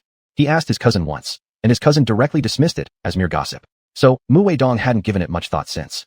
I'm sure it's here. Lu Man nodded. She calculated that this was the right place. Otherwise, she wouldn't have brought Mu Weidong here. It's not easy to handle here. Mu Weidong frowned, and said with a worried expression, clashing with the Zhao family wouldn't be simple. One wrong move, and both families could be affected. Not easy to handle? I don't care. What I'm telling you is that Ji Zhiwei is here. Lu Man shrugged, and said curiously. She wondered how the Zhao family managed to do this, make Ji Zhiwei and the car disappear together. Yes, both Ji Zhiwei and the car disappeared. She didn't see Ji Zhiwei's car in this courtyard. Where was his car? Could it have been sucked into some kind of hidden dimensional space created by them? And if that were true, how big would that space need to be? A whole car. That was not insignificant. Well, better to enter first and figure out later. Little man, wait here for a moment. I'll fetch grandfather. Mu Weidong expressed that this matter wasn't something he could deal with alone. They needed their elder present to hold the line. Otherwise, he wouldn't be able to stand up against the Zhao family. Their Mu family isn't afraid of the Zhao family, but as a junior member, Mu Weidong would have no chance against the Zhao family. You'd better hurry. If we delay too long, I can't guarantee whether your cousin will end up with an extra wife. Lu Man shrugged and spread her hands, saying that this was very likely to happen. The person responsible was Ji Zhiwei's bad romantic luck. They had their eyes on Ji Zhiwei. Bringing Ji Zhiwei here was clearly for the same reason. Long delays could indeed lead to issues. What are you doing standing in front of my house? Zhao Man had already noticed Mu Weidong and Lu Man by the entrance. She'd been observing outside all along, and when she saw them loitering there, she couldn't help but shout from the window toward Lu Man and the others. We're not doing anything, just resting our feet. Lu Man shrugged with a smile. This girl had quite some guts and greed. Repeated wishes like this. Didn't she worry about losing everything? No, maybe she didn't care at all. After all, human blood is continuously replenished, but retaliation isn't something to joke about. Go somewhere else, not in front of my house. Zhao Man looked at Lu Man, her tone showing impatience. Seeing Lu Man stirred an uneasy feeling inside her. She didn't understand why this Lu Man seemed so unremarkable, yet unsettling. Regardless, she wanted no unnecessary trouble, especially with Mu Weidong around. This is a public place. Lu Man smiled and said, gazing upward at Zhao Man who stood on the second-floor window overlooking them. Her lips curled into a smirk. Her meaning was clear. It was her freedom to stand here, and Zhao Man had no say over it. It's my house's doorstep. Zhao Man coldly replied. If only it were convenient to summon her idol statue right now, she'd already summon it to give this young girl a proper lesson. Judging from how this girl appeared related to Ji Zhiwei, Zhao Man presumed she might have been invited by him. Just thinking about how the next day after this girl came, she and Ji Zhiwei left together and stayed somewhere unknown all day infuriated Zhao Man, making her wish she could tear Lu Man apart. Lu Man noticed Zhao Man's hateful glare and smiled. The smile was radiant, her voice laced with a hint of provocation, which Zhao Man struggled to bear. Chapter 162. The Yi space opened by the divine statue. Mu Weidong, go and invite your grandfather. I'll take care of this. Lu Man looked at Mu Weidong who was still standing there in a daze, giving him a disapproving glare. What was he doing just standing there? Did he really want to find a wife for his cousin? If he actually had that intention, then she wouldn't be so eager. Mu Weidong suddenly came to his senses, quickly turning around and running towards his grandfather's house. Lu Man looked at Zhao Man, and Zhao Man stared back at Lu Man. The two were locked in a staring contest, with Lu Man smirking as she eyed Zhao Man. What exactly did Ji Zhiwei see in Zhao Man? Was it something about Ji Zhiwei that made him appealing to her? Well, no matter what, she should leave it to Ji Zhiwei himself to deal with it. After all, this was Ji Zhiwei's own matter. You won't leave, I'll call the gatekeeper. Zhao Man stared at Lu Man for a while, realizing she didn't know Lu Man. In fact, they had never met. This Lu Man wasn't someone from within their compound, so Zhao Man coldly threatened her. Go ahead and call. Lu Man shrugged her shoulders, knowing full well that the Ji family would surely protect her. No gatekeeper could drive her away. Moreover, the Ji family's residence wasn't far from Zhao family's. She was curious. How exactly had this Zhao Man managed to summon a divine statue inside the compound?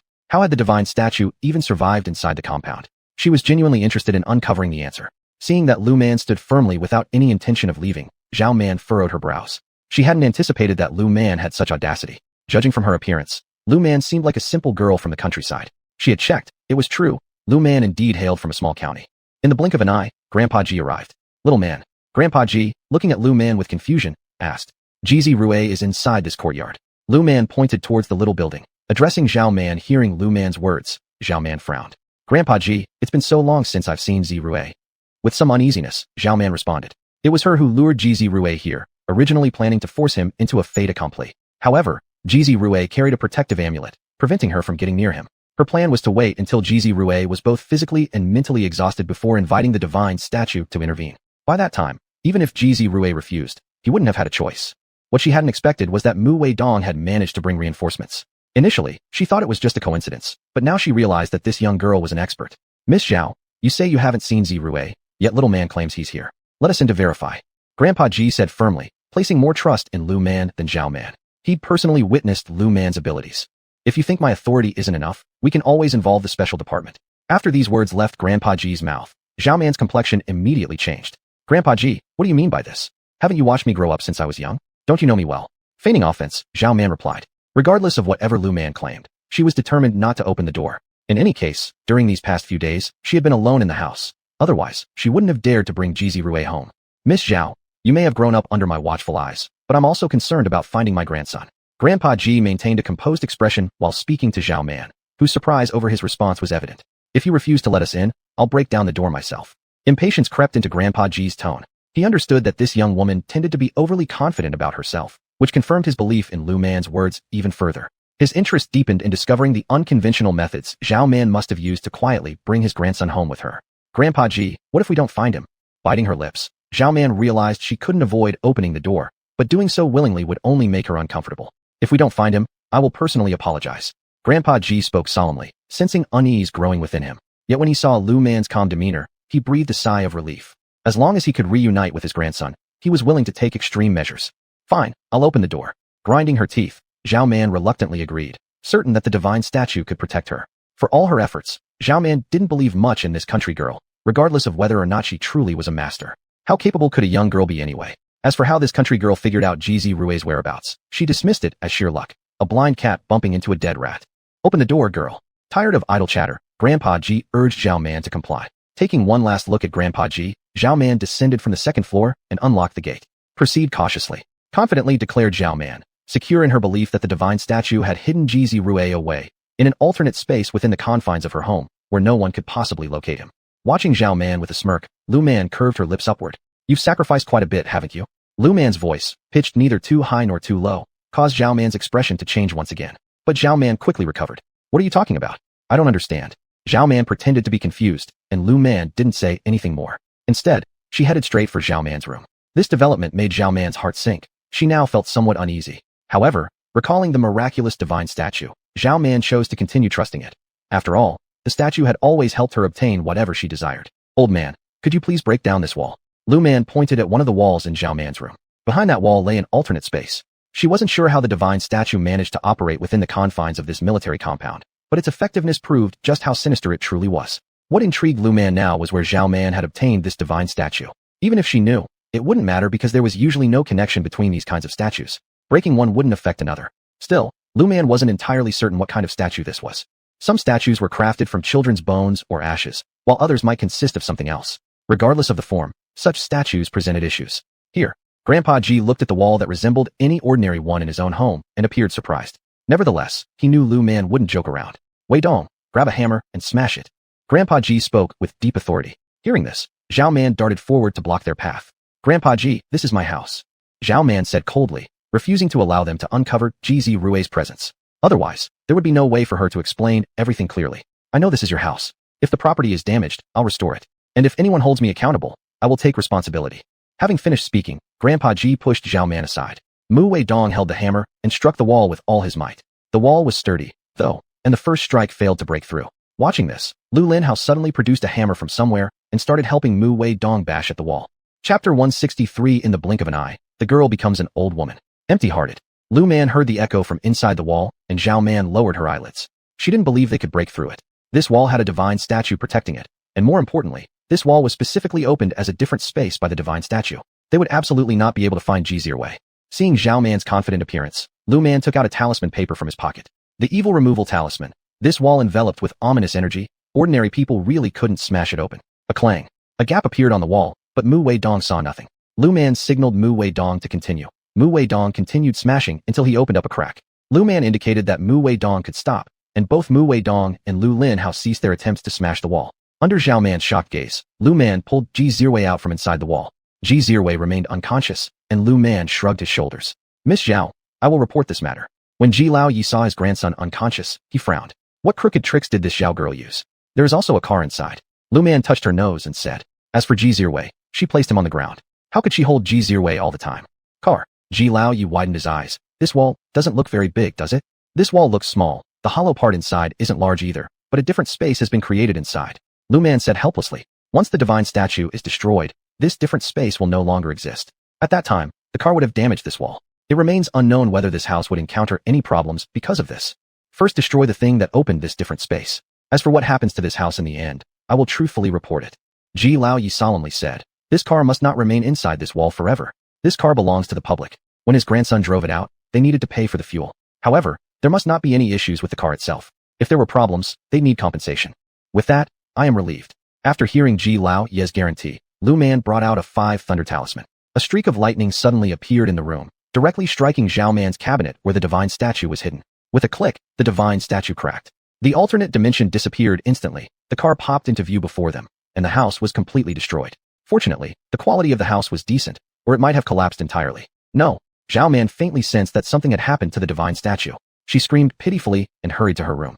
Upon finding the divine statue, she discovered that it had been struck into ashes. Kneeling on the floor, tears gushed from her eyes immediately. As to how to handle this, it's up to you, elder. Having seen there was nothing left for her to do, Lu Man decided to leave. Regarding whatever punishment Zhao Man might face, she didn't intend to inquire excessively. Whatever method Ji Lao Yi would employ against Zhao family was none of her business. She had merely done her duty. I'm leaving first. After speaking, Lu Man grabbed the stunned Lu Linhao and ran away directly. Mu Weidong looked at Ji Lao Yi, somewhat unable to react for a moment. Let me make a call. Ji Lao Yi dialed a number to higher authorities, reporting the situation here. As for his grandson, probably nothing serious had happened. Otherwise, Lu Man wouldn't have run away so fast. Why? Why was the divine statue destroyed? Looking at the ash remains of the divine statue, Zhao Man found it hard to accept. She didn't believe it could have been so easily destroyed. Grandpa, Mu Weidong listened to Zhao Man's wailing cries and felt somewhat uneasy in his heart. Just wait for someone to arrive. Ji Lao Yi sat down somewhere, and as for his grandson lying on the ground, let him rest on the floor. Given his youthful vigor, lying on the floor wouldn't harm him much anyway. Moreover, it wasn't too cold outside right now. How should we deal with that one? Mu Weidong asked the elder helplessly, unable to tolerate that individual's continuous wails. Just wait for someone from the higher authorities. Ji Lao Yi replied helplessly. Having personally witnessed such strange events, he felt rather complicated. Though atheism had always been his belief, having experienced these bizarre occurrences in the world multiple times now, he was quite exhausted. Why are you so cruel? Seeing that the divine statue would never be restored again, Zhao Man came out and accused Mu Weidong and Ji Lao Yi. You knew when you committed a wrong act that wrongdoings will be punished. Ji Lao Yi said indifferently. This girl has indeed gone astray. Previously, he thought this girl was decent enough. Why then did she change like this overnight? And the change was so great. Grandfather? Mu Weidong clutched Ji Lao Yi's clothes, his voice trembling with fright. He pointed towards Zhao Man, and Ji Lao Yi followed Mu Weidong's finger, giving a start himself. This Zhao Man had suddenly aged so much. Her hair had turned white all at once. What was going on? He felt that Zhao Man now looked older than he did. Lu Man wasn't here. If Lu Man had been here, he would have certainly told them this. You gained something, and you must pay for it. She wanted too much, and the backfire consumed her. Moreover, what she offered was not ordinary blood, but essence blood. Losing too much of that essence blood could affect the body. Plus, this time Zhao Man directly brought Xia and the car along. The divine statue might possess considerable power, but bringing along a whole car and a big living person while creating an alternate dimension? One could only imagine how much Zhao Man had to give up. You? Zhao Man, noticing Mu Weidong's shocked expression, touched her face. When her fingers brushed against the wrinkles, she screamed again. After screaming, she went to the bathroom to find a mirror. When she saw her old face in the mirror, she smashed it with her hand. No, this can't be real. Unable to bear it, Zhao Man covered her face and squatted down. When she saw that even the skin on her hands had become loose, full of wrinkles, Zhao Man let out another scream. Is she alright? Mu Weidong was scared out of his wits. Seeing Zhao Man like this, he resolved never to accept any strange or unconventional practices. No more believing that burning incense and worshipping Buddha would bring wealth, nor buying talismans to improve fortune. He would never do these things. Ji Lao Yi, seeing Mu Weidong pale as a ghost, gave him a glare. Ignoring Mu Weidong, Ji Lao Yi sat on the sofa. In less than half an hour, people from the special department arrived. Chapter 164. Investigation of the entire courtyard. What's going on here? Daoist Chen looked at the situation in the Zhao family living room and furrowed his brow. What exactly was wrong with the Zhao family that allowed a car to be inside, without breaking any windows or doors? Daoist Chen, it was the Zhao family girl who brought the car in. Grandpa Ji, hearing Daoist Chen's question, awkwardly explained. Despite how this miraculous event severely challenged his worldview, he knew that this matter had to be dealt with properly. Otherwise, they wouldn't know what might happen next. After all, the root cause of this incident was due to his own grandson. Please explain the specific circumstances. Daoist Chen had come mainly because there were too many paranormal incidents occurring recently in the capital. He had to take them seriously. Otherwise, the capital would become a paradise for demons and evil spirits, which could not be allowed. The capital has always been the heart of their nation. To sum it up, the Zhao family girl has taken a liking to my grandson. However, my grandson already likes another girl. So, she used improper methods to bring him, along with his car, straight into this house. As for the details of how, I don't know clearly. Grandpa Ji sighed and said, he often heard stories about people causing disasters for their country, but most of these tales usually referred to women. This time, though, it was affecting his grandson, and if it weren't for Lu Man being present this time, he wouldn't even know what had happened to his grandson. Zhao family girl. Daoist Chen looked curiously at everyone in the room. He didn't see anyone among them who could be called girl by Grandpa Ji. Is it her? Seeing the puzzled look in Daoist Chen's eyes, Mu Weidong hesitated and pointed at Zhao Man, who had been covering her face, squatting on the ground, muttering, impossible, this isn't real. He now truly understood that using inappropriate means would result in punishment. Recoil. Daoist Chen immediately realized the issue. It must be recoil. Allegedly, it's a recoil. Grandpa Ji helplessly said. This matter had to be handled properly, otherwise, his grandson's safety could not be guaranteed. Moreover, since this Zhao family girl was so mysterious, they needed to investigate whether others in the Zhao family also used such improper means. Take her away. Daoist Chen coldly said as he glanced at Zhao Man. Since she dared to use forbidden means, she would have to accept punishment, even if she had already suffered from the recoil. She couldn't escape legal justice. Thank you, Daoist Chen. Grandpa Ji sighed in relief after hearing Daoist Chen's words. It wasn't until after reporting the matters of Chengyin Temple and Shaowang Village that he learned of Daoist Chen's existence, and it was only then that he came to understand Daoist Chen's identity. Could you tell me who the master was who helped find your grandson? Daoist Chen was now interested in this matter, which surprised Grandpa Ji. I'm sorry, I'm not sure if that person wants you to know her identity. Grandpa Ji helplessly said. Lu Man seemed unwilling to deal with special department personnel, which was why she had left so quickly, and he could see that clearly. In that case, could you ask that master? Daoist Chen felt that the master had considerable abilities and likely great skills, for no one else could resolve the Zhao family girl's issue so quickly. No. Season Ji Rui suddenly woke up at this moment. He hadn't even opened his eyes before beginning to struggle. Cousin. Mu Weidong hurried over upon hearing the noise. But just as he approached, he was punched in one eye by Season Ji Rui. Cousin. Mu Weidong plaintively called out Season Ji Rui's name, and upon hearing this, Season Ji Rui's mind abruptly became clear. Opening his eyes, he noticed Mu Weidong looking at him with an accusatory expression from nearby. What happened to you? Season Ji Rui had no recollection of attacking anyone moments ago. Curious, he asked why Mu Weidong was holding his eye. Cousin, your punch landed directly on my eye. Mu Weidong lowered his hand from his eye, and when Season Ji Rui saw the black bruise around his eye, he couldn't help but smirk slightly. Oh right, wasn't I rescued? Season Ji Rui suddenly remembered that while driving home, everything went black, and both he and his car ended up in a mysterious place. There was only Zhao Man there. She claimed she liked him and wanted to marry him, but he refused. Later, when Zhao Man attempted force, the talisman on his body blocked her. Otherwise, he might already have another woman by now. Yes, you've been saved. When Mu Weidong heard Jizi Rui's words, he immediately forgot about the punch Jizi Rui had just delivered. Jizi Rui, upon hearing that he had been rescued, glanced around but didn't see Lu Man, feeling a little disappointed. Could it be that she hadn't come to his rescue this time? She just left. Mu Weidong sighed and explained at the look of disappointment on Jizi Rui's face. His cousin was really in deep, but Mu Weidong dared not joke with him. What about Zhao Man? Jizi Rui immediately noticed Daoist Chen in the living room and asked seriously. He didn't want an event like this to happen again. Those unwarranted romantic troubles truly worried him as they might reoccur. She will receive the punishment she deserves. Daoist Chen responded solemnly. Their job was precisely to handle such paranormal incidents. Master. My sister recently encountered a supernatural event. Mu Weidong perked up at Daoist Chen's words, suddenly remembering his sister, who had once again been troubled by a water ghost last night, no matter what precautions they took. Aren't you acquainted with that master? Daoist Chen questioned, puzzled since their relationship with the other master seemed good. Why would this young man seek help from him? Master, my sister, she offended that master. Mu Weidong let out another sigh. He couldn't ignore his sister, but he also couldn't ask Lu Man for help, as she clearly refused to assist them. Alright. Daoist Chen glanced at Mu Weidong, the implied meaning in his eyes causing a slight change in Mu Weidong's expression. He too realized how foolish it was for his sister to offend Lu Man, yet she didn't think she did anything wrong. Feeling utterly worn out, Mu Weidong, as an older brother, knew he couldn't neglect his sister. But if she caused trouble again next time, he doubted he'd be able to protect her. And if their parents failed to educate her properly, there was nothing else he could say.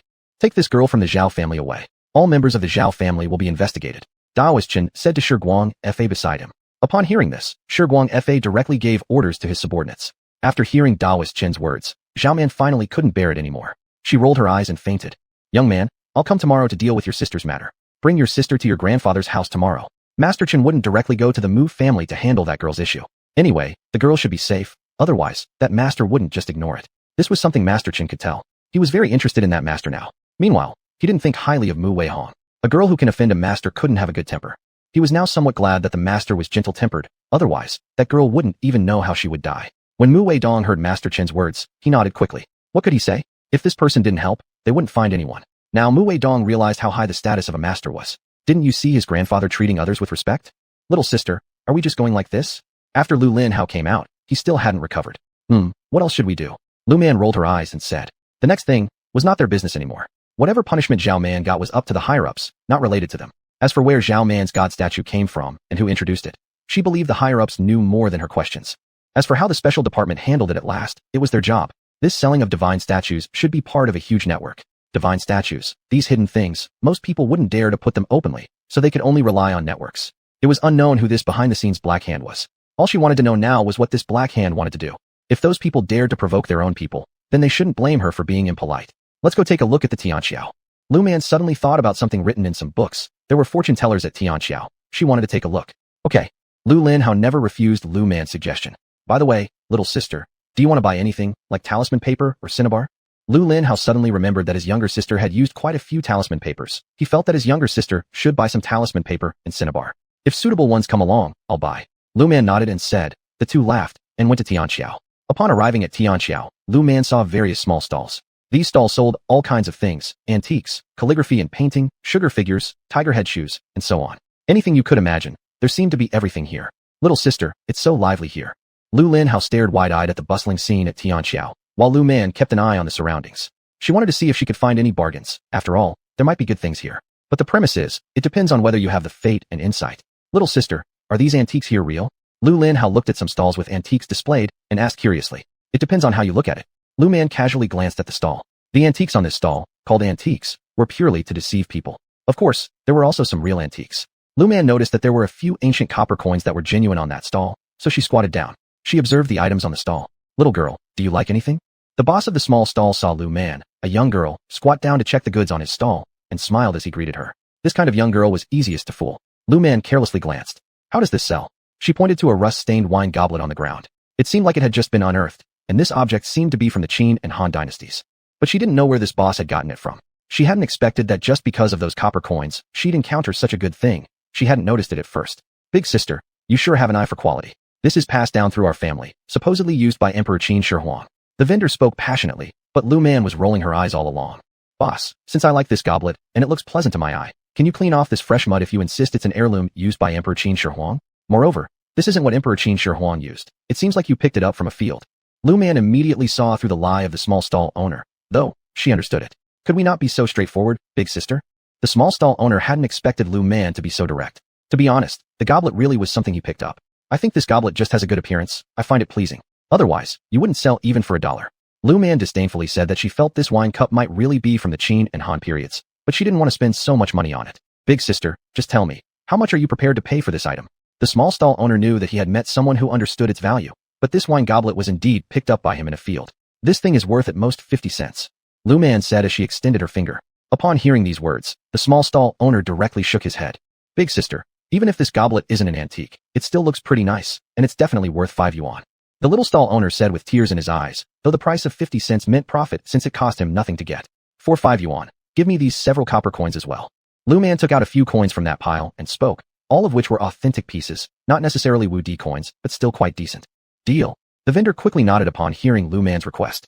Lu Man also quickly pulled out 5 yuan and handed it to the small stall boss. Then she dragged her brother away. Little sister, didn't you say this item was fake? Why did you still spend so much money buying it? 5 yuan. This was enough for them to use at home for a long time. Am I the kind of person who suffers losses? Lu Man laughed and said that if she wasn't sure that everything was genuine, would she have spent money on it? Are you kidding? Little sister, can you tell me beforehand what you plan to do next time? Lu Linhao said helplessly. Now, it was his little sister making all the decisions, but he truly worried about her shocking him again anytime. Not long ago, Because of dealing with some special incidents, she lay in bed for several days. He won't mention this now. Her body wasn't fully recovered yet, and now, she went to rescue Zirue. He felt it was better if his little sister stayed home. Okay. Lu Man readily agreed, and they continued strolling on the street. At this moment, Lu Man heard a young man shout loudly. She held onto her brother's hand and rushed over. Chapter 166, Zhou Xiao's Malevolent Qi. You're a liar, deceiving even me. Don't you know who I am? The man grabbed a middle-aged Taoist dressed in a Taoist robe and cursed at him, pointing his finger to the Taoist's nose. Lu Man glanced at the young man, noticing an ominous energy surrounding him. Had this guy encountered a ghost or some kind of trouble? However, she wasn't against making a profit out of it. Judging by his appearance, he seemed to be wealthy. Lu Man squinted her eyes, pondering what to do next. Mr. Zhou, I was wrong. The middle-aged Taoist hurriedly confessed his mistake, pulling Lu Man back from her thoughts. This young man had fallen victim to a scammer. However, it appeared he had either been deliberately targeted or accidentally come across something malevolent. Lu Man felt that there were far too many paranormal incidents in the capital. She wondered if the special department was doing their job properly, or if it was just her good luck that she kept encountering these strange events. I don't care whether you realize your mistakes or not, but I'm in a bad mood recently. With that, the man known as Zhou Xiao delivered 2 punches to the face of the other man. The latter didn't dare to resist, knowing better than to completely offend Zhou Xiao. Despite appearances, angering Zhou Xiao would only result in immediate retaliation. Bang bang bang. Zhou Xiao struck the man several more times on his face. Of course, he didn't use full force. Otherwise, the man would already have been disabled, especially considering the 2 bodyguards standing nearby. Mr. Zhou, I'm sorry. I'm really sorry. I won't dare to again. The Taoist begged for mercy, regretting his foolishness. Why did he attempt to deceive Zhou Xiao just for a little money? Had he known earlier, no matter what, he wouldn't have deceived this person for that amount of money. He thought it was a coincidence, his misfortune, but he realized now how mistaken he truly was. Eventually, Zhou Xiao let off some steam, kicking the Taoist once more before preparing to leave with his bodyguards. Mr. Zhou, you've been touched by unclean forces. Would you like to buy an amulet and a peace charm? Lu Man pulled out 2 talismans and smiled sweetly while asking. Zhou Xiao's expression immediately darkened. What? Are you taking me for a fool? Zhou Xiao glared at Lu Man coldly, but Lu Man smirked. Meanwhile, Lu Linhao stepped forward to protect his sister, while Lu Man peeked over his shoulder.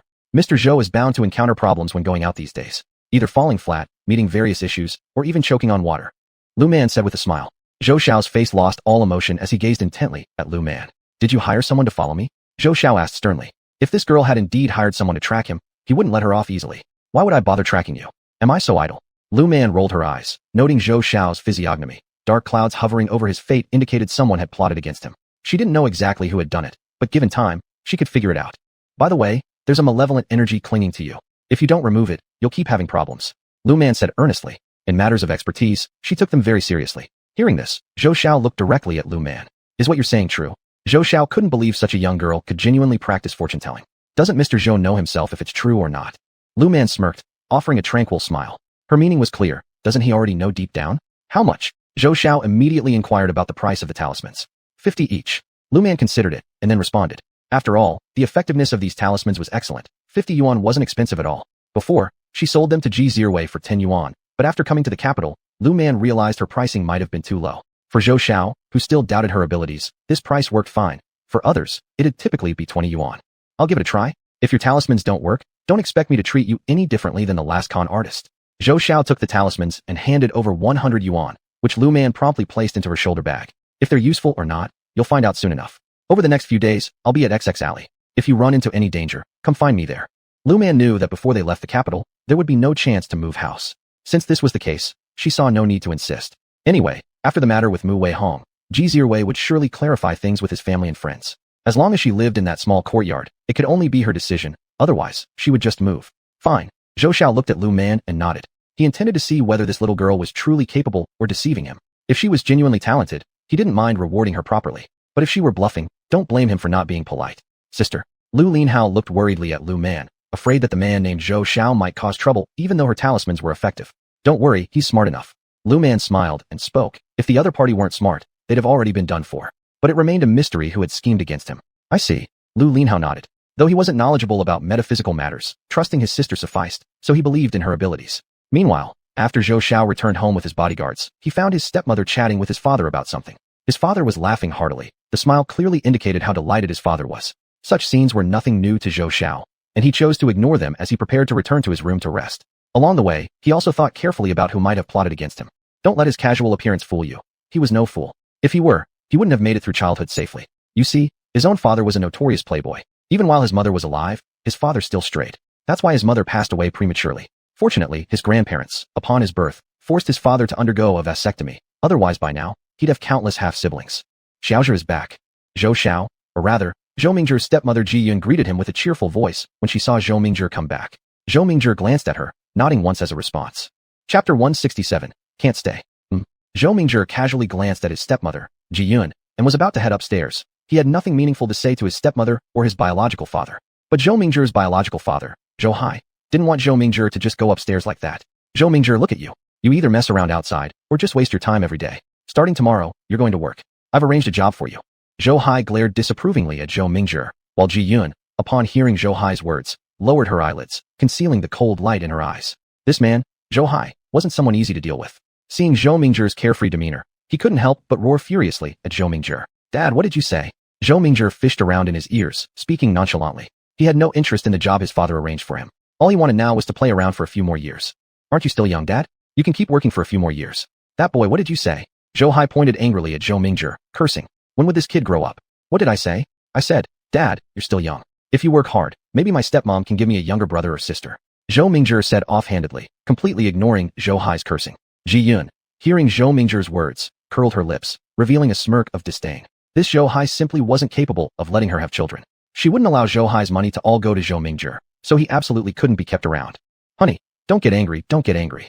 Ji Yun supported Zhou Hai, gently smoothing out his breath for him. Mingzhi, you should know better. Your father isn't well. Can't you stop upsetting him? Ji Yun's accusatory tone made Zhou Mingzhi reveal a sarcastic smile. The old man is doing just fine.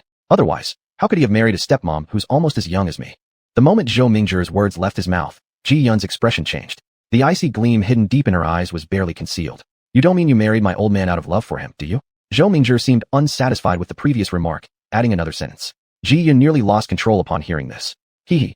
With your youth, if it weren't for your attraction to my old man's money and power, would you really stick with him? Zhou Mingzhi scoffed lightly. Everyone knows each other pretty well, doesn't they? Initially, he just mumbled some thoughts in his mind. But does this woman really think that because she married his old man, he has to respect her? He wouldn't even give much respect to his own father, let alone a stepmom. Alright, stop putting on a show for me. Whatever you guys want to do is fine by me, but don't you dare lay a finger on what belongs to me. After saying this, Zhou Mingzhi went upstairs directly. Zhou Hai clutched his chest, unable to speak from anger for a long time. Ji Yun comforted Zhou Hai, feigning an aggrieved appearance. But secretly, she gritted her teeth, thinking that Zhou Mingzhi must not be allowed to remain. That's wrong. Why am I still unharmed after she sent someone against me? No, Zhou Mingzhi must die. With this thought, when Ji Yun knew Zhou Hai was away from home, she would find that master again. Once Zhou Mingzhi is gone, Zhou Hai will also follow. Then all of Zhou Hai's wealth will belong to her. Zhou Hai is different from those people born into hardship. Despite joining the army at a young age, his origins are excellent. The inheritance from his ancestors alone would be enough for Zhou Hai to live several lifetimes comfortably. Otherwise, why would she go through such great lengths to marry Zhou Hai? Alright, don't be upset anymore. That boy talks nonsense. Who are you if I don't know? Zhou Hai noticed Ji Yun's unpleasant expression and sighed, recalling what Zhou Mingzhi had just said. Indeed, Ji Yun was quite a good woman, treating him well too. Otherwise he wouldn't have married her, right? He knew his own temperament. In his youth, he indulged in wild living. Ji Yun, despite her young age, chose to be with him. He, growing older now, no longer had any interest in such debauchery. Now, all he wanted was to lead a peaceful life with Ji Yun. Anyway, he's getting old. Moreover, he cannot provide Ji Yun with a child. Therefore, all he could do was compensate her more for that fact. Honey, it's alright. I understand. Ji Yun spoke understandingly. Zhou Hai patted Ji Yun's hand, while Ji Yun pretended to be hurt, lowering her head, concealing the chilling glare in her eyes. Zhou Mingzhi, it's you who forced me to this. It's all because of you. Without you, the property of the Zhou family would solely belong to me. Who is it? Lying on the bed in his bedroom upstairs, Zhou Mingzhi was contemplating who was behind the dark deeds against him. He believed he hadn't offended anyone. He couldn't figure out who was scheming against him, this playboy. If his father had another child, it could be possible that his half-brother was behind it. But his father seemed to have only him as a child, which made it hard to guess who was targeting him. This can't go on like this. Zhou Mingzhi decided to investigate who was scheming against him and would not let it slide no matter who the person was. Forget it, go to sleep first. Zhou Mingzhi, knowing he wouldn't find evidence immediately, decided to rest first. He planned to see if the amulet worked. If it did, he would visit the master who gave him the amulet. If not, he would still trouble the little girl for her involvement. Brother-in-law, Mu Weidong looked at Jizi Rue with chills all over his body and cautiously called out. What is it? Jizi Rue asked coldly. The air pressure around him was so low now that it could freeze someone to death. Brother-in-law, Zhao family's matter has already been taken over by the authorities. Mu Weidong said helplessly. Due to the Zhao family situation, his younger sister's case had been delayed. Now, his little sister was tormented daily by a water ghost. He wanted to seek leniency through his brother-in-law and Lu Man. I won't interfere in Wei Hong's matter. Jizi Rue knew what Mu Weidong meant, and precisely because he understood it, he didn't want to get involved. He knew Lu Man's temperament well. If he dared to intervene, Lu Man would absolutely cut ties with him. No matter how kind and approachable a master may appear, they still have their pride. Jizi Rui glanced warningly at Mu Weidong. Since Lu Man had rejected them, she wouldn't involve herself anymore. What's said is done, and Jizi Rui did not want to offend Lu Man. Brother-in-law, my younger sister is about to break down recently. Mu Weidong chuckled bitterly, explaining that the water ghost was particularly difficult to deal with. She should hate Lu Man by now, shouldn't she? Upon hearing Jizi Rui's words, Mu Weidong was stunned momentarily. Indeed, lately, his younger sister cursed Lu Man daily, calling her merciless and heartless, saying all sorts of unpleasant things.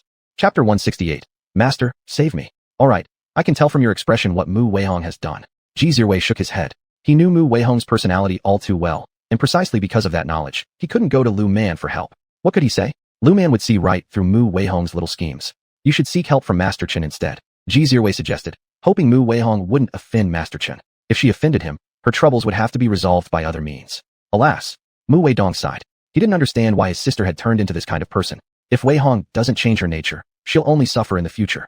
Jizi Rui said coldly, hoping Mu Weihong would become wiser after this incident. She shouldn't think that relying on her family background will allow her to behave arrogantly. With her disposition, she might one day bring ruin to the entire Mu family if she meets someone who will hold her accountable. Lu Man is too lazy to argue with her. Do you know the consequences of offending a celestial master? At worst, it could lead to the destruction of their family. Even worse than that, the soul may dissipate, or perhaps eternal suffering as punishment. Cousin, I understand. Mu Weidong left dejectedly. Jizi Rui looked at Mu Weidong's retreating back and sighed. He hoped Mu Weidong could take drastic measures to discipline Mu Weihong. Otherwise the Mu family might not survive the trouble. This Mu Weihong was becoming increasingly brazen. Elsewhere, Zhou Mingjie had just fallen asleep when his window opened on its own despite no wind. Zhou Mingjie felt something and shrank back under the blanket, covering his entire head.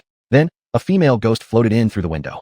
The ghost wore a blood-streaked red dress. Her hair hung down loosely. Zhou Mingjie grew increasingly cold, so he tightened his blanket even more. Seeing Zhou Mingjie's reaction, the ghost smirked evilly. Approaching Zhou Mingjie, he realized something was there and flailed. The ghost screamed, startling Zhou Mingjie, who sat up immediately. With trembling hands, he held onto the blanket tightly, then saw the open window and the ghost cowering in the corner. Who are you? Zhou Mingjie stuttered as he questioned the ghost. His teeth chattered uncontrollably as fear overwhelmed him. He really encountered a ghost. What do you have on you? The ghost ignored his question and asked her own. On me. Pale-faced, Zhou Mingjie clutched the blanket to his chest as he stared at the ghost in terror. He now realized he was indeed encountering a real ghost. Considering whether this ghost was sent by someone else, his fear intensified, and he shrank further. What do you have? The ghost glared ferociously at Zhou Mingjie, wondering what object on him allowed him to repel her. Thinking about the item this man possessed, the ghost's face darkened. She wanted to know what he managed to acquire since previous time she came here. There seemed to be nothing special about him then. I don't have anything. Zhou Mingjie was completely bewildered, but then recalled the amulet the young girl gave him today. At that moment, he regretted not using it sooner, and he prayed silently that this paper talisman would protect him effectively, otherwise he would perish. Liar. As the ghost noticed Zhou Mingjie lying, an ominous aura emanated uncontrollably from her body.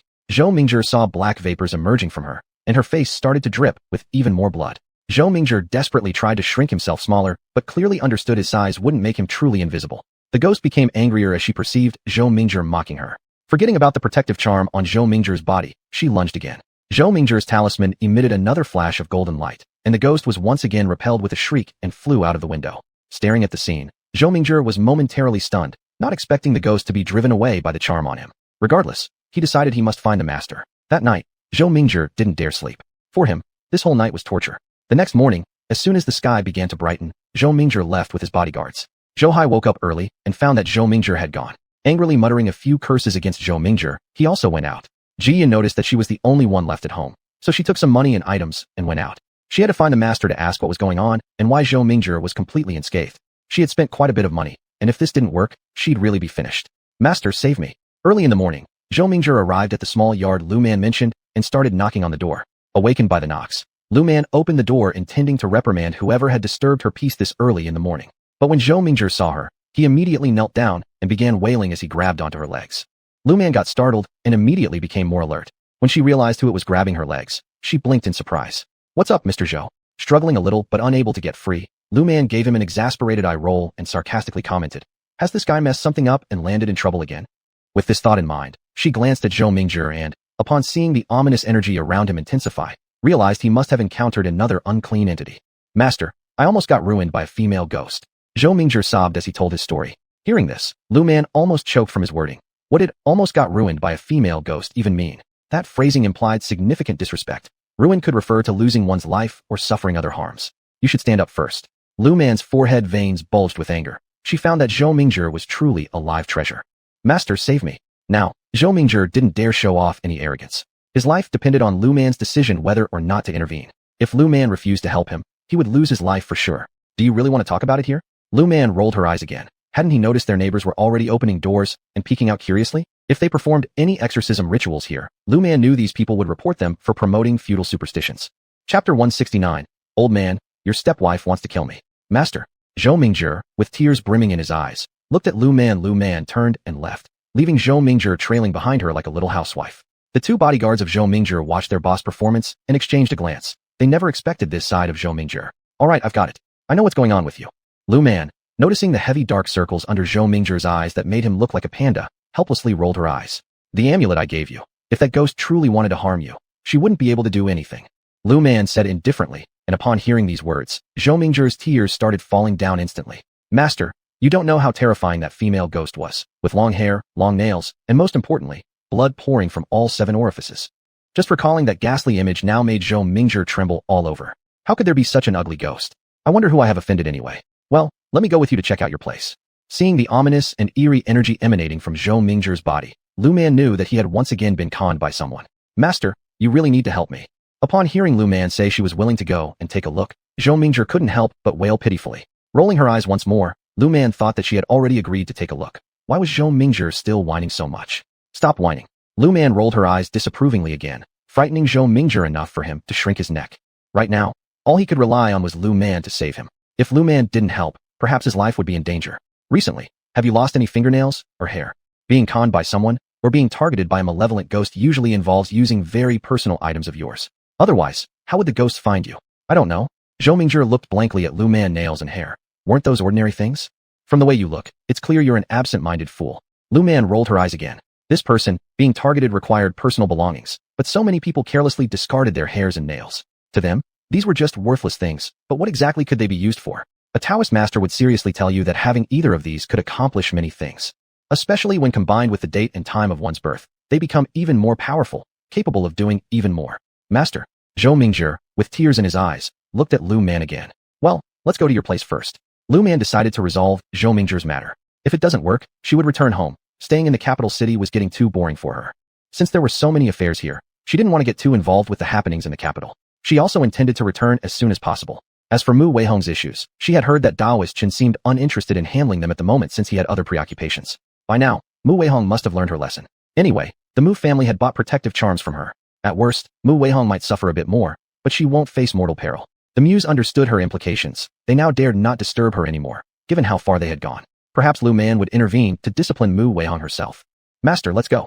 Upon hearing Lu Man's words, Zhou Mingjie pulled her arm and prepared to leave immediately. What do you think you're doing dragging my sister like that? Lu Linhao, coming out, never expected to see his younger sister being dragged out by some man.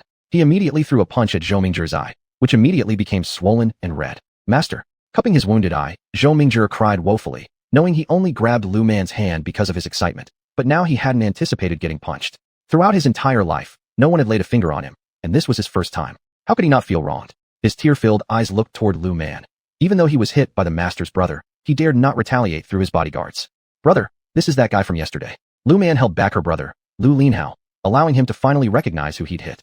What are you here for? Lu Linhao coldly asked, confused why this person showed up so early in the morning. Brother of the master, I'm here seeking the master's help. With his wounded eye cupped in his hands, Zhou Mingjie sobbed pitifully, lamenting how he'd ended up with a black eye. And yet, all he could do was endure. This was truly undeserved punishment. Brother, let's follow this guy to his place. Once we finish dealing with his problem, we'll head home. Lu Man thought, as rich as this guy seemed, maybe she could earn a courtyard house from him. That way, she wouldn't have to bother searching hard for one later. Have you even eaten breakfast yet? Lu Linhao glared at Zhou Mingjie. His own sister's health hadn't fully recovered yet, and now this person had already come bothering her. Let's deal with his issue first, and then we'll go for breakfast. Lu Man concluded as she said this. Zhou Mingjie was almost in tears, and it was precisely seeing him teary-eyed that Lu Man couldn't help but agree momentarily. She didn't know what was wrong with this guy. How could he shed tears so easily? It seemed like his tears weren't worth a cent. Thus, the group arrived at the Zhou residence. As soon as Lu Man entered the door, she spotted Ji Yun sitting in the living room. After finding the master outside, Ji Yun emphasized her intention to claim Zhou Mingjie's life, paid more money, and then returned. Mingjie, who is this? Ji Yun's eyes carried a trace of mockery when she saw Lu Man. At a glance, Lu Man figured out that this woman had schemed against Zhou Mingzhi. There's no need to look further. It's her. Lu Man pointed at Ji Yun while saying this. Upon hearing Lu Man's words, Zhou Mingzhi immediately picked up the phone on the table and called his father. Old man, come back quickly. Your stepwife wants to kill me. After finishing all this, Ji Yun finally realized what had happened. She looked at Lu Man, her eyes flashing with coldness. However, she also knew that if her actions were exposed, Zhou Mingzhi would not let her off easily. Young lady, we have no grudges between us. What do you mean by that statement just now? Ji Yun glared accusingly at Lu Man. In response, Lu Man shrugged her shoulders and took out a 5 thunder talisman from her bag.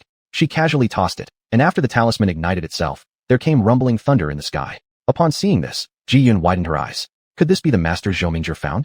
Wasn't the master too young? No, she isn't the master. I can't lose my composure. I'm Mingzhi's stepmother. If you want to marry into the family, my say doesn't count. Ji Yun weakly retorted, and Lu Man looked at her with a half smile. Ma'am, you're really dramatic. Lu Man rolled her eyes. This woman was truly an actress. But upon reflecting on how this woman managed to marry into the family, scheme against Zhou Mingzhi without arousing suspicion, she had to admit she was capable. Chapter 170, Joyful Fatherhood. Enough, stop throwing mud at me. How could I even look at this guy? Lu Man gave Zhou Mingzhi a disdainful glance. What was so good about this young master, who almost got him killed? And how could she be interested in such a coward? The man she would like must be worthy of her. But it seemed that no one had met her standards yet. You'd better not talk nonsense. I'm far from worthy of the master. Zhou Mingzhi glared at Ji Yun, wishing the master could look at him with favor. You? Ji Yun looked at their behavior and felt uneasy. Yet recalling the talisman Lu Man casually tossed into the air earlier, she believed her own analysis again. If Lu Man were truly that powerful, how could the talisman fail to work? Lu Man didn't know what Ji Yun was thinking. However, seeing her doubt turn into firmness in her eyes, she realized this woman must have come up with something and was confident in it. If she knew what Ji Yun was pondering, she would probably laugh and explain to her the purpose of the 5 thunder talismans she just used. Likely the evil celestial master was dead by now. But she wondered what expression this person would make upon learning the truth. You've been tricked by someone. I've already dealt with that person, and the evil spirit has dissipated. Lu Man said calmly. Ji Yun widened her eyes again upon hearing this. It's impossible. That great master was very skilled. How could this girl possibly deal with such a master? Humph.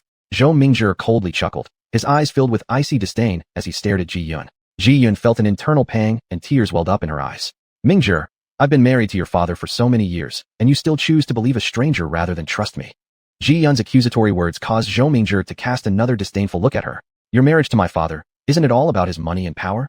Zhou Mingzhi coldly replied. He knew everything. Otherwise, he wouldn't have maintained such a distant relationship with Ji Yun. They were never close enough for her accusations to carry weight.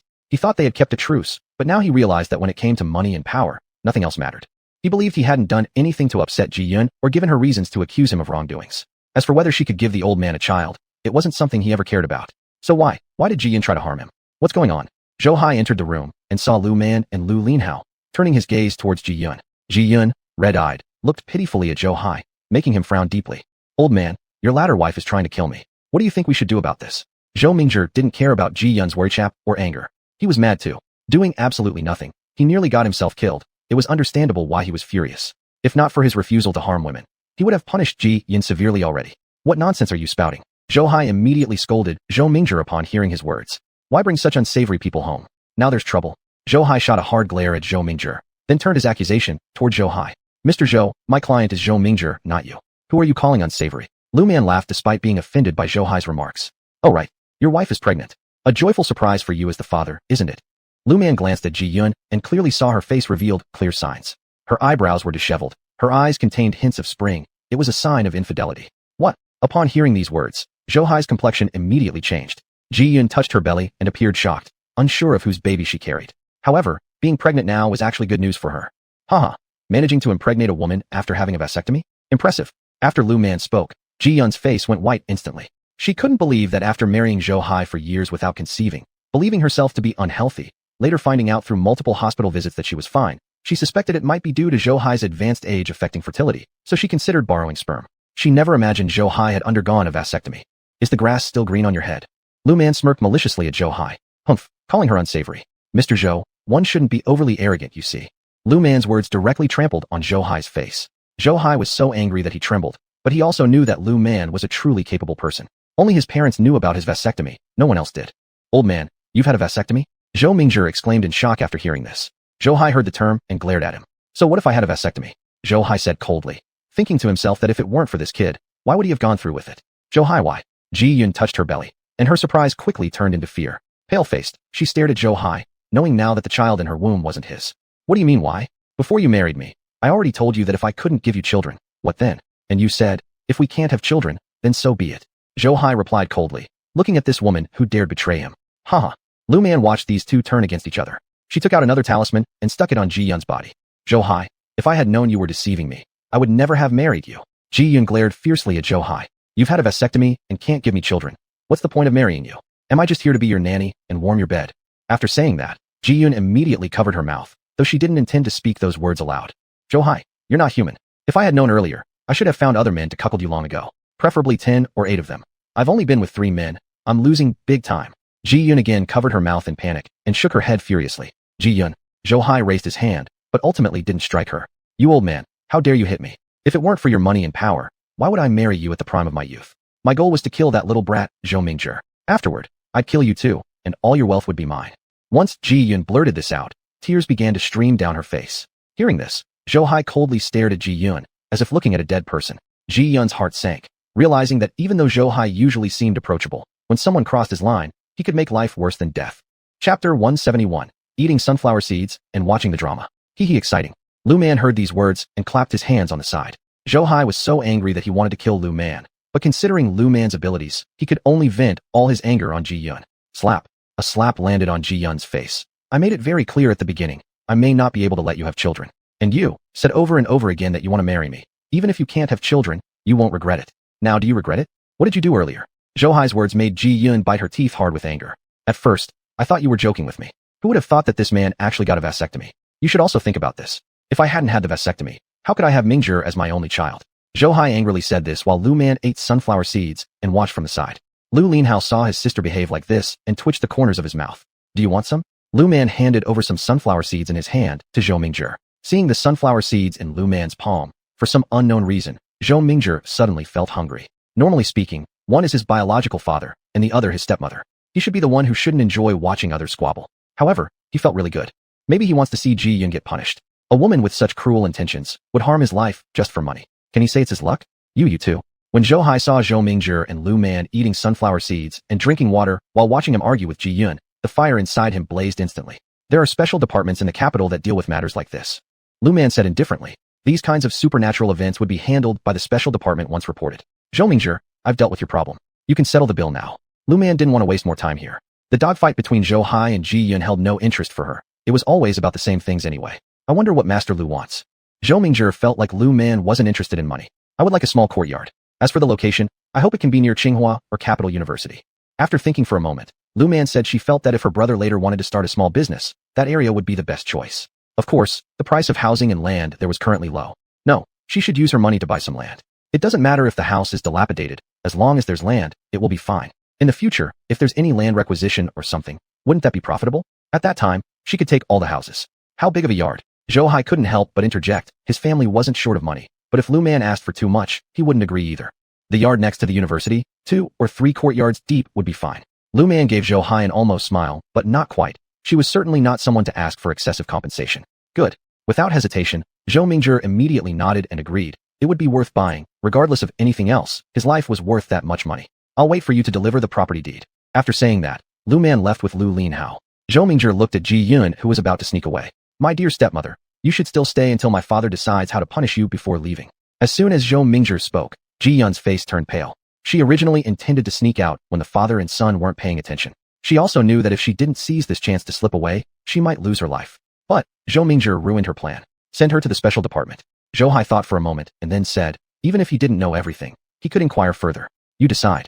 Zhou Mingzhi said nonchalantly. He knew his old man's personality well enough. Did you guys just go out?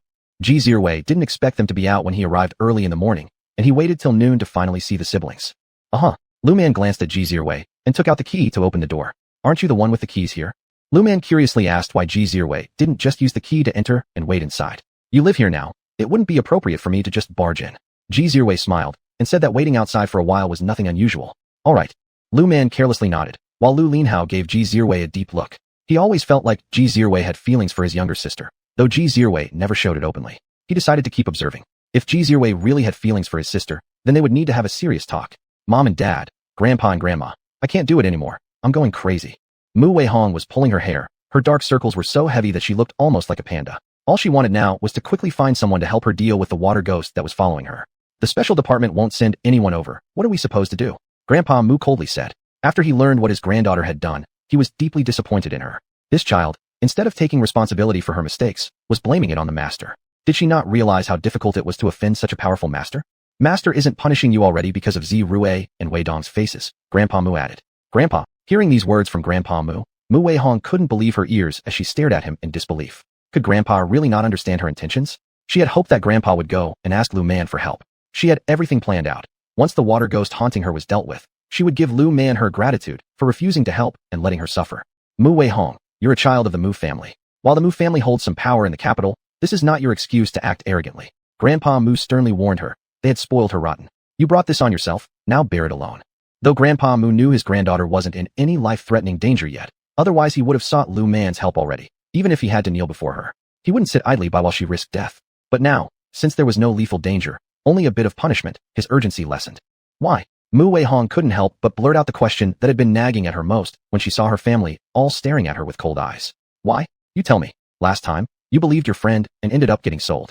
Weren't you taught a lesson then? Grandpa Mu sharply retorted, recalling the last incident where Mu Wei Hong was saved by Lu Man after being betrayed. And this time, again you recklessly followed your friend without thinking. Do you even know that most fresh mounds in the countryside are actually graves? Grandpa Mu doubted whether his daughter-in-law gave birth to her properly, because how else could she be acting as though she lacked a brain entirely? Chapter 172, Lu Qing's Dark Side. Me? Mu Wei Hong really didn't pay attention to that much. She was just looking at the flowers because they were pretty. You haven't thought about it, but you rely on our power and influence.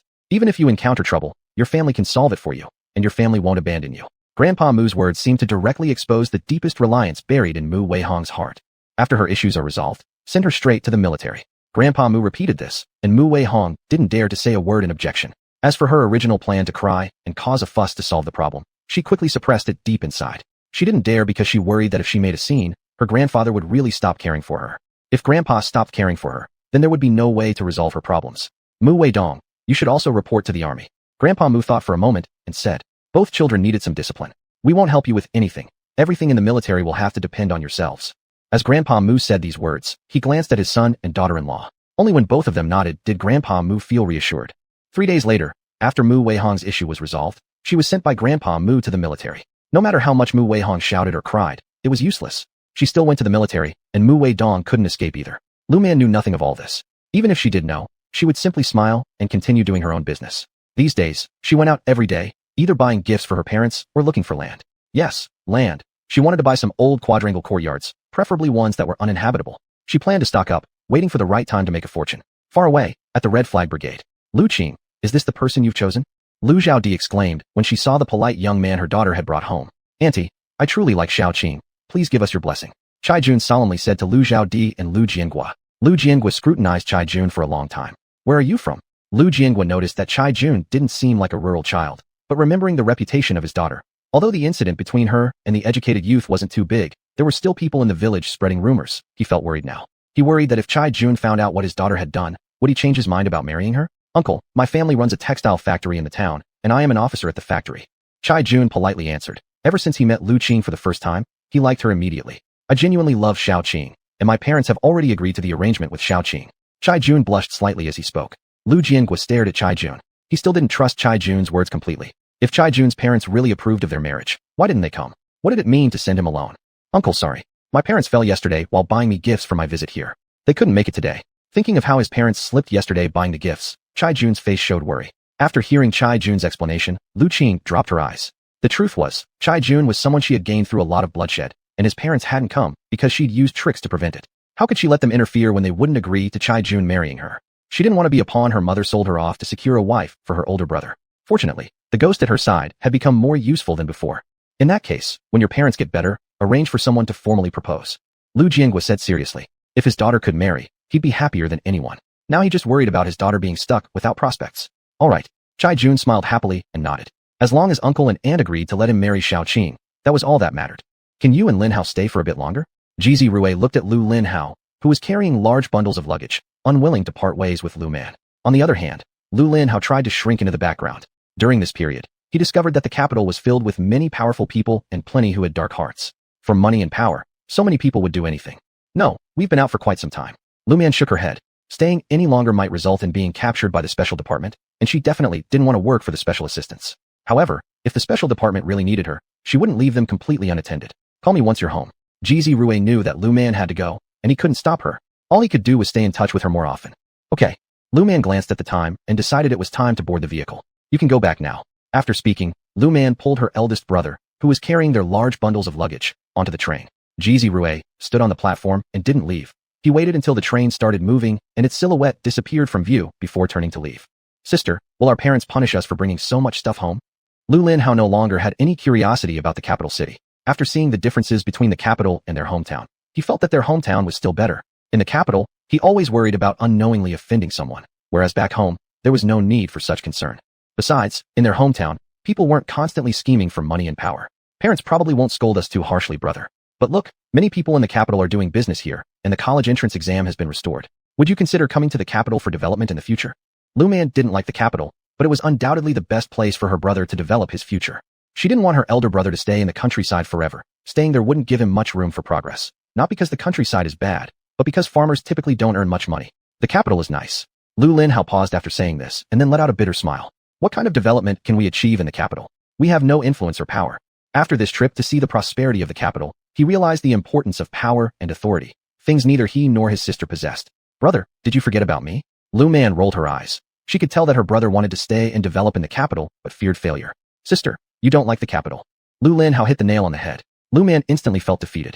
She decided to think about it later. For now, setting up a small stall for her brother in their hometown would be a good start. As for developing in the capital, they might try that in a few years as well. The rest of the journey passed quietly. The two arrived at their destination safely, and Lu Man sighed with relief. She had been worried about running into trouble along the way again. Unexpectedly, nothing happened this time. Lu Man wasn't sure whether she should feel relieved or regretful. In short, her feelings were rather complicated.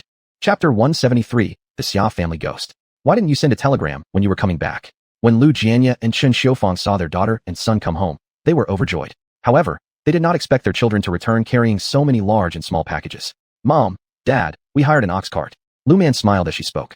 She never imagined that people were now renting carts at the train station. Even if it was just a plain old ox cart, it sufficed for them. Why did you buy so much stuff? Chen Xiufang looked at all the bags and bundles on the ground, and she couldn't help feeling pity, pulling corners of her mouth.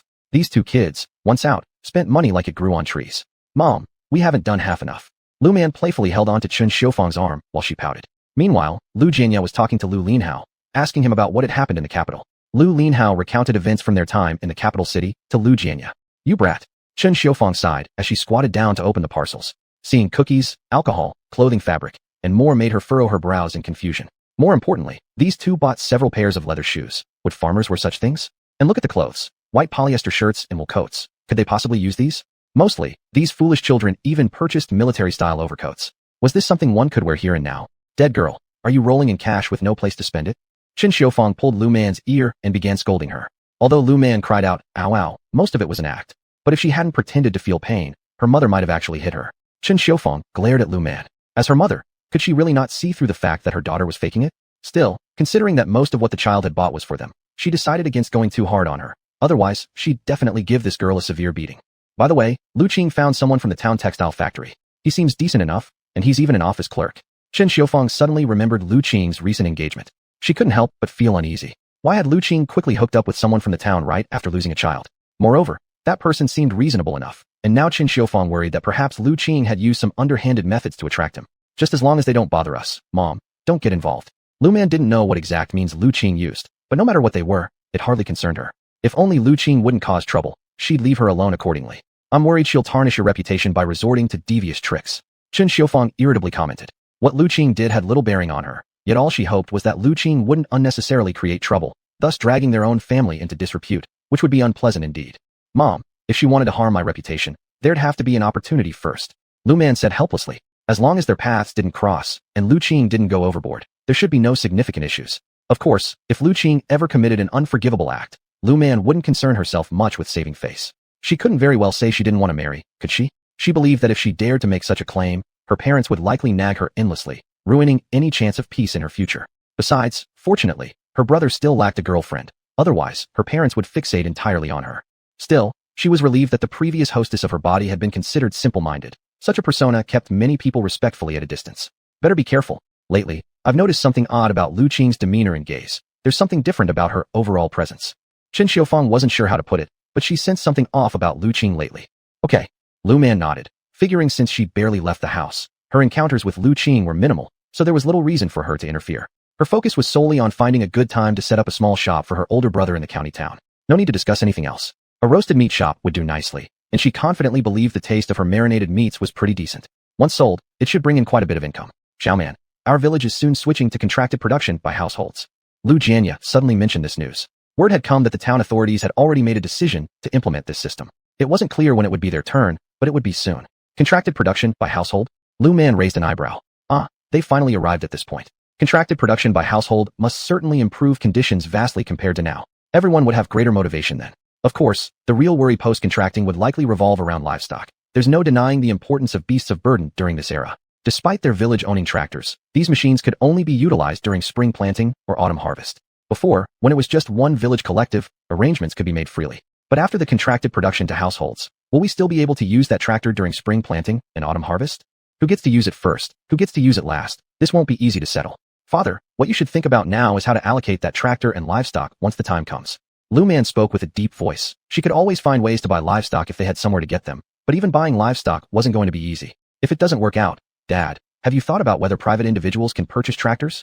From Lu Man's perspective, tractors were more useful than animals. Alas, at this point, even the production team found it hard to buy tractors, let alone an individual. Forget about tractors, I'll try to find someone selling mules. Lu Jianya said gravely. They would definitely not be allocated livestock, with so many people watching them closely. The family laughed and chatted as they finished their dinner and went off to rest. In the dead of night, the infant's cries suddenly emanated from the Xia family in the eastern village. Wah wah wah. The wails abruptly woke 3 people in one room. As they saw a shadow resembling an infant floating midair, they were horrified, especially the elderly couple of the Xia family. You old hags, come give up your lives. As the baby-like shadow circled around the 2 elders, a female voice echoed. The 2 elders' eyes widened sharply in shock as they stared at the source of the sound. Xiaohong, are you not dead? Xia's grandmother screamed when she recognized the woman's voice. Just after she finished her sentence, she saw the shadowy infant grin again. That tinkling laughter might have been pleasant in the daytime, but here in the dead of night, coming from a shadow, sent chills down the spines of old Mr. and Mrs. Xia, almost causing them to wet themselves. As for Xia Dashan, who hadn't spoken a word, he cowered silently in the corner. You old witch, I am dead, but precisely because I'm dead, I now have the chance to come for you. Xiaohong's voice came again, filled with a chilling undertone. Mrs. Xia was utterly frightened. She clutched onto her husband's arm without letting go while old Mr. Xia also froze in fear, unable to speak. Chapter 174, The Ferocious Ghost Kills. What do you want to do? Old Mr. Xia weakly said to Xiaohong. After hearing the old man's words, Xiaohong's eerie laughter echoed again. She had always known how shameless the Xia family was, but she never imagined they could be this shameless. I don't want to do anything except take your lives. After finishing her sentence, Xiaohong stretched out her long fingers and lunged at Grandma Xia, who was hiding behind Grandpa Xia, but still got caught. Xiaohong grabbed the old woman's neck and pulled her out. Xiaohong, I'm sorry, I was wrong. Grandma Xia looked at Xiaohong with a face full of pleading. In response, Xiaohong gave a chilling laugh. This vicious old crone, hadn't she tortured Xiaohong enough in the past? If it weren't for her mistreatment, how would she have died so early? And how would her daughter have met the same fate? No, you've done nothing wrong. Xiaohong's chilling voice rang out, and her grip tightened further. Grandma Xia started rolling her eyes as she choked. Xiaohong didn't let go, not even an ounce of sympathy crossed her mind. It was all because of this vicious old hag. If not for her scheming, how could Xiaohong and her daughter have died? Moreover, it wasn't that Xiaohong couldn't bear children. It was simply that her husband wasn't capable. Xiaohong, spare your mother-in-law, please. Seeing Grandma Xia on the verge of being strangled to death, old Mr. Xia stammered and begged for mercy. But Xiaohong ignored him completely. Mr. Xia, don't worry. Soon, you'll join my good mother-in-law down there. Xiaohong coldly remarked. She wouldn't let them off the hook. Giggling. The baby's laughter rang out once more. Grandma Xia's body went limp, her breath gone, and Xiaohong tossed her aside without care. Her next target was Dashan Xia, cowering against the wall corner. Dashan Xia, how do you wish to die? Xiaohong looked at Xia Dashan with chilling eyes. Seeing the blood-soaked Xiaohong, Xia Dashan fainted instantly, his eyes rolling back. Xiaohong grabbed him by the face, awakening Xia Dashan from his unconsciousness in sharp pain. Xiaohong, I was wrong, I'll never dare again. Xia Dashan, scared out of his wits, wet himself. The smell of urine in the room became unmistakably evident, especially in the dead of night. Ho ho, Dashan Xia, you've done nothing wrong. Xiaohong grabbed Xia Dashan's neck, blaming every moment of her miserable life on him. It was all Dashan Xia's fault. His part of their union hadn't developed properly, yet he shoved all the blame onto her. In the end, Xiaohong was betrayed by the Xia family. They hired someone else to sleep with her, leading her to conceive. During pregnancy, she experienced the happiest time of her life. But when the child was born, a girl, Grandma Xia cruelly strangled her baby to death. Xiaohong wanted to fight, but after childbirth, her body hadn't recovered enough to retaliate. What shocked her most was their heartlessness. They starved her to death, refusing even a sip of water, claiming that her baby was merely a money-losing product. Unbeknownst to her, the child in her womb wasn't Xia Dashan's. Even worse, Xia Dashan acted as though everything was fine, while she suffered silently for days before eventually dying. Only after death did Xiaohong discover the truth. Xia Dashan couldn't father children. The child in her belly had been sired by another man they brought in secretly. Realizing her baby wasn't Xia Dashan's, Xia Grandma's cruelty made perfect sense now. Xiaohong, I was wrong. I swear I'll never dare again. Let me kowtow and repent. Xia Dashan attempted to kneel, but Xiaohong showed no leniency. With one long nail, she tore open his chest, causing blood to gush forth. A piercing scream pierced through the blackened night, drawing attention from many families in Dong village. Especially the Xia family's neighbors. They hurriedly got dressed and rushed over. No. Seeing Xia Dashan's chest slashed open, old Mr. Xia screamed. Xia Dashan, I will see if your heart is red or black. Xiaohong's chilling voice rang out, ignoring old Mr. Xia's cries of no. Xiaohong scoffed. Turns out your blood isn't black, neither is your heart. Saying this, she threw him onto the ground. Xia Dashan stopped breathing. When old Mr. Xia saw his brutally murdered wife and son, he glared hatefully at Xiaohong's ghost. Looking at Xia's hateful expression, Xiaohong laughed. Old Mr. Xia, the Xia family is truly malicious. Isn't it your suggestion that we use other seeds? In the Xia household, if anyone asked whom she hated the most, it was old Mr. Xia. Their treachery involved everyone discussing and agreeing without her knowledge until the day she died. You two should join them. With that, she tore open Xia Lao's chest once again. Don't. He came back to his senses and let out a terrible scream. Xiaohong curled her lips into a chilling smile, as old man Xia's eyes filled with terror, and she dragged him out. Within moments, the life was gone from him too. Looking at the horribly dead family of three, Xiaohong smiled. A look of relief crossed her face. Little Guai Guy, Mama has avenged you. Xiaohong looked at her daughter's floating soul in midair, then glanced again at the gruesomely dead family of three, and she laughed once more. No, your souls are still here. Seeing the souls that had floated out from the corpses, Xiaohong grabbed one by one, seized the souls of all three people, and stuffed them into her mouth. You don't deserve another chance to be reborn. After saying this, Xiaohong hugged her daughter and left. As for the brutally killed three members of the Xia family, Xiaohong didn't even spare them a glance as she walked away. The neighbors of the Xia family didn't see Xiaohong's ghost leave. They knocked on the door for a long time, but there was no sound from inside the Xia household. Should we go inside and take a look? Even if they were sleeping like the dead, they should have woken up by now after all the knocking. Everyone remembered the earlier screams.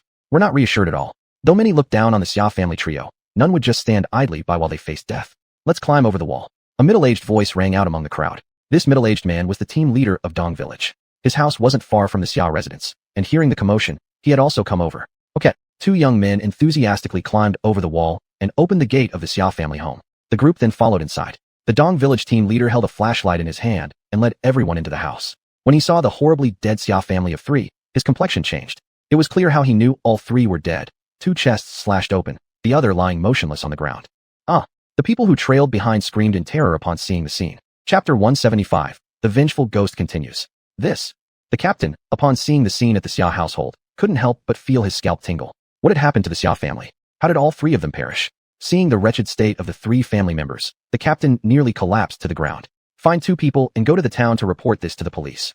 The captain suppressed the fear in his heart and coldly stated that this matter couldn't be hidden. It would be better to report it themselves than to let people gossip behind their backs. By reporting it officially, there could be a better explanation for why the three members of the Xia family were killed, instead of suppressing the case without filing a report. Captain, I'll go. Two bold individuals volunteered, saying that such a serious event must be reported. Everyone, leave the place. Do not go inside. We will wait for the police in the courtyard. The captain was glad that they hadn't entered yet because he knew that the police needed to investigate the scene. With so many people already inside, he wasn't sure whether the investigation might be affected. What? When the police heard the villagers' report, their eyes widened in shock. They never expected to hear such news. 3 family members dead, with the hearts of the 2 men ripped out and tossed onto the ground. Just imagining the gruesome scene made them widen their eyes even more. Since they started working as police officers, they had never encountered anything like this. The comrades of the police force, we heard screams and went over there. When we knocked on the door, there was no answer, so someone jumped over the wall and saw the 3 deceased bodies inside. A villager sighed while explaining, worried about how this incident might impact the village's reputation.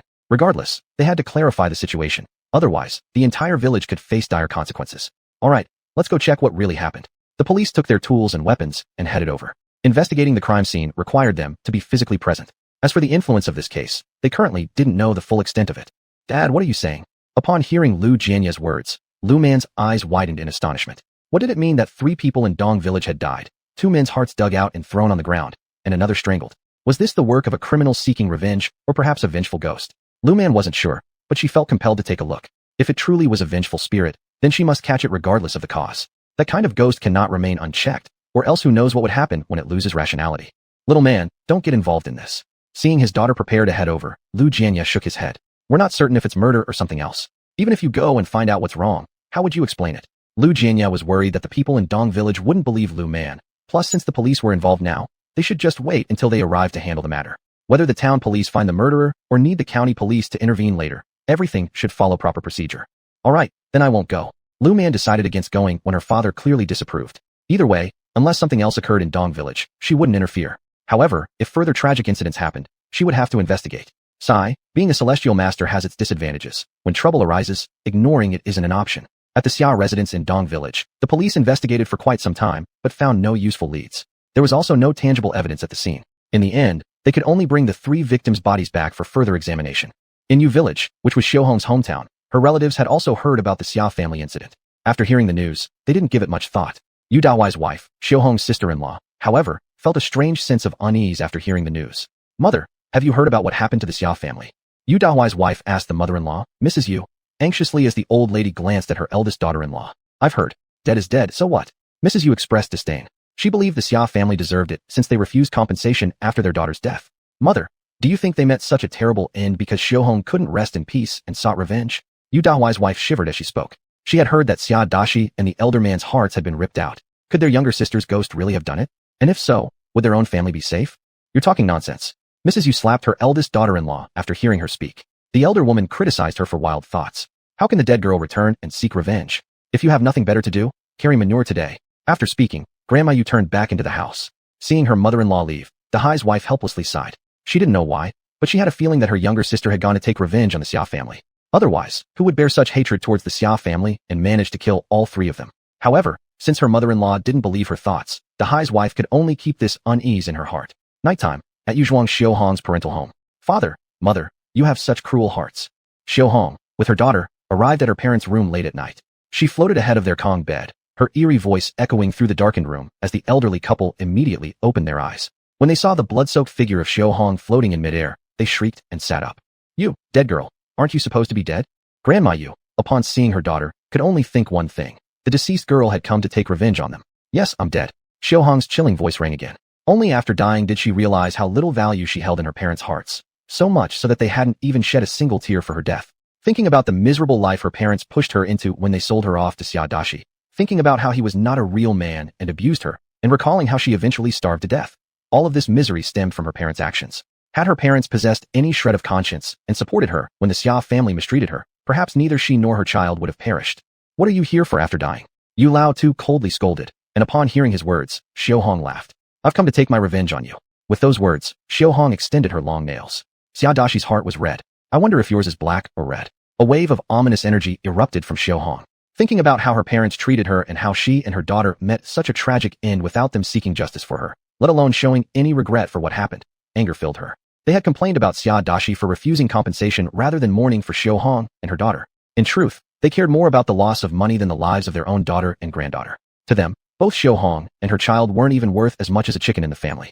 Chapter 176, Killing 3 More People. Yu, I'm your father. Yu Lao too heard Xiaohong's words and looked at her long nails. Then he saw that Xiaohong seemed ready to attack. He coldly said, Yes, you're my father. Xiaohong, upon hearing this, tears of blood streamed down from the corner of her eyes. These were her own flesh and blood parents, who had only sought benefits from her. Back in the day, for a few dozen dollars, they had sold her outright. What kind of life could a girl sold off like her expect at her husband's home? She couldn't even hold her head high. Thinking about it now, she realized how truly naive she had been back then. Even if she thought her parents might have had some affection for her, after her death, she realized they never cared much for her at all. At this thought, Xiaohong's expression became even more ghastly. I am already dead, which counts as repaying your favor of giving me life. But I died such a miserable death, and so did my daughter. You will have to pay with your lives for my daughter. After finishing, Xiaohong slashed Yu Lao's chest open, causing Yu Laotai to scream in horror. Yu Dahai and Yu Xiaohai woke up. They ran to their parents' room when they heard the commotion. Mom, Dad, Yu Dahai and Yu Xiaohai cried out simultaneously. Dahai, Xiaohai, run. Upon hearing her son's voices, Yu Laotai screamed in panic at her sons outside the door. Yu Dahai and Yu Xiaohai exchanged glances before violently crashing the door open. There they saw their father lying in a pool of blood and their mother sitting on the Kong, shaking uncontrollably. Dad, Mom. Yu Dahai rushed over upon seeing his father soaked in blood, not caring about anything else. You've both come. That's good. It'll save me the trouble of hunting you down one by one. Seeing her older and younger brothers, Xiaohong spoke in an icy voice again. The malevolent aura around her grew stronger. After killing her father, it was almost out of control, her eyes turning blood red. Seeing her older and younger brothers, memories of her wretched life surfaced. She recalled those times when, after being beaten and coming back to her parents seeking support, her brother's cold words echoed in her mind. At this thought, Xiaohong seethed with rage, wanting to tear them apart. Hurry, run! Yu Laotai screamed once more as she saw Xiaohong aiming to harm her two sons. When Yu Dahai and Yu Xiaohai noticed their pale-faced mother pointing behind them, they turned around and saw their bloodied sister. Dead girl, weren't you supposed to be dead? The first thing that came to Yu Dahai's mind was that his sister should already be dead. Dead, yes, and I've returned with my child to take revenge. Did it feel good to squander the money you made by selling me? The more Xiaohong thought about her past grievances, the stronger her hatred for her family grew, her eyes turning redder. Ying ying ying. The baby's cry restored a bit of clarity to Xiaohong's bloodshot eyes. She turned to look at her daughter. Sweetie, come to mommy. Let me show you if grandma and grandpa, along with your uncles, have black or red hearts. As soon as these words left her mouth, Yu Dahai and Yu Xiaohai let go of their father's body and tried to escape, fearing they wouldn't stand a chance against Xiaohong. If Xiaohong were alive, they would have felt no fear, but as a ghost, and a powerful one at that, they knew they were no match for her. Hehe, you think you can run? Xiaohong sneered at her two brothers. Don't dream about escaping. It's impossible. How can I forgive you when my vengeance isn't yet complete? Both parents and the two brothers must die. As for their wives and children, Xiaohong hadn't given them a second thought. Yu Dahai's wife sensed the wrongness and quietly took the children, sneaking away. Since Xiaohong was completely focused on her parents and brothers, she didn't care about others. Otherwise, Yu Dahai's wife wouldn't have managed to escape with the children. Once outside, Yu Dahai's wife was momentarily lost, unsure of whom to turn to. Suddenly, she remembered Lu Man from Hongqi Brigade. She'd heard stories about Lu Man's great abilities, and she decided to seek him out. Otherwise, she and her two children would surely perish. Though nothing else may be said about Yu Dahai's wife, she truly loved her children, both her daughter and son equally. This is why she fled with both. In contrast, Yu Xiaohai's wife wasn't as quick-witted, but upon sensing danger, she too grabbed her only son and fled, leaving her daughter behind without a second thought. Ah! A shriek filled the air. Yu Dahai's leg had broken. Little sister, I was wrong. Yu Dahai admitted his mistake immediately. He still wanted to live. He didn't want to die. Yu Xiaohai, on the other hand, attempted to sneak away, but he found that no matter how he ran, he couldn't get out of the door. Hehe, if I don't want you to leave this room, not a single one of you will be able to escape. Xiaohong laughed after seeing her second brother's attempt, her eerie voice causing Yu Dahai, Yu Xiaohai, and even old lady Yu to shiver. Why? Why could Xiaohong take revenge on them even after dying? You weren't killed by us. You should go and avenge yourself against the Xia family.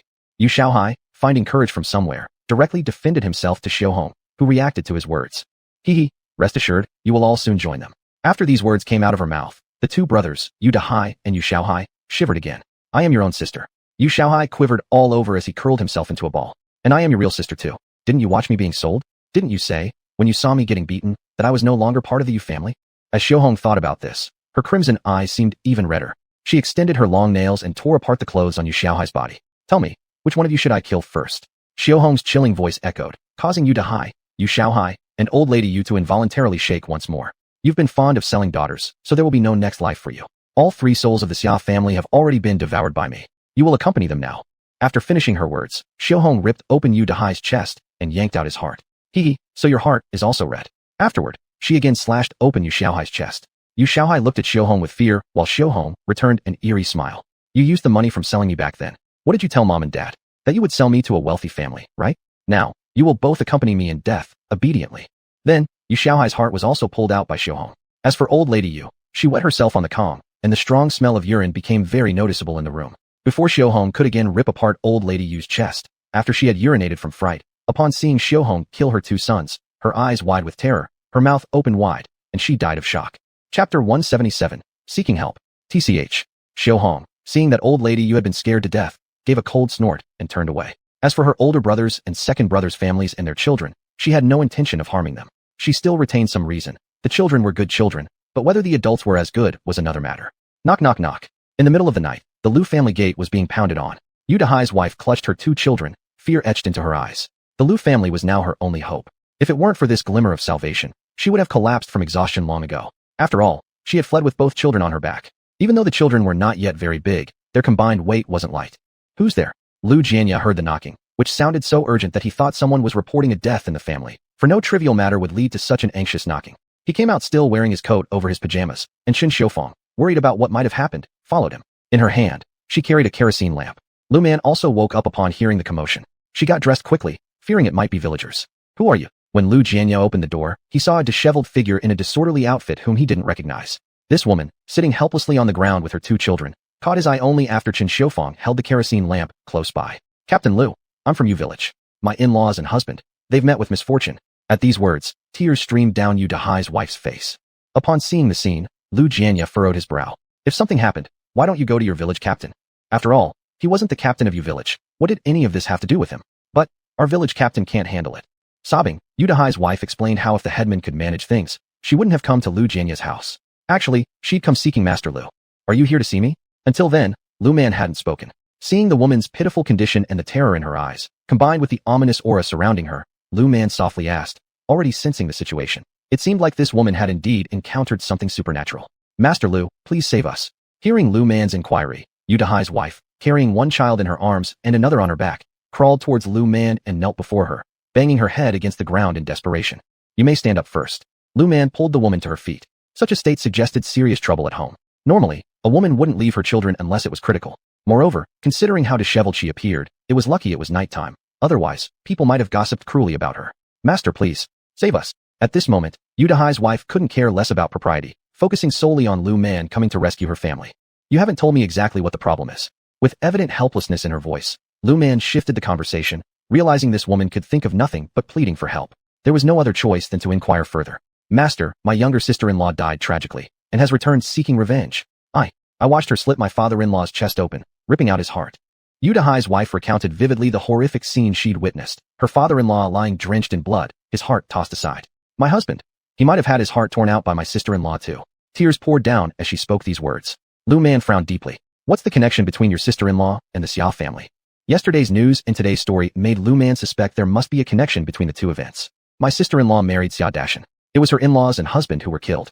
The woman whispered quietly, unsure how her sister-in-law had perished, though she suspected the Xia family might be responsible. But since her in-laws hadn't mentioned anything, she had chosen not to interfere. "Did your in-laws do anything wrong to your sister-in-law?" Lu Man, her eyebrows still furrowed, pressed on. If this was true, things were about to get complicated. "My sister-in-law used to be beaten frequently, and when she returned beaten, my in-laws ignored her completely." Admitting this truth with obvious guilt, Yu Dahai's wife realized how ruthless her in-laws truly were. However, given her status as daughter-in-law, there wasn't much she could have done to intervene. "My sister-in-law was practically sold to the Xia family." She hesitated briefly before revealing the hidden fact to Lu Man in a hushed tone, that her younger sister-in-law had been sold off to the Xia family. "Did the Xia family treat your sister-in-law badly?" Lu Man furrowed her brows and said, "Normally speaking, those who could turn into vengeful ghosts able to exact revenge were mostly wronged souls.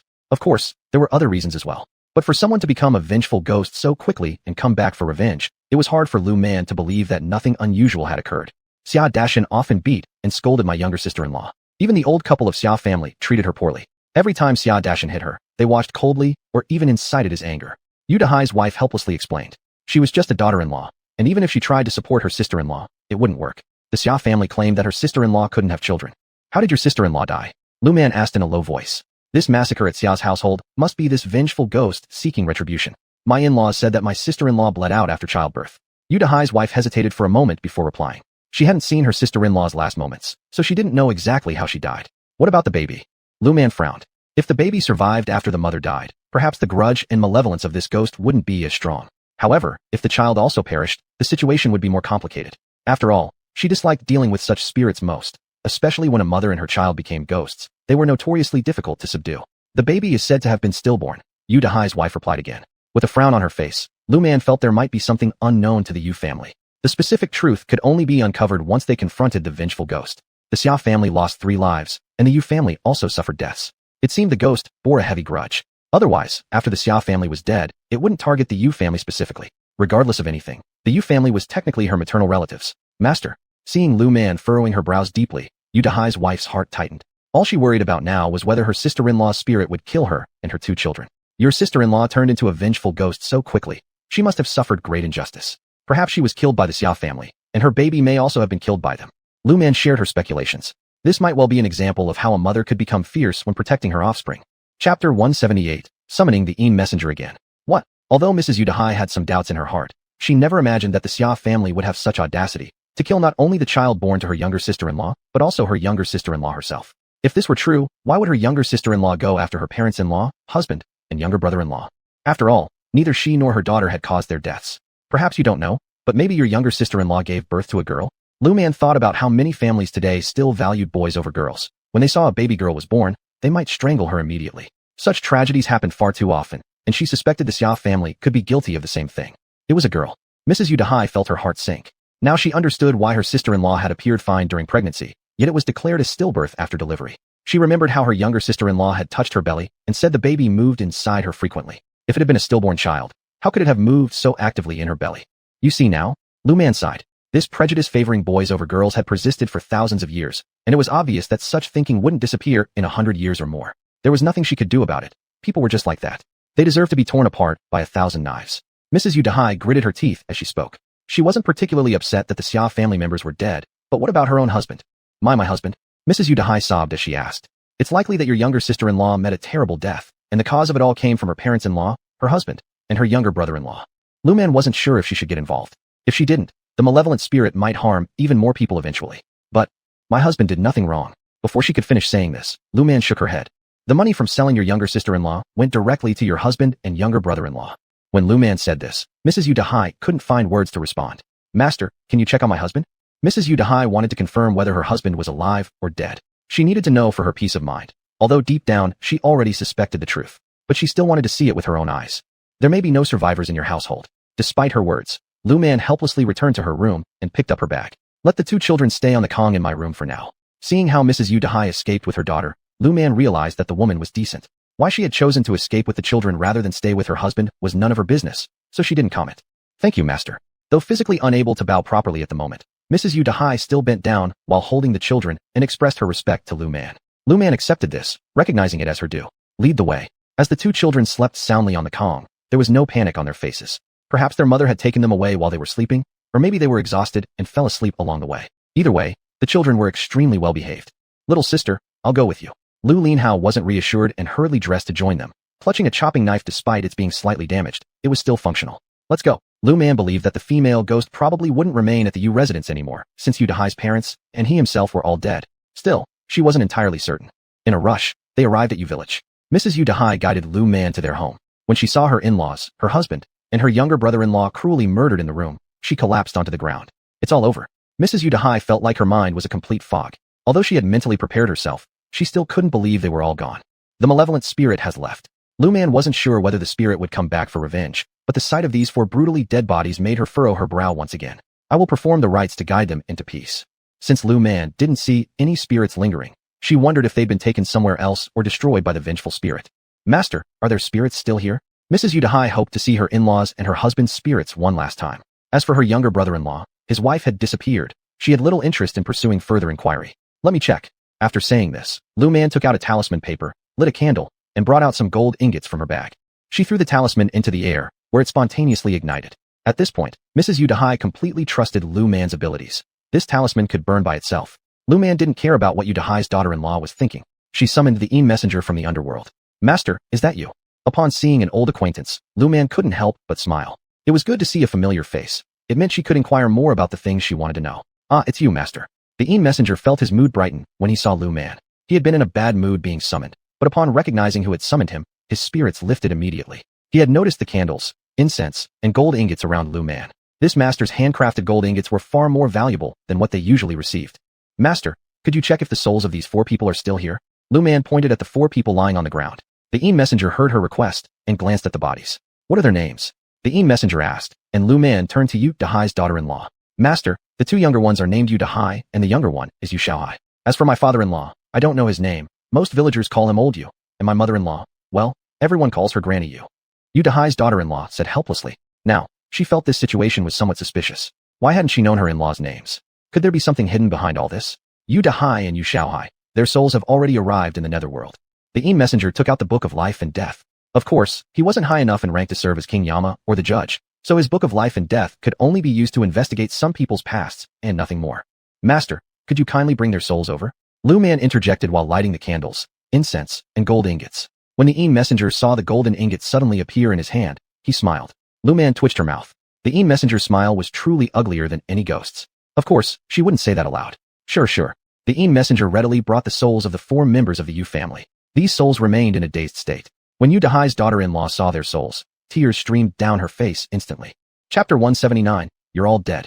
Dahai's wife. Old Yu seemed to regain her senses. When she saw Dahai's wife, she wanted to rush forward and embrace her, crying.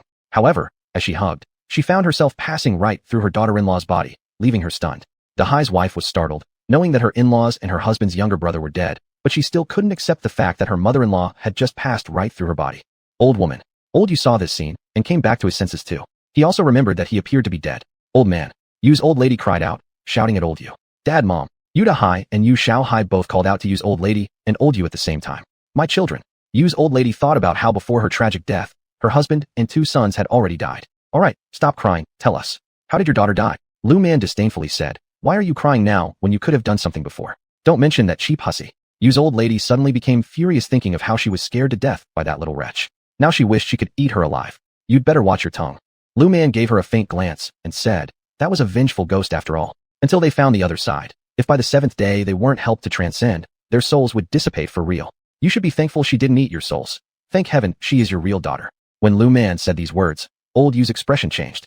The 3 souls of Xia's family have already been consumed by that ghost. Seeing Old Yu's reaction, Lu Man coldly announced. Old Yu heard this and felt a jolt inside. After death, while the soul exists, there is an opportunity for reincarnation. But if the soul disappears, so does the chance to be reborn. That girl died from childbirth due to massive bleeding. Despite not wanting to say it, under Lin Shirhan's gaze, Yu's old lady eventually recounted what she knew. She actually didn't care much about how her daughter had died. She had only heard from the Xia family. What about the child? Lu Man only cared about how the child had met its end. I don't know. Without hesitation, Yu's old lady answered. Truly, she didn't know. A dead girl? She hadn't even asked one question. Did you let your daughter suffer abuse from her in-laws after selling her off? Lu Man asked again. She didn't know the conditions of their next life reincarnations, but she knew that in their next life, they wouldn't reincarnate into a wealthy or noble family. And judging from their violent deaths, without someone conducting rituals for their passage, their wait for rebirth would be long. Married daughters are like water spilled. It's none of my business what happens to the dead girl. Isn't it common for women to endure beatings once they marry? Yu's old lady's comment left Lu Man momentarily speechless. Then she sighed. Seems like you shouldn't know why your daughter sought revenge on you then? Lu Man felt, such people, whether dead or not, might as well stay dead. Even if they weren't supposed to die, it doesn't matter, they deserve no pity. Such parents who value boys over girls will cause anyone who is reborn as their child 8 lifetimes of bad luck. You're a woman too. With a nature like yours, I bet you'll be reborn into a family that values boys over girls too. Back then, you'll meet the same fate as your daughter. By then, I hope you can say that with the same confidence. After finishing, Lu Man paid them no mind. Master, please lead them away. Lu Man had nothing more to ask. Anyway, she wouldn't get anything meaningful from them. Dahai's wife, there's money and coupons in my cabinet and under the bed. Please think about taking them out. After hearing Lu Man's words, Yu's old lady hastily responded. Elder sister, where's my wife? Yu Xiaohai couldn't see his wife, so he hurriedly asked. I don't know. When I saw Xiao Mei attack you all, I fled with the 2 kids. Dahai's wife shook her head as she spoke. Wah. The sound of crying rang out. Dahai's wife froze for a moment, then ran out. Xiaohai, your daughter is alone in the room. Your wife and son seem to have disappeared. Dahai's wife noticed only Yu Xiaohai's daughter was in the room. Frowning, she realized this child, around 4 or 5 years old, had simply been abandoned by her mother-in-law who had only taken her son. Elder sister, underneath my bed and inside the wall hollow are private savings I've accumulated. Please take it and give it to Xiao Hua and Xiao Hu. Looking at his crying daughter, Yu Xiaohai tenderly said. Although he wasn't very gentle in nature, he loved his daughter and son equally. He wasn't the kind of person who valued boys over girls. If she comes back with Little Tiger, then you give her the portion that belongs to Little Tiger. If she doesn't return, then leave everything to Little Flower. Since we can't rely on her, I beg you, sister-in-law, to take care of Little Flower. After saying this, Yu Xiaohai immediately knelt down before Yu Dahai's wife. I can't promise to treat her as if she were my own daughter, but as long as I have food to eat, I won't let her starve to death. Yu Dahai's wife paused for a moment and gritted her teeth before speaking. Believing in ghosts and spirits in this world, she couldn't just watch Little Flower die of hunger without accumulating merit for the afterlife. Lu Man noticed Yu Xiaohua's face change at this moment, transitioning from an orphan left with no support to someone whose father had passed away early. Wi-Fi, I am leaving with my parents to be reborn. Please take care of the children. And if you find someone suitable, you may remarry. Tears streamed down Yu Dahai's face as he spoke. He didn't want his wife to remarry, but how could a woman survive raising 3 children alone? Our home. If you don't want it anymore, leave it to our son. Yu Dahai finished speaking and buried his face in his hands, crying despite being only a spirit. He still cried because he was young and didn't want to die, but now that he had died, neither of his children had grown up yet, so all he could do was move on to reincarnation. As for fleeing, he neither had the courage nor the skill to do so. Alright, Yu Dahai's wife now dared not remarry lightly.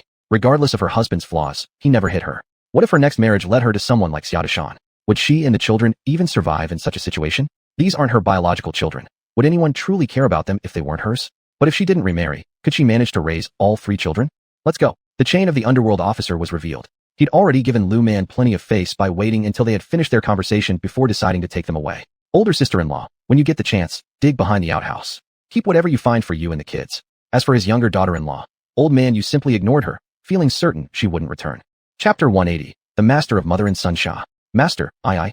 Yu Dahai's wife pleaded as she looked at Lu Man, who frowned in response. Speak. What do you want to say? She was curious about what exactly Yu Dahai's wife wanted to ask. Master, can you help me see my future fate?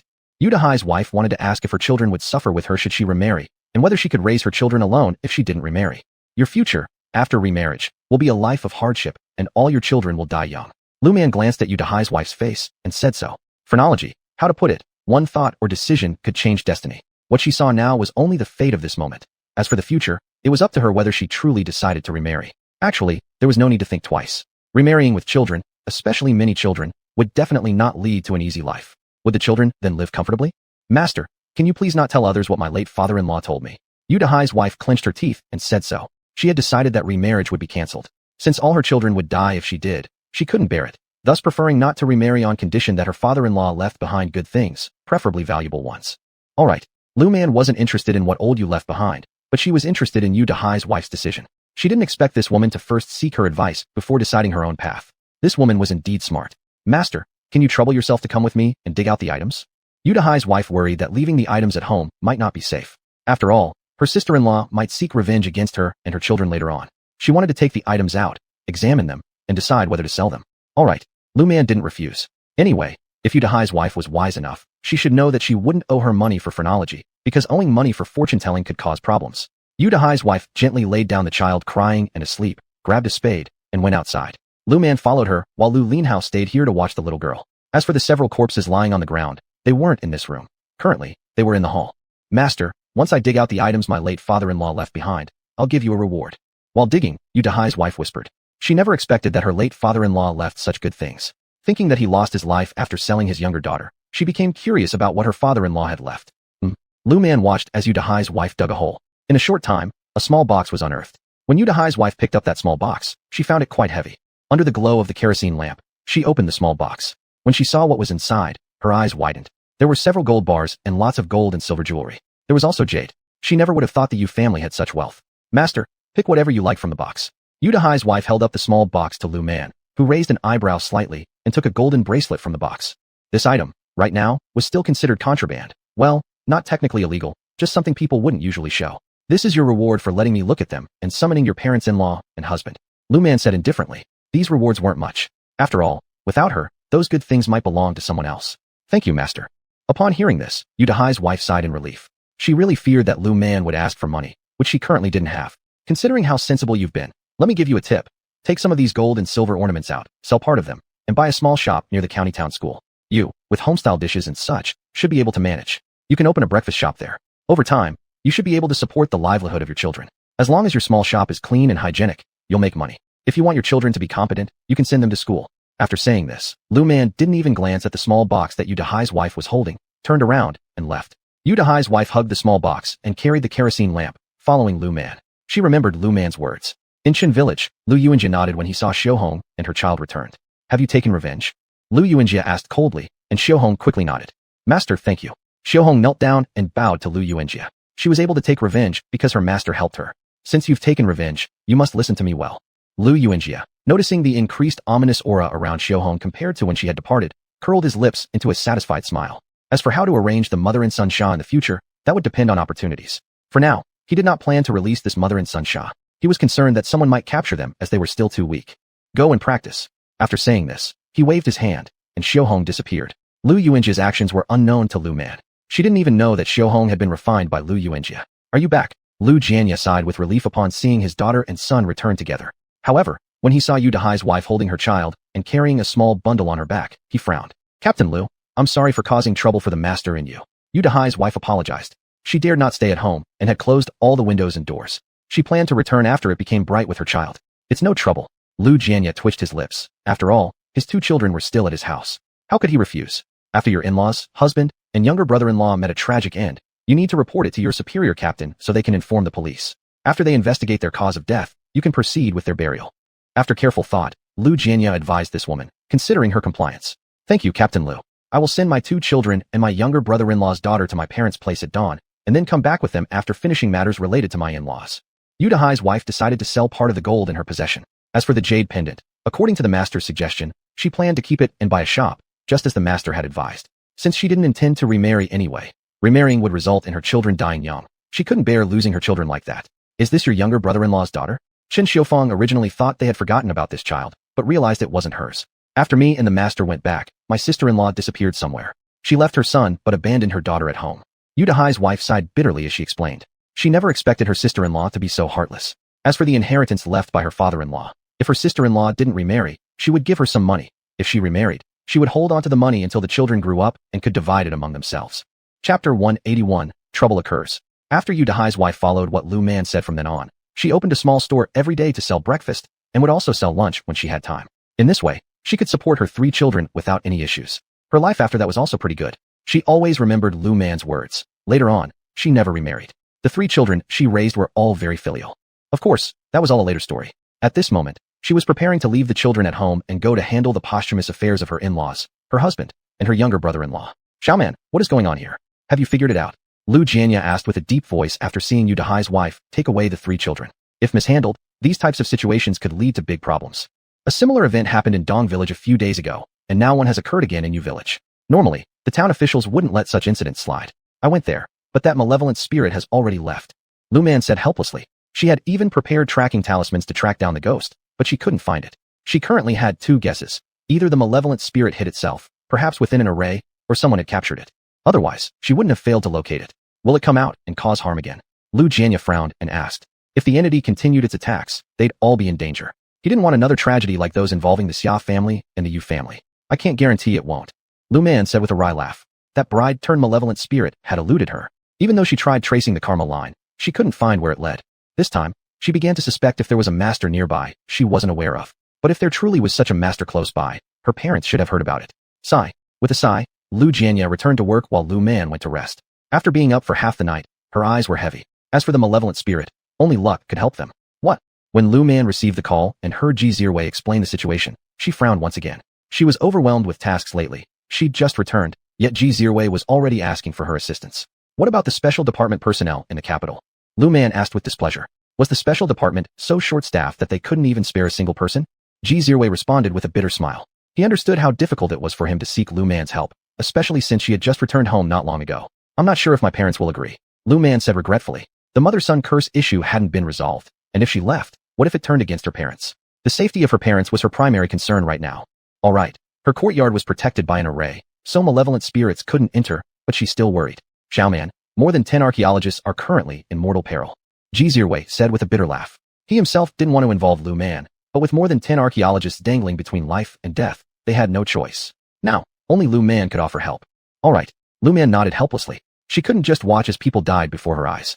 How far is it from me? Lu Man asked seriously. If it was too far, she might not be able to make it in time. It's not that far, in Chang'an, Ji Zirwei admitted, somewhat guiltily, knowing that Chang'an was almost as far from his home as the capital was. You mean not far according to what scale? Lu Man grimaced slightly but shrugged. She had already agreed, so off she would go. If you want us to get there quickly, we'll need someone to pick you up. Lu Man considered the speed of trains now. If it was the future, a plane would suffice, but now, planes, well, dreaming was pointless. It was generally impossible under normal circumstances. To reach as quickly as possible, there were only 2 options, having someone drive her or finding a way to board a plane. It depended on how things panned out. Fine, I'll discuss it with them above. Ji Zirwei ended the call and immediately sought out his grandfather. There was nothing he could do. After learning about the matter, he had to commit. Mom and Dad, I may need to leave home again. At noon, Lu Man told her parents, who were eating. Qin Xiufeng and Lu Jianya put down their utensils and looked at Lu Man. Mom and Dad, more than 10 archaeologists in Chang'an are teetering between life and death. Lu Man sighed bitterly and explained, unable to decline the task. Well, then you go. Lu Jianya picked up his utensils again and sighed, resuming his meal, while Qin Xiufeng quietly resumed eating without uttering a word. Should I ask Xiao Mei to accompany you? Lu Linhao asked in a low voice. He was not at ease with his younger sister going out alone. This time, someone from above should come to pick me up, and once it's done, they'll send me back. Lu Man shook her head and said, sighing, that she didn't want to leave either. There were still things at home that hadn't been sorted out yet. This time I will leave you a few protective talismans. If you feel the talisman getting hot, try your best to leave. Lu Man thought for a moment and took out a jade-carved amulet from her storage space. This talisman was much more advanced than the one she used to draw. It could withstand at least 10 attacks. For something like the Yu family's mother and son Xia, there wouldn't be an issue even after a dozen uses. This jade, Lu Jianye didn't continue, but Lu Man smiled towards him in a flattering way. Dad, I bought this in the capital. There was no other way. She had to give this excuse. She couldn't say it was something stored from her past life, could she? If she did, her father would likely find someone to exorcise her. All right, we won't ask anymore. Just take care of yourself. Lu Jianye sighed, estimating that such incidents would likely increase in the future. Mom, Dad, don't worry. I'll protect myself. After saying that, Lu Man started eating her meal, quickly finishing it before going off to pack her things. Our child has grown up. Lu Jianye mused, while Chen Xiufang remained silent, her eyes welling up with tears. Seeing Chen Xiufang like this, Lu Jianye held her hand and patted it as a gesture of comfort. Lu Man understood her parents' feelings, but knew she had to go. After all, this involved the lives of those master archaeologists. Matters of life and death involving so many people were no small thing, and if she didn't go, how could she live with herself? Let's hope I get there in time. Chapter 182, A Show of Power. Xiaoman. Meng Haixing greeted Lu Man enthusiastically when he saw her, and Lu Man also smiled and nodded at him. Are you all packed? Meng Haixing noticed a small bundle and a small shoulder bag in Lu Man's hands, hesitating for a moment before asking. I'm ready. I've got everything, including my cooking utensils. Lu Man smiled. Realizing that Meng Haixing was the one sent to pick her up, she felt relieved. This time we'll go to the provincial capital first, then take a flight from there. Although Meng Haixing knew Lu Man wasn't an ordinary person, he hadn't expected her to be recognized so quickly by higher-ups. From what he heard, it seemed they wanted her to handle a difficult matter. Okay. After bidding farewell to her parents, Lu Man followed Meng Haixing, who had arrived by car this time. Let's go. After finishing, Meng Haixing nodded at Lu Jianye and the others before turning to leave. Lu Man glanced at her parents one last time before following Meng Haixing away. The villagers of the Hongqi Brigade noticed Lu Man holding a small bundle, as if preparing for a long journey. They were curious, but dared not ask much upon seeing Meng Haixing's police uniform. I'll brief you on what I've been told from above. Once in the car, Meng Haixing immediately began to explain the situation he'd been given. He hadn't anticipated that venturing into the tomb would pose any danger. Thinking about the strange occurrences, he decided not to pry further. I understand.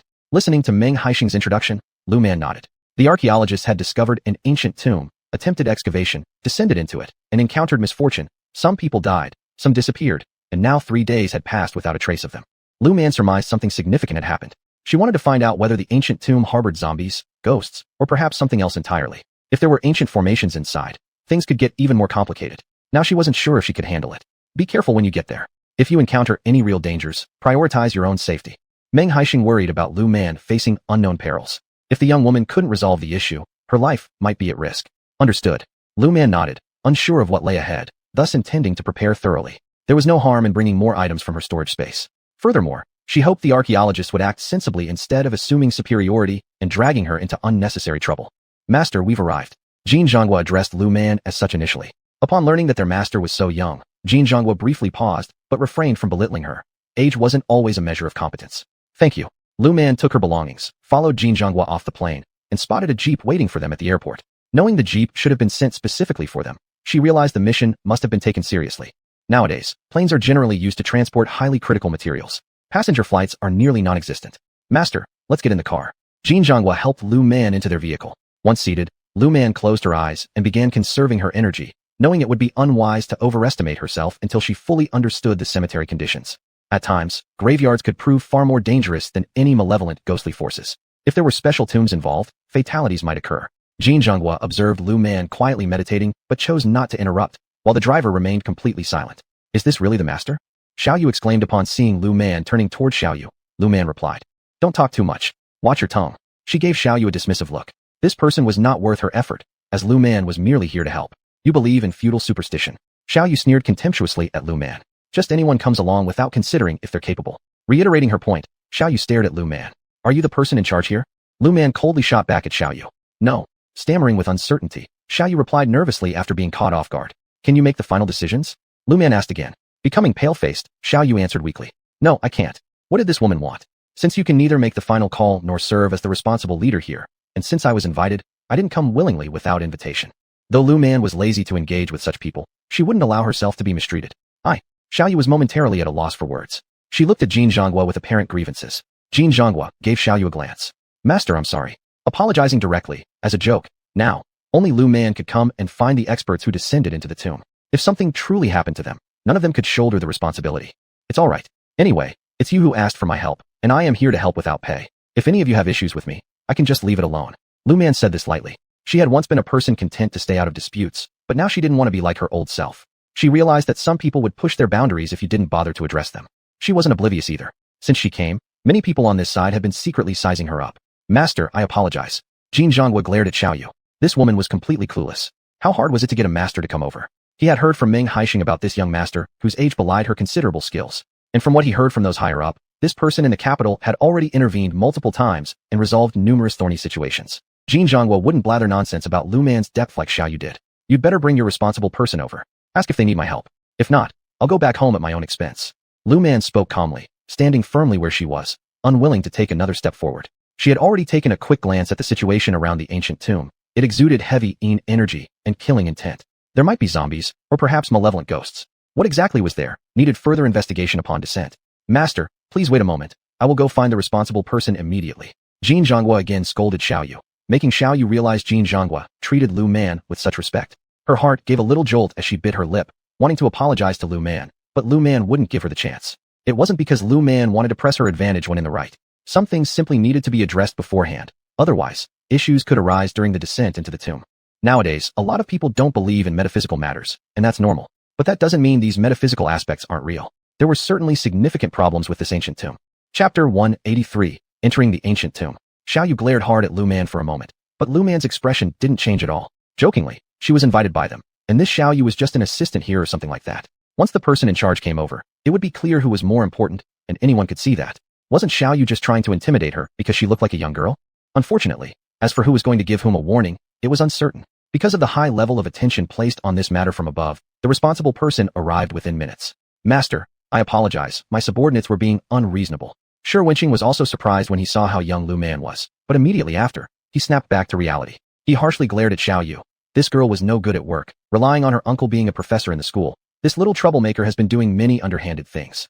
No problem, I am here to help for free, helping out. If we can truly rescue someone, I don't gain any benefits anyway. I simply don't want to be put down upon arrival. Lu Man almost explicitly said it. Shi Wenqing, upon hearing Lu Man's words, noticed something strange in his look towards Xiao Yu. Xiao Yu, you may return to the school. In the future, the archaeological team I am part of will no longer use your services. Shi Wenqing did not know Lu Man's abilities, but he knew those sent by higher-ups are definitely not ordinary people. Even though this young woman might appear young, since the higher-ups have invited her, she must certainly be someone capable. To offend such a master for the sake of an assistant is not what smart people do. Professor Shi? Xiao Yu never expected Shi Wenqing to say this, and she looked incredulously at him. Fine, pack up your stuff and leave. As for your uncle, I will inform him of the true situation. Shi Wenqing said coldly. He had long been looking unfavorably at Xiao Yu. Since she came here, this girl had caused trouble every day. Initially, he was too lazy to deal with her, but after some time passed, this girl started to push her luck. She dared to offend the master sent by the upper authorities, creating unforeseen disasters in the future. Rather than waiting for her to make some big mistake later on, it's better to send her off now before she causes trouble. Humph. Xiao Yu didn't dare to anger Shi Wenqing. Despite her uncle being a professor on this archaeological team, compared to Shi Wenqing, her uncle really couldn't hold a candle to Shi Wenqing. She could only unwillingly go and pack her belongings. Although she wanted to stay, she worried that Shi Wenqing might order someone to forcibly send her away. Professor Shi, I took a quick glance at that ancient tomb. The condition of that ancient tomb isn't good. I'm not sure what lies beneath the tomb, but I can confirm that the owner of the tomb isn't simple. Lu Man spoke seriously. With so much Sha Qi, negative energy, and Yin Qi, malevolent energy, there should be powerful objects inside this ancient tomb. Master, what do we need to do? Shi Wenqing asked anxiously. Like their group of archaeologists, most were aware of some esoteric knowledge related to feng shui or geomancy. Initially, they felt that this ancient tomb was peculiar, but they had to continue excavating it. Otherwise, they wouldn't be able to carry out their work. What they didn't expect was, as soon as the opening of the ancient tomb was revealed, people went in and then disappeared completely. Even the entrance to the ancient tomb vanished, which is what made them panic the most. I'll go down first by myself, and you all wait above. I'll take some food and water. Yushi was now concerned about the professors trapped inside. Without food and drink, their bodies couldn't last long. Master, I need to send someone to follow you. Jin Zhonghua interjected after hearing Lu Man's words. Strictly speaking, he had to follow Lu Man's orders. However, he needed to ensure Lu Man's safety. Well, the people you send must pass through my selection process. Lu Man said helplessly. Not taking anyone along probably wouldn't set their minds at ease, so let's take them along. It could reassure them. However, the people who will descend into the tomb must be carefully selected. Those with light Ba-Zi, destiny based on birth date, cannot come, nor those with bad facial features. Alright, Jin Zhonghua quickly agreed. After hearing this, Lu Man followed Jin Zhonghua, and Shi Wenqing followed behind Lu Man as well. Upon arriving at the military campsite, Jin Zhonghua gathered everyone present. Lu Man looked at each one individually, noticing that quite a few had decent face readings, some even seemed destined for high rank. Seeing this, Lu Man couldn't help but smile slightly. She chose two individuals who looked physically strong and whose facial features appeared favorable. Of course, These bazis were examined thoroughly before choosing them. You both will carry food and water, and follow behind me. After selecting the people, Lu Man instructed them while Jin Zhonghua also gave them a reminder. The two individuals nodded in response and shouldered their backpacks. Be careful. Jin Zhonghua looked at Lu Man with a solemn expression and wanted to follow her down, but she didn't agree. These are protective talismans, amulets, and 5 thunder talismans. Keep them well. It's best to hold 1 5 thunder talisman tightly in your hand, just in case you encounter any danger, so that you have some ability to fight back. Right now, Lu Man only hoped that the owner inside this ancient tomb wouldn't be a big boss. Otherwise, she couldn't guarantee whether she could bring everyone out safely. Sigh, it seems like archaeology is also a dangerous job. Alright. The two exchanged glances at this moment, not saying anything about trusting science. With the archaeological experts already missing, they would have been fools if they kept talking about trusting science. Lu Man led them to the entrance of the ancient tomb, took out a talisman, and threw it at the location of the ancient tomb's entrance. The vanished tomb entrance reappeared again. Shi Wenqing and Jin Zhonghua exchanged looks, at this moment thoroughly believing in Lu Man's abilities. Lu Man had no idea that this single barrier-breaking talisman would make Shi Wenqing and Jin Zhonghua trust her skills. She led the two into the ancient tomb. As soon as they entered, Lu Man noticed something was off about the condition inside the tomb. She pulled out her flashlight and walked ahead. You two must stick by me without taking a step away. While speaking, Lu Man pulled out a rope from her shoulder bag. Tie the rope around your waists. Unwilling to take any risks, Lu Man told the two seriously. Hearing her words, they directly tied the rope around their waists, and Lu Man also took one end of the rope and tied it around her waist. If there's any problem with the rope, immediately shout out. Lu Man said with concern, unsure right now if she could guarantee bringing everyone back unharmed. Just as they descended into the tomb, the eerie energy and evil chi already filled the entire passage of the tomb. This was still just at the tomb entrance. Who knows what's waiting inside? Chapter 184, Invitation. Master, it's a bit cold. One of the soldiers, Hiwei, spoke with some unease to Lu Man. I know. You must not lose the talismans I gave you. I've given several to each of you. As long as you wear the protective and peace talismans, there won't be too much danger. Even if something dangerous happens, they will hold until I find you. Lu Man said solemnly. The situation in this ancient tomb wasn't good. All she wanted right now was to know where those archaeologists had gone. Sigh, these archaeologists. Didn't they hire someone to check during their expedition? They should have had a master handle everything in the ancient tomb before descending into it. Why were they in such a rush? Anyway, it was better not to think about all these messy things here. Right now, she only wanted to protect the two people behind her. At the same time, she'd bring back the people inside the tomb. As for what was actually happening inside, she could only wait until she investigated further. The talismans you're holding are Wu Lei talismans. If you encounter any danger, throw them away directly. When anything attacks you, they'll also protect yourselves. Lu Man wasn't lacking in these talismans. Otherwise, she wouldn't have been willing to give out so many. Sun Tianyu, hearing this, exchanged a glance with Hiwei. Both of them saw shock in each other's eyes. Could just one little talisman really give them an offensive means? Well, they'd wait and see when it was used. Be careful. Lu Man led the two people cautiously walking through the tomb passage. However, when she realized after walking for a while that they were still circling in place, Lu Man furrowed her brows and a hint of displeasure showed in her eyes. She hadn't noticed it earlier, but had inadvertently been tricked. You little ghosts, you thought Master would be easy to provoke. Lu Man casually threw a talisman, which self-ignited and caused the illusion to disappear instantly. Master, what was that just now? Hiwei asked curiously. He didn't detect any problem. He only felt that they had walked quite far. Illusion, Lu Man said indifferently. She hadn't expected that there would be problems just upon entering the ancient tomb. Looking at this dark environment, if it weren't for the flashlight in her hand, the ancient tomb would probably have no light at all. Illusion, Sun Tianyu repeated. He hadn't detected any problem either. Some people like to play tricks by setting illusions, Lu Man said. She originally wanted to capture the person who set up this environment, but she didn't expect that person to be so cunning. As soon as she prepared to move, that person ran away. What a coward. Relax. Seeing the apprehensive expressions on the faces of these two people, Lu Man helplessly consoled them. For unknown things, everyone would be afraid. With the talismans I gave you, you'll be pretty safe. After Lu Man said this, Hiwei and Sun Tianyu exchanged glances, simultaneously revealing determined looks in their eyes. To be brought down into the tomb by the master was their luck, but also their chance. So, the two silently followed behind Lu Man, who continued leading them forward step by step. After walking for some distance, Lu Man saw that the ancient tomb had appeared at a fork in the road. Knowing that it was time to make a decision, she took out 5 emperor coins, quietly muttered a prayer, and threw them on the ground. After observing the pattern of the coins, she picked them up and chose one of the paths. After walking a certain distance, a figure suddenly appeared in front of Lu Man. There was a man dressed in armor, and Lu Man frowned. The owner of this ancient tomb must be either a nobleman or a general. Emperors? That's not something Lu Man had even considered. Who dares come? The armored man looked at Lu Man and his companions coldly, reprimanding them loudly. How dare you disturb the general? After this phrase came out, Lu Man confirmed her suspicion. It was indeed the tomb of a general. Brave sir, we're looking for some people who entered the ancient tomb, Lu Man said reluctantly. She didn't want to disturb anyone, but archaeological work meant uncovering tombs, which inevitably disturbed the dead. It was natural that the dead would respond in opposition. Are you searching for those people? When the armored man heard this, his voice carried a note of dissatisfaction. Lu Man's heart sank slightly. Have they done anything to offend all of you? Lu Man respectfully clasped her hands and asked. Hearing this, the armored man's tone grew even colder. Some petty thieves have taken the general's possessions. After hearing the armored man say this, Lu Man's sense of unease deepened significantly. They had taken items, which made Lu Man change expression. How could they not realize they were already in trouble? Yet they went ahead and took the items anyway. Their tempting fate. Can I ask what they took? Lu Man reluctantly asked. It wasn't that she didn't want to take direct action, but it was inappropriate at this moment since there were hostages in the hands of these people. If a fight broke out, and the other side reacted by eliminating the hostages, how would she bring those people back? Some trivial items. The armored man replied with a heavy tone, but Lu Man could still detect the rage in his voice. At the same time, Lu Man felt somewhat worried as this figure had already solidified into reality. This person's cultivation level was indeed quite high. Lu Man now wondered, just who exactly was this tomb's owner? The general does not care about these petty thieves, but the general's belongings cannot remain in their possession. The armored man solemnly said. What could Lu Man do? She could only directly apologize. I'm sorry. She couldn't find any excuses. You seem more approachable, so fine. Take you to meet our general. If the general says to spare those people, we will release them. The armored man said gravely. He sensed a threat from Lu Man, yet he also detected something familiar from the two men behind her. Taking this into consideration, he didn't mind bringing them to see the general. Anyway, the general was also considering stepping out for a look. With local people around, perhaps the general could better adapt to this world. Lu Man did not know his intentions, but aside from agreeing, she had no other options.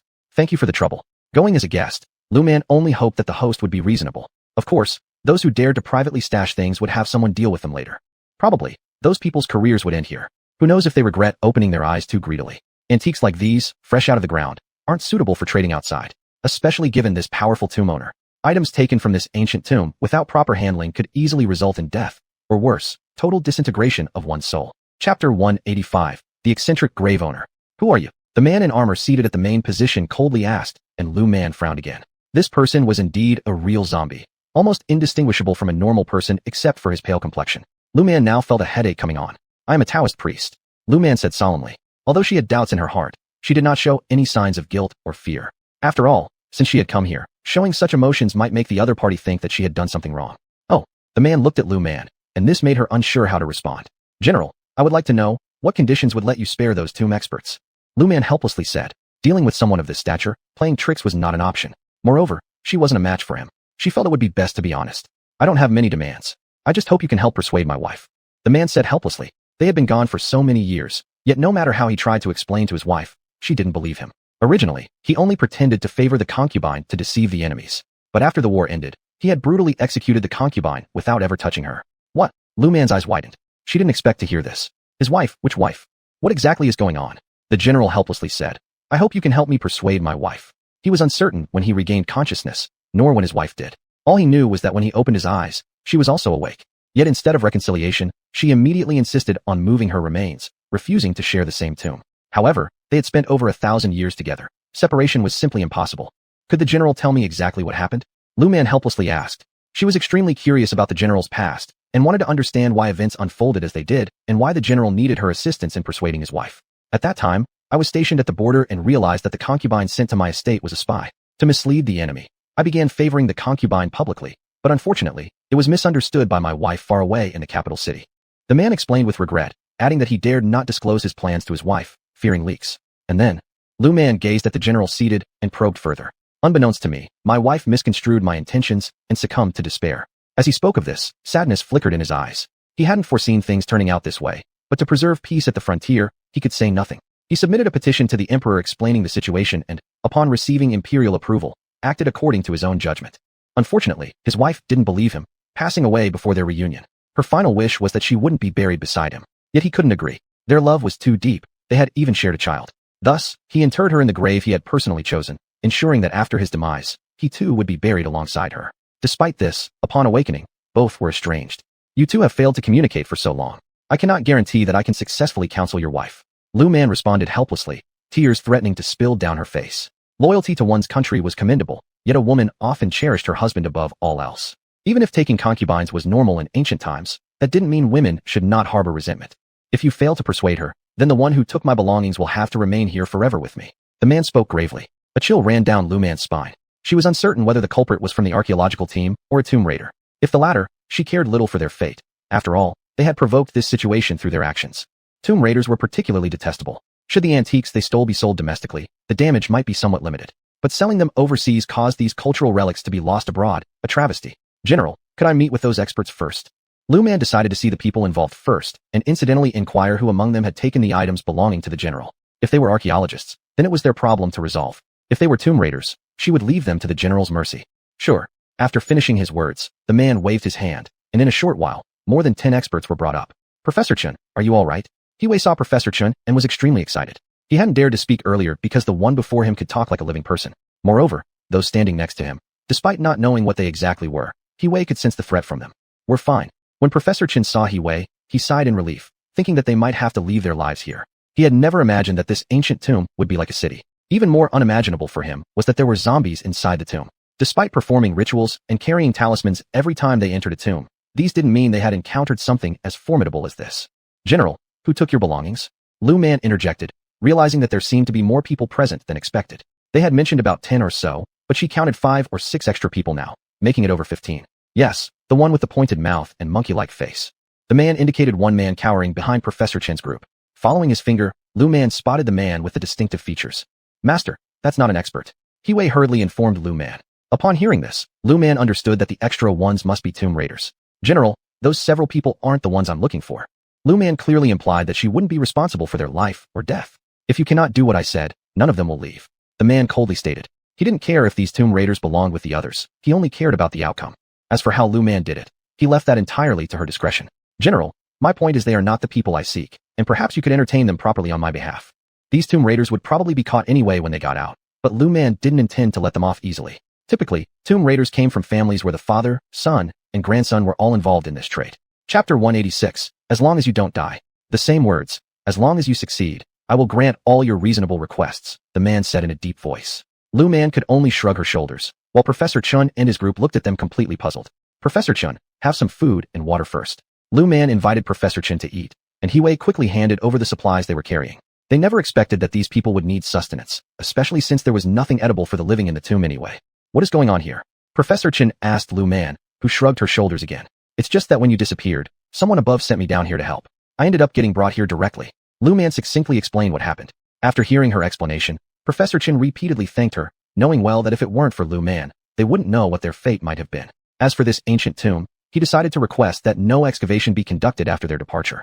Thank you. With Professor Chen's gratitude, Lu Man simply shrugged her shoulders. These are amulets and peace talismans. Put them on your bodies. Lu Man looked at the pale faces with dry, cracked lips of those around her and sighed helplessly. No matter what, she knew she had to try to bring back the lady. Otherwise, she couldn't guarantee leaving safely with them. Master, can you give us something to eat? A sharp-mouthed, monkey-faced man sidled up, flatteringly smiled, and spoke. They never imagined encountering such events during this expedition into the tomb. Thinking about their situation, they also felt a chill running through them. Fortunately, the archaeology team came, or they might already be dead. Tie them up and gag them, Lu Man coldly ordered. These grave robbers annoyed the powerful entity within the tomb, yet still wanted food from them. As long as they don't die, it's fine, Lu Man added, thinking they deserved worse, but she couldn't sully her hands because of them. All right, master. He had been glaring at them for a long time. They dragged the professors into danger and now dared to ask for food from them? In his mind, they were dreaming. The sharp-mouthed, monkey-faced fellows were tied up by Wei's group. Lu Man gave them an ominous glare. Professor Chen, I'm not sure whether I can take you all out safely. I need to go do something for her ladyship, and I cannot guarantee success. It's truly too formidable of an existence. Lu Man helplessly stated. It was the first time after coming to this world that she encountered such a formidable entity. She realized she mustn't let her guard down. Master, please rest assured. We are not unreasonable. To have come down risking your life to find us already satisfies us greatly, Professor Chen deeply responded. Though he did not know what exactly the entity required of Lu Man, he understood how dangerous the situation was. If Lu Man fled alone, she might escape, but judging from the current scenario, it seemed like she stayed for them. This point was noticed by the professors. Protect these professors well. Keep the talismans of 5 thunders that I gave you. Lu Man whispered softly. Actually, even though her voice was low, the others could still hear it clearly. It was just a habit. There were so many eyes upon her, and she was mainly warning those grave robbers present. You watch them closely. Should they dare to harm you or plan any escapes and leave you behind, you deal with them using the 5 thunder talisman. Lu Man warned as she glanced at the 5 grave robbers bound by Wei. Hearing her words, those grave robbers inwardly shuddered. They never thought this master could act so decisively and swiftly, and as for threats, what jokes? How wouldn't a person as powerful as her threaten them a bit? What could they say? They didn't even dare to release a single fart. At this realization, they all lowered their heads to cover up their previous thoughts and feelings. Seeing their reaction, Lu Man knew they harbored ill intentions moments ago. Relax, master. He Wei resolved to encircle them afterward. If they dared to play tricks, he would kill them outright. Watch them closely. Better to wrongly kill than to leave a hidden danger. It wasn't that Lu Man was heartless, but in this critical moment, they had to ensure everyone remained compliant. Otherwise, things could get very complicated. She didn't want to clean up the mess left by others. I hope the professors won't be soft-hearted. Lu Man worried that these pure-hearted professors might be tricked by the others.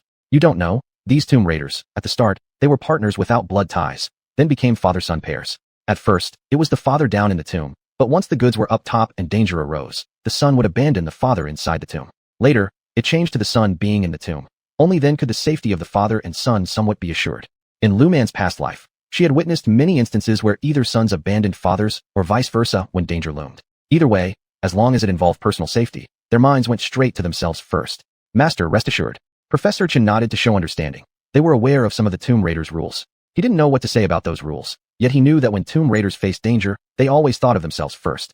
In reality, when encountering peril, they too thought of themselves first. Lu Man didn't know how to console the lady. She wasn't even certain if this person truly betrayed her mistress, nor could she guarantee whether success would ensure their safe departure.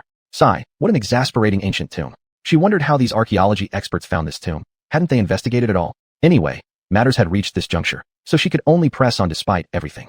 Otherwise, they'd all meet their end here. Professor Chen and his team looked worriedly at Lu Man, and He Wei practically wanted to follow closely behind Lu Man. Lu Man smiled reassuringly at them to indicate that she was fine. Yet, she must be cautious, very cautious, not to enrage the lady who was glaring at her menacingly. Chapter 187. Sending you away. Master, we've arrived. The guide brought Lu Man to the tomb chamber where the general's wife was located. Standing at the entrance, he spoke to Lu Man. Lu Man stared at the entrance of the tomb chamber, feeling curious for a moment. Isn't your general buried with your lady? Whose tomb is this? Lu Man felt that this tomb seemed quite large. She wondered whose tomb it could be. This is the tomb of the general's deputy. After the lady came, she directly evicted the deputy. The visitor chuckled awkwardly as he said this. Lu Man twitched the corner of her mouth. She was now increasingly curious about this general. What did the general intend to do? Even after death, the general let his deputy be buried in this tomb. Did he still expect to serve the court in battle after death? Well, she was overthinking it.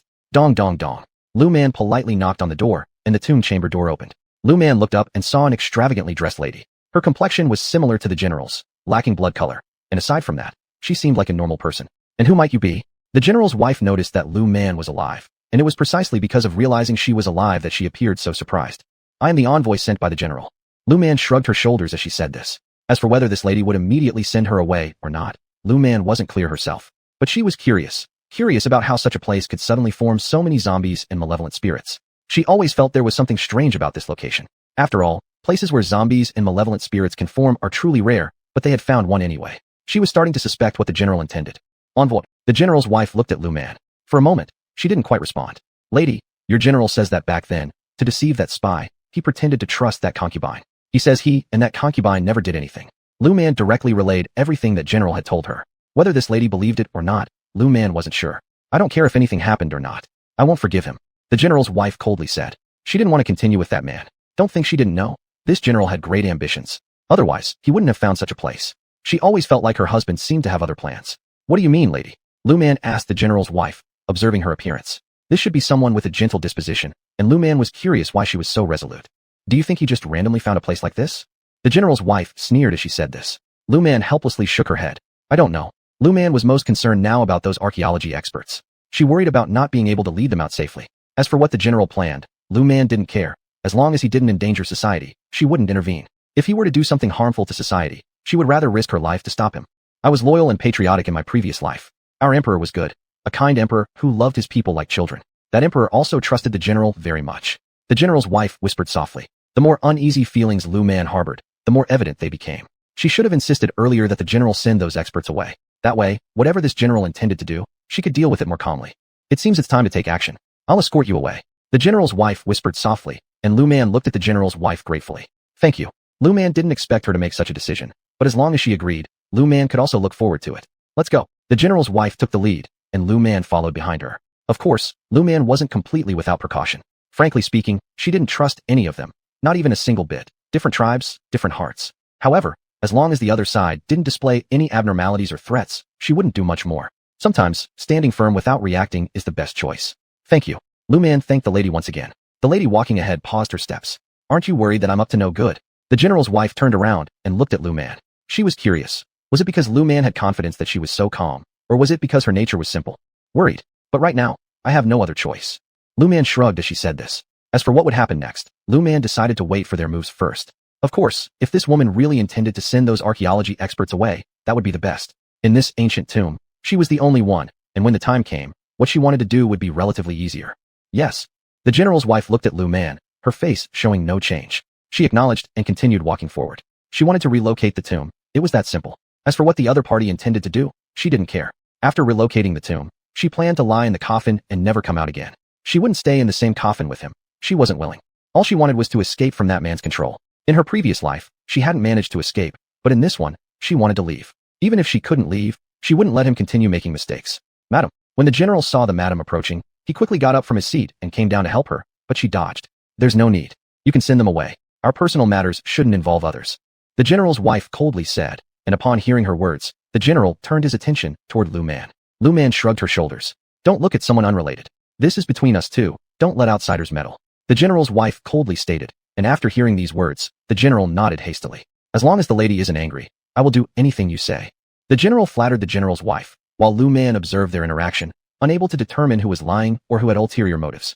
Of course, leaving would be the best outcome. As for them, Lu Man decided that once outside, she would seal the place immediately. If there were indeed tomb raiders determined to meet their end, she wouldn't care about their fates. Someone, escort them away. The general called out, and his subordinate approached. It was the same person who had guided Lu Man earlier. General. The subordinate paid respect to the general, and the general waved a hand at him. Escort all of them out. The general ordered his subordinate, who gestured politely to Lu Man upon hearing this. Let's go. Lu Man led Professor Chun and the others ahead.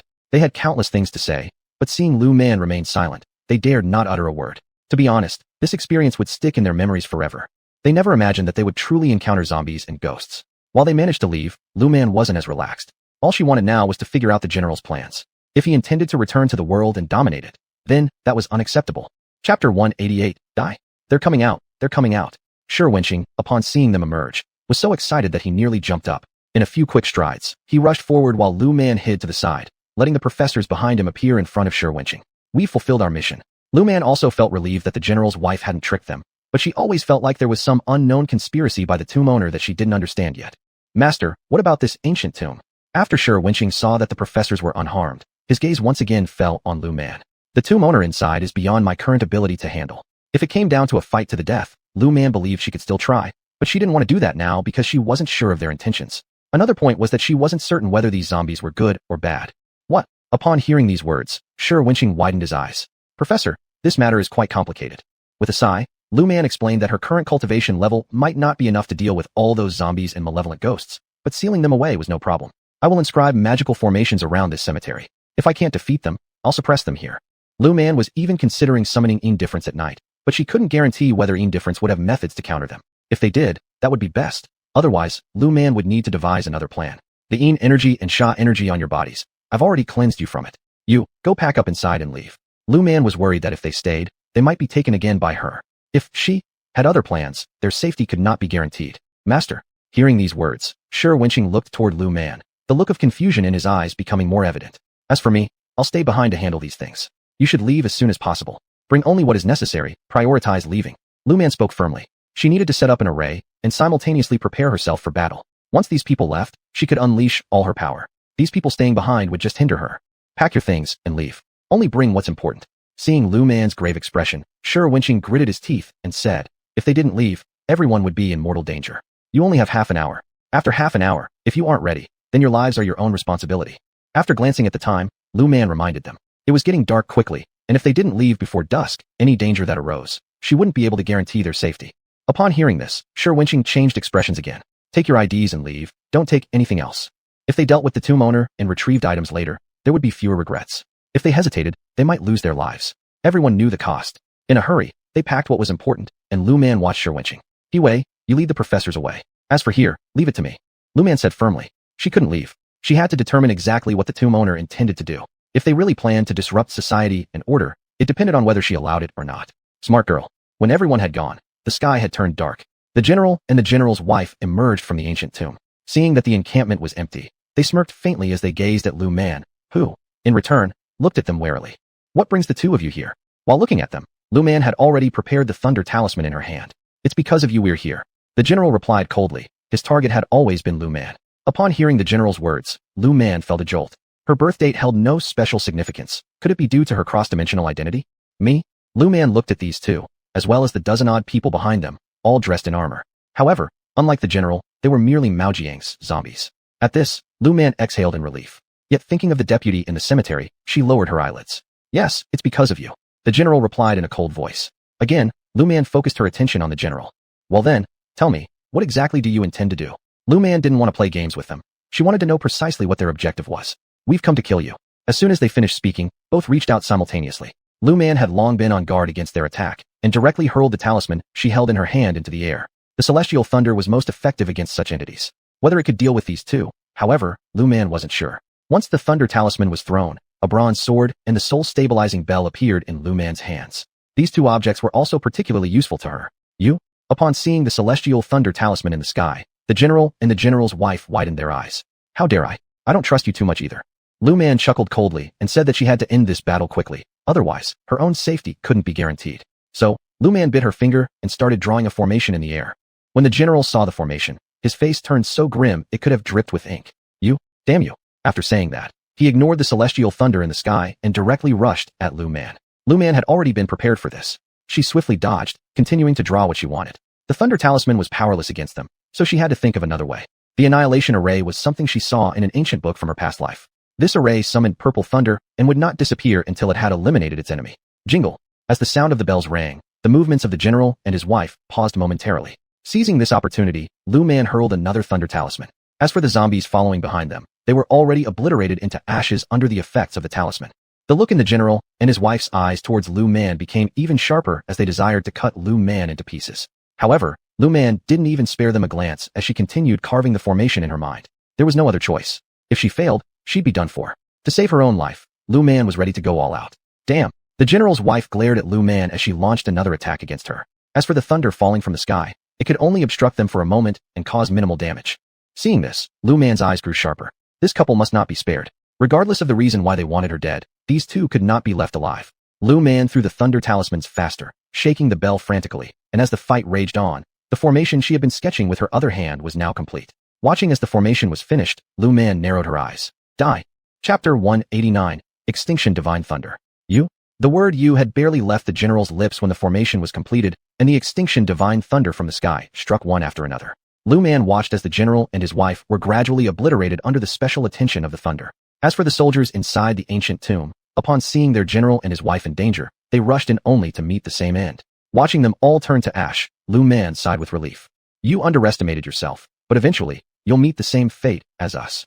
This was the last thing the general's wife said to Lu Man, squinting her eyes. Lu Man felt as if an unseen dark hand was always pushing something forward, and it seemed that the ultimate target of this mastermind behind the scenes was her.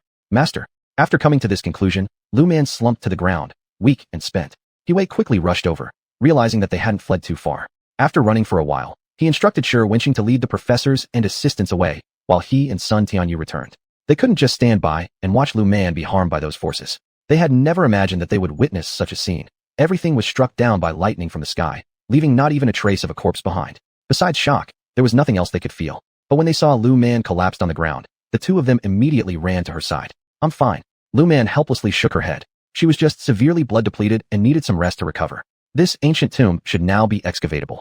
However, you need to be cautious because the evil and yin qi here are extremely heavy, and I currently can't cleanse them. Lu Man reminded Hui helplessly. If the tomb were to be excavated, there shouldn't be any danger anymore since the malevolent ghosts and zombies within the extinction array have been eliminated. However, Lu Man could not guarantee that there weren't any hidden traps left by the couple. Master, we will temporarily seal this place. Once you recover and confirm there is no more danger inside, we will proceed with the excavation. Hui said solemnly. After having such an experience, those experts might not necessarily wish to continue digging further, though they loved archaeology. Nearly losing their lives may deter even the most enthusiastic ones from willingly going into tombs again. This area must be guarded, because tomb raiders already know of this place. Their deaths mean little, but I am concerned that their demise might increase the remaining power of the ancient tomb. Lu Man explained with a sigh. She clearly wasn't ready to enter the tomb again. If there's a celestial master with cultivation higher than mine who comes to handle the yin qi and evil qi in the ancient tomb, then the experts could proceed. Lu Man finished, truly out of energy. Seeing this, Hui promptly helped Lu Man to stand up. Master Lu, let me carry you. Hui looked worriedly at Lu Man, who shook her head. I need to stay here. I must ensure there's no danger before I leave. Lu Man stated resolutely. Uncertain whether there were still dangers lurking inside, she dared not leave, lest those malevolent entities escape. which would be truly perilous. Then, Master, allow me to support you so we can find somewhere to rest. We will keep vigil here, and if any danger arises, we'll throw the talismans you gave us. Sun Tianyu suggested seriously, noting how pale Lu Man appeared. He feared there might be issues with her health. All right. Lu Man needed time to recover her cultivation. Given that she had earlier drawn the extinction formation with her blood, consuming vast amounts of both her cultivation and blood, recovery was imperative. Back at the tent, Lu Man lay down, beginning her journey to restore her abilities. Meanwhile, Hiwei and Sun Tianyu stationed themselves near the entrance of the ancient tomb. The next day, Lu Man had regained some strength, but her complexion remained alarmingly pale. Hiwei and Sun Tianyu had already spent a sleepless night watching over her. You two should eat something and get some rest. I will practice my skills here during the day and watch over the tomb entrance. Lu Man said helplessly. Her current cultivation was insufficient to set up protective formations, so she had to stay vigilant. Master?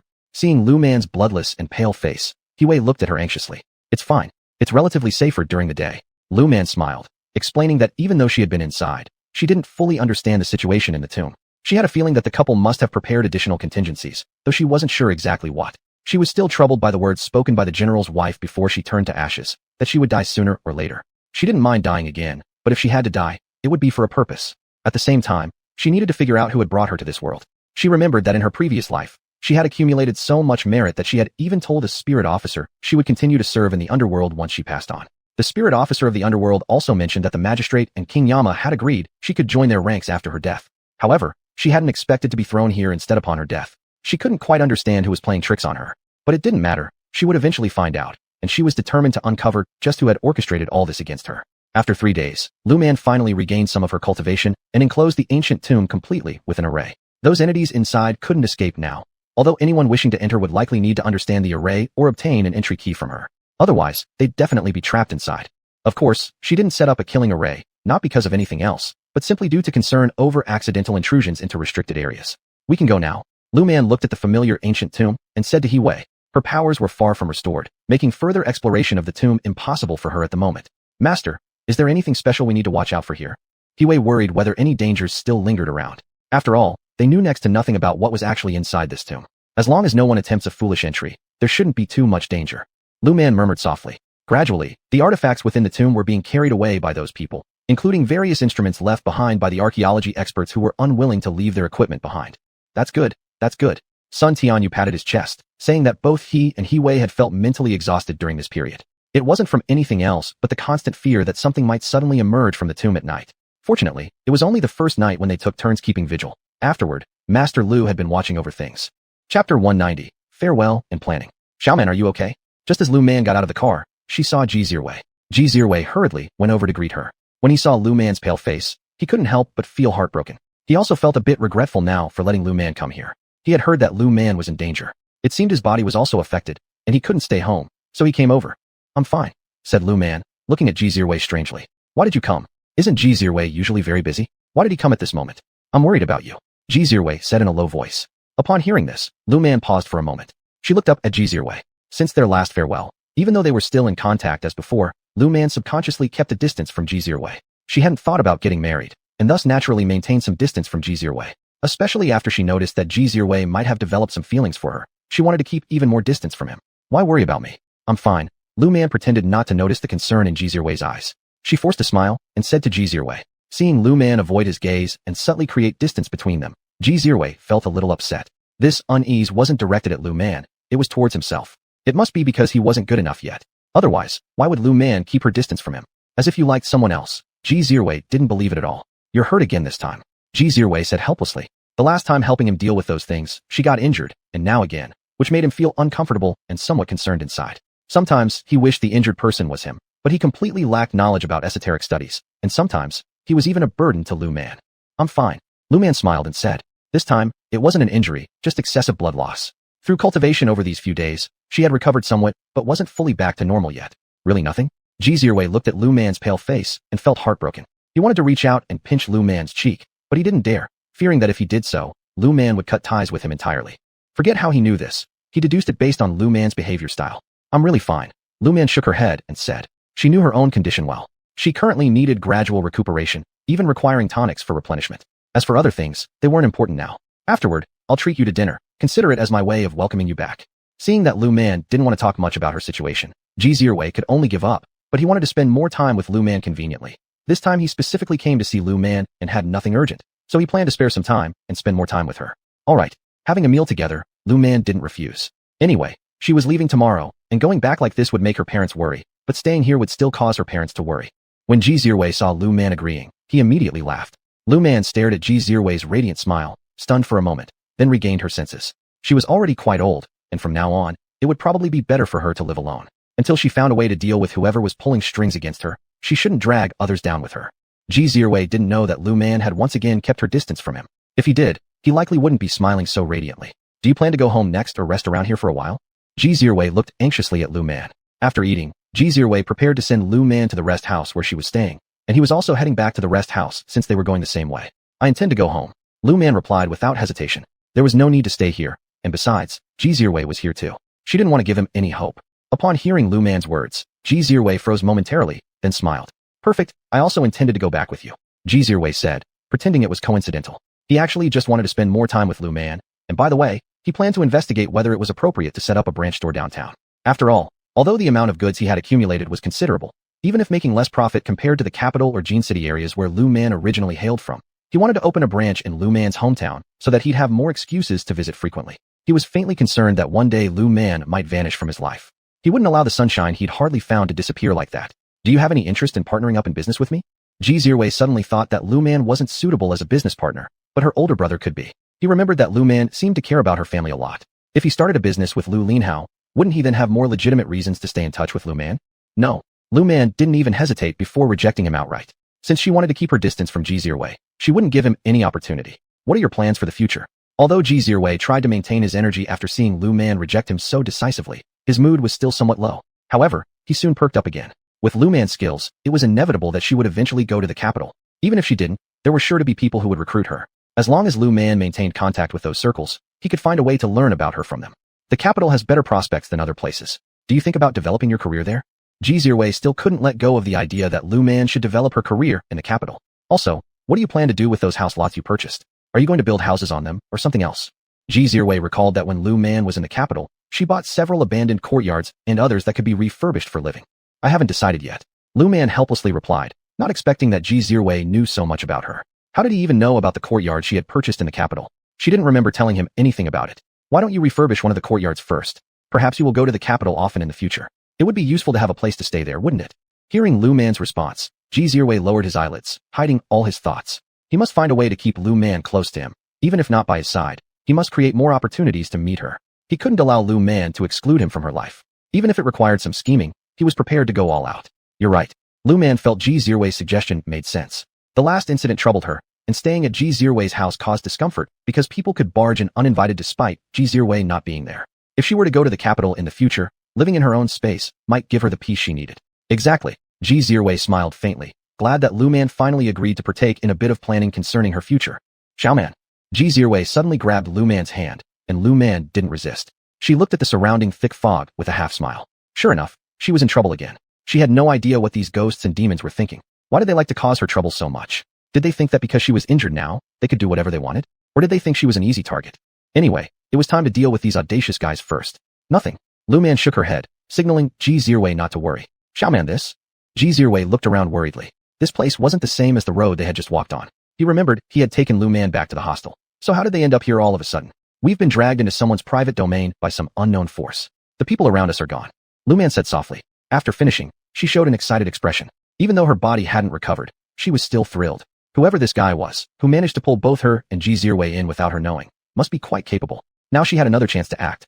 But would he withstand her heavenly thunder or purple thunder? If not, she could always use fire. What should we do next? Ji Zirwei watched the surroundings vigilantly. Seeing the thick fog, he frowned. They couldn't see anything. How could they deal with this? Let's rest for a moment. As Lu Man spoke, she took an apple from her shoulder bag and started munching on it loudly. Ji Zirwei chuckled helplessly watching Lu Man. He never thought she would have the mind to eat an apple at such a time. What could he say? It was unexpected, but also made sense somehow. Lu Man seemed to be one who couldn't always be judged by common sense. Why are you standing there? Sit down and rest. Lu Man glanced at Ji Zirwei who was standing next to her and laughed as she patted the ground beside her. She felt tired and wanted to rest, but thinking about whoever had pulled them in here made her feel excited again. Be careful. Ji Zirwei worried that Lu Man might get hurt since her cultivation hadn't fully recovered yet. Knowing those demons and ghosts weren't to be trifled with, plus whoever could silently drag them both inside this place. It was impossible that this person had no problem. Ji Zirwei simply couldn't believe there was no danger. No worries, let's eat first.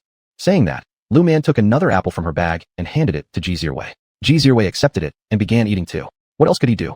Lu Man had already sat down and started eating while he knew he couldn't handle these creatures anyway, so he could only rely on Lu Man. Don't worry, I still have my tricks to handle these guys. Lu Man smiled and said, even if her cultivation hasn't returned fully, she still had paper talismans. The 5 Thunder Talisman, the Heavenly Thunder Talisman, the Purple Thunder Talisman, True Fire, and Celestial Fire. All these were excellent ways to counter these guys. She just didn't know if these guys could withstand her methods. Be more careful, don't get hurt. Ji Zirwei helplessly reminded her. Each time something like this happened, he always felt powerless. He wanted to help, but unfortunately, he couldn't, and he usually just held them back. Thinking about this, Ji Zirwei's face turned gloomy. Alright, Lu Man nodded. As for whether she would get hurt or not, she herself wasn't sure. She could only agree now, and if she did get hurt, well, there's nothing she could do, she'd just have to endure it. If she didn't get hurt, that would be best. Why do you always encounter these kinds of situations? Ji Zirwei asked curiously. He felt that Lu Man often came across strange things. In his view, the number of weird events Lu Man encountered in this short period surpassed the ones he experienced in more than 20 years. Because I'm a Taoist priestess, priests naturally have this kind of magnetic field. As for you, hanging out with me makes it easier for you to run into these kinds of things. Lu Man seriously explained. She hoped Ji Zirwei would keep a distance from her in the future, that way, he wouldn't encounter so many demonic affairs. Ji Zirwei also sensed Lu Man's implied meaning, and he became even more unwilling to separate from Lu Man. Even if being with Lu Man meant encountering such matters more frequently, he didn't want to let go. Lu Man sighed after seeing Ji Zirwei remain silent after hearing her words. You will meet more excellent girls in the future. Lu Man said softly. Ji Zirwei stared at her. They're not you.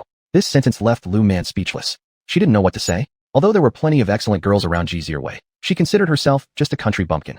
I'm a village girl who doesn't even recognize a few characters. Lu Man self-mockingly said that Ji Zirwei's mother was gone, and his father was someone who loved to cause trouble. Perhaps Ji Zirwei's father wouldn't care who he married, but he would definitely want Ji Zirwei to choose a girl of the same social standing as his family. As for her, there were too many issues between them. A marriage with mismatched backgrounds would lead to too many problems eventually, and Lu Man didn't want to deal with those messy issues.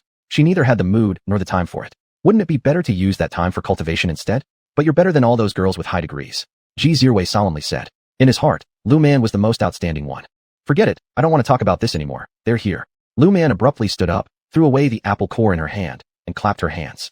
She lifted her eyes and looked ahead with an enigmatic smile. Ji Zirwei watched forward cautiously, and a gust of wind came from nowhere. Seeing Ji Zirwei's nervous look, Lu Man smirked coldly. Relax. The other side doesn't even have a physical form, and if they think they can ambush us, let's see if they have what it takes. Lu Man patted Ji Zirwei's arm consolingly, and Ji Zirwei seemed calmed by her actions. His mind instantly became peaceful, and he followed Lu Man's gaze. Xiaoman, what is this? Ji Zirwei asked curiously. They were just walking on the road quietly. How did they end up being pulled here? Was it because they startled these beings while passing by? But that wasn't right. There were quite a few people walking alongside them. I don't know either, but I do know the opponent doesn't have a physical form. Lu Man narrowed her eyes. It would be fine if the opponent didn't do anything, but if they tried anything funny, the talismans in her hands weren't something to be trifled with. Alright, she should take out her peachwood sword just in case, so she wouldn't need to fumble for it in case of any emergency. But once the opponent showed up, she absolutely wouldn't let them off. She originally wanted to go back and rest, but unexpectedly got dragged into here by this guy. Was she that easy to drag around? Did they not inquire about her reputation first? Well, perhaps her name wasn't very well known in this world, but that didn't stop her from getting angry.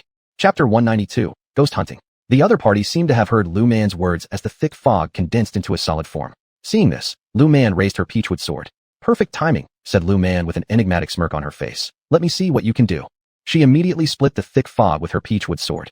On the surface, the fog appeared dissipated, but it hadn't vanished completely. Instead, it swirled around her, as if intending to tear apart her flesh. Is Lu Man an ordinary person? Wherever her peachwood sword reached, all the dense fog was scattered into fragments. Though it was just a peachwood sword, in her hands, it seemed akin to a divine weapon. It was evident that the opponent knew they were about to lose, and wanted to concede. But would Lu Man allow it? You have some skill. Lu Man scoffed lightly. She threw out a talisman of heavenly thunder, and lightning promptly struck down. The mist was struck by the descending thunder and dissipated entirely. What? Ji Zirwei frowned at the scenery unchanged around them. Lu Man also slightly arched an eyebrow. We're still within its domain. After looking around again, she noticed the intense ghostly aura and evil chi here, and thus realized that what had attacked them before should have been a vengeful spirit. Without the cover of the thick fog, the chilling cold emanating from the ghost made Lu Man more vigilant once more. Based on this ghostly chi, Lu Man felt the enemy wasn't simple. It should be a spirit over 100 years old. She didn't know whether it was a malevolent spirit or something else. She did not detect any grievance. If there was no grievance, then relatively speaking, the cultivation level might be low. However, if the grievance is heavy, then she must prepare herself. Take this.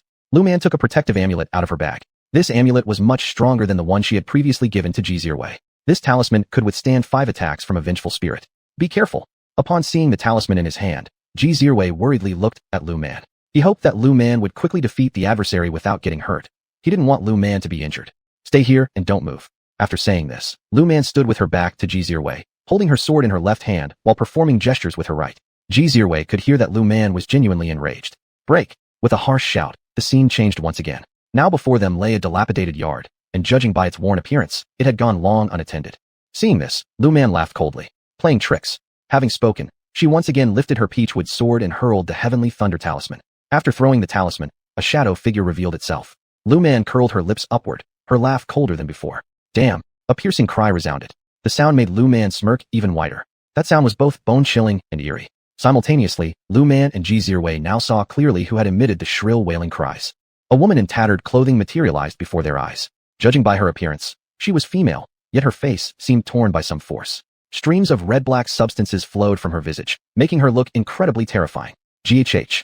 At the sight of this, Xia immediately vomited, angering the female ghost. I'm going to eat you. Saying this, her 10 fingernails suddenly elongated dramatically as she charged towards Xia's direction. Lu Man curled her lips upwards, revealing increasingly dangerous glint in her eyes. You dare harm my companion without my permission? Once again raising her peachwood sword. Huff! A metallic clang echoed as the nails met her sword. The sound resembled that of 2 metals colliding. I'll kill you and devour your heart. The female ghost screamed wildly once again. Especially when her attacks were blocked by Lu Man, she appeared incensed and frenzied. Within my realm, even if you are a heavenly master, in the end, you will merely serve as food for me. Hearing these words from the female ghost, Lu Man displayed a look of disdain. Too many words. Lu Man rolled her eyes, wielding her peachwood sword with fierce vigor. The ghost who initially boasted was now being overpowered by Lu Man. Great master, I was wrong. I apologize, please spare me. The ghost knelt begging for mercy, but would Lu Man give her a chance? If she didn't eliminate her, could she ever rest assured? This was the bustling street in the city, where they'd simply been pulled in like that. If an ordinary citizen without cultivation were to face such a scenario, wouldn't they have lost their lives already? Xia also witnessed Lu Man's display of power. He couldn't help but smile. He didn't feel that Lu Man was brutal at all. Rather, he found her appearance under such circumstances even more enchanting. His gaze couldn't leave her. After a good beating, the dilapidated yard beside them shattered once more. They reappeared on the street. It seemed to be the very same street they had just walked down. The female ghost squatted on the ground and wailed incessantly. Shut up. Lu Man scolded the ghost sharply. Why was this thing crying? It irritated her. If you cry again, I'll kill you. At Lu Man's threat, the weeping female ghost froze in fear and dared not cry any longer. Lu Man glared at the ghost. Speak. Why did you pull us in? All Lu Man wanted to know was what exactly this ghost was trying to do. Wah. I was wrong, the ghost sobbed. What a fool she had been. Who else could she have preyed on except these two? If only she knew she shouldn't have messed with them. They brought disaster upon her. She almost couldn't hold her human form together. Made a mistake? Lu Man looked at her, half smiling, mocking. Just earlier, there had been a lot of malevolent energy radiating from her, and that grievance. Oh, it was heavy. She didn't believe this ghost was truly repenting. Master, spare my life. I just wanted to get my revenge. Crying, the ghost said so, but Lu Man gave her an incredulous look. Ho, revenge, right? I don't think so. As soon as Lu Man said this, the ghost raised her head, startled by Lu Man's gaze that seemed to see straight through her. Master, I really just wanted revenge. Seeing Lu Man's piercing eyes, the ghost bowed her head again and retreated, shrinking herself even further. Xiaoman, how should we deal with this female ghost? Xia asked, pointing toward the ghost. They'd been delayed here for quite some time. Soul annihilation? Lu Man said playfully. Upon hearing these words, the ghost raised her head again. Master, I was wrong. I was truly wrong. I won't take my revenge anymore. Please let me go. The ghost kneeled and begged for mercy once more, but Lu Man remained unmoved. Shut up. Lu Man hated seeing the female ghost grovel before her like this. Why is this master so terrifying? She covered her mouth, too frightened to utter another sound. Perhaps because of her excessive crying, she couldn't stop now. With tears streaming down her face, the ghost gazed at Lu Man. The dark red substances on her face seemed to fade a little. She looked somewhat pitiable now. Chapter 193, Soul Shattered. I ask you answer. Lu Man showed no mercy at all. She held the peachwood sword horizontally against the neck of the female ghost. What about those people who were walking with us on the street? Lu Man coldly asked, and upon hearing this, the female ghost hurriedly replied. Master, I only captured the 2 of you. The female ghost stammered, saying that eating the hearts of these 2 would enhance her cultivation, while capturing ordinary people would be useless at best, and merely improve the taste slightly. Higher cultivation allows her to do more of what she desires. Capturing too many insignificant people would invite unnecessary trouble. Ho, Lu Man chuckled again. This female ghost might think it was easy, but did she take Lu Man for a fool when it came to detecting malevolence and blood energy? Speak. Do you wish to have your soul shattered, or go to the 18 layers of hell? Lu Man asked coldly. She guessed most of the ghost's thoughts already. This woman seemed to be counting on her compassion to let her off. Master, I just wanted revenge, to retaliate against my unfaithful husband. Upon hearing Lu Man's words, the female ghost quickly kowtowed and begged for mercy. She didn't want to choose between having her soul scattered or going to the 18 hells. Ho ho, was your husband truly unfaithful? Lu Man sneered as she asked. Even if the man had been unfaithful, he was probably long dead, perhaps without even a soul remaining. Master, my husband was unfaithful. Look at my face. The female ghost pointed to the scars on her face as she spoke. Lu Man lowered her eyelids, concealing all emotions within. This female ghost, it continued to lie shamelessly. Maybe your husband's soul has already been eaten by you. Upon these words leaving Lu Man's lips, the ghost froze mid-plea, terrified as she looked at Lu Man, wondering how she could know such details. Don't think I'm unaware of what you've done.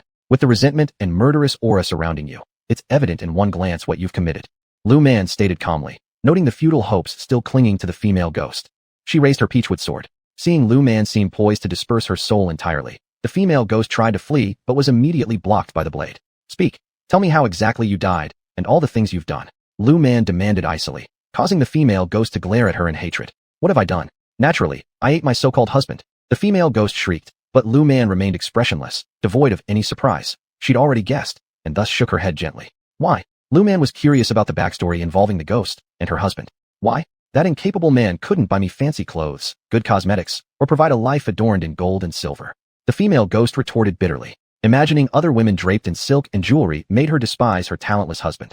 He couldn't give me the life I desired, so I sought another man who could. The female ghost reminisced, a faint smile flickering across her lips. So then he couldn't bear you consorting with other men, killed you, and after resenting him, you killed him too, devouring his soul? Lu Man finished the ghost's tale for her. The female ghost laughed. Ho ho, how could it be that simple?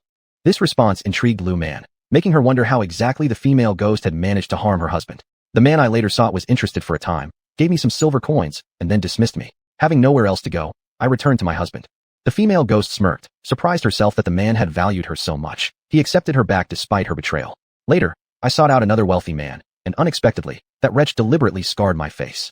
Unable to restrain myself, we fought, and he accidentally killed me. My spirit, burdened with unresolved resentment, took vengeance on him, killing and consuming his soul afterward. Through this explanation, Lu Man understood why the ghost became a vicious specter so quickly and why she managed to slay her former husband so soon. With that realization, she raised her peachwood sword and, with a single stroke, instantly reduced the female ghost to dust. This female ghost, Xia was somewhat astonished, never imagining that this ghost lacked such basic principles. No matter what, when encountering a ghost, don't trust anything they say. Lu Man warned. The ghost had been lying all along. Perhaps the last part was true, but she deserved none of the mercy or existence, especially not being sent to the 18 hells, which Lu Man felt would have been too merciful for her. She has killed so many people and caused their souls to dissipate. She deserves the same fate. I've remembered. After this experience, how could he possibly believe the lies told by ghosts? He decided that no matter what the ghosts say, he would not believe a single word. Only in this way can he ensure his safety in the future. Though he couldn't help Lu Man in such matters, he didn't want to become a burden to himself either. Good that you remember. Lu Man noticed Xia's lingering fear and nodded with satisfaction. Xia, on the other hand, looked at Lu Man with evident worry on his face. I'm fine.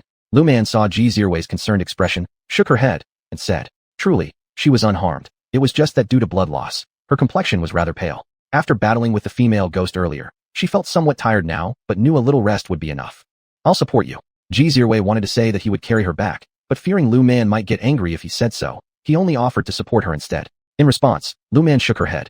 I'm not weak to the point of needing support. The moment these words left her lips, Xia's expression flickered again. He looked at Lu Man, who also returned his gaze. We wouldn't suit each other. Lu Man gave a bitter laugh as she spoke, unsure of why exactly she attracted Xia. She thought of herself as nothing extraordinary or divine-looking, yet here Xia was from a prestigious background. What made him like her? Though she believed herself worthy of anyone, she simply didn't want to make life more arduous for herself. Marriages that were mismatched due to family backgrounds often ended in failure because of differences in values, among other reasons. She didn't wish for herself to meet a similar end. Can't you give me a chance? Xia persisted, not understanding where exactly he had displeased Lu Man. Nevertheless, he yearned to stand by her side. Do you think my life suits getting married? Lu Man rolled her eyes while responding. Since arriving in this world, though the disadvantages she faced initially disappeared, it did not mean she was without issues. Her situation was far from ideal for something as serious as marriage.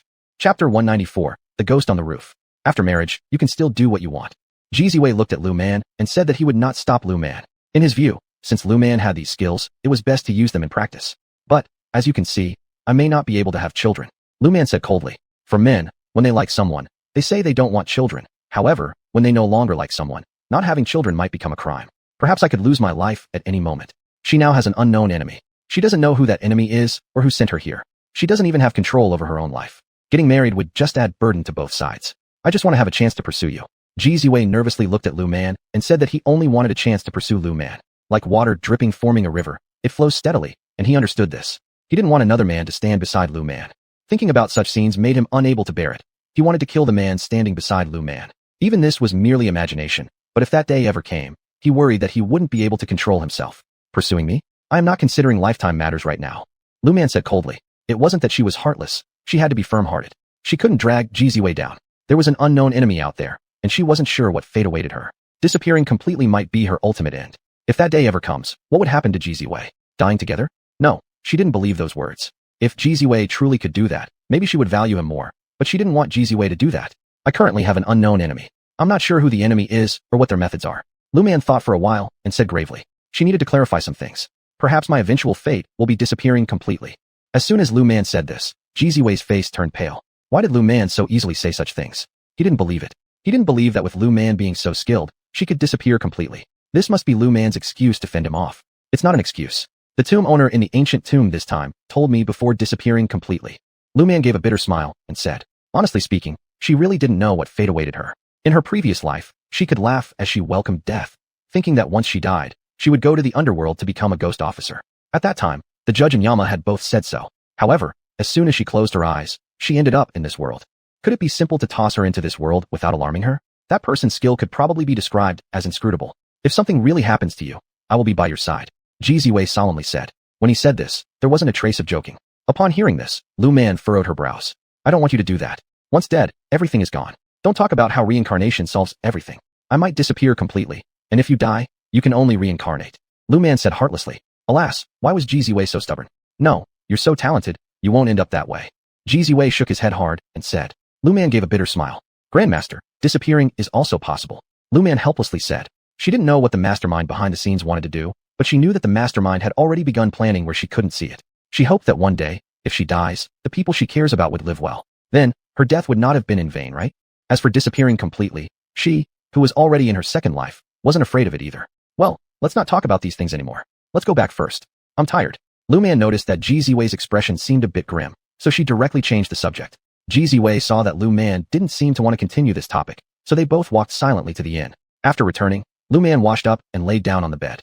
Ji Ziwei tidied himself up and also laid down on the bed. As he lay there, he thought about what Lu Man had said. He didn't know whether what Lu Man had just said was true or false, but he could feel her concern. Drip, drip. Just as Ji Ziwei was pondering how to approach Lu Man discreetly, he heard dripping water. Ji Ziwei frowned and looked at the ceiling. Only then did he realize that the room he stayed in wasn't on the top floor. So, where was this sound of dripping water coming from? It was a single room without even a bathroom. Though Ji Ziwei wasn't used to it, sometimes when you're out, you have to make do with what you've got. He gradually adapted. After all, this room was much better than the one they stayed in during their countryside trip. Drip, drip. The dripping sound came again. Ji Ziwei once more looked up at the ceiling. When he saw blood drops falling from somewhere on the roof, he tightened his grip on the amulet hanging on him and stared silently at the roof where the blood dripped from. On the other side, Lu Man had been resting with her eyes closed. As soon as she sensed the ghostly chill, she sat upright abruptly. Seeing that there were also blood droplets seeping through her own ceiling, she frowned. Looking for death. Lu Man originally didn't want to pay attention to it. She wanted to rest further. However, when the blood droplet fell onto her face, irritation sparked within her. From the space on her body, she fished out a peachwood sword. Come out. With a cold laugh, Lu Man looked icily at the direction of the ceiling. It seemed like the female ghost wanted Lu Man to see her clearly, as she peeked down from the rooftop. Clutching the peachwood sword tightly, Lu Man stabbed upwards. As soon as the peachwood sword left Lu Man's hand, it shot straight towards the female ghost crouching on the roof. The female ghost tried to turn around and run, but would Lu Man give her the chance? The peachwood sword accelerated, piercing into the ghost's body before she could flee. Master, please spare me. The female ghost fell off the roof, pleading desperately. Lu Man, on the other hand, glared at her coldly. Do you know I was just about to rest? Lu Man looked down at the prostrate female ghost disdainfully, who now lay there in pain with the peachwood sword still lodged in her. Despite her obvious anguish, Lu Man was entirely unmoved. She had intended to return and take a good rest, but she hadn't expected to be interrupted by this suicidal ghost. Now, all she wanted was to obliterate her completely. Sensing Lu Man's displeasure in her icy stare, the female ghost was scared witless and begged again. Heaven! How could this master become so bloodthirsty without any warning? She was already dead. Another death would lead to complete annihilation, and she definitely didn't want that. Do you have any accomplices? Lu Man looked at the female ghost and coldly said. She sensed that there were also movements in Ji Zirwei's room, and the Yin energy was directly emanating out. This made Lu Man extremely uncomfortable. These guys seemed to be too bold. How did she feel like she had come here and met a nest of ghosts? Why had she encountered so many ghosts? Master, my sister is in another room. The female ghost pleaded as she looked at Lu Man. Upon hearing this, Lu Man took out a rope and tied up the female ghost in a few seconds. She dragged the female ghost and started knocking on Ji Zirwei's door. Ji Zirwei, open the door for me. Lu Man's tone was somewhat impatient. She had originally wanted to rest well, but there was something reckless in front of her bouncing around. If she didn't deal with them properly, then she wouldn't be Lu Man. Ji Zirwei thought at first that the sound of Lu Man outside the door was produced by the female ghost. He thought it was imitated by the female ghost. Lu Man knocked on the door for a long time, and Ji Zirwei did not come out. Lu Man knocked again. Ji Zirwei, open the door for me. Lu Man was somewhat impatient. After Ji Zirwei heard Lu Man's voice again inside the room, he opened the door. When Lu Man opened the door, she saw that blood was dripping from the ceiling of Ji Zirwei's room. Especially when she saw the blood now covering the entire floor, Lu Man pulled down the female ghost who was crouching on the ceiling. Clean up the ground. Both this room and mine. If you don't do a good job, be careful, or I'll deal with you. Lu Man crossed her arms, looking at them coldly. As for the peachwood sword, she tossed it into the space. Of course, the rope tying the female ghost, Lu Man didn't untie it. She loosened it a bit. The other end of the rope was stepped on by her feet. Her rope wasn't the common kind. She made it with special means. Demons couldn't escape. After she made this rope, she conducted plenty of experiments until she finally created it. After making this rope, the demons would be unlucky. Naturally, Lu Man didn't spare the other female ghost either. Master, we are wrong. The tied woman begged, but Lu Man was unmoved. Granny was exhausted, wanting a proper rest, but you dare to disturb Granny. Do you think Granny is easy to provoke? These female ghosts truly have great courage. Didn't they know she was a celestial master? Or had they forgotten, eaten their brains away? Adults, we really know we were wrong. We just scared you. We have always been in this guest house and haven't met anyone who could see us. The female ghost pleaded. They had mostly played pranks. The dripping blood from the roof was their trick, but they hadn't harmed anyone at all. I know you haven't harmed anyone, but you've bothered Granny. Do a good job cleaning the bloodstains on the ground and the ceiling, or I'll tie you both outside the window. Lu Man threatened. The two female ghosts glanced at each other and began cleaning up the bloodstains in Ji Zirwei's room. Actually, these bloodstains were conjured by them, and all they needed to do was tidy them up slightly. However, Lu Man didn't plan to let them off that easily. Just right, clean every corner of the room thoroughly. Lu Man admitted that because of Ji Zirwei's words, her mood worsened. After dealing with the tomb owner and encountering a female ghost on the road, she returned to the guest house and faced another one. Lu Man's mood got even worse. Ji Zirwei, seeing Lu Man seemed ready to lose control, hurried to comfort her. Xiao Man, don't get angry. It's not worth it arguing with them. If you're really angry, deal with them to vent your anger. Ji Zirwei's words eased some of Lu Man's inner anger. Why have you both remained here? Lu Man noticed no resentment, no killing aura, and no karmic lines on these two female ghosts. She decided to let them go. If they wished to reincarnate, she wouldn't mind guiding them. After all, they were trapped here involuntarily. My sister and I were originally from a theater. When we were young, the manager used to touch us improperly. Back then, our contracts were in his hands, and we could only endure. The elder sister sighed and said with a bitter smile. They had learned opera since childhood. Leaving the theater left them without any other means of livelihood, so they could only bear it. Later, the troupe mistress found out and killed us. We thought we would be free after death, but unexpectedly, we were trapped here and couldn't leave. The elder sister among the female ghosts said softly. They had actually wanted to leave for a long time, but never had the chance, so they just remained here. Really, Lu Man felt like these two were lying. But these two carried no karma related to human lives, and that was why she had restrained her anger to listen to them. If they had been involved in killing or possessed any malevolent aura, she wouldn't have even bothered listening today. She was already in no mood for this. Master, we wouldn't lie to you. The younger sister of the ghost tried to flatter Lu Man with a smile. Indeed, once they cleaned their faces of bloodstains, they appeared rather good-looking. Lu Man thought that if they weren't attractive, perhaps they wouldn't have been harmed in the first place. Anyway, it was time to send them to the underworld. Lu Man took out golden ingots, which she had prepared earlier, as well as incense and candles, and summoned a Yin messenger. When the Yin messenger arrived, he immediately noticed the two female ghosts and directly used his soul-chaining rope to bind them. Upon seeing this, Lu Man's hand trembled slightly, and the rope tied around the waist of the elder female ghost returned to her hand. Sir, these two ghosts are not sure how long they've stayed here. I trouble you to deal with them accordingly for their wrongdoings. Lu Man smiled and said to the Yin messenger, By the way, sir, I encountered a general's tomb on the outskirts. The owners of the tomb were a married couple who somehow turned into zombies. Their subordinates became zombies or vengeful spirits. In the end, they were all eliminated by me. I hope you can help me investigate the information about the tomb owners. Lu Man still remembered what the couple had said as their souls were scattered. Though they had perished, that didn't mean their records could not be investigated. Even when one soul is destroyed, the Book of Life and Death still contains records. Alright, rest assured. Having received what he needed, the Yin messenger was quite reasonable and readily agreed. After taking the items, he left with the two female ghosts. Chapter 196, Lu Qing's Ghost. Phew, finally back. After returning home, Lu Man lay down on the bed and sighed with relief. Recalling the incident she encountered in Chang'an, Lu Man felt that she genuinely did not want to get involved again. But she also felt that this matter might not be over yet. There would likely be more issues knocking at her door. She just hoped these incoming troubles wouldn't be as bad as this time. This time, she really went all out. Are you injured? Chen Xiufang asked with concern when she noticed her daughter's pale complexion. Mom, no, I'm just tired from being busy recently. Lu Man quickly shook her head, joking. If she told her mother about her injury, her mom would probably give her a piece of her mind once she got better. You're talented, and your dad and I can't help you much, but please take care of yourself. Chen Xiufang said sympathetically. How could she mistake injuries for mere fatigue? Since there were many old hens in the house now, she decided to slaughter one for her daughter as a supplement. As for why her daughter was hurt, she didn't dare ask, nor did she want to ask. If her daughter didn't wish to say, that meant she didn't want to talk about it. By the way, Lu Qing is getting married. Chen Xiufang mentioned that Lu Qing had set a date for her wedding with a young man in town. I don't need to go. Lu Man immediately replied without hesitation. She didn't want to attend. Why should she? At the wedding, she'd have to make speeches, and anyway, the good things offered there wouldn't surpass what they had at home. It wasn't worth giving herself extra trouble. I always feel Lu Qing has been so eerie lately. I even get goosebumps when I'm close to her. Chen Xiufang recalled how every time she saw Lu Qing recently, she felt a chill run through her bones. Somehow, it was like being watched by something sinister. Ever since that incident, Lu Qing hadn't come over anymore, and Chen Xiufang breathed a sigh of relief. However, she still had this uneasy feeling lingering in her heart. I'll see her when I have time.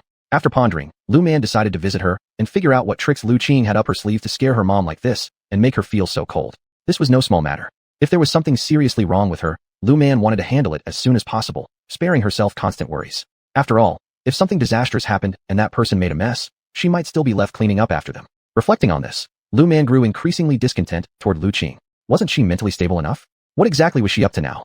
If someone used improper means to harm others, she'd inevitably be implicated too. Were special departments just for show? Once targeted, it could result in serious consequences, even death. Just rest first, and don't worry about her until you've recovered. Chen Xiufang said without hesitation. Her daughter returned looking paler than ever, clearly having endured great hardships outside. Did they just make you work this trip for nothing? Chen Xiufang felt sadder and sadder. The fact that her daughter came back without gaining anything made her heart ache even more. Mom, don't worry. They won't mistreat me. Lu Man smiled amusingly at Chen Xiufang. She guessed that within a few days, certificates and bonuses would be delivered.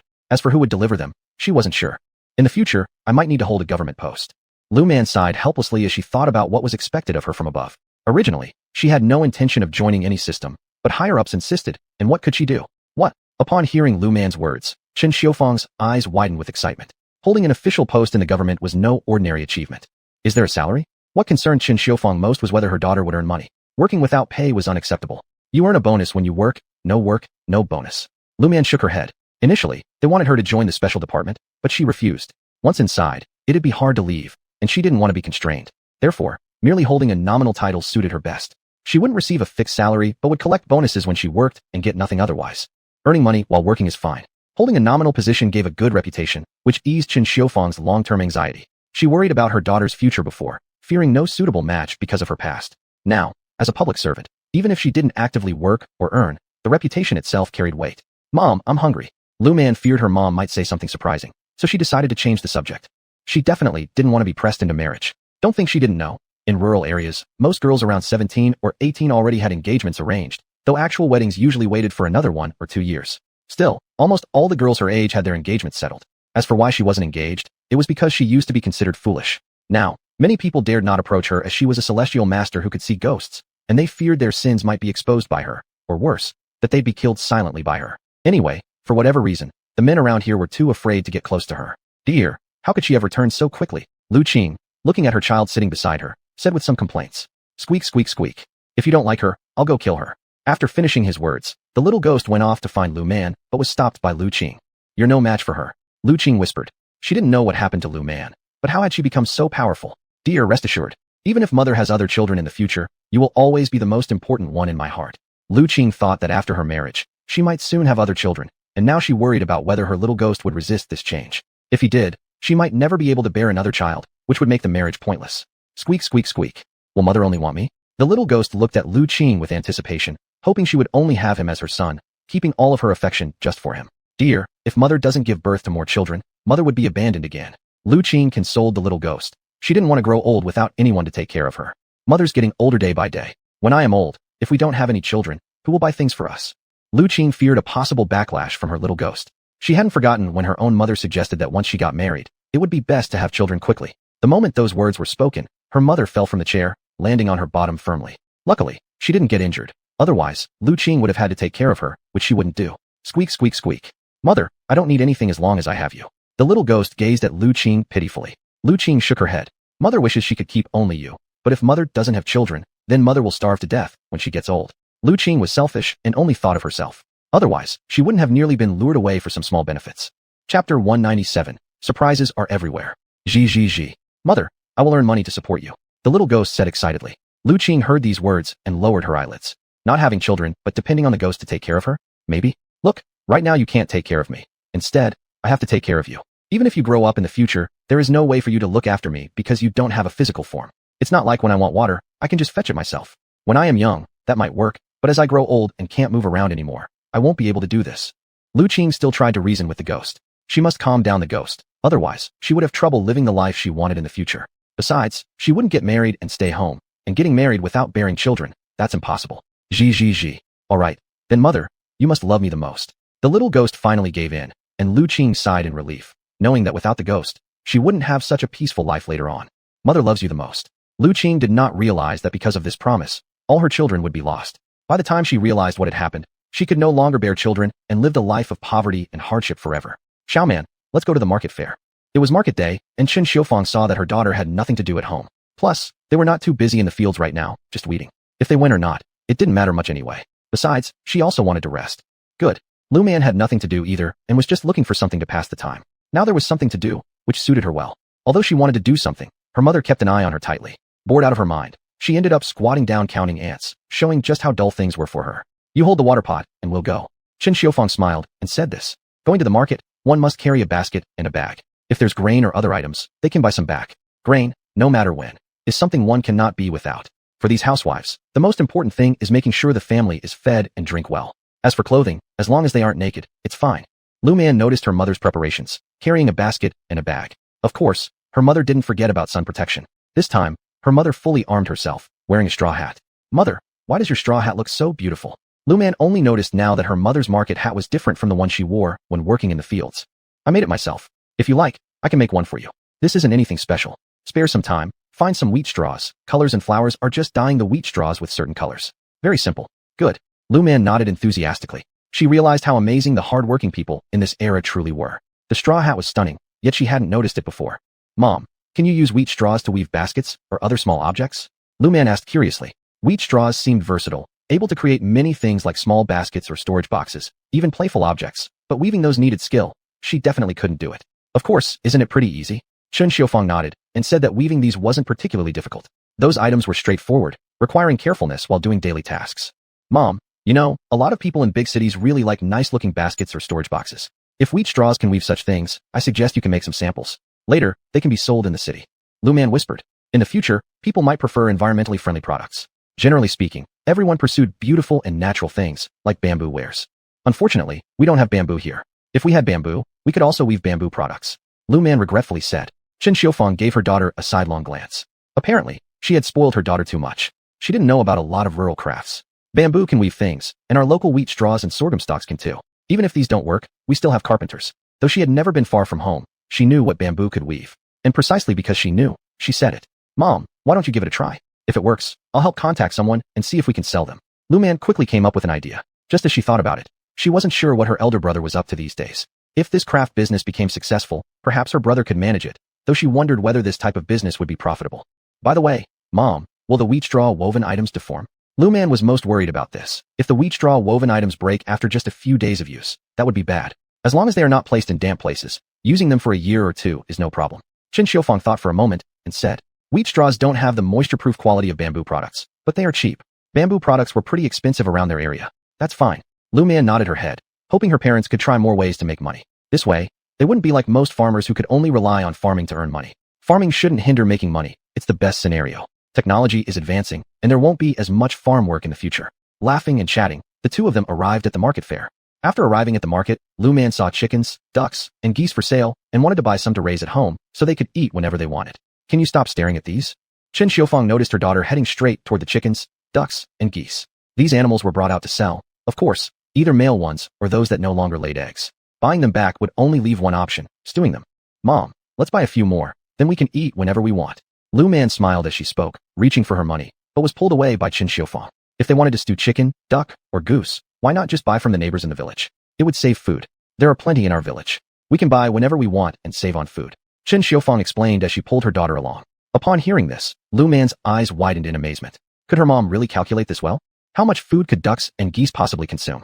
You may think those ducks and geese don't look too big, but they waste food. They have short intestines. They eat and excrete right away, then eat again. Qin Xiufang informed Lu Man. Once again, Lu Man's eyes widened. She had realized something. Despite rural women having limited knowledge of worldly affairs, their practical knowledge is indeed strong. She herself didn't know such facts, but she felt that these rural women knew quite a lot of useful small bits of knowledge. Mom, how did you know? Lu Man was a little curious. How could her mother know about these things that involved eating and defecation? If you raise a few of them, wouldn't you know? Qin Xiufang rolled her eyes. There was no need to ask. If one raises a few and pays attention, they would naturally understand. You don't even know the difference between grain types. With a huff, Qin Xiufang lightly tapped Lu Man's forehead. This child had missed out on many things when she was younger. If she had grown up like a normal child, she wouldn't need to ask about these matters.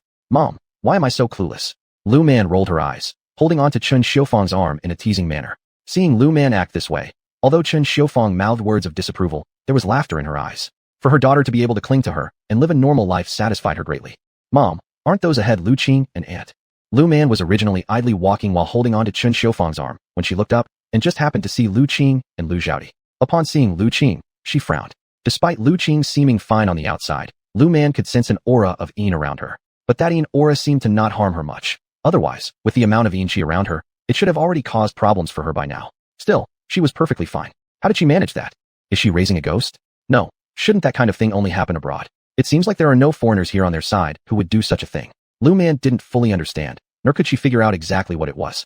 Don't go near her. Lu Qing has become quite peculiar recently. Qin Xiufang thought of the rumors about Lu Qing that disappeared without a trace at some point. At first, she wondered if other rumors overshadowed and suppressed those concerning Lu Qing, but then she realized that everyone who spoke ill of her had suffered various accidents. They either injured their mouths or broke their legs. In short, none of them ended well. Later, the villagers stopped gossiping about her altogether. There must be something around her. Lu Man coldly said, not fond of sticking her nose into other people's affairs. As long as what Lu Qing was doing didn't harm her, she didn't want to get involved. After all, Lu Qing hadn't yet caused anyone's death. If she were to cause a murder, it would be better to hand her directly over to the special department to handle. Do you plan on taking care of whatever it is she has? Qin Xiufang whispered the question, not wanting her daughter to meddle in the affairs of the eldest family branch. Since Lu Qing seemed to be ruined anyway, she didn't want her daughter to get entangled in her troubles and potentially have problems with the elder's wife. I won't interfere. Lu Man shook her head outright. Although having that thing currently benefited Lu Qing, it would backfire eventually. Doing evil would always lead to issues in the end. A person's luck is limited in their lifetime, and using it prematurely means running out later. When the luck runs out, misfortunes await. That ghost would certainly bring trouble eventually. Too much Yin energy would affect one's physical health. Since Lu Man and Lu Qing didn't have a good relationship, why would she butt in and bother with Lu Qing's business? It's best not to intervene. If you try too hard, when something happens, they might even blame you for interfering with their affairs.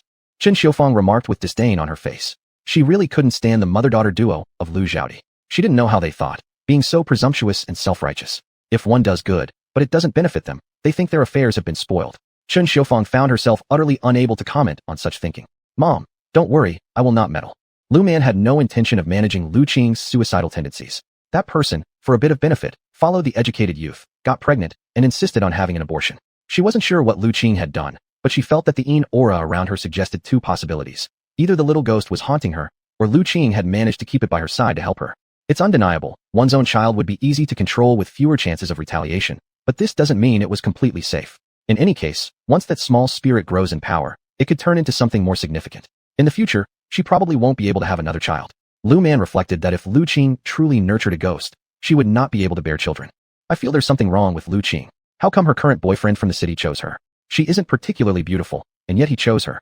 Mom, let's not involve ourselves anymore. She made her choice, and she should bear the consequences. Lu Man stated coldly. It was purely because Lu Qing chose to die. Just because she thinks she has mastered the ghost doesn't mean the ghost can't retaliate against her. Let's go buy something to eat. Lu Man glanced down upon other items at the market. She wanted to buy some meat. Mom, let's buy a sheep, shall we? Lu Man saw the sheep for sale and wanted to buy some. If you want to buy, go ahead. You just need to feed the sheep with grass, and when they grow bigger, you can sell them. Buy them, all of them. Lu Man directly took out the money and bought 2 sheep. It was perfect because these sheep had lambs and milk. Qin Xiufang hadn't expected her daughter to buy 2 sheep, but since she did, that's fine. These things aren't bad. Mom, let's buy some meat, shall we? Lu Man saw the slaughtered sheep and pigs. She wanted to buy some meat to take home, as the meat they had at home was already gone. Sure.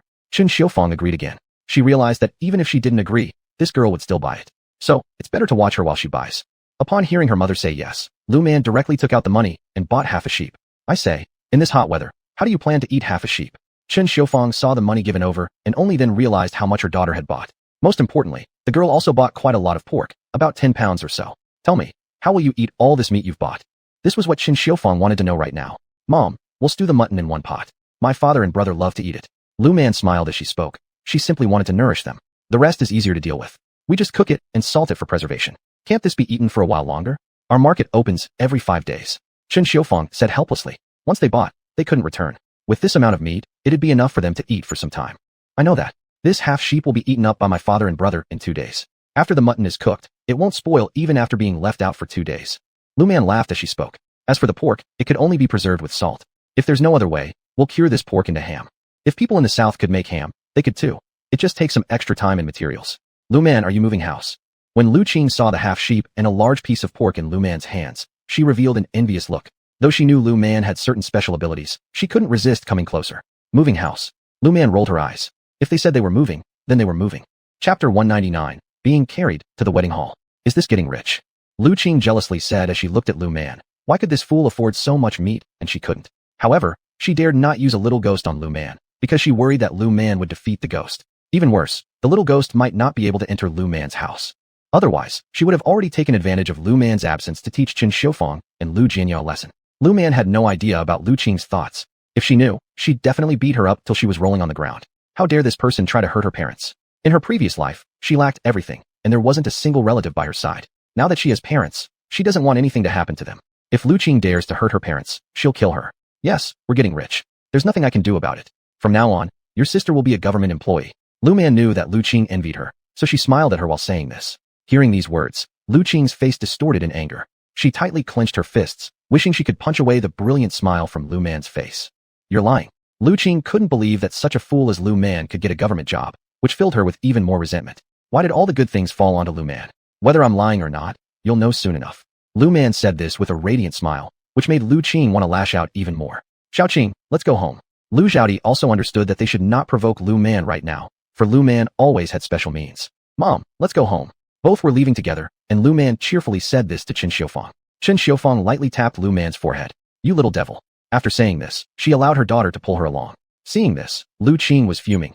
Realizing that the little ghost wasn't with her due to the sun, she now wished she could bring the ghost and let it thoroughly punish Lu Man. She no longer cared whether Lu Man had the ability to subdue the ghost or not. You, what a troublemaker. Seeing Lu Qing's face twisted in fury, Chen Xiufang helplessly glared at Lu Man. Lu Man shrugged her shoulders. If Lu Qing didn't come to provoke her, would she bother paying any attention? Absolutely not, right?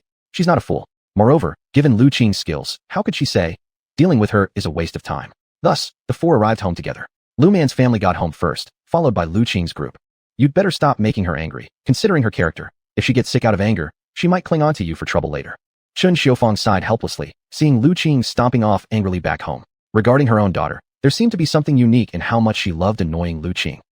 Lu Man nonchalantly nodded her head. If next time Lu Qing dared to provoke her again, she'd definitely deal with her properly.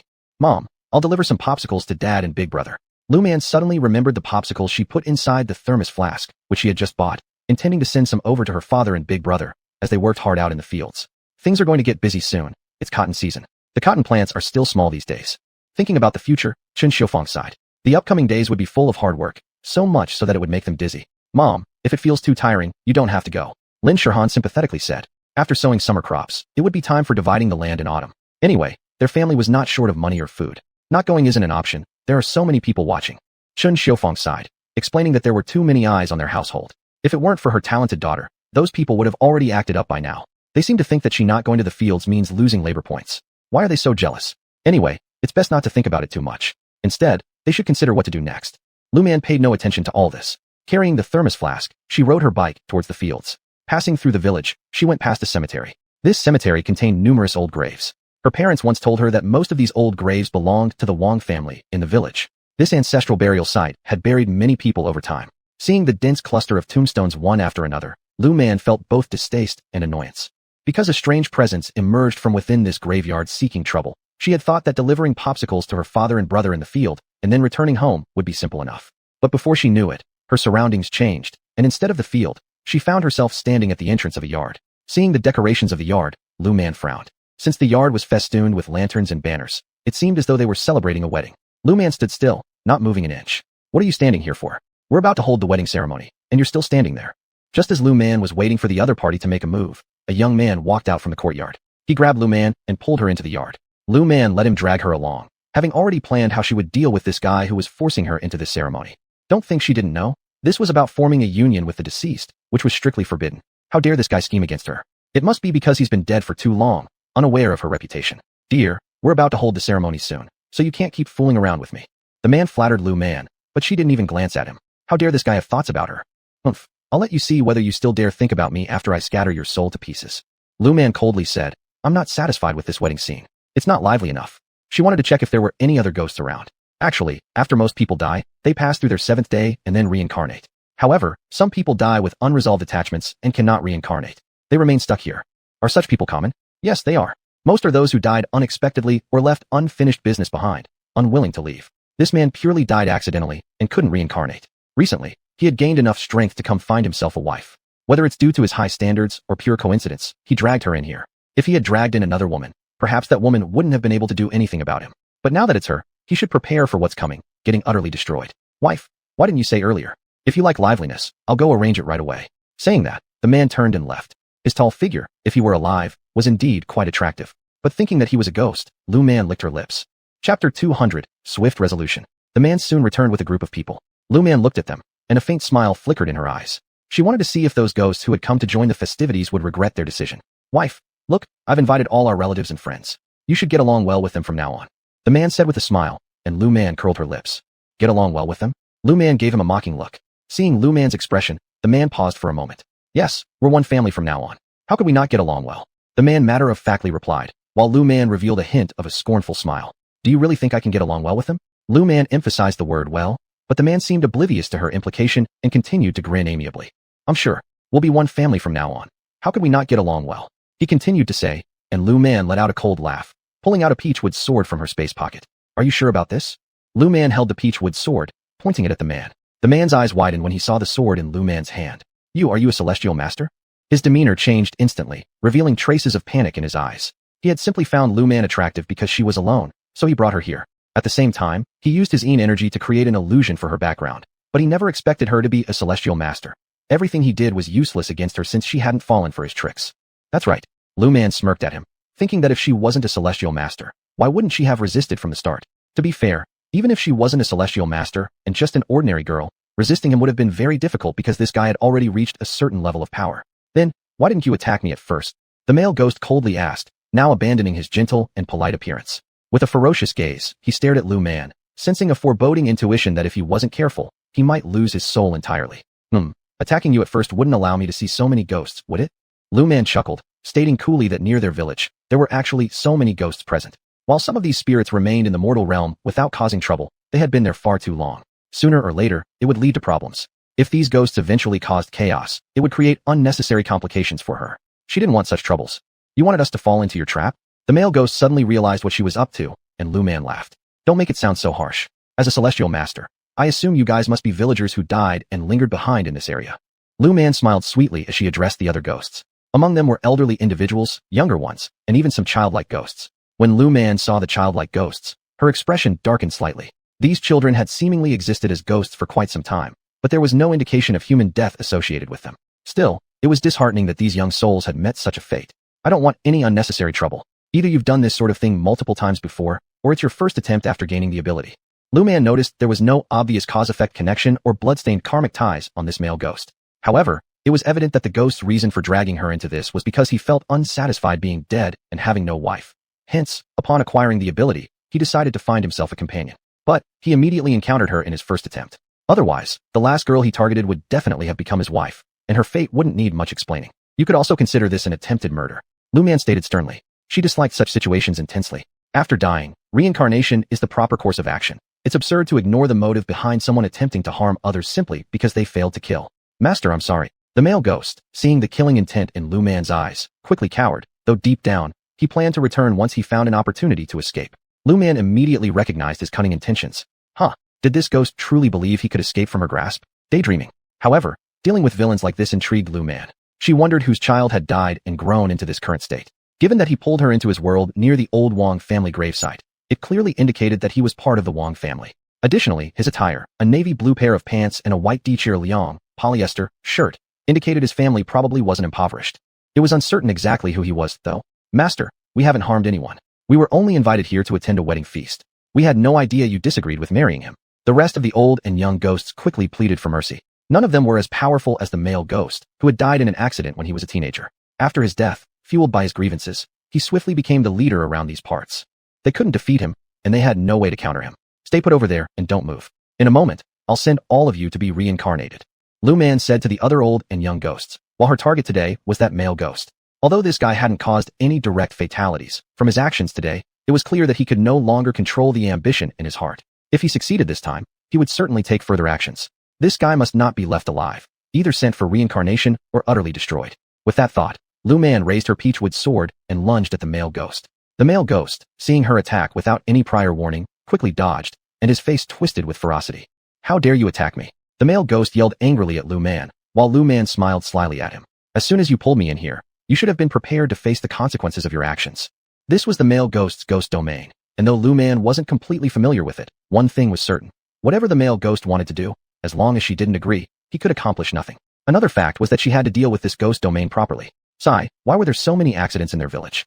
Last time, they encountered an unfortunate incident, and now they faced this ghost domain. It seemed she would need to find some time to investigate the surrounding area. She was curious as to why their village could produce so many ghost domains, and also why there were so many ghosts near their village. That was what concerned her most.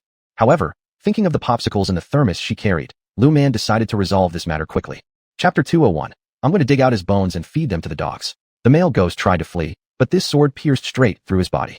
The male ghost's form immediately weakened significantly. Looking at his appearance now, he had transformed from looking like a normal person into a shadow. Lu Man's skills scared the old and small ghosts watching nearby so much that they shrank their necks in fear. Now they understood how fierce Lu Man truly was, and they swore never to confront her again. Lu Man didn't know what they were thinking, and even if she did, she wouldn't care. At most, she would smile at them and simply deal with them directly, ensuring they'd never have a chance to oppose her. You? The male ghost looked at Lu Man with resentment. Lu Man gave a cold laugh. Grandma is so busy, and normally at this time I should already be heading to the fields, but you delayed me. After wasting all this time, do you think you can leave here unscathed without asking my sword if it approves? Lu Man harshly reprimanded him, muttering under her breath. This guy deserved death, so she no longer intended for him to remain here any longer. Then, as the male ghost stood dumbfounded, Lu Man threw a paper talisman, which summoned a Yama official. Sir, here are some items prepared by me for you. Please take all these ghosts away with you, and deal with them accordingly.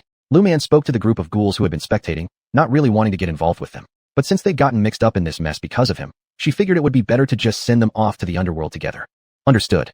The Yama official enjoyed dealing with Lu Man. Every time he encountered her, she always treated them fairly well. So, sir, please take them all away. Lu Man smiled as she spoke. Hearing her words, the Yama official nodded at her with a grin, swung his chains, and took all the ghosts away, including the male ghost who had dragged Lu Man in earlier. This time, when she visited her parents, she intended to ask who exactly was foolish enough to bury an unmarried minor in the ancestral tomb. Didn't they know such a death, especially buried improperly in the old grave, could cause trouble? She wasn't sure where their courage came from.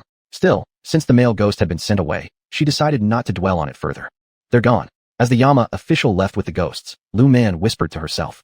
The ghost domain disappeared along with them, while she reappeared on a familiar road.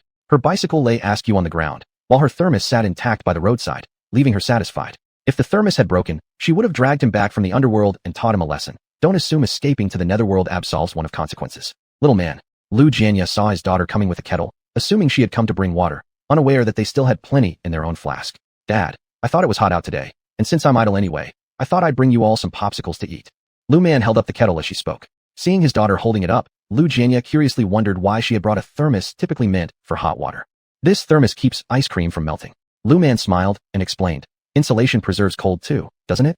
Oh, Lu Jianya realized this only now, having never considered a thermos could be used thusly before. By the way, Dad, I have a question. Lu Man recalled the male ghost she'd met en route and decided to investigate, wanting to find out whose child it was and who had devised such a plan to bury him in the ancestral tomb. What is it? Lu Jianya looked at his daughter curiously, wondering if something unusual happened during her journey here. Did old Wang's family lose someone in his teenage years due to an accident? Lu Man asked quietly. Lu Jianya thought about it. A large family in their village named Wang suffered numerous accidental deaths among children annually, ranging from drowning to sudden illnesses. Do you know approximately his age or what he looked like? Lu Jianya was unsure why his daughter was asking this, but persisted with the query. Their household seemed quite affluent, able to afford proper clothing. Moreover, he had a pleasant appearance. After some deliberation, Lu Man replied. Truthfully speaking, the person she had dealt with was rather handsome, though his nature wasn't favorable. Also, I believe his parents secretly buried him near the old Wang family grave. Lu Man felt that what his parents did shouldn't have remained hidden from the villagers. It's just that perhaps everyone chose not to interfere or discuss it due to other reasons. The person you refer to must be our rear neighbor. Lu Jianya thought for a moment, and said that the only person they buried near the ancestral grave was their deceased leader, without marking the grave, just digging a pit to bury him there. At the time, quite a few members of the Wang family tried to intervene, but were dismissed by old Wang and his wife.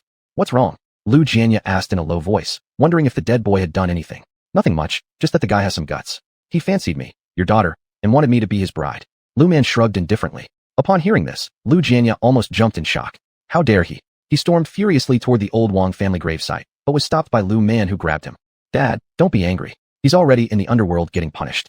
Lu Man hurriedly calmed him down. Despite hearing her explanation, Lu Jianya was still incensed. He wished he could dig out the man's bones right now, crush them, and feed them to the dogs. No way, it can't end like this. I'm not satisfied. No, I must find time to dig up that guy's bones and feed them to the dogs. Lu Jianya raged on, while Lu Man shrugged. There was absolutely no need for that. If their father did such a thing, it wouldn't help but rather harm that individual. Dad, stop being mad. You cannot do such tomb desecration. Lu Man held onto her father's arm and advised him. If her father went ahead with such an action, he'd surely draw attention to himself.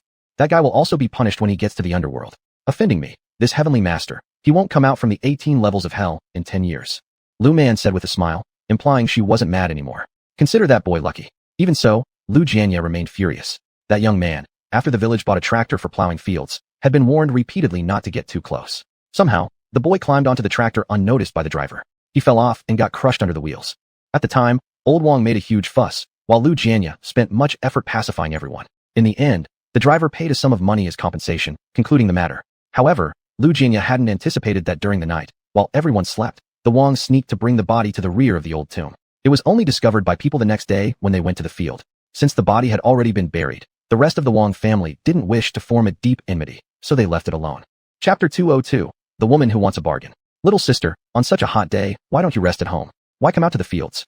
Lu Linhao said with concern when he saw Lu Man coming over. On such a hot day, wouldn't it be better to rest at home? Why come out here to get sunburned? It's because I saw how hot it is and brought you all some popsicles. Lu Man smiled as she said this. She had placed the popsicles in a thermos, so they were still fine. Little sister, why did you put the popsicles in the thermos? Lu Linhao asked curiously. Putting popsicles in a thermos? For what? To keep them warm? Of course, to keep them from melting. Lu Man rolled her eyes and said that if the popsicles were placed in the thermos, they would last much longer. Only our family has a thermos that lets you do this. Lu Linhao laughed while saying this. As he spoke, he took out a popsicle from the thermos and began eating it. Lu Man rolled her eyes again. If it weren't for some things being inconvenient to bring out, she would have taken a small fridge from her space. Unfortunately, there was no electricity at home. I wonder when the village will get electricity. Anyway, let's not think about that too much. Let's focus on other things instead. You should go back first. This thermos will stay here, and you shouldn't stay here and get sunburned. Lu Jianya looked at Lu Man's red face and tenderly removed his straw hat, which had a slight smell of sweat. However, to Lu Man, this smell represented her father's care for her. Father, aren't you forgetting that I now have talismans? Lu Man took off her straw hat and gave it back to her father. Even though they all had cooling talismans, she was still worried that they might suffer from heat stroke. As for her, she had nothing to worry about all day long. But it was different for Lu Jianya and the others since they had to work in the fields. Now, everyone has motivation to work hard because everyone looks forward to farming their own land after the autumn harvest. Thinking about the decision to distribute production to individual households, Lu Man felt that people's spirits were completely different. Father, I'll go home first. Remember to take the thermos back with you when you return home. Lu Man felt that staying here seemed to affect her father's work, so she decided to go home first. Now, all she hoped was that nothing unexpected would happen on her way home. After all, it was almost mid-afternoon when she left, and she even encountered a male ghost. She didn't expect a ghost to be so bold and dare to covet her, a celestial master. She hadn't sent its soul flying away into non-existence because it hadn't done anything warranting such a punishment yet. Sister-in-law, I really can't help it anymore. In the Lu family, Chun Xiufang sighed and frowned as she looked at the woman in front of her. This woman had been here for half a day already, repeatedly telling her about her family problems. It should have been enough to say it once, but she kept talking and talking. What was she trying to do? She wanted their daughter to help for free? That was impossible. Their daughter had already said clearly that whenever the celestial master handled any strange or mysterious incidents, the party involved must pay. Otherwise, something unfortunate could happen. Sister-in-law, if you have something to say, please say it. When Chun Xiufang finished speaking, the woman across from her revealed a joyful expression. But, I must say this up front. Asking Xiaoman to help for free is absolutely impossible. Others pay how much, you pay how much. It's not that I'm heartless. but I must consider both Xiaoman's welfare and yours. As soon as Chen Xiufang said this, the woman pouted. Wasn't this just about wanting money? Why make it sound so noble? All right, I'll go home then. The moment the woman heard about money, she stood up without further complaint and went home directly. Along the way home, she muttered that Chen Xiufang was difficult to deal with and accused her of greed.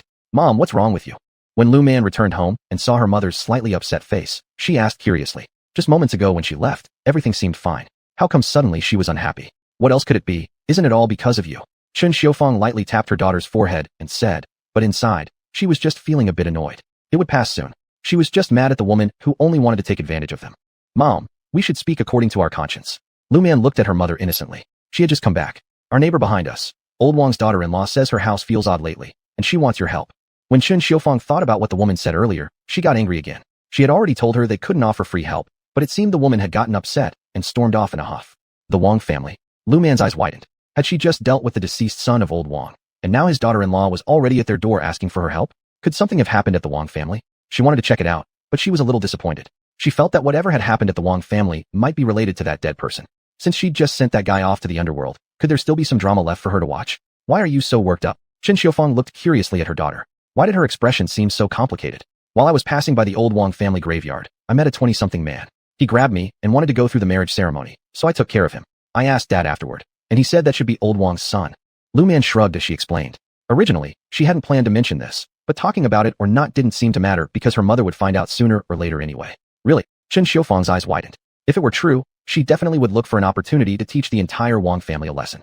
They insisted on burying their child behind the ancestral tomb all those years ago, and now things had gone wrong, right? Yes, but the spirit has been thoroughly beaten by me. I thought that since he wasn't in danger of disappearing completely, I decided not to use harsh methods and directly send him off to the underworld. Lu Man chuckled. That guy would surely get punished in the underworld, which let her vent a bit of anger. She wasn't sure how that guy would be reprimanded in the underworld. Even though he was dead, if he continued to cause trouble after death, the underworld would record it. Like the time he attempted to drag her into the marriage ritual, such actions would also be documented. For dead people and the living to go through a wedding ceremony by chance might be excusable, but if calculated or schemed upon, whoever planned it would face punishment. The Wang family?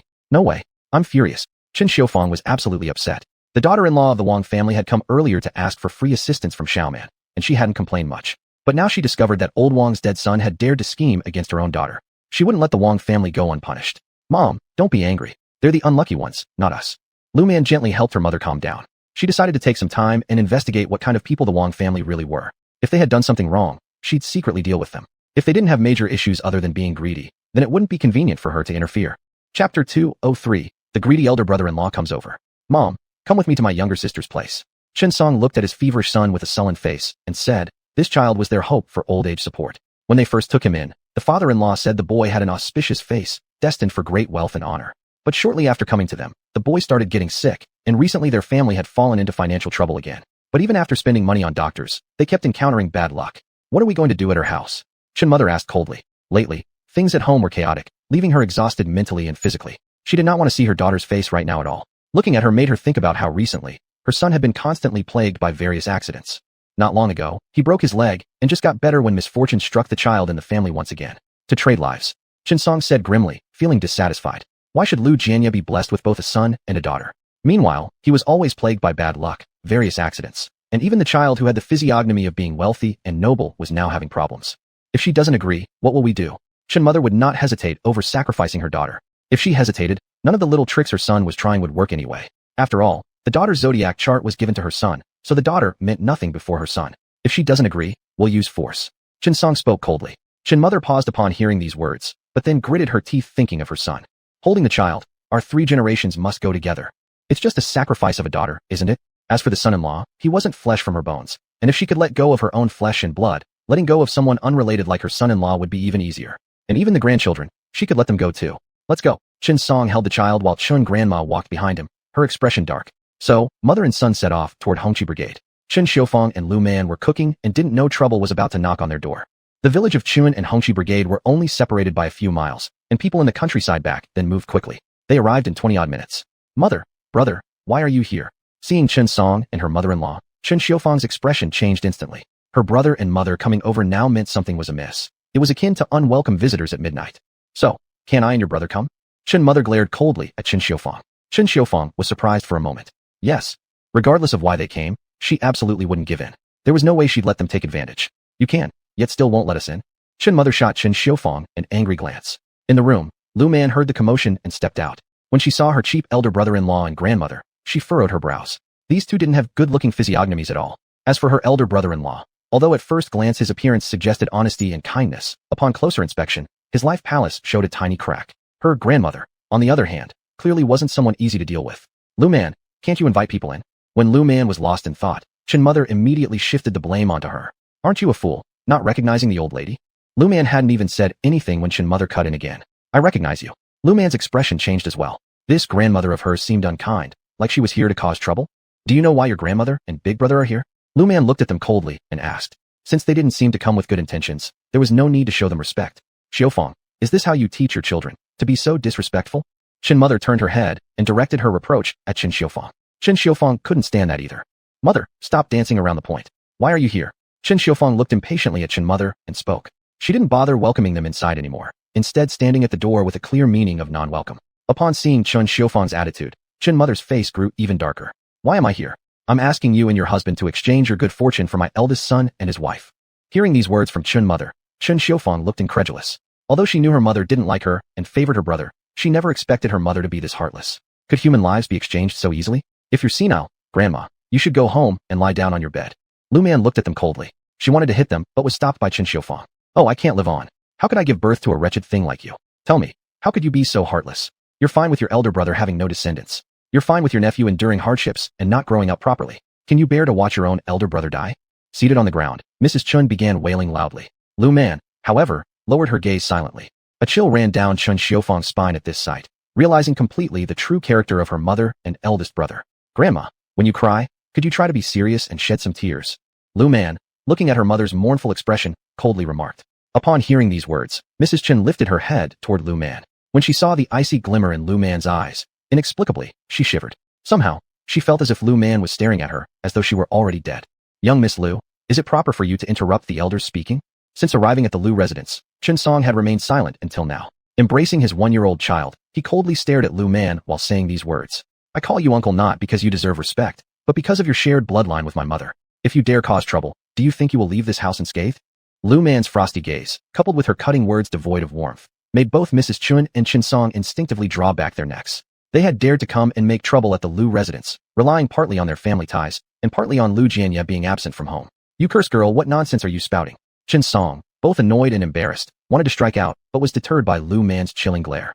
I address you as uncle out of respect for your familial bond with my mother.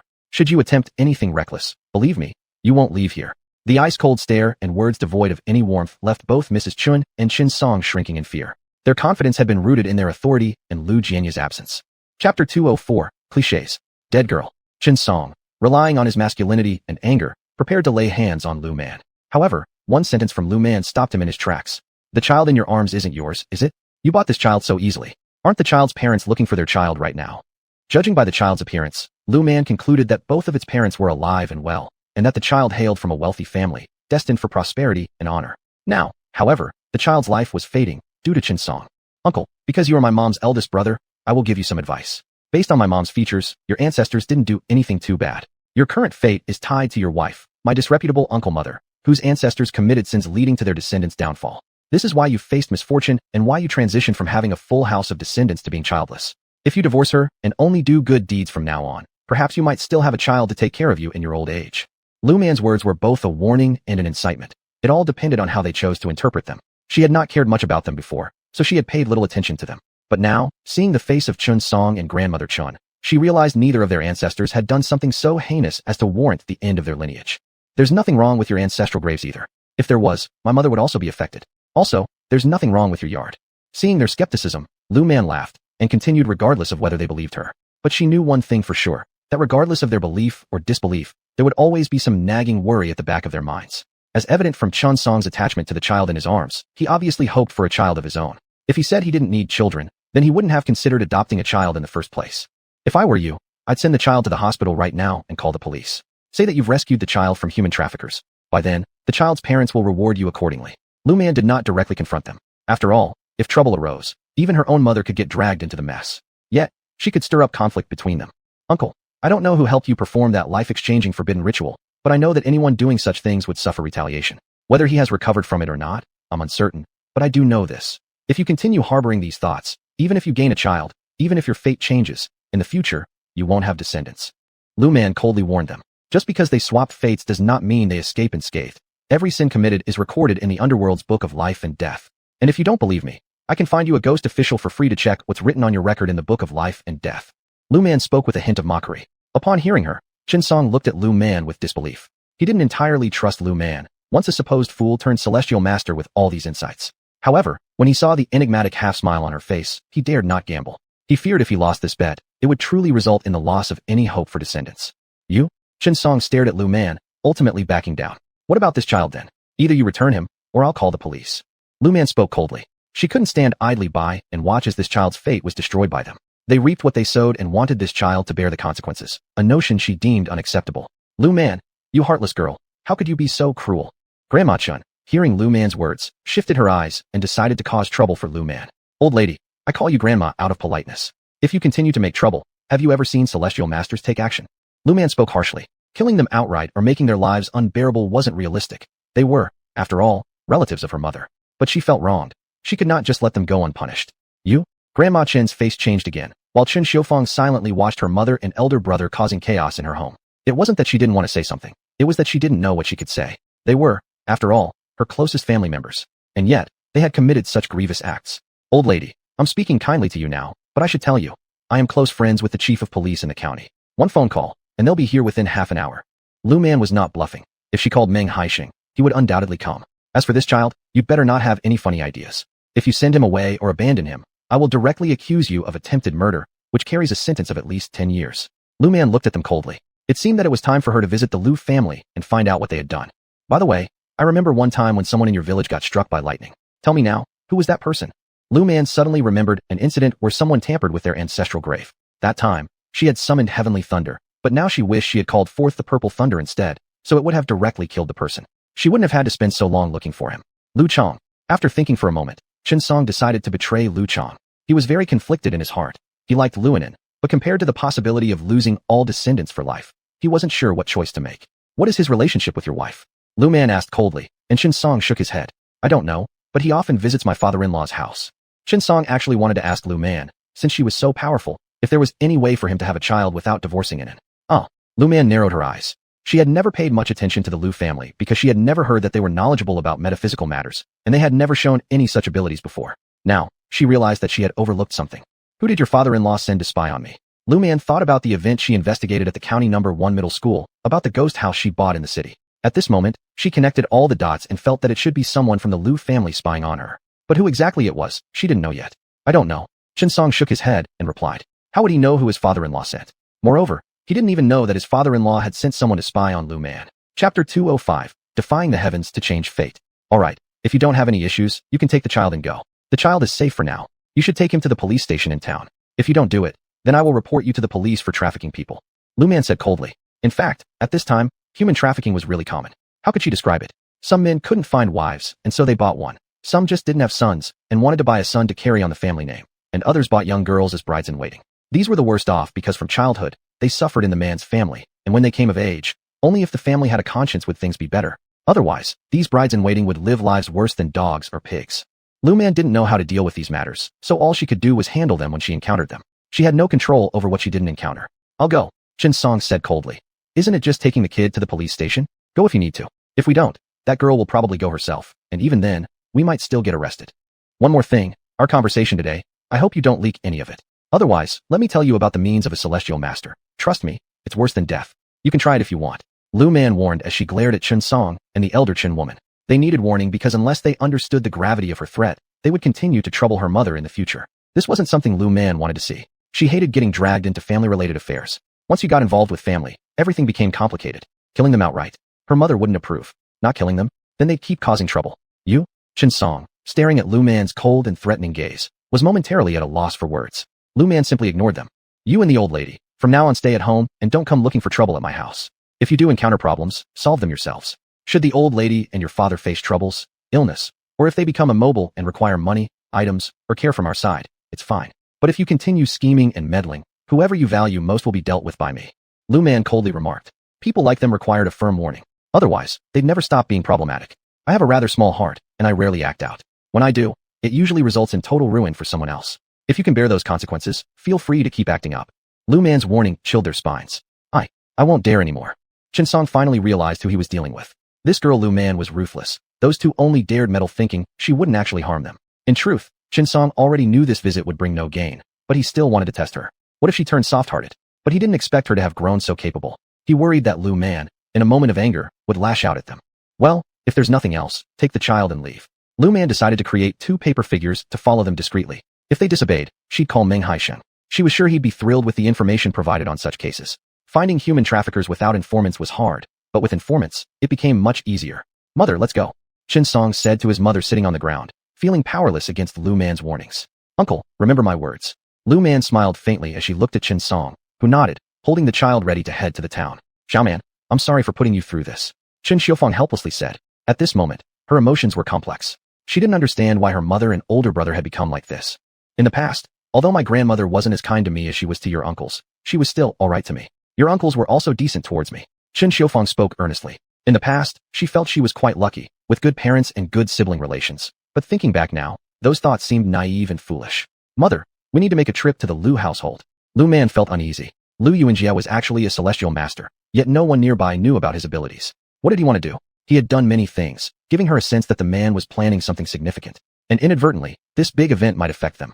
No danger, right? Chen Xiufang looked worriedly at her daughter, having suspected certain issues. I don't know. Lu Man shook her head. Given all the things Lu Yuanjia had managed to pull off, she simply couldn't believe he hadn't planned something significant. At the same time, she also wondered what kind of sin the Lu family had committed to cut off their lineage, affecting even the married-off daughter. Be careful, Chen Xiufang helplessly said, knowing that stopping her daughter from going would be futile. She could see from her daughter's determined manner that she couldn't hold her back. Should any danger come, make sure to protect yourself first. Chen Xiufang reminded once more. Lu Man then grabbed her handbag and headed straight for Qin village. She needed to investigate clearly where the Lu family's ancestral tomb was located and exactly what alterations they had made to it. She vaguely remembered her mother telling her a while ago about how several children had gone missing from nearby villages. She had previously thought those children were abducted, but now it seemed those children might actually be in grave danger. Sigh, how had she overlooked this detail? The more she thought about it, the more regretful she felt. Lu Man couldn't help furrowing her brows. All she hoped was that the Lu family hadn't done anything completely immoral. However, considering how even the consequences of cutting off their lineage affected her so-called distant uncle by marriage, whatever the Lu family had done was undoubtedly no small matter. Hopefully, she'd be able to deal with it, because if she couldn't, then there'd be no choice but to report it.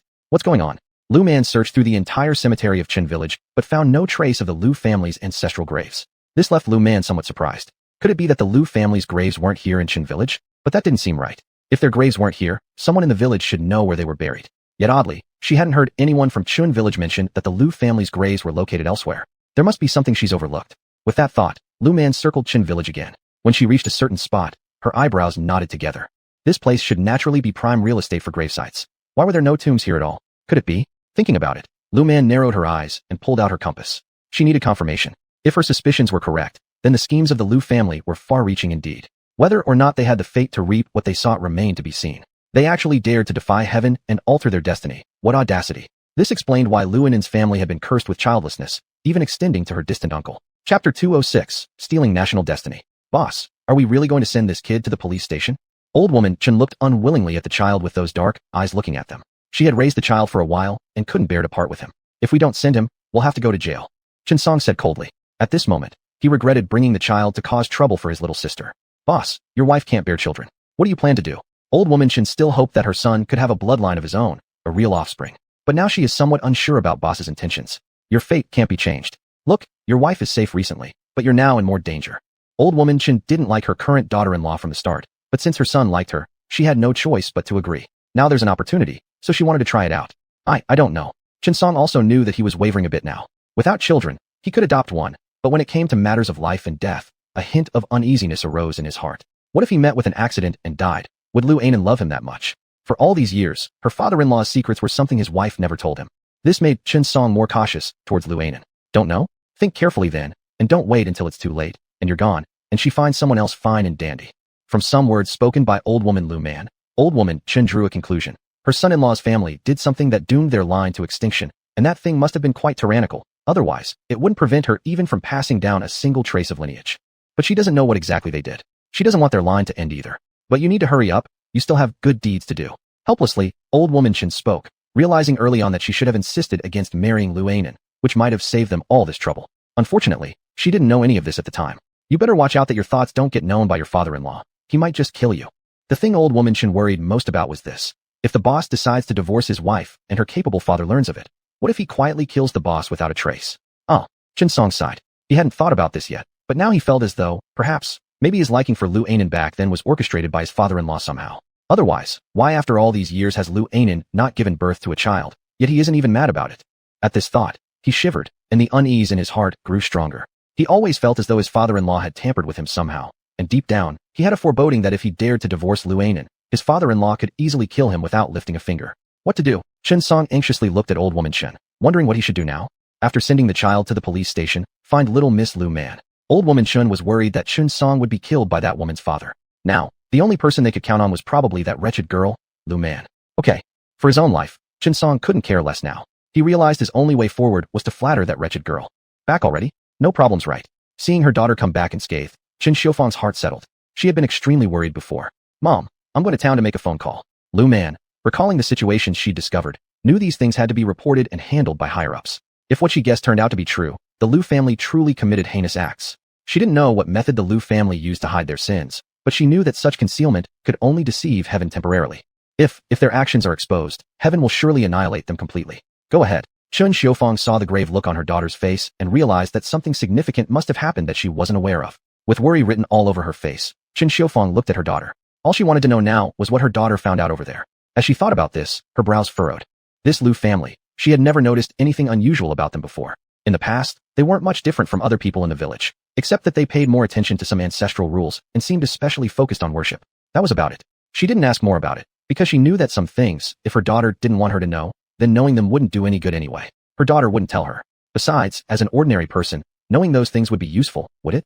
Not only is it useless, but it also causes trouble for her daughter. Lu Man rode her bicycle to the town's post office and directly dialed the phone number she had memorized. Hello, this is Lu Man. I would like to speak with Master Chun. As soon as the call connected, Lu Man straightforwardly addressed the person on the other end of the line. Sure, please hold on. The person on the other end was aware of Lu Man's existence and seemed knowledgeable about what she had done. Sensing their attitude, Lu Man squinted her eyes slightly, realizing that her reputation within the special department wasn't low at all. Master Lu, hello. This is Special Department's Chen Jin. Master Chen greeted Lu Man warmly. Last time, they were sent to the border to deal with foreign invaders, leaving matters in Chang'an in Lu Man's hands. He originally thought she might get injured or simply seal those enemies, but instead, she had directly eliminated them. Hello, Master Chen. I have a matter to discuss with you.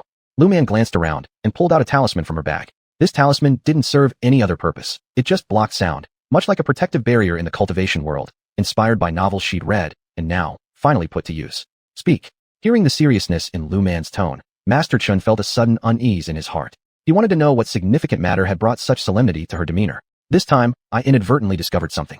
It's a serious matter. If the other party succeeds, they will be able to steal the national destiny. Lu Man expressed herself gravely. Upon hearing this, Master Chen choked on his own saliva. Lu Man paused, startled by the coughing she heard over the phone. Is everything all right, Master Chen? Lu Man asked helplessly. Why was he so surprised? All she did was tell him what she had found. Yes. Regaining his composure, Master Chen hurriedly reassured Lu Man.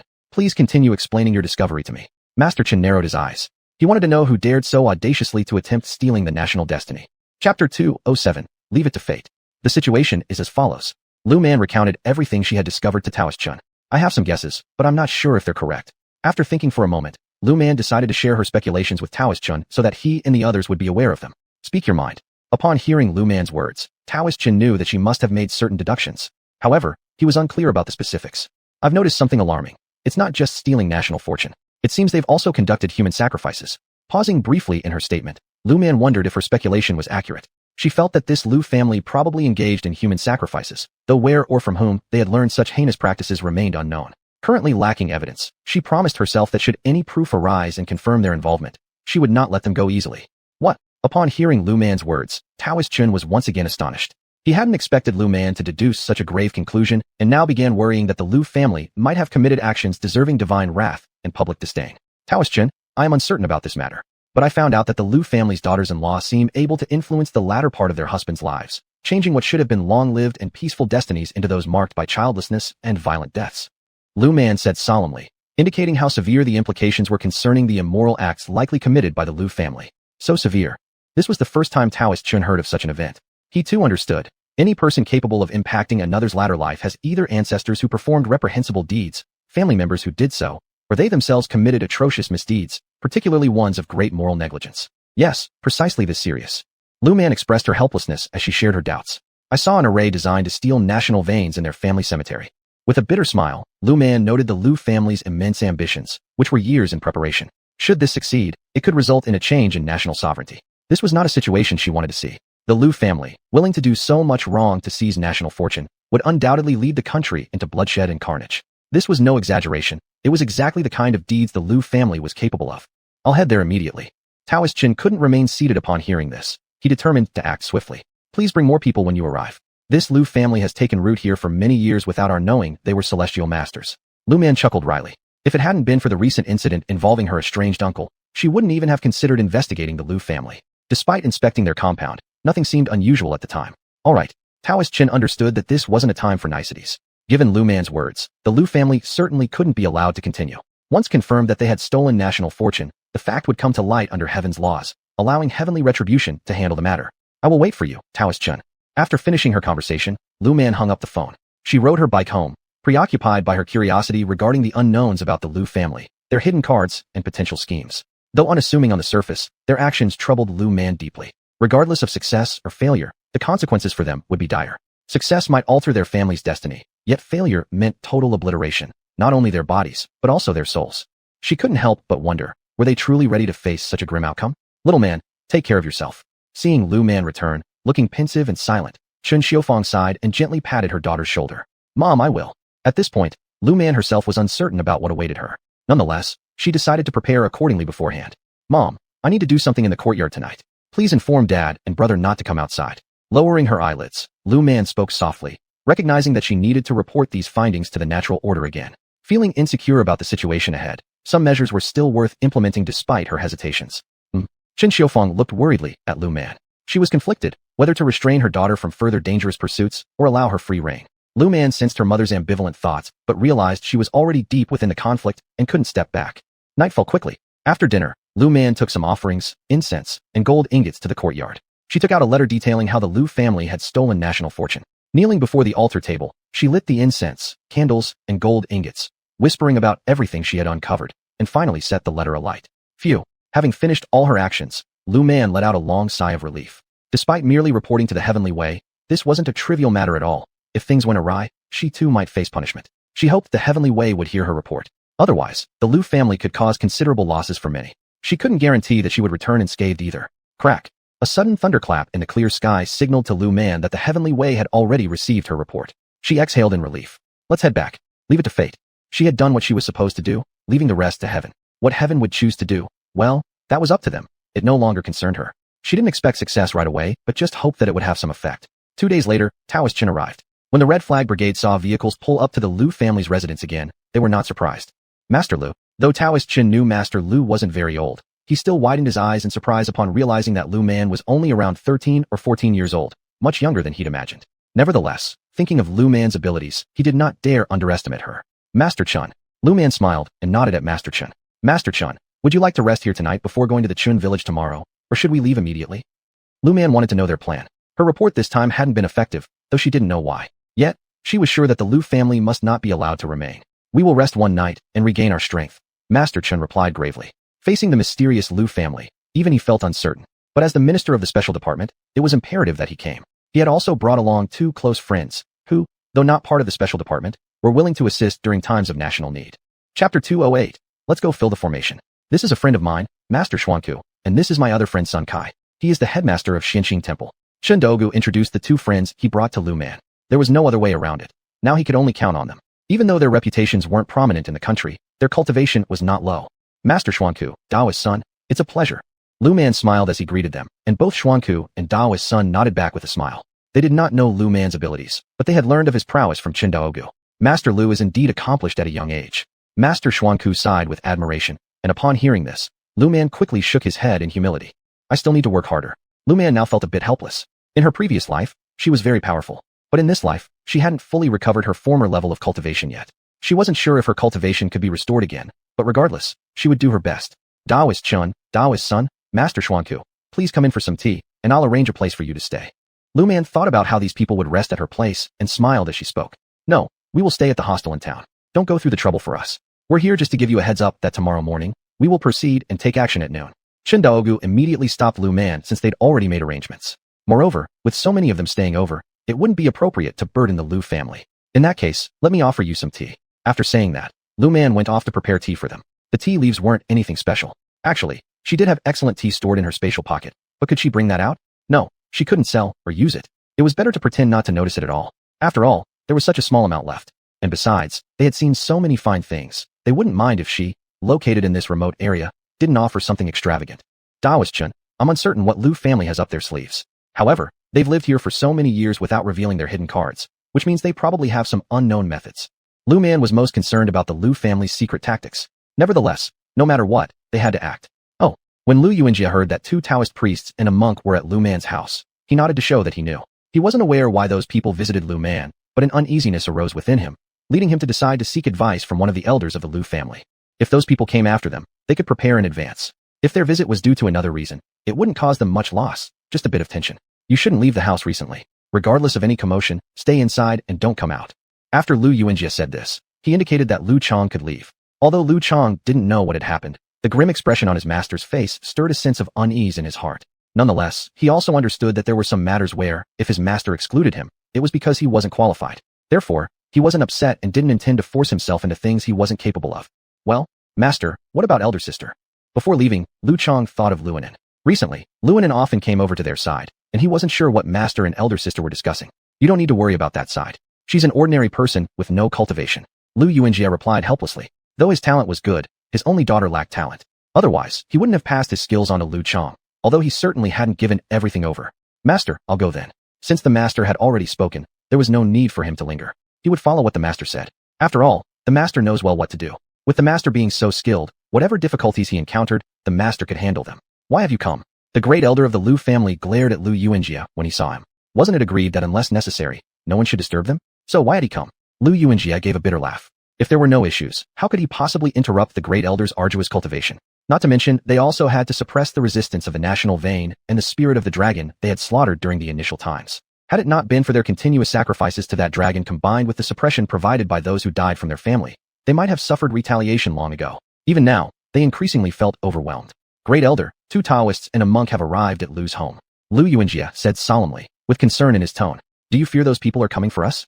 Upon seeing the bitter, worried look on Lu Yuanjia's face, the great elder asked seriously. Lu Yuanjia nodded. He was uncertain if Lu Man had targeted them. During the previous period when they were conducting sacrifices, Lu Man had left home. Back then, he even thought that her departure was rather well timed. There was no need to worry about Lu Man discovering their sacrifices. But not long after she returned, how could it be that Taoists and monks showed up? I'm not sure. Lu Yuanjia said gravely, revealing his uneasiness. Has what we've done been detected by that girl from the Lu family? Elder 2, with a more meticulous mind, quickly asked the most critical question. It's unclear. Lu Yuanjia replied with a bitter laugh. His connections within the Red Flag Brigade were limited, and besides, he didn't dare to make any major moves. In the past, before Lu Man became a celestial master, some of his actions went unnoticed by the surrounding commoners, so he faced no issues. However, now that Lu Man had awakened, he felt constrained. Was it because you weren't careful during your activities earlier? Elder 2 couldn't help but feel worried as he thought back to the recent clan sacrifices. It should not be. Lu Yuanjia suddenly recalled the time when he plotted against Lu Jianya and his wife. Did something just cross your mind? Elder 2, noticing Lu Yuanjia's contemplative expression, asked seriously. Elders, you all know I only have one daughter. Lu Yuanjia spoke these words with a hint of guilt. What have you done? The great elder looked at Lu Yuanjia darkly. If it were because of his minor schemes that over a century of their efforts were reduced to ashes, Lu Yuanjia would become the center of the clan. Great elder, back then, the young lady from the Lu family wasn't yet a celestial master. As Lu Yuanjia watched the girl dismantle his formation without suspicion, he thought the matter was already settled. If something goes wrong with our clan's grand plans, your entire line can go fill the array.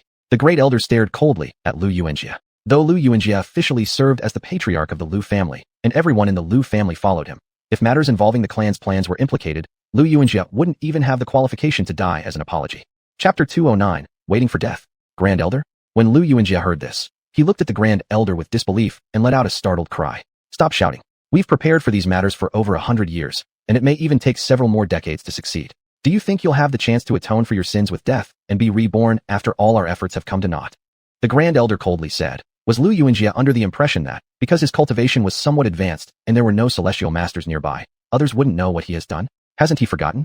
There's been a special department within the state from ancient times until now, and people in that department are all capable. Grand Elder, I was wrong. Lu Yuanjia only hoped that Lu Man would not discover what their family had done. If she found out, both him and Anan would be doomed. I've said before, Anan, that girl has no potential for cultivation. You should stop interfering and give her some money instead. She was born into the Lu family, so she must bear the responsibility as one of its descendants. As for you, you've always indulged her, allowing her to become lawless. Yes, her fate is tragic, but that's her destiny. Think about it. If we succeed, she could still be reborn into our family next life and live as a princess. The third elder, who hadn't spoken until now, sighed helplessly while looking at Lu Yuanjia. In fact, his words were merely self-deceptive nonsense. After they die, they might not even have the chance to be reborn, as they were guarding that dragon-like creature, Jiao. They only await their success for it to fully transform into a dragon so that they can completely refine and assimilate it. But right now, they couldn't yet refine or control that Jiao. Therefore, they had to use the souls of deceased family members to suppress it since they lacked the means otherwise. Only when they achieve success will the Jiao be entirely refined by them. Third elder, at that time, I didn't think too much about it. Lu Yuanjia bitterly laughed and said, at the moment, he really hadn't thought that deeply. That Lu family girl was a fool in the beginning. Lu Yuanjia smiled wryly, believing that none of his actions could be detected. Once this formation was complete, his daughter's fate would change. Who would have guessed that the foolish girl from the Lu family would suddenly awaken and become a celestial master? If he hadn't investigated, he might have suspected that some wandering spirit or soul of an extraordinary being had possessed her. After all, transitioning from a fool to a celestial master wasn't an easy feat. All right, we know about the matter. You shouldn't come around anymore. If you get exposed, let yourself be cut up as they wish. The Grand Elder harshly stated. They were underground and almost impossible to be discovered. Their location was where the array's core was located, and for over a decade, they hadn't left. The villagers probably believed they were dead already. Understood. Lu Yuanjia again smiled bitterly. Right now, he wished nothing more than to flay Lu Man alive. Yet, he could do nothing. Lu Man had a well-known presence in the surrounding area. To say he wasn't regretful would be false. He knew if he got exposed, the elders wouldn't care about his life or death. If anything happened to him, his daughter would also perish. Reflecting on this, he slightly regretted his initial decision after realizing Lu Man became a celestial master.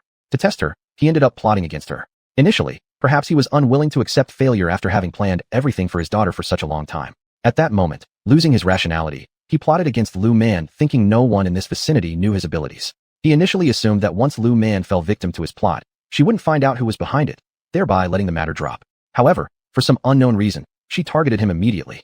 You've come for something? Lu Man looked at her unexpected uncle and grandmother appearing at her home, furrowing her brow. She was busy calling others and didn't have time to entertain them. Little man, look, your uncle. He's like this now. Can you check for us? Has he been manipulated by that woman? When old Chin saw Lu Man's impatient expression, she became somewhat angry. But knowing they were here to seek help, regardless of her impatience, they had to endure whatever attitude she used. I don't see anything. Lu Man shook her head. Indeed, she saw nothing. Little man, your uncle was bewitched and made mistakes. Considering that your mother and uncle are siblings, help your uncle, won't you? Chen Song wailed to Lu Man, unsure if he had been tampered with by the Lu family father and daughter. For all these years, he had lived under the thumb of that woman, but now he didn't want to die. No, absolutely did not wish for death. Despite his grand talk earlier to Lu Anan, when it came down to life and death, he still yearned to live. I'll repeat myself, I see nothing. If you truly wish to live a long life, do good deeds. Never commit evil again. Remember, the last straw will crush you. Lu Man said coldly. Chen Song's face already looked terrible, and indeed, there was nothing she could do to help him. Even if she could have helped, why would she? When he plotted against her parents with Lu Anan, didn't he know that they were supposed to be blood relatives? Do they really think everyone here is a fool? Enough, there's no point dwelling on this. Alright, if there's nothing else, you two can leave. Lu Man waved her hand, indicating they should go as she didn't have time for them. Then, little man, we'll take our leave first. We'll visit again in a while. The two glanced at each other briefly and saw the displeasure in each other's eyes. Lu Man also noticed their discontented glances, but paid it no mind. Did she care whether they were happy or sad? How dare they come seeking her help, yet secretly disrespect her? Fine, they lacked sense, so she wouldn't waste energy holding it against them. Arguing with such people was enough to drive oneself mad. Lu Man nodded toward them, forcing Chen Song and the old woman to reluctantly leave. Though reluctant, when they saw Lu Man's impatient expression, they knew they had to depart. Is everything all right? Daoist Chun and the others had seen what had just happened in the yard and were curious about the visitor's purpose. Yes, everything is fine. Lu Man shook her head. They had just been discussing how to deal with the Lu family. They considered many plans, but specific action depended on the Li family's actual situation. A few days ago, she only managed to get a glimpse, and as yet, she did not know the full details. Chapter 210, a shocking scene. We don't know much about the Lu family. We'll act according to the situation. Master Chen looked at the time and realized it was getting late. They should leave soon, or they'd be caught having dinner. The Lu family's conditions were good, as they could tell, but they didn't feel comfortable eating here. Okay. The group nodded in agreement. After all, none of them were sure if there was some ancient evil lurking within the Lu family. They didn't know the current situation of the Liu family. They had investigated before coming, but they found nothing. Master Liu, please take care. We are newcomers. If the Liu family makes any moves, watch out and notify us. Master Chen looked at Liu Man as he spoke. He pulled a sound-transmitting talisman from his pocket. Liu Man glanced at the talisman and decided to bring out some of her own talismans. I'll take the sound-transmitting talisman. I also have some talismans on this side, so you can take them too. After saying this, Liu Man brought out thunder talismans, 5 thunders talismans, and purple thunder talismans. As for the extinction array, it needed to be drawn on-site as paper talismans couldn't withstand such an array. This? Master Chen looked at the talismans Liu Man handed over, surprised. Master Chen, these are some of my works. You'll just have to make do with them for now. Liu Man smiled and said that she was relatively skilled in making talismans. After all, in her previous life, due to poverty, she became self-sufficient, eventually mastering the skill through practice. Well, we'll take them. Since Liu Man said these talismans were made by herself, they took them. When Liu Man needed them, they would return them. To be honest, he could already see how strong the talismans Liu Man gave him were, and he felt the need to reassess Liu Man's potential. Let's go. Master Chen nodded at Liu Man and then turned to Xian Ku and Sun Daozhong, who both nodded to bid farewell to Liu Man. Liu Man saw them off. Master Chen's group left in a car, and Liu Man returned home to prepare lunch. The night passed silently. The next day, Liu Man got up early, cooked breakfast, ate, and then mentioned it to her parents before waiting for Master Chen outside. Let's go. Master Chen gestured for Liu Man to get into the car. After Liu Man entered, Master Chen discussed some preparatory work they had talked about last night with her. It was uncertain where the Liu family was at right now. They arrived at Qin village by car shortly after. Master Chen, this is Qin village. Liu Man pointed to the village. The villagers noticed the arrival of a car and curiously gathered around. Master Chen's group didn't get out. Their driver did. However, the person driving wasn't just a simple chauffeur. He was a leader from the county. Everyone disperse. We're here for business, no loitering. The driver coldly stated. He understood who Master Chen's group was. Who is the captain of Qin village? The driver asked coldly. Upon hearing this, the captain stepped forward hurriedly. I am the captain of Qin village. May I ask who you are? The captain looked at the driver nervously. This person radiated a killing aura and arrived in a car. We have business in Qin village. Dismiss the crowd. The driver coldly said. Hearing this, the captain's face changed slightly. He wasn't certain why they were in Qin village, but he knew one thing for sure. These people were not ones he could afford to provoke. Everyone disperse, back to your daily tasks. If you have nothing to do, go count ants at home. With this statement, everyone dispersed. Comrade, is there anything I can assist you with? The captain stayed behind since they hadn't indicated he could leave. There's nothing else. You may continue with your duties. The driver coldly said. Hearing this, the captain paused momentarily before turning and leaving. Master Chen, shall we go? Liu Man hadn't seen Liu Yuanjia or his disciple in the crowd. She wasn't sure if there were Liu family members among them, nor if they had received news. Yes, you lead the way. Master Chen nodded at Liu Man, indicating that while he might find issues walking around the village himself, it would be too slow. To deal with matters swiftly, it was better if Liu Man led them. Liu Man nodded and walked ahead, while Master Chen and Master Xian Ku followed behind her. Liu Man led them to the strange place she had discovered during her investigation. This is the place I found that seems off. Liu Man pointed at a vacant lot. This area should have been farmland, but strangely, there were no crops here. Moreover, this patch of land was unusual. If it had just been planted with trees, Liu Man wouldn't have been as surprised. But the location of this plot was special. Plus, the placement of the trees was extremely clever. For someone unfamiliar with formations, they might only think the trees on this land looked odd. But for those who understood formations, they knew these trees were planted in accordance with a formation. An illusion array, though not a complex one, was enough to cause trouble. The trees here are arranged according to the illusion array. Master Chen immediately recognized the pattern of the trees, and his expression turned grim as he stared at them. It's more than that, Master Chen. Take a look with your heavenly eye. Liu Man recalled the scene she saw through her heavenly eye, and her expression grew even darker. The trees looked normal on the surface, but when viewed through the heavenly eye, they revealed a problem. These trees were infused with both malevolent and yin energy, having absorbed both. There were no fierce ghosts around here, not because they were scared to come near, but perhaps because any spirits had been absorbed as nutrients for the trees. This, Master Chen did as Liu Man suggested, and activated his heavenly eye. When he saw the sinister sight before him, he took a step back. Chapter 211. Various talismans flying everywhere. Take a look, too. Daoist Chen spoke to Master Xuanku and Daoist Sunday. In fact, both of them had already opened their heavenly eyes even before Liu Man told Daoist Chen to do so. Sinful indeed. Master Xuanku looked at the yin energy and killing aura and was unsure how this could be achieved. Without opening one's heavenly eye, no issues could be noticed, but this exactly presented the greatest problem. There must be something buried beneath here. Liu Man said seriously. She did not know what was hidden underground, but she knew for sure there was something, and it was very powerful. However, she wasn't certain about what kind of means the Liu family had used to seal that thing here. Make your move. After Daoist Chen finished speaking, he took out his peachwood sword and held a bell in his other hand. Master Xuanku was holding a wooden fish while Daoist's son also held a peachwood sword, along with a bagua plate in his other hand. Seeing their actions, Liu Man took out her bronze sword from her crossbody bag. There was no help for it. Peachwood swords were effective, but in this situation, a bronze sword was evidently more practical than a peachwood sword. After everyone drew their weapons, Lu Yuanjia arrived. What are you doing? Lu Yuanjia had already received news. Ever since hearing Lu Man was coming with others, his uneasy feelings became increasingly evident. Unable to sit still at home, he came directly. He hadn't expected that upon his arrival, he would see these people preparing to take action. Why does what we do have anything to do with you? Lu Man smirked slightly as she looked at Lu Yuanjia. This is barren land, not belonging to the Lu family. Furthermore, this is neither homestead nor private land. Lu Man's words left Lu Yuanjia speechless. Even though they had originally gone through great lengths to secure this place for the Lu family, openly, it still belonged to Qin village. Therefore, he had no qualifications to block them, which naturally made Lu Yuanjia extremely frustrated. This is not my house, but why are you doing this? Lu Yuanjia remained obstinate. He didn't want Lu Man and her group to disrupt things here. A dragon was being suppressed here. Its cultivation level had deepened considerably recently. They had taken many small actions because they had been working hard to suppress that dragon. Of course, he also had some personal reasons. Some of these moves were for his daughter's life. No particular reason. And you? If you keep babbling on like this, then perhaps you should go wait at the police station. Lu Man coldly said. At this moment, she saw the karma tied to Lu Yuanjia's body. His appearance, covered in karmic retribution, caused Lu Man to furrow her brows. This Lu Yuanjia carried numerous ties of bad karma. Lu Man didn't know how he suppressed all of it, but the wicked deeds he committed would eventually incur punishment. Lu Yuanjia hadn't anticipated that Lu Man would use the public security authorities to pressure him. Recalling the upright demeanor of the policeman, he grew somewhat afraid to approach. People like him simply weren't suited to deal with those law enforcement personnel. And what? If you don't leave, someone will escort you over to meet the public security authorities. Lu Man looked coldly at Lu Yuanjia. Currently, she had no evidence of Lu Yuanjia committing any crimes, but the overwhelming sense of sin on him couldn't be hidden. Their identities differed.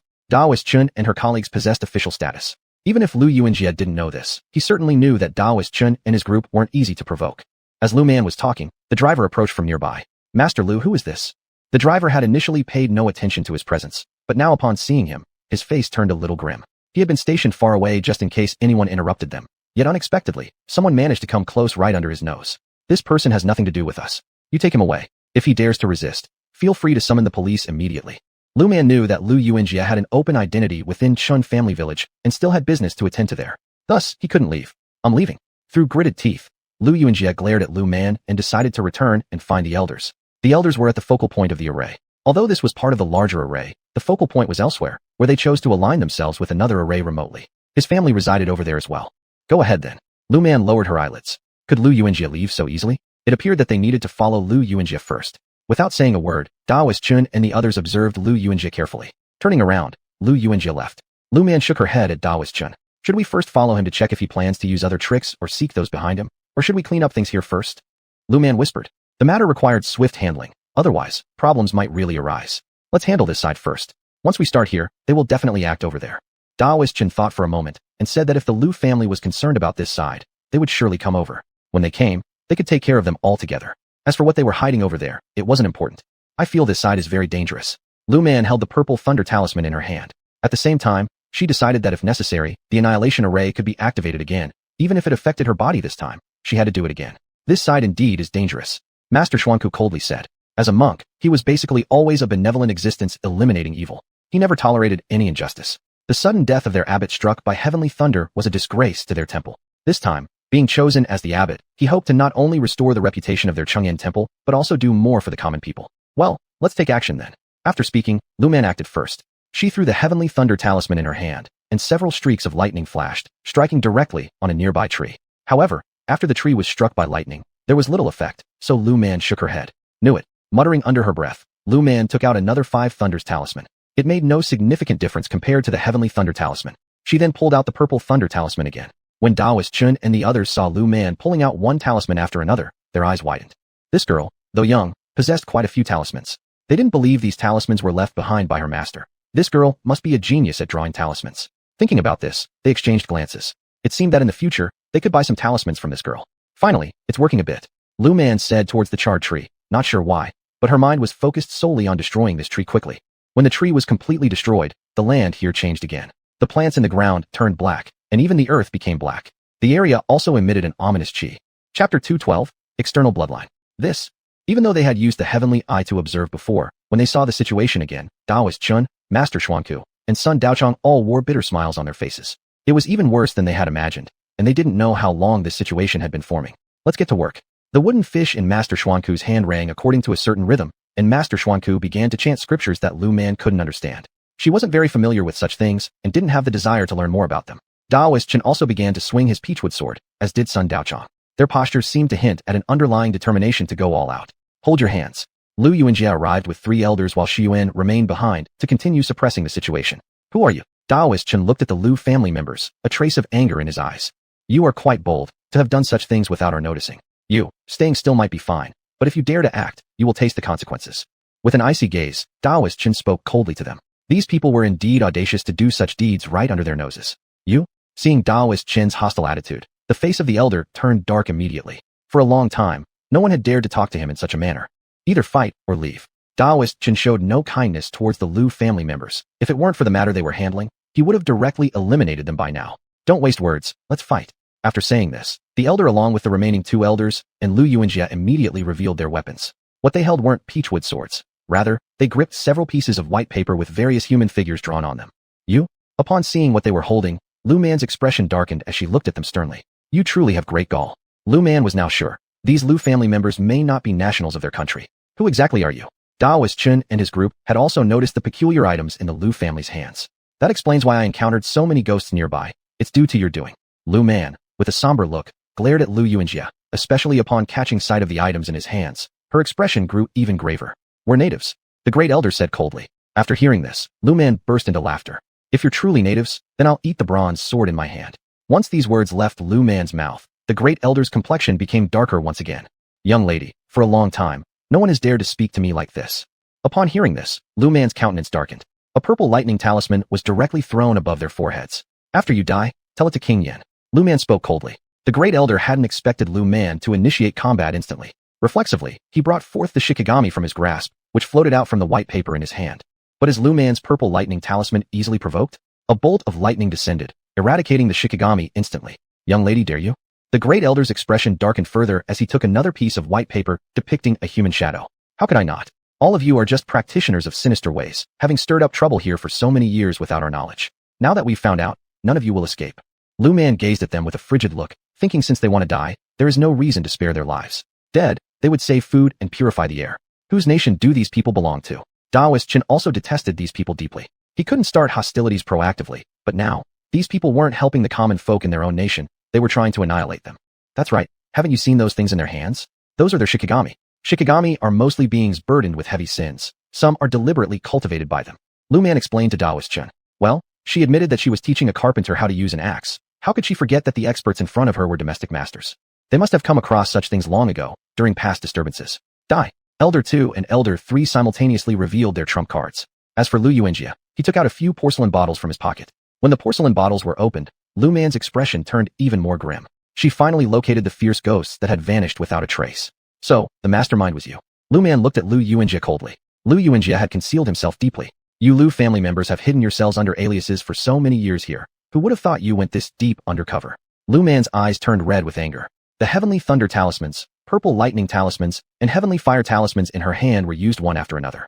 At first, the Lu family members could still handle the situation, but as Lu Man grew angrier, they began to struggle. Lu Man might not have much of anything else, but she had an endless supply of talisman papers. Daoist Chen and his companions watched Lu Man go berserk and started focusing on the ground where a change was happening. A tall figure appeared in midair. With a high-pitched groan, Daoist Chen's expression grew even more grim. A dragon? This creature was far from friendly, especially this black dragon with blood-red eyes that glowed like lanterns hovering in the air. Its cold gaze surveyed everyone below it. In its view, they were nothing but ants. Beast, how dare you? Daoist Chen let out a roar as he once again brought out his ultimate skill to battle the dragon floating in the air. Sun Daochang and Master Xuanku also didn't sit idly by. They brought out their most powerful abilities as well. Lu Man and the 4 people from the Lu family were evenly matched. When the Lu family saw Lu Man using talismans left and right, they became flustered and angry. Young girl, if you have the courage, fight us fairly. What are you doing now? The great elder, frustrated, shouted at Lu Man, who responded with an ambiguous smirk. Ho ho. After saying this, she continued throwing talismans. In the end, all the shikigami the Lu family wielded were obliterated by Lu Man's heavenly thunder and purple lightning talismans. Young lady, it seems it's time for me to reveal my ultimate technique, the great elder said, taking out a vividly colored shikigami from his bosom. Lu Man squinted her eyes. She knew that the brighter the color of the shikigami, the deeper its cultivation level, and the clearer its appearance, the higher its power. Chapter 213. Obsessed Men and Resentful Women. Old man, this young lady wants to deal with you. At this moment, Lu Man did not want to waste time on the Lu family. She lit another note detailing the crimes of the Lu family. The Lu family saw what Lu Man had ignited, but felt it was strange for her to burn something at such a crucial time. However, they were more focused on their own predicament as the lightning from heaven hadn't forgotten them. They were all in dire straits. Did I underestimate you? Lu Yuanjia coldly looked at Lu Man, who in return curled her lips with a smirk, looking at Lu Yuanjia mockingly. This young lady also underestimated you. Lu Man said teasingly. This Lu Yuanjia had hidden his abilities quite deeply. All along, she hadn't discovered that Lu Yuanjia was a celestial master, so naturally, she hadn't suspected him either. She thought that her scheming uncle and aunt had hired someone else, some underhanded celestial master. It turned out the celestial master was actually Lu Yuanjia. Little girl, your sharp words and tongue can sometimes be quite nauseating. Lu Yuanjia glared at Lu Man with hatred, while Lu Man coolly stared back at him. I'm not money, liked by everyone. Lu Man never thought that she would win the favor of all people. People must have self-awareness. Resentful woman? Lu Man immediately recognized what the Grand Elder had taken out. Her face darkened even further. There wasn't a single member of the Lu family worth sparing. It was no mean feat for a resentful spirit to form like this. The resentment in this man's hand had already reached maturity. Lu Man wished nothing more than to obliterate these people with lightning. Heavenly Lord, open your eyes. Can you not see the sins committed by the Lu family? Don't you care? Unable to help herself, Lu Man muttered silently. There was no other way. She had to quickly dispose of all of them. Otherwise, Taoist Chun and the others would be in danger. Thinking about this, Lu Man's expression grew increasingly serious. That water dragon. She felt that in the end she might need to use the annihilation array. As for whether the annihilation array would succeed this time, she was uncertain herself. With this thought, Lu Man lowered her eyelids. After taking out the heavenly fire talisman, the resentful woman seemed hesitant. The Grand Elder urged on the Shikigami contract in his hand, forcing the resentful woman to continue dealing with Lu Man. Infinite black chi surged from within the resentful woman, coalescing into arrows heading toward Lu Man. With a casual wave of her hand, Lu Man formed a barrier. The resentful woman didn't expect Lu Man's barrier to be so formidable that not only did the arrows fail to penetrate it, but they also rebounded back. What? Not bad. Huh, my barrier. Lu Man looked at the resentful woman mockingly. The resentful woman's facial expressions became increasingly ferocious, and the black chi around her body increased. My barrier is not a counterfeit product, so your cheap tricks won't break it. While speaking, Lu Man hurled a purple thunder talisman towards several members of the Lu family, who scrambled to cope with the celestial thunder falling from the sky. You're looking for death. The resentful woman, red-faced with anger, spread her arms wide. Lu Man watched as the resentful woman's hands stretched and transformed into black mist. This mist surged forth, giving Lu Man a dangerous feeling. She narrowed her eyes slightly. So this is the grudge that person has found for you? Lu Man's gaze became increasingly dangerous, and her look towards the Lu family became colder and colder. These women, some were abandoned, lured by the Lu family to commit suicide, while others were directly killed by you. You used their grudges, condensing their shapes to strengthen yourself. Lu Man's complexion grew increasingly somber as she spoke. You seem to have some insight. The resentful woman's body was shrouded in swirling black chi. Unfortunately, you will soon become the wandering soul in my possession. After finishing her sentence, her entire body turned into black fog rushing towards Lu Man. Even though Lu Man had a protective barrier, at this moment, Lu Man could not guarantee that her barrier would withstand the attack. Girl, you still have much to learn. Elder Lu noticed that the black chi around the resentful woman was becoming denser and smiled for the first time in a long while. He knew this little girl's tricks, regardless of how many there were, would ultimately be devoured by the resentful woman. Old man, you can watch as I take down this resentful woman. After saying this, Lu Man bit her finger and drew several diagrams. Initially, the Grand Elder didn't realize what Lu Man was drawing, but when he eventually did, he exclaimed to the Second Elder, "What are you waiting for? Take out your ace." Upon hearing the Grand Elder's reprimand, the Second Elder quickly took out a Shikigami from his robes. With blood as the conduit, the end of the world divine thunder shall descend. With a sharp cry, a streak of black lightning descended from the sky, striking the resentful woman. Aya! After the piercing scream, all the black chi around the resentful woman dissipated. She collapsed on the ground, and her body appeared translucent. Thank you. The resentful woman looked at Lu Man, who had just appeared before her lips curling as she expressed her gratitude. Why bother? Lu Man shook her head. I am formed from the resentment of women. I indiscriminately hated everything, hating all men. Now, I can be free. As these words left her lips, Lu Man suddenly sensed someone behind her. A man attacked her without warning. Seeing this man, the resentful woman's lips curled into a serene smile. With the falling of a tear from her eye, her body turned into ashes. Lu Man flicked her fingers, and the tear the resentful woman left flew directly into her hand. Return her to me. The man pointed at Lu Man with a grotesque look in his eyes as he spoke. He seemed to have mistaken Lu Man for a deity controlling life and death. Who are you? Lu Man glanced at the sudden arrival. She already knew this was the doing of the Lu family. That is the man obsessed, said the Second Elder to Lu Man hearing this. Lu Man almost swore out loud. You should die. Lu Man recalled the knowledge she'd gleaned from the notebook. She remembered it stating how rare it was for an obsessed man and resentful woman duo to form. Yet here they were, right in the Lu family's possession. Moreover, this obsessed man clearly possessed more cultivation than the resentful woman. His combat abilities were also formidable. Lu Man initially struggled a bit against him. Go. Her bronze sword flew towards the obsessed man. 9 Heavens Mystic Thunder. Lu Man switched to another kind of thunder. There was no way she could continuously use the end-of-the-world divine thunder. It needed to be reserved for that water dragon. After all, she hadn't forgotten about the water dragon. So under this ray of 9 Heavens Mystic Thunder, the obsessed man was once again reduced to ashes. Lu Man focused her gaze back on the Lu family. 9 Heavens Mystic Thunder. Another streak of 9 Heavens Mystic Thunder was summoned. Everyone from the Lu family turned into charred remains. Several cries of agony echoed as some members of the Lu family turned into blackened figures. Their breathing grew faint, but Lu Man never underestimated the abilities of celestial masters, especially the ones skilled in dubious methods. Chapter 214. The Stricken Lu Family. Lu Yuanjia, with his fading breath, stared at Lu Man. What about me? Lu Man's eyes were icy cold. She took out a dagger from her shoulder bag. She didn't intend to leave anyone from the Lu family alive. As for whether there were others in the Lu family, it didn't matter now. An in is innocent.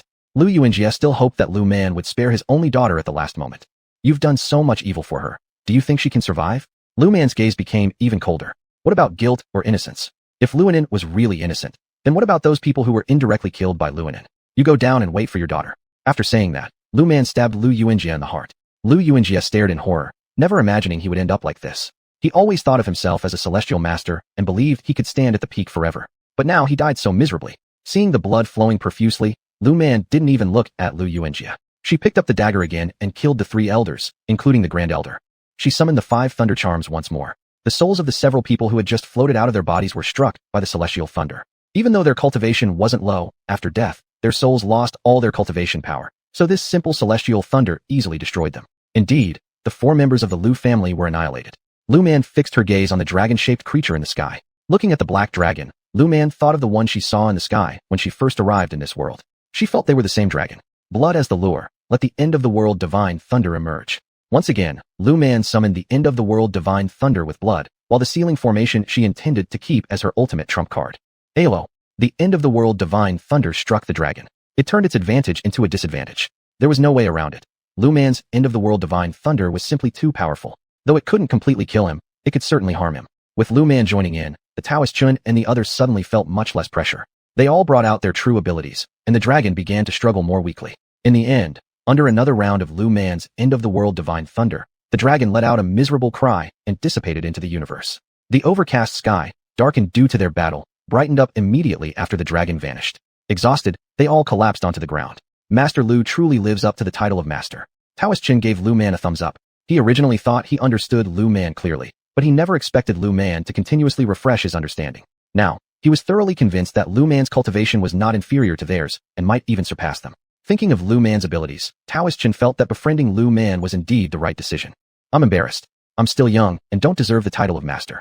Lu Man humbly said. With the dragon dead, they now needed to handle the remaining issues here. Inside the secret chamber of the Lu family, the few remaining elders simultaneously spat out mouthfuls of blood, and their life force grew weaker at once. That dragon, though seemingly suppressed by them, had actually been used as a tool for them to steal the nation's fate.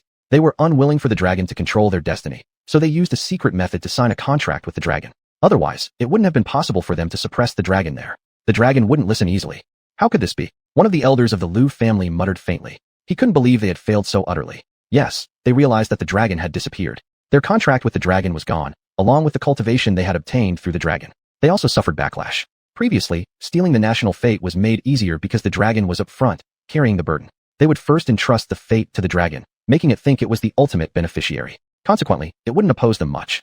Meanwhile, they slowly refined the fate during moments when the dragon wasn't paying attention.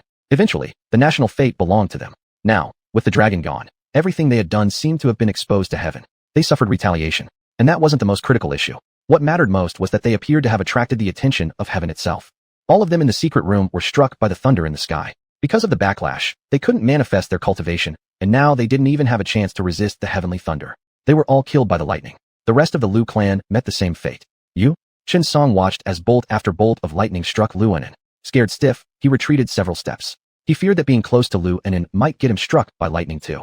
Big brother, no matter what, you can never be with this woman again in the future. Old Chun had seen Lu Anin's current situation and was so scared that she hid in the room. She was worried too. Kneeling on the ground, she kept praying silently, imploring heaven not to strike her with lightning. Xia had now become a gathering place for celestial thunderbolts, and almost all members of the Lu family had been hit by them. Even some women from the Lu family who had married far away were struck by lightning. This incident left a deep mark on everyone's hearts. People around here began to act more kindly and stopped making as many malicious moves. It seems like the Lu family truly has an immense accumulation of sins. Lu Man watched streaks of lightning fill the sky, muttering under her breath. Now she just wondered how many of the Lu family would survive this ordeal. Maybe their bloodline would be wiped out completely at its roots. Under this land, there should be a lot of buried sins. Master Xuanku clasped his hands together, gazing at the dark soil with a sorrowful expression. Some people commit sins, but they often hurt the most innocent commoners. In the future, I must continue my cultivation, said Dao's son coldly. He decided that in the future, he would travel more and see through this event that one's abilities won't grow simply by staying isolated within doors. One needs to go out and see life's myriad forms and distinguish good from evil in real life. Some karmic balances are settled in the underworld, but others need someone to confront and eliminate the evil. Well then, I look forward to your guidance when your powers improve, Lu Man said smilingly. Unexpectedly, both Daoist Chun, Master Xuanku, and Daoist Sun burst into laughter. They were much older than Lu Man, confident that their ages could easily make them her grandfathers, though her abilities might rival theirs. Still, they naturally considered her as their junior. Upon hearing her teasing remark, they merely smiled faintly without saying anything further. Seeing the smiles on their faces, Lu Man then pulled out another demon-dispelling talisman. Chapter 215, The Annihilation Formation. How could this be? Lu Man looked at the malevolent energy on the ground, which only changed color slightly after being cleaned by her maleficence-removing talisman. Master Chun, I feel that we need to dig here and confirm what is underground. Lumian felt that there should be something unknown beneath the ground. Otherwise, her talisman wouldn't have had such a limited effect. Find someone to dig it up, Master Chen said coldly, questioning how many evil deeds the Lu family had committed. I feel the dead of the Lu family should be buried here. The ancestral graves and other places are merely distractions. Lu Man spoke solemnly, noting she hadn't thought so much before, but now she realized how audacious the Lu family truly was. They hadn't set up a cemetery here, but instead used formations to conceal this area. This large tract of land was likely owned by the Lu family initially, but later, when the land reverted to government ownership, the Lu family had no choice but to use these formations. Grandmaster Chun, I'll go find people. The driver ran over at this moment. He had kept his distance earlier since he, as an ordinary person, couldn't participate in their battle. His duty was to assist when Grandmaster Chun needed him. After seeing Master Chun defeat the giant python, he stayed near them while they rested, standing not far away. When he heard about digging the place up, he immediately responded. No need. I'll handle it.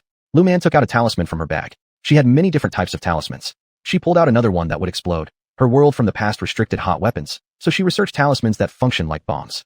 Once the talisman hit the ground, it exploded with a bang. You really have all kinds of strange talismans, don't you? Master Chun and the others were startled by the explosion sound, but quickly began observing Lu Man curiously. This isn't just a phase of youthful rebellion? Lu Man self-mockingly said, adding that in her previous life she was merely bored, leading her to research several strange types of talismans, like whitening talismans, sun protection talismans, cooling talismans, warmth-retaining talismans. Any idea she could think of, she tried, eventually coming up with some interesting ones. The Lu family? Lu Man frowned deeply when she saw a dense array of coffins underground. Her face darkened. They had stolen national fortune unscrupulously. These coffins had even been turned into vertical coffins. These vertical coffins weren't ordinary caskets. They served a suppressive function and could form arrays. The Lu family's ambition is showing, Master Chen said coldly, and the expressions of Xian Ku Master and son Daochong also darkened. They haven't gained enough power yet. Kill them, son Daochong said with murderous intent. Since knowing the Lu family didn't belong to their nation, they showed no mercy towards them. Once everything here is handled, gather all the Lu clan members, imprison them, verify if they pose any issues, then send them to the northwestern desert for labor reform. For those who do cause problems, execute or eliminate them completely. Master Xian Ku also spoke fiercely. Lu Man, seeing the attitudes of the masters, knew the Lu family was done for. Their hope of staying domestically and living normally was crushed. I feel killing them would be too lenient. Dissecting them piece by piece might be better. Master Chen sneered, and Lu Man, upon hearing this, looked at him disbelievingly. Kill the chicken to warn the monkeys. Master Chun added sternly, saying that though this incident couldn't be widely publicized across the country, it must let certain ill-intentioned individuals know. Only then would the kill the chicken to warn the monkeys tactic have its desired effect. He certainly didn't want to forgive them easily. Alright, you big shots decide. A mere civilian like me will stay out of it. Lu Man shrugged, sometimes thinking killing with purpose was not entirely bad, especially towards people like the Lu family, where kindness was unnecessary. Thus, the group engaged in combat again. Luckily, the zombies' powers were low, so they quickly dealt with the Lu family's zombie forces. Of course, that was only the outer layer. Deeper down, there was a very powerful zombie. Lu Man didn't plan to release it, so she activated the annihilation formation once more. This time, it completely obliterated the Lu family's ancestral graves into dust, and Lu Man collapsed from excessive blood loss. Girl, there's still us. Daoist Chun, seeing Master Lu in this state, helplessly said that this was originally something they old guys should have done. Esteemed masters, I am younger and will recover faster. Master Lu smiled and said that she wanted to completely eradicate the Lu family. Otherwise, if even one member of the Lu family escaped, it would be them who suffered the consequences. Master Lu, shall I support you? The driver, seeing that everything here seemed to be handled, approached again and asked. No need, I can manage. After saying this, Master Lu shook her head with a smile and stood up from the ground. Although she had lost a lot of blood, she merely felt weak all over. A bit of rest would suffice. This matter is now in your hands. You must find all the members of the Lu family for me. In response to such a situation, Master Lu wasn't sure what else to say. Master Lu, could you please pay more attention to the situation here recently? If there are any special circumstances, we may have to seek your help. The driver, hearing Daoist Chen's words, realized that similar issues might arise here again, once they couldn't handle on their own. The Lu family members with cultivation should be gone by now. Master Lu could sense that when the heavenly thunder descended, it was heaven's will at play. Heaven's will is absolutely impartial and selfless. Since the Lu family dared to steal national fortune, heaven's will would never allow the Lu family to continue existing. As for ordinary people, they should not have incurred too much trouble, but symbolically, they should have been struck by a few lightning bolts. Master Lu lowered her eyelids as she spoke, unsure of the current fates of those people. Being struck by lightning on a clear day, anyone could guess what kind of end they met. Chapter 216, Dog Bites Dog. You just need to find out who got struck by lightning, and that's it. Those people cannot be allowed to live. Lu Man had always believed in the saying, if they're not one of us, their hearts must differ, and he was very clear about this point. For the Lu family, Lu Man suggested that if possible, their lives could be spared, but as for important positions, forget it, don't let them get close. Master Lu, what if they have cultivation? The driver said helplessly, his main concern now being this, not worrying about the ordinary members of the Lu family, for which he had plenty of ways to deal with them, but those with special abilities worried him more. The ones in the Lu family with cultivation are likely all gone. Lu Man looked at the situation inside Qingjiakan village and said solemnly, all the people in the Lu family with cultivation were completely wiped out. Thinking about the deeds of the Lu family and the fact that she had just used the annihilation array to ensure no one from the Lu family would return from the dead, the figure had disappeared. Go ahead, there's no need to fear the Lu family anymore. They won't dare harm ordinary people. Chen Daozhong understood what this person was worried about. Though he was currently their driver, his position in the county wasn't low, and his power wasn't small either. He had never imagined that there were agents like the Lu family within the scope of their jurisdiction. All right. The driver turned around to act. He would round up all the members of the Lu family. Master Lu, I'd like to discuss something with you. Chen Daozhong looked at Lu Man, remembering the talismans in her possession. What is it? Lu Man asked curiously, wondering what this Master Chen wanted from her. I'd like to discuss whether you can sell me some of your talismans.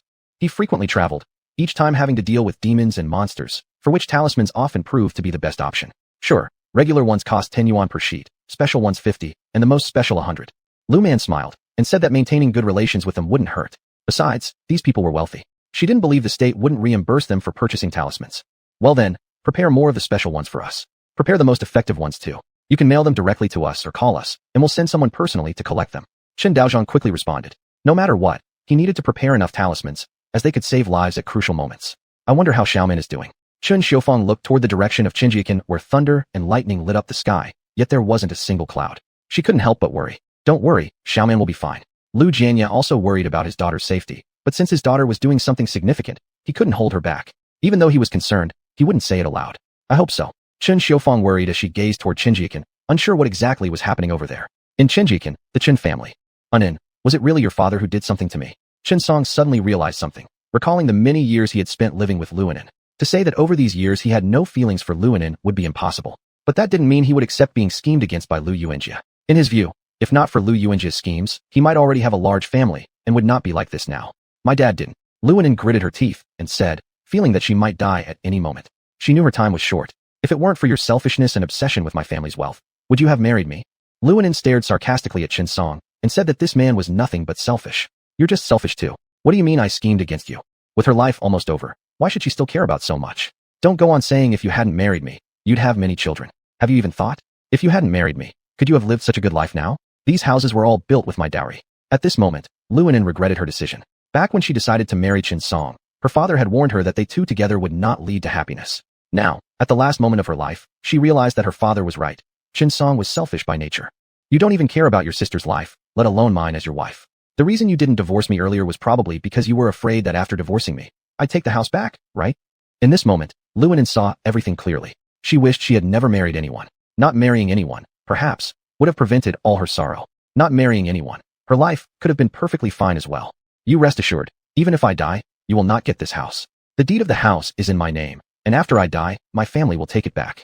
After Luonin finished speaking, Chen Song abruptly stood up, looking at Luonin with disbelief. You, how dare you? Chen Song had always thought that the house built on their ancestral home was theirs, but he didn't expect that Luonin would change the ownership to her name secretly. Luonin. At this moment, the driver arrived, bringing some people with him. When he saw Luonin lying on the ground, weak but still spirited, he was momentarily stunned. Who are you? Luonan asked, as she didn't recognize the person before her. Is Lu Yuanjie your father? The man asked solemnly. Luonan didn't know why this man wanted to talk to her, but she knew one thing for sure. Regardless of the reason, there was nothing she could do about it anymore. All she hoped for was that once she was gone, her father could avenge her. Yes. Luonan admitted straightforwardly. Such matters couldn't be concealed. Please come with us. The man said coldly. Qinsong was terrified by these words and hurriedly stepped back. Comrade, I am about to divorce Luonan and sever our marital relationship. Whatever she did, I have no knowledge of it. Qinsong's statement made the man look him over briefly. In fact, the man was aware of the relationship between Qinsong and Lu Man. However, since Lu Man hadn't given any special instructions about treating Qinsong kindly, he decided to follow the rules strictly. If Qinsong truly knew nothing, they would let him go. But if he had something to do with it, Qinsong wouldn't be coming back, plain and simple. Qinsong, please come with us as well. After finishing, the man gestured to his two companions behind him, who politely yet firmly gestured toward Qinsong. Qinsong was so scared that he almost wanted to run, but he lacked the courage to do so. He had a feeling that if he dared to run, he might be severely beaten. Chapter 217, Rejection. Leader, my boss hasn't done anything bad. Old Chen cried as she grabbed the man's hand and pleaded. Qinsong also looked at the other person with a fearful expression. Leader, I haven't made any mistakes. Qinsong wailed and said to the other person. All right, whether or not you've made a mistake, we'll investigate it once you return with us. The visitor spoke sternly. They were uncertain if Qinsong had made a mistake. If he hadn't, then that would be best. If he had, they could directly send him for labor reform. As for Qinsong's opinion, it didn't matter.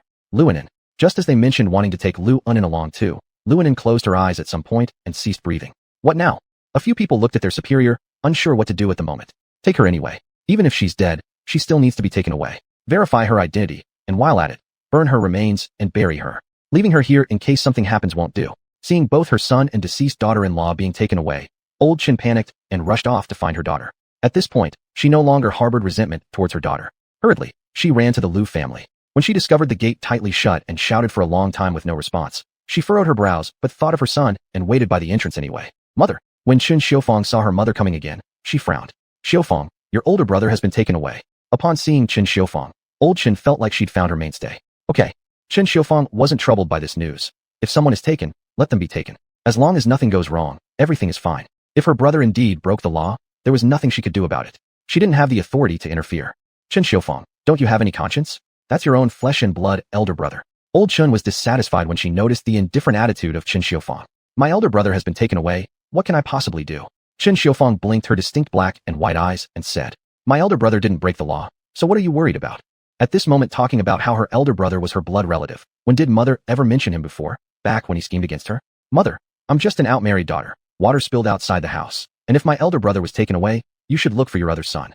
Chen Xiufeng firmly decided not to meddle in her birth family's affairs. She had no idea why her elder brother was taken, but she knew it must be for a reason. What exactly, though, she did not know. How cruel of you. Besides this, Old Chen had nothing else to say. That's enough, mother. If you can't afford food in the future, I'll help.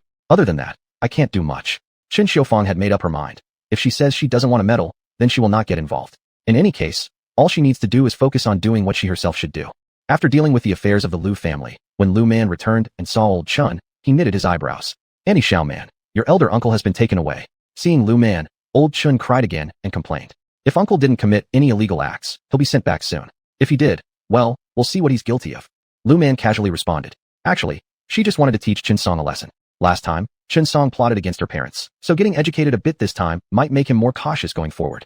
Uncle certainly hasn't broken any laws. Old Chen blurted out without hesitation. If not, then what are you worried about? Lu Man coldly retorted, already having told them there was no violation, so why worry? But isn't it hard to get into the official court like that? One could lose skin just for stepping inside, even if innocent. She wondered why those men wanted to take her firstborn away. It must be that little tramp. Suddenly, recalling how those men came to her home and went straight for that little tramp, Old Chen clenched her teeth and started loudly cursing. Now mother knows what's going on, so let's go back. Chen Xiufeng coldly said. She no longer wished to see her. People always say there shouldn't be grudges between parents and children that last overnight, yet in Chen Xiufeng's eyes, these grudges definitely could exist. Such animosities aren't formed overnight. Chen Xiufeng, you ungrateful daughter. Old Chen cursed Chen Xiufeng and turned around to head home. Elder uncle will be released soon. Upon seeing Old Chen leaving, Lu Man muttered under her breath. I'm not concerned about him. Chen Xiufeng showed no concern for Qinsong's situation, but hearing her daughter say he was fine still brought her a sense of relief. Little sister, are you alright? Lu Linhao noticed Lu Man's pale complexion and quickly helped his sister into the house. Xiao Man. Chen Xiufeng also came to her senses and hurried inside. Lu Jianya followed behind them with a furrowed brow. His current concern was solely for his daughter's health. Mom, Dad, Big brother, I'm fine. I just studied too hard today. Restoring my cultivation should be enough. Lu Man smiled as she said this. As for the fact that she lost too much blood, she decided not to mention it. She felt that if her parents knew, they would surely worry a lot. The Lu family?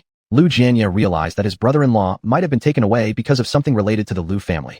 The Lu family aren't from our country. They're from an island overseas. They were stealing national fortune, intending to destroy our nation. Lu Man coldly explained. She didn't expect them to have such audacity, nearly succeeding in their plan. So, the thunder during the clear sky was. Lu Jianya looked at Lu Man. The Lu family got struck by lightning. Lu Man said with a chilly tone. For commoners to try stealing national fortune wasn't going to be easy. Was your uncle taken away because of this? Lu Jianya twitched his mouth, unsure what to say for a moment. If that was indeed the reason, he wouldn't know whether to call his brother-in-law unlucky or otherwise. Yes, those who associate with the Lu family won't escape consequences. After speaking, Lu Man returned to her room to cultivate. She needed to recover quickly, still remembering what happened in the ancient tomb. This event made her worried about her own safety. To put it another way, this time she was lucky, but next time, she couldn't be sure if she'd be equally fortunate.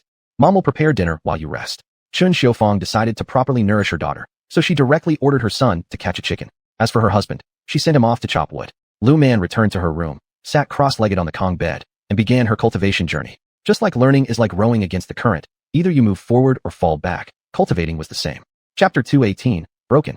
The Lu family is gone. In a secluded, deep mountain, inside a secret room, a man's voice resounded. His tone was devoid of sorrow or joy, revealing nothing. Yet, the servant kneeling below could still sense his master's foul mood. Yes, the servant said tremblingly, having just seen that the jade tokens of the Lu family were all broken and hurried to inform his master. This was no trivial matter. All the jade tokens of those in the Lu family with cultivation had shattered. How could this be considered insignificant? All right, you may go. The man also knew what the servant worried about. He was indeed angry, but not to the extent of venting his rage on others, though he wasn't pleased either. After hearing the man's words, the servant sighed in relief and left. I wonder who ruined my plan. The man muttered quietly, the secret room falling into silence again. Lu Man had no idea of any of this. She helplessly watched her mother, who was nursing her back to health. She lost too much blood and needed some nourishment, but it wasn't to the point where she had to lie on the bed needing care. All right, her complexion looked somewhat pale this time. Last time, she rested for a period before returning. Her complexion then wasn't as bad. It was normal, now given the difficulty of setting up the obliteration array. To sum up, her cultivation level was still too low. You have to be careful when you go out. Chen Xiaofang worriedly gazed at Lu Man as Lu Man slowly drank chicken soup. She realized by now that she had to rest well here. Otherwise, her mother would get upset. There was no way around it. Since her mother had already spoken, she could only listen. But if anything truly happened, she really couldn't turn a blind eye. No way. She had to walk through the villages nearby, not necessarily now, but she had to ensure the Lu family didn't set up any other contingencies elsewhere. Are we really going to the brick kiln at midnight to haul half bricks? Upon hearing the words of her husband and son, Aunt Wang frowned and asked. The second daughter-in-law made many demands, saying it was cost-effective to take discarded half bricks from the brick kiln for building a pig pen or even a kitchen, saving them money. It seems that the old grandfather and the second son were enthusiastic, but did they ever think of potential risks? If they collided with something strange in the middle of the night, what then? Old man Wang nodded without hesitation, feeling that the idea of the second couple was excellent. Second son, you two and third son will come with me. Old man Wang's statement instantly changed the expressions of the second son and his wife. They said earlier that hauling half bricks from the kiln was a cost-saving idea for expanding their house or building a kitchen, but in reality, they didn't want to make the trip themselves. Dad, I might just stay behind. Ma Xiaohua, the wife of second son Wang Jiang, said sheepishly to old man Wang, whose expression immediately darkened. If you don't want to expand your house, then none of you need to go. Old man Wang's words frightened Ma Xiaohua into silence. All right, after dinner, everyone needs to be alert. Having said that, old man Wang went aside to smoke while the second couple exchanged glances apprehensively. They just wanted to use the opportunity of getting half bricks from the kiln to extend their house since their rooms were small and had been planned out accordingly. Once they got the half bricks, they intended to add another section to the west side, but they didn't expect both parents to tag along. Now there would be no chance for them to slack off. Moreover, old three was soon getting married, and they wanted him to bear more of the burden. Second son, if you two try to pull any tricks, I'll throw you both out. Though old man Wang rarely spoke, his words always hit the nail on the head. Consequently, the second couple dared not play any tricks. Third son, you are grown up now. This time, we will work a few days more, and when done, we will expand your room. Old man Wang solemnly addressed the silent and unintelligent third son, knowing that among the three sons he fathered, the eldest was the smartest, but died young. The second liked to be cunning, and the third was quiet, never speaking unless necessary. Precisely due to this, old man Wang valued the third son more. He understood clearly, looking ahead to old age, they could only rely on old three, they couldn't count on the second couple. All right, old three mumbled in agreement, causing old man Wang to choke momentarily, unsure whether this behavior was defiance. Were it not for knowing the nature of his third son, he would have thought old three was sulking. Thus, the family resolved to go to the brick kiln to fetch bricks after dinner. After the Wang family had their dinner early in the evening, they began preparing for the night's brick hauling task. It was no easy feat. They needed to ready the flatbed carts and prepare flashlights. I'll go borrow a flashlight from the Liu family. We'll supply the batteries. Wang's wife hesitated as she looked at the pitch-black sky outside, saying, if they just went out blindly like this, even though they knew the route well, what if someone tripped or stepped into a pit due to lack of visibility? Go. Wang's old man also shared her concern and waved her off to borrow a flashlight. Chen Xiufang didn't make it difficult either. She simply lent them the flashlight without asking questions about its purpose. Her focus these days was entirely on her daughter. After 8 o'clock, when the night grew deeper, old man Wang led Wang Lair, his wife, and Wang Lao San towards the west side of the village to retrieve bricks from the kiln. As they left, the distant barking of dogs echoed faintly, but by the time they reached the destination, all sounds disappeared. Father, why do we have to come so late at night? Can't we take a few days off and go during the day? Wang Erjiang and his wife Ma Xiaohua were both timid. Wang Erjiang was a bit better, but Ma Xiaohua couldn't help being scared. She hadn't forgotten the incident shortly after her marriage to Wang Erjiang. Later, Ma Xiaohua did hear that the strange man might be Wang Erjiang's elder brother, which reassured her somewhat.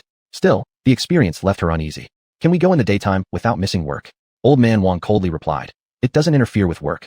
This was the last year they'd work as hired laborers. After autumn, their land would be divided, and once divided, there'd be plenty of work anyway. Besides, how could one build a house in winter if they waited till after the harvest? Father, it's so dark. Ma Xiaohua said nervously, but Wang's old man didn't even glance at her. You're supposed to close your eyes in the dark. Old man Wang snapped irritably. All Ma Xiaohua wanted was an excuse to slack off. Unacceptable, he wouldn't allow it. Father, Ma Xiaohua stared at old man Wang helplessly, puzzled at her father-in-law's words. If you don't like it, leave. Old man Wang shot Ma Xiaohua a glare, adding that deep in the night, did he not want rest himself after a whole day's labor? Second son, pull the cart. Old man Wang, annoyed but unable to reprimand his daughter-in-law directly, instead scolded his second son. Chapter 219, The Skeleton. Father, Wang Erjiang was also upset. It was clearly his wife who had said the wrong thing, so why should he have to work harder? When we go back, you will be the one to work. Old man Wang saw that Wang Erjiang dared to disobey, and directly told him. Once these words were spoken, no matter how unhappy Wang Erjiang was, he could only pull the cart towards the brickyard. On the way, everyone remained silent. When they arrived at the brickyard, they saw workers laboring there, as well as half-bricks thrown by those workers. Father, can we carry more? Seeing so many half-bricks, Wang Sanjiang thought even if some were a third or half of a brick, it didn't matter, as long as it was a brick. After all, these half-bricks were stronger than the mud houses in their home, right? If we have time, we'll carry more. Old man Wang smiled and said this, knowing that these half-bricks would save them a lot of money. Thinking about how much they could save from this trip made his mood much better. Dad, third brother, you're saying we want to carry more bricks, but we don't know if people will give them to us first aside from. We need to go to work during the day, and then we rush in the evening? This is not going to work, we'll get too tired. These words from Wang Erjiang instantly made old man Wang frown deeply. If you don't want to work, then you won't expand your room. This one sentence scared Wang Erjiang into silence. After the first cart was loaded, the four pulled it back home. Among them, 3 were grown men. Even if Ma Xiaohua was frightened, with so many people around her, she wasn't as scared anymore. As they walked along, old man Wang noticed something was off. Father, Wang Erjiang realized they seemed unable to reach the end of the road. They'd been walking for what felt like hours. According to their pace, they should have almost reached the village entrance by now. Yet here they still were, in the wilderness. Suddenly, Ma Xiaohua screamed out loud. Second brother's wife, why are you yelling? Old man Wang heard the cry of his daughter-in-law, and it startled him badly. His heart was racing as if it might jump out of his chest. Father, behind us. Ma Xiaohu pointed at something a short distance behind them. Old man Wang looked in the direction she indicated and saw a skeleton with green flames flickering in its skull. Old man Wang nearly wet himself from fear, but he did not dare stop. Hush, scream again, and I'll throw you over. At this moment, old man Wang deeply regretted coming to collect the half-bricks at night. He never imagined they would encounter such a situation, and if he had known, he definitely wouldn't have rushed at night. Now all he wanted was for them to quickly return to the village. He hoped that with more people in the village, whatever it was would not follow them. He wondered if second brother's wife's previous scream would incite it to attack them. Ma Xiaohua's heart was pounding so hard, she couldn't dare to scream loudly anymore. All she wanted was for them to leave this place immediately. Thus, everyone fell silent and hurried along their way. Wang Erjiang tightly gripped his wife's hand, while continuing to hold onto the cart. Despite her deep terror, Ma Xiaohua also didn't forget why they'd come here. Fortunately, that entity appeared to bear no ill intentions toward them. After following them for a while, when they reached the village entrance, it vanished. They all sighed in relief, practically on the verge of collapsing. However, realizing they weren't entirely safe yet, nor back home, they didn't dare rest. With a single breath, they rushed home where they eventually got so sick they fell ill. The next day, Mrs. Wang came knocking on the door again. This time, she didn't come empty-handed. She carried something in her hands. Auntie, what's this about? Chen Xiufang, seeing what Mrs. Wang brought, frowned and asked what she intended. What do you plan to do? Mrs. Wang, tears streaming down her face, explained to Chen Xiufang. I have no other choice. My husband, the 2 children, and second brother's wife are all lying in bed sick. Hearing these words, Chen Xiufang assumed Mrs. Wang had come to borrow money. Auntie, Are you out of money to send them to the town? Chen Xiufang blurted out her question, unwilling to speculate idly. After all, at this point, guessing was useless. It was better to ask directly. No, we want little man to take a look. Thinking about how her husband and 2 sons returned home, collapsed on the ground, and started having fevers in the night, Mrs. Wang had stayed up the entire night caring for them. Eventually, she had no choice but to seek help from Lu Man. Take a look. Chen Xiufang knew the Wang family went out yesterday, though she didn't know what they had gone out for. Could it be that last night they went to dig up graves? No, if they really had gone grave digging, things wouldn't have turned out this way. Thinking about this, Chen Xiufang looked at Mrs. Wang again with a touch of doubt in her eyes. Yesterday, they went to the brickyard to pick up some half-bricks. We were planning to build a pigsty and, at the same time, expand the 2 children's rooms, said Mrs. Wang awkwardly. She originally hadn't wanted to mention their trip to the brickyard for the half-bricks, using another excuse to borrow the flashlight yesterday. We didn't expect them to meet a skeleton halfway, and before that, they also encountered a ghost wall. Mrs. Wang added with a bitter smile, genuinely not foreseeing that things would escalate this far. Even now, when recalling the events of yesterday, she still felt a lingering fear. Did that thing hurt them? Chen Xiufang was surprised to learn that they could encounter such a thing on the road from their village to the brickyard. No. Mrs. Wang heaved a sigh of relief, glad that her husband and both sons remained unharmed. Otherwise, how could she continue living the rest of her life?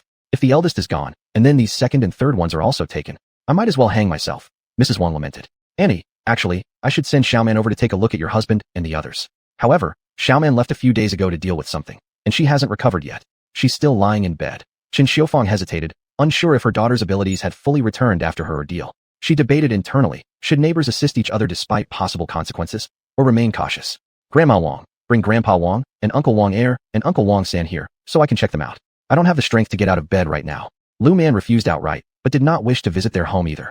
She clearly remembered what their eldest son had done, so much so that even sending him off to reincarnation had not improved her sour mood. Now, with the Wang family's current predicament, it was only fair they come seeking help themselves. However, Lu Man's curiosity piqued. Why had the skeleton followed them? And according to Mrs. Wang, before meeting the skeleton, they mentioned encountering a ghost wall. Such phenomena depended on the ghost's spiritual prowess. If the ghost possessed considerable power, even an average Taoist priest could find it hard to break through the ghost wall. So why did Lu Man feel like the skeleton wasn't there to cause trouble for them, but rather help them escape the ghost domain? Chapter 220, Money and Goods Exchange. Upon hearing Lu Man's words, Grandma Wang furrowed her brows. Cousin, if you don't believe me, you can check Xiaoman's complexion. Xiaoman really can't get out of bed, Chen Xiufang said without hesitation. She didn't want her daughter to make the trip for nothing. Grandma Wang looked at Chen Xiufang with suspicion after hearing her words. Chen Xiufang directly opened her daughter's bedroom door, allowing Grandma Wang to see for herself. Lu Man lay on the bed pale-faced, looking as if she had been severely injured. Xiaoman went out a few days ago to deal with some dirty things. Since then, she has been too exhausted to leave the bed for several days. Chen Xiufang said compassionately, while Lu Man lowered her eyelids, concealing all her emotions. No matter what Grandma Wang intended, Lu Man decided that she wouldn't let her daughter make this trip. How could they expect her daughter to come when she was in such condition? If they dared to do so, she would have her daughter refuse outright, regardless of their situation. I'll bring them over, Grandma Wang said solemnly. Having no choice, she was here to ask for help, and one should maintain an attitude of humility when seeking assistance. One couldn't possibly offend people when they were already aware they needed help. It was something only a fool would do. Grandma Wang, I apologize. I was injured recently, and I'm not sure if I can help Grandpa Wang. Lu Man weakly replied, pretending to be frail. She hadn't detected any energy or similar things from Grandma Wang. The Wang family seemed to be fine. Their collapse was probably due to shock. Shock could cause fevers and delirious speech. If truly targeted by that skeleton, they likely wouldn't be alive now. However, she wasn't sure why the skeleton wanted to do this or who the person responsible for creating the ghost wall was, but she found these aspects intriguing. As for how the Wang family was faring, she wasn't very interested. I have no other options left, so I'll bring the people over. Seeing Lu Man's frail appearance, Grandma Wang became concerned that she might suddenly refuse to help, so she quickly turned around and ran off. Xiaoman, are you okay? Chen Xiufang actually didn't want her daughter to meddle in the Wang family's affairs. Showing up once was sufficient. Mom, they should be fine. That skeleton following them seems to be there to protect them, otherwise, they'd have been dead long ago. Lu Man smiled, adding that only further examination after resting could provide specifics. Sighing, she wondered why there were so many problems in their village. What exactly had the Lu family done to create such chaos? Our side doesn't know why there are so many problems lately. Chen Xiufang hadn't heard about so many strange happenings before. Now, she just wanted to know why their village had suddenly become infested with so many unclean spirits. It's probably something the Lu family did, Lu Man said gravely. All she wished for now was to recover quickly so she could resolve these nearby issues promptly. Otherwise, continuous disturbances would only complicate matters. Unaware of the mother-daughter conversation, Grandma Wang returned home and first helped her husband out of bed and onto the cart, which she had already cleaned. It was crucial to take her husband to see Lu Man immediately. Old Man Wang still retained a bit of lucidity. Opening his eyes, he asked, Old woman, where are you taking me? Hearing his question, Grandma Wang hurriedly turned and glanced at him. Old man, I'm bringing you to let that girl Lu Man examine you. After finishing, Grandma Wang pushed the cart towards the Lu residence. Upon arriving, she supported Old Man Wang into the main hall of the Lu family. Lu Man was already seated inside, maintaining her weakened appearance. When she saw Old Man Wang, it confirmed her earlier suspicions. He was merely terrified, with no other issues. Subsequently, she took out a piece of talisman paper. Grandma Wang, please ensure that this talisman stays close to your body. In a few days, Grandpa Wang will recover. Lu Man smiled and explained. Dealing with fright was beyond her current interest, hence, talismans were sufficient. For calming the spirit, one could explore its benefits. Xiaoman, how much does this talisman cost? Grandma Wang hesitated, asking sheepishly. After all, 3 more members of her family remained. 10 yuan. The price of this talisman wasn't high, yet 10 yuan was significant considering 4 people equaled 40. Old woman Wang wanted to ask if the price could be a little cheaper, but when she saw the cold looks from Chen Xiufang and Lu Man, she swallowed her words. It seemed there was no chance for a discount. Neither Chen Xiufang nor the girl intended to give her any bargain. Old woman, pay up and buy 3 more. Old man Wang felt a bit heartbroken now. 40 yuan was enough to buy many bricks. However, for their lives, they had to purchase them. I didn't bring that much money. Could I go get it and then bring it to you? Old woman Wang hesitated and said sheepishly. She had originally thought that 10 yuan could buy several talismans. Though she had heard long ago about the high prices of Lu Man's talismans, she didn't take it seriously. She wanted to use her old face to argue with Lu Man for a discount, but Chen Xiufang was watching her closely. Now, everyone at home except her had collapsed. She didn't want her husband and 2 sons to have trouble. I prefer cash on delivery. Lu Man stated indifferently, which made old woman Wang's mind race. Old woman, go back home and fetch the money first. Old man Wang realized Lu Man wouldn't budge on the price. Moreover, he could feel the talisman actually helping him. After holding it briefly, he already felt more comfortable. He wouldn't hesitate to buy it. All right. Old woman Wang turned around and headed home. Although she wished not to buy, she couldn't abandon the 3 people lying at home, including her 2 sons. If she only bought one for her second son and ignored his wife, the second son might give the talisman to his wife instead, leaving him vulnerable. Xiaoman, I wonder what we encountered yesterday. Old man Wang spoke with a still feeble voice, yet his eyes were bright while looking at Lu Man. When you said you couldn't escape initially, you probably ran into a ghost-induced illusion wall. As for the skeleton you met, it was most likely a spirit who has practiced to some level and managed to possess its original skeletal remains. The person is dead, the flesh rotted, but the bones remain. Therefore, you could only see the bones. Lu Man shrugged and explained. As for whether this skeleton was good or bad, that required her personal investigation. Chapter 221. The skeleton reappears. That thing shouldn't mean you any harm. If it weren't for that thing appearing, you would probably still be trapped in the ghostly circular wall. Lu Man said in a low voice. When Wang Laoan heard this, he looked at Lu Man with disbelief. If that thing truly had malicious intentions, you wouldn't have come back yesterday. Lu Man, noticing Wang Laohan's skeptical look, curved her lips and laughed. She explained, when these demons have bad intentions, people die. None of the Wang family has encountered trouble, so that thing must really intend to escort you home. Is that true? Wang Laoan was still a bit skeptical, but felt Lu Man's words made sense after hearing them. Whether you believe it or not, that thing didn't have bad intentions toward you yesterday. Lu Man shrugged. As for what would happen next with that being, she wasn't sure. My body isn't in good condition right now, and I don't have time or energy to deal with that thing you've encountered. If you plan on going to the brick kiln site again tonight, just be careful. Lu Man gave them a few warnings. Whether they listened or not depended on their own choices. Ultimately, some things required them to make decisions on their own. As for what decision they made, Lu Man wasn't too concerned. On the other hand, Grandma Wang also returned. She was holding 40 yuan and felt like her heart was bleeding. Little man, here's the money for the 4 talismans. Reluctantly, she handed over the money to Lu Man. Lu Man took the money and passed the remaining 3 talismans to Grandma Wang. Grandma Wang, here are the 3 remaining talismans. Let them keep these close to their bodies. My talismans can only guarantee their recovery for a few days. If they encounter any unclean spirits again, these won't work. Lu Man certainly didn't want to hear about the Wang family becoming overly confident because of receiving talismans, thinking they could conquer dangers, only to face peril later. In such cases, she wouldn't bother helping them. The talismans I give you cannot handle those unclean spirits, so remember this clearly. Lu Man reiterated once more. As for whether they would heed her advice or not, that had nothing to do with her. Little man, rest assured, we will not provoke that thing. Recently, Wang Laoan didn't plan to visit the brick kiln anymore since the journey was too dangerous. The distance from their home to the brick kiln was 4 or 5 li. If something dangerous occurred along the way, especially involving dangerous spirits, what would happen if they got into trouble? It seemed better to go during the day when convenient. You should get more sunshine and avoid doing morally wrong things. After finishing her speech, Lu Man stopped talking. People who didn't commit bad deeds had fewer sins upon them, which reduced the chances of encountering danger. Little man, rest assured, we will not do anything immoral. Grandma Wang quickly guaranteed this. From now on, no matter what, she vowed not to do anything bad again.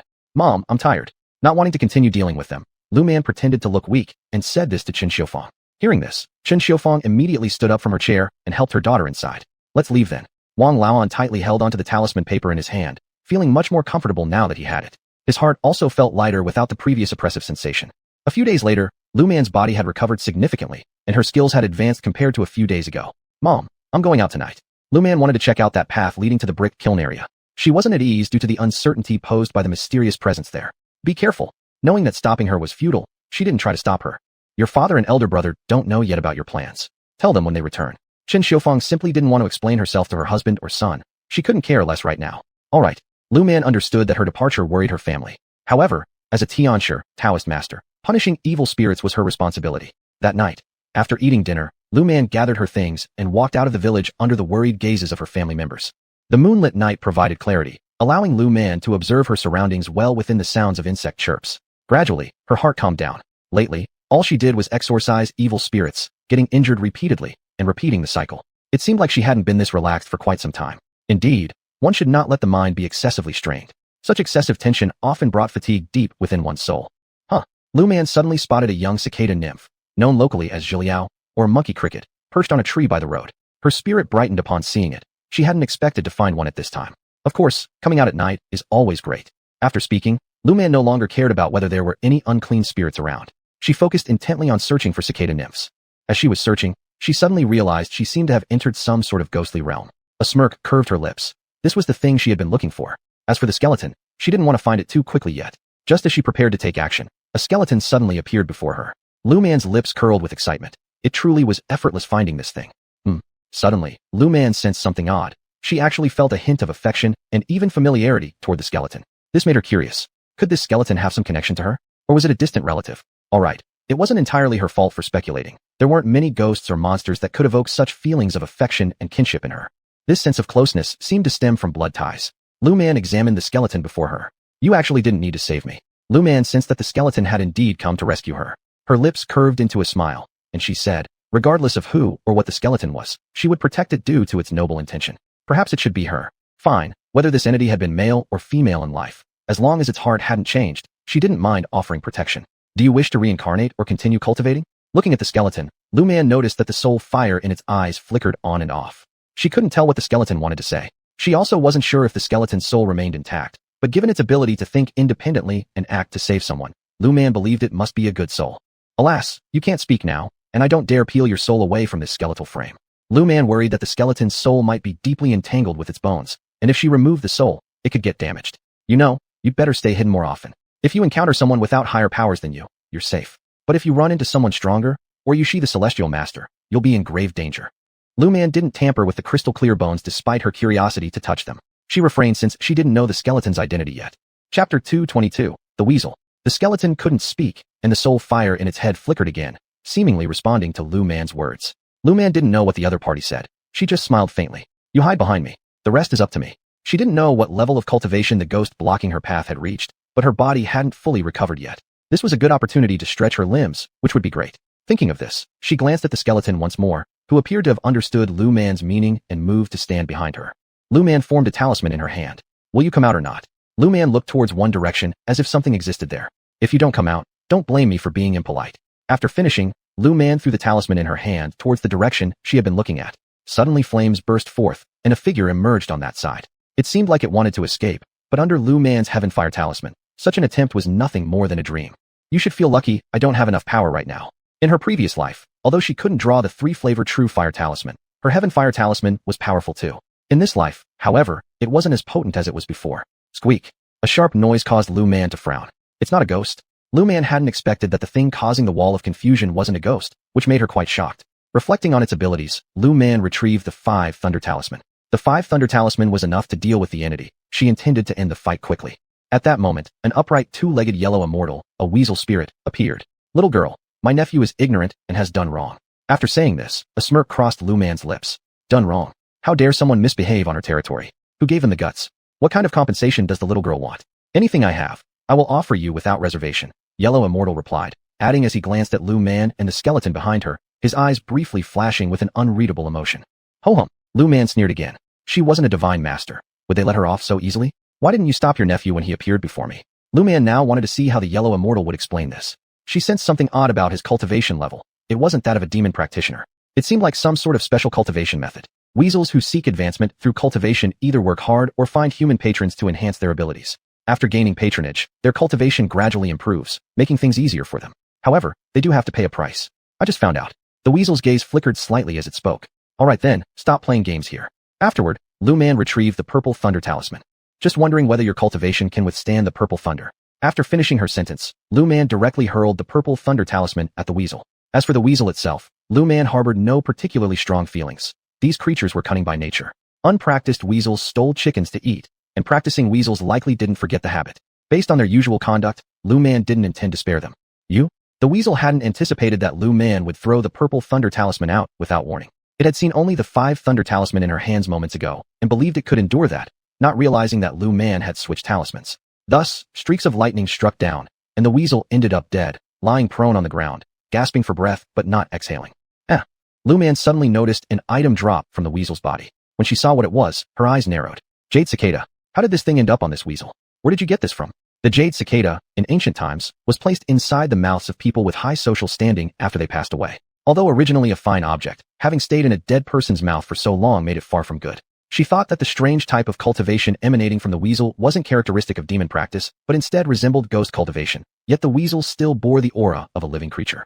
How could this fail to astonish Lu Man? The weasel realized that Lu Man had taken hold of the jade cicada it always kept close to its body, and resentment flickered in its gaze as it looked at Lu Man. At that moment, Lu Man sensed wind behind her. Smirking, she summoned a peachwood sword into her hand and struck backhand, scattering the shadowy form of the weasel ghost instantly. The weasel lying on the ground stared wide-eyed in disbelief. After all, this was a ghost practitioner it had painstakingly cultivated, with the intention of swallowing it once its cultivation was complete. But now, the ghost-practicing weasel had been obliterated by Lu Man. What about you? Lu Man let out a cold laugh. One who dared to ambush her should be prepared for such an outcome. I don't know where your lair is, but I believe that soon, I will send all your offspring into the wheel of reincarnation. Lu Man said coldly. It wasn't that she was heartless, but since this creature had used ghost cultivation methods, it must have done something terrible. As for its offspring, did they need any explanation? Just exterminating them would suffice. There was no need to worry about them harming people when their powers grew later on. And as for their supposed lack of courage, Lu Man didn't trust that a family capable of cultivating ghost methods could be good. She felt that the recently killed weasel had likely devoured the souls of its kin to advance, or else it wouldn't have achieved this level of cultivation. Do you think those descendants are just tools for your own cultivation? Lu Man glanced at the weasel which was still alive, sighed at its resilience, but she was more interested in its method of cultivation. The weasel widened its eyes incredulously, staring at Lu Man. Its practice of devouring the souls of its kind was unknown even within the entire weasel family. How did this divine master know? What about me? You're not quite like a weasel, nor like a ghost. It's obvious what you've done. After finishing, Lu Man thrust her peachwood sword toward the weasel's heart, but the weasel vanished suddenly. Interesting. Lu Man looked at the place where the weasel had lain just moments ago, surprised that it possessed such abilities. Do you know where the lair of the one you just fought was? Lu Man turned to the skeleton standing behind her. The skeleton nodded and walked ahead of Lu Man, casting a glance at her before moving forward. Are you telling me to follow? Lu Man pointed at her own nose while asking. The skeleton nodded again. With that, Lu Man gathered her belongings and followed closely behind the skeleton. Chapter 223. The Vanished Bloodstains. Lu Man followed the skeleton. Although it didn't look pleasant, it moved exceptionally fast. If not for the swift wind charm attached to Lu Man's feet, she wouldn't have been able to keep up. After the skeleton confirmed that she could follow, it sped up even more while Lu Man continued chasing after it. They arrived at an open space by the riverbank where the skeleton pointed to the area. Lu Man glanced and was slightly surprised since ever since arriving in this world, she hadn't come here before, thus missing the oddities present here. Thank you. Lu Man thanked the skeleton and took out a celestial fire charm, tossing it away. Squeak, squeak, squeak. A horde of all kinds of yellow weasels appeared. Lu Man narrowed her eyes as she looked at these yellow weasels. All she wanted to know now was how these yellow weasels had hidden here. Was it because of the dead yellow weasel? With that thought, Lu Man also threw a thunder charm towards them. The weasels scattered in panic, but Lu Man didn't give them any chance to escape. She saw the sinister aura on those yellow weasels and realized that they must either have caused some human casualties or eaten things they shouldn't have. Thus, Lu Man killed those weasels directly. Seeing the weasels dead, the skeleton walked to that place first and pointed to the ground. Do you mean there's something under here? Lu Man gave the skeleton a glance, asking in a low voice. The skeleton nodded. Lu Man examined the ground and wondered what would happen if she dug up holes in the middle of the night or destroyed this land with an explosion, especially considering crops were planted around. What's inside? Is it an ancient tomb, or are there skeletons or zombies like you? Or maybe a malevolent ghost? Lu Man didn't really believe there were zombies or malevolent ghosts here. Otherwise, the yellow weasel wouldn't have set up its home here. Unfortunately, the gesture from the skeleton was unclear to Lu Man. It's late now. I will come back tomorrow. Lu Man glanced at the time. It was almost midnight. Thinking about her parents and how inconvenient it was to dig now, she couldn't damage the crops in the dead of night. It would be hard to explain if she did. You should go back too. Don't come out unless necessary. Focus on your cultivation. Lu Man told the skeleton. Since this skeleton was good, Lu Man didn't want anything to happen to it. With that, she sighed quietly. The realms of humans and ghosts diverge greatly, just like their current situation. Well, no need to think so much about it. The skeleton nodded at Lu Man, then turned and left. Watching until the skeleton disappeared, Lu Man also turned and left. Sure enough, when she returned home, her parents and elder brother were still waiting for her. Mom, Dad, brother, you should have rested already. I just went to investigate the situation over there, nothing dangerous. Seeing their worried faces, Lu Man said with a tinge of heartache, knowing she was indeed all right. Did you encounter any danger tonight? Upon seeing his daughter return, Lu Jianya immediately calmed down. After checking her over for bloodstains or dust, he found none. Dad, I'm fine, no danger. Lu Man turned around, showing there was nothing wrong. Seeing that their daughter was truly unharmed, Lu Jianya yawned. Dad, Mom, go rest. I'll wash up and go to sleep too. Looking at her parents with concern, Lu Man realized she needed to be more careful about timing her adventures. She couldn't always make them stay up late worrying for her sake. After all, it happened because she still lived with them. Okay, thinking of living separately was probably unrealistic anyway. There's heated water in the pot. Go wash up and sleep. Chen Xiufeng sighed in relief upon confirming her daughter was safe. Relaxing now made her feel instantly drowsy as it was already the middle of the night, and they still had to wake up early in the morning. Lu Man nodded and returned to prepare herself to wash up downstairs later. Meanwhile, the others headed back to bed one by one. The next day, she got up very early. Why are you up so early today? Chen Xiufeng curiously asked her daughter, who was already awake at dawn. Mom, I'm going to the farmland west of our house today. Lu Man remembered the den of the yellow weasels she had destroyed last night. Though the weasels were gone, there seemed to be something underground that needed further inspection. If it were an ancient tomb, she planned to report it. If it was simply the old lair, perhaps there were treasures within, such as the jade cicada found on one of the weasels she exterminated last night. The jade cicada was safely stored in her space, and she intended to submit it in the future. Of course, this would be done only after removing the malevolent energy from within the jade cicada. Otherwise, that jade cicada would cause a lot of trouble. What are you going over there for? Chen Xiufeng looked up and asked. This child had been unwell recently, so she wanted her to rest at home. She had only just gotten better. There's something in the field to the west of our home. I'll go and check what it is. Lu Man said solemnly, causing Chen Xiufeng's heart to sink. What kind of thing? Is it that skeleton? Although Chen Xiufeng trusted her daughter's abilities, she had already decided that they wouldn't go to the fields at night anymore. It's not. Lu Man didn't mention that the skeleton might be related to her since if anyone else saw it, it would scare them. Oh, Chen Xiufeng patted her chest in relief. As long as it wasn't that frightening thing, it was fine. Lu Man helplessly shook her head. Was she such an unreliable person? Mom, take the talismans of peace and protection I gave you whenever you go out at night. Lu Man seriously told them. She needed to cover all the surrounding villages. Only after confirming there was no danger here could she feel reassured. Now, given the situation, she couldn't afford to be careless or take things lightly. Lu family. I wonder if they have prepared any hidden moves. At the same time, Lu Man also felt that families like the Lu family probably weren't the only ones. However, these issues should be handed over to those in charge upstairs. Alright, even if their daughter didn't say this, they'd still carry them every day. Ghostly matters were becoming more frequent, and they didn't want to encounter any of those events. When Lu Man arrived at the field during the day, she found the spot where she had dealt with the yellow weasels yesterday. When she noticed that all the yellow weasels had disappeared, her brows furrowed. She could confirm that last night, she hadn't collected the bodies of those yellow weasels. Where had they gone? Could there be any survivors? With this thought, Lu Man assumed a defensive stance. If any yellow weasel dared to sneak up and attack, she would eliminate them immediately. But after staying on guard for a while, she didn't see anything. The disappearance of the yellow weasels left Lu Man with a serious look on her face. She glanced around the area, and when she realized that the bloodstains on the ground had vanished as well, her expression became even graver. Chapter 224, Something Underground. There should be something that shouldn't exist underground here. Thinking of the jade cicada, Lu Man furrowed her brows. She took out the shovel she had prepared long ago and started digging. Of course, the place where she dug was where there were no crops. Not because she didn't want to dig directly as per her idea, but corn was planted here. If she dug randomly, it would damage the corn, and someone might get upset. After digging for a while, Lu Man noticed something strange. The deeper she dug, the blacker the soil became. Was this contaminated by ominous energy? Thinking about this, Lu Man frowned. Was there something unknown here? Or were there some high-ranking officials she didn't know about around here? Regardless, let's keep digging. The thought of digging up dirt made Lu Man extremely depressed, but despite being utterly disgruntled, she continued digging on. After digging more than 2 meters deep, over 1 meter long, and half a meter wide, Lu Man finally stopped. The deeper she dug, the more she felt that this piece of land was unusual. It seems like there really is an issue here. To determine what exactly is underground here, all around needs to be dug up. However, this isn't something she could just decide to do. Therefore, she left the hole there, set up an illusion array at the same time, and laid down a trapping array. If anyone tried anything here, they'd either be trapped here or bewildered by the illusion. Time to report it. Thus, Lu Man immediately reported the problems she discovered upward. 3 days later, Shi Wenqing arrived with Professor Chen. Professor Chen, Mr. Shi, it's you. Lu Man didn't expect them to be sent over. Master Lu mentioned a discovery, so we hurriedly packed our things and came over. Shi Wenqing smiled and said, Although the last meeting location wasn't ideal, they had collaborated before. They might not understand the world of heavenly masters, but they certainly understood antiques. Then, thank you for your trouble. I'm not familiar with that situation, and it wouldn't be appropriate for me to dig everything up myself. Some things must be handled by you professionals, while I will focus on doing my own job well enough. Lu Man said sarcastically. She doesn't understand antique paintings and calligraphy, nor does she wish to learn them. She just needs to do her own work properly. Master Lu, what you can do isn't something we ordinary people can accomplish. We who frequently deal with ancient tombs have weak positive energy, so at some point, we'll definitely need Master Lu's help.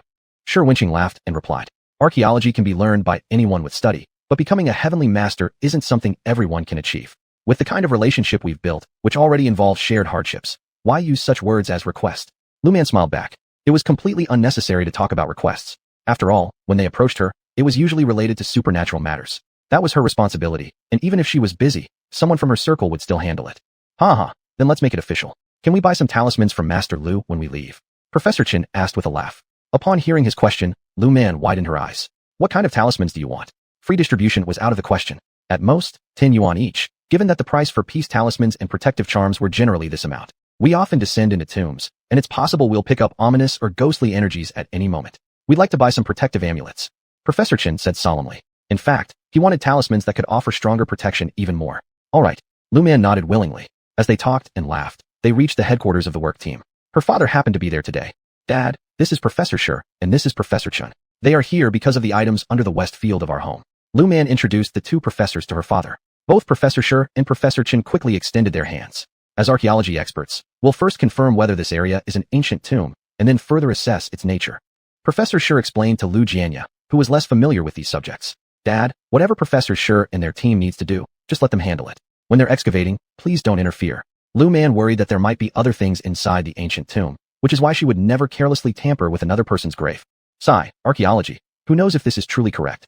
Nonetheless, sometimes archaeology uncovers quite a few ancient relics, achieving something worthwhile in the process. Perhaps when they are gone, no one will engage in archaeology anymore. After all, once they are gone, their bodies will be cremated.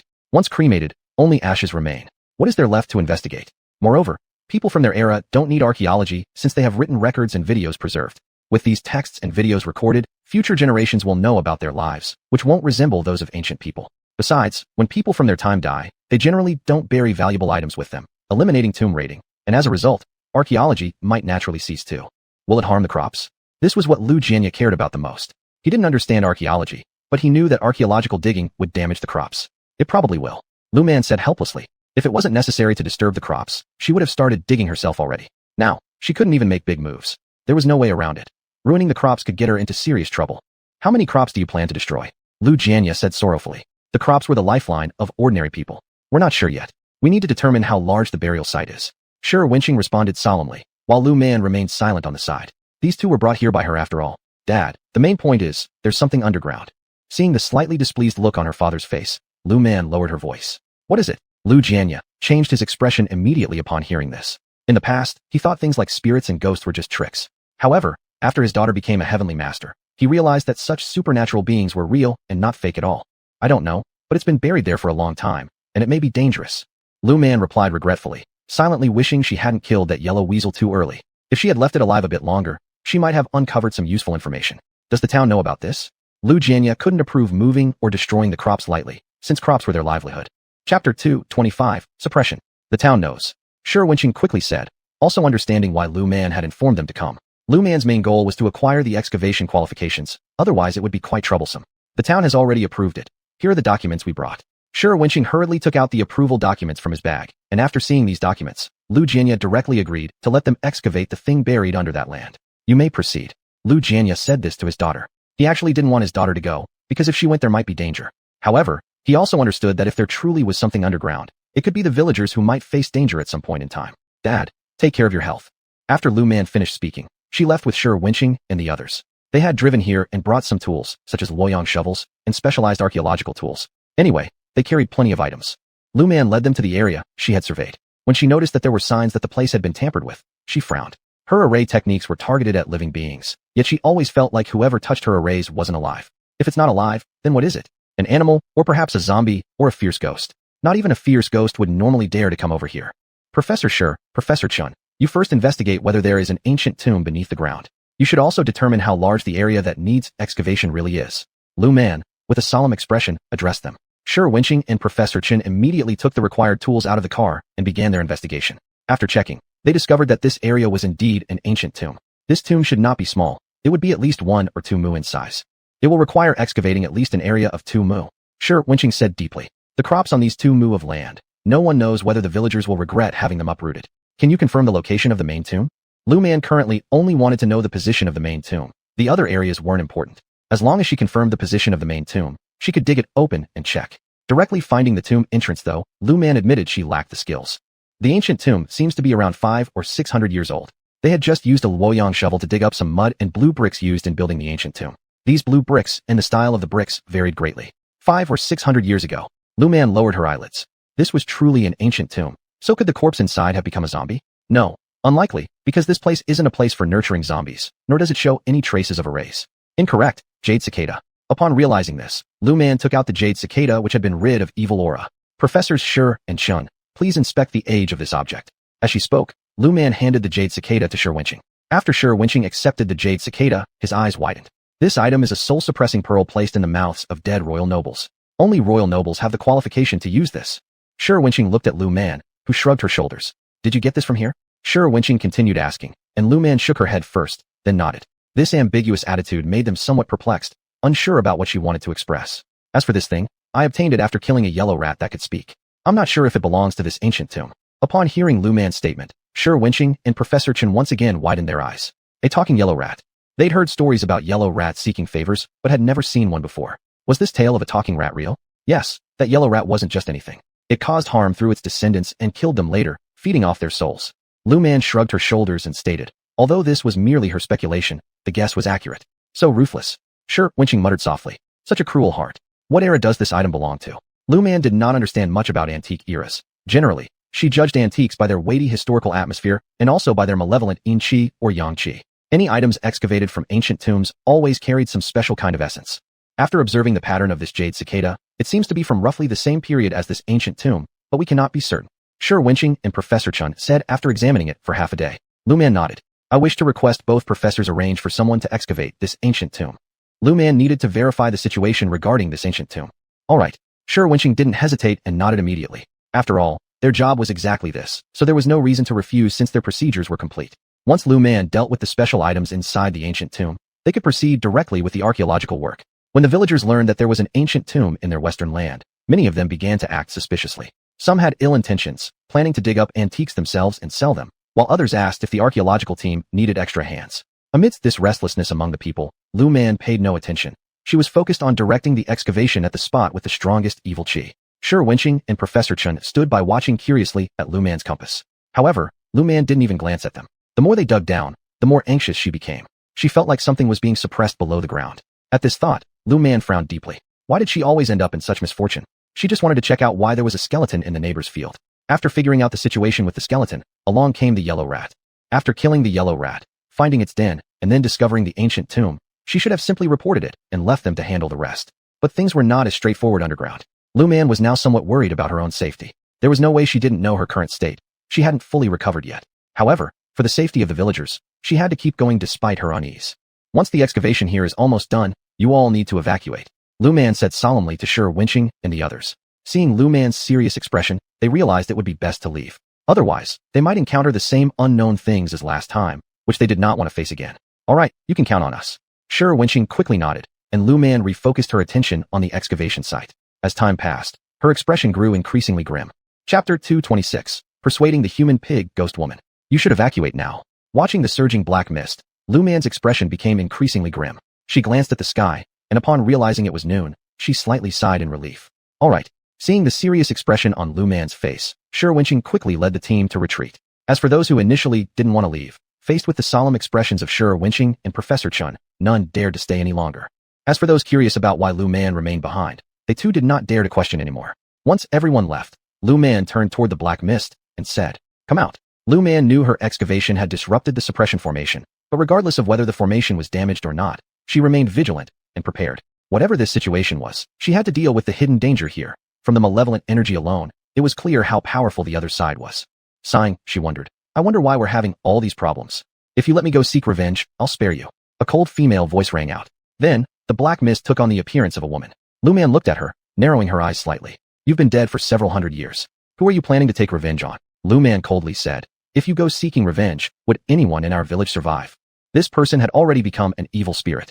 However, when Lu Man saw the ghost's appearance, she frowned. Are you suppressed by your husband? When Lu Man noticed that only the ghost's head and upper body remained, she frowned further. Isn't this a human pig? That heartless man. The woman's cold voice sounded again. She couldn't believe how cruel that man could be, allowing another woman to harm her despite being his official wife. And after all, she gave birth to his legitimate son. Why was he so cruel? If you wish to kill that man, I have no objection. Lu Man saw the increase in malice within the ghost and pulled out a talisman. She tossed it over, restoring some sanity to the vengeful ghost. So I'll go now. After saying this, the ghost was about to leave. You've been dead for hundreds of years. That man's bones might have already turned to ash. Are you planning to find his reincarnation? Lu Man directly stopped her. At this point, chasing down his reincarnation will just add more sins to your record. You haven't harmed anyone. I see no karmic lines on you related to killing people. If you'd like to reincarnate peacefully, I can help you achieve enlightenment. Lu Man softly spoke. This woman, if she hadn't met such a bad man, perhaps it would only be chalked up to bad luck. You should have stood up for yourself long ago. The fact that you married him proves your family background wasn't bad. You also had dowry and a son. Why didn't you file for divorce back then? Lu Man curiously asked. Even in ancient times, women were allowed to get a legal separation. Later, my family declined while he rose higher and higher. The woman sneered. If she had been able to leave, she wouldn't have endured the humiliation, right? She simply couldn't escape. If possible, she would have done anything to leave. Because of this, Lu Man thought that if the man was influential and her family couldn't provide support, requesting a divorce might indeed be impossible. Yes, back then, I wanted a divorce, but it was impossible. My family disagreed, fearing retaliation from that man. If I even brought up the idea of a divorce, I think he would have dismembered me alive. The woman's words were filled with fury, causing malevolent energy to gather around her. Again, Lu Man gave her a purification talisman. You don't get upset. Times are different now compared to ancient times. Nowadays, women can also make decisions for themselves. If you reincarnate now, you may even be able to do what you love. Lu Man hoped that this female ghost wouldn't lose her reason due to malevolent energy. You must want to achieve something significant, right? It's possible in this era. As long as you work hard, you could even be an official. If you have real capability, you might even become a national leader responsible for governing the entire country. It wasn't as if Lu Man was exaggerating. Though it's hard for a woman to pursue an official career path, she didn't want this woman to lose control and regret it for life. Just think about it. Your ungrateful husband and his concubine may have already reincarnated. They caused your death in this manner, so they certainly needed to wash away all their sins in the 18 levels of hell before they could reincarnate.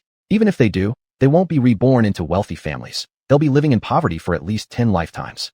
Again, Lu Man told the ghost, who, looking at Lu Man, appeared somewhat skeptical of her words. If you don't believe me, it doesn't matter. Some people, if they commit evil acts in life, they will absolutely go to hell after death. Lu Man said with a smile, and she was sure of this point. Some officials, if they make wrong decisions and cause deaths, there will also be records of these actions. Lu Man now trusted men less and less. When men were cruel, they were truly ruthless.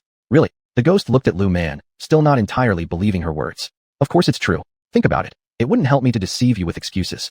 Eventually, you will find out the truth, won't you? Lu Man smiled as she spoke, realizing that perhaps this time she could easily send the other party off.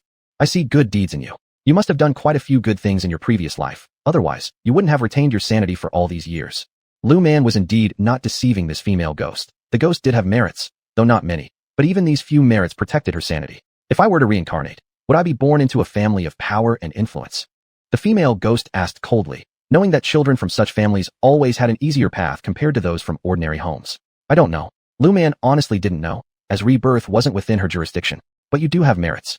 Lu Man added, reminding her once again. The female ghost stared at Lu Man, her expression somewhat conflicted. That man and his concubine have been dead for a long time. Think about it. If they've already been reincarnated, and you're reborn in a high position while they are destitute and poor, wouldn't you feel happy? Lu Man continued persuading, hoping the female ghost wouldn't make any mistakes. They'll live like this for 10 lifetimes. Even if 600 or 700 years have passed, they still have 4 or 5 more lifetimes left. And even after these 10 lifetimes, they won't be reborn into influential families. They will continue to endure hardships. Lu Man kept speaking, hoping that the female ghost would listen to her reasoning. Chapter 227. The righteous often come from the lowest ranks. Really, the female ghost, upon hearing Lu Man's words, looked at him with an added glimmer of anticipation in her eyes. Really, those who commit wrongdoings will face their punishment. You said he was a high official. From how he treated you, it can be seen how he treats common people. Such officials who don't consider the commoners as human beings are bound to do no good. Corruption and bribery should be their norm. This kind of normalcy depletes the blessings they've accumulated in this life. And in the next life, they won't get reborn into a good family. Lu Man continued speaking, sighing that the female ghost was so hard to deceive. Even if they cleanse their sins in the 18 levels of hell, they still have to repay the sins they committed in their past life. Lu Man worried the female ghost might explode given the strong Xia energy radiating from her body. Speaking of which, isn't your status quite high too, ghost sister? Lu Man suddenly thought about the scale of the ancient tomb where the female ghost resided. My background isn't that high. My father was just an idle third-class noble, but his position was high. He was the emperor's cousin, and his sister was even the emperor's imperial concubine, later elevated to empress. Although his own sister only lived for one day after being crowned queen, his status was already pretty high. The female ghost said coldly. At this point her rationality didn't seem affected by the Xia energy, perhaps due to her merits or possibly because of the pure heart talisman given by Lu Man. This tomb belongs to him and his concubine. I'm not in the main tomb.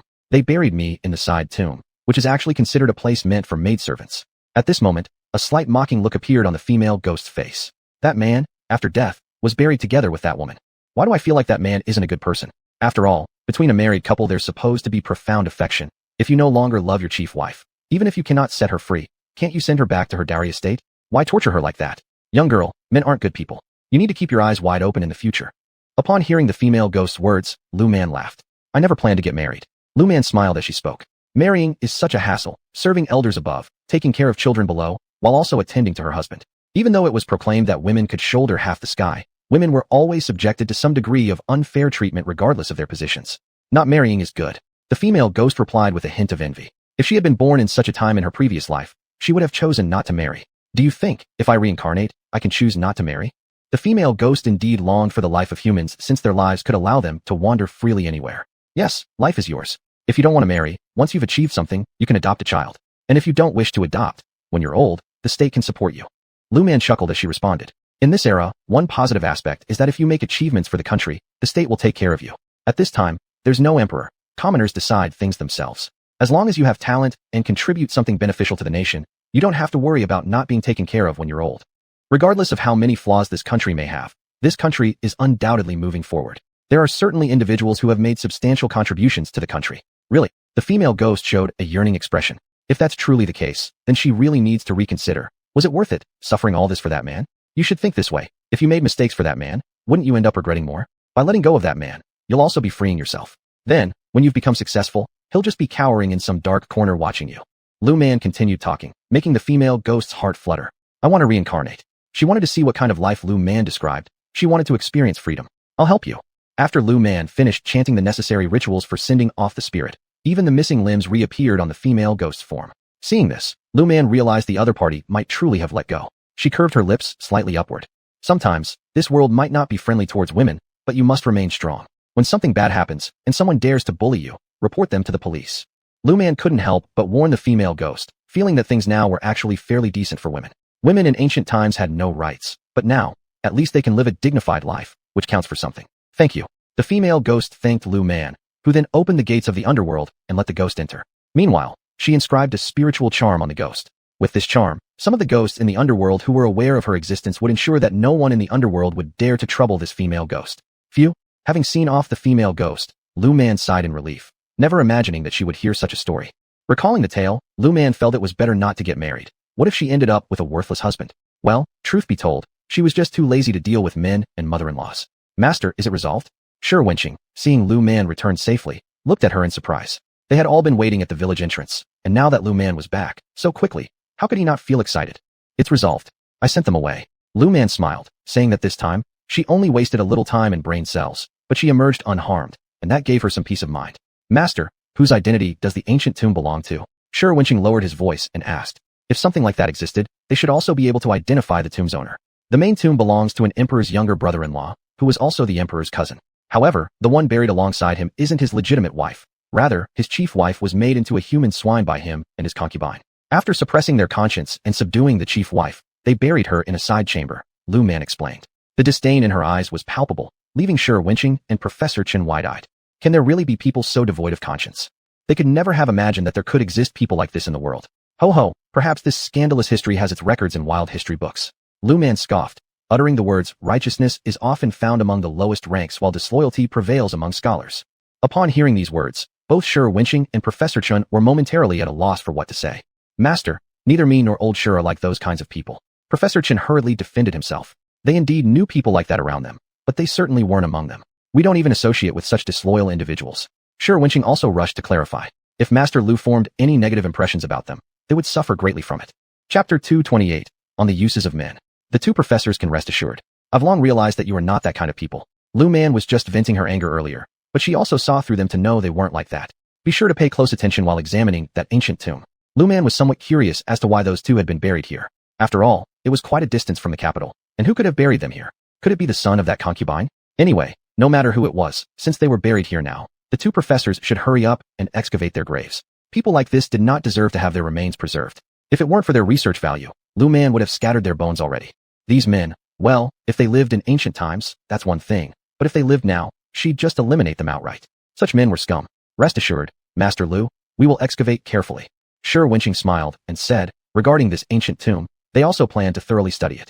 They would absolutely not give the other party any chance to remain buried there. I wonder if the owner of this tomb has any descendants. Professor Chen coldly asked, as the burial location suggested the scale wasn't small, so the owner of this tomb should have had offspring. But he wondered whether they still resided nearby. Whether or not they exist, they wouldn't dare to obstruct you, right? Lu Man said indifferently. As for the descendants of this tomb, she didn't look upon them with favor. Anyone daring to claim kinship with this tomb would need to bear responsibility for their ancestors' sins. Sure Wenqing smiled and nodded. Their archaeological work had been approved by higher authorities. Any obstruction would constitute interference in their official duties. Well then, this is your domain. You're the experts. I'll leave once I finish what needs doing. After speaking, Lu Man turned away cleanly and left. Having removed the danger from here, Lu Man didn't plan to stay longer. Archaeology was not her field, nor did she want to participate in such matters. This wasn't her expertise. Are you done handling the issues out west at home? Seeing her daughter return, Chen Xiufang asked smilingly, having grown accustomed to her daughter dealing with various complications related to ancient tombs. Her daughter had been busy with this for several days now. Yes, it's handled. Lu Man nodded. Thinking about the female ghost's experiences, Lu Man reflected that women truly needed to be cautious when marrying. One wrong move and being tortured to death might be a lighter fate. What's the situation with that tomb? Chen Xiufang, having become more experienced over time, gradually grew curious. Mom, I feel I shouldn't marry in the future. Lu Man twisted her mouth and said. Her mother's curiosity had increased lately. Before, she only worried if her daughter was hurt, but now, she started paying attention to gossip-related things. Chen Xiufang looked worriedly at Lu Man. Not marrying off her daughter? How could that be acceptable? And without marrying, her daughter would surely be talked about endlessly in the future. Without marriage, how would she manage old age? Don't talk about relying on nephews and nieces. Even biological children couldn't always be counted on. Nephews and nieces, if they had a conscience, might visit occasionally, otherwise starving her to death could happen easily enough. Mom, do you know that there's a woman buried on the land to the west of our place? A woman who was killed by the concubine and the man and made into a human swine. Lu Man said softly, and Chen Xiufang curiously looked at her daughter after hearing these words. What's a human swine? She hadn't seen or heard of such a thing. It's cutting off someone's arms and legs while they're alive, putting them in a jar or container, preventing them from dying, keeping them there indefinitely. Lu Man spoke coldly. She'd witnessed too many heart-wrenching separations and reunions, and thus had lost her motivation towards marriage altogether. What? Chen Xiufang widened her eyes in disbelief. She simply couldn't fathom anyone being so cruel. Of course it's true.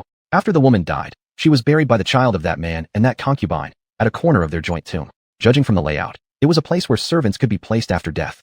Yet she was the legal wife of that man. Lu Man spat out in disdain. That man, if she ever met him, she'd kill him immediately. Even if she couldn't directly kill him, making his life worse than death would be quite simple. Could there really be such a cruel-hearted man? This was the first time Chen Xiufang had heard of such a story. Though recalling previous tales of wealthy men killing their wives, she knew such stories existed. Mom, there are so many men like that. Don't even mention others. Just look at the educated youths who married rural girls back then. How many of them had any conscience to take their wives with them when they returned to the city? They all abandoned their wives and children and left. For such situations, Lu Man didn't know what to say. But for this era, after educated youths went to the countryside, their unions with local villagers, she sincerely didn't admire. No matter if it was a characteristic of the times or not, but a lot of tragedies were triggered by this era. Some people, despite the hardship in returning to the city, chose to endure the pain and take their spouses and kids with them, or carry their husbands and children along. Yet these types were extremely rare. There are good men too. Just look at your dad. Chen Xiufang smiled and said, her husband was quite decent. The two of them lived through tough days, and now, weren't they living pretty well? Man, when couples face poverty together, life is filled with sadness. Though you and dad are great, look at the men in the city during this time. After work, they come home acting like lords. Women work too, but upon coming home from work, they have to wash clothes and cook meals for both the man and the children, while the man does absolutely nothing. Lu Man thought about this era. It was truly unfriendly towards women. Actually, even later times weren't friendly to women either. In the countryside, both husband and wife go out to work. But once home, no matter how tired the woman is, she has to wash clothes, cook, feed pigs and chickens, as well as serve the elderly, men, and children. Despite doing so much, the woman's efforts are always nitpicked by the in-laws. Lu Man shrugged and said, A woman at home is undoubtedly a full-time, unpaid nanny. Isn't that how all women get through life? Chen Xiufang looked at her daughter with confusion. She also got through it this way. Mom, I earn as much money in a year as 10 or more men combined. Why should I give my hard-earned money to a man and his parents, only to end up serving them eventually? I have money. If I want children, I can find a decent man to have one. And if I don't want children, I'll use my money to buy property, and in the future, I can live off the rental income. By then, my life will still be particularly comfortable. As for men, why do I need them around? All they're good for is keeping me warm in bed and making babies. Other than that, they're useless. Lu Man's words made Chen Xiufang widen her eyes in disbelief. She never would have guessed that her daughter could be so bold. This kind of thinking left her unsure of what to say. Chapter 229, another mission comes. Daughter, what do you mean by this? Chen Xiufang could not find any words to counter her daughter's argument. At the same time, she didn't know how to persuade her own daughter. How to put it? She felt her daughter made sense, but still, if people knew about these ideas, they would point fingers. Mom, as parents, all you want is for me to live well, right? If I live a good life, aren't you happy? Lu Man smiled and said that some things were better left unspoken. As long as she herself knew them, why should she care about others' opinions? She just wanted to do whatever made her happy. As long as I am happy and living a joyful life, isn't that enough? And when I get old and regret, well, I'm soon going to be associated with the government department. Don't you think the country will take care of me when I get older? Given my skills, I trust that even when I'm old, the country won't neglect me. Lu Man had immense trust in her country. She believed the nation wouldn't abandon anyone who contributed to it. As long as she kept making contributions and dealt with emergencies, she was confident that the state would take good care of her when she grew old.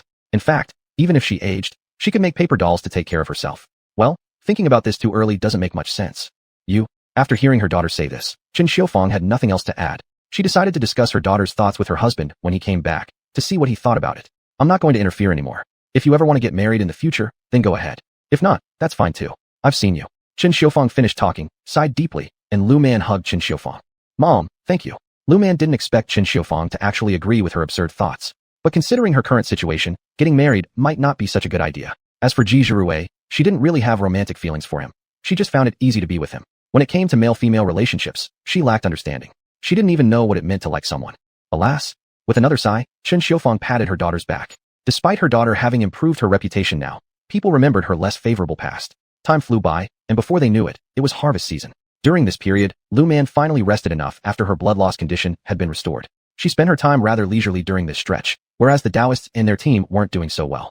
What? Lu Man received another call from the Taoist priest, surprised. Could they not let her rest a little longer? She planned on taking care of her parents and elder brother well after the autumn harvest. Autumn harvesting wasn't exactly easy, but here she was already being called back into work. There's a group of people down south tomb raiding. They've sold the stolen antiques to foreigners.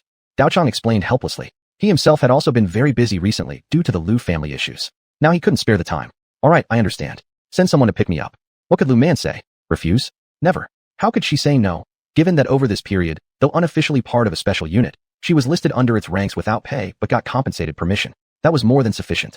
She hadn't intended to stay in the special unit forever, despite the decent benefits and treatment. Good. Satisfied with reaching his goal, Dao Chang laughed. He liked Lu Man's straightforwardness. If she agreed, she'd do her best, and if not, she'd reject outright. Plus, her abilities weren't to be underestimated. Her cultivation skills were no less than his. Most of the paper talismans used within their special unit came from her. Indeed, these talismans proved very effective. It was precisely because of this that whenever Dao Chang encountered a difficult task, he thought of Lu Man. Looking at the disconnected phone, Lu Man shook her head. Since she'd agreed, there was nothing left to do but proceed. So, she went home to pack her things. By nightfall, she informed her parents about her upcoming business trip to the south. Is it dangerous? What worried Lu Jianya most was his daughter's safety. Anything else barely crossed his mind. It shouldn't be too dangerous. I'm just helping those people track the antiques. Lu Man didn't mention that the south was plagued by miasma and was home to many ancient tombs. With so many tombs, there inevitably arose several problems. Moreover, the area was close to certain unscrupulous individuals equipped with questionable methods. There were likely Taisher stationed nearby too. Otherwise, the army wouldn't be able to operate safely either. There was no need to trouble her parents with these details. They would only worry unnecessarily and couldn't help anyway, right? Currently, even though she faced challenges, she was confident in her ability to handle most situations. Thus, without hesitation, she embarked on her mission. Little sister, when you get there, can you see if there's anything special? Bring some back for me. Lu Linhao had grown accustomed to his little sister leaving every so often. He no longer mentioned going along with her because he realized that even if he followed her, he would only end up being a burden since he wouldn't be able to help her anyway. Bring what? Your sister is on an important mission. Where will she find the time? Chen Xiufang slapped Lu Linhao as she spoke. You're how old now and still acting so immature? It's high time we started looking for a match for you. During this period, several matchmakers had come to their house. But before, she wasn't in such a rush since she thought her daughter's destiny indicated late marriage. Now, she was beginning to feel more anxious about it. Little sister, don't bother bringing things if you're too busy. Just bring something if you have time. Lu Linhao knew well what his little sister could do, how her backpack could fit so many items. That's why he said this now that he understood her capabilities. Don't worry about your brother, little fool. Chen Xiufeng gave Lu Linhao a glare before turning to speak to Lu Man. Lu Man smiled and nodded. Mom, you don't need to worry. I'm not always occupied. When I arrive there, I'll make sure to bring back some southern fruits on my way home. Lu Man thought about lychees and mangoes from the south, things rarely seen in the north. She believed her parents would enjoy trying them. Also, she planned to bring some of the famous cured meats and ham from the south, saving them to eat bit by bit later. Sigh, the current transportation system was too outdated. Remembering how convenient express delivery services were in the future, one could buy anything fresh, and it would arrive within 24 hours. It was truly great. But now, purchasing items from the south was like a dream. It was simply impossible unless she bought them herself. She missed the convenience of life in the future world. Alas, modern conveniences remained far beyond reach. Chapter 230, Refusal. Master Lu, we're here. Lu Man followed the person who brought her to the southern region, got off the train, and saw the person waiting for them. Once they arrived at the military base, that person said to Lu Man, "We're here." Lu Man stretched lazily. The train was so slow now, and she had spent a long time on it, making her feel completely drained. "We're here." The person nodded again. Lu Man sighed with relief. She could finally have a good rest. As for dealing with foreign celestial masters or witch doctors, she wasn't worried at all. Regardless of whether they were celestial masters or witch doctors, they needed mediators, and those people would need to see if they even had the ability to deal with her. "Hello, Master Lu. I am Colonel Su Rue." Su Rue glanced at Lu Man's youthful appearance and slightly frowned. Lu Man knew exactly who she was. She noticed Su Rue's distrustful eyes, but didn't say anything in response.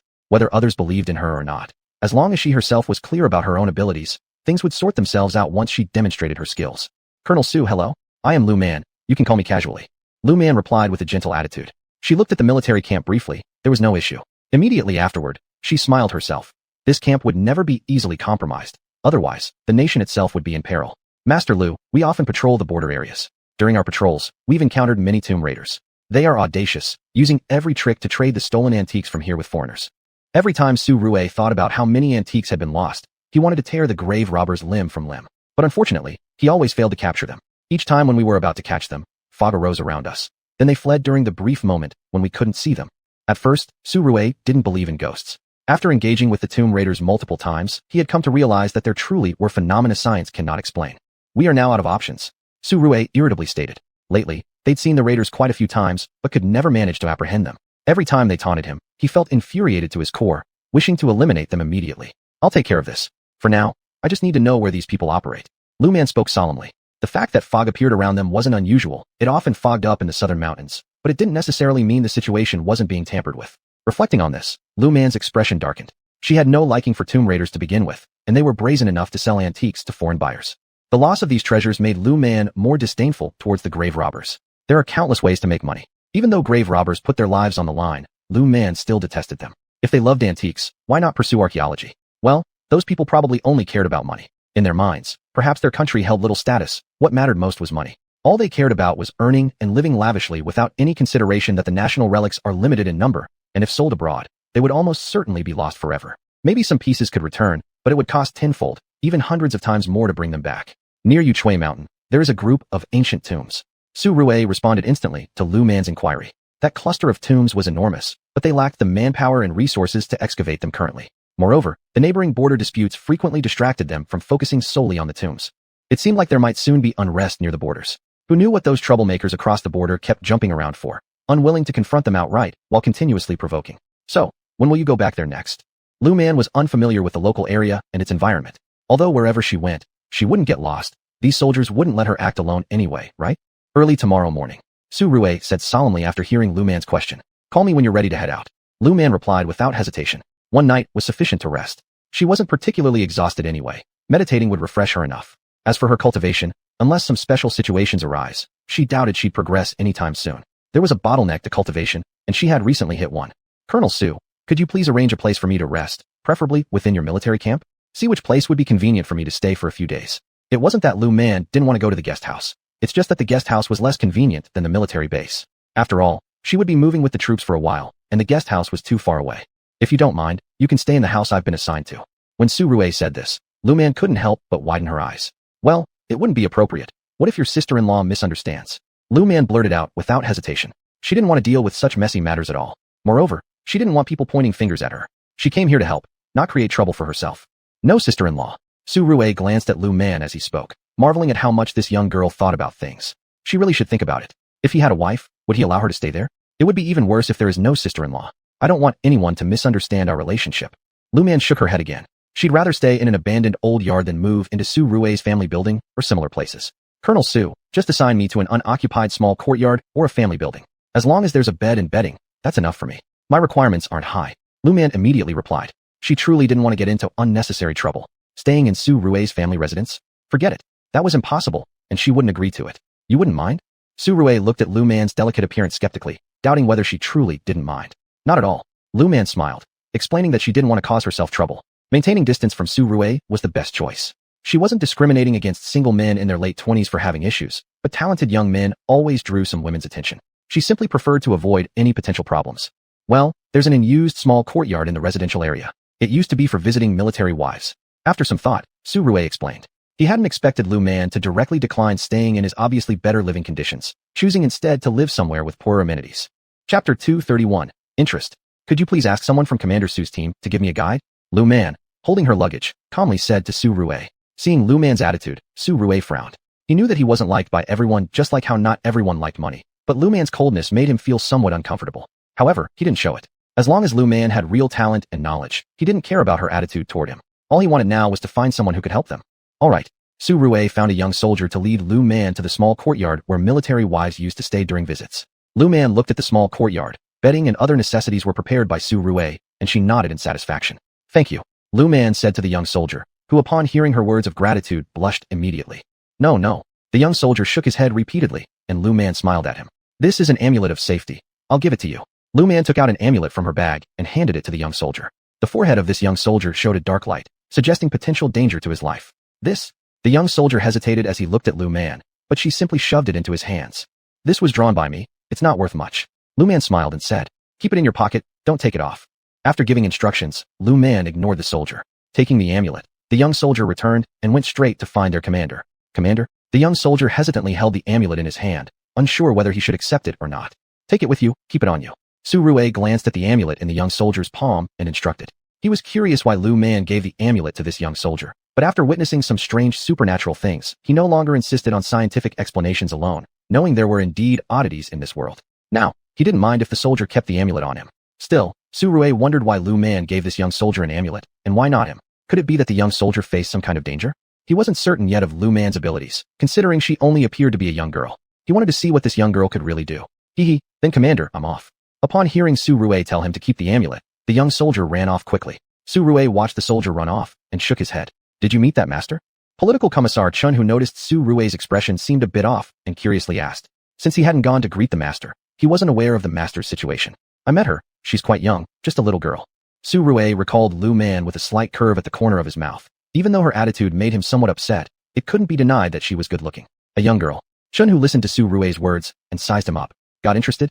Chun, who walked around Su Rui twice, teasingly said. What nonsense are you talking? Su Rui coughed slightly. He admitted he was a little curious about Lu Man, but certainly not attracted. All right, you're not exactly a kid anymore. My son can already go by soy sauce, but you still don't have a wife in sight. Chun, who laughed, knowing something of Su Rui's thoughts. However, since he did show some interest, if he really liked the girl, Chun, who wouldn't mind lending a hand. All right, stop worrying unnecessarily. There's no possibility between me and her. Didn't the young miss make it clear that she wanted distance from him? Thinking of her treating him as if he had something dirty on him annoyed him. After all, he was the accomplished commander, so why was he rejected like this? Forget it, don't think about it. Are you actually interested in her? Chun, who curiously looked at Su Rui asking. Clearly this person had taken a fancy to a girl. All right, don't waste your time thinking. There's no way for me and her. Su Rui shook his head. He was merely curious about Lu Man's abilities, curious if she was truly as capable as the higher-ups had said. You say, can such a young girl really be as skilled as they say upstairs? In the end, Su Rui couldn't resist asking. Hearing these words, Chun, who laughed. Are you dumb? If she didn't have skills, would they send her here? Chun, who didn't know if Su Rui had momentarily lost his wits. Otherwise, why would he ask such a foolish question? They didn't know anything about her. Would those higher-ups send an incapable person here? Just thinking about it, one knew that this wasn't possible. That's true. Su Rui shook his head, discarding unnecessary thoughts in his brain. Seeing Su Rui's expression, Chun, who didn't say anything further. He knew Su Rui well, and if he truly took a fancy to the master, he would act on his own accord. All that Chun, who needed to do was wait. And when Su Rui really needed help, he wouldn't stand idly by. Lu Man wasn't aware of the conversation between Su Rui and Chun, who, and even if she did know, she wouldn't care much about it. She had no thoughts of marrying anyone, so these things didn't concern her at all. The next morning, Lu Man woke up after hearing the reveille. Following the path the young soldier showed her yesterday, she went to the cafeteria for breakfast and returned to the small courtyard where she stayed now. Not long after she got back, Su Rue arrived with a group of people. Master Lu, we're leaving. Are you ready? Su Rue glanced at Lu Man, who was dressed in a colorful outfit. Frankly speaking, at first glance, he mistook her clothes for their military uniform, though they were slightly different. And Master Lu's clothing? Su Rue immediately noticed that such attire might be more suitable than what his men wore for the jungle expedition. What's wrong with my clothes? Initially, Lu Man didn't want to wear this set of clothes, but these were convenient for moving in the mountains. Besides, compared to her other outfits, these were better suited for climbing. Noting much, I'm just curious whether your clothing's camouflage effect is better than our uniforms. Su Rue chuckled, growing increasingly interested in Lu Man. How had she come up with such an effective dyeing method for the fabric? I don't know either. I dyed this because I had nothing else to do. The cloth was good, so I turned it into clothing. Lu Man winked as she spoke. Even if the idea for the dye wasn't hers originally, who would know? They had no evidence. As for whether Su Rue would report this to the higher-ups, it didn't matter to her. As long as the clothes felt comfortable, that was all she cared about. Let's go. After observing Lu Man for a while, Su Rue spoke. He sensed that she was hiding something, but since she didn't wish to disclose it, questioning her would be futile. It didn't matter whether the material was dyed arbitrarily or not. As long as the results were good, he would make a report. All right. Lu Man nodded, picking up her shoulder bag and water bottle, and followed him. Chapter 232. You're amazing. Is that all Master Lu is bringing? When Su Rue saw that Lu Man only had a shoulder bag and a water bottle on her, he curiously asked. All my stuff is in the shoulder bag. Lu Man patted the shoulder bag on her body with a smile, and said, this shoulder bag of hers could possibly hold quite a lot of things. She knew why Su Rue was curious about her only carrying a shoulder bag. This shoulder bag of mine isn't as simple as you see it. Lu Man smiled and said. Su Rue looked at the bag that seemed no different from an ordinary shoulder bag with curiosity, and didn't say anything. You'll know when the time comes. Lu Man smiled and said. Seeing Lu Man's confident look, Su Rue wasn't sure what to say for a moment. However, it didn't matter that she didn't bring anything, as he had brought more food and prepared it for Lu Man. The group then began their journey towards Jade Emerald Mountain. Su Rue originally thought that a delicate and frail girl like Lu Man would fall behind once they reached the mountain. He was already prepared to drag her along if necessary. Unexpectedly, she was able to easily keep up with them, making Su Rue increasingly curious about Lu Man. Did you think I wouldn't be able to keep up with you? When Lu Man noticed Su Rue scrutinizing her, she tilted her head and asked. Su Rue curled his lips, but didn't respond. Lu Man rolled her eyes. Not responding wasn't proof that she had guessed correctly. Rest assured, I won't be a burden to you. Lu Man smiled confidently, knowing that she wouldn't have any trouble keeping up with them. Even if we encounter danger, I can take care of myself. On this point, Lu Man was extremely confident. Su Rue remained silent while Lu Man continued following behind them. Here, take these insect-repellent talismans. When Lu Man saw a swarm of mosquitoes surrounding one of the young soldiers ahead, she frowned, took out some insect-repellent talismans from her shoulder bag. Su Rue was the first to grab one of the talismans. The moment he held it in his hand, the mosquitoes surrounding them disappeared. He motioned for the soldiers to take the talismans. When the soldiers saw the effect of Su Rue holding the talisman, they all took one from Lu Man without hesitation. Do you have any intention of cooperating with us through these talismans? Su Rue was now even more curious about Lu Man. He wanted to know what other skills Lu Man possessed. Sure. Lu Man nodded with a smile after thinking for a bit. It was just a matter of spending some time, which was something she currently had plenty of. How much per talisman? Su Rue curiously asked, wondering if the price might be too high for them to afford. Considering your service to protect our country, I'll make the insect-repellent talismans $1 each. Lu Man considered for a moment and said, as for other types of talismans, they still needed to be $10 each. Do you have any other types of talismans? Su Rue, looking at Lu Man, asked curiously. Yes, what kind do you need? Lu Man looked at Su Rue, asking with curiosity. Was this guy trying to target her? Peace talismans, for example. Not knowing what other kinds of talismans Lu Man had, Su Rue decided to ask about peace talismans first. As for others, he'd consider them later. Peace talismans. I'm thinking whether I should give them to you at the original price or offer a discount. Lu Man pondered how to set prices for them. If the price was too high, they were the protectors of their homeland. If too low, she'd be losing out financially. Can you give us a little discount? Su Rue smiled and asked, unaware of what the original price was, but he figured a discount was always welcome. We cannot afford one peace talisman for each of us, but every person going on missions can have one. Su Rue grinned and explained. Their group could do it this way, reducing casualties by spending more money. He was willing to pay for it. All right, let's go with $1 each for you as well, but I can't supply too many. After a short consideration, Lu Man decided to clarify beforehand. Since an insect-repellent talisman costs $1, she'd also sell the peace talisman for $1. Good.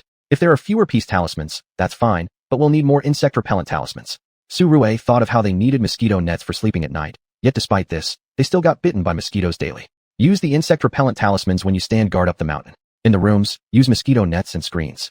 Lu Man immediately replied, realizing she was alone here. You can file a report. I can teach others for free. As long as someone learns, they can provide it for you free of charge. Isn't that better? Lu Man's eyes gleamed as she came up with this idea. If you ask higher-ups for people skilled in this area, Producing the insect-repellent talismans is rather simple. More people involved means higher-ups can pay them a wage, giving each a 10-cent commission. Thus, the cost can be controlled within 30 cents, including their commission. Wouldn't this solve your problem? Lu Man didn't mind them knowing that she was making money. After all, if she wasn't earning anything, why would she even bother? Besides, she already said she'd teach for free. Can it be like this? Su Rui widened his eyes when he heard Lu Man's words. Aren't you worried that once you teach them, you won't make any money anymore? Su Rui was a bit curious about Lu Man's thoughts. Earning money is endless. My most profitable business isn't these small-scale stuff. My real moneymaker is other talismans. Even if I teach those, most people wouldn't be able to learn. Lu Man shrugged and replied in an arrogant tone. Su Rui smiled when he saw her like this. As he hadn't expected this side of Lu Man considering her age though, he decided not to say anything more. Well, then, I'll file the report when I get back. Thinking about the use of insect-repellent talismans, Su Rui decided to file a report immediately upon returning. If these talismans were truly easy to learn and their cost could be reduced to 3 cents each, they'd really struck gold. It depends on you guys. If they don't learn, I'm not responsible. Lu Man didn't mention that learning to draw talismans truly required years of practice and innate talent. Some people learned instantly, while others never would. There's no way around it. Reality was just like that. You can relax. If they don't learn, we'll find others. Su Rui chuckled and said, implying that failing to learn shouldn't be an issue. With so many people in their country, if adults couldn't master it, there are always children who could. Children, once taught, could absolutely work for them. They believed that talented kids, preferably from poor families, would never refuse learning such skills. You're amazing. Lu Man gave Su Rui a thumbs up. Those who could learn talisman drawing were only a tiny fraction among many, and even if someone had the potential, they might not agree. After all, being a Taoist priest could earn much more than simply drawing talismans. Anyone with potential to draw talismans would also have the potential to become a Taoist priest. Becoming a priest depended on the depth of cultivation, whether high or low. Su Rui laughed.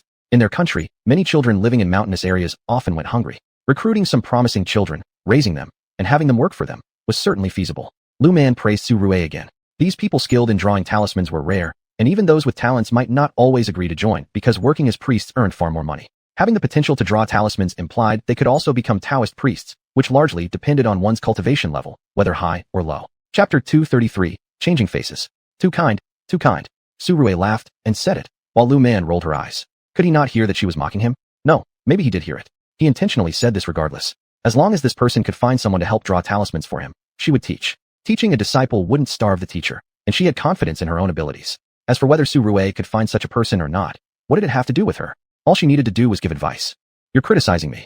Seeing Lu Man rolling her eyes, Su Rui said helplessly. Just now, he merely indulged in a moment of subconscious chatter. After all, they patrolled the mountain every day. If they didn't find something amusing, patrols would be so boring. Of course, this was just at the foot of the mountain. Once they got up the mountain, there was no longer any time for humor. The mosquitoes on the mountain were far more than those at the foot of the mountain. On the mountain, they had to be careful of mosquitoes and also pay attention to anyone crossing the border. This was important. Also, whether there were criminals on the mountain, those who dug wild vegetables, or hunted up the mountain. These, they generally didn't interfere with. They only had to make sure these people didn't cross the boundary. As for the rest, they didn't bother. Nope. Lu Man rolled her eyes again and said, wasn't that guy acting all aloof yesterday? Why has his attitude changed completely today? Is this person from Sichuan? His face changes faster than anyone else's can. Alright then, if you say no, then fine. Su Rui didn't continue pursuing this topic. Master Lu, I want to ask, if you really encounter those tomb raiders, what do you plan to do? Su Rui worried that these people might treat Lu Man the same way they treated them. He was also worried that Lu Man might not be able to deal with these people. After all, tomb raiders were desperate people. Let's see what methods they use first. Lu Man was uncertain of the means used by the other party right now. She couldn't just go saying, I'm highly capable, I'll handle them. No matter how confident one was, she still had to see what methods they employed once she confronted them. They may not have much ability. At most, they could generate a lot of white fog in the blink of an eye. These fogs don't have other effects, but when the fog dissipates, we won't know where they went. Su Rui said angrily. It wasn't for nothing that these people evaded capture each time. If they hadn't slipped away like this, they would have already dealt with them long ago. We also dare not shoot recklessly. Su Rui helplessly said. This is precisely what troubled him the most. If they could shoot, he would have definitely held on to those people. However, since shooting was prohibited, what could he do? He still had to follow the orders from above, after all. I suspect they probably used dry ice. This thing, although hard to get, could still be obtained if someone knew about it. Perhaps that's what they used. What is dry ice? Su Rui asked curiously, while Lu Man rolled her eyes.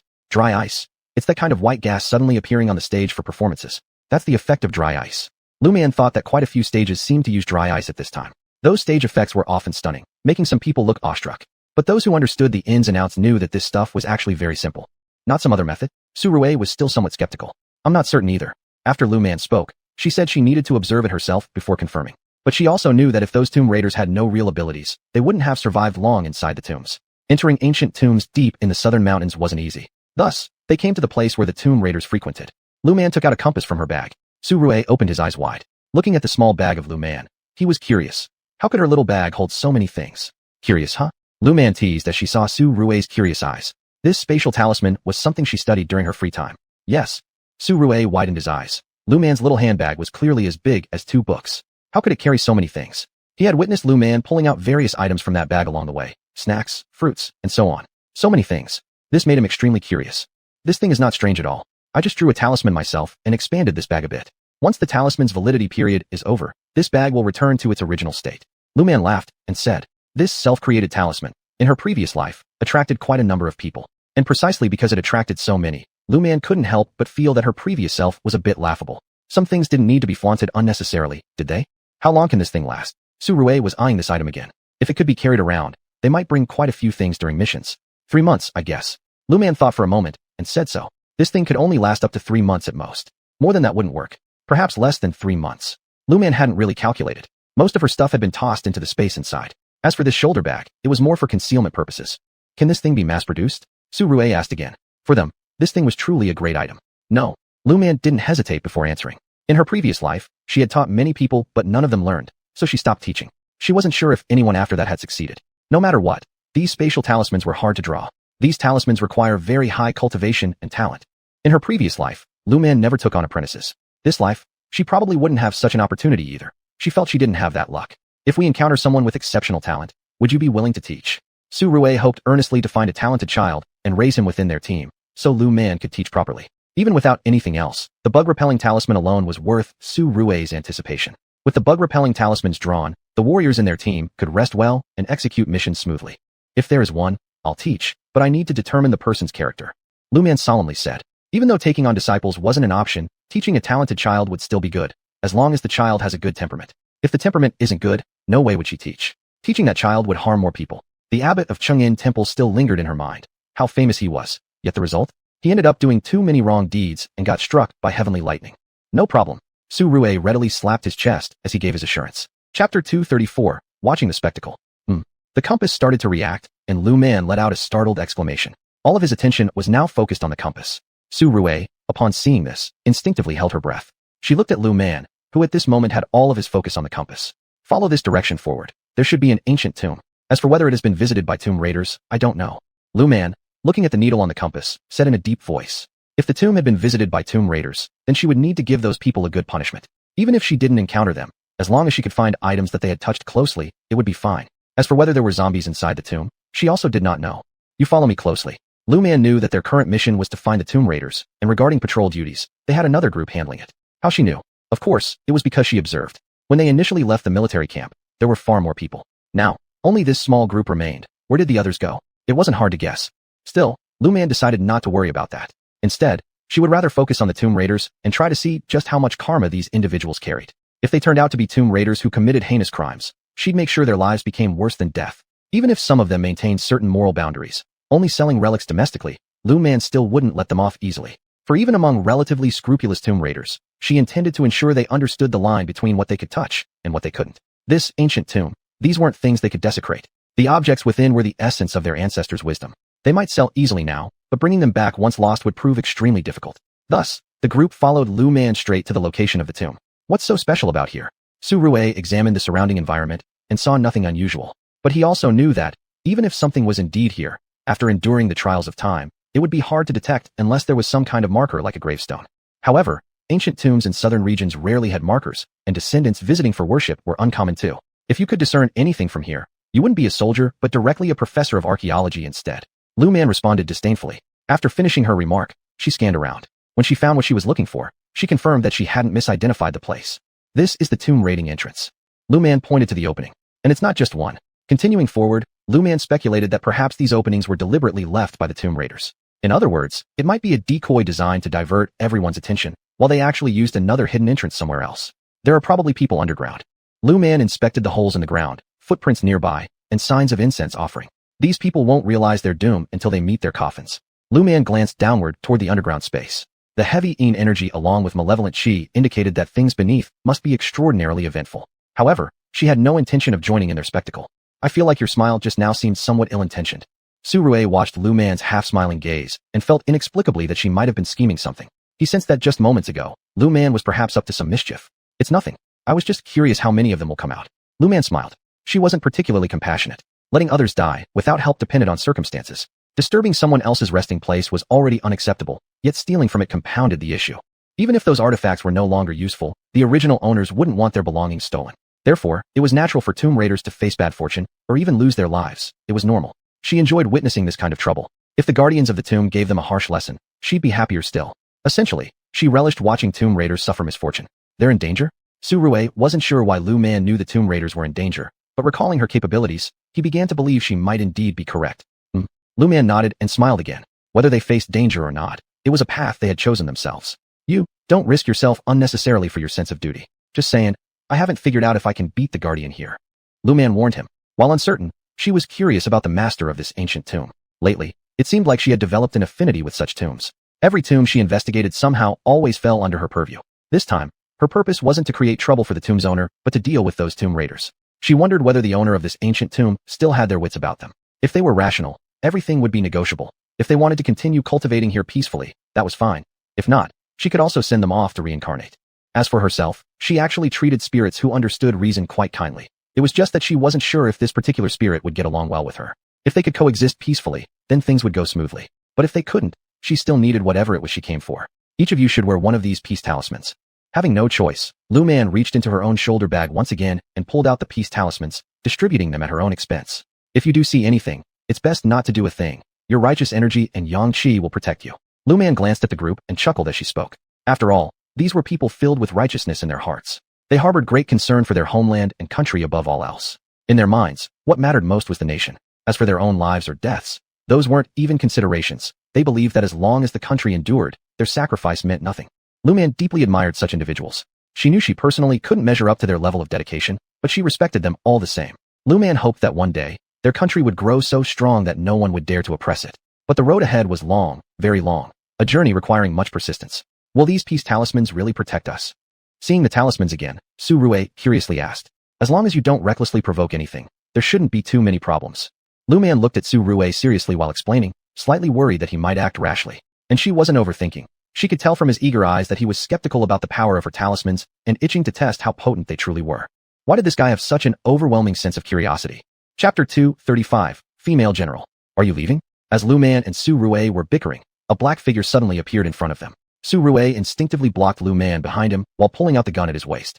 Seeing Su Rui's posture, to be honest, Lu Man was somewhat moved. This instinctive reaction made people realize more clearly how this person really felt inside. Who are you? Lu Man poked her head out from behind Su Rui to ask, and Su Rui pushed her little head back again. The look of wariness in his eyes became even more apparent. Who I am is not important. You two are different from those tomb raiders who came to my place to steal things. Leave. The female ghost coldly said. Hearing this, Lu Man knew that the other party had acted against those tomb raiders. To tell you the truth, I don't care how you dealt with those guys. We're here mainly to catch those people. We need to know the route they used to transport the stolen artifacts. We hope to recover more cultural relics. Lu Man solemnly said. Judging by the blackened appearance of this female ghost, Lu Man grew more cautious about her. She always felt that the heavy aura around this woman was too intense. Is what you're saying true? The female ghost looked at Lu Man. She doubted Lu Man's words. She sensed differences between this group of people and those underground tomb raiders, which is why she spoke kindly to them. If they were the same as the others down there, she would have already acted. She could sense the military-like presence from these individuals, and it reminded her of her own time on the battlefield, a time when she always carried some faint regret. Yes. Lu Man quickly responded without hesitation, since their intention was indeed as stated, leaving the specifics dependent on the wisdom of the other party. In that case, I'll throw them up here. The female ghost considered for a moment and replied. Throwing them up would save any unnecessary destruction in her home. Though she could easily deal with them herself, she still didn't like having those with bad intentions lurking around her place. Miss Ghost, you're amazing, so easy to talk to. I like people like you. Lu Man gave the female ghost a thumbs up, starting to praise her. You should thank the people around you. From them, I sensed the distinct essence of soldiers. The female ghost glanced at the standing warriors, showing some hint of regret. Big sister, were you a soldier? Upon hearing the tone of regret from the female ghost, Lu Man asked curiously, never hearing of any era where women served in military camps. In ancient times, compared to the present day, it was very inconvenient for women to engage in battles. Yes, I used to be a female general. My father died in battle, and there was only me left in our family. Out of necessity, I had to serve in his place to continue protecting the borders he once protected. When speaking, the female ghost's tone carried a trace of nostalgia. Upon hearing this, Lu Man displayed an expression of admiration towards her. Big sister, you're truly remarkable. Lu Man once again gave the female ghost a thumbs up, never expecting to hear such a story. It's not because I'm capable, but because my father only had one child me. I grew up on the borderlands. I couldn't let the city my father worked so hard to defend fall to those barbarians. The female ghost said softly, reminiscing about her days battling on the battlefield, the look of longing on her face growing more evident. Big sister, you're really talented. Lu Man again gave the female ghost a thumbs up. Actually, inside my ancient tomb, there aren't really any valuable antiques or anything. All that's left are just some weapons from my days fighting on the battlefield. The female ghost didn't know why, but said this line. Upon hearing it, Lu Man widened her eyes, as though she hadn't planned to touch this ancient tomb. Big sister, if you wish to rest peacefully here, we won't disturb you. Lu Man solemnly told the female ghost big sister that considering her past glory and her current passing, if she wished to remain here, no one on their side would dare disturb her. As for me, staying or leaving doesn't matter much. However, I don't want my comrades to be disturbed. The female ghost seriously stated, reminding everyone that among the tombs also lay her comrades in arms. How many fallen soldiers are buried in this ancient tomb? After listening to the words of the female ghost, Lu Man understood. It was the burial ground for soldiers who had perished on the battlefield. Su Rue, upon hearing the dialogue between the female ghost and Lu Man, also revealed an expression of respect towards the female ghost. Miss General, we won't disturb you or your comrades. However, some tomb raiders might come here, not us. All we can do is that if you wish to relocate, we can help. If you don't want to leave, we could patrol this area more frequently. But beyond that, there's not much more we can do. Su Rue spoke gravely. He always had deep respect for warriors who had died in battle. We are also soldiers of this nation and protectors of the land. We understand your desire not to be disturbed. But here, deep in the mountains, some tomb raiders communicate with one another. If they have discovered your ancient tomb, others will surely follow. Su Rue sighed helplessly. Even if there were no antiques in the ancient tomb, some people valued weapons even more than antiques, those collectors of ancient weaponry. People like this existed. Are you suggesting I take my comrades and go with you? The female ghost looked at Su Rue and asked, but Su Rue shook his head. That's not what I mean. I'm just warning you. All we can do is visit this place more often, but we cannot stay here at night because it's too dangerous on the mountain. Those tomb raiders operate during the night. Su Rue said regretfully, as he was uncertain what else to suggest. The female ghost was easy to negotiate with, so he didn't want to say anything overly harsh. All right, I get your point. Next time they come, let them stay forever. The female ghost replied coldly. Lu Man overheard her words and looked at her curiously, realizing that many lives had been taken by the ghost, yet there remained a faint golden glow of virtue around her. And surprisingly, that glow of merit wasn't insignificant. From this, it was evident that she must have done quite a few good deeds in her lifetime.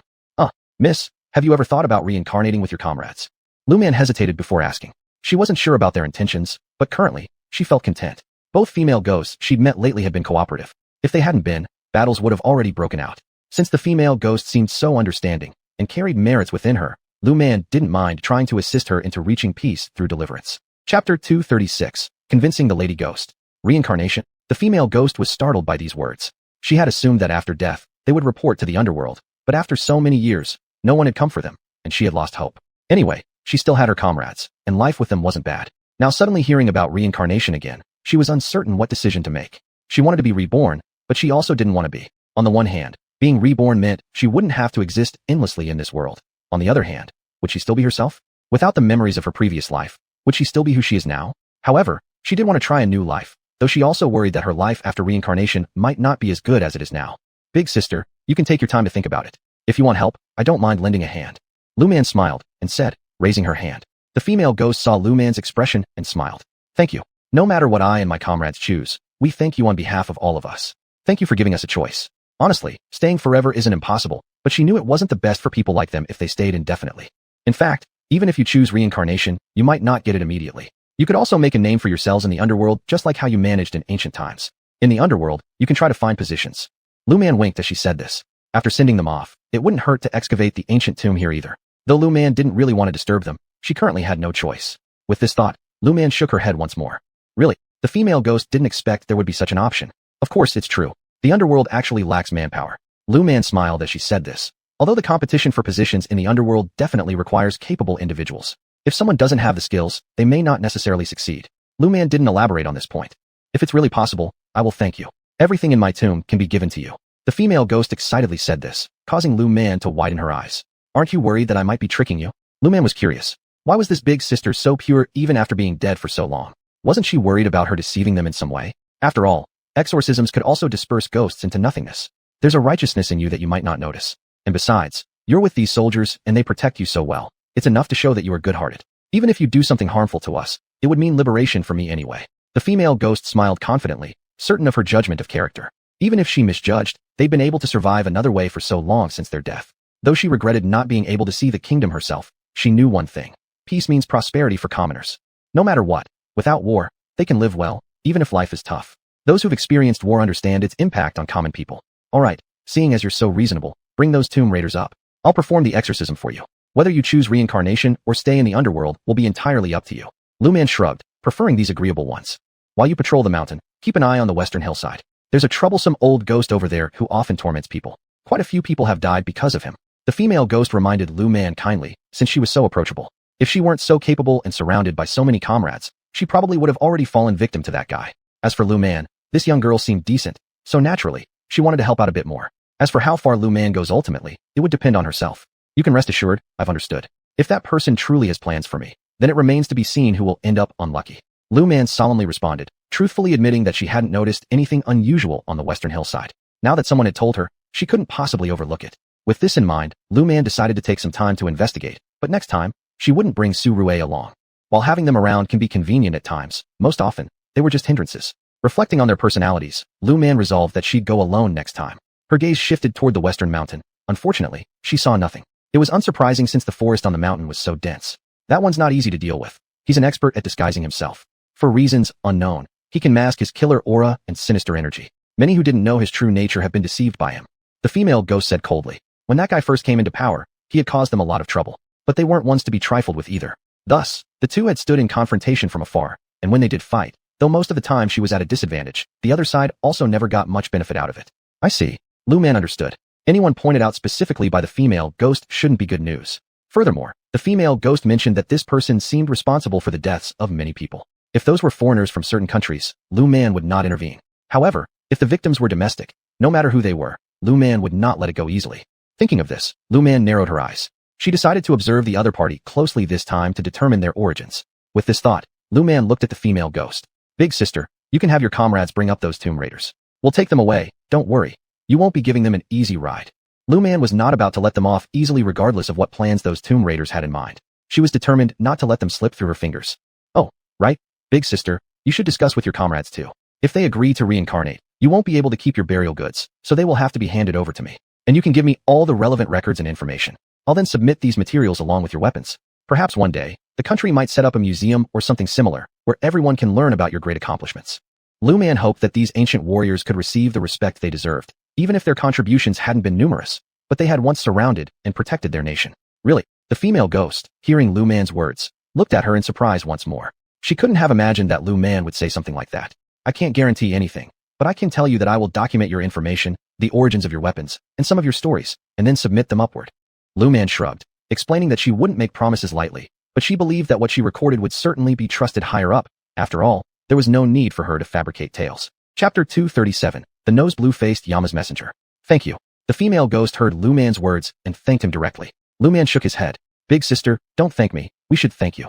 Although you guard your country, we all share the same blood.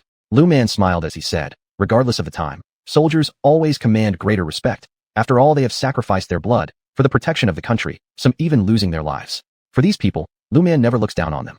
When Big Sister heard Lu Man's words, she disappeared. Su Rue, seeing this, looked at Lu Man with a little more in her eyes.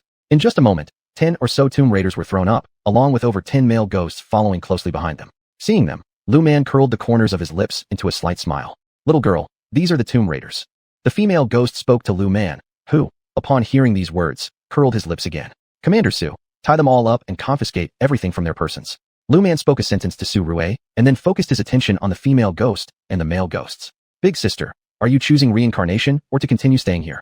Lu Man looked at them, somewhat curious about their decision. I want to compete for a job in the underworld. The female ghost didn't hesitate before speaking, whether human or ghost, everyone has ambition. Such ambition, if used well, is beneficial to all parties involved. However, if it is not used well, just like these tomb raiders, it becomes something bad. I can help you ascend beyond, but your stories, you need to narrate them to me. I'll take the load off, then the burial weapons or antiques that accompany you can all be given to me. We will figure out a way to return them. As for your ancient tomb, we will leave it be. If nothing happens on our side, we can excavate it later to learn about your history and customs. Of course, we can also set a trap here to catch some tomb raiders. Lu Man explained her plan to the female ghost, while simultaneously sharing her intentions for this place with them, since if they really plan to leave, there wouldn't be any use for it anymore. If anyone among you doesn't want to leave, we won't touch anything here. If you deal with some tomb raiders, as long as you don't blame heaven and earth unnecessarily, we won't attack you. Lu Man was worried they might think too much, so she clarified. Whether or not they would believe her, Lu Man suggested it depended on them. We've all agreed. We will try to work for those people in the underworld. This way, we can still stay together. The female ghost laughed, though her eerie grin made Lu Man twitch her mouth corner, but there was no denying that this person had a good idea. So, are you keeping this family residence? Lu Man was concerned that using their home as bait might destroy it. In case they were reluctant to part with it, then it wouldn't be easy to proceed. Here, we'll leave it to you. The female ghost seemed to sense Lu Man's thoughts and nodded willingly. Since they were leaving and heading directly to report to the underworld, getting a job working for the big shots in the underworld was equivalent to having good fortune for 8 generations. If they couldn't, they could still reincarnate. Hence, there wasn't much point in keeping the place. We can tell you all about the layout of the ancient tomb, along with the accompanying weapons and jars, and other things. The female ghost looked at Lu Man, slightly curling her lips and saying such a sentence. Hearing the female ghost's words, Lu Man widened her eyes again. This big sister was truly generous, handing her the whole house outright. And with so many things. Though Lu Man did not care much about these antiques, some professors and people interested in studying ancient technology and life would probably love them, right? Maybe some others want to study ancient life. All this stuff would be good resources. Big sister, if all of you decide to go to the underworld, I'll help you transcend. Having said that, Lu Man pulled out candles and golden ingots that she folded by hand from her crossbody bag. After preparing all the items, she took out a talisman paper from the bag and casually tossed it into the air. The talisman ignited itself. Although Su Rue had witnessed some of Lu Man's miraculous tricks before, he hadn't seen this kind of talisman self-ignite when tossed. However, such a scene was new to him, and upon seeing it, his eyes widened. Lu Man ignored them and summoned the indifference messenger of the underworld. Master Lu, how did you end up in such a remote place? The indifference messenger was someone familiar to Lu Man. When she saw him, she was momentarily surprised. Master Lu, are you surprised to see me? The indifference messenger grinned as he looked at Lu Man. He had fought hard to get this assignment. Seeing the bruised face and nose of the indifference messenger, Lu Man glanced at him with surprise. Hee, Master Lu, don't be shocked. Coming here is considered a desirable task, and everyone wanted it. It's always been me coming since I'm in charge nearby, when summoned by you initially. Later on, I claimed the task for myself. This time, those shameless fellows ganged up on me. The indifference messenger directly complained. Upon hearing this, Lu Man's eyes widened again. It seems like I don't have that much influence, do I? Lu Man never believed she held so much sway. She was curious why those people in the underworld would fight over the chance to come here for her sake.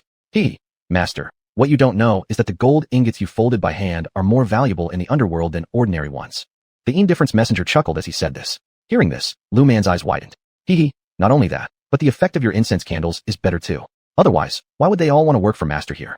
The female ghost and the male ghosts overheard the indifference messenger's words, and their gazes towards Lu Man grew warmer.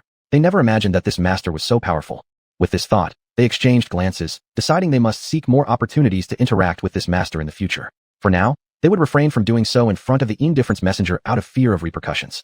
Thinking about this, none of them spoke, but each understood the other's intentions through a silent exchange. Lu Man didn't pay attention to their silent communication. Instead, she explained to the indifference messenger why she had called him and introduced these ghosts, focusing especially on them. Upon hearing Lu Man's words, the indifference messenger glanced at those ghosts and decided he would take good care of them once they reached the underworld. Seeing how much Master valued them, the indifference messenger was no fool. Chapter 238, Heart Fluttering. What should we do with these things? Su Rue looked at the antiques and weapons on the ground, helplessly looking at Lu Man. If they had to carry them, they could handle it, but they were worried about damaging these items, as they were all antiques. Don't worry, I have a way. After saying this, Lu Man put the antique swords in front of them into her shoulder bag. In reality, she was placing them into her dimensional space. This? Su Rue stared blankly at Lu Man. Only now did he understand how amazing these masters truly were. Thinking that they might also use such wondrous tools in the future made him incredibly excited. That's enough. If you really want some, I can give you a little aid, but don't dream of everyone having one. And what I'll give you won't be as good as what I'm using now. Lu Man immediately dashed Su Rue's hopes. All her belongings were in her dimensional space. Though her shoulder bag also contained a spatial charm, it was just for show. This bag was used mainly for cheating. How could anything be safer than a space connected to her own soul? Her space would disappear when she died. This, Lu Man understood better than anyone. The shoulder bag and spatial charm weren't guaranteed like that. It doesn't have to be this big. As long as we can carry more food, water, and ammunition, it will work fine. Su Rue smiled as he spoke. These things were hard to carry otherwise. This spatial charm was really useful.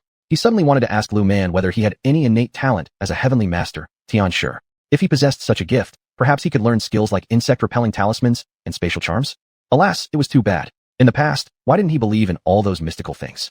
If he had believed from the start, maybe he could have become a sure by now. I'll prepare some for you when I have time. Lu Man said indifferently. Spatial charms were not particularly difficult for her, so giving them some wasn't an issue. One last thing, they aren't free. Free things aren't valued. Lu Man wasn't that foolish. At most, she could offer them at a discount. No problem. Su Rue immediately nodded without hesitation. This kind of thing could solve many problems, especially during missions. I suggest you report your spatial charm. Perhaps the higher-ups will want to buy them. Su Rue thought about people who executed missions overseas. If they had spatial charms, they could bring back much more stuff. By the way, do you have a talisman that combines spatial properties with concealing items? Su Rue thought of his comrades who went abroad to execute missions and those living under false names. If they had this kind of talisman, their tasks could be simpler. No, but I can research it. Anyway, there was nothing else to do. Researching such a talisman wouldn't hurt. Actually, soon after, Lu Man understood what Su Rue meant by asking about this kind of talisman. If she could figure it out, it would be beneficial to the country. At this point, Lu Man smiled at him and set up an illusionary array inside the ancient tomb. Su Rue was somewhat curious about what Lu Man was doing, but since she didn't say, he didn't ask either. After Lu Man finished tidying up, they ate something, then led these tomb raiders away. Of course, before leaving, Lu Man woke all the tomb raiders. They shouldn't dream that soldiers would carry them down the mountain. They didn't deserve that. Even if they were injured or disabled, they still had their comrades. When these tomb raiders saw Su Rue and the others, they radiated strong hope. Su Rue glanced curiously at them. He didn't ask unnecessary questions. Why were they surprised to see them? It wasn't necessary. Likely, they just discovered they were still alive and safe. Thus, the group descended the mountain. As for the patrol duty, another team took over. After learning this, Lu Man didn't know what to say for a moment. After all, they returned early because of her. Tomorrow, I'm going to Shishan alone. You guys shouldn't follow me. After returning to the camp, Lu Man ignored the tomb raiders. After the soldiers took them away, she handed Su Rue a few truth talismans. With this talisman attached, no matter what they tried, they couldn't hide their secrets. No, I must follow. Su Rue said decisively without hesitation. He had to follow. Otherwise, he wouldn't feel at ease. If anything happened to her, he could at least find help. You can follow, but only you alone. Lu Man saw the determination in Su Rue's eyes and knew that if she didn't take him along, he might secretly follow her. Rather than having him sneak behind her, it would be better to bring him directly. The only thing unknown was what level of cultivation Shishan had reached. That guy must have a high level of cultivation. Otherwise, today that female general wouldn't have led so many ghosts to counter them. All right. Su Rue nodded. As long as she let him follow, that was good enough. Lu Man also returned to rest. Climbing the mountain wasn't particularly tiring, but she still needed to recover some strength. She would need a good rest since there would be a tough battle tomorrow. How was it? Chunhu glanced teasingly at Su Rue when he saw him return. His brows slightly arched up. His sarcastic meaning was very obvious. Su Rue gave him a glare. That person is too powerful. I don't have the confidence to make someone like that stay by my side. Su Rue shook his head helplessly, not being overly modest. Things were just like this, whether he humbled himself or not. It made no difference at all. Are you really giving up like that? Chunhu couldn't believe what Su Rue said, but Su Rue shook his head again. I want to try. If he didn't try, maybe he would regret it for the rest of his life. But after trying, if it truly couldn't be helped, then he wouldn't regret it. As a soldier, capturing mountains was something he had learned. He wanted to try? Fine. If you need any help, just speak up. Chunhu gave Su Rue a punch on the chest, then left him alone to do his own business. Su Rue watched Chunhu walk away, rubbing the spot where Chunhu punched him. A smile tugged at the corners of his lips. He knew that Chunhu had decided to support him. Actually, even without his support, it meant nothing to him. Lu Man had no idea that Su Rue had developed feelings for her, nor did she know that he was about to act. Even if she knew, she would outright reject him. It was impossible between them. Not because Su Rue wasn't good enough, but because Lu Man had never intended to marry anyone. This was the main reason. Su Rue didn't know that Lu Man didn't want to get married. He was now thinking about how to please her. Isn't courting a girl about pleasing her? He hadn't pursued any girls before, and he didn't know how to please them, so he was brainstorming ideas. Chapter 239, Probing. The next day, Su Rue got herself ready early. Lu Man also woke up early. After finishing breakfast, she saw Su Rue standing at the canteen door. Are you all set? Lu Man wasn't particularly surprised when she saw Su Rue, since she had agreed to bring her along. If Su Rue wanted to follow, that was fine by her. Yeah, I'm ready. Su Rue was somewhat excited. This time, it was just the two of them. Just thinking about this made Su Rue's heart race. Lu Man didn't know what Su Rue was feeling deep down, but looking at her, she realized Su Rue was clearly prepared with all her gear. Probably because she feared Lu Man might run off without her. Since Su Rue had already decided to follow her, there was no point in rejecting her. All right, I'll make one thing clear. If you're following me, I can't guarantee your safety. You'll have to take care of yourself.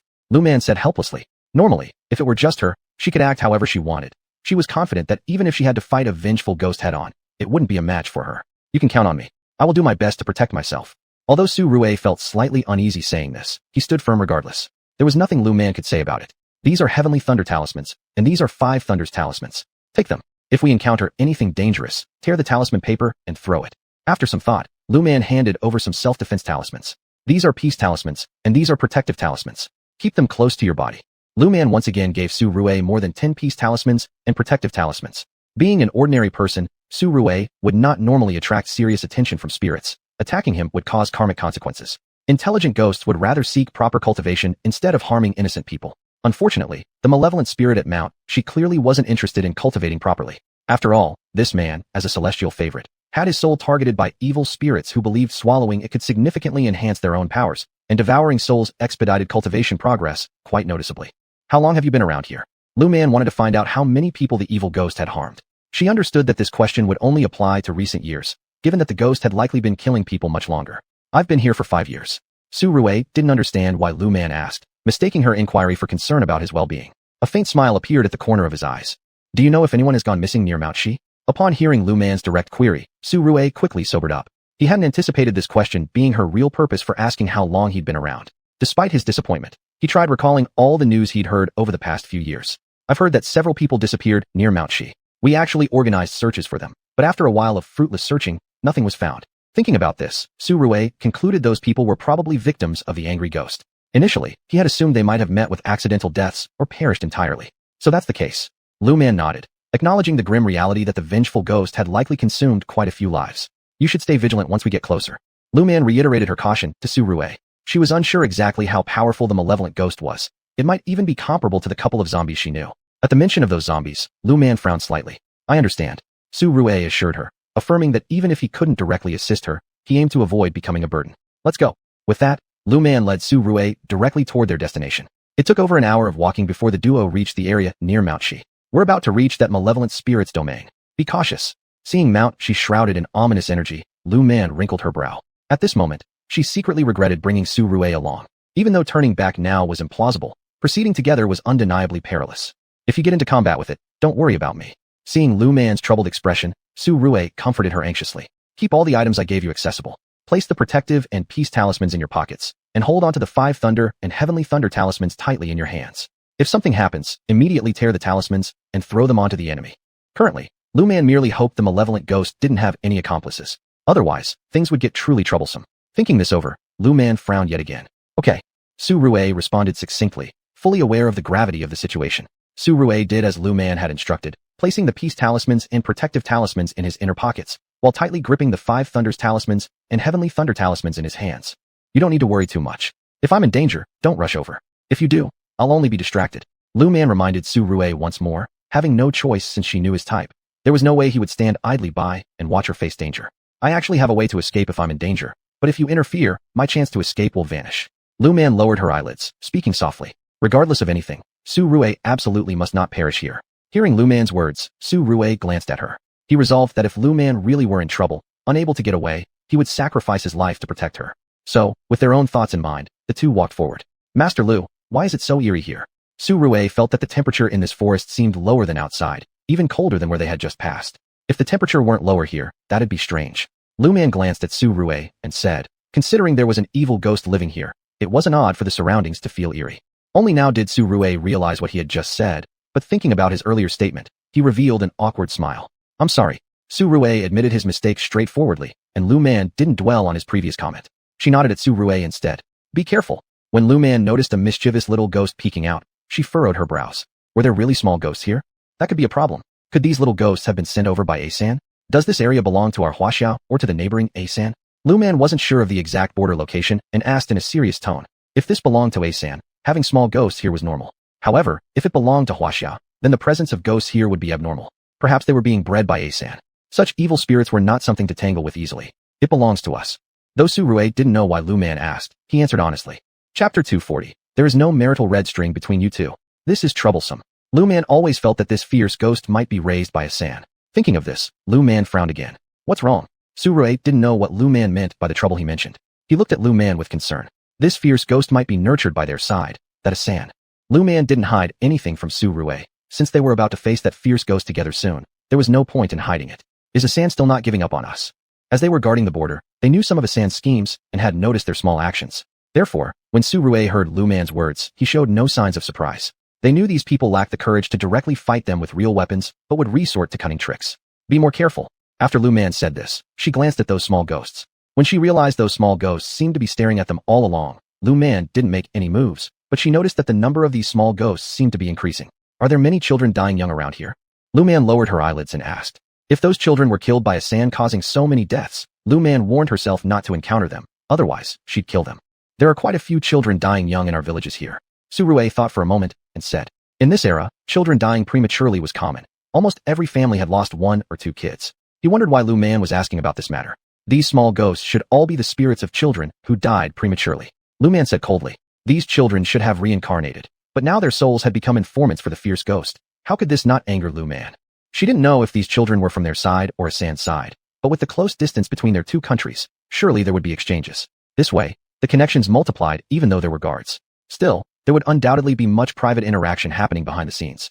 Children dying prematurely? Su Rue didn't understand why the prematurely deceased children would be taken as informants by the fierce ghost. Some children are younger and, with sufficient nurturing, can gain higher cultivation later, which leads to the increasing strength of these small ghosts. Lu Man sighed helplessly. After walking only a short distance, they had encountered so many small ghosts. She worried and was hesitant to act rashly because she didn't know where these small ghosts came from or whose they were. No, I need to clean up these small ghosts first. So, Lu Man stopped again and took out incense, candles, and folded golden ingots. Are you going to summon the underworld officers again? When Su Rue saw Lu Man's gesture, he couldn't help but ask. If this were true, then the situation was indeed problematic. Now, Su Rue was somewhat worried whether his presence was dragging Lu Man down.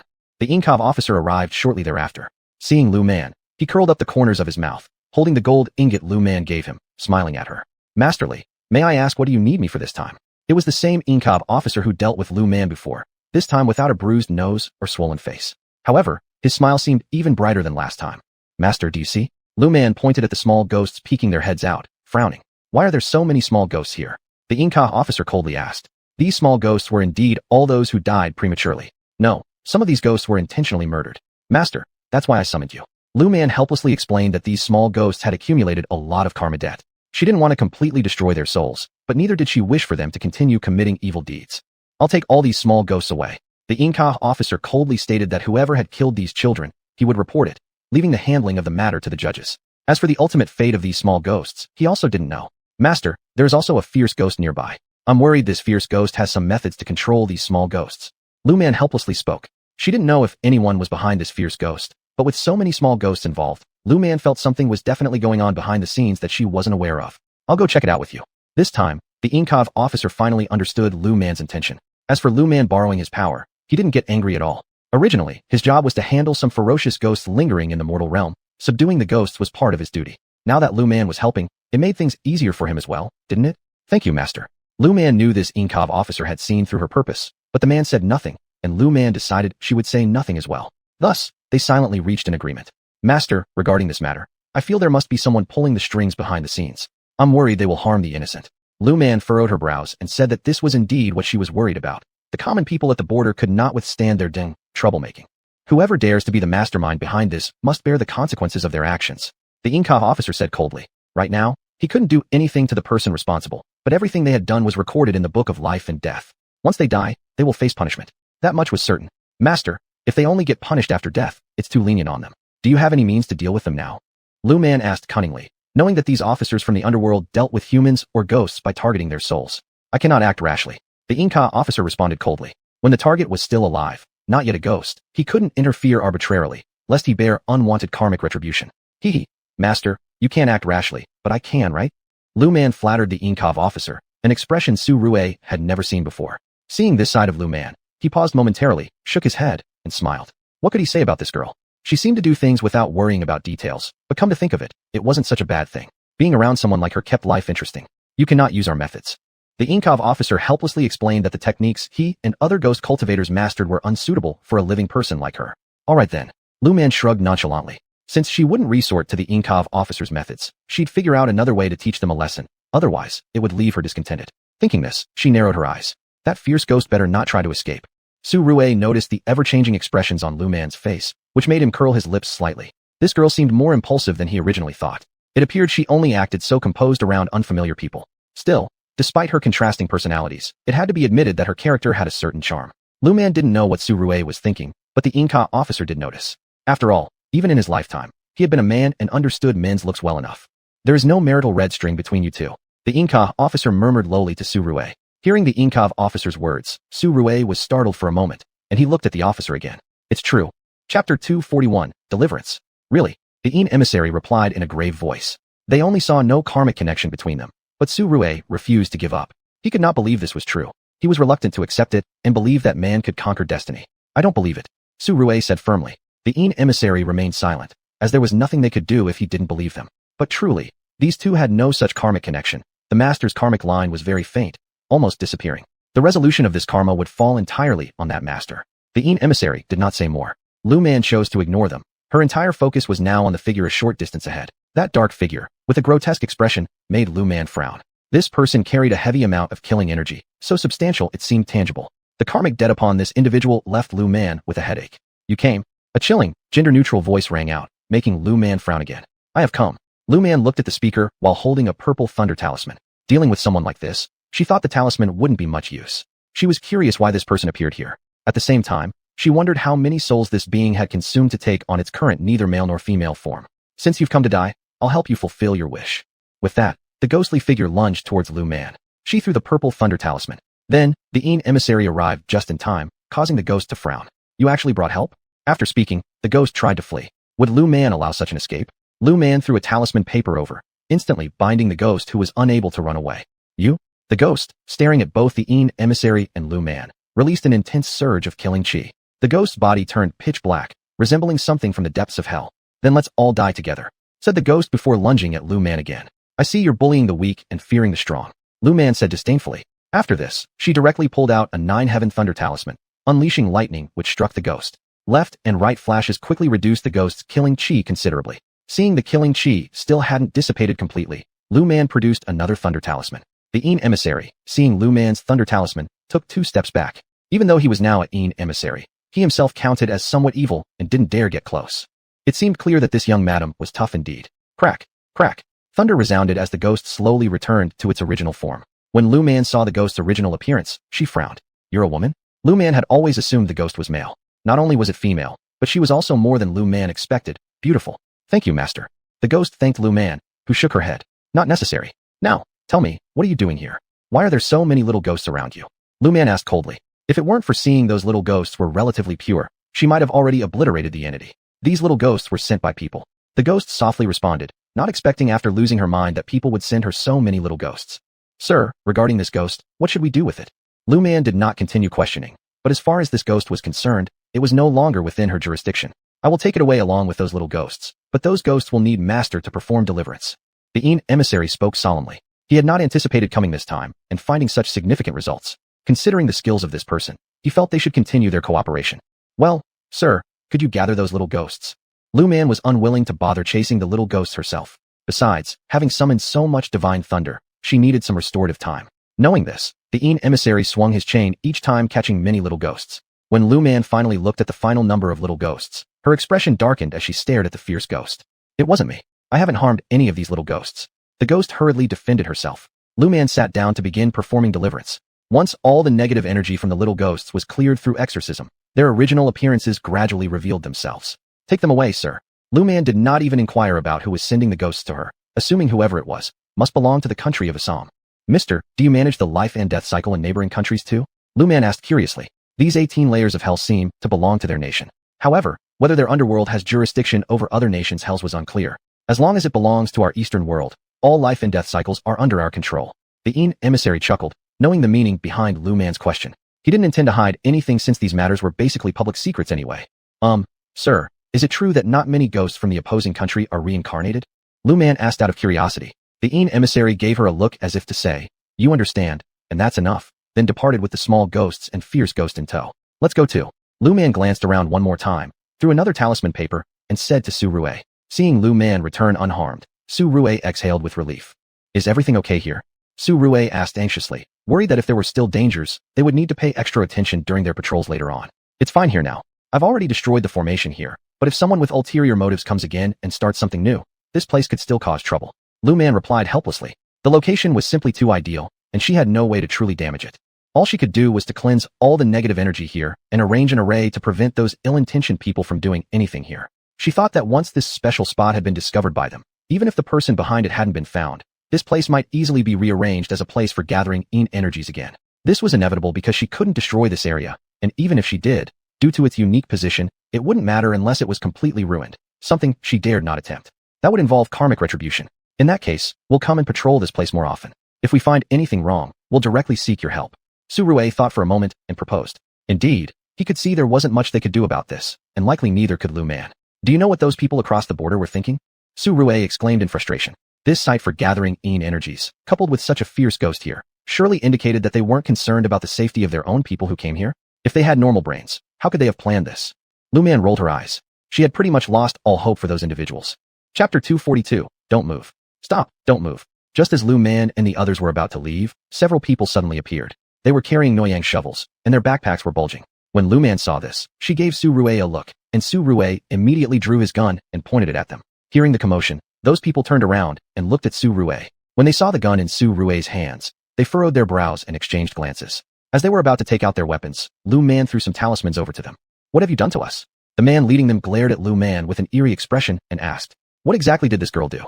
Could it be that she used some kind of spell on them? Why couldn't they move? Su Rue also noticed that these people seemed unable to move and curiously looked at Lu Man. I haven't done much. Just seeing that you're carrying so many things, I was worried you might be too tired, so I thought I'd help you carry some of it. Lu Man said with a smile.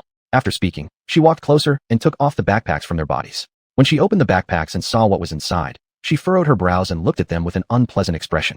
You people. Lu Man said a sentence and then threw a few more talismans on their bodies. You witch, what have you done? It was still the leading man who spoke.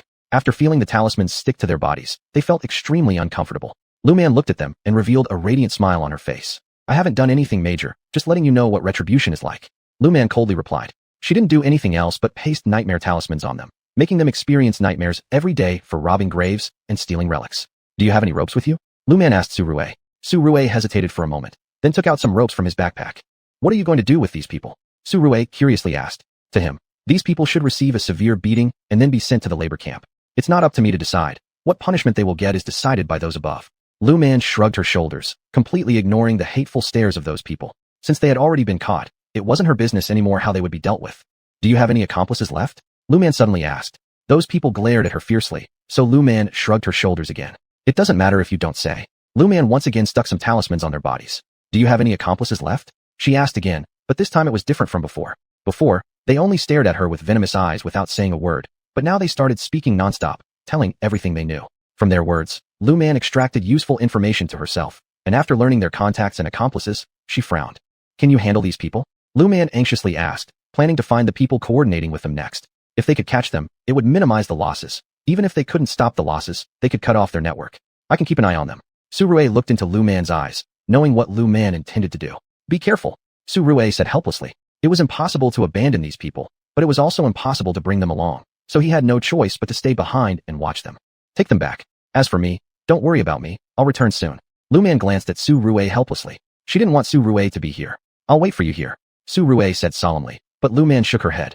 I'm worried that the person behind what happened earlier may realize something is wrong here and come to investigate. What Lu Man was most concerned about was that those people had special skills. If they encountered Su Rue, he might be in danger. Alright. Su Rue also thought about the fierce ghost earlier. Lu Man even summoned the Yin Cha, ghost officer, to protect her back then. Thinking about this, Su Rue's brow creased again. The feeling of being powerless truly was terrible. With this thought, Su Rue took a deep look at Lu Man. Don't worry. If I'm not back in 2 or 3 days, there's no need to worry, I'll be fine. Lu Man wasn't sure when she'd be back, nor was she certain of her exact return time, so she needed to remind Su Rue. Leave a mark for me, and after I send them to the military base, I'll go back and look for you, Su Rue said seriously. He didn't feel at ease leaving Lu Man alone wandering in the mountains, no matter how skilled she was. Well, let's go back together. Lu Man thought for a moment and decided to send these people away first. As for the rendezvous point they mentioned earlier, no time had been set yet. They could come back after sending this group away. Alright. Hearing Lu Man's words, Su Rue felt much better immediately. All he wanted now was for Lu Man to stay with him. Even if he couldn't help her in any way, he still hoped to be by her side when she faced danger.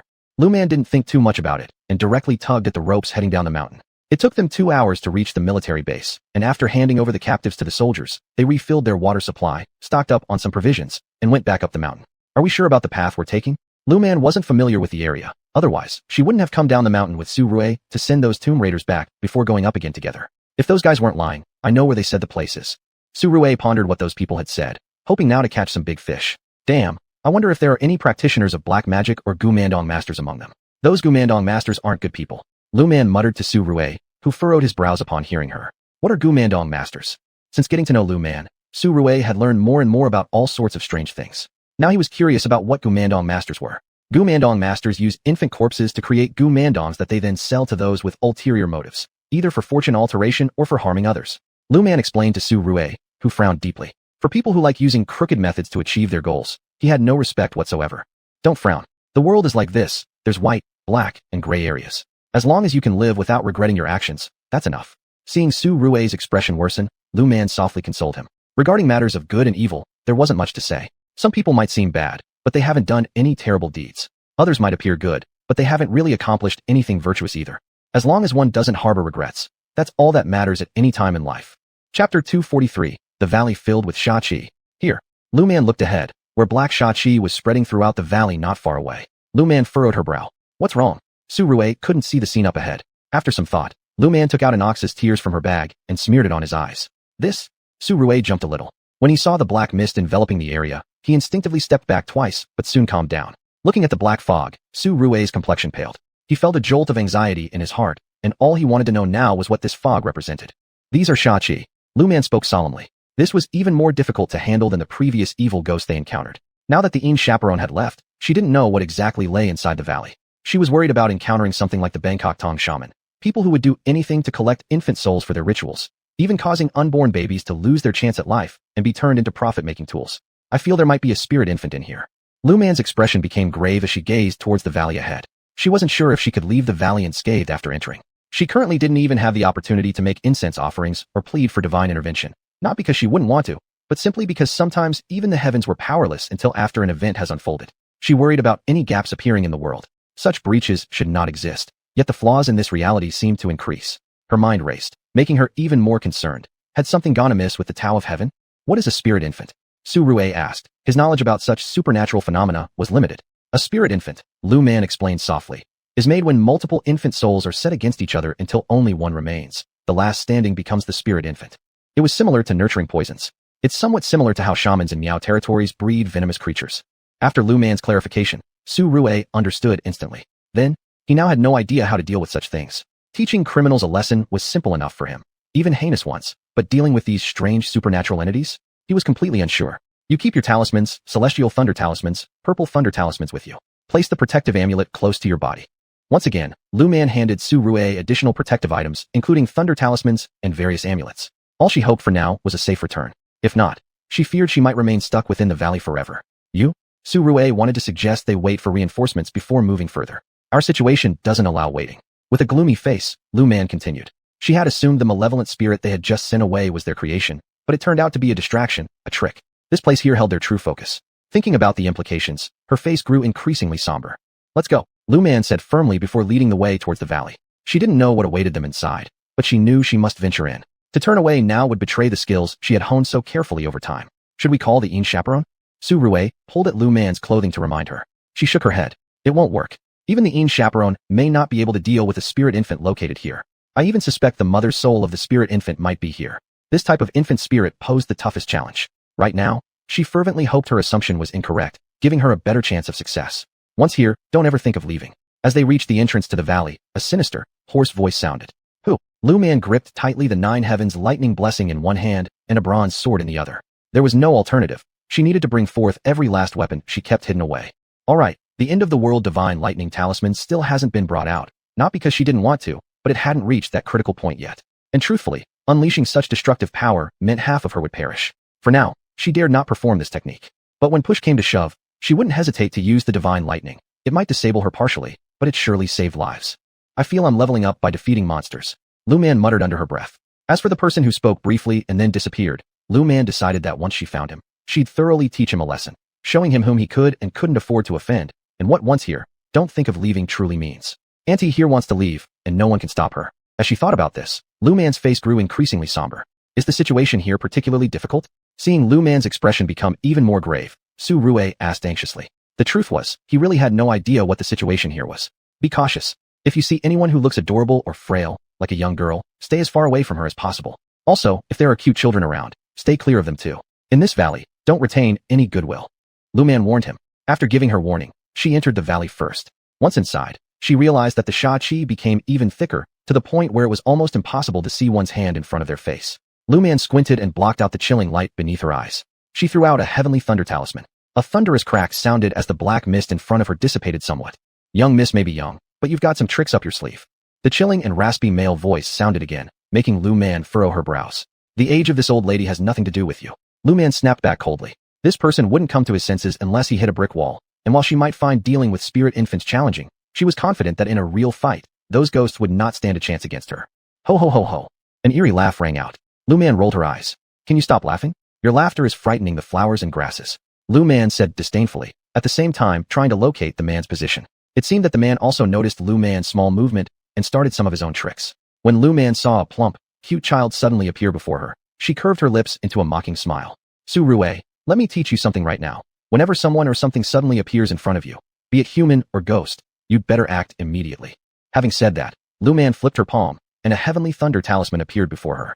She hurled it directly onto the child, who was instantly obliterated by a bolt of lightning, disappearing in a puff of smoke. Seeing this scene, Su Rue narrowed his eyes slightly. He now confirmed that whoever was in this valley wasn't anything good. They actually used the soul of a child to test Lu Man. Despite being curious why Lu Man didn't help the child's soul to move on, he knew that Lu Man must have her reasons. Chapter 244. Corpse Insect Spirit Infant. Crack crack.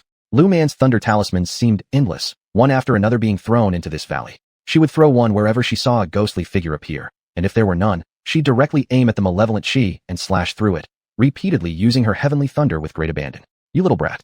The man finally lost his patience. The malevolent energy in this valley had diminished by half. Su Rue, seeing this, sighed in relief as long as Lu Man could handle the pitch-black thing. Just as Su Rue relaxed, a small ghost suddenly appeared in front of him. Before he could react, a flash of golden light emanated from his body, sending the ghost flying. This? Su Rue's eyes widened in shock. He couldn't believe that he had somehow caught the man's attention. Don't be surprised, that coward couldn't beat me, so he's bothering you instead. Just hold on to the talismans I gave you. After saying this, Lu Man continued to throw the thunder talismans. These talismans were easy to draw, so when she was bored, she often drew them. Now she had countless talismans in her spatial bag, so throwing them away didn't bother her at all. Seeing this, Su Rue tightly clutched the thunder talisman Lu Man had given him. He understood how to use it. For someone like him who didn't have any cultivation, he just needed to tear it open. For someone like Lu Man, they could toss it and guide it with their spiritual energy. Little girl, don't rush. I will certainly show you how powerful I am. As the man's voice echoed again, Lu Man directly threw a purple thunder talisman. Ah! A piercing scream filled the air. Lu Man sneered slightly. This man truly thought she hadn't detected him already. The malevolent energy might obscure physical vision, but her cultivation remained, as did her spirit sense. Finding people was simple for her, yet thinking about this old man made her frown. She couldn't understand why this old man had particularly targeted her, or what he wanted. Is that person gone? Su Rue asked hopefully upon hearing the scream. Stop dreaming, impossible. Lu Man immediately replied. That old man wouldn't die that easily. Look. After speaking, Su Rue noticed 9 infants surrounding Lu Man. The babies wailed loudly. Although these cries weren't affecting her directly, Lu Man still felt irritated. Furthermore, these infants kept circling her. Her eyes glinted with a cold light as she thrust her bronze sword forward. Wah! One of the infants floating in front of Lu Man began to cry, this time not out of trickery, but genuine pain. Little girl, you're asking for death. The man's voice sounded again. When Lu Man heard that his tone hadn't changed at all from before, she frowned. She thought she should have injured him just now, so why did it seem like he wasn't hurt? Who's asking for death? Not sure yet. Lu Man was unafraid of exchanging barbs. She was unmatched in talking back. Be careful. Su Rue sensed that some infant souls also gathered around him. Although these infants only hovered without doing anything, Su Rue didn't trust them. He felt like they were waiting for an opportunity to strike at him. His heart was now pounding anxiously. He even feared that he might be bitten by those ghosts if he let down his guard for a moment. Throw the thunder talisman in your hand. When Lu Man noticed more ghosts gathering around Su Rue from the corner of her eye, she reminded Su Rue. Upon hearing her words, Su Rue immediately tore open the talisman in his hand and threw it. One talisman caused a ghost to dissipate instantly. Despite feeling somewhat reluctant, Su Rue quickly discarded any such hesitation as more ghosts appeared. Do you want to wear me out? Lu Man chuckled coldly, tossing the 9 Heavens Divine Thunder Talisman. This 9 Heavens Divine Thunder thoroughly cleansed the entire valley. When the malevolent Qi disappeared, Su Rue saw a small wooden house not far from them. Seeing the various jars placed in front and behind the house, he furrowed his brows. Those jars either contained the ashes of those infants or their remains. Lu Man immediately identified what those jars were for. The old man has underestimated you. Still seated at the entrance to the wooden house, the man hadn't moved a bit. When Lu Man saw that shriveled old man, she frowned, revealing a look of disdain. Old bastard, stop trying to act cool in front of me. Lu Man looked at the other person with disdain. Judging from their appearance, they seemed like they shouldn't be alive, yet this guy was inexplicably still kicking. How could this be? You? Lu Man said the word you, and then fell silent. For more than 100 years, old man has never seen such an unruly little girl. The man glared sinisterly at Lu Man. He couldn't believe she actually had such talismans in her possession, but thinking about how powerful those talismans were, there probably weren't many. A smirk tugged at his lips. He pulled out a flute and began to play it. When Lu Man heard the tune, her face darkened immediately. Soon enough, bugs started appearing all over the ground. Su Rue furrowed his brows when he saw them. He reached out to stomp on the bugs near them, but his methods seemed useless. Useless? The man sneered. These were corpse insects, impossible to crush. Don't move. Lu Man cast a grave look at him. You deserve death. How on earth did he manage to cultivate so many corpse insects? But one thing was certain. Whoever managed to grow so many must have killed a lot of people or collected countless corpses. I've been dead for a long time, but even Yama wouldn't accept me. The man gloated at Lu Man. She shot him an indignant glare. If Yama won't take you, I will. With that, Lu Man turned her hand and held a paper talisman. Open your eyes, old man. Saying that, she tossed the paper talisman into the air. Instantly, a large burst of fire appeared midair. As soon as the fire hit the ground, the bugs around screeched in agony. How can this be? The man screamed again, surprised by Lu Man's abilities. Geez, I've got plenty more tricks up my sleeve. Lu Man retorted coldly. The 9 Heavens Divine Thunder earlier had drained almost half of her cultivation. She wasn't fighting now mainly because she was recovering her strength. She wasn't sure if she could beat this old monster, so she needed to restore her power as quickly as possible. As for the bugs, under the blazing heavenly fire, they were burned up within moments. All the corpse insects around them perished. Chapter 245, Exerting All Tactics. Since you are so unappreciative, then just wait for me. After the man said this, he stood up from the ground. Lu Man heard the sound of his bones crackling, and she frowned. This guy didn't seem alive at all. There was a wary look in Lu Man's eyes. This man wasn't simple. This man might be an undead. However, this man's body had no signs of decay, which made Lu Man somewhat worried. After the man stood up, his fingernails suddenly turned pitch black, and they grew significantly longer. His teeth also became sharp, causing Lu Man to frown again. Are you a zombie? When Lu Man said this, her facial expression was extremely difficult. The zombie looked almost indistinguishable from a living person. How could Lu Man not worry? Why must you say such harsh words? I am merely someone who has lived a long life. The man coldly said, refusing to admit that he was a zombie. He considered himself immortal. In his view, as long as his soul and reason were still present, it didn't matter that he didn't breathe. The soul was still present, no breathing. What was the issue with that? He felt that living was enough. Besides, this body was still quite good. He had no intention of switching now. This body had been well nourished by him. When he wasn't using zombie abilities, he was no different from a normal person except that he didn't need to eat or excrete. He believed himself to be alive. Then don't stay alive. Lu Man coldly said, and her expression was very unpleasant while saying this. But she also knew that if the opponent had such profound cultivation, it proved that their capabilities must certainly not be trivial. Ho ho, whether I live or die has nothing to do with you. The man coldly said. After finishing, he directly rushed at Lu Man. Lu Man had already been on guard against him. At the moment he lunged, Lu Man threw another talisman at him. The fire illuminated the slightly gloomy sky all at once. The man did not expect Lu Man to use the talisman again. His actions weren't as agile as those of living beings. He couldn't dodge. Looking for death, the man coldly snorted and extinguished the flames burning on his own body. Upon seeing the malevolent energy surging from him, Lu Man frowned again. This man would not be easy to deal with. Ha ha ha. The man's unpleasant laugh reached Lu Man's ears, making her frown. Unpleasant. After saying this, she threw another talisman again. As soon as the talisman was thrown out, the bronze sword in Lu Man's hand struck forward as well. At first, the man hadn't noticed Lu Man's little move. He only cared about the talisman. When the bronze sword reached in front of him, he simply couldn't evade. A clanging sound rang out, and Lu Man furrowed her brows. The man smirked confidently at Lu Man. Little girl, my body isn't like ordinary bodies. That proud expression caused Lu Man to frown. Still, she remained undaunted. If the bronze sword couldn't pierce through, no problem. She had other methods. Meanwhile, she became more vigilant internally. This old maniac's body was invincible to blades. It was not a good sign. Su Rue also realized that Lu Man's bronze sword just now inflicted no damage on that man, causing him to furrow his brows. He wasn't sure if Lu Man had any other tricks left. He worried that Lu Man might get hurt. Also, he felt powerless. Clearly, he was a man, but when facing danger, he had to rely on Lu Man for protection. Such helplessness made him feel uneasy inside. Lu Man flipped her palm and pulled out a 9 Heavens Divine Thunder blessing. When the man saw Lu Man pulling out another talisman shimmering with faint purple light, a sense of unease rose in his heart. Lu Man didn't give the man any chance to retreat. She threw the 9 Heavens Divine Thunder talisman again. Crack. Purple-black lightning fell from the sky after Lu Man threw the talisman. Seeing the purple mixed with black lightning in the sky, the man frowned. You still have the strength to use such means. The man was struck by lightning. His body turned black and even got injured. Unbelievably, he looked at Lu Man and attacked her again immediately. Lu Man quickly dodged when she saw the man's long nails coming towards her. Her face changed after dodging because she realized the man's target wasn't her. It was Su Rue. Watch out. Lu Man hastily warned Su Rue. Su Rue had already been prepared for the man's attack. In an instant of the man's assault, Su Rue also tore open the purple lightning talisman in his hand. You? Smoke came out from the man's mouth. He hadn't expected a worm he barely noticed could harm him. How could this not make him angry? Old man, do you really think I wasn't prepared for you? Lu Man again sent out a 9 Heavens Divine Thunder blessing. Although her face was somewhat pale, to eradicate this seemingly eternal being, she gritted her teeth and persisted. The 9 Heavens Destroyer World Divine Thunder struck once more. The man's body convulsed. Lu Man bit her finger and began inscribing in the air. Preoccupied with blocking the destroyer world divine thunder falling from the sky, the man didn't even notice what Lu Man was drawing. Actually, even if he had noticed, at this moment there would have been nothing he could do about it. Lu Man squinted her eyes. A glimmer of coldness flashed in her gaze as the blood between her fingers floated with her movements, hovering midair. Are you alright? Upon seeing Lu Man's actions, Su Rui had been watching by her side all along. As soon as Lu Man finished inscribing an array and the golden light disappeared, Lu Man collapsed almost entirely on the ground due to weakness and paleness. Su Rui quickly held her into his arms with worry evident in his eyes. I'm fine. Lu Man shook her head and refocused her attention back towards the man. No. Seeing the flames interlaced with white light, the man screamed in agony. What exactly did you just draw? Su Rui curiously asked, having witnessed that person rolling around in the fire unable to extinguish it. No matter how long he kept struggling, the flames grew larger instead. You? The man glared at Lu Man with hatred as his movements gradually slowed down until they stopped completely, leaving only feeble twitches behind. Is he dead?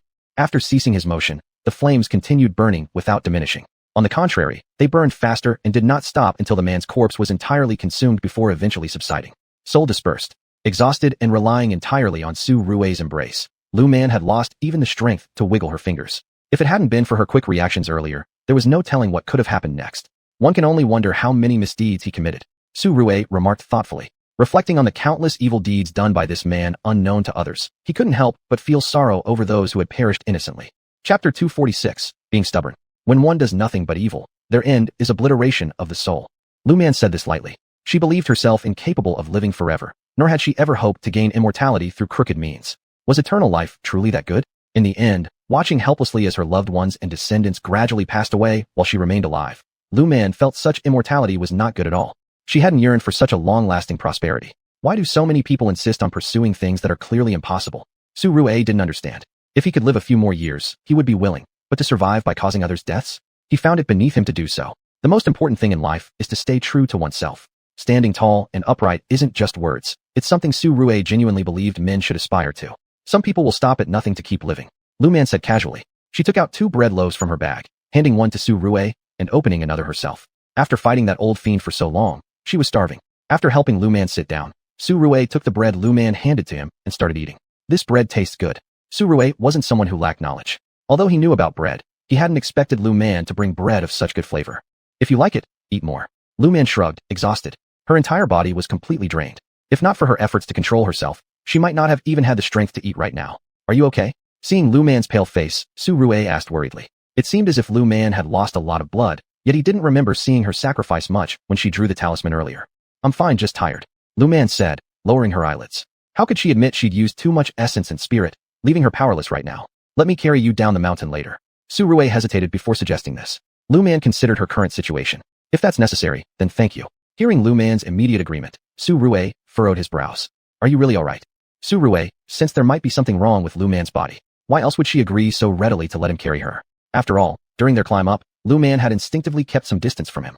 Even though his heart slightly ached at Lu Man's reserved behavior back then, seeing her so quickly agree now made him worry about Lu Man's health. I'm fine. I've just depleted my abilities, Lu Man said, lowering her eyes again. She couldn't say that along with depleting her skills, she'd also sacrificed some essence, could she? How long would it take for that essence to recover?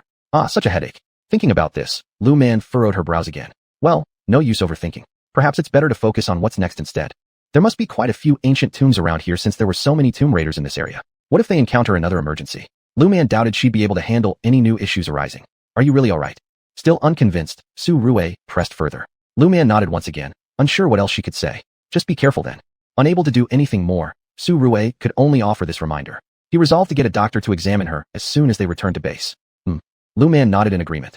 No matter how careful she tried to be, unforeseen events might still arise. We won't go up the mountain again for now. After some thought, Su Rui decided to give Lu Man time to rest. Otherwise, her body wouldn't hold up. We'll see. Lu Man wasn't sure if there were still dangers here or whether her accident-prone nature would land her into more trouble. For now, she could only hope fewer incidents would occur. Let's go. Su Rui glanced at the sky. It was getting late, and they needed to head back to avoid spending the night on the mountain. Thank you. Having eaten some bread and drank a little water, Lu Man felt slightly recovered, but only slightly. Restoring her lost essence and power would take much longer. Crouching down with his back facing Lu Man, Su Rui lifted the corner of his lips. It's no problem, I'm strong. While keeping his fiery emotions under wraps, Su Rui knew well that if he showed his intentions towards Lu Man, she might refuse his offer to carry her down the mountain. Perhaps this was their first and possibly their last intimate contact. Regardless, Su Rui hoped Lu Man would be alright, even if they might never have a chance in the future. He still wished for her peace and safety. The two of them went down the mountain. On the way down, nothing happened. Lu Man sighed with relief, and so did Su Rui. When they were not too far from the military base, Lu Man struggled to get down. Your body hasn't recovered yet, let me carry you all the way. Su Rui knew what Lu Man was worried about, but he wanted to try to convince her. No, it's not good for your reputation. Lu Man shook her head. Since she had no intention, there was no need for his efforts. She would soon leave here with no issues, while Su Rui needed to stay behind. Well, fine then. Seeing the determination in Lu Man's eyes, Su Rui helplessly put her down. Do you want me to support you? Su Rui asked with concern. Lu Man straightened her posture and shook her head. No, I've regained some strength. In reality, Lu Man was still completely weak. But to avoid affecting Su Rui's reputation, she could only slowly head towards the military gate. Seeing how slowly Lu Man walked, her sweat-drenched forehead, and her pale cheeks without any color, Su Rui felt an anger rising in his chest that he couldn't vent. He couldn't release it either. Lu Man was doing this for his benefit. To protect his reputation, Su Rui needed to maintain distance from women if he wanted to remain in the army, unless that woman was his fiancée or wife. Clearly, Lu Man intended to avoid any association with him. How could his mood be anything but terrible? He had actually hoped to take things further with Lu Man. What could Su Rui do now? He lightly held Lu Man steady, ready to catch her immediately should she falter. How about you rest here for a moment, and I'll go back and find a cart. Su Rui truly felt sorry for her, so out of helplessness, he could only come up with another idea. Okay. Lu Man stopped pretending to be strong. She'd overestimated herself earlier. She hadn't anticipated that she didn't even have the strength to take a few steps. Next time, she shouldn't overdo it. Su Rui looked at the distance to the entrance of the camp. It wasn't particularly far. After helping Lu Man sit down, he quickly rushed toward the camp gates. Chapter 247. The Dissed Master Lu. Are you alright? Chen Hu saw Lu Man being pushed back on a cart by Su Rui, and he worriedly asked Lu Man. Could it be that Master Lu encountered some danger? Why did he notice there was not a trace of blood on Lu Man's face? I'm fine. Lu Man shook her head at Chen Hu with a faint smile, saying she had just lost too much blood and was overexhausted. She would rest for a while, replenish, and then recover. I'll take her to the infirmary first, Su Rui said in a low voice. He wasn't reassured. No matter whether Lu Man was truly fine or not, he insisted that a doctor check her. If the doctor recommended going to the hospital, then Su Rui would send Lu Man to the hospital. I'll go with you. Chen Hu also felt somewhat concerned seeing Su Rui's serious attitude. Lu Man herself couldn't express any opinion as the party involved. The two of them thus pushed Lu Man to the infirmary. I'm fine. Lu Man repeated this again to Su Rui.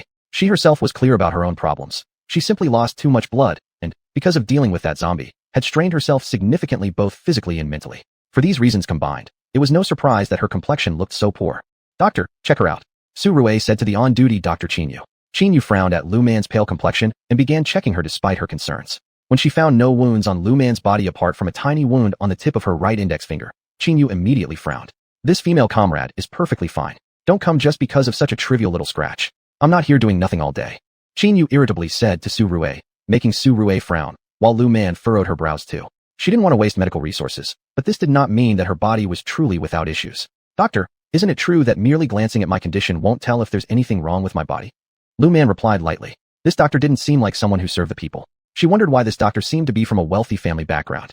She originally thought this person might have a specific personality, but judging now, the person's disposition really wasn't good. You're a doctor. Am I a doctor? Qinyu stared unhappily at Lu Man. Because of such a tiny wound on your finger, both Commander Su and Commissar Chen sent you here on a cart to the infirmary? Are you just messing around? They're only so kind-hearted. Qinyu believed she had seen through Lu Man's thoughts and spoke disdainfully. Upon hearing this, Su Rui frowned deeply. Dr. Qin, it's not enough to just glance at Master Lu to know if there's something wrong with her body. If you can't check her, we will go to the county town.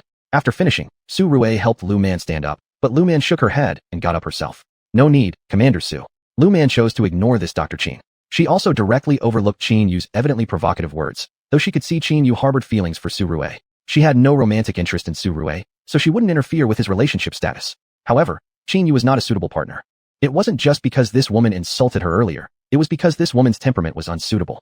Nonetheless, Lu Man unconsciously displayed a distant expression. Su Rui lowered his eyelids, hiding all emotions. He didn't know why, but Lu Man appeared even more distant towards him. Yet, he understood that he shouldn't do too much right now. Commander Su, Commissar Chen, please excuse me for troubling you. Lu Man struggled to get up from the cart, deciding she would walk back on her own, even if it required extra effort. Why should she endure such hardship unnecessarily? Thinking this, Lu Man took out 2 paper figures from her shoulder bag. She simply threw them on the ground, and the 2 small paper figures instantly transformed into larger ones. Lu Man sat back on the cart, which was then pushed by the 2 paper men under the dumbfounded gazes of Su Rui and Chen Hu. Seeing such a scene, Qinyu covered her mouth, afraid to make any sound. At this moment, she vaguely regretted having spoken so much earlier to put down that woman. What if that woman used dark powers against her? Thinking this, she looked to Su Rue for help. Su Rue watched as Lu Man was taken away by the two paper men. Keep today's events confidential. After saying this, Su Rue and Chun Hu left as well. After everyone departed, Qin Yu, pale-faced, collapsed onto the chair. At this point, she confirmed that the woman possessed extraordinary abilities. She just didn't know whether that woman would retaliate against her. Thinking back to the earlier scene, Qin Yu's face lost all its color, and it became evident she was trembling with fear. Lu Man had no idea that because of the paper men who had escorted her back, Qin Yu had been so terrified she collapsed onto the floor. Furthermore, Qin Yu even frightened herself with thoughts of possible retribution. If Lu Man had known, she probably would have chuckled in amusement. She was too lazy to deal with someone like Qin Yu. Anyway, Lu Man had nothing to do with Su Rue either romantically or otherwise. If Qin Yu liked Su Rue, it was none of Lu Man's business. In fact, when it came to people feeling jealous over their romantic interests, both men and women were the same. And Lu Man understood this better than anyone. Precisely because of this understanding, she didn't feel the need to stir up unnecessary conflicts. After returning to her temporary accommodation, Lu Man went into her room and let out a sigh of relief as she laid down on the Kong bed. However, just as she had settled in, Su Rue and Chun Hu arrived. It couldn't be helped. They were both concerned about Lu Man. One wanted to check on her well-being, while the other was curious about those paper figures Lu Man had used earlier. He wondered if ordinary people could use them, and if so, if he could possibly buy some from Lu Man. Is there something you need? Seeing Su Rue and Chun Hu again, Lu Man frowned. All she wanted now was to rest and regain her strength after having depleted it during the previous encounter. She needed to recover quickly in case any emergency arose that required her to protect herself. Miss Lu, may I ask how you made those paper figures? Can I use them? Without waiting for Su Rue, Chun Hu directly cut to the chase. Looking at the sheer curiosity shining in his eyes, Lu Man helplessly shook her head. Making them is simple enough, but they won't be of much use to you. These paper figures can't speak, so even if they discover anything, they wouldn't be able to tell you. Moreover, once activated, these figures can last for a maximum of only 1 month. Lu Man hesitated before explaining. The truth was, the paper men could be reused because she always replenished their spiritual energy after each use. Since they wouldn't be able to supply the figures with more spiritual power, the paper men wouldn't last long in their hands. Chapter 248, The Shaqi in the Warehouse. A month is not a short time. Chun Hu wanted to say that if this thing really existed, even if the paper figure could not tell them what it heard or discovered, it could help them find some evidence, right? Or track people. Lu Man looked at Chun Hu, utterly confused. Master Lu, you don't know. Even if the paper figure cannot speak, it can help us find evidence or some traces of people. As long as the paper figure can lead the way and provide evidence for us, won't we save ourselves a lot of trouble? The more Chun Hu spoke, the more excited he became, while Lu Man lowered her eyelids, wondering how she had overlooked this point. Anyway, even if she hadn't overlooked it, she probably wouldn't force herself to do so. Regarding giving the paper figures to others, Lu Man thought about it and decided to consult the opinions of those masters. I need to discuss this matter with Daoist Chun and others. After all, this side is the army. If the soldiers start believing in superstitions, how will they be led? What if they start being afraid of death? Although this was just her speculation, some things must be taken into consideration. Master Lu, I am willing if there's an opportunity. Chun Hu said with a smile, not wanting to admit that he mainly wanted to study the use of these paper figures. Of course, he also had the idea of using the paper figures to track people who were hard to track. In fact, if these paper figures can be mass-produced, they can be used in some special departments, like drugs. Chun Hu didn't say the rest, but Lu Man lowered her eyelids. From ancient times to the present, they have been fighting against drugs. But some people, driven by interests, are capable of doing anything. Precisely because of this, Lu Man hoped that the country would grow stronger. I'll take a look. Lu Man thought for a moment, and said, she also hoped fewer lives would be lost. She hoped that the drug problem would disappear from their country. Thank you. Chun Hu saluted Lu Man. At this moment, he sincerely thanked Lu Man. He knew from Lu Man's words that she intended to help them. You're welcome, but I'm not sure if I can help you either. Lu Man shook her head and said, deciding to further research the uses of the paper figures, hoping to make their functions even greater. Su Rue watched as the two chatted animatedly and didn't interject. Seeing Lu Man become increasingly spirited, he sighed in relief. After resting for several days, Lu Man was finally free again. Thinking about the upcoming days where everything would be taken care of by the paper figures, Lu Man felt like she was almost becoming disabled. Are you all better? Su Rue visited every day. When he saw Lu Man happily moving around the yard, he also smiled. I'm good now, Lu Man said with a laugh, feeling quite cheerful at the moment. Master, we need your help with something now. Su Rue thought about the recent events at the warehouse and could only come to seek Lu Man's help. What issue arose? Lu Man furrowed her brows. She hadn't noticed any problems with the military yet. There's an issue with the antiques those guys brought over. Su Rue helplessly stated. He didn't expect that after the antiques reached their warehouse, the soldiers going there started experiencing various accidents. Without Lu Man's peace charms and amulets supporting them, many soldiers in their unit would likely have been injured. I'll go check, Lu Man solemnly said. She had just begun recovering, but some stuff was already causing chaos. Thinking about the zombies, she believed those antiques were likely items carrying Shaqi, evil aura. She was worried. Did anyone get injured? Lu Man anxiously asked. If someone got hurt, she needed to see the patient first. Handling those antiques would be secondary. At first, we didn't know, and someone got injured. When I went to check on him, I noticed my peace charm turned black. So, I gave him another peace charm, and he recovered. Su Rui couldn't help but marvel at the usefulness of the peace charm. If they hadn't had it, who knows what might have happened. At this thought, Su Rui grew somewhat concerned, worrying that at some point, the objects in the warehouse might grow more powerful. I understand. Let's go to the warehouse first. Lu Man grabbed her shoulder bag and told Su Rui. Su Rui noticed her face still held a slight pallor. Are you okay? Su Rui was considering whether to bring someone else since he worried Lu Man wasn't up for it physically. Yes. Lu Man replied without thinking twice. Even if she wasn't fully healed, she had to go now. If something happened within the troops, things would become complicated. Well then, let's take a look first. If you can't handle it, I'll try contacting people higher up. Su Rui worried something might happen to Lu Man. After all, her body hasn't fully recovered yet. Let's see when we get there. Lu Man stepped out of the door, and Su Rui followed her. Lu Man headed in the direction of the Xia Qi, evil aura, while Su Rui, noticing she was walking straight toward the warehouse, couldn't help but frown. Hadn't he not told her about the location of the army warehouse? Don't overthink it. The evil aura is so obvious, even in broad daylight I could spot it. Seeing Su Rui furrowing his brows, Lu Man replied irritably. Was Su Rui implying that she lacked sense? She's a celestial master. If she couldn't detect the Xia Qi, what kind of celestial master would she be? She might as well call herself a fool. I forgot. Su Rui chuckled sheepishly. He had forgotten about her abilities for a moment. Thinking about Lu Man being a celestial master, he found it normal that she knew where the warehouse was just by detecting the Xia Qi. Captain. The soldier guarding the warehouse looked pleasantly surprised when he saw Su Rui. I brought the master here, you guys keep your distance. Su Rui worried that the soldiers might be affected. After all, it was quite dangerous here. If they hadn't had talismans and peace charms to protect them, he wouldn't have let the soldiers take such risks. These antiques are indeed eerie. He wondered where the tomb raiders had dug them up from. He felt that southern China's ancient tombs were always peculiarly ominous. Yes, Captain. Though curious about how young this master was, the two soldiers understood that the talismans they had been using recently were given by this master. There was only one master in their unit. Lu Man didn't care about the soldiers' reaction. She asked Su Rui to open the big gate of the warehouse. As soon as she saw the Xia Qi inside the warehouse, she frowned.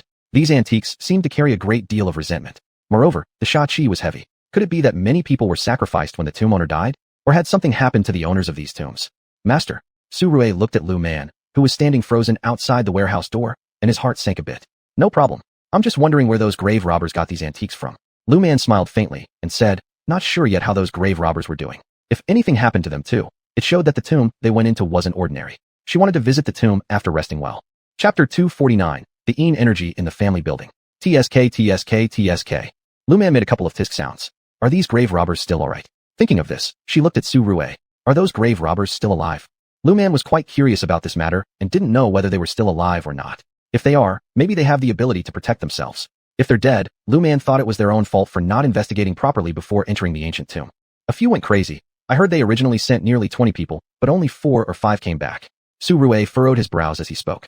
For him, the death of those people didn't matter much. He was more interested in knowing where that ancient tomb was. Once found, he preferred Lu Man to inspect it. If the things inside the tomb could be dealt with, it would be best. Then, after reporting, let the archaeology team come. Did they die in the tomb? Lu Man shrugged, showing she knew now. Thinking if they're dead, well then that's fine anyway. They were just wasting food while alive. Those places carry heavy yin energy. You did right by choosing not to get close. Carrying my talismans is correct. After saying this, Lu Man took out an exorcism charm and threw it away. The yin energy on those antiques wanted to resist, but was handled by Lu Man. Alright, it's done. Having gotten rid of the yin energy, Lu Man patted her hands and said, Su Rui breathed a sigh of relief, seeing Lu Man so easily taking care of those artifacts. He doesn't know how worried he has been, worried about all the troubles their unit constantly faces. Did those grave robbers confess where they excavated the tomb? Lu Man lowered her eyelids, deciding to go home once the tomb was taken care of. Staying here for too long bored Lu Man. Although she could buy some specialties from the north here, she actually hadn't gone out at all during this time. They said. Su Rui nodded helplessly. Though he hoped Lu Man would help clean up, he also wished for her to rest well first. Lu Man wasn't thinking much. She just wanted to know right now. We'll go once your body recovers. Su Rui deeply said. Lu Man shrugged. Any time would do. Anyway, since her body wasn't recovered yet, there's no way she could go over now. Time flew by. Soon a week had passed. Lu Man was pretty much rested. As for the issue of losing too much blood, there was nothing Lu Man could do except replenish slowly. I've realized since I arrived, I'm either catching those grave robbers or cleaning up dirty stuff from ancient tombs, or resting. Lu Man said self-mockingly. Upon hearing this, Su Rui chuckled. If it weren't for you, we don't know when we'd catch these people. Some of those grave robbers are genuinely skilled. Who knows what those people are thinking, why they would risk their lives for so little money. Alright, the money isn't little, but no matter how much money, life is more important than wealth. Exactly, today there's nothing going on, you can wander around our base properly. Probably in a few days, you'll be leaving, right? Su Rui said somewhat regretfully. In this time span, no matter how hard he tried to gain her attention, Lu Man remained indifferent towards her. Due to this, Su Rui subconsciously kept his distance from Lu Man. He couldn't do anything about it. In a few days, I will leave. Lu Man said smilingly. As for strolling around the military camp, Lu Man was interested. This lifetime, she had never idly wandered in a military camp. Well, let's walk around then, Su Rue said with a smile. That smile carried a trace of bitterness. He never expected that one day when he fell for a girl, he would be rejected. He doesn't know which part of himself is unacceptable. But a few days later, we will leave. Su Rue smiled as he walked beside her down the road in the military camp. Your position is quite good here. Lu Man glanced around and said. The location of the military camp was very good. When we initially built this camp, the top levels reviewed the location. Su Rue smiled and said. At the time, he had questioned why the location needed to be checked. A camp only needs to be in a suitable place, so why focus on feudal superstitions? Now recalling his past self, he finds it funny. Didn't you believe back then? Lu Man, looking at Su Rue's smile, teased him, estimating that Su Rue probably considered the actions of the higher-ups unnecessary at the time. Even if he hadn't believed, he couldn't stop the top level's intentions. Thinking about it, the reason the upper levels might have chosen to examine the site could have been that they already knew something. Yes, back then I murmured no end. Su Rue said humorously. Back then he really complained a lot. Reflecting now, he realized he had been too young back then. If the higher-ups didn't know about certain things they couldn't see, would they let masters come and check for them? Don't you feel now that those masters back then really had some skills? Lu Man looked at Su Rue and asked. Su Rue nodded. He scratched his head. At first, I really didn't believe that there were ghosts in this world. Su Rue felt that he was just a fool back then. If he had believed more in the higher-ups before, maybe he could have cooperated with those people. Sometimes when carrying out missions, they wouldn't have to sacrifice so many brothers. Hey! Lu Man suddenly saw energy emanating from the family building. What's wrong? Hearing Lu Man's voice, Su Rue immediately became nervous. He always felt that every time Lu Man made a hey sound, it meant she discovered something.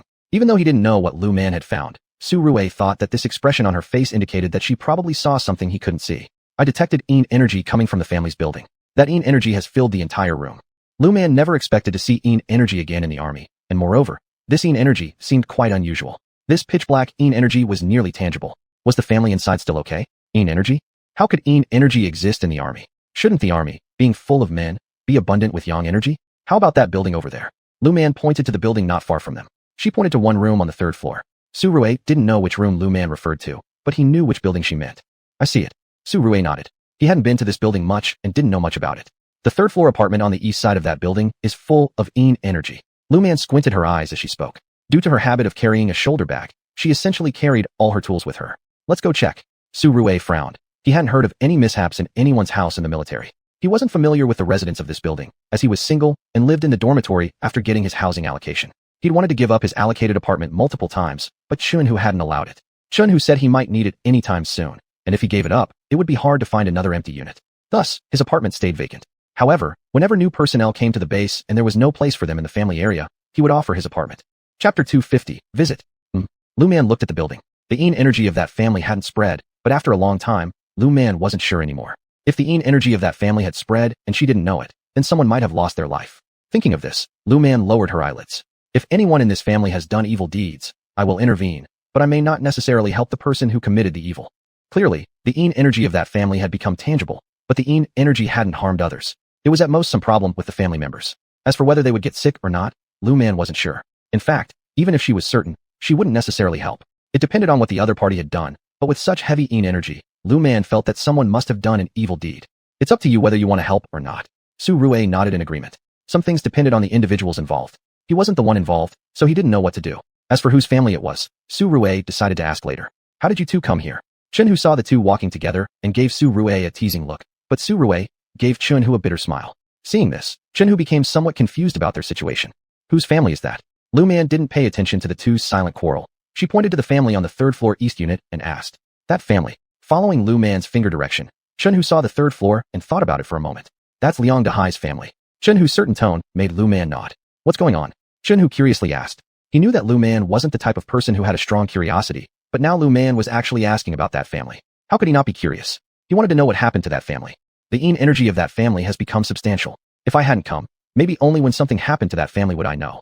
Lu Man said seriously. She wanted to see what bad things someone in that family had done, which should be related to someone losing their life. You need to mentally prepare yourselves.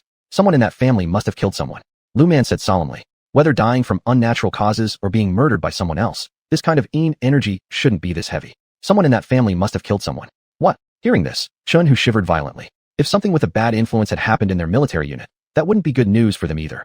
Don't be so surprised. Lu Man shrugged. Maybe she had seen too many deaths, or maybe she had seen too many people who seemed normal on the surface but were no good behind the scenes. Let's go take a look. Lu Man took the first step, followed by Su Rui and Chen Hu. Has anyone in that family been sick recently? Lu Man asked Chen Hu. Su Rui didn't know anything. As the political commissar, Chen Hu knew more about certain things. Plus, Chen Hu was married, and some things spread quickly among the family courtyard members. Since Chen Hu's wife was here, if there was anything happening in the family courtyard, his wife would likely tell him. Liang Dahai's mother is sick. They say she can't get up. After thinking for a moment, Chen Hu replied. Hearing this, Lu Man understood that this was probably due to some immoral act by the old lady. What kind of people are in the Liang Dahai family? Lu Man continued to ask. This was crucial. The Liang Dahai family consists only of him and his wife. They used to have a daughter, but she passed away when she was 2 years old. After that, they haven't had any more children. After pondering for a while, Chen Hu informed Lu Man of everything he knew. Upon hearing this, Lu Man furrowed her brows. How did his child pass away? Upon hearing Lu Man's question, Chen Hu widened his eyes. Do you think his child didn't die because of an accident? Chen Hu had heard that Liang Dahai's child died in an accident, drowning in the river. I'm not sure. Lu Man shrugged and said, since she hadn't personally witnessed the scene, she couldn't say anything at this point. Even if she did, it might not necessarily be correct, right? Let's go, Su Rui said gravely. If someone in the Liang Dahai family really did something wrong, then it all depended on Liang Dahai. However, Liang Dahai might no longer be able to stay in the army, as they couldn't keep people with a stain on their record. This point was clear to both Chen Hu and Su Rui. Lu Man actually also understood this, but the Yin energy had nearly become substantial. If she didn't handle it, this Yin energy might harm others and continue causing harm after that. She couldn't just stand by and watch the owner of that Yin energy harm others. She could only hope that things wouldn't turn out as she imagined. Su Rui and Chen Hu's moods were not good. Their feelings were a bit complicated. Both of them knew Liang Dahai, who was a great young man and had always been diligent. If he really gets into trouble because of his family members, that wouldn't be good. Knock knock knock. Upon reaching the Liang Dahai's home, Chen Hu started knocking on the door. The main reason Lu Man didn't knock was that she didn't know this family, and they didn't know her either. Who is it? A young woman's voice asked, causing Lu Man to raise an eyebrow. Director Su, Commissar Chen? The woman looked surprised upon seeing Su Rui and Chen Hu, clearly becoming nervous as a single thought crossed her mind. Had something happened to her husband? Don't worry, sister-in-law. There's nothing wrong with Brother Dahai. Chen Hu saw the tension in the woman's face and smiled to comfort her. Director Su, Commissar Chen, and this comrade, please come in. Reassured about her husband's safety, the woman quickly moved aside to let them inside. Entering the house, Lu Man began looking around the room. When she noticed a particular room filled with heavy Yin energy, her eyelids dropped slightly. May I ask what brings Director Su and Commissar Chen today? The woman asked softly. While she spoke, Lu Man glanced at her. The woman's original destiny should have led to having both sons and daughters, grandchildren surrounding her. But now, unexpectedly, her fate had turned into childlessness and barrenness. Lu Man frowned and continued to observe the woman. When the woman noticed Lu Man scrutinizing her, she felt somewhat strange but said nothing. Instead, she smiled at Lu Man. Seeing her smile, Lu Man remained silent. Master Lu, Chen Hu signaled that it was time for Lu Man to act. Whose room is that one? Lu Man asked. There were only 3 people in this household. Liang Dahai was not at home. He was serving in the army. The woman herself appeared fine, so the room heavy with Yin energy must belong to the grandmother. Knowing this made Lu Man frown. It seemed clear to her that after losing their daughter, Liang Dahai and his wife couldn't have any children due to the grandmother possibly killing that little girl. Once she drew this conclusion, Lu Man hesitated about how to tell the woman. After all, if the truth were that the son's biological daughter was harmed by her mother-in-law, whether or not the daughter-in-law could accept such news depended entirely on how deep the emotions toward the deceased daughter actually were. Not sure if this woman held strong affection for her daughter, Lu Man found herself even more uncertain of how to proceed. Chapter 251. The evil mother-in-law who favors boys over girls. My mother-in-laws. The woman smiled as she spoke, and when mentioning her mother-in-law, worry appeared on her face. Lu Man could tell that she was genuinely concerned about her mother-in-law's health. Seeing this, Lu Man didn't know what to say for a moment. If she told this woman in front of her that their lack of children was because her mother-in-law had killed their child, and now the child was seeking revenge on her mother-in-law for her poor condition, she wondered if the woman could handle it. But not telling meant Lu Man didn't know how to solve it. Hiding from this woman made her feel like the woman was losing out, but revealing everything might destroy her family. Could I go see your mother-in-law? Lu Man asked cautiously. The woman looked at Lu Man with added concern after hearing her question. Lu Man saw this concern and didn't know what to say, so she decided not to say anything. Is it okay? Lu Man asked again, and the woman nodded. Yes. After saying this, the woman opened her mother-in-law's room. As soon as the door opened, Lu Man saw the elderly woman lying in bed, and more importantly, the little girl's spirit who was choking her. Lu Man motioned for Chen Hu and Su Rui to hold the woman back while she chatted privately with the elderly lady. She wasn't sure what to do with the little girl's spirit yet. She thought it best to wait until Liang Dahai returned before telling him, and whether or not he should relay this information to the woman remained uncertain. Though Lu Man felt hiding it from the woman was unfair, she could tell this woman and Liang Dahai had a good relationship. Sister-in-law, let Master Lu talk to Madam. Chen Hu thought for a moment and said, unsure of how to phrase it, as he still wasn't fully aware of what was happening. Su Rui had guessed some parts, but chose not to speak. The woman heard Chen Hu's words, paused briefly, then closed the door. Old lady. Lu Man waved her hand toward the little girl's soul and pulled it over. She locked eyes with the elderly woman, weak but awake. I am a master, and I've come because I found problems in your home. Lu Man whispered softly, not wanting the woman outside to hear their conversation. Just by looking at this elderly lady, Lu Man knew there was no way to save her. Thinking about this, Lu Man was even less certain whether or not she should inform the woman outside. I saw a young girl's spirit choking you, right? You must have felt that already, correct? Lu Man continued speaking in hushed tones. The elder Mrs. Liang's blurred gaze immediately became clearer. I know. Mrs. Liang responded hoarsely. She had realized this early on and attempted to suppress the girl, but couldn't find anyone capable. Thus, she abandoned the effort despite trying various methods that turned out ineffective. Old lady, do you regret it? Lu Man hesitated before asking, glancing at Mrs. Liang. A faint smile appeared on Mrs. Liang's lips. I don't regret it. This brat is nothing but a money drain. Old lady, you are a woman too. You were once a little girl. After realizing what the old woman implied, Lu Man said solemnly. It seemed like many older women held similar gender biases, favoring boys over girls. Furthermore, old lady, do you realize that since you caused the death of your granddaughter, she initially couldn't form properly, being dragged away by cold river water washing over her body and soul? Once she could form, your son and daughter-in-law couldn't have children, all because of her. Upon uttering these words, Mrs. Liang suddenly found strength somewhere, directing her gaze toward the small girl's spirit held by Lu Man. Old lady, if there were no women in this world, do you think people would still be born? Lu Man couldn't comprehend why so many women were prejudiced against themselves, favoring men instead. If all women disappeared, what use are men? Liang replied, glaring at Lu Man. This girl did nothing but eat. What else can she do? Hearing Mrs. Liang's response, Lu Man shook her head again. It seems like the old lady is too stubborn to change her ways. Tell me, will your own son and daughter-in-law blame you if they knew what you've done? Lu Man looked at the elderly woman and asked. Hearing Lu Man's words, a hint of fear appeared in the old lady's eyes. She didn't know why, but at this moment, she was somewhat worried that her son would find out what she had done. If there wasn't such heavy yin energy in your home, I wouldn't have known anything was wrong. Your son and daughter-in-law might have already sensed something as well. They just haven't said anything. Lu Man glanced at the little girl's soul in her hand. The small girl's spirit gazed at the old lady with hatred mixed with a trace of fear. Lu Man also noticed the fear in the little girl's eyes, but remained silent. No, you can't. The old lady panicked at this moment, while Lu Man stared silently at her. For the old lady's request, Lu Man showed no interest whatsoever. You'll explain to your son when the time comes. Lu Man left with the little girl's spirit, leaving the elderly woman behind.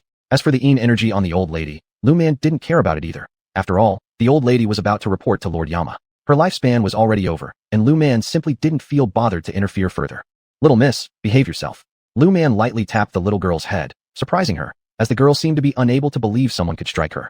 Seeing the little girl's reaction, Lu Man curved her lips slightly into a faint smile. With a wave of her hand, the yin energy that the little girl had brought into the room disappeared. Outside the room, the woman, Su Rue, and Shun, who all unconsciously felt the temperature inside the room rise. They exchanged glances, and at this moment, the woman realized there was truly a problem.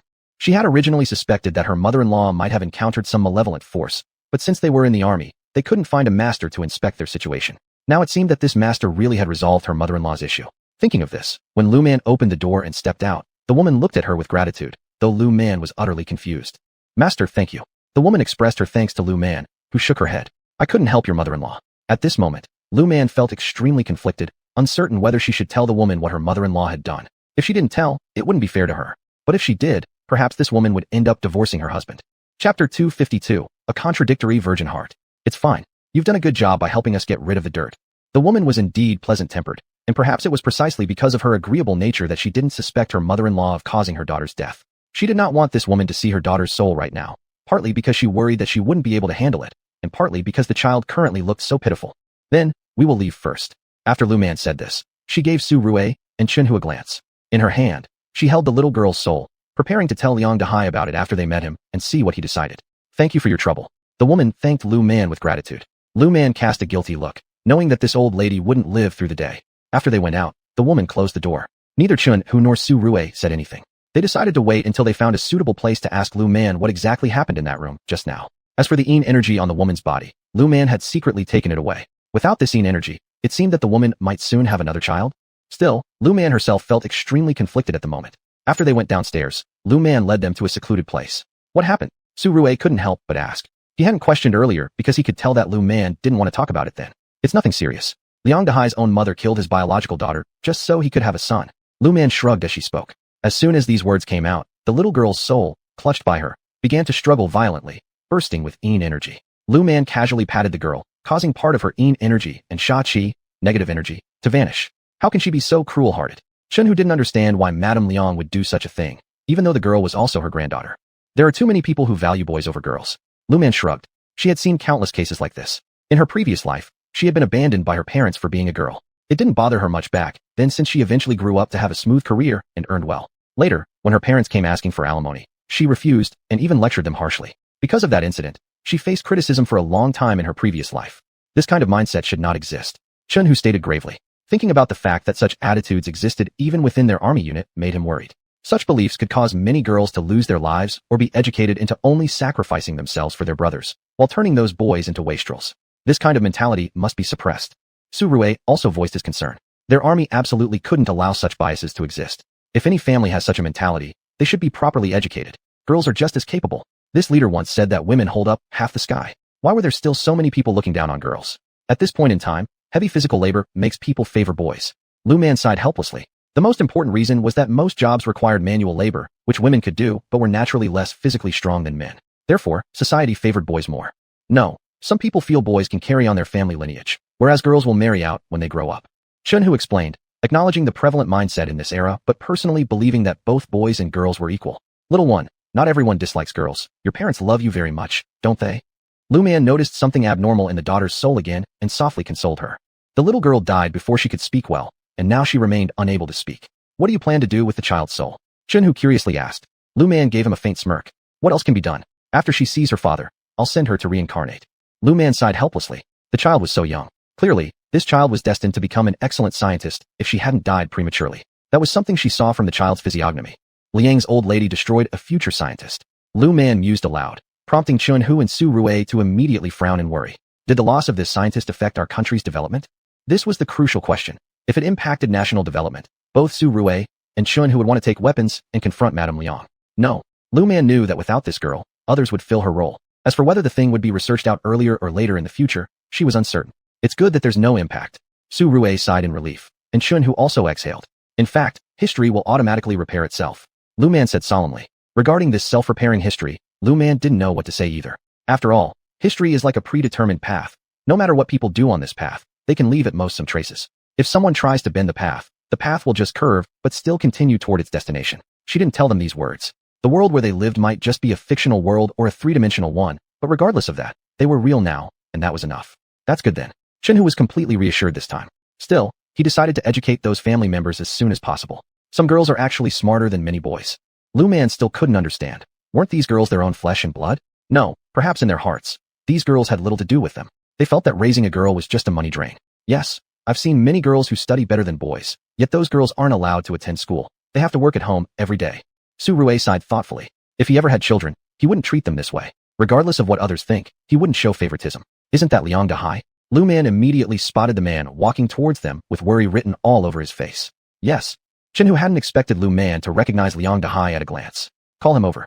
His daughter's situation must be decided by him. Lu Man spoke seriously. She was really conflicted right now. She wasn't sure if it was right or wrong to hide such a cruel truth from that woman. She felt somewhat maternal saint-like about her decision. But what could the woman do if she knew? Divorce the man or kill her mother-in-law? Liang Dahai. Chun-Hu called out. Liang Dahai looked toward the sound and saw Chun-Hu. He paused, then walked over. Chapter 253, The Birth Mother and the Daughter. Commander, Commissar? Liang Dahai looked at them in confusion, unsure why the commander and commissar had called him. He admitted that recently, during training, he often went home, which was inappropriate. However, his mother was lying in bed now, so he could only run back and forth when he had time. I'll show you something. Lu Man stepped forward at this moment and wiped a tear of a water buffalo onto Liang Dahai's eyes. Dad. The little girl struggled to rush into Liang Dahai's arms as soon as she saw him, but Lu Man held her tightly, preventing her from approaching Liang Dahai at all. Moreover, she realized that Dad seemed unable to see her, and she became a little sad. Little ya. When Liang Dahai saw his daughter's soul, tears fell down his face instantly. As a man, he did not cry when an accident happened to his daughter, nor when his wife blamed him. But at this moment, seeing the soul of his deceased daughter, he cried. Today, Commissar Su, Commander Lu, and I have found you to tell you some things. After a thought, Lu Man said, regardless of anything, he has the right to know the cause of his daughter's death. What is it? Wiping away the tears from the corner of his eyes, Liang Dahai asked. Looking at his daughter's soul, he opened his mouth several times, wanting to say, Can I hug her? Don't even think about it. She is now a soul, heavy with ominous and negative energy. If you hugged her, bad things would happen to you. Seeing the hopeful look in Liang Dahai's eyes, Lu Man coldly rejected him. Regretfully looking at Lu Man, Liang Dahai then shifted his gaze back to his daughter's soul.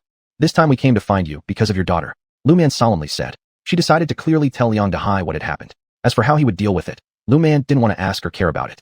Of course, she didn't tell her in front of his wife since Liang Dahai's birth mother will be dead tonight. Master, please speak.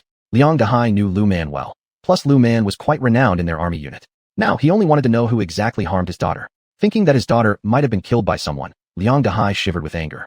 His daughter was less than 2 years old, so smart and cute. How could she be murdered? What I want to tell you is, your daughter was deliberately killed. Lu Man cut straight to the chase upon noticing that Liang Dahai had vaguely guessed at something. Who? Upon hearing the answer he had anticipated, Liang Dahai's eyes turned red. It was your mom. As soon as Lu Man spoke these words, Liang Dahai jumped up immediately. Impossible. Without hesitation, Liang Dahai rebutted directly. After all, he had witnessed firsthand how much his mother loved his daughter, Lilia. How could she possibly kill her own granddaughter? Your mom saw that your wife hadn't conceived a child for 2 years and wanted to kill Lilia so your wife could give birth to a son. Shrugging, Lu Man explained, and after hearing Lu Man's explanation, Liang Dahai still couldn't believe what she had just said. You're lying. Still, Liang Dahai contradicted Lu Man, who stopped explaining further. After your daughter passed away, your mother worried that your next child would be another girl. She put your daughter's body in a wooden box made from Huai wood and squeezed her inside before pressing it under a small bridge at the entrance of your home. Recalling what Liang Dahai's birth mother had done, Lu Man wished to solve her herself if she wasn't going to die soon. But she didn't do that. One reason was that it wasn't necessary. The other was that it would dirty her hands. What? No matter what, Liang Dahai couldn't believe what Lu Man had said. He looked at her in astonishment, hoping she'd tell him she was joking, but disappointingly, Lu Man didn't utter what he expected to hear and instead nodded again. Dad. At this point, Lilia also called out to Liang Dahai once more. Watching the features of her face, surrounded by black gas, something inexplicable happened. He slapped himself. Since they had Lilia, he and his wife had discussed waiting until Lilia turned 3 before trying for another child. But he never imagined that his mother would kill Lilia due to his long-standing failure to conceive with his wife. Had he known his mother was so eager for them to have another child, no matter what, he wouldn't have waited so long either. Had they not decided to wait so long, would Lilia still be alive? At this thought, his tears uncontrollably streamed down his face once more. All that needs to be said, I've already said. I've allowed you to meet your daughter. Whatever decision you make now, that's on you. I've done what I needed to do. Lu Man wanted to wait a few days until Liang Dahai's birth mother passed away. Then, she planned to let Liang Dahai's wife meet her child. No matter what, the truth needed to be known by her. Even though doing so made her feel somewhat apologetic, she certainly couldn't allow the woman, in a fit of anger, to kill her mother-in-law, considering that her mother-in-law had killed her daughter. Master Lu, can you not tell my wife for now? When Liang Dahai said this, the sense of guilt in his eyes was almost palpable. I haven't told her. Lu Man nodded as she spoke. She didn't intend to reveal it today, but it won't remain secret for long. Lu Man hadn't told Liang Dahai that his mother would pass away tonight either. Even if she had told him, what difference would it make? The child was gone, regardless. After you've settled things at home, bring your wife over. I'll ensure your daughter's soul remains protected these few days. Lu Man didn't wish for the child to make mistakes at such a young age, but seeking revenge wasn't unreasonable either. All right, thank you. With a guilty gaze, Liang Dahai looked at his confused daughter. He couldn't even face her anymore. Whenever he saw her, the deep-seated remorse in his eyes was undeniable. Lu Man glanced at him silently. Whatever decision he made from here on out, it was entirely up to him. I'll take my leave first. Lu Man shrugged and decided to leave. Whether or not Liang Dahai chose to tell his wife about their daughter's death at the hands of his mother, it no longer mattered to her. She intended to inform the woman after Liang's elderly mother had passed. Thank you. Liang Dahai expressed his gratitude again. Lu Man turned around and left. Su Rui and Chun Hu exchanged glances and also turned to go.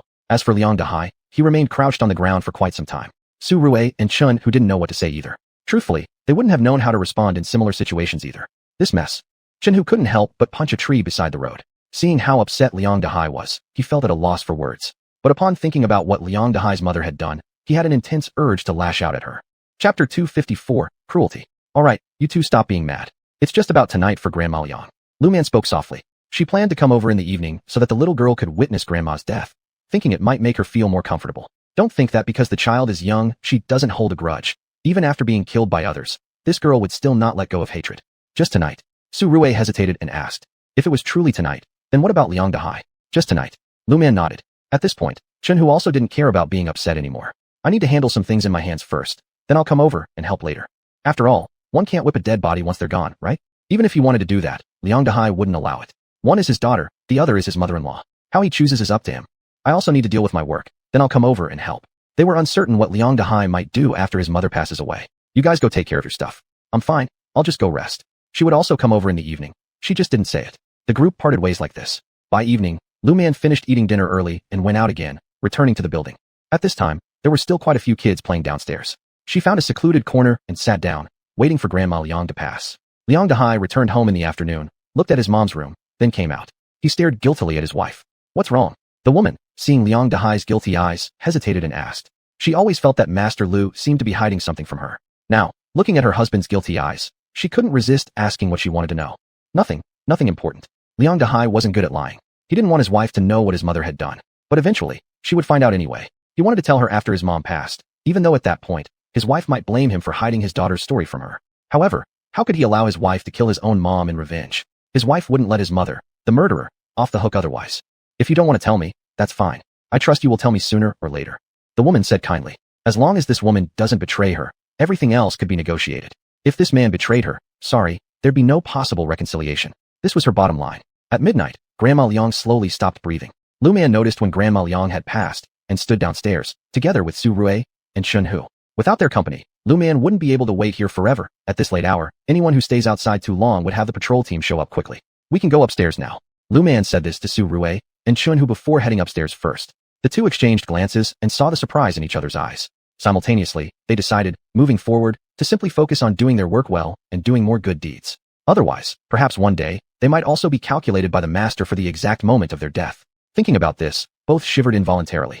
They wanted to find time to ask Lu Man when they would die. Even though knowing beforehand when one would die might make people uncomfortable mentally, people are going to die eventually anyway. Since dying earlier or later makes no difference, why dwell on it? Why did you all come? Liang Dahai didn't understand why he woke up in the middle of the night. After waking up, he went to his mom's room. Upon arrival, he tried to see if his mom was still breathing using his fingers below her nose, only to realize that she had already stopped breathing at some point. He shouted to wake up his wife. Just as his wife was ready to tidy up, Liang Dahai hadn't expected that at the same time Su Rui, Shen Hu, and Lu Man arrived. Seeing Lu Man, there flashed an instant of worry in Liang Dahai's eyes. He was concerned that Lu Man might reveal his daughter's matter to his wife. With his mom already gone, if they told her now, it might affect his mom's funeral arrangements. Lu Man saw through the expression on Liang Dahai's face and understood what he was hinting at, but she didn't say anything.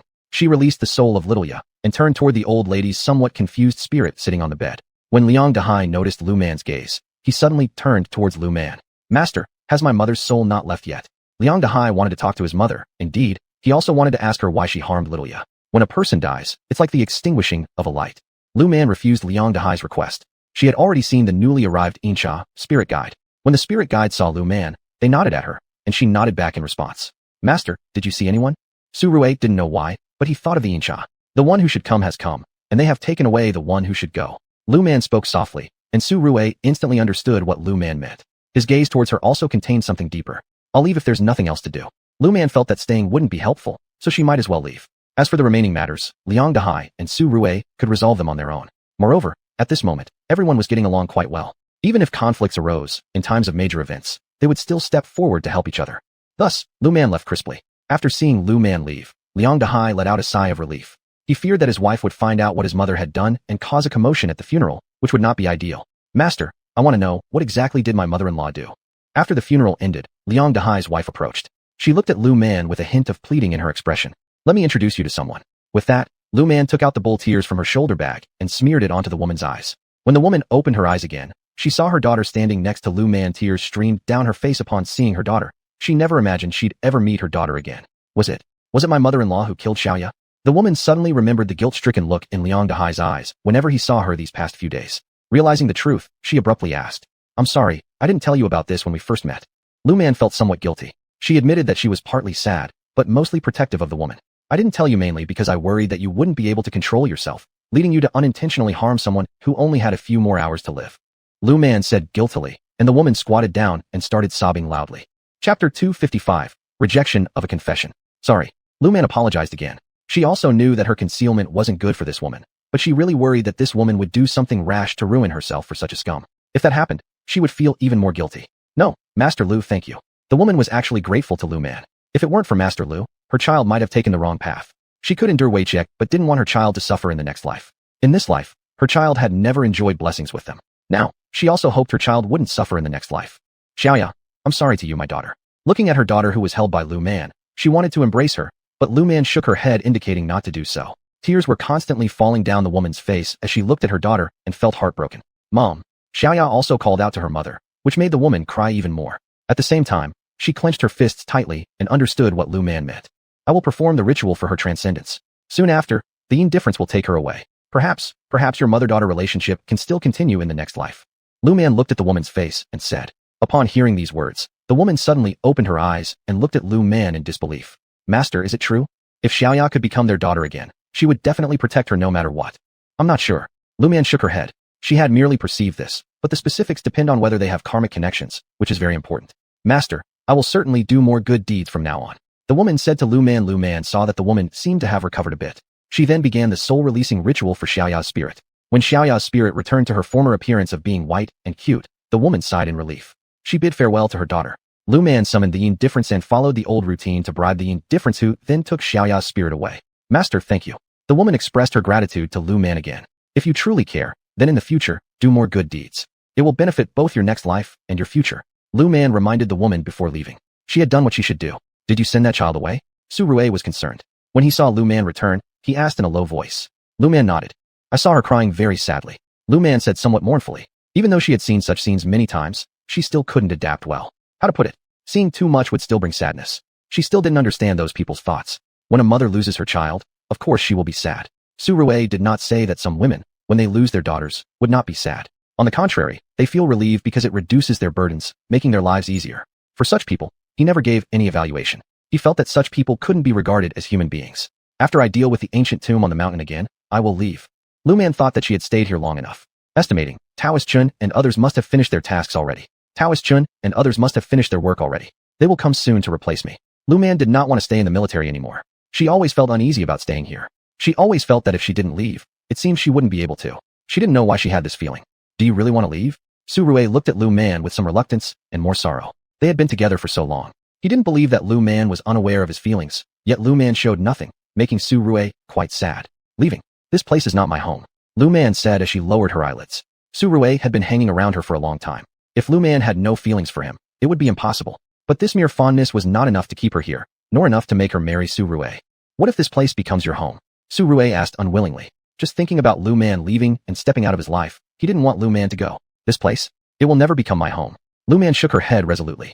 Su Rui stared at Lu Man speechlessly for half a day. Ultimately, all he could do was sigh. We are not suitable, Lu Man said in a low voice upon seeing Su Rui sigh. Su Rui gazed at Lu Man. Why? He pursued an answer. He wanted to give up, but looking at Lu Man, he found it hard to let go. My identity determines that I can't live a life as a virtuous wife and good mother. I don't even know when I will die. Lu Man lowered her eyelids and said, death was actually not far from her. After getting married, I might not even have the chance to have children. Lu Man would always remember what her identity as a celestial master would bring her. Even if there were no 3 shortcomings or 5 flaws in this world, she still worried. With what you just said, we may actually be quite suitable for each other. I don't know when I might sacrifice myself on a mission. I haven't thought that my wife must be a virtuous and maternal figure. As for children, I haven't thought that they must be born either. I only want someone who can accompany me while I am alive, Su Rui said with a smile. Lu Man looked at Su Rui. Su Rui gazed back at Lu Man without hesitation. Why bother? Lu Man didn't believe that Su Rui hadn't thought about having children. As a man, how could one not think about carrying on the family line? After all, men all yearn to leave behind their descendants. It's the gene engraved in their bones. This is undeniable. As long as it's you, I'm willing to give up everything. Su Rui still wanted to make an effort. Lu Man looked at Su Rui, not knowing how to respond to his words. To be honest, since coming to this world, she wasn't devoid of receiving admiring glances, nor was she devoid of confessions. Including from the previous world, the number of people who had confessed to her was truly significant, but she had never felt moved by any of them because she knew her identity predetermined that she couldn't get married. If she did, it might drag others down. Since that was the case, why bother? She had also never considered divorce. I'm not as good as you think. I dislike doing housework, I dislike taking care of others, and I'm even too lazy to take care of myself. Lu Man shook her head and said, a stirring feeling is one thing, but actions are another. She didn't want Su Rui to regret it later. After all, her identity was unsuitable for marriage. I've told my parents that maybe I won't get married in this lifetime, Lu Man said solemnly. Su Rui looked at Lu Man. He could sense the shift in her tone at this moment, and in this moment, he was utterly determined not to give up. Uncle and aunt don't agree, Su Rui said firmly, believing that in this era's parents, there would be none who agreed with their children not getting married. But I've already talked to them, Lu Man said again. Su Rui looked at Lu Man, unwilling to let go of this opportunity. Look, my job nature is similar to yours. If you marry me, it won't affect your work. When you're not working, just come and accompany me. My requirements are not high. If you don't like washing clothes or cooking, I will do it as long as I am at home. If you don't like taking care of others, I can take care of myself. I can also take care of you when I have time. Su Rui looked tenderly at Lu Man as he said this. He was a person who could live independently, and he could take care of himself. People like them. If they didn't even have the basic ability to take care of themselves, then there was no need for them to stay. Look, because of my work, I must take care of myself all the time. I know how to take care of people too. Su Rui tried hard to promote himself. Lu Man didn't know what to say for a moment. How to put it? She really couldn't refuse anyone. Last time, Xia Kingdom was like this, and this time Su Rui was still like this. How could this not make Lu Man feel frustrated? She had realized that no matter what she said, Su Rui could always find something to counter her. She didn't know how to react for a moment. I'll go back first. Lu Man escaped directly. Seeing Lu Man rushing away, Su Rui smiled.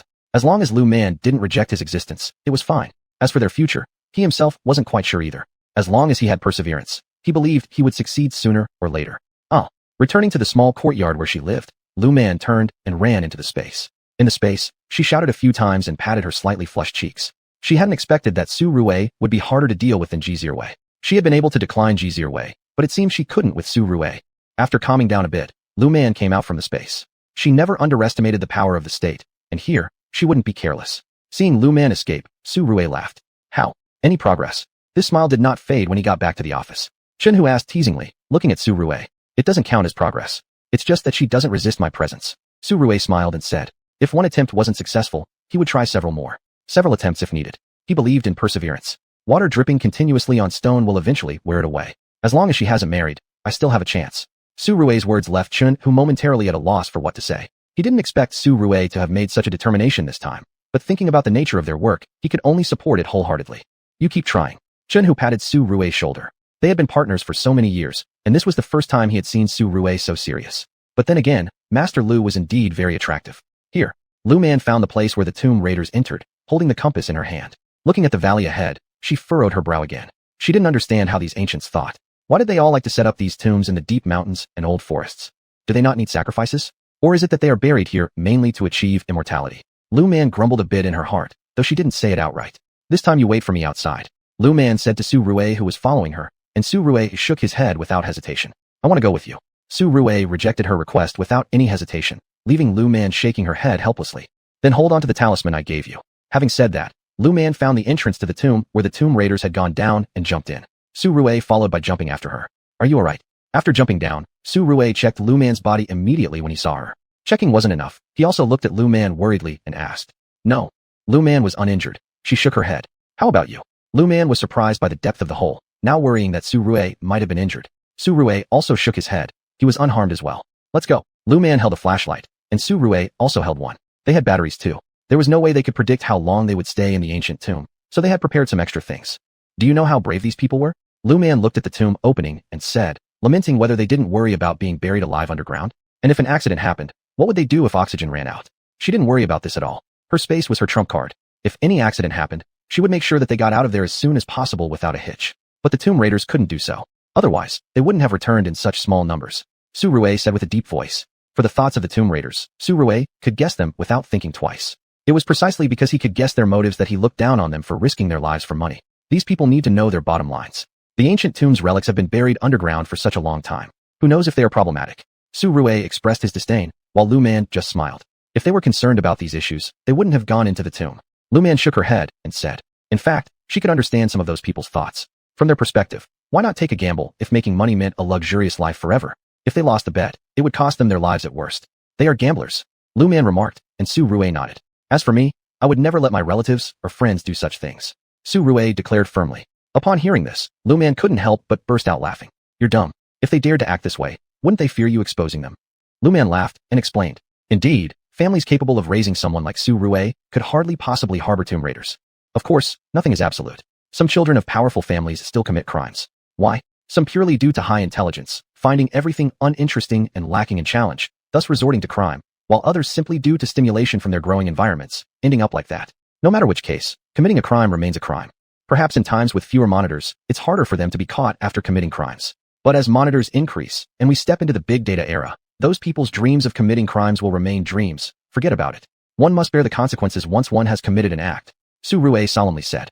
If any of his relatives or friends committed a crime, he would absolutely send them to prison without hesitation. Chapter 257, Dead People. Why does this ancient tomb feel so eerie? Su Rui noticed that the temperature around him was a bit low. He shivered, always feeling as if something nearby was staring at him. This made him feel uneasy inside. Don't worry, it's just a bat.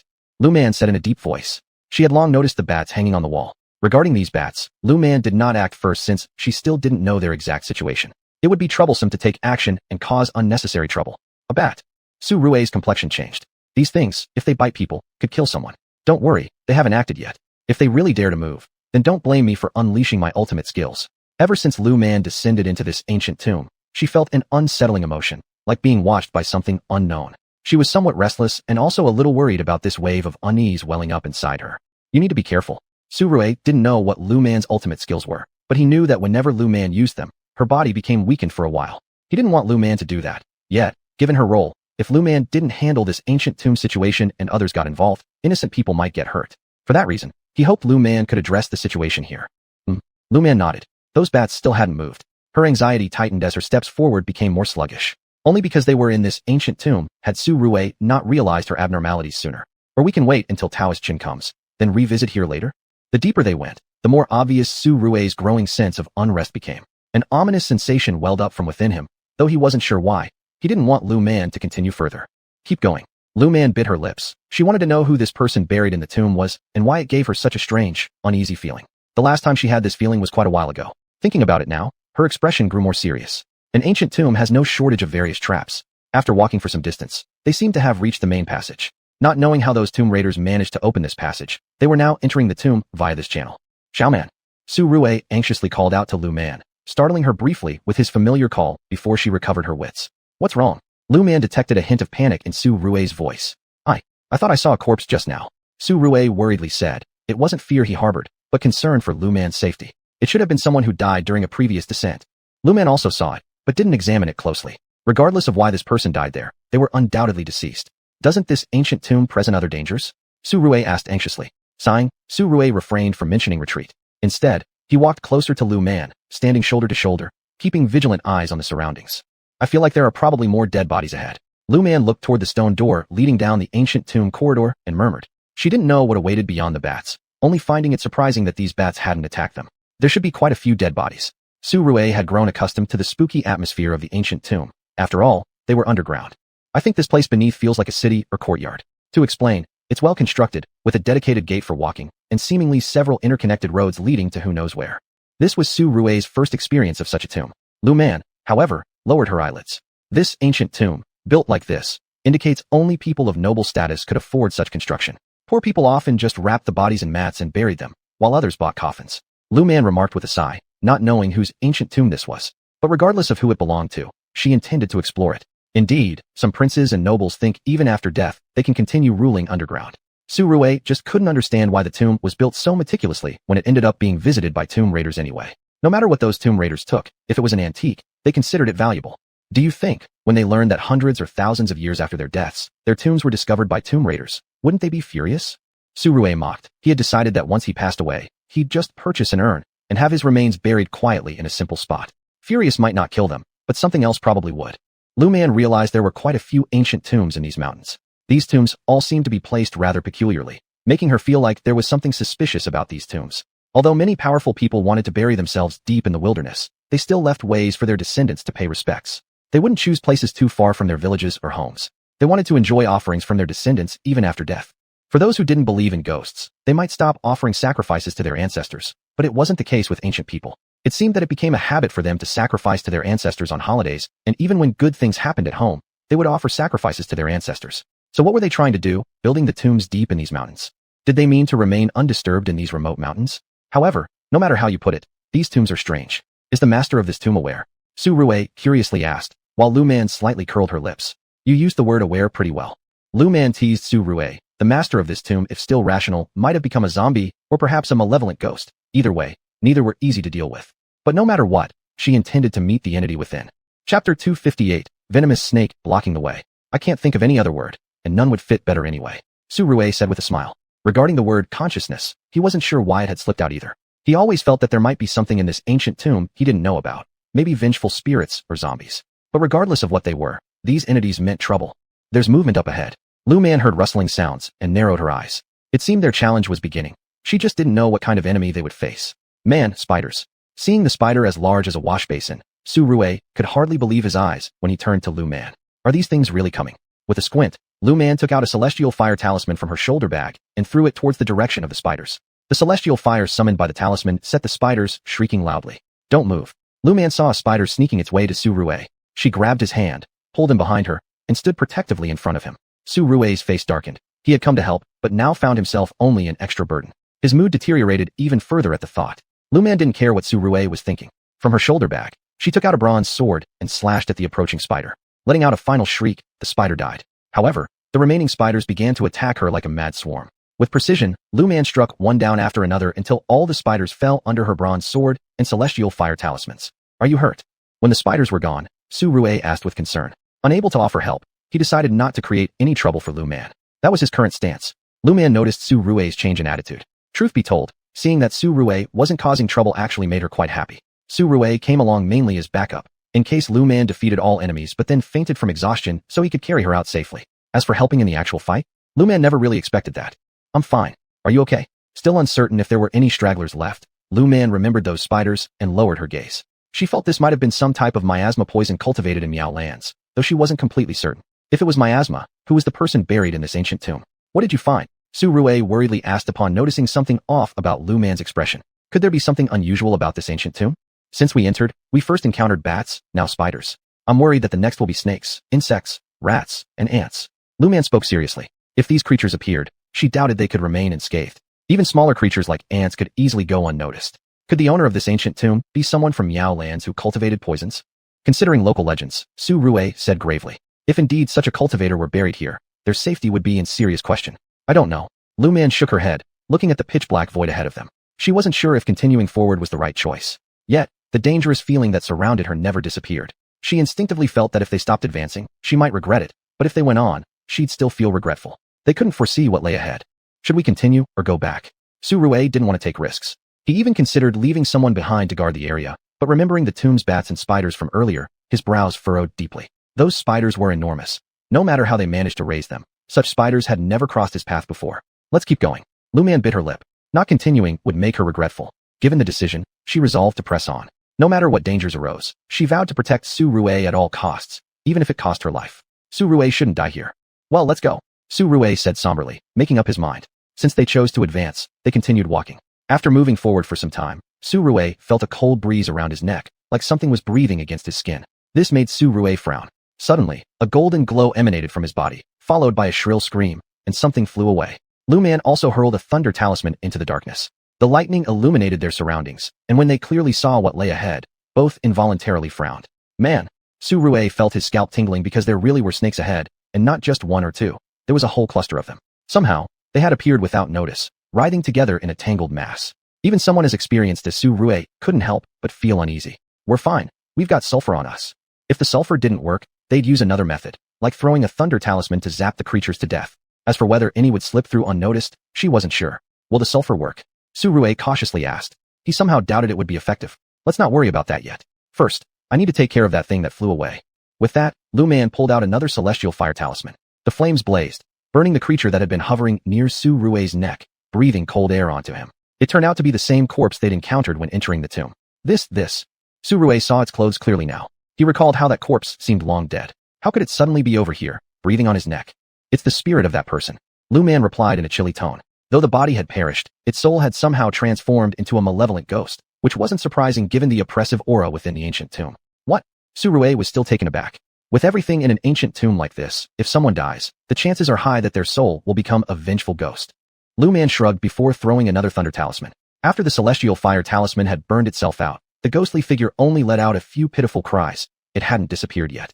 But once the thunder talisman struck, after being zapped several times, the ghost vanished into thin air. All right, it's dealt with. Lu Man brushed her hands off, satisfied. With the vengeful ghost neutralized, now came time to deal with those snakes, whose presence still baffled her. She wondered why so many were coiled up in this exact location. Do we have to kill all these snakes? Su Rue stared at the snakes, his scalp still prickling. At this moment, he hesitated to take a single step forward, knowing full well the dangers such a swarm of serpents posed. Their sheer numbers alone were terrifying. Chapter 259, Kill. Kill. Lu Man didn't hesitate to say so. If they don't kill, are they waiting for these snakes to counterattack? Thinking about these snakes, Lu Man frowned. She always felt that these snakes seemed to be waiting for their master's command. Regardless of whether her guess was right or not, strike first before the enemy does. No, it's wrong. Lu Man suddenly heard a voice coming from behind her. She threw another paper talisman, and then lightning flashed. Both Lu Man and Su Rue saw the incoming bats. We should have killed those bats earlier, Lu Man said with a frown. After that, the snakes also began to move. Lu Man frowned, as did Su Rue. Those bats didn't move just now, so we thought they weren't a threat. Su Rue said solemnly. They had just entered the ancient tomb and didn't want any more complications. Now it appeared they had been mistaken from the beginning. From the start, they should have eliminated all potential dangers. He also forgot this point just now. How could he neglect the possibility that these bats might be domesticated by the owner of the ancient tomb? Thinking of this possibility, he also tossed the talisman of thunder in his hand. He threw it in the direction of those snakes because there was no way around it. The snakes had begun to act. While Lu Man dealt with the bats, Su Rui could only deal with the snakes as well. Bump! The bat collided with the protective shield charm on Su Rui's body, which was already activated. The sound of the bats colliding with the shield made Su Rui frown. He looked in Lu Man's direction. When he saw that Lu Man's protective shield was also activated, he relaxed a little. Huff! An hour later, through the efforts of Lu Man and Su Rui, the snakes and bats were all exterminated. Lu Man slumped to the ground directly. When Su Rui saw Lu Man sitting there, drenched in sweat, he sympathetically helped her up, placing his backpack under Lu Man. I'm fine. After catching a few breaths, Lu Man shook her head and said to Su Rui, rest a bit, eat something. Su Rui worried that there would be more danger ahead. They were now isolated without any support. If something happened to Lu Man, he would likely not be able to leave either. All right. Lu Man didn't refuse, taking the pancake Su Rui handed over. After eating 2 bites, she felt choked, so she pulled out a water cup from her bag and took a few sips before passing it to Su Rui. Take a few drinks. Su Rui had worked hard too. He had wiped out a lot of snakes and bats. She hadn't expected their carelessness this time nearly led them into trouble. It seemed that next, she needed to be prepared. All right. Su Rui took the water cup Lu Man passed him, drank a few gulps, and handed the cup back to Lu Man again. He also took out a pancake and began eating it. Lu Man, while eating the pancake, kept watching the front. She didn't know what awaited them ahead, but she knew, whatever it was, she had to continue forward. Sigh, who knows what awaits us up ahead? With bats and snakes already here, there are spiders too. I feel like ahead it should be centipedes. As Su Rui ate the pancake, an idea suddenly struck him, and he blurted it out. Lu Man, hearing this, also nodded. No matter what comes next, we'll have to set fire. Lu Man thought about the diesel oil inside her space and decided that if it turned out to be centipedes next, she would set fire directly. Otherwise, the talismans in her hand might not suffice, and she wouldn't have the time to draw more. Setting fire, huh? Su Rui was somewhat concerned since they had nothing in hand. How were they supposed to start a fire? Forget it, let's see how things play out. If necessary, we'll think of another way. If there really are more dangers, we'll retreat first and continue once help arrives. Su Rui didn't want anything to happen to Lu Man, however, shook her head. Once you're here, leaving isn't easy. Even though they were sitting there safely at the moment, everything depicted on the mural was keeping an eye on them. She had no intention of destroying these items that were observing them. They were unnecessary to do so, and those things posed no threat to them. At most, they served the purpose of watching them. After all, things that could be suppressed by the tomb's owner within the mural must have been rendered powerless using some technique by the tomb's owner. What's wrong? Upon hearing Lu Man's words, Su Rui looked at her with some confusion. Why couldn't they leave? Are you looking at the mural? Lu Man pointed to the mural. Following the direction of her finger, Su Rui was startled when he saw the pupils of the people depicted moving in the mural. He was taken aback and immediately assumed a defensive posture.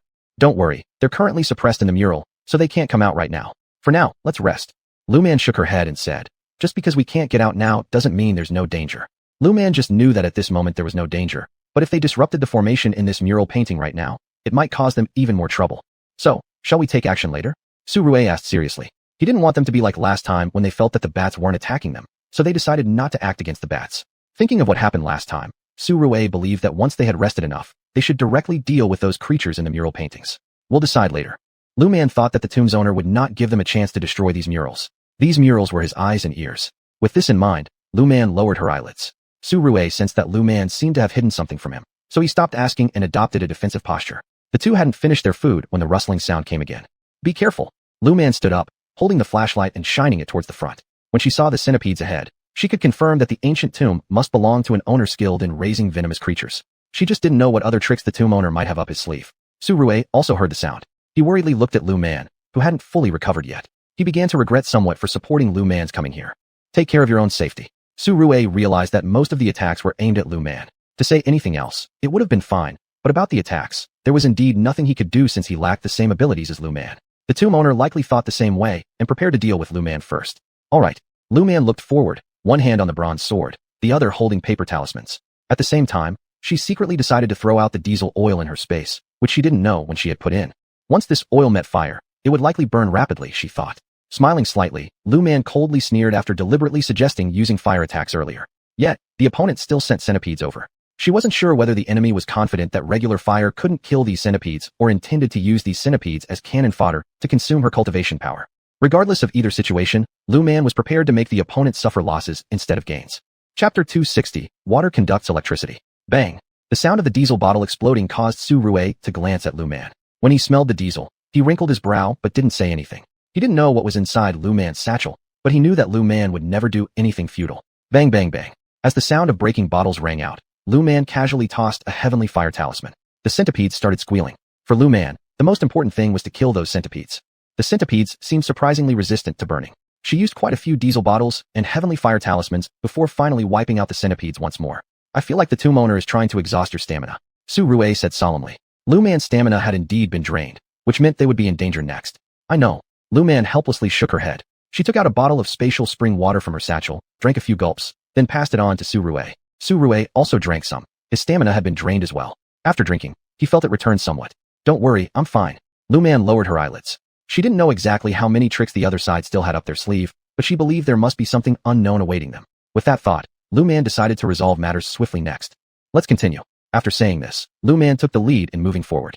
Su Rue followed behind her, his guard increasing visibly. Still, the longer they walked, the more restless he grew. They had walked for such a long time without encountering anything. How could this be possible? Xiao Man.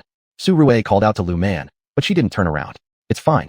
Lu Man faintly sensed danger ahead, yet no matter what it might be, she felt confident in handling it. She trusted her own abilities. Xiao Man. Su Rue remained uneasy as Lu Man continued walking forward. Don't move. Suddenly, Lu Man noticed something furry on the wall moving. On closer inspection, she identified it as silk thread worms. Don't touch them. Lu Man warned Su Rue, who didn't dare approach at all. What are these? Su Rue felt unsettled. Why was this ancient tomb so different from others? How could there be so many strange things here? Su Rue began to feel uneasy, fearing something might penetrate their bodies without them knowing. The tomb owner was likely someone who raised goo insects. These people have plenty of toxic bugs under their control. Lu Man explained somberly when she saw Su Rue's worried expression. This was her first encounter with such a situation. I don't know if fire can defeat them. Lu Man muttered. However, right after this sentence, she heard the sound of flowing water again. Be careful. Lu Man immediately threw a talisman, one different from others. A talisman that could support people floating in midair. What's going on? Su Rue had also heard the sound of running water. What was happening with this tomb passage? What is the tomb owner planning to do? Su Rue was thoroughly confused. Water can stop the burning of flames. Lu Man looked at the water halfway down the tomb passage and spoke, even though she wasn't sure how the other party managed this. Still, given the tactic, it showed that they were being closely watched. While Lu Man wasn't concerned about being observed, she worried that the silk thread worms would absorb the water and become impossible to ignite. Even without the water, under normal circumstances, they couldn't ignite without special methods. Thinking this over, Lu Man lowered her eyes slightly. Since the opponent dared to use such a strategy, wasn't it just to drain the talismans and stamina in her possession? No problem. She was confident she could deal with it. She threw out a celestial thunder talisman. Water conducts electricity. Thus, under Lu Man's semi-smiling gaze, the silk thread worms on the walls were electrocuted nearly unconscious by the water currents that hadn't yet dissipated. Xiao Man, how did you come up with this idea? Su Rue looked at those silk thread worms, writhing like they were having epileptic fits. His eyes widened. He never expected Lu Man to use lightning. Do I need to think? Water can extinguish fire, but water can also conduct electricity. Lu Man smiled mischievously as she looked at the silk thread worms submerged in water. She thought that tossing a few more celestial thunder talismans would yield surprising results. Hence, she threw the celestial thunder talismans as if they cost nothing, one after another. All the bugs in the water seemed to die off from the electric shocks. Xiao Man, let's go down when the water subsides. Su Rue anxiously looked at the water flooding the passage. He voiced his concerns since they could only float now. He wondered how long this talisman-supported floating state could last. Relax, our paper talismans can hold us up for 1 or 2 hours. Lu Man had never been more thankful for her middle school obsession with researching this kind of talisman paper. But then again, these talismans really were quite useful in certain situations. The only thing she didn't know was whether Daoist Chun and the others needed them as well. If they did, then she would have yet another way to make money. Thinking of this, Lu Man couldn't help but curve her lips into a smile. Just at that moment, a woman's piercing scream cut through the air. Su Rue glanced toward the direction of the sound and saw a woman dressed in white ancient attire struggling in the water. He lowered his gaze without even giving her a second look. Hey, don't you feel a little sorry for her as a man? Seeing Su Rue's reaction, Lu Man teased him with a lighthearted remark. Su Rue merely smiled faintly. We're inside an ancient tomb now, and she's wearing antique clothing. As Su Rue's words sank in, Lu Man immediately gave him a thumbs up. You should be more observant next time. This time, it was the clothes that gave her away, but outside, such issues might not always exist. Lu Man reminded Su Rue, and Su Rue nodded. I think the person over there shouldn't be human. Su Rue looked at the woman intentionally struggling in the water and said so. If she were truly human, she would have run out of strength by now. It doesn't matter either way. Whether or not she's human, she'll stay submerged. Lu Man grinned mischievously and tossed another heavenly thunder talisman towards the water. Conducting electricity wasn't something to mess with. The heavenly thunder talisman caused her to convulse violently in the water. Su Rue observed the scene, lowering his eyelids slightly to conceal the amusement gleaming in his eyes. Meanwhile, Lu Man burst out laughing heartily without reservation. Next time you want someone to come rescue you, remember to mind the details, sis. Lu Man added salt to the wound while the woman in the water glared at her angrily. In response, Lu Man smirked and shot her a challenging grin. Ho ho, the game has just begun. The tomb owner couldn't hold back any longer and actually sent someone, or rather, not someone, but a zombie. She had no idea how they managed to do it, but ever since coming here, she noticed the number of zombies increasing. Could it be that the south was suitable for raising zombies? Chapter 261, The Golden Goo. Xiaoman. Su Rui worriedly called out to Lu Man once, concerned that the tomb owner might be provoked by what Lu Man had just said. Don't worry. Lu Man smiled and said that she had just destroyed quite a few of the tomb owner's eyes. The tomb owner must be unable to bear it now. Next, he would likely send other things over. She didn't know what these things were, but she wasn't worried at all. Right now, it was either you die or I perish, and worrying or being scared would be of no use. Su Rui didn't know what Lu Man was thinking about, but remembering what Lu Man did before, he felt that Lu Man was really smart, completely unlike a country girl. He remembered checking on Lu Man's background when they first met. He found out that Lu Man was a country girl who hadn't traveled far. When she was little, her brain didn't work well. It was only in the past 2 years that she improved. The two continued to move forward. After walking for a long time, they encountered nothing this time, which made Su Rui trust Lu Man's words. Come out. After walking another distance, Su Rui suddenly heard Lu Man say this. His eyes widened as he looked ahead, but he didn't see anything ahead. If you don't come out, I won't mind flooding this place like Jinsan and then throwing some thunder talismans over. Lu Man threatened. As soon as her words ended, a woman dressed in ethnic minority clothing appeared before them. Su Rui's eyes widened. He didn't expect the tomb owner to be a woman. Lu Man wasn't surprised that the tomb owner was a woman since, after all, women had a higher success rate in nurturing such poisonous insects. Are you the tomb owner? Lu Man was now even more curious as to why this woman had so many skills, yet let go of those tomb raiders. No. The woman shook her head without hesitation. The master is the real tomb owner. The woman added one sentence. Lu Man narrowed her eyes. It seemed there was someone even stronger behind this woman. Lu Man struck first, directly throwing a purple lightning talisman. The woman seemed to sense Lu Man's ill intentions and dodged Lu Man's paper charm directly. However, could Lu Man's paper charm be easily avoided? The moment she dodged, the paper charm judged where she was going to dodge, landed directly on the woman, and the lightning struck her again. The woman was scorched all over. Lu Man still didn't intend to let the woman go. She threw several heavenly thunder talismans. Su Rui was a bit confused at first, but when their protective amulets were activated again, he knew why Lu Man did this. Because he didn't know when, there were already plenty of bugs under their feet. All sorts of spiders, centipedes, toads, various types of insects. Su Rui felt his scalp tingle while Lu Man was used to it. In a short time, the heavenly thunder talismans in her hand cleaned up all the bugs on the ground. Will your master appear? Lu Man wondered why the other party never showed up. 2 people under his command had already appeared. Well, they couldn't exactly be called people, but his underlings had shown up. Why was he still hiding deep in the ancient tomb? The master will not forgive you. The blackened woman opened her mouth and said. Hearing this, Lu Man laughed and threw another purple lightning talisman. This time, the woman was directly split into powder. After all, she had just been injured earlier. She was just a zombie skilled in raising poison. Plus, Lu Man's purple lightning talisman had a natural suppressive effect on her. It was clear what awaited her. We probably still have to face a lot more situations like this. Lu Man wanted to know how many zombies the other party had. Of course, if the other party had a large number of zombies, she would need to thoroughly investigate the nearby ancient tombs. I estimate the other party doesn't have too many people under their command. Su Rui didn't know why, but he had this feeling. He felt that if the person had many people, they wouldn't send them one by one, but in a group. Lu Man nodded after hearing Su Rui's words. As for what exactly was waiting for them, Lu Man wasn't certain now. They walked another distance. This time, they saw brightness ahead. How can there be light here? Su Rui asked with shock. How could there be light in an ancient tomb? What's the problem? Shark fat from the deep sea can burn, and the burning time of this kind of fat is especially long. Lu Man murmured softly. It seemed they had arrived. Are you still not coming out? Lu Man looked towards a shadowy corner with an almost smile. This time, she believed what Su Rui had just said. Indeed, the tomb owner didn't have many people under his command. Now he personally appeared. You're very capable. The tomb owner appeared, dressed in ethnic minority clothing. Lu Man's lips curled up when she saw him. Those 2 should be your wives or concubines, right? Lu Man stated confidently. She was aware that in ancient times, men having multiple wives and concubines was common, but she chose not to comment on it. You're very smart. The tomb owner praised Lu Man again. Lu Man's lips curled up. Since you know I'm smart, why do you resort to petty tricks? With that, a heavenly fire talisman was thrown on the ground, and the bugs that had somehow appeared there were once again reduced to ashes by the heavenly fire. You're very skilled. The man's tone lost its previous calmness, rising slightly. Lu Man smirked. How else would I bring an ordinary person down into a tomb? Lu Man said confidently. The man's cultivation was not low. Both of them were currently on guard against each other, searching for the other's weaknesses. Su Rui watched the man warily while also being cautious about the ground, since this person used insects as his method. Girl, you're too young to be here. You should go back. The man said solemnly. Lu Man's lips curved up, and she threw out a 9 heavens divine thunder talisman. The man didn't expect Lu Man to have such a powerful talisman in her possession. He tried to evade it, but no one who caught Lu Man's attention could escape, and the man was directly struck by the 9 heavens divine thunder talisman. After the power of the 9 heavens divine thunder talisman had passed, Lu Man saw the man's blackened skin return to its original state, pale, without a trace of blood, and her lips curled up, showing no surprise, whereas Su Rui looked astonished at the transformation. Humph, I originally intended to leave you for someone else, but since you seek death, I won't show you any mercy.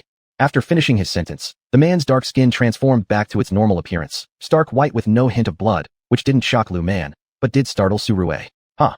I originally wanted to capture you, but now that you've said that, if I let you live, how will I prove my ability? With that, Lu Man threw another 9 Heavens Divine Thunder Talisman, and upon seeing it, the man took out a golden goo insect from his body. Chapter 262, Ashes to Ashes. Little AI Go. After speaking, the golden bug flew up, and Lu Man looked at the man with a half-smile as she threw another 9 Heavens Divine Thunder Charm. I wonder how many golden bugs you have on you. A bug that can be cultivated into a golden bug is extremely powerful. It's rumored that the most powerful bugs can even bring the dead back to life. Lu Man hadn't encountered such a case, but she had read about it in records. Seeing Lu Man throw another charm, the man furrowed his brow, ready to withstand the attack. However, when he saw that Lu Man still had several charms left, he became uncertain about how many more of these powerful charms were in her possession. At this moment, he regretted letting those people leave. If only he hadn't treated those people like rats, perhaps he wouldn't have encountered this young lady now. He originally thought that this young girl only had a few powerful talismans from her master or elders, but unexpectedly, her supply seemed endless. Crack! A bolt of lightning struck the man. As for the golden bug battling against the lightning, it was repeatedly struck by the electric current, emitting cries of pain. What exactly do you want to do? The man could no longer contain himself, while Lu Man curled her lips upward slightly. To act on behalf of heaven. Lu Man spoke solemnly, and immediately afterwards, she threw out several more 9 Heavens Divine Thunder Charms. Although doing so would deplete her cultivation power, she had to take this action now. She wasn't sure who the other person was that the man had mentioned earlier when he said he wanted to leave her for someone else. Whoever that person was, they were definitely not easy to deal with. Su Rui held a thunder charm tightly, eyeing the ground warily. Another one? Lu Man didn't expect that this man still harbored a golden bug. Seeing the golden bug made her exclaim in surprise. I've lived for so many years. If I didn't have anything to protect my life, would that be possible? The man proudly stated. Over the course of several hundred years, he had cultivated over 10 golden bugs. Despite his attempts, he couldn't manage to grow even stronger bugs. Oh, so you're not a zombie then? Lu Man remarked. Now she understood why the man could recover so quickly after being struck by lightning. Partly due to the golden bug and partly because he was just an extraordinary human. Do you want me to guess how you survived? Lu Man recalled the 2 women from before. Those women were not alive. That was certain. However, since this man seemed to be alive, it required some careful speculation. I think besides having the golden bug sustain your vitality, there should be blood too, right? I think besides having the golden bug sustain your vitality, there should be blood too, right? Lu Man narrowed her eyes, realizing that this man must have practiced forbidden techniques. With this realization, her expression grew increasingly grim. Su Rui heard this and widened his eyes in shock.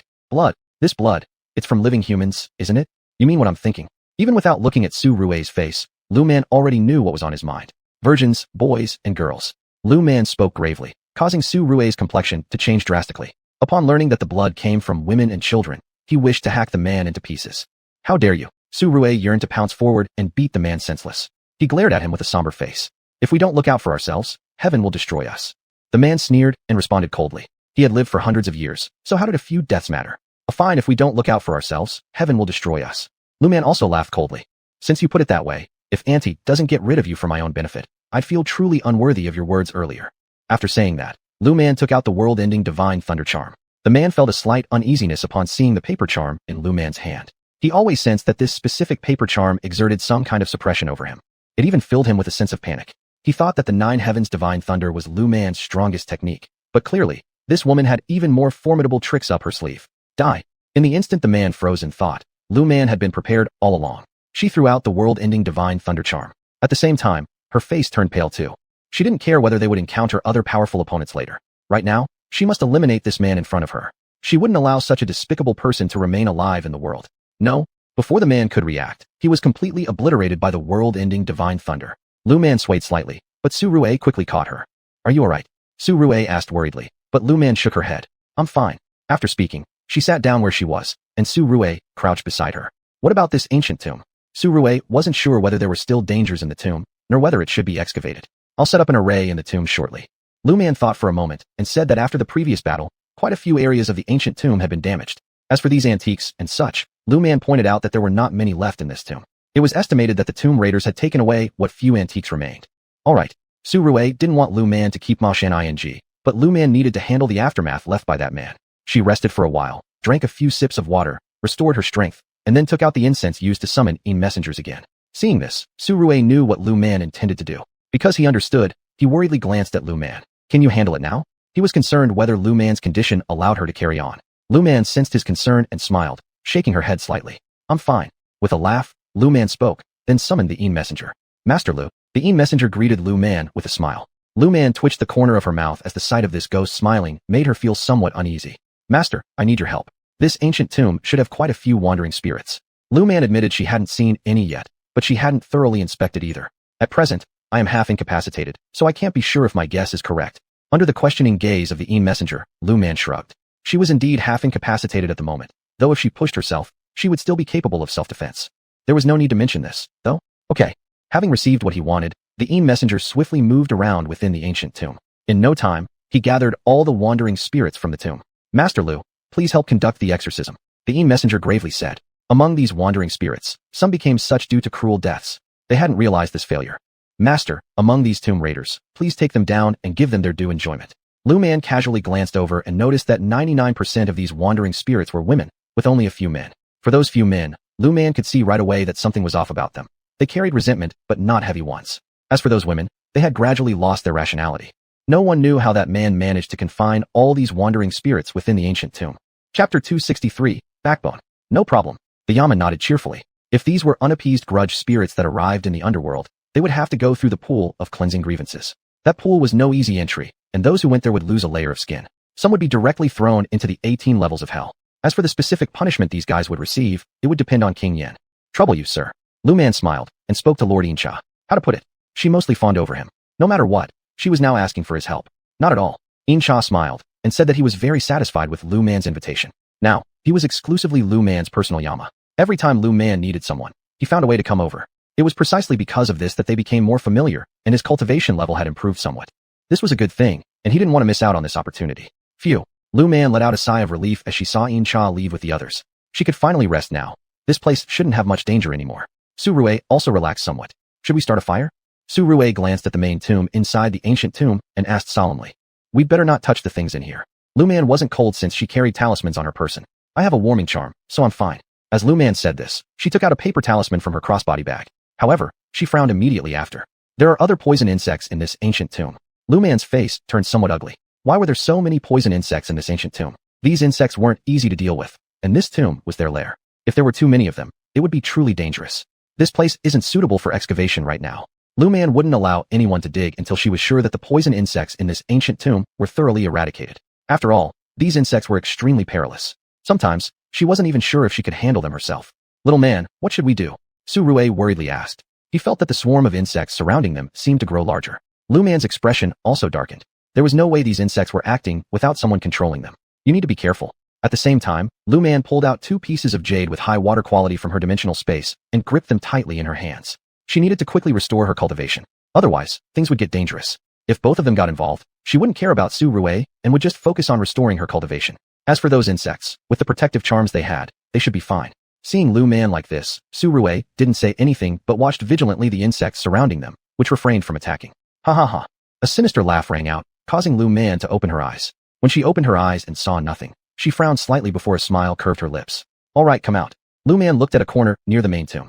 Su Rue followed her gaze and saw something there as well. Suddenly, a shadow appeared. It was a woman dressed in red. For some reason, Su Rue felt a bit of danger emanating from her. Never thought you'd survive. The woman's eerie voice sounded again. Lu Man knitted her brows. Who are you? She wanted to know this point. Who is this woman? It doesn't matter who I am. What matters is that I've finally taken my revenge. The woman sneered and said. After finishing, she raised a black stick in her hand. Lu Man sensed something wrong about that black stick. Your backbone. Lu Man couldn't believe her eyes when she stared at the stick. That's right, it's my spine. Shocked, aren't you? The woman sneered. In her past life, Lu Man had killed her, but she hadn't let Lu Man off either. In her past life, she'd used the special abilities passed down by her family to hide most of her soul within her backbone. How she managed to conceal her soul during her dying moment could only remain a secret. Not surprised, Lu Man said indifferently. For this ghost spirit to wield her own backbone as a weapon wasn't surprising to her. The weapons that ghosts could use were limited unless it was something that accompanied them or belonged to them personally. Lu Man wasn't surprised, but Su Rue certainly was. Lu Man, tell me, if I kill this little admirer of yours, will you go mad? The woman glared sinisterly at Su Rue, treating Lu Man now like a cat playing with a mouse. But Lu Man's expression didn't change at all. Are you even capable of doing that? Lu Man was unclear about the opponent's tricks, but what she worried about most was the weapon in her hands. Don't think I don't know. You have many tricks up your sleeve, but so do I. After saying this, the woman vanished instantly from both Lu Man and Su Rue's sight, tightening Lu Man's heart in concern. Suddenly, both she and Su Rue disappeared from their original spot as well. Lu Man frowned upon seeing how they had shifted locations in an instant. She wasn't sure whether they had truly moved or if they were caught inside an array. Lu Man, soon you'll get to see the dead body of your little admirer. The woman's chilling voice rang out again. Meanwhile, Lu Man remained calm as she sat there, wanting to observe what else the other party might resort to. Regardless of whatever trickery came next, Lu Man was ready for any situation. As for her part, she clenched the Nine Heavens Divine Thunder Charm, one of her means of protection now, but she couldn't yet employ her ultimate techniques. It would be dangerous to use them unless she first located the opponent. Otherwise, without knowing where the adversary was, Lu Man herself would truly be in peril. On the other side, after arriving at a strange place, Su Rue stiffened his face while remaining composed, standing still. Seeing Su Rue's unmoving form, the woman waved her hand, summoning a group of female ghosts. There were over 10 of them. Upon seeing the woman's gesture, the ghosts surrounded Su Rue, who lowered his eyelids, relying on the protective charm he carried as well as the dagger in his hand. Don't move. Su Rue noticed these ghosts intending harm towards him and drew out his dagger to warn them off. Master, allow us to serve you. One of the female ghosts cooed sweetly and flung herself at Su Rue. The moment Su Rue stabbed the ghost with the dagger, black smoke rose from the ghost's body. Both Su Rue and the ghost were equally astonished. Su Rue that he could injure the ghost that Su Rue managed to wound it. Chapter 264, The Puppeteer Behind the Scenes. The female ghost was stunned, but Su Rue wasn't. He swung his dagger once again at the approaching female ghosts, causing plumes of black gas to rise from their bodies. Kid, I underestimated you. Seeing this situation from a distance, the female ghost frowned. If this kid wasn't dealt with, she feared that he might find Lu Man.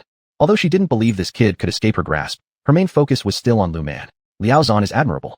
Su Rue responded nonchalantly, gripping the dagger tightly.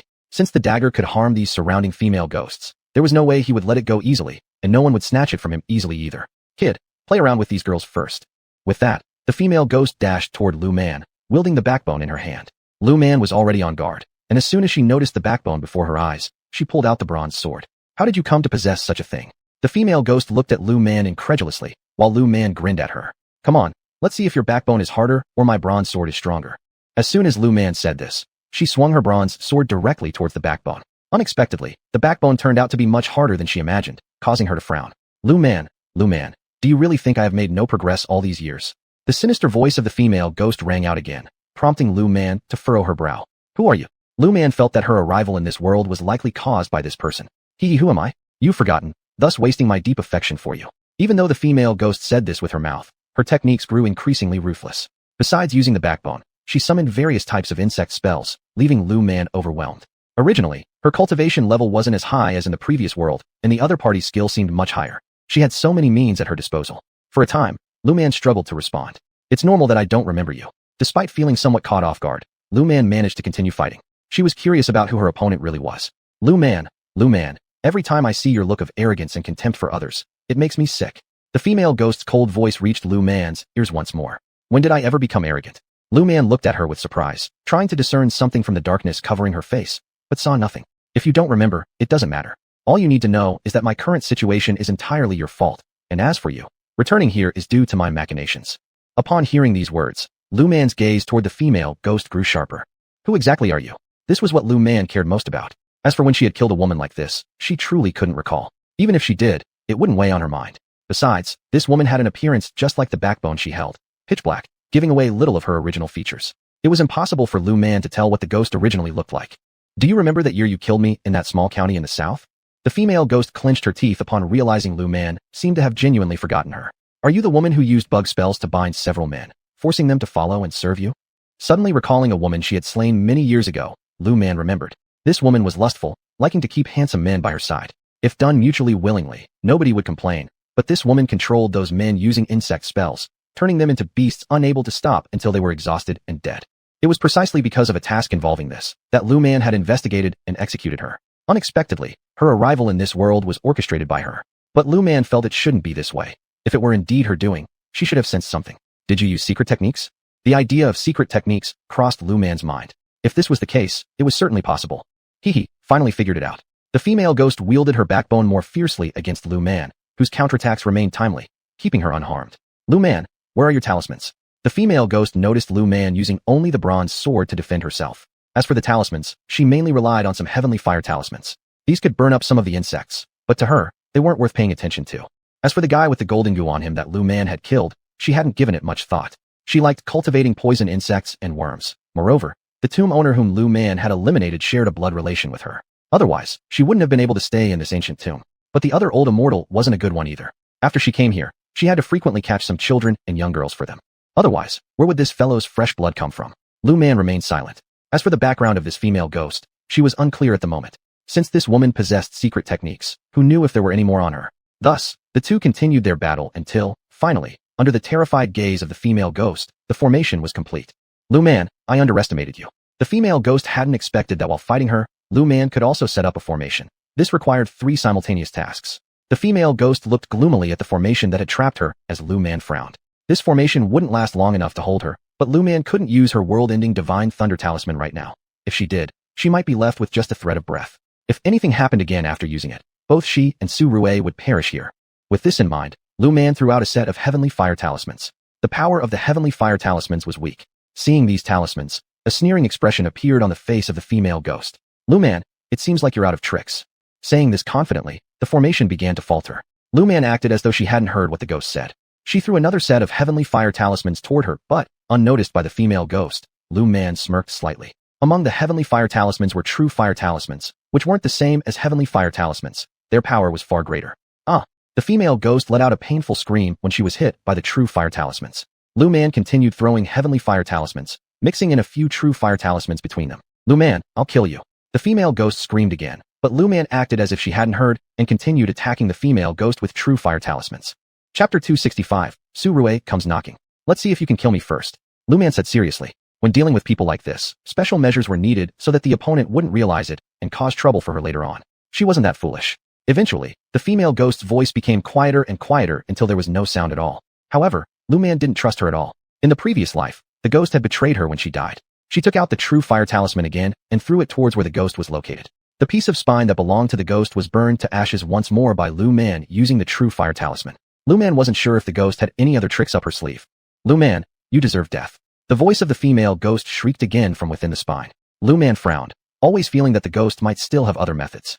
With this in mind, she frowned again, and regardless of whether the ghost had more tricks or not, she burned the area around her again with the true fire talisman. She didn't want to miss a single possible opportunity.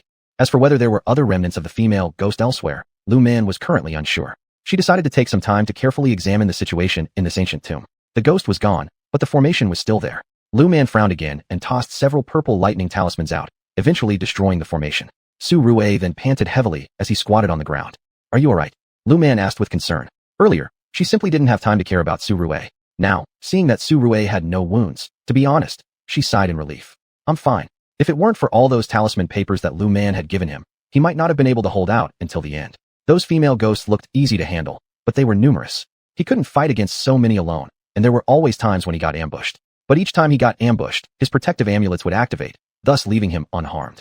Of course, finally, the purple lightning talisman that Lu Man threw caused all the female ghosts to disintegrate completely. It's good that nothing happened. Lu Man also collapsed onto the ground. She was really tired, exhausted mentally, and during her earlier battle with the female ghost, she had expended a lot of spiritual power. Now, she needed to recuperate. Are you alright? Seeing Lu Man's pale face, Su Rue worriedly asked. As for himself, he was merely somewhat exhausted, but Lu Man's complexion was truly dreadful. I'm also fine. Once I recover some spiritual energy, we will check this ancient tomb. Lu Man solemnly said. They appeared not to be in their original location anymore. They seemed to be below the ancient tomb. I'm worried that there might be other problems with this ancient tomb. Lu Man helplessly said. This time, she found the ghost who attacked her, but she was worried that there might still be remnants hidden away, considering how many secret arts the ghost possessed. Thinking of the ghost's schemes against her, and recalling her own method of concealing her soul, Lu Man was quite concerned. Okay. Su Rue wasn't certain whether there were any problems with the ancient tomb.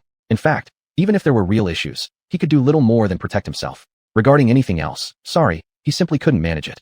Even self-preservation was a challenge for him. Despite feeling helpless, Su Rue understood well enough that he shouldn't think too highly of himself. If it involved dealing with ordinary people, he'd have no problem. After resting for a bit and recovering some energy, Lu Man stood up and began examining the ancient tomb thoroughly, holding a compass and not letting a single corner escape her notice. Su Rue trailed behind Lu Man. Although he couldn't assist Lu Man much, he could keep an eye on the surroundings for her. He now feared that at any moment, some kind of poisonous insects or dirty things might suddenly appear. Phew. Finally, after checking every place in the ancient tomb, Lu Man let out a sigh of relief. This ancient tomb must be sealed for some time first.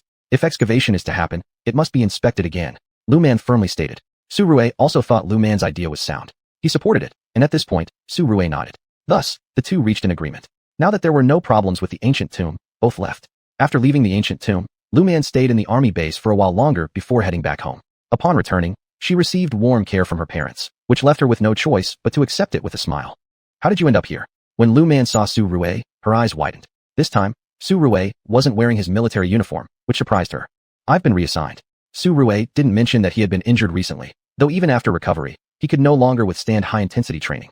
He directly requested a reassignment and was now the director of public security in the provincial capital city. While the distance between the provincial capital and Lu Man's location wasn't particularly far, it wasn't exactly close either. Regardless, he had come over.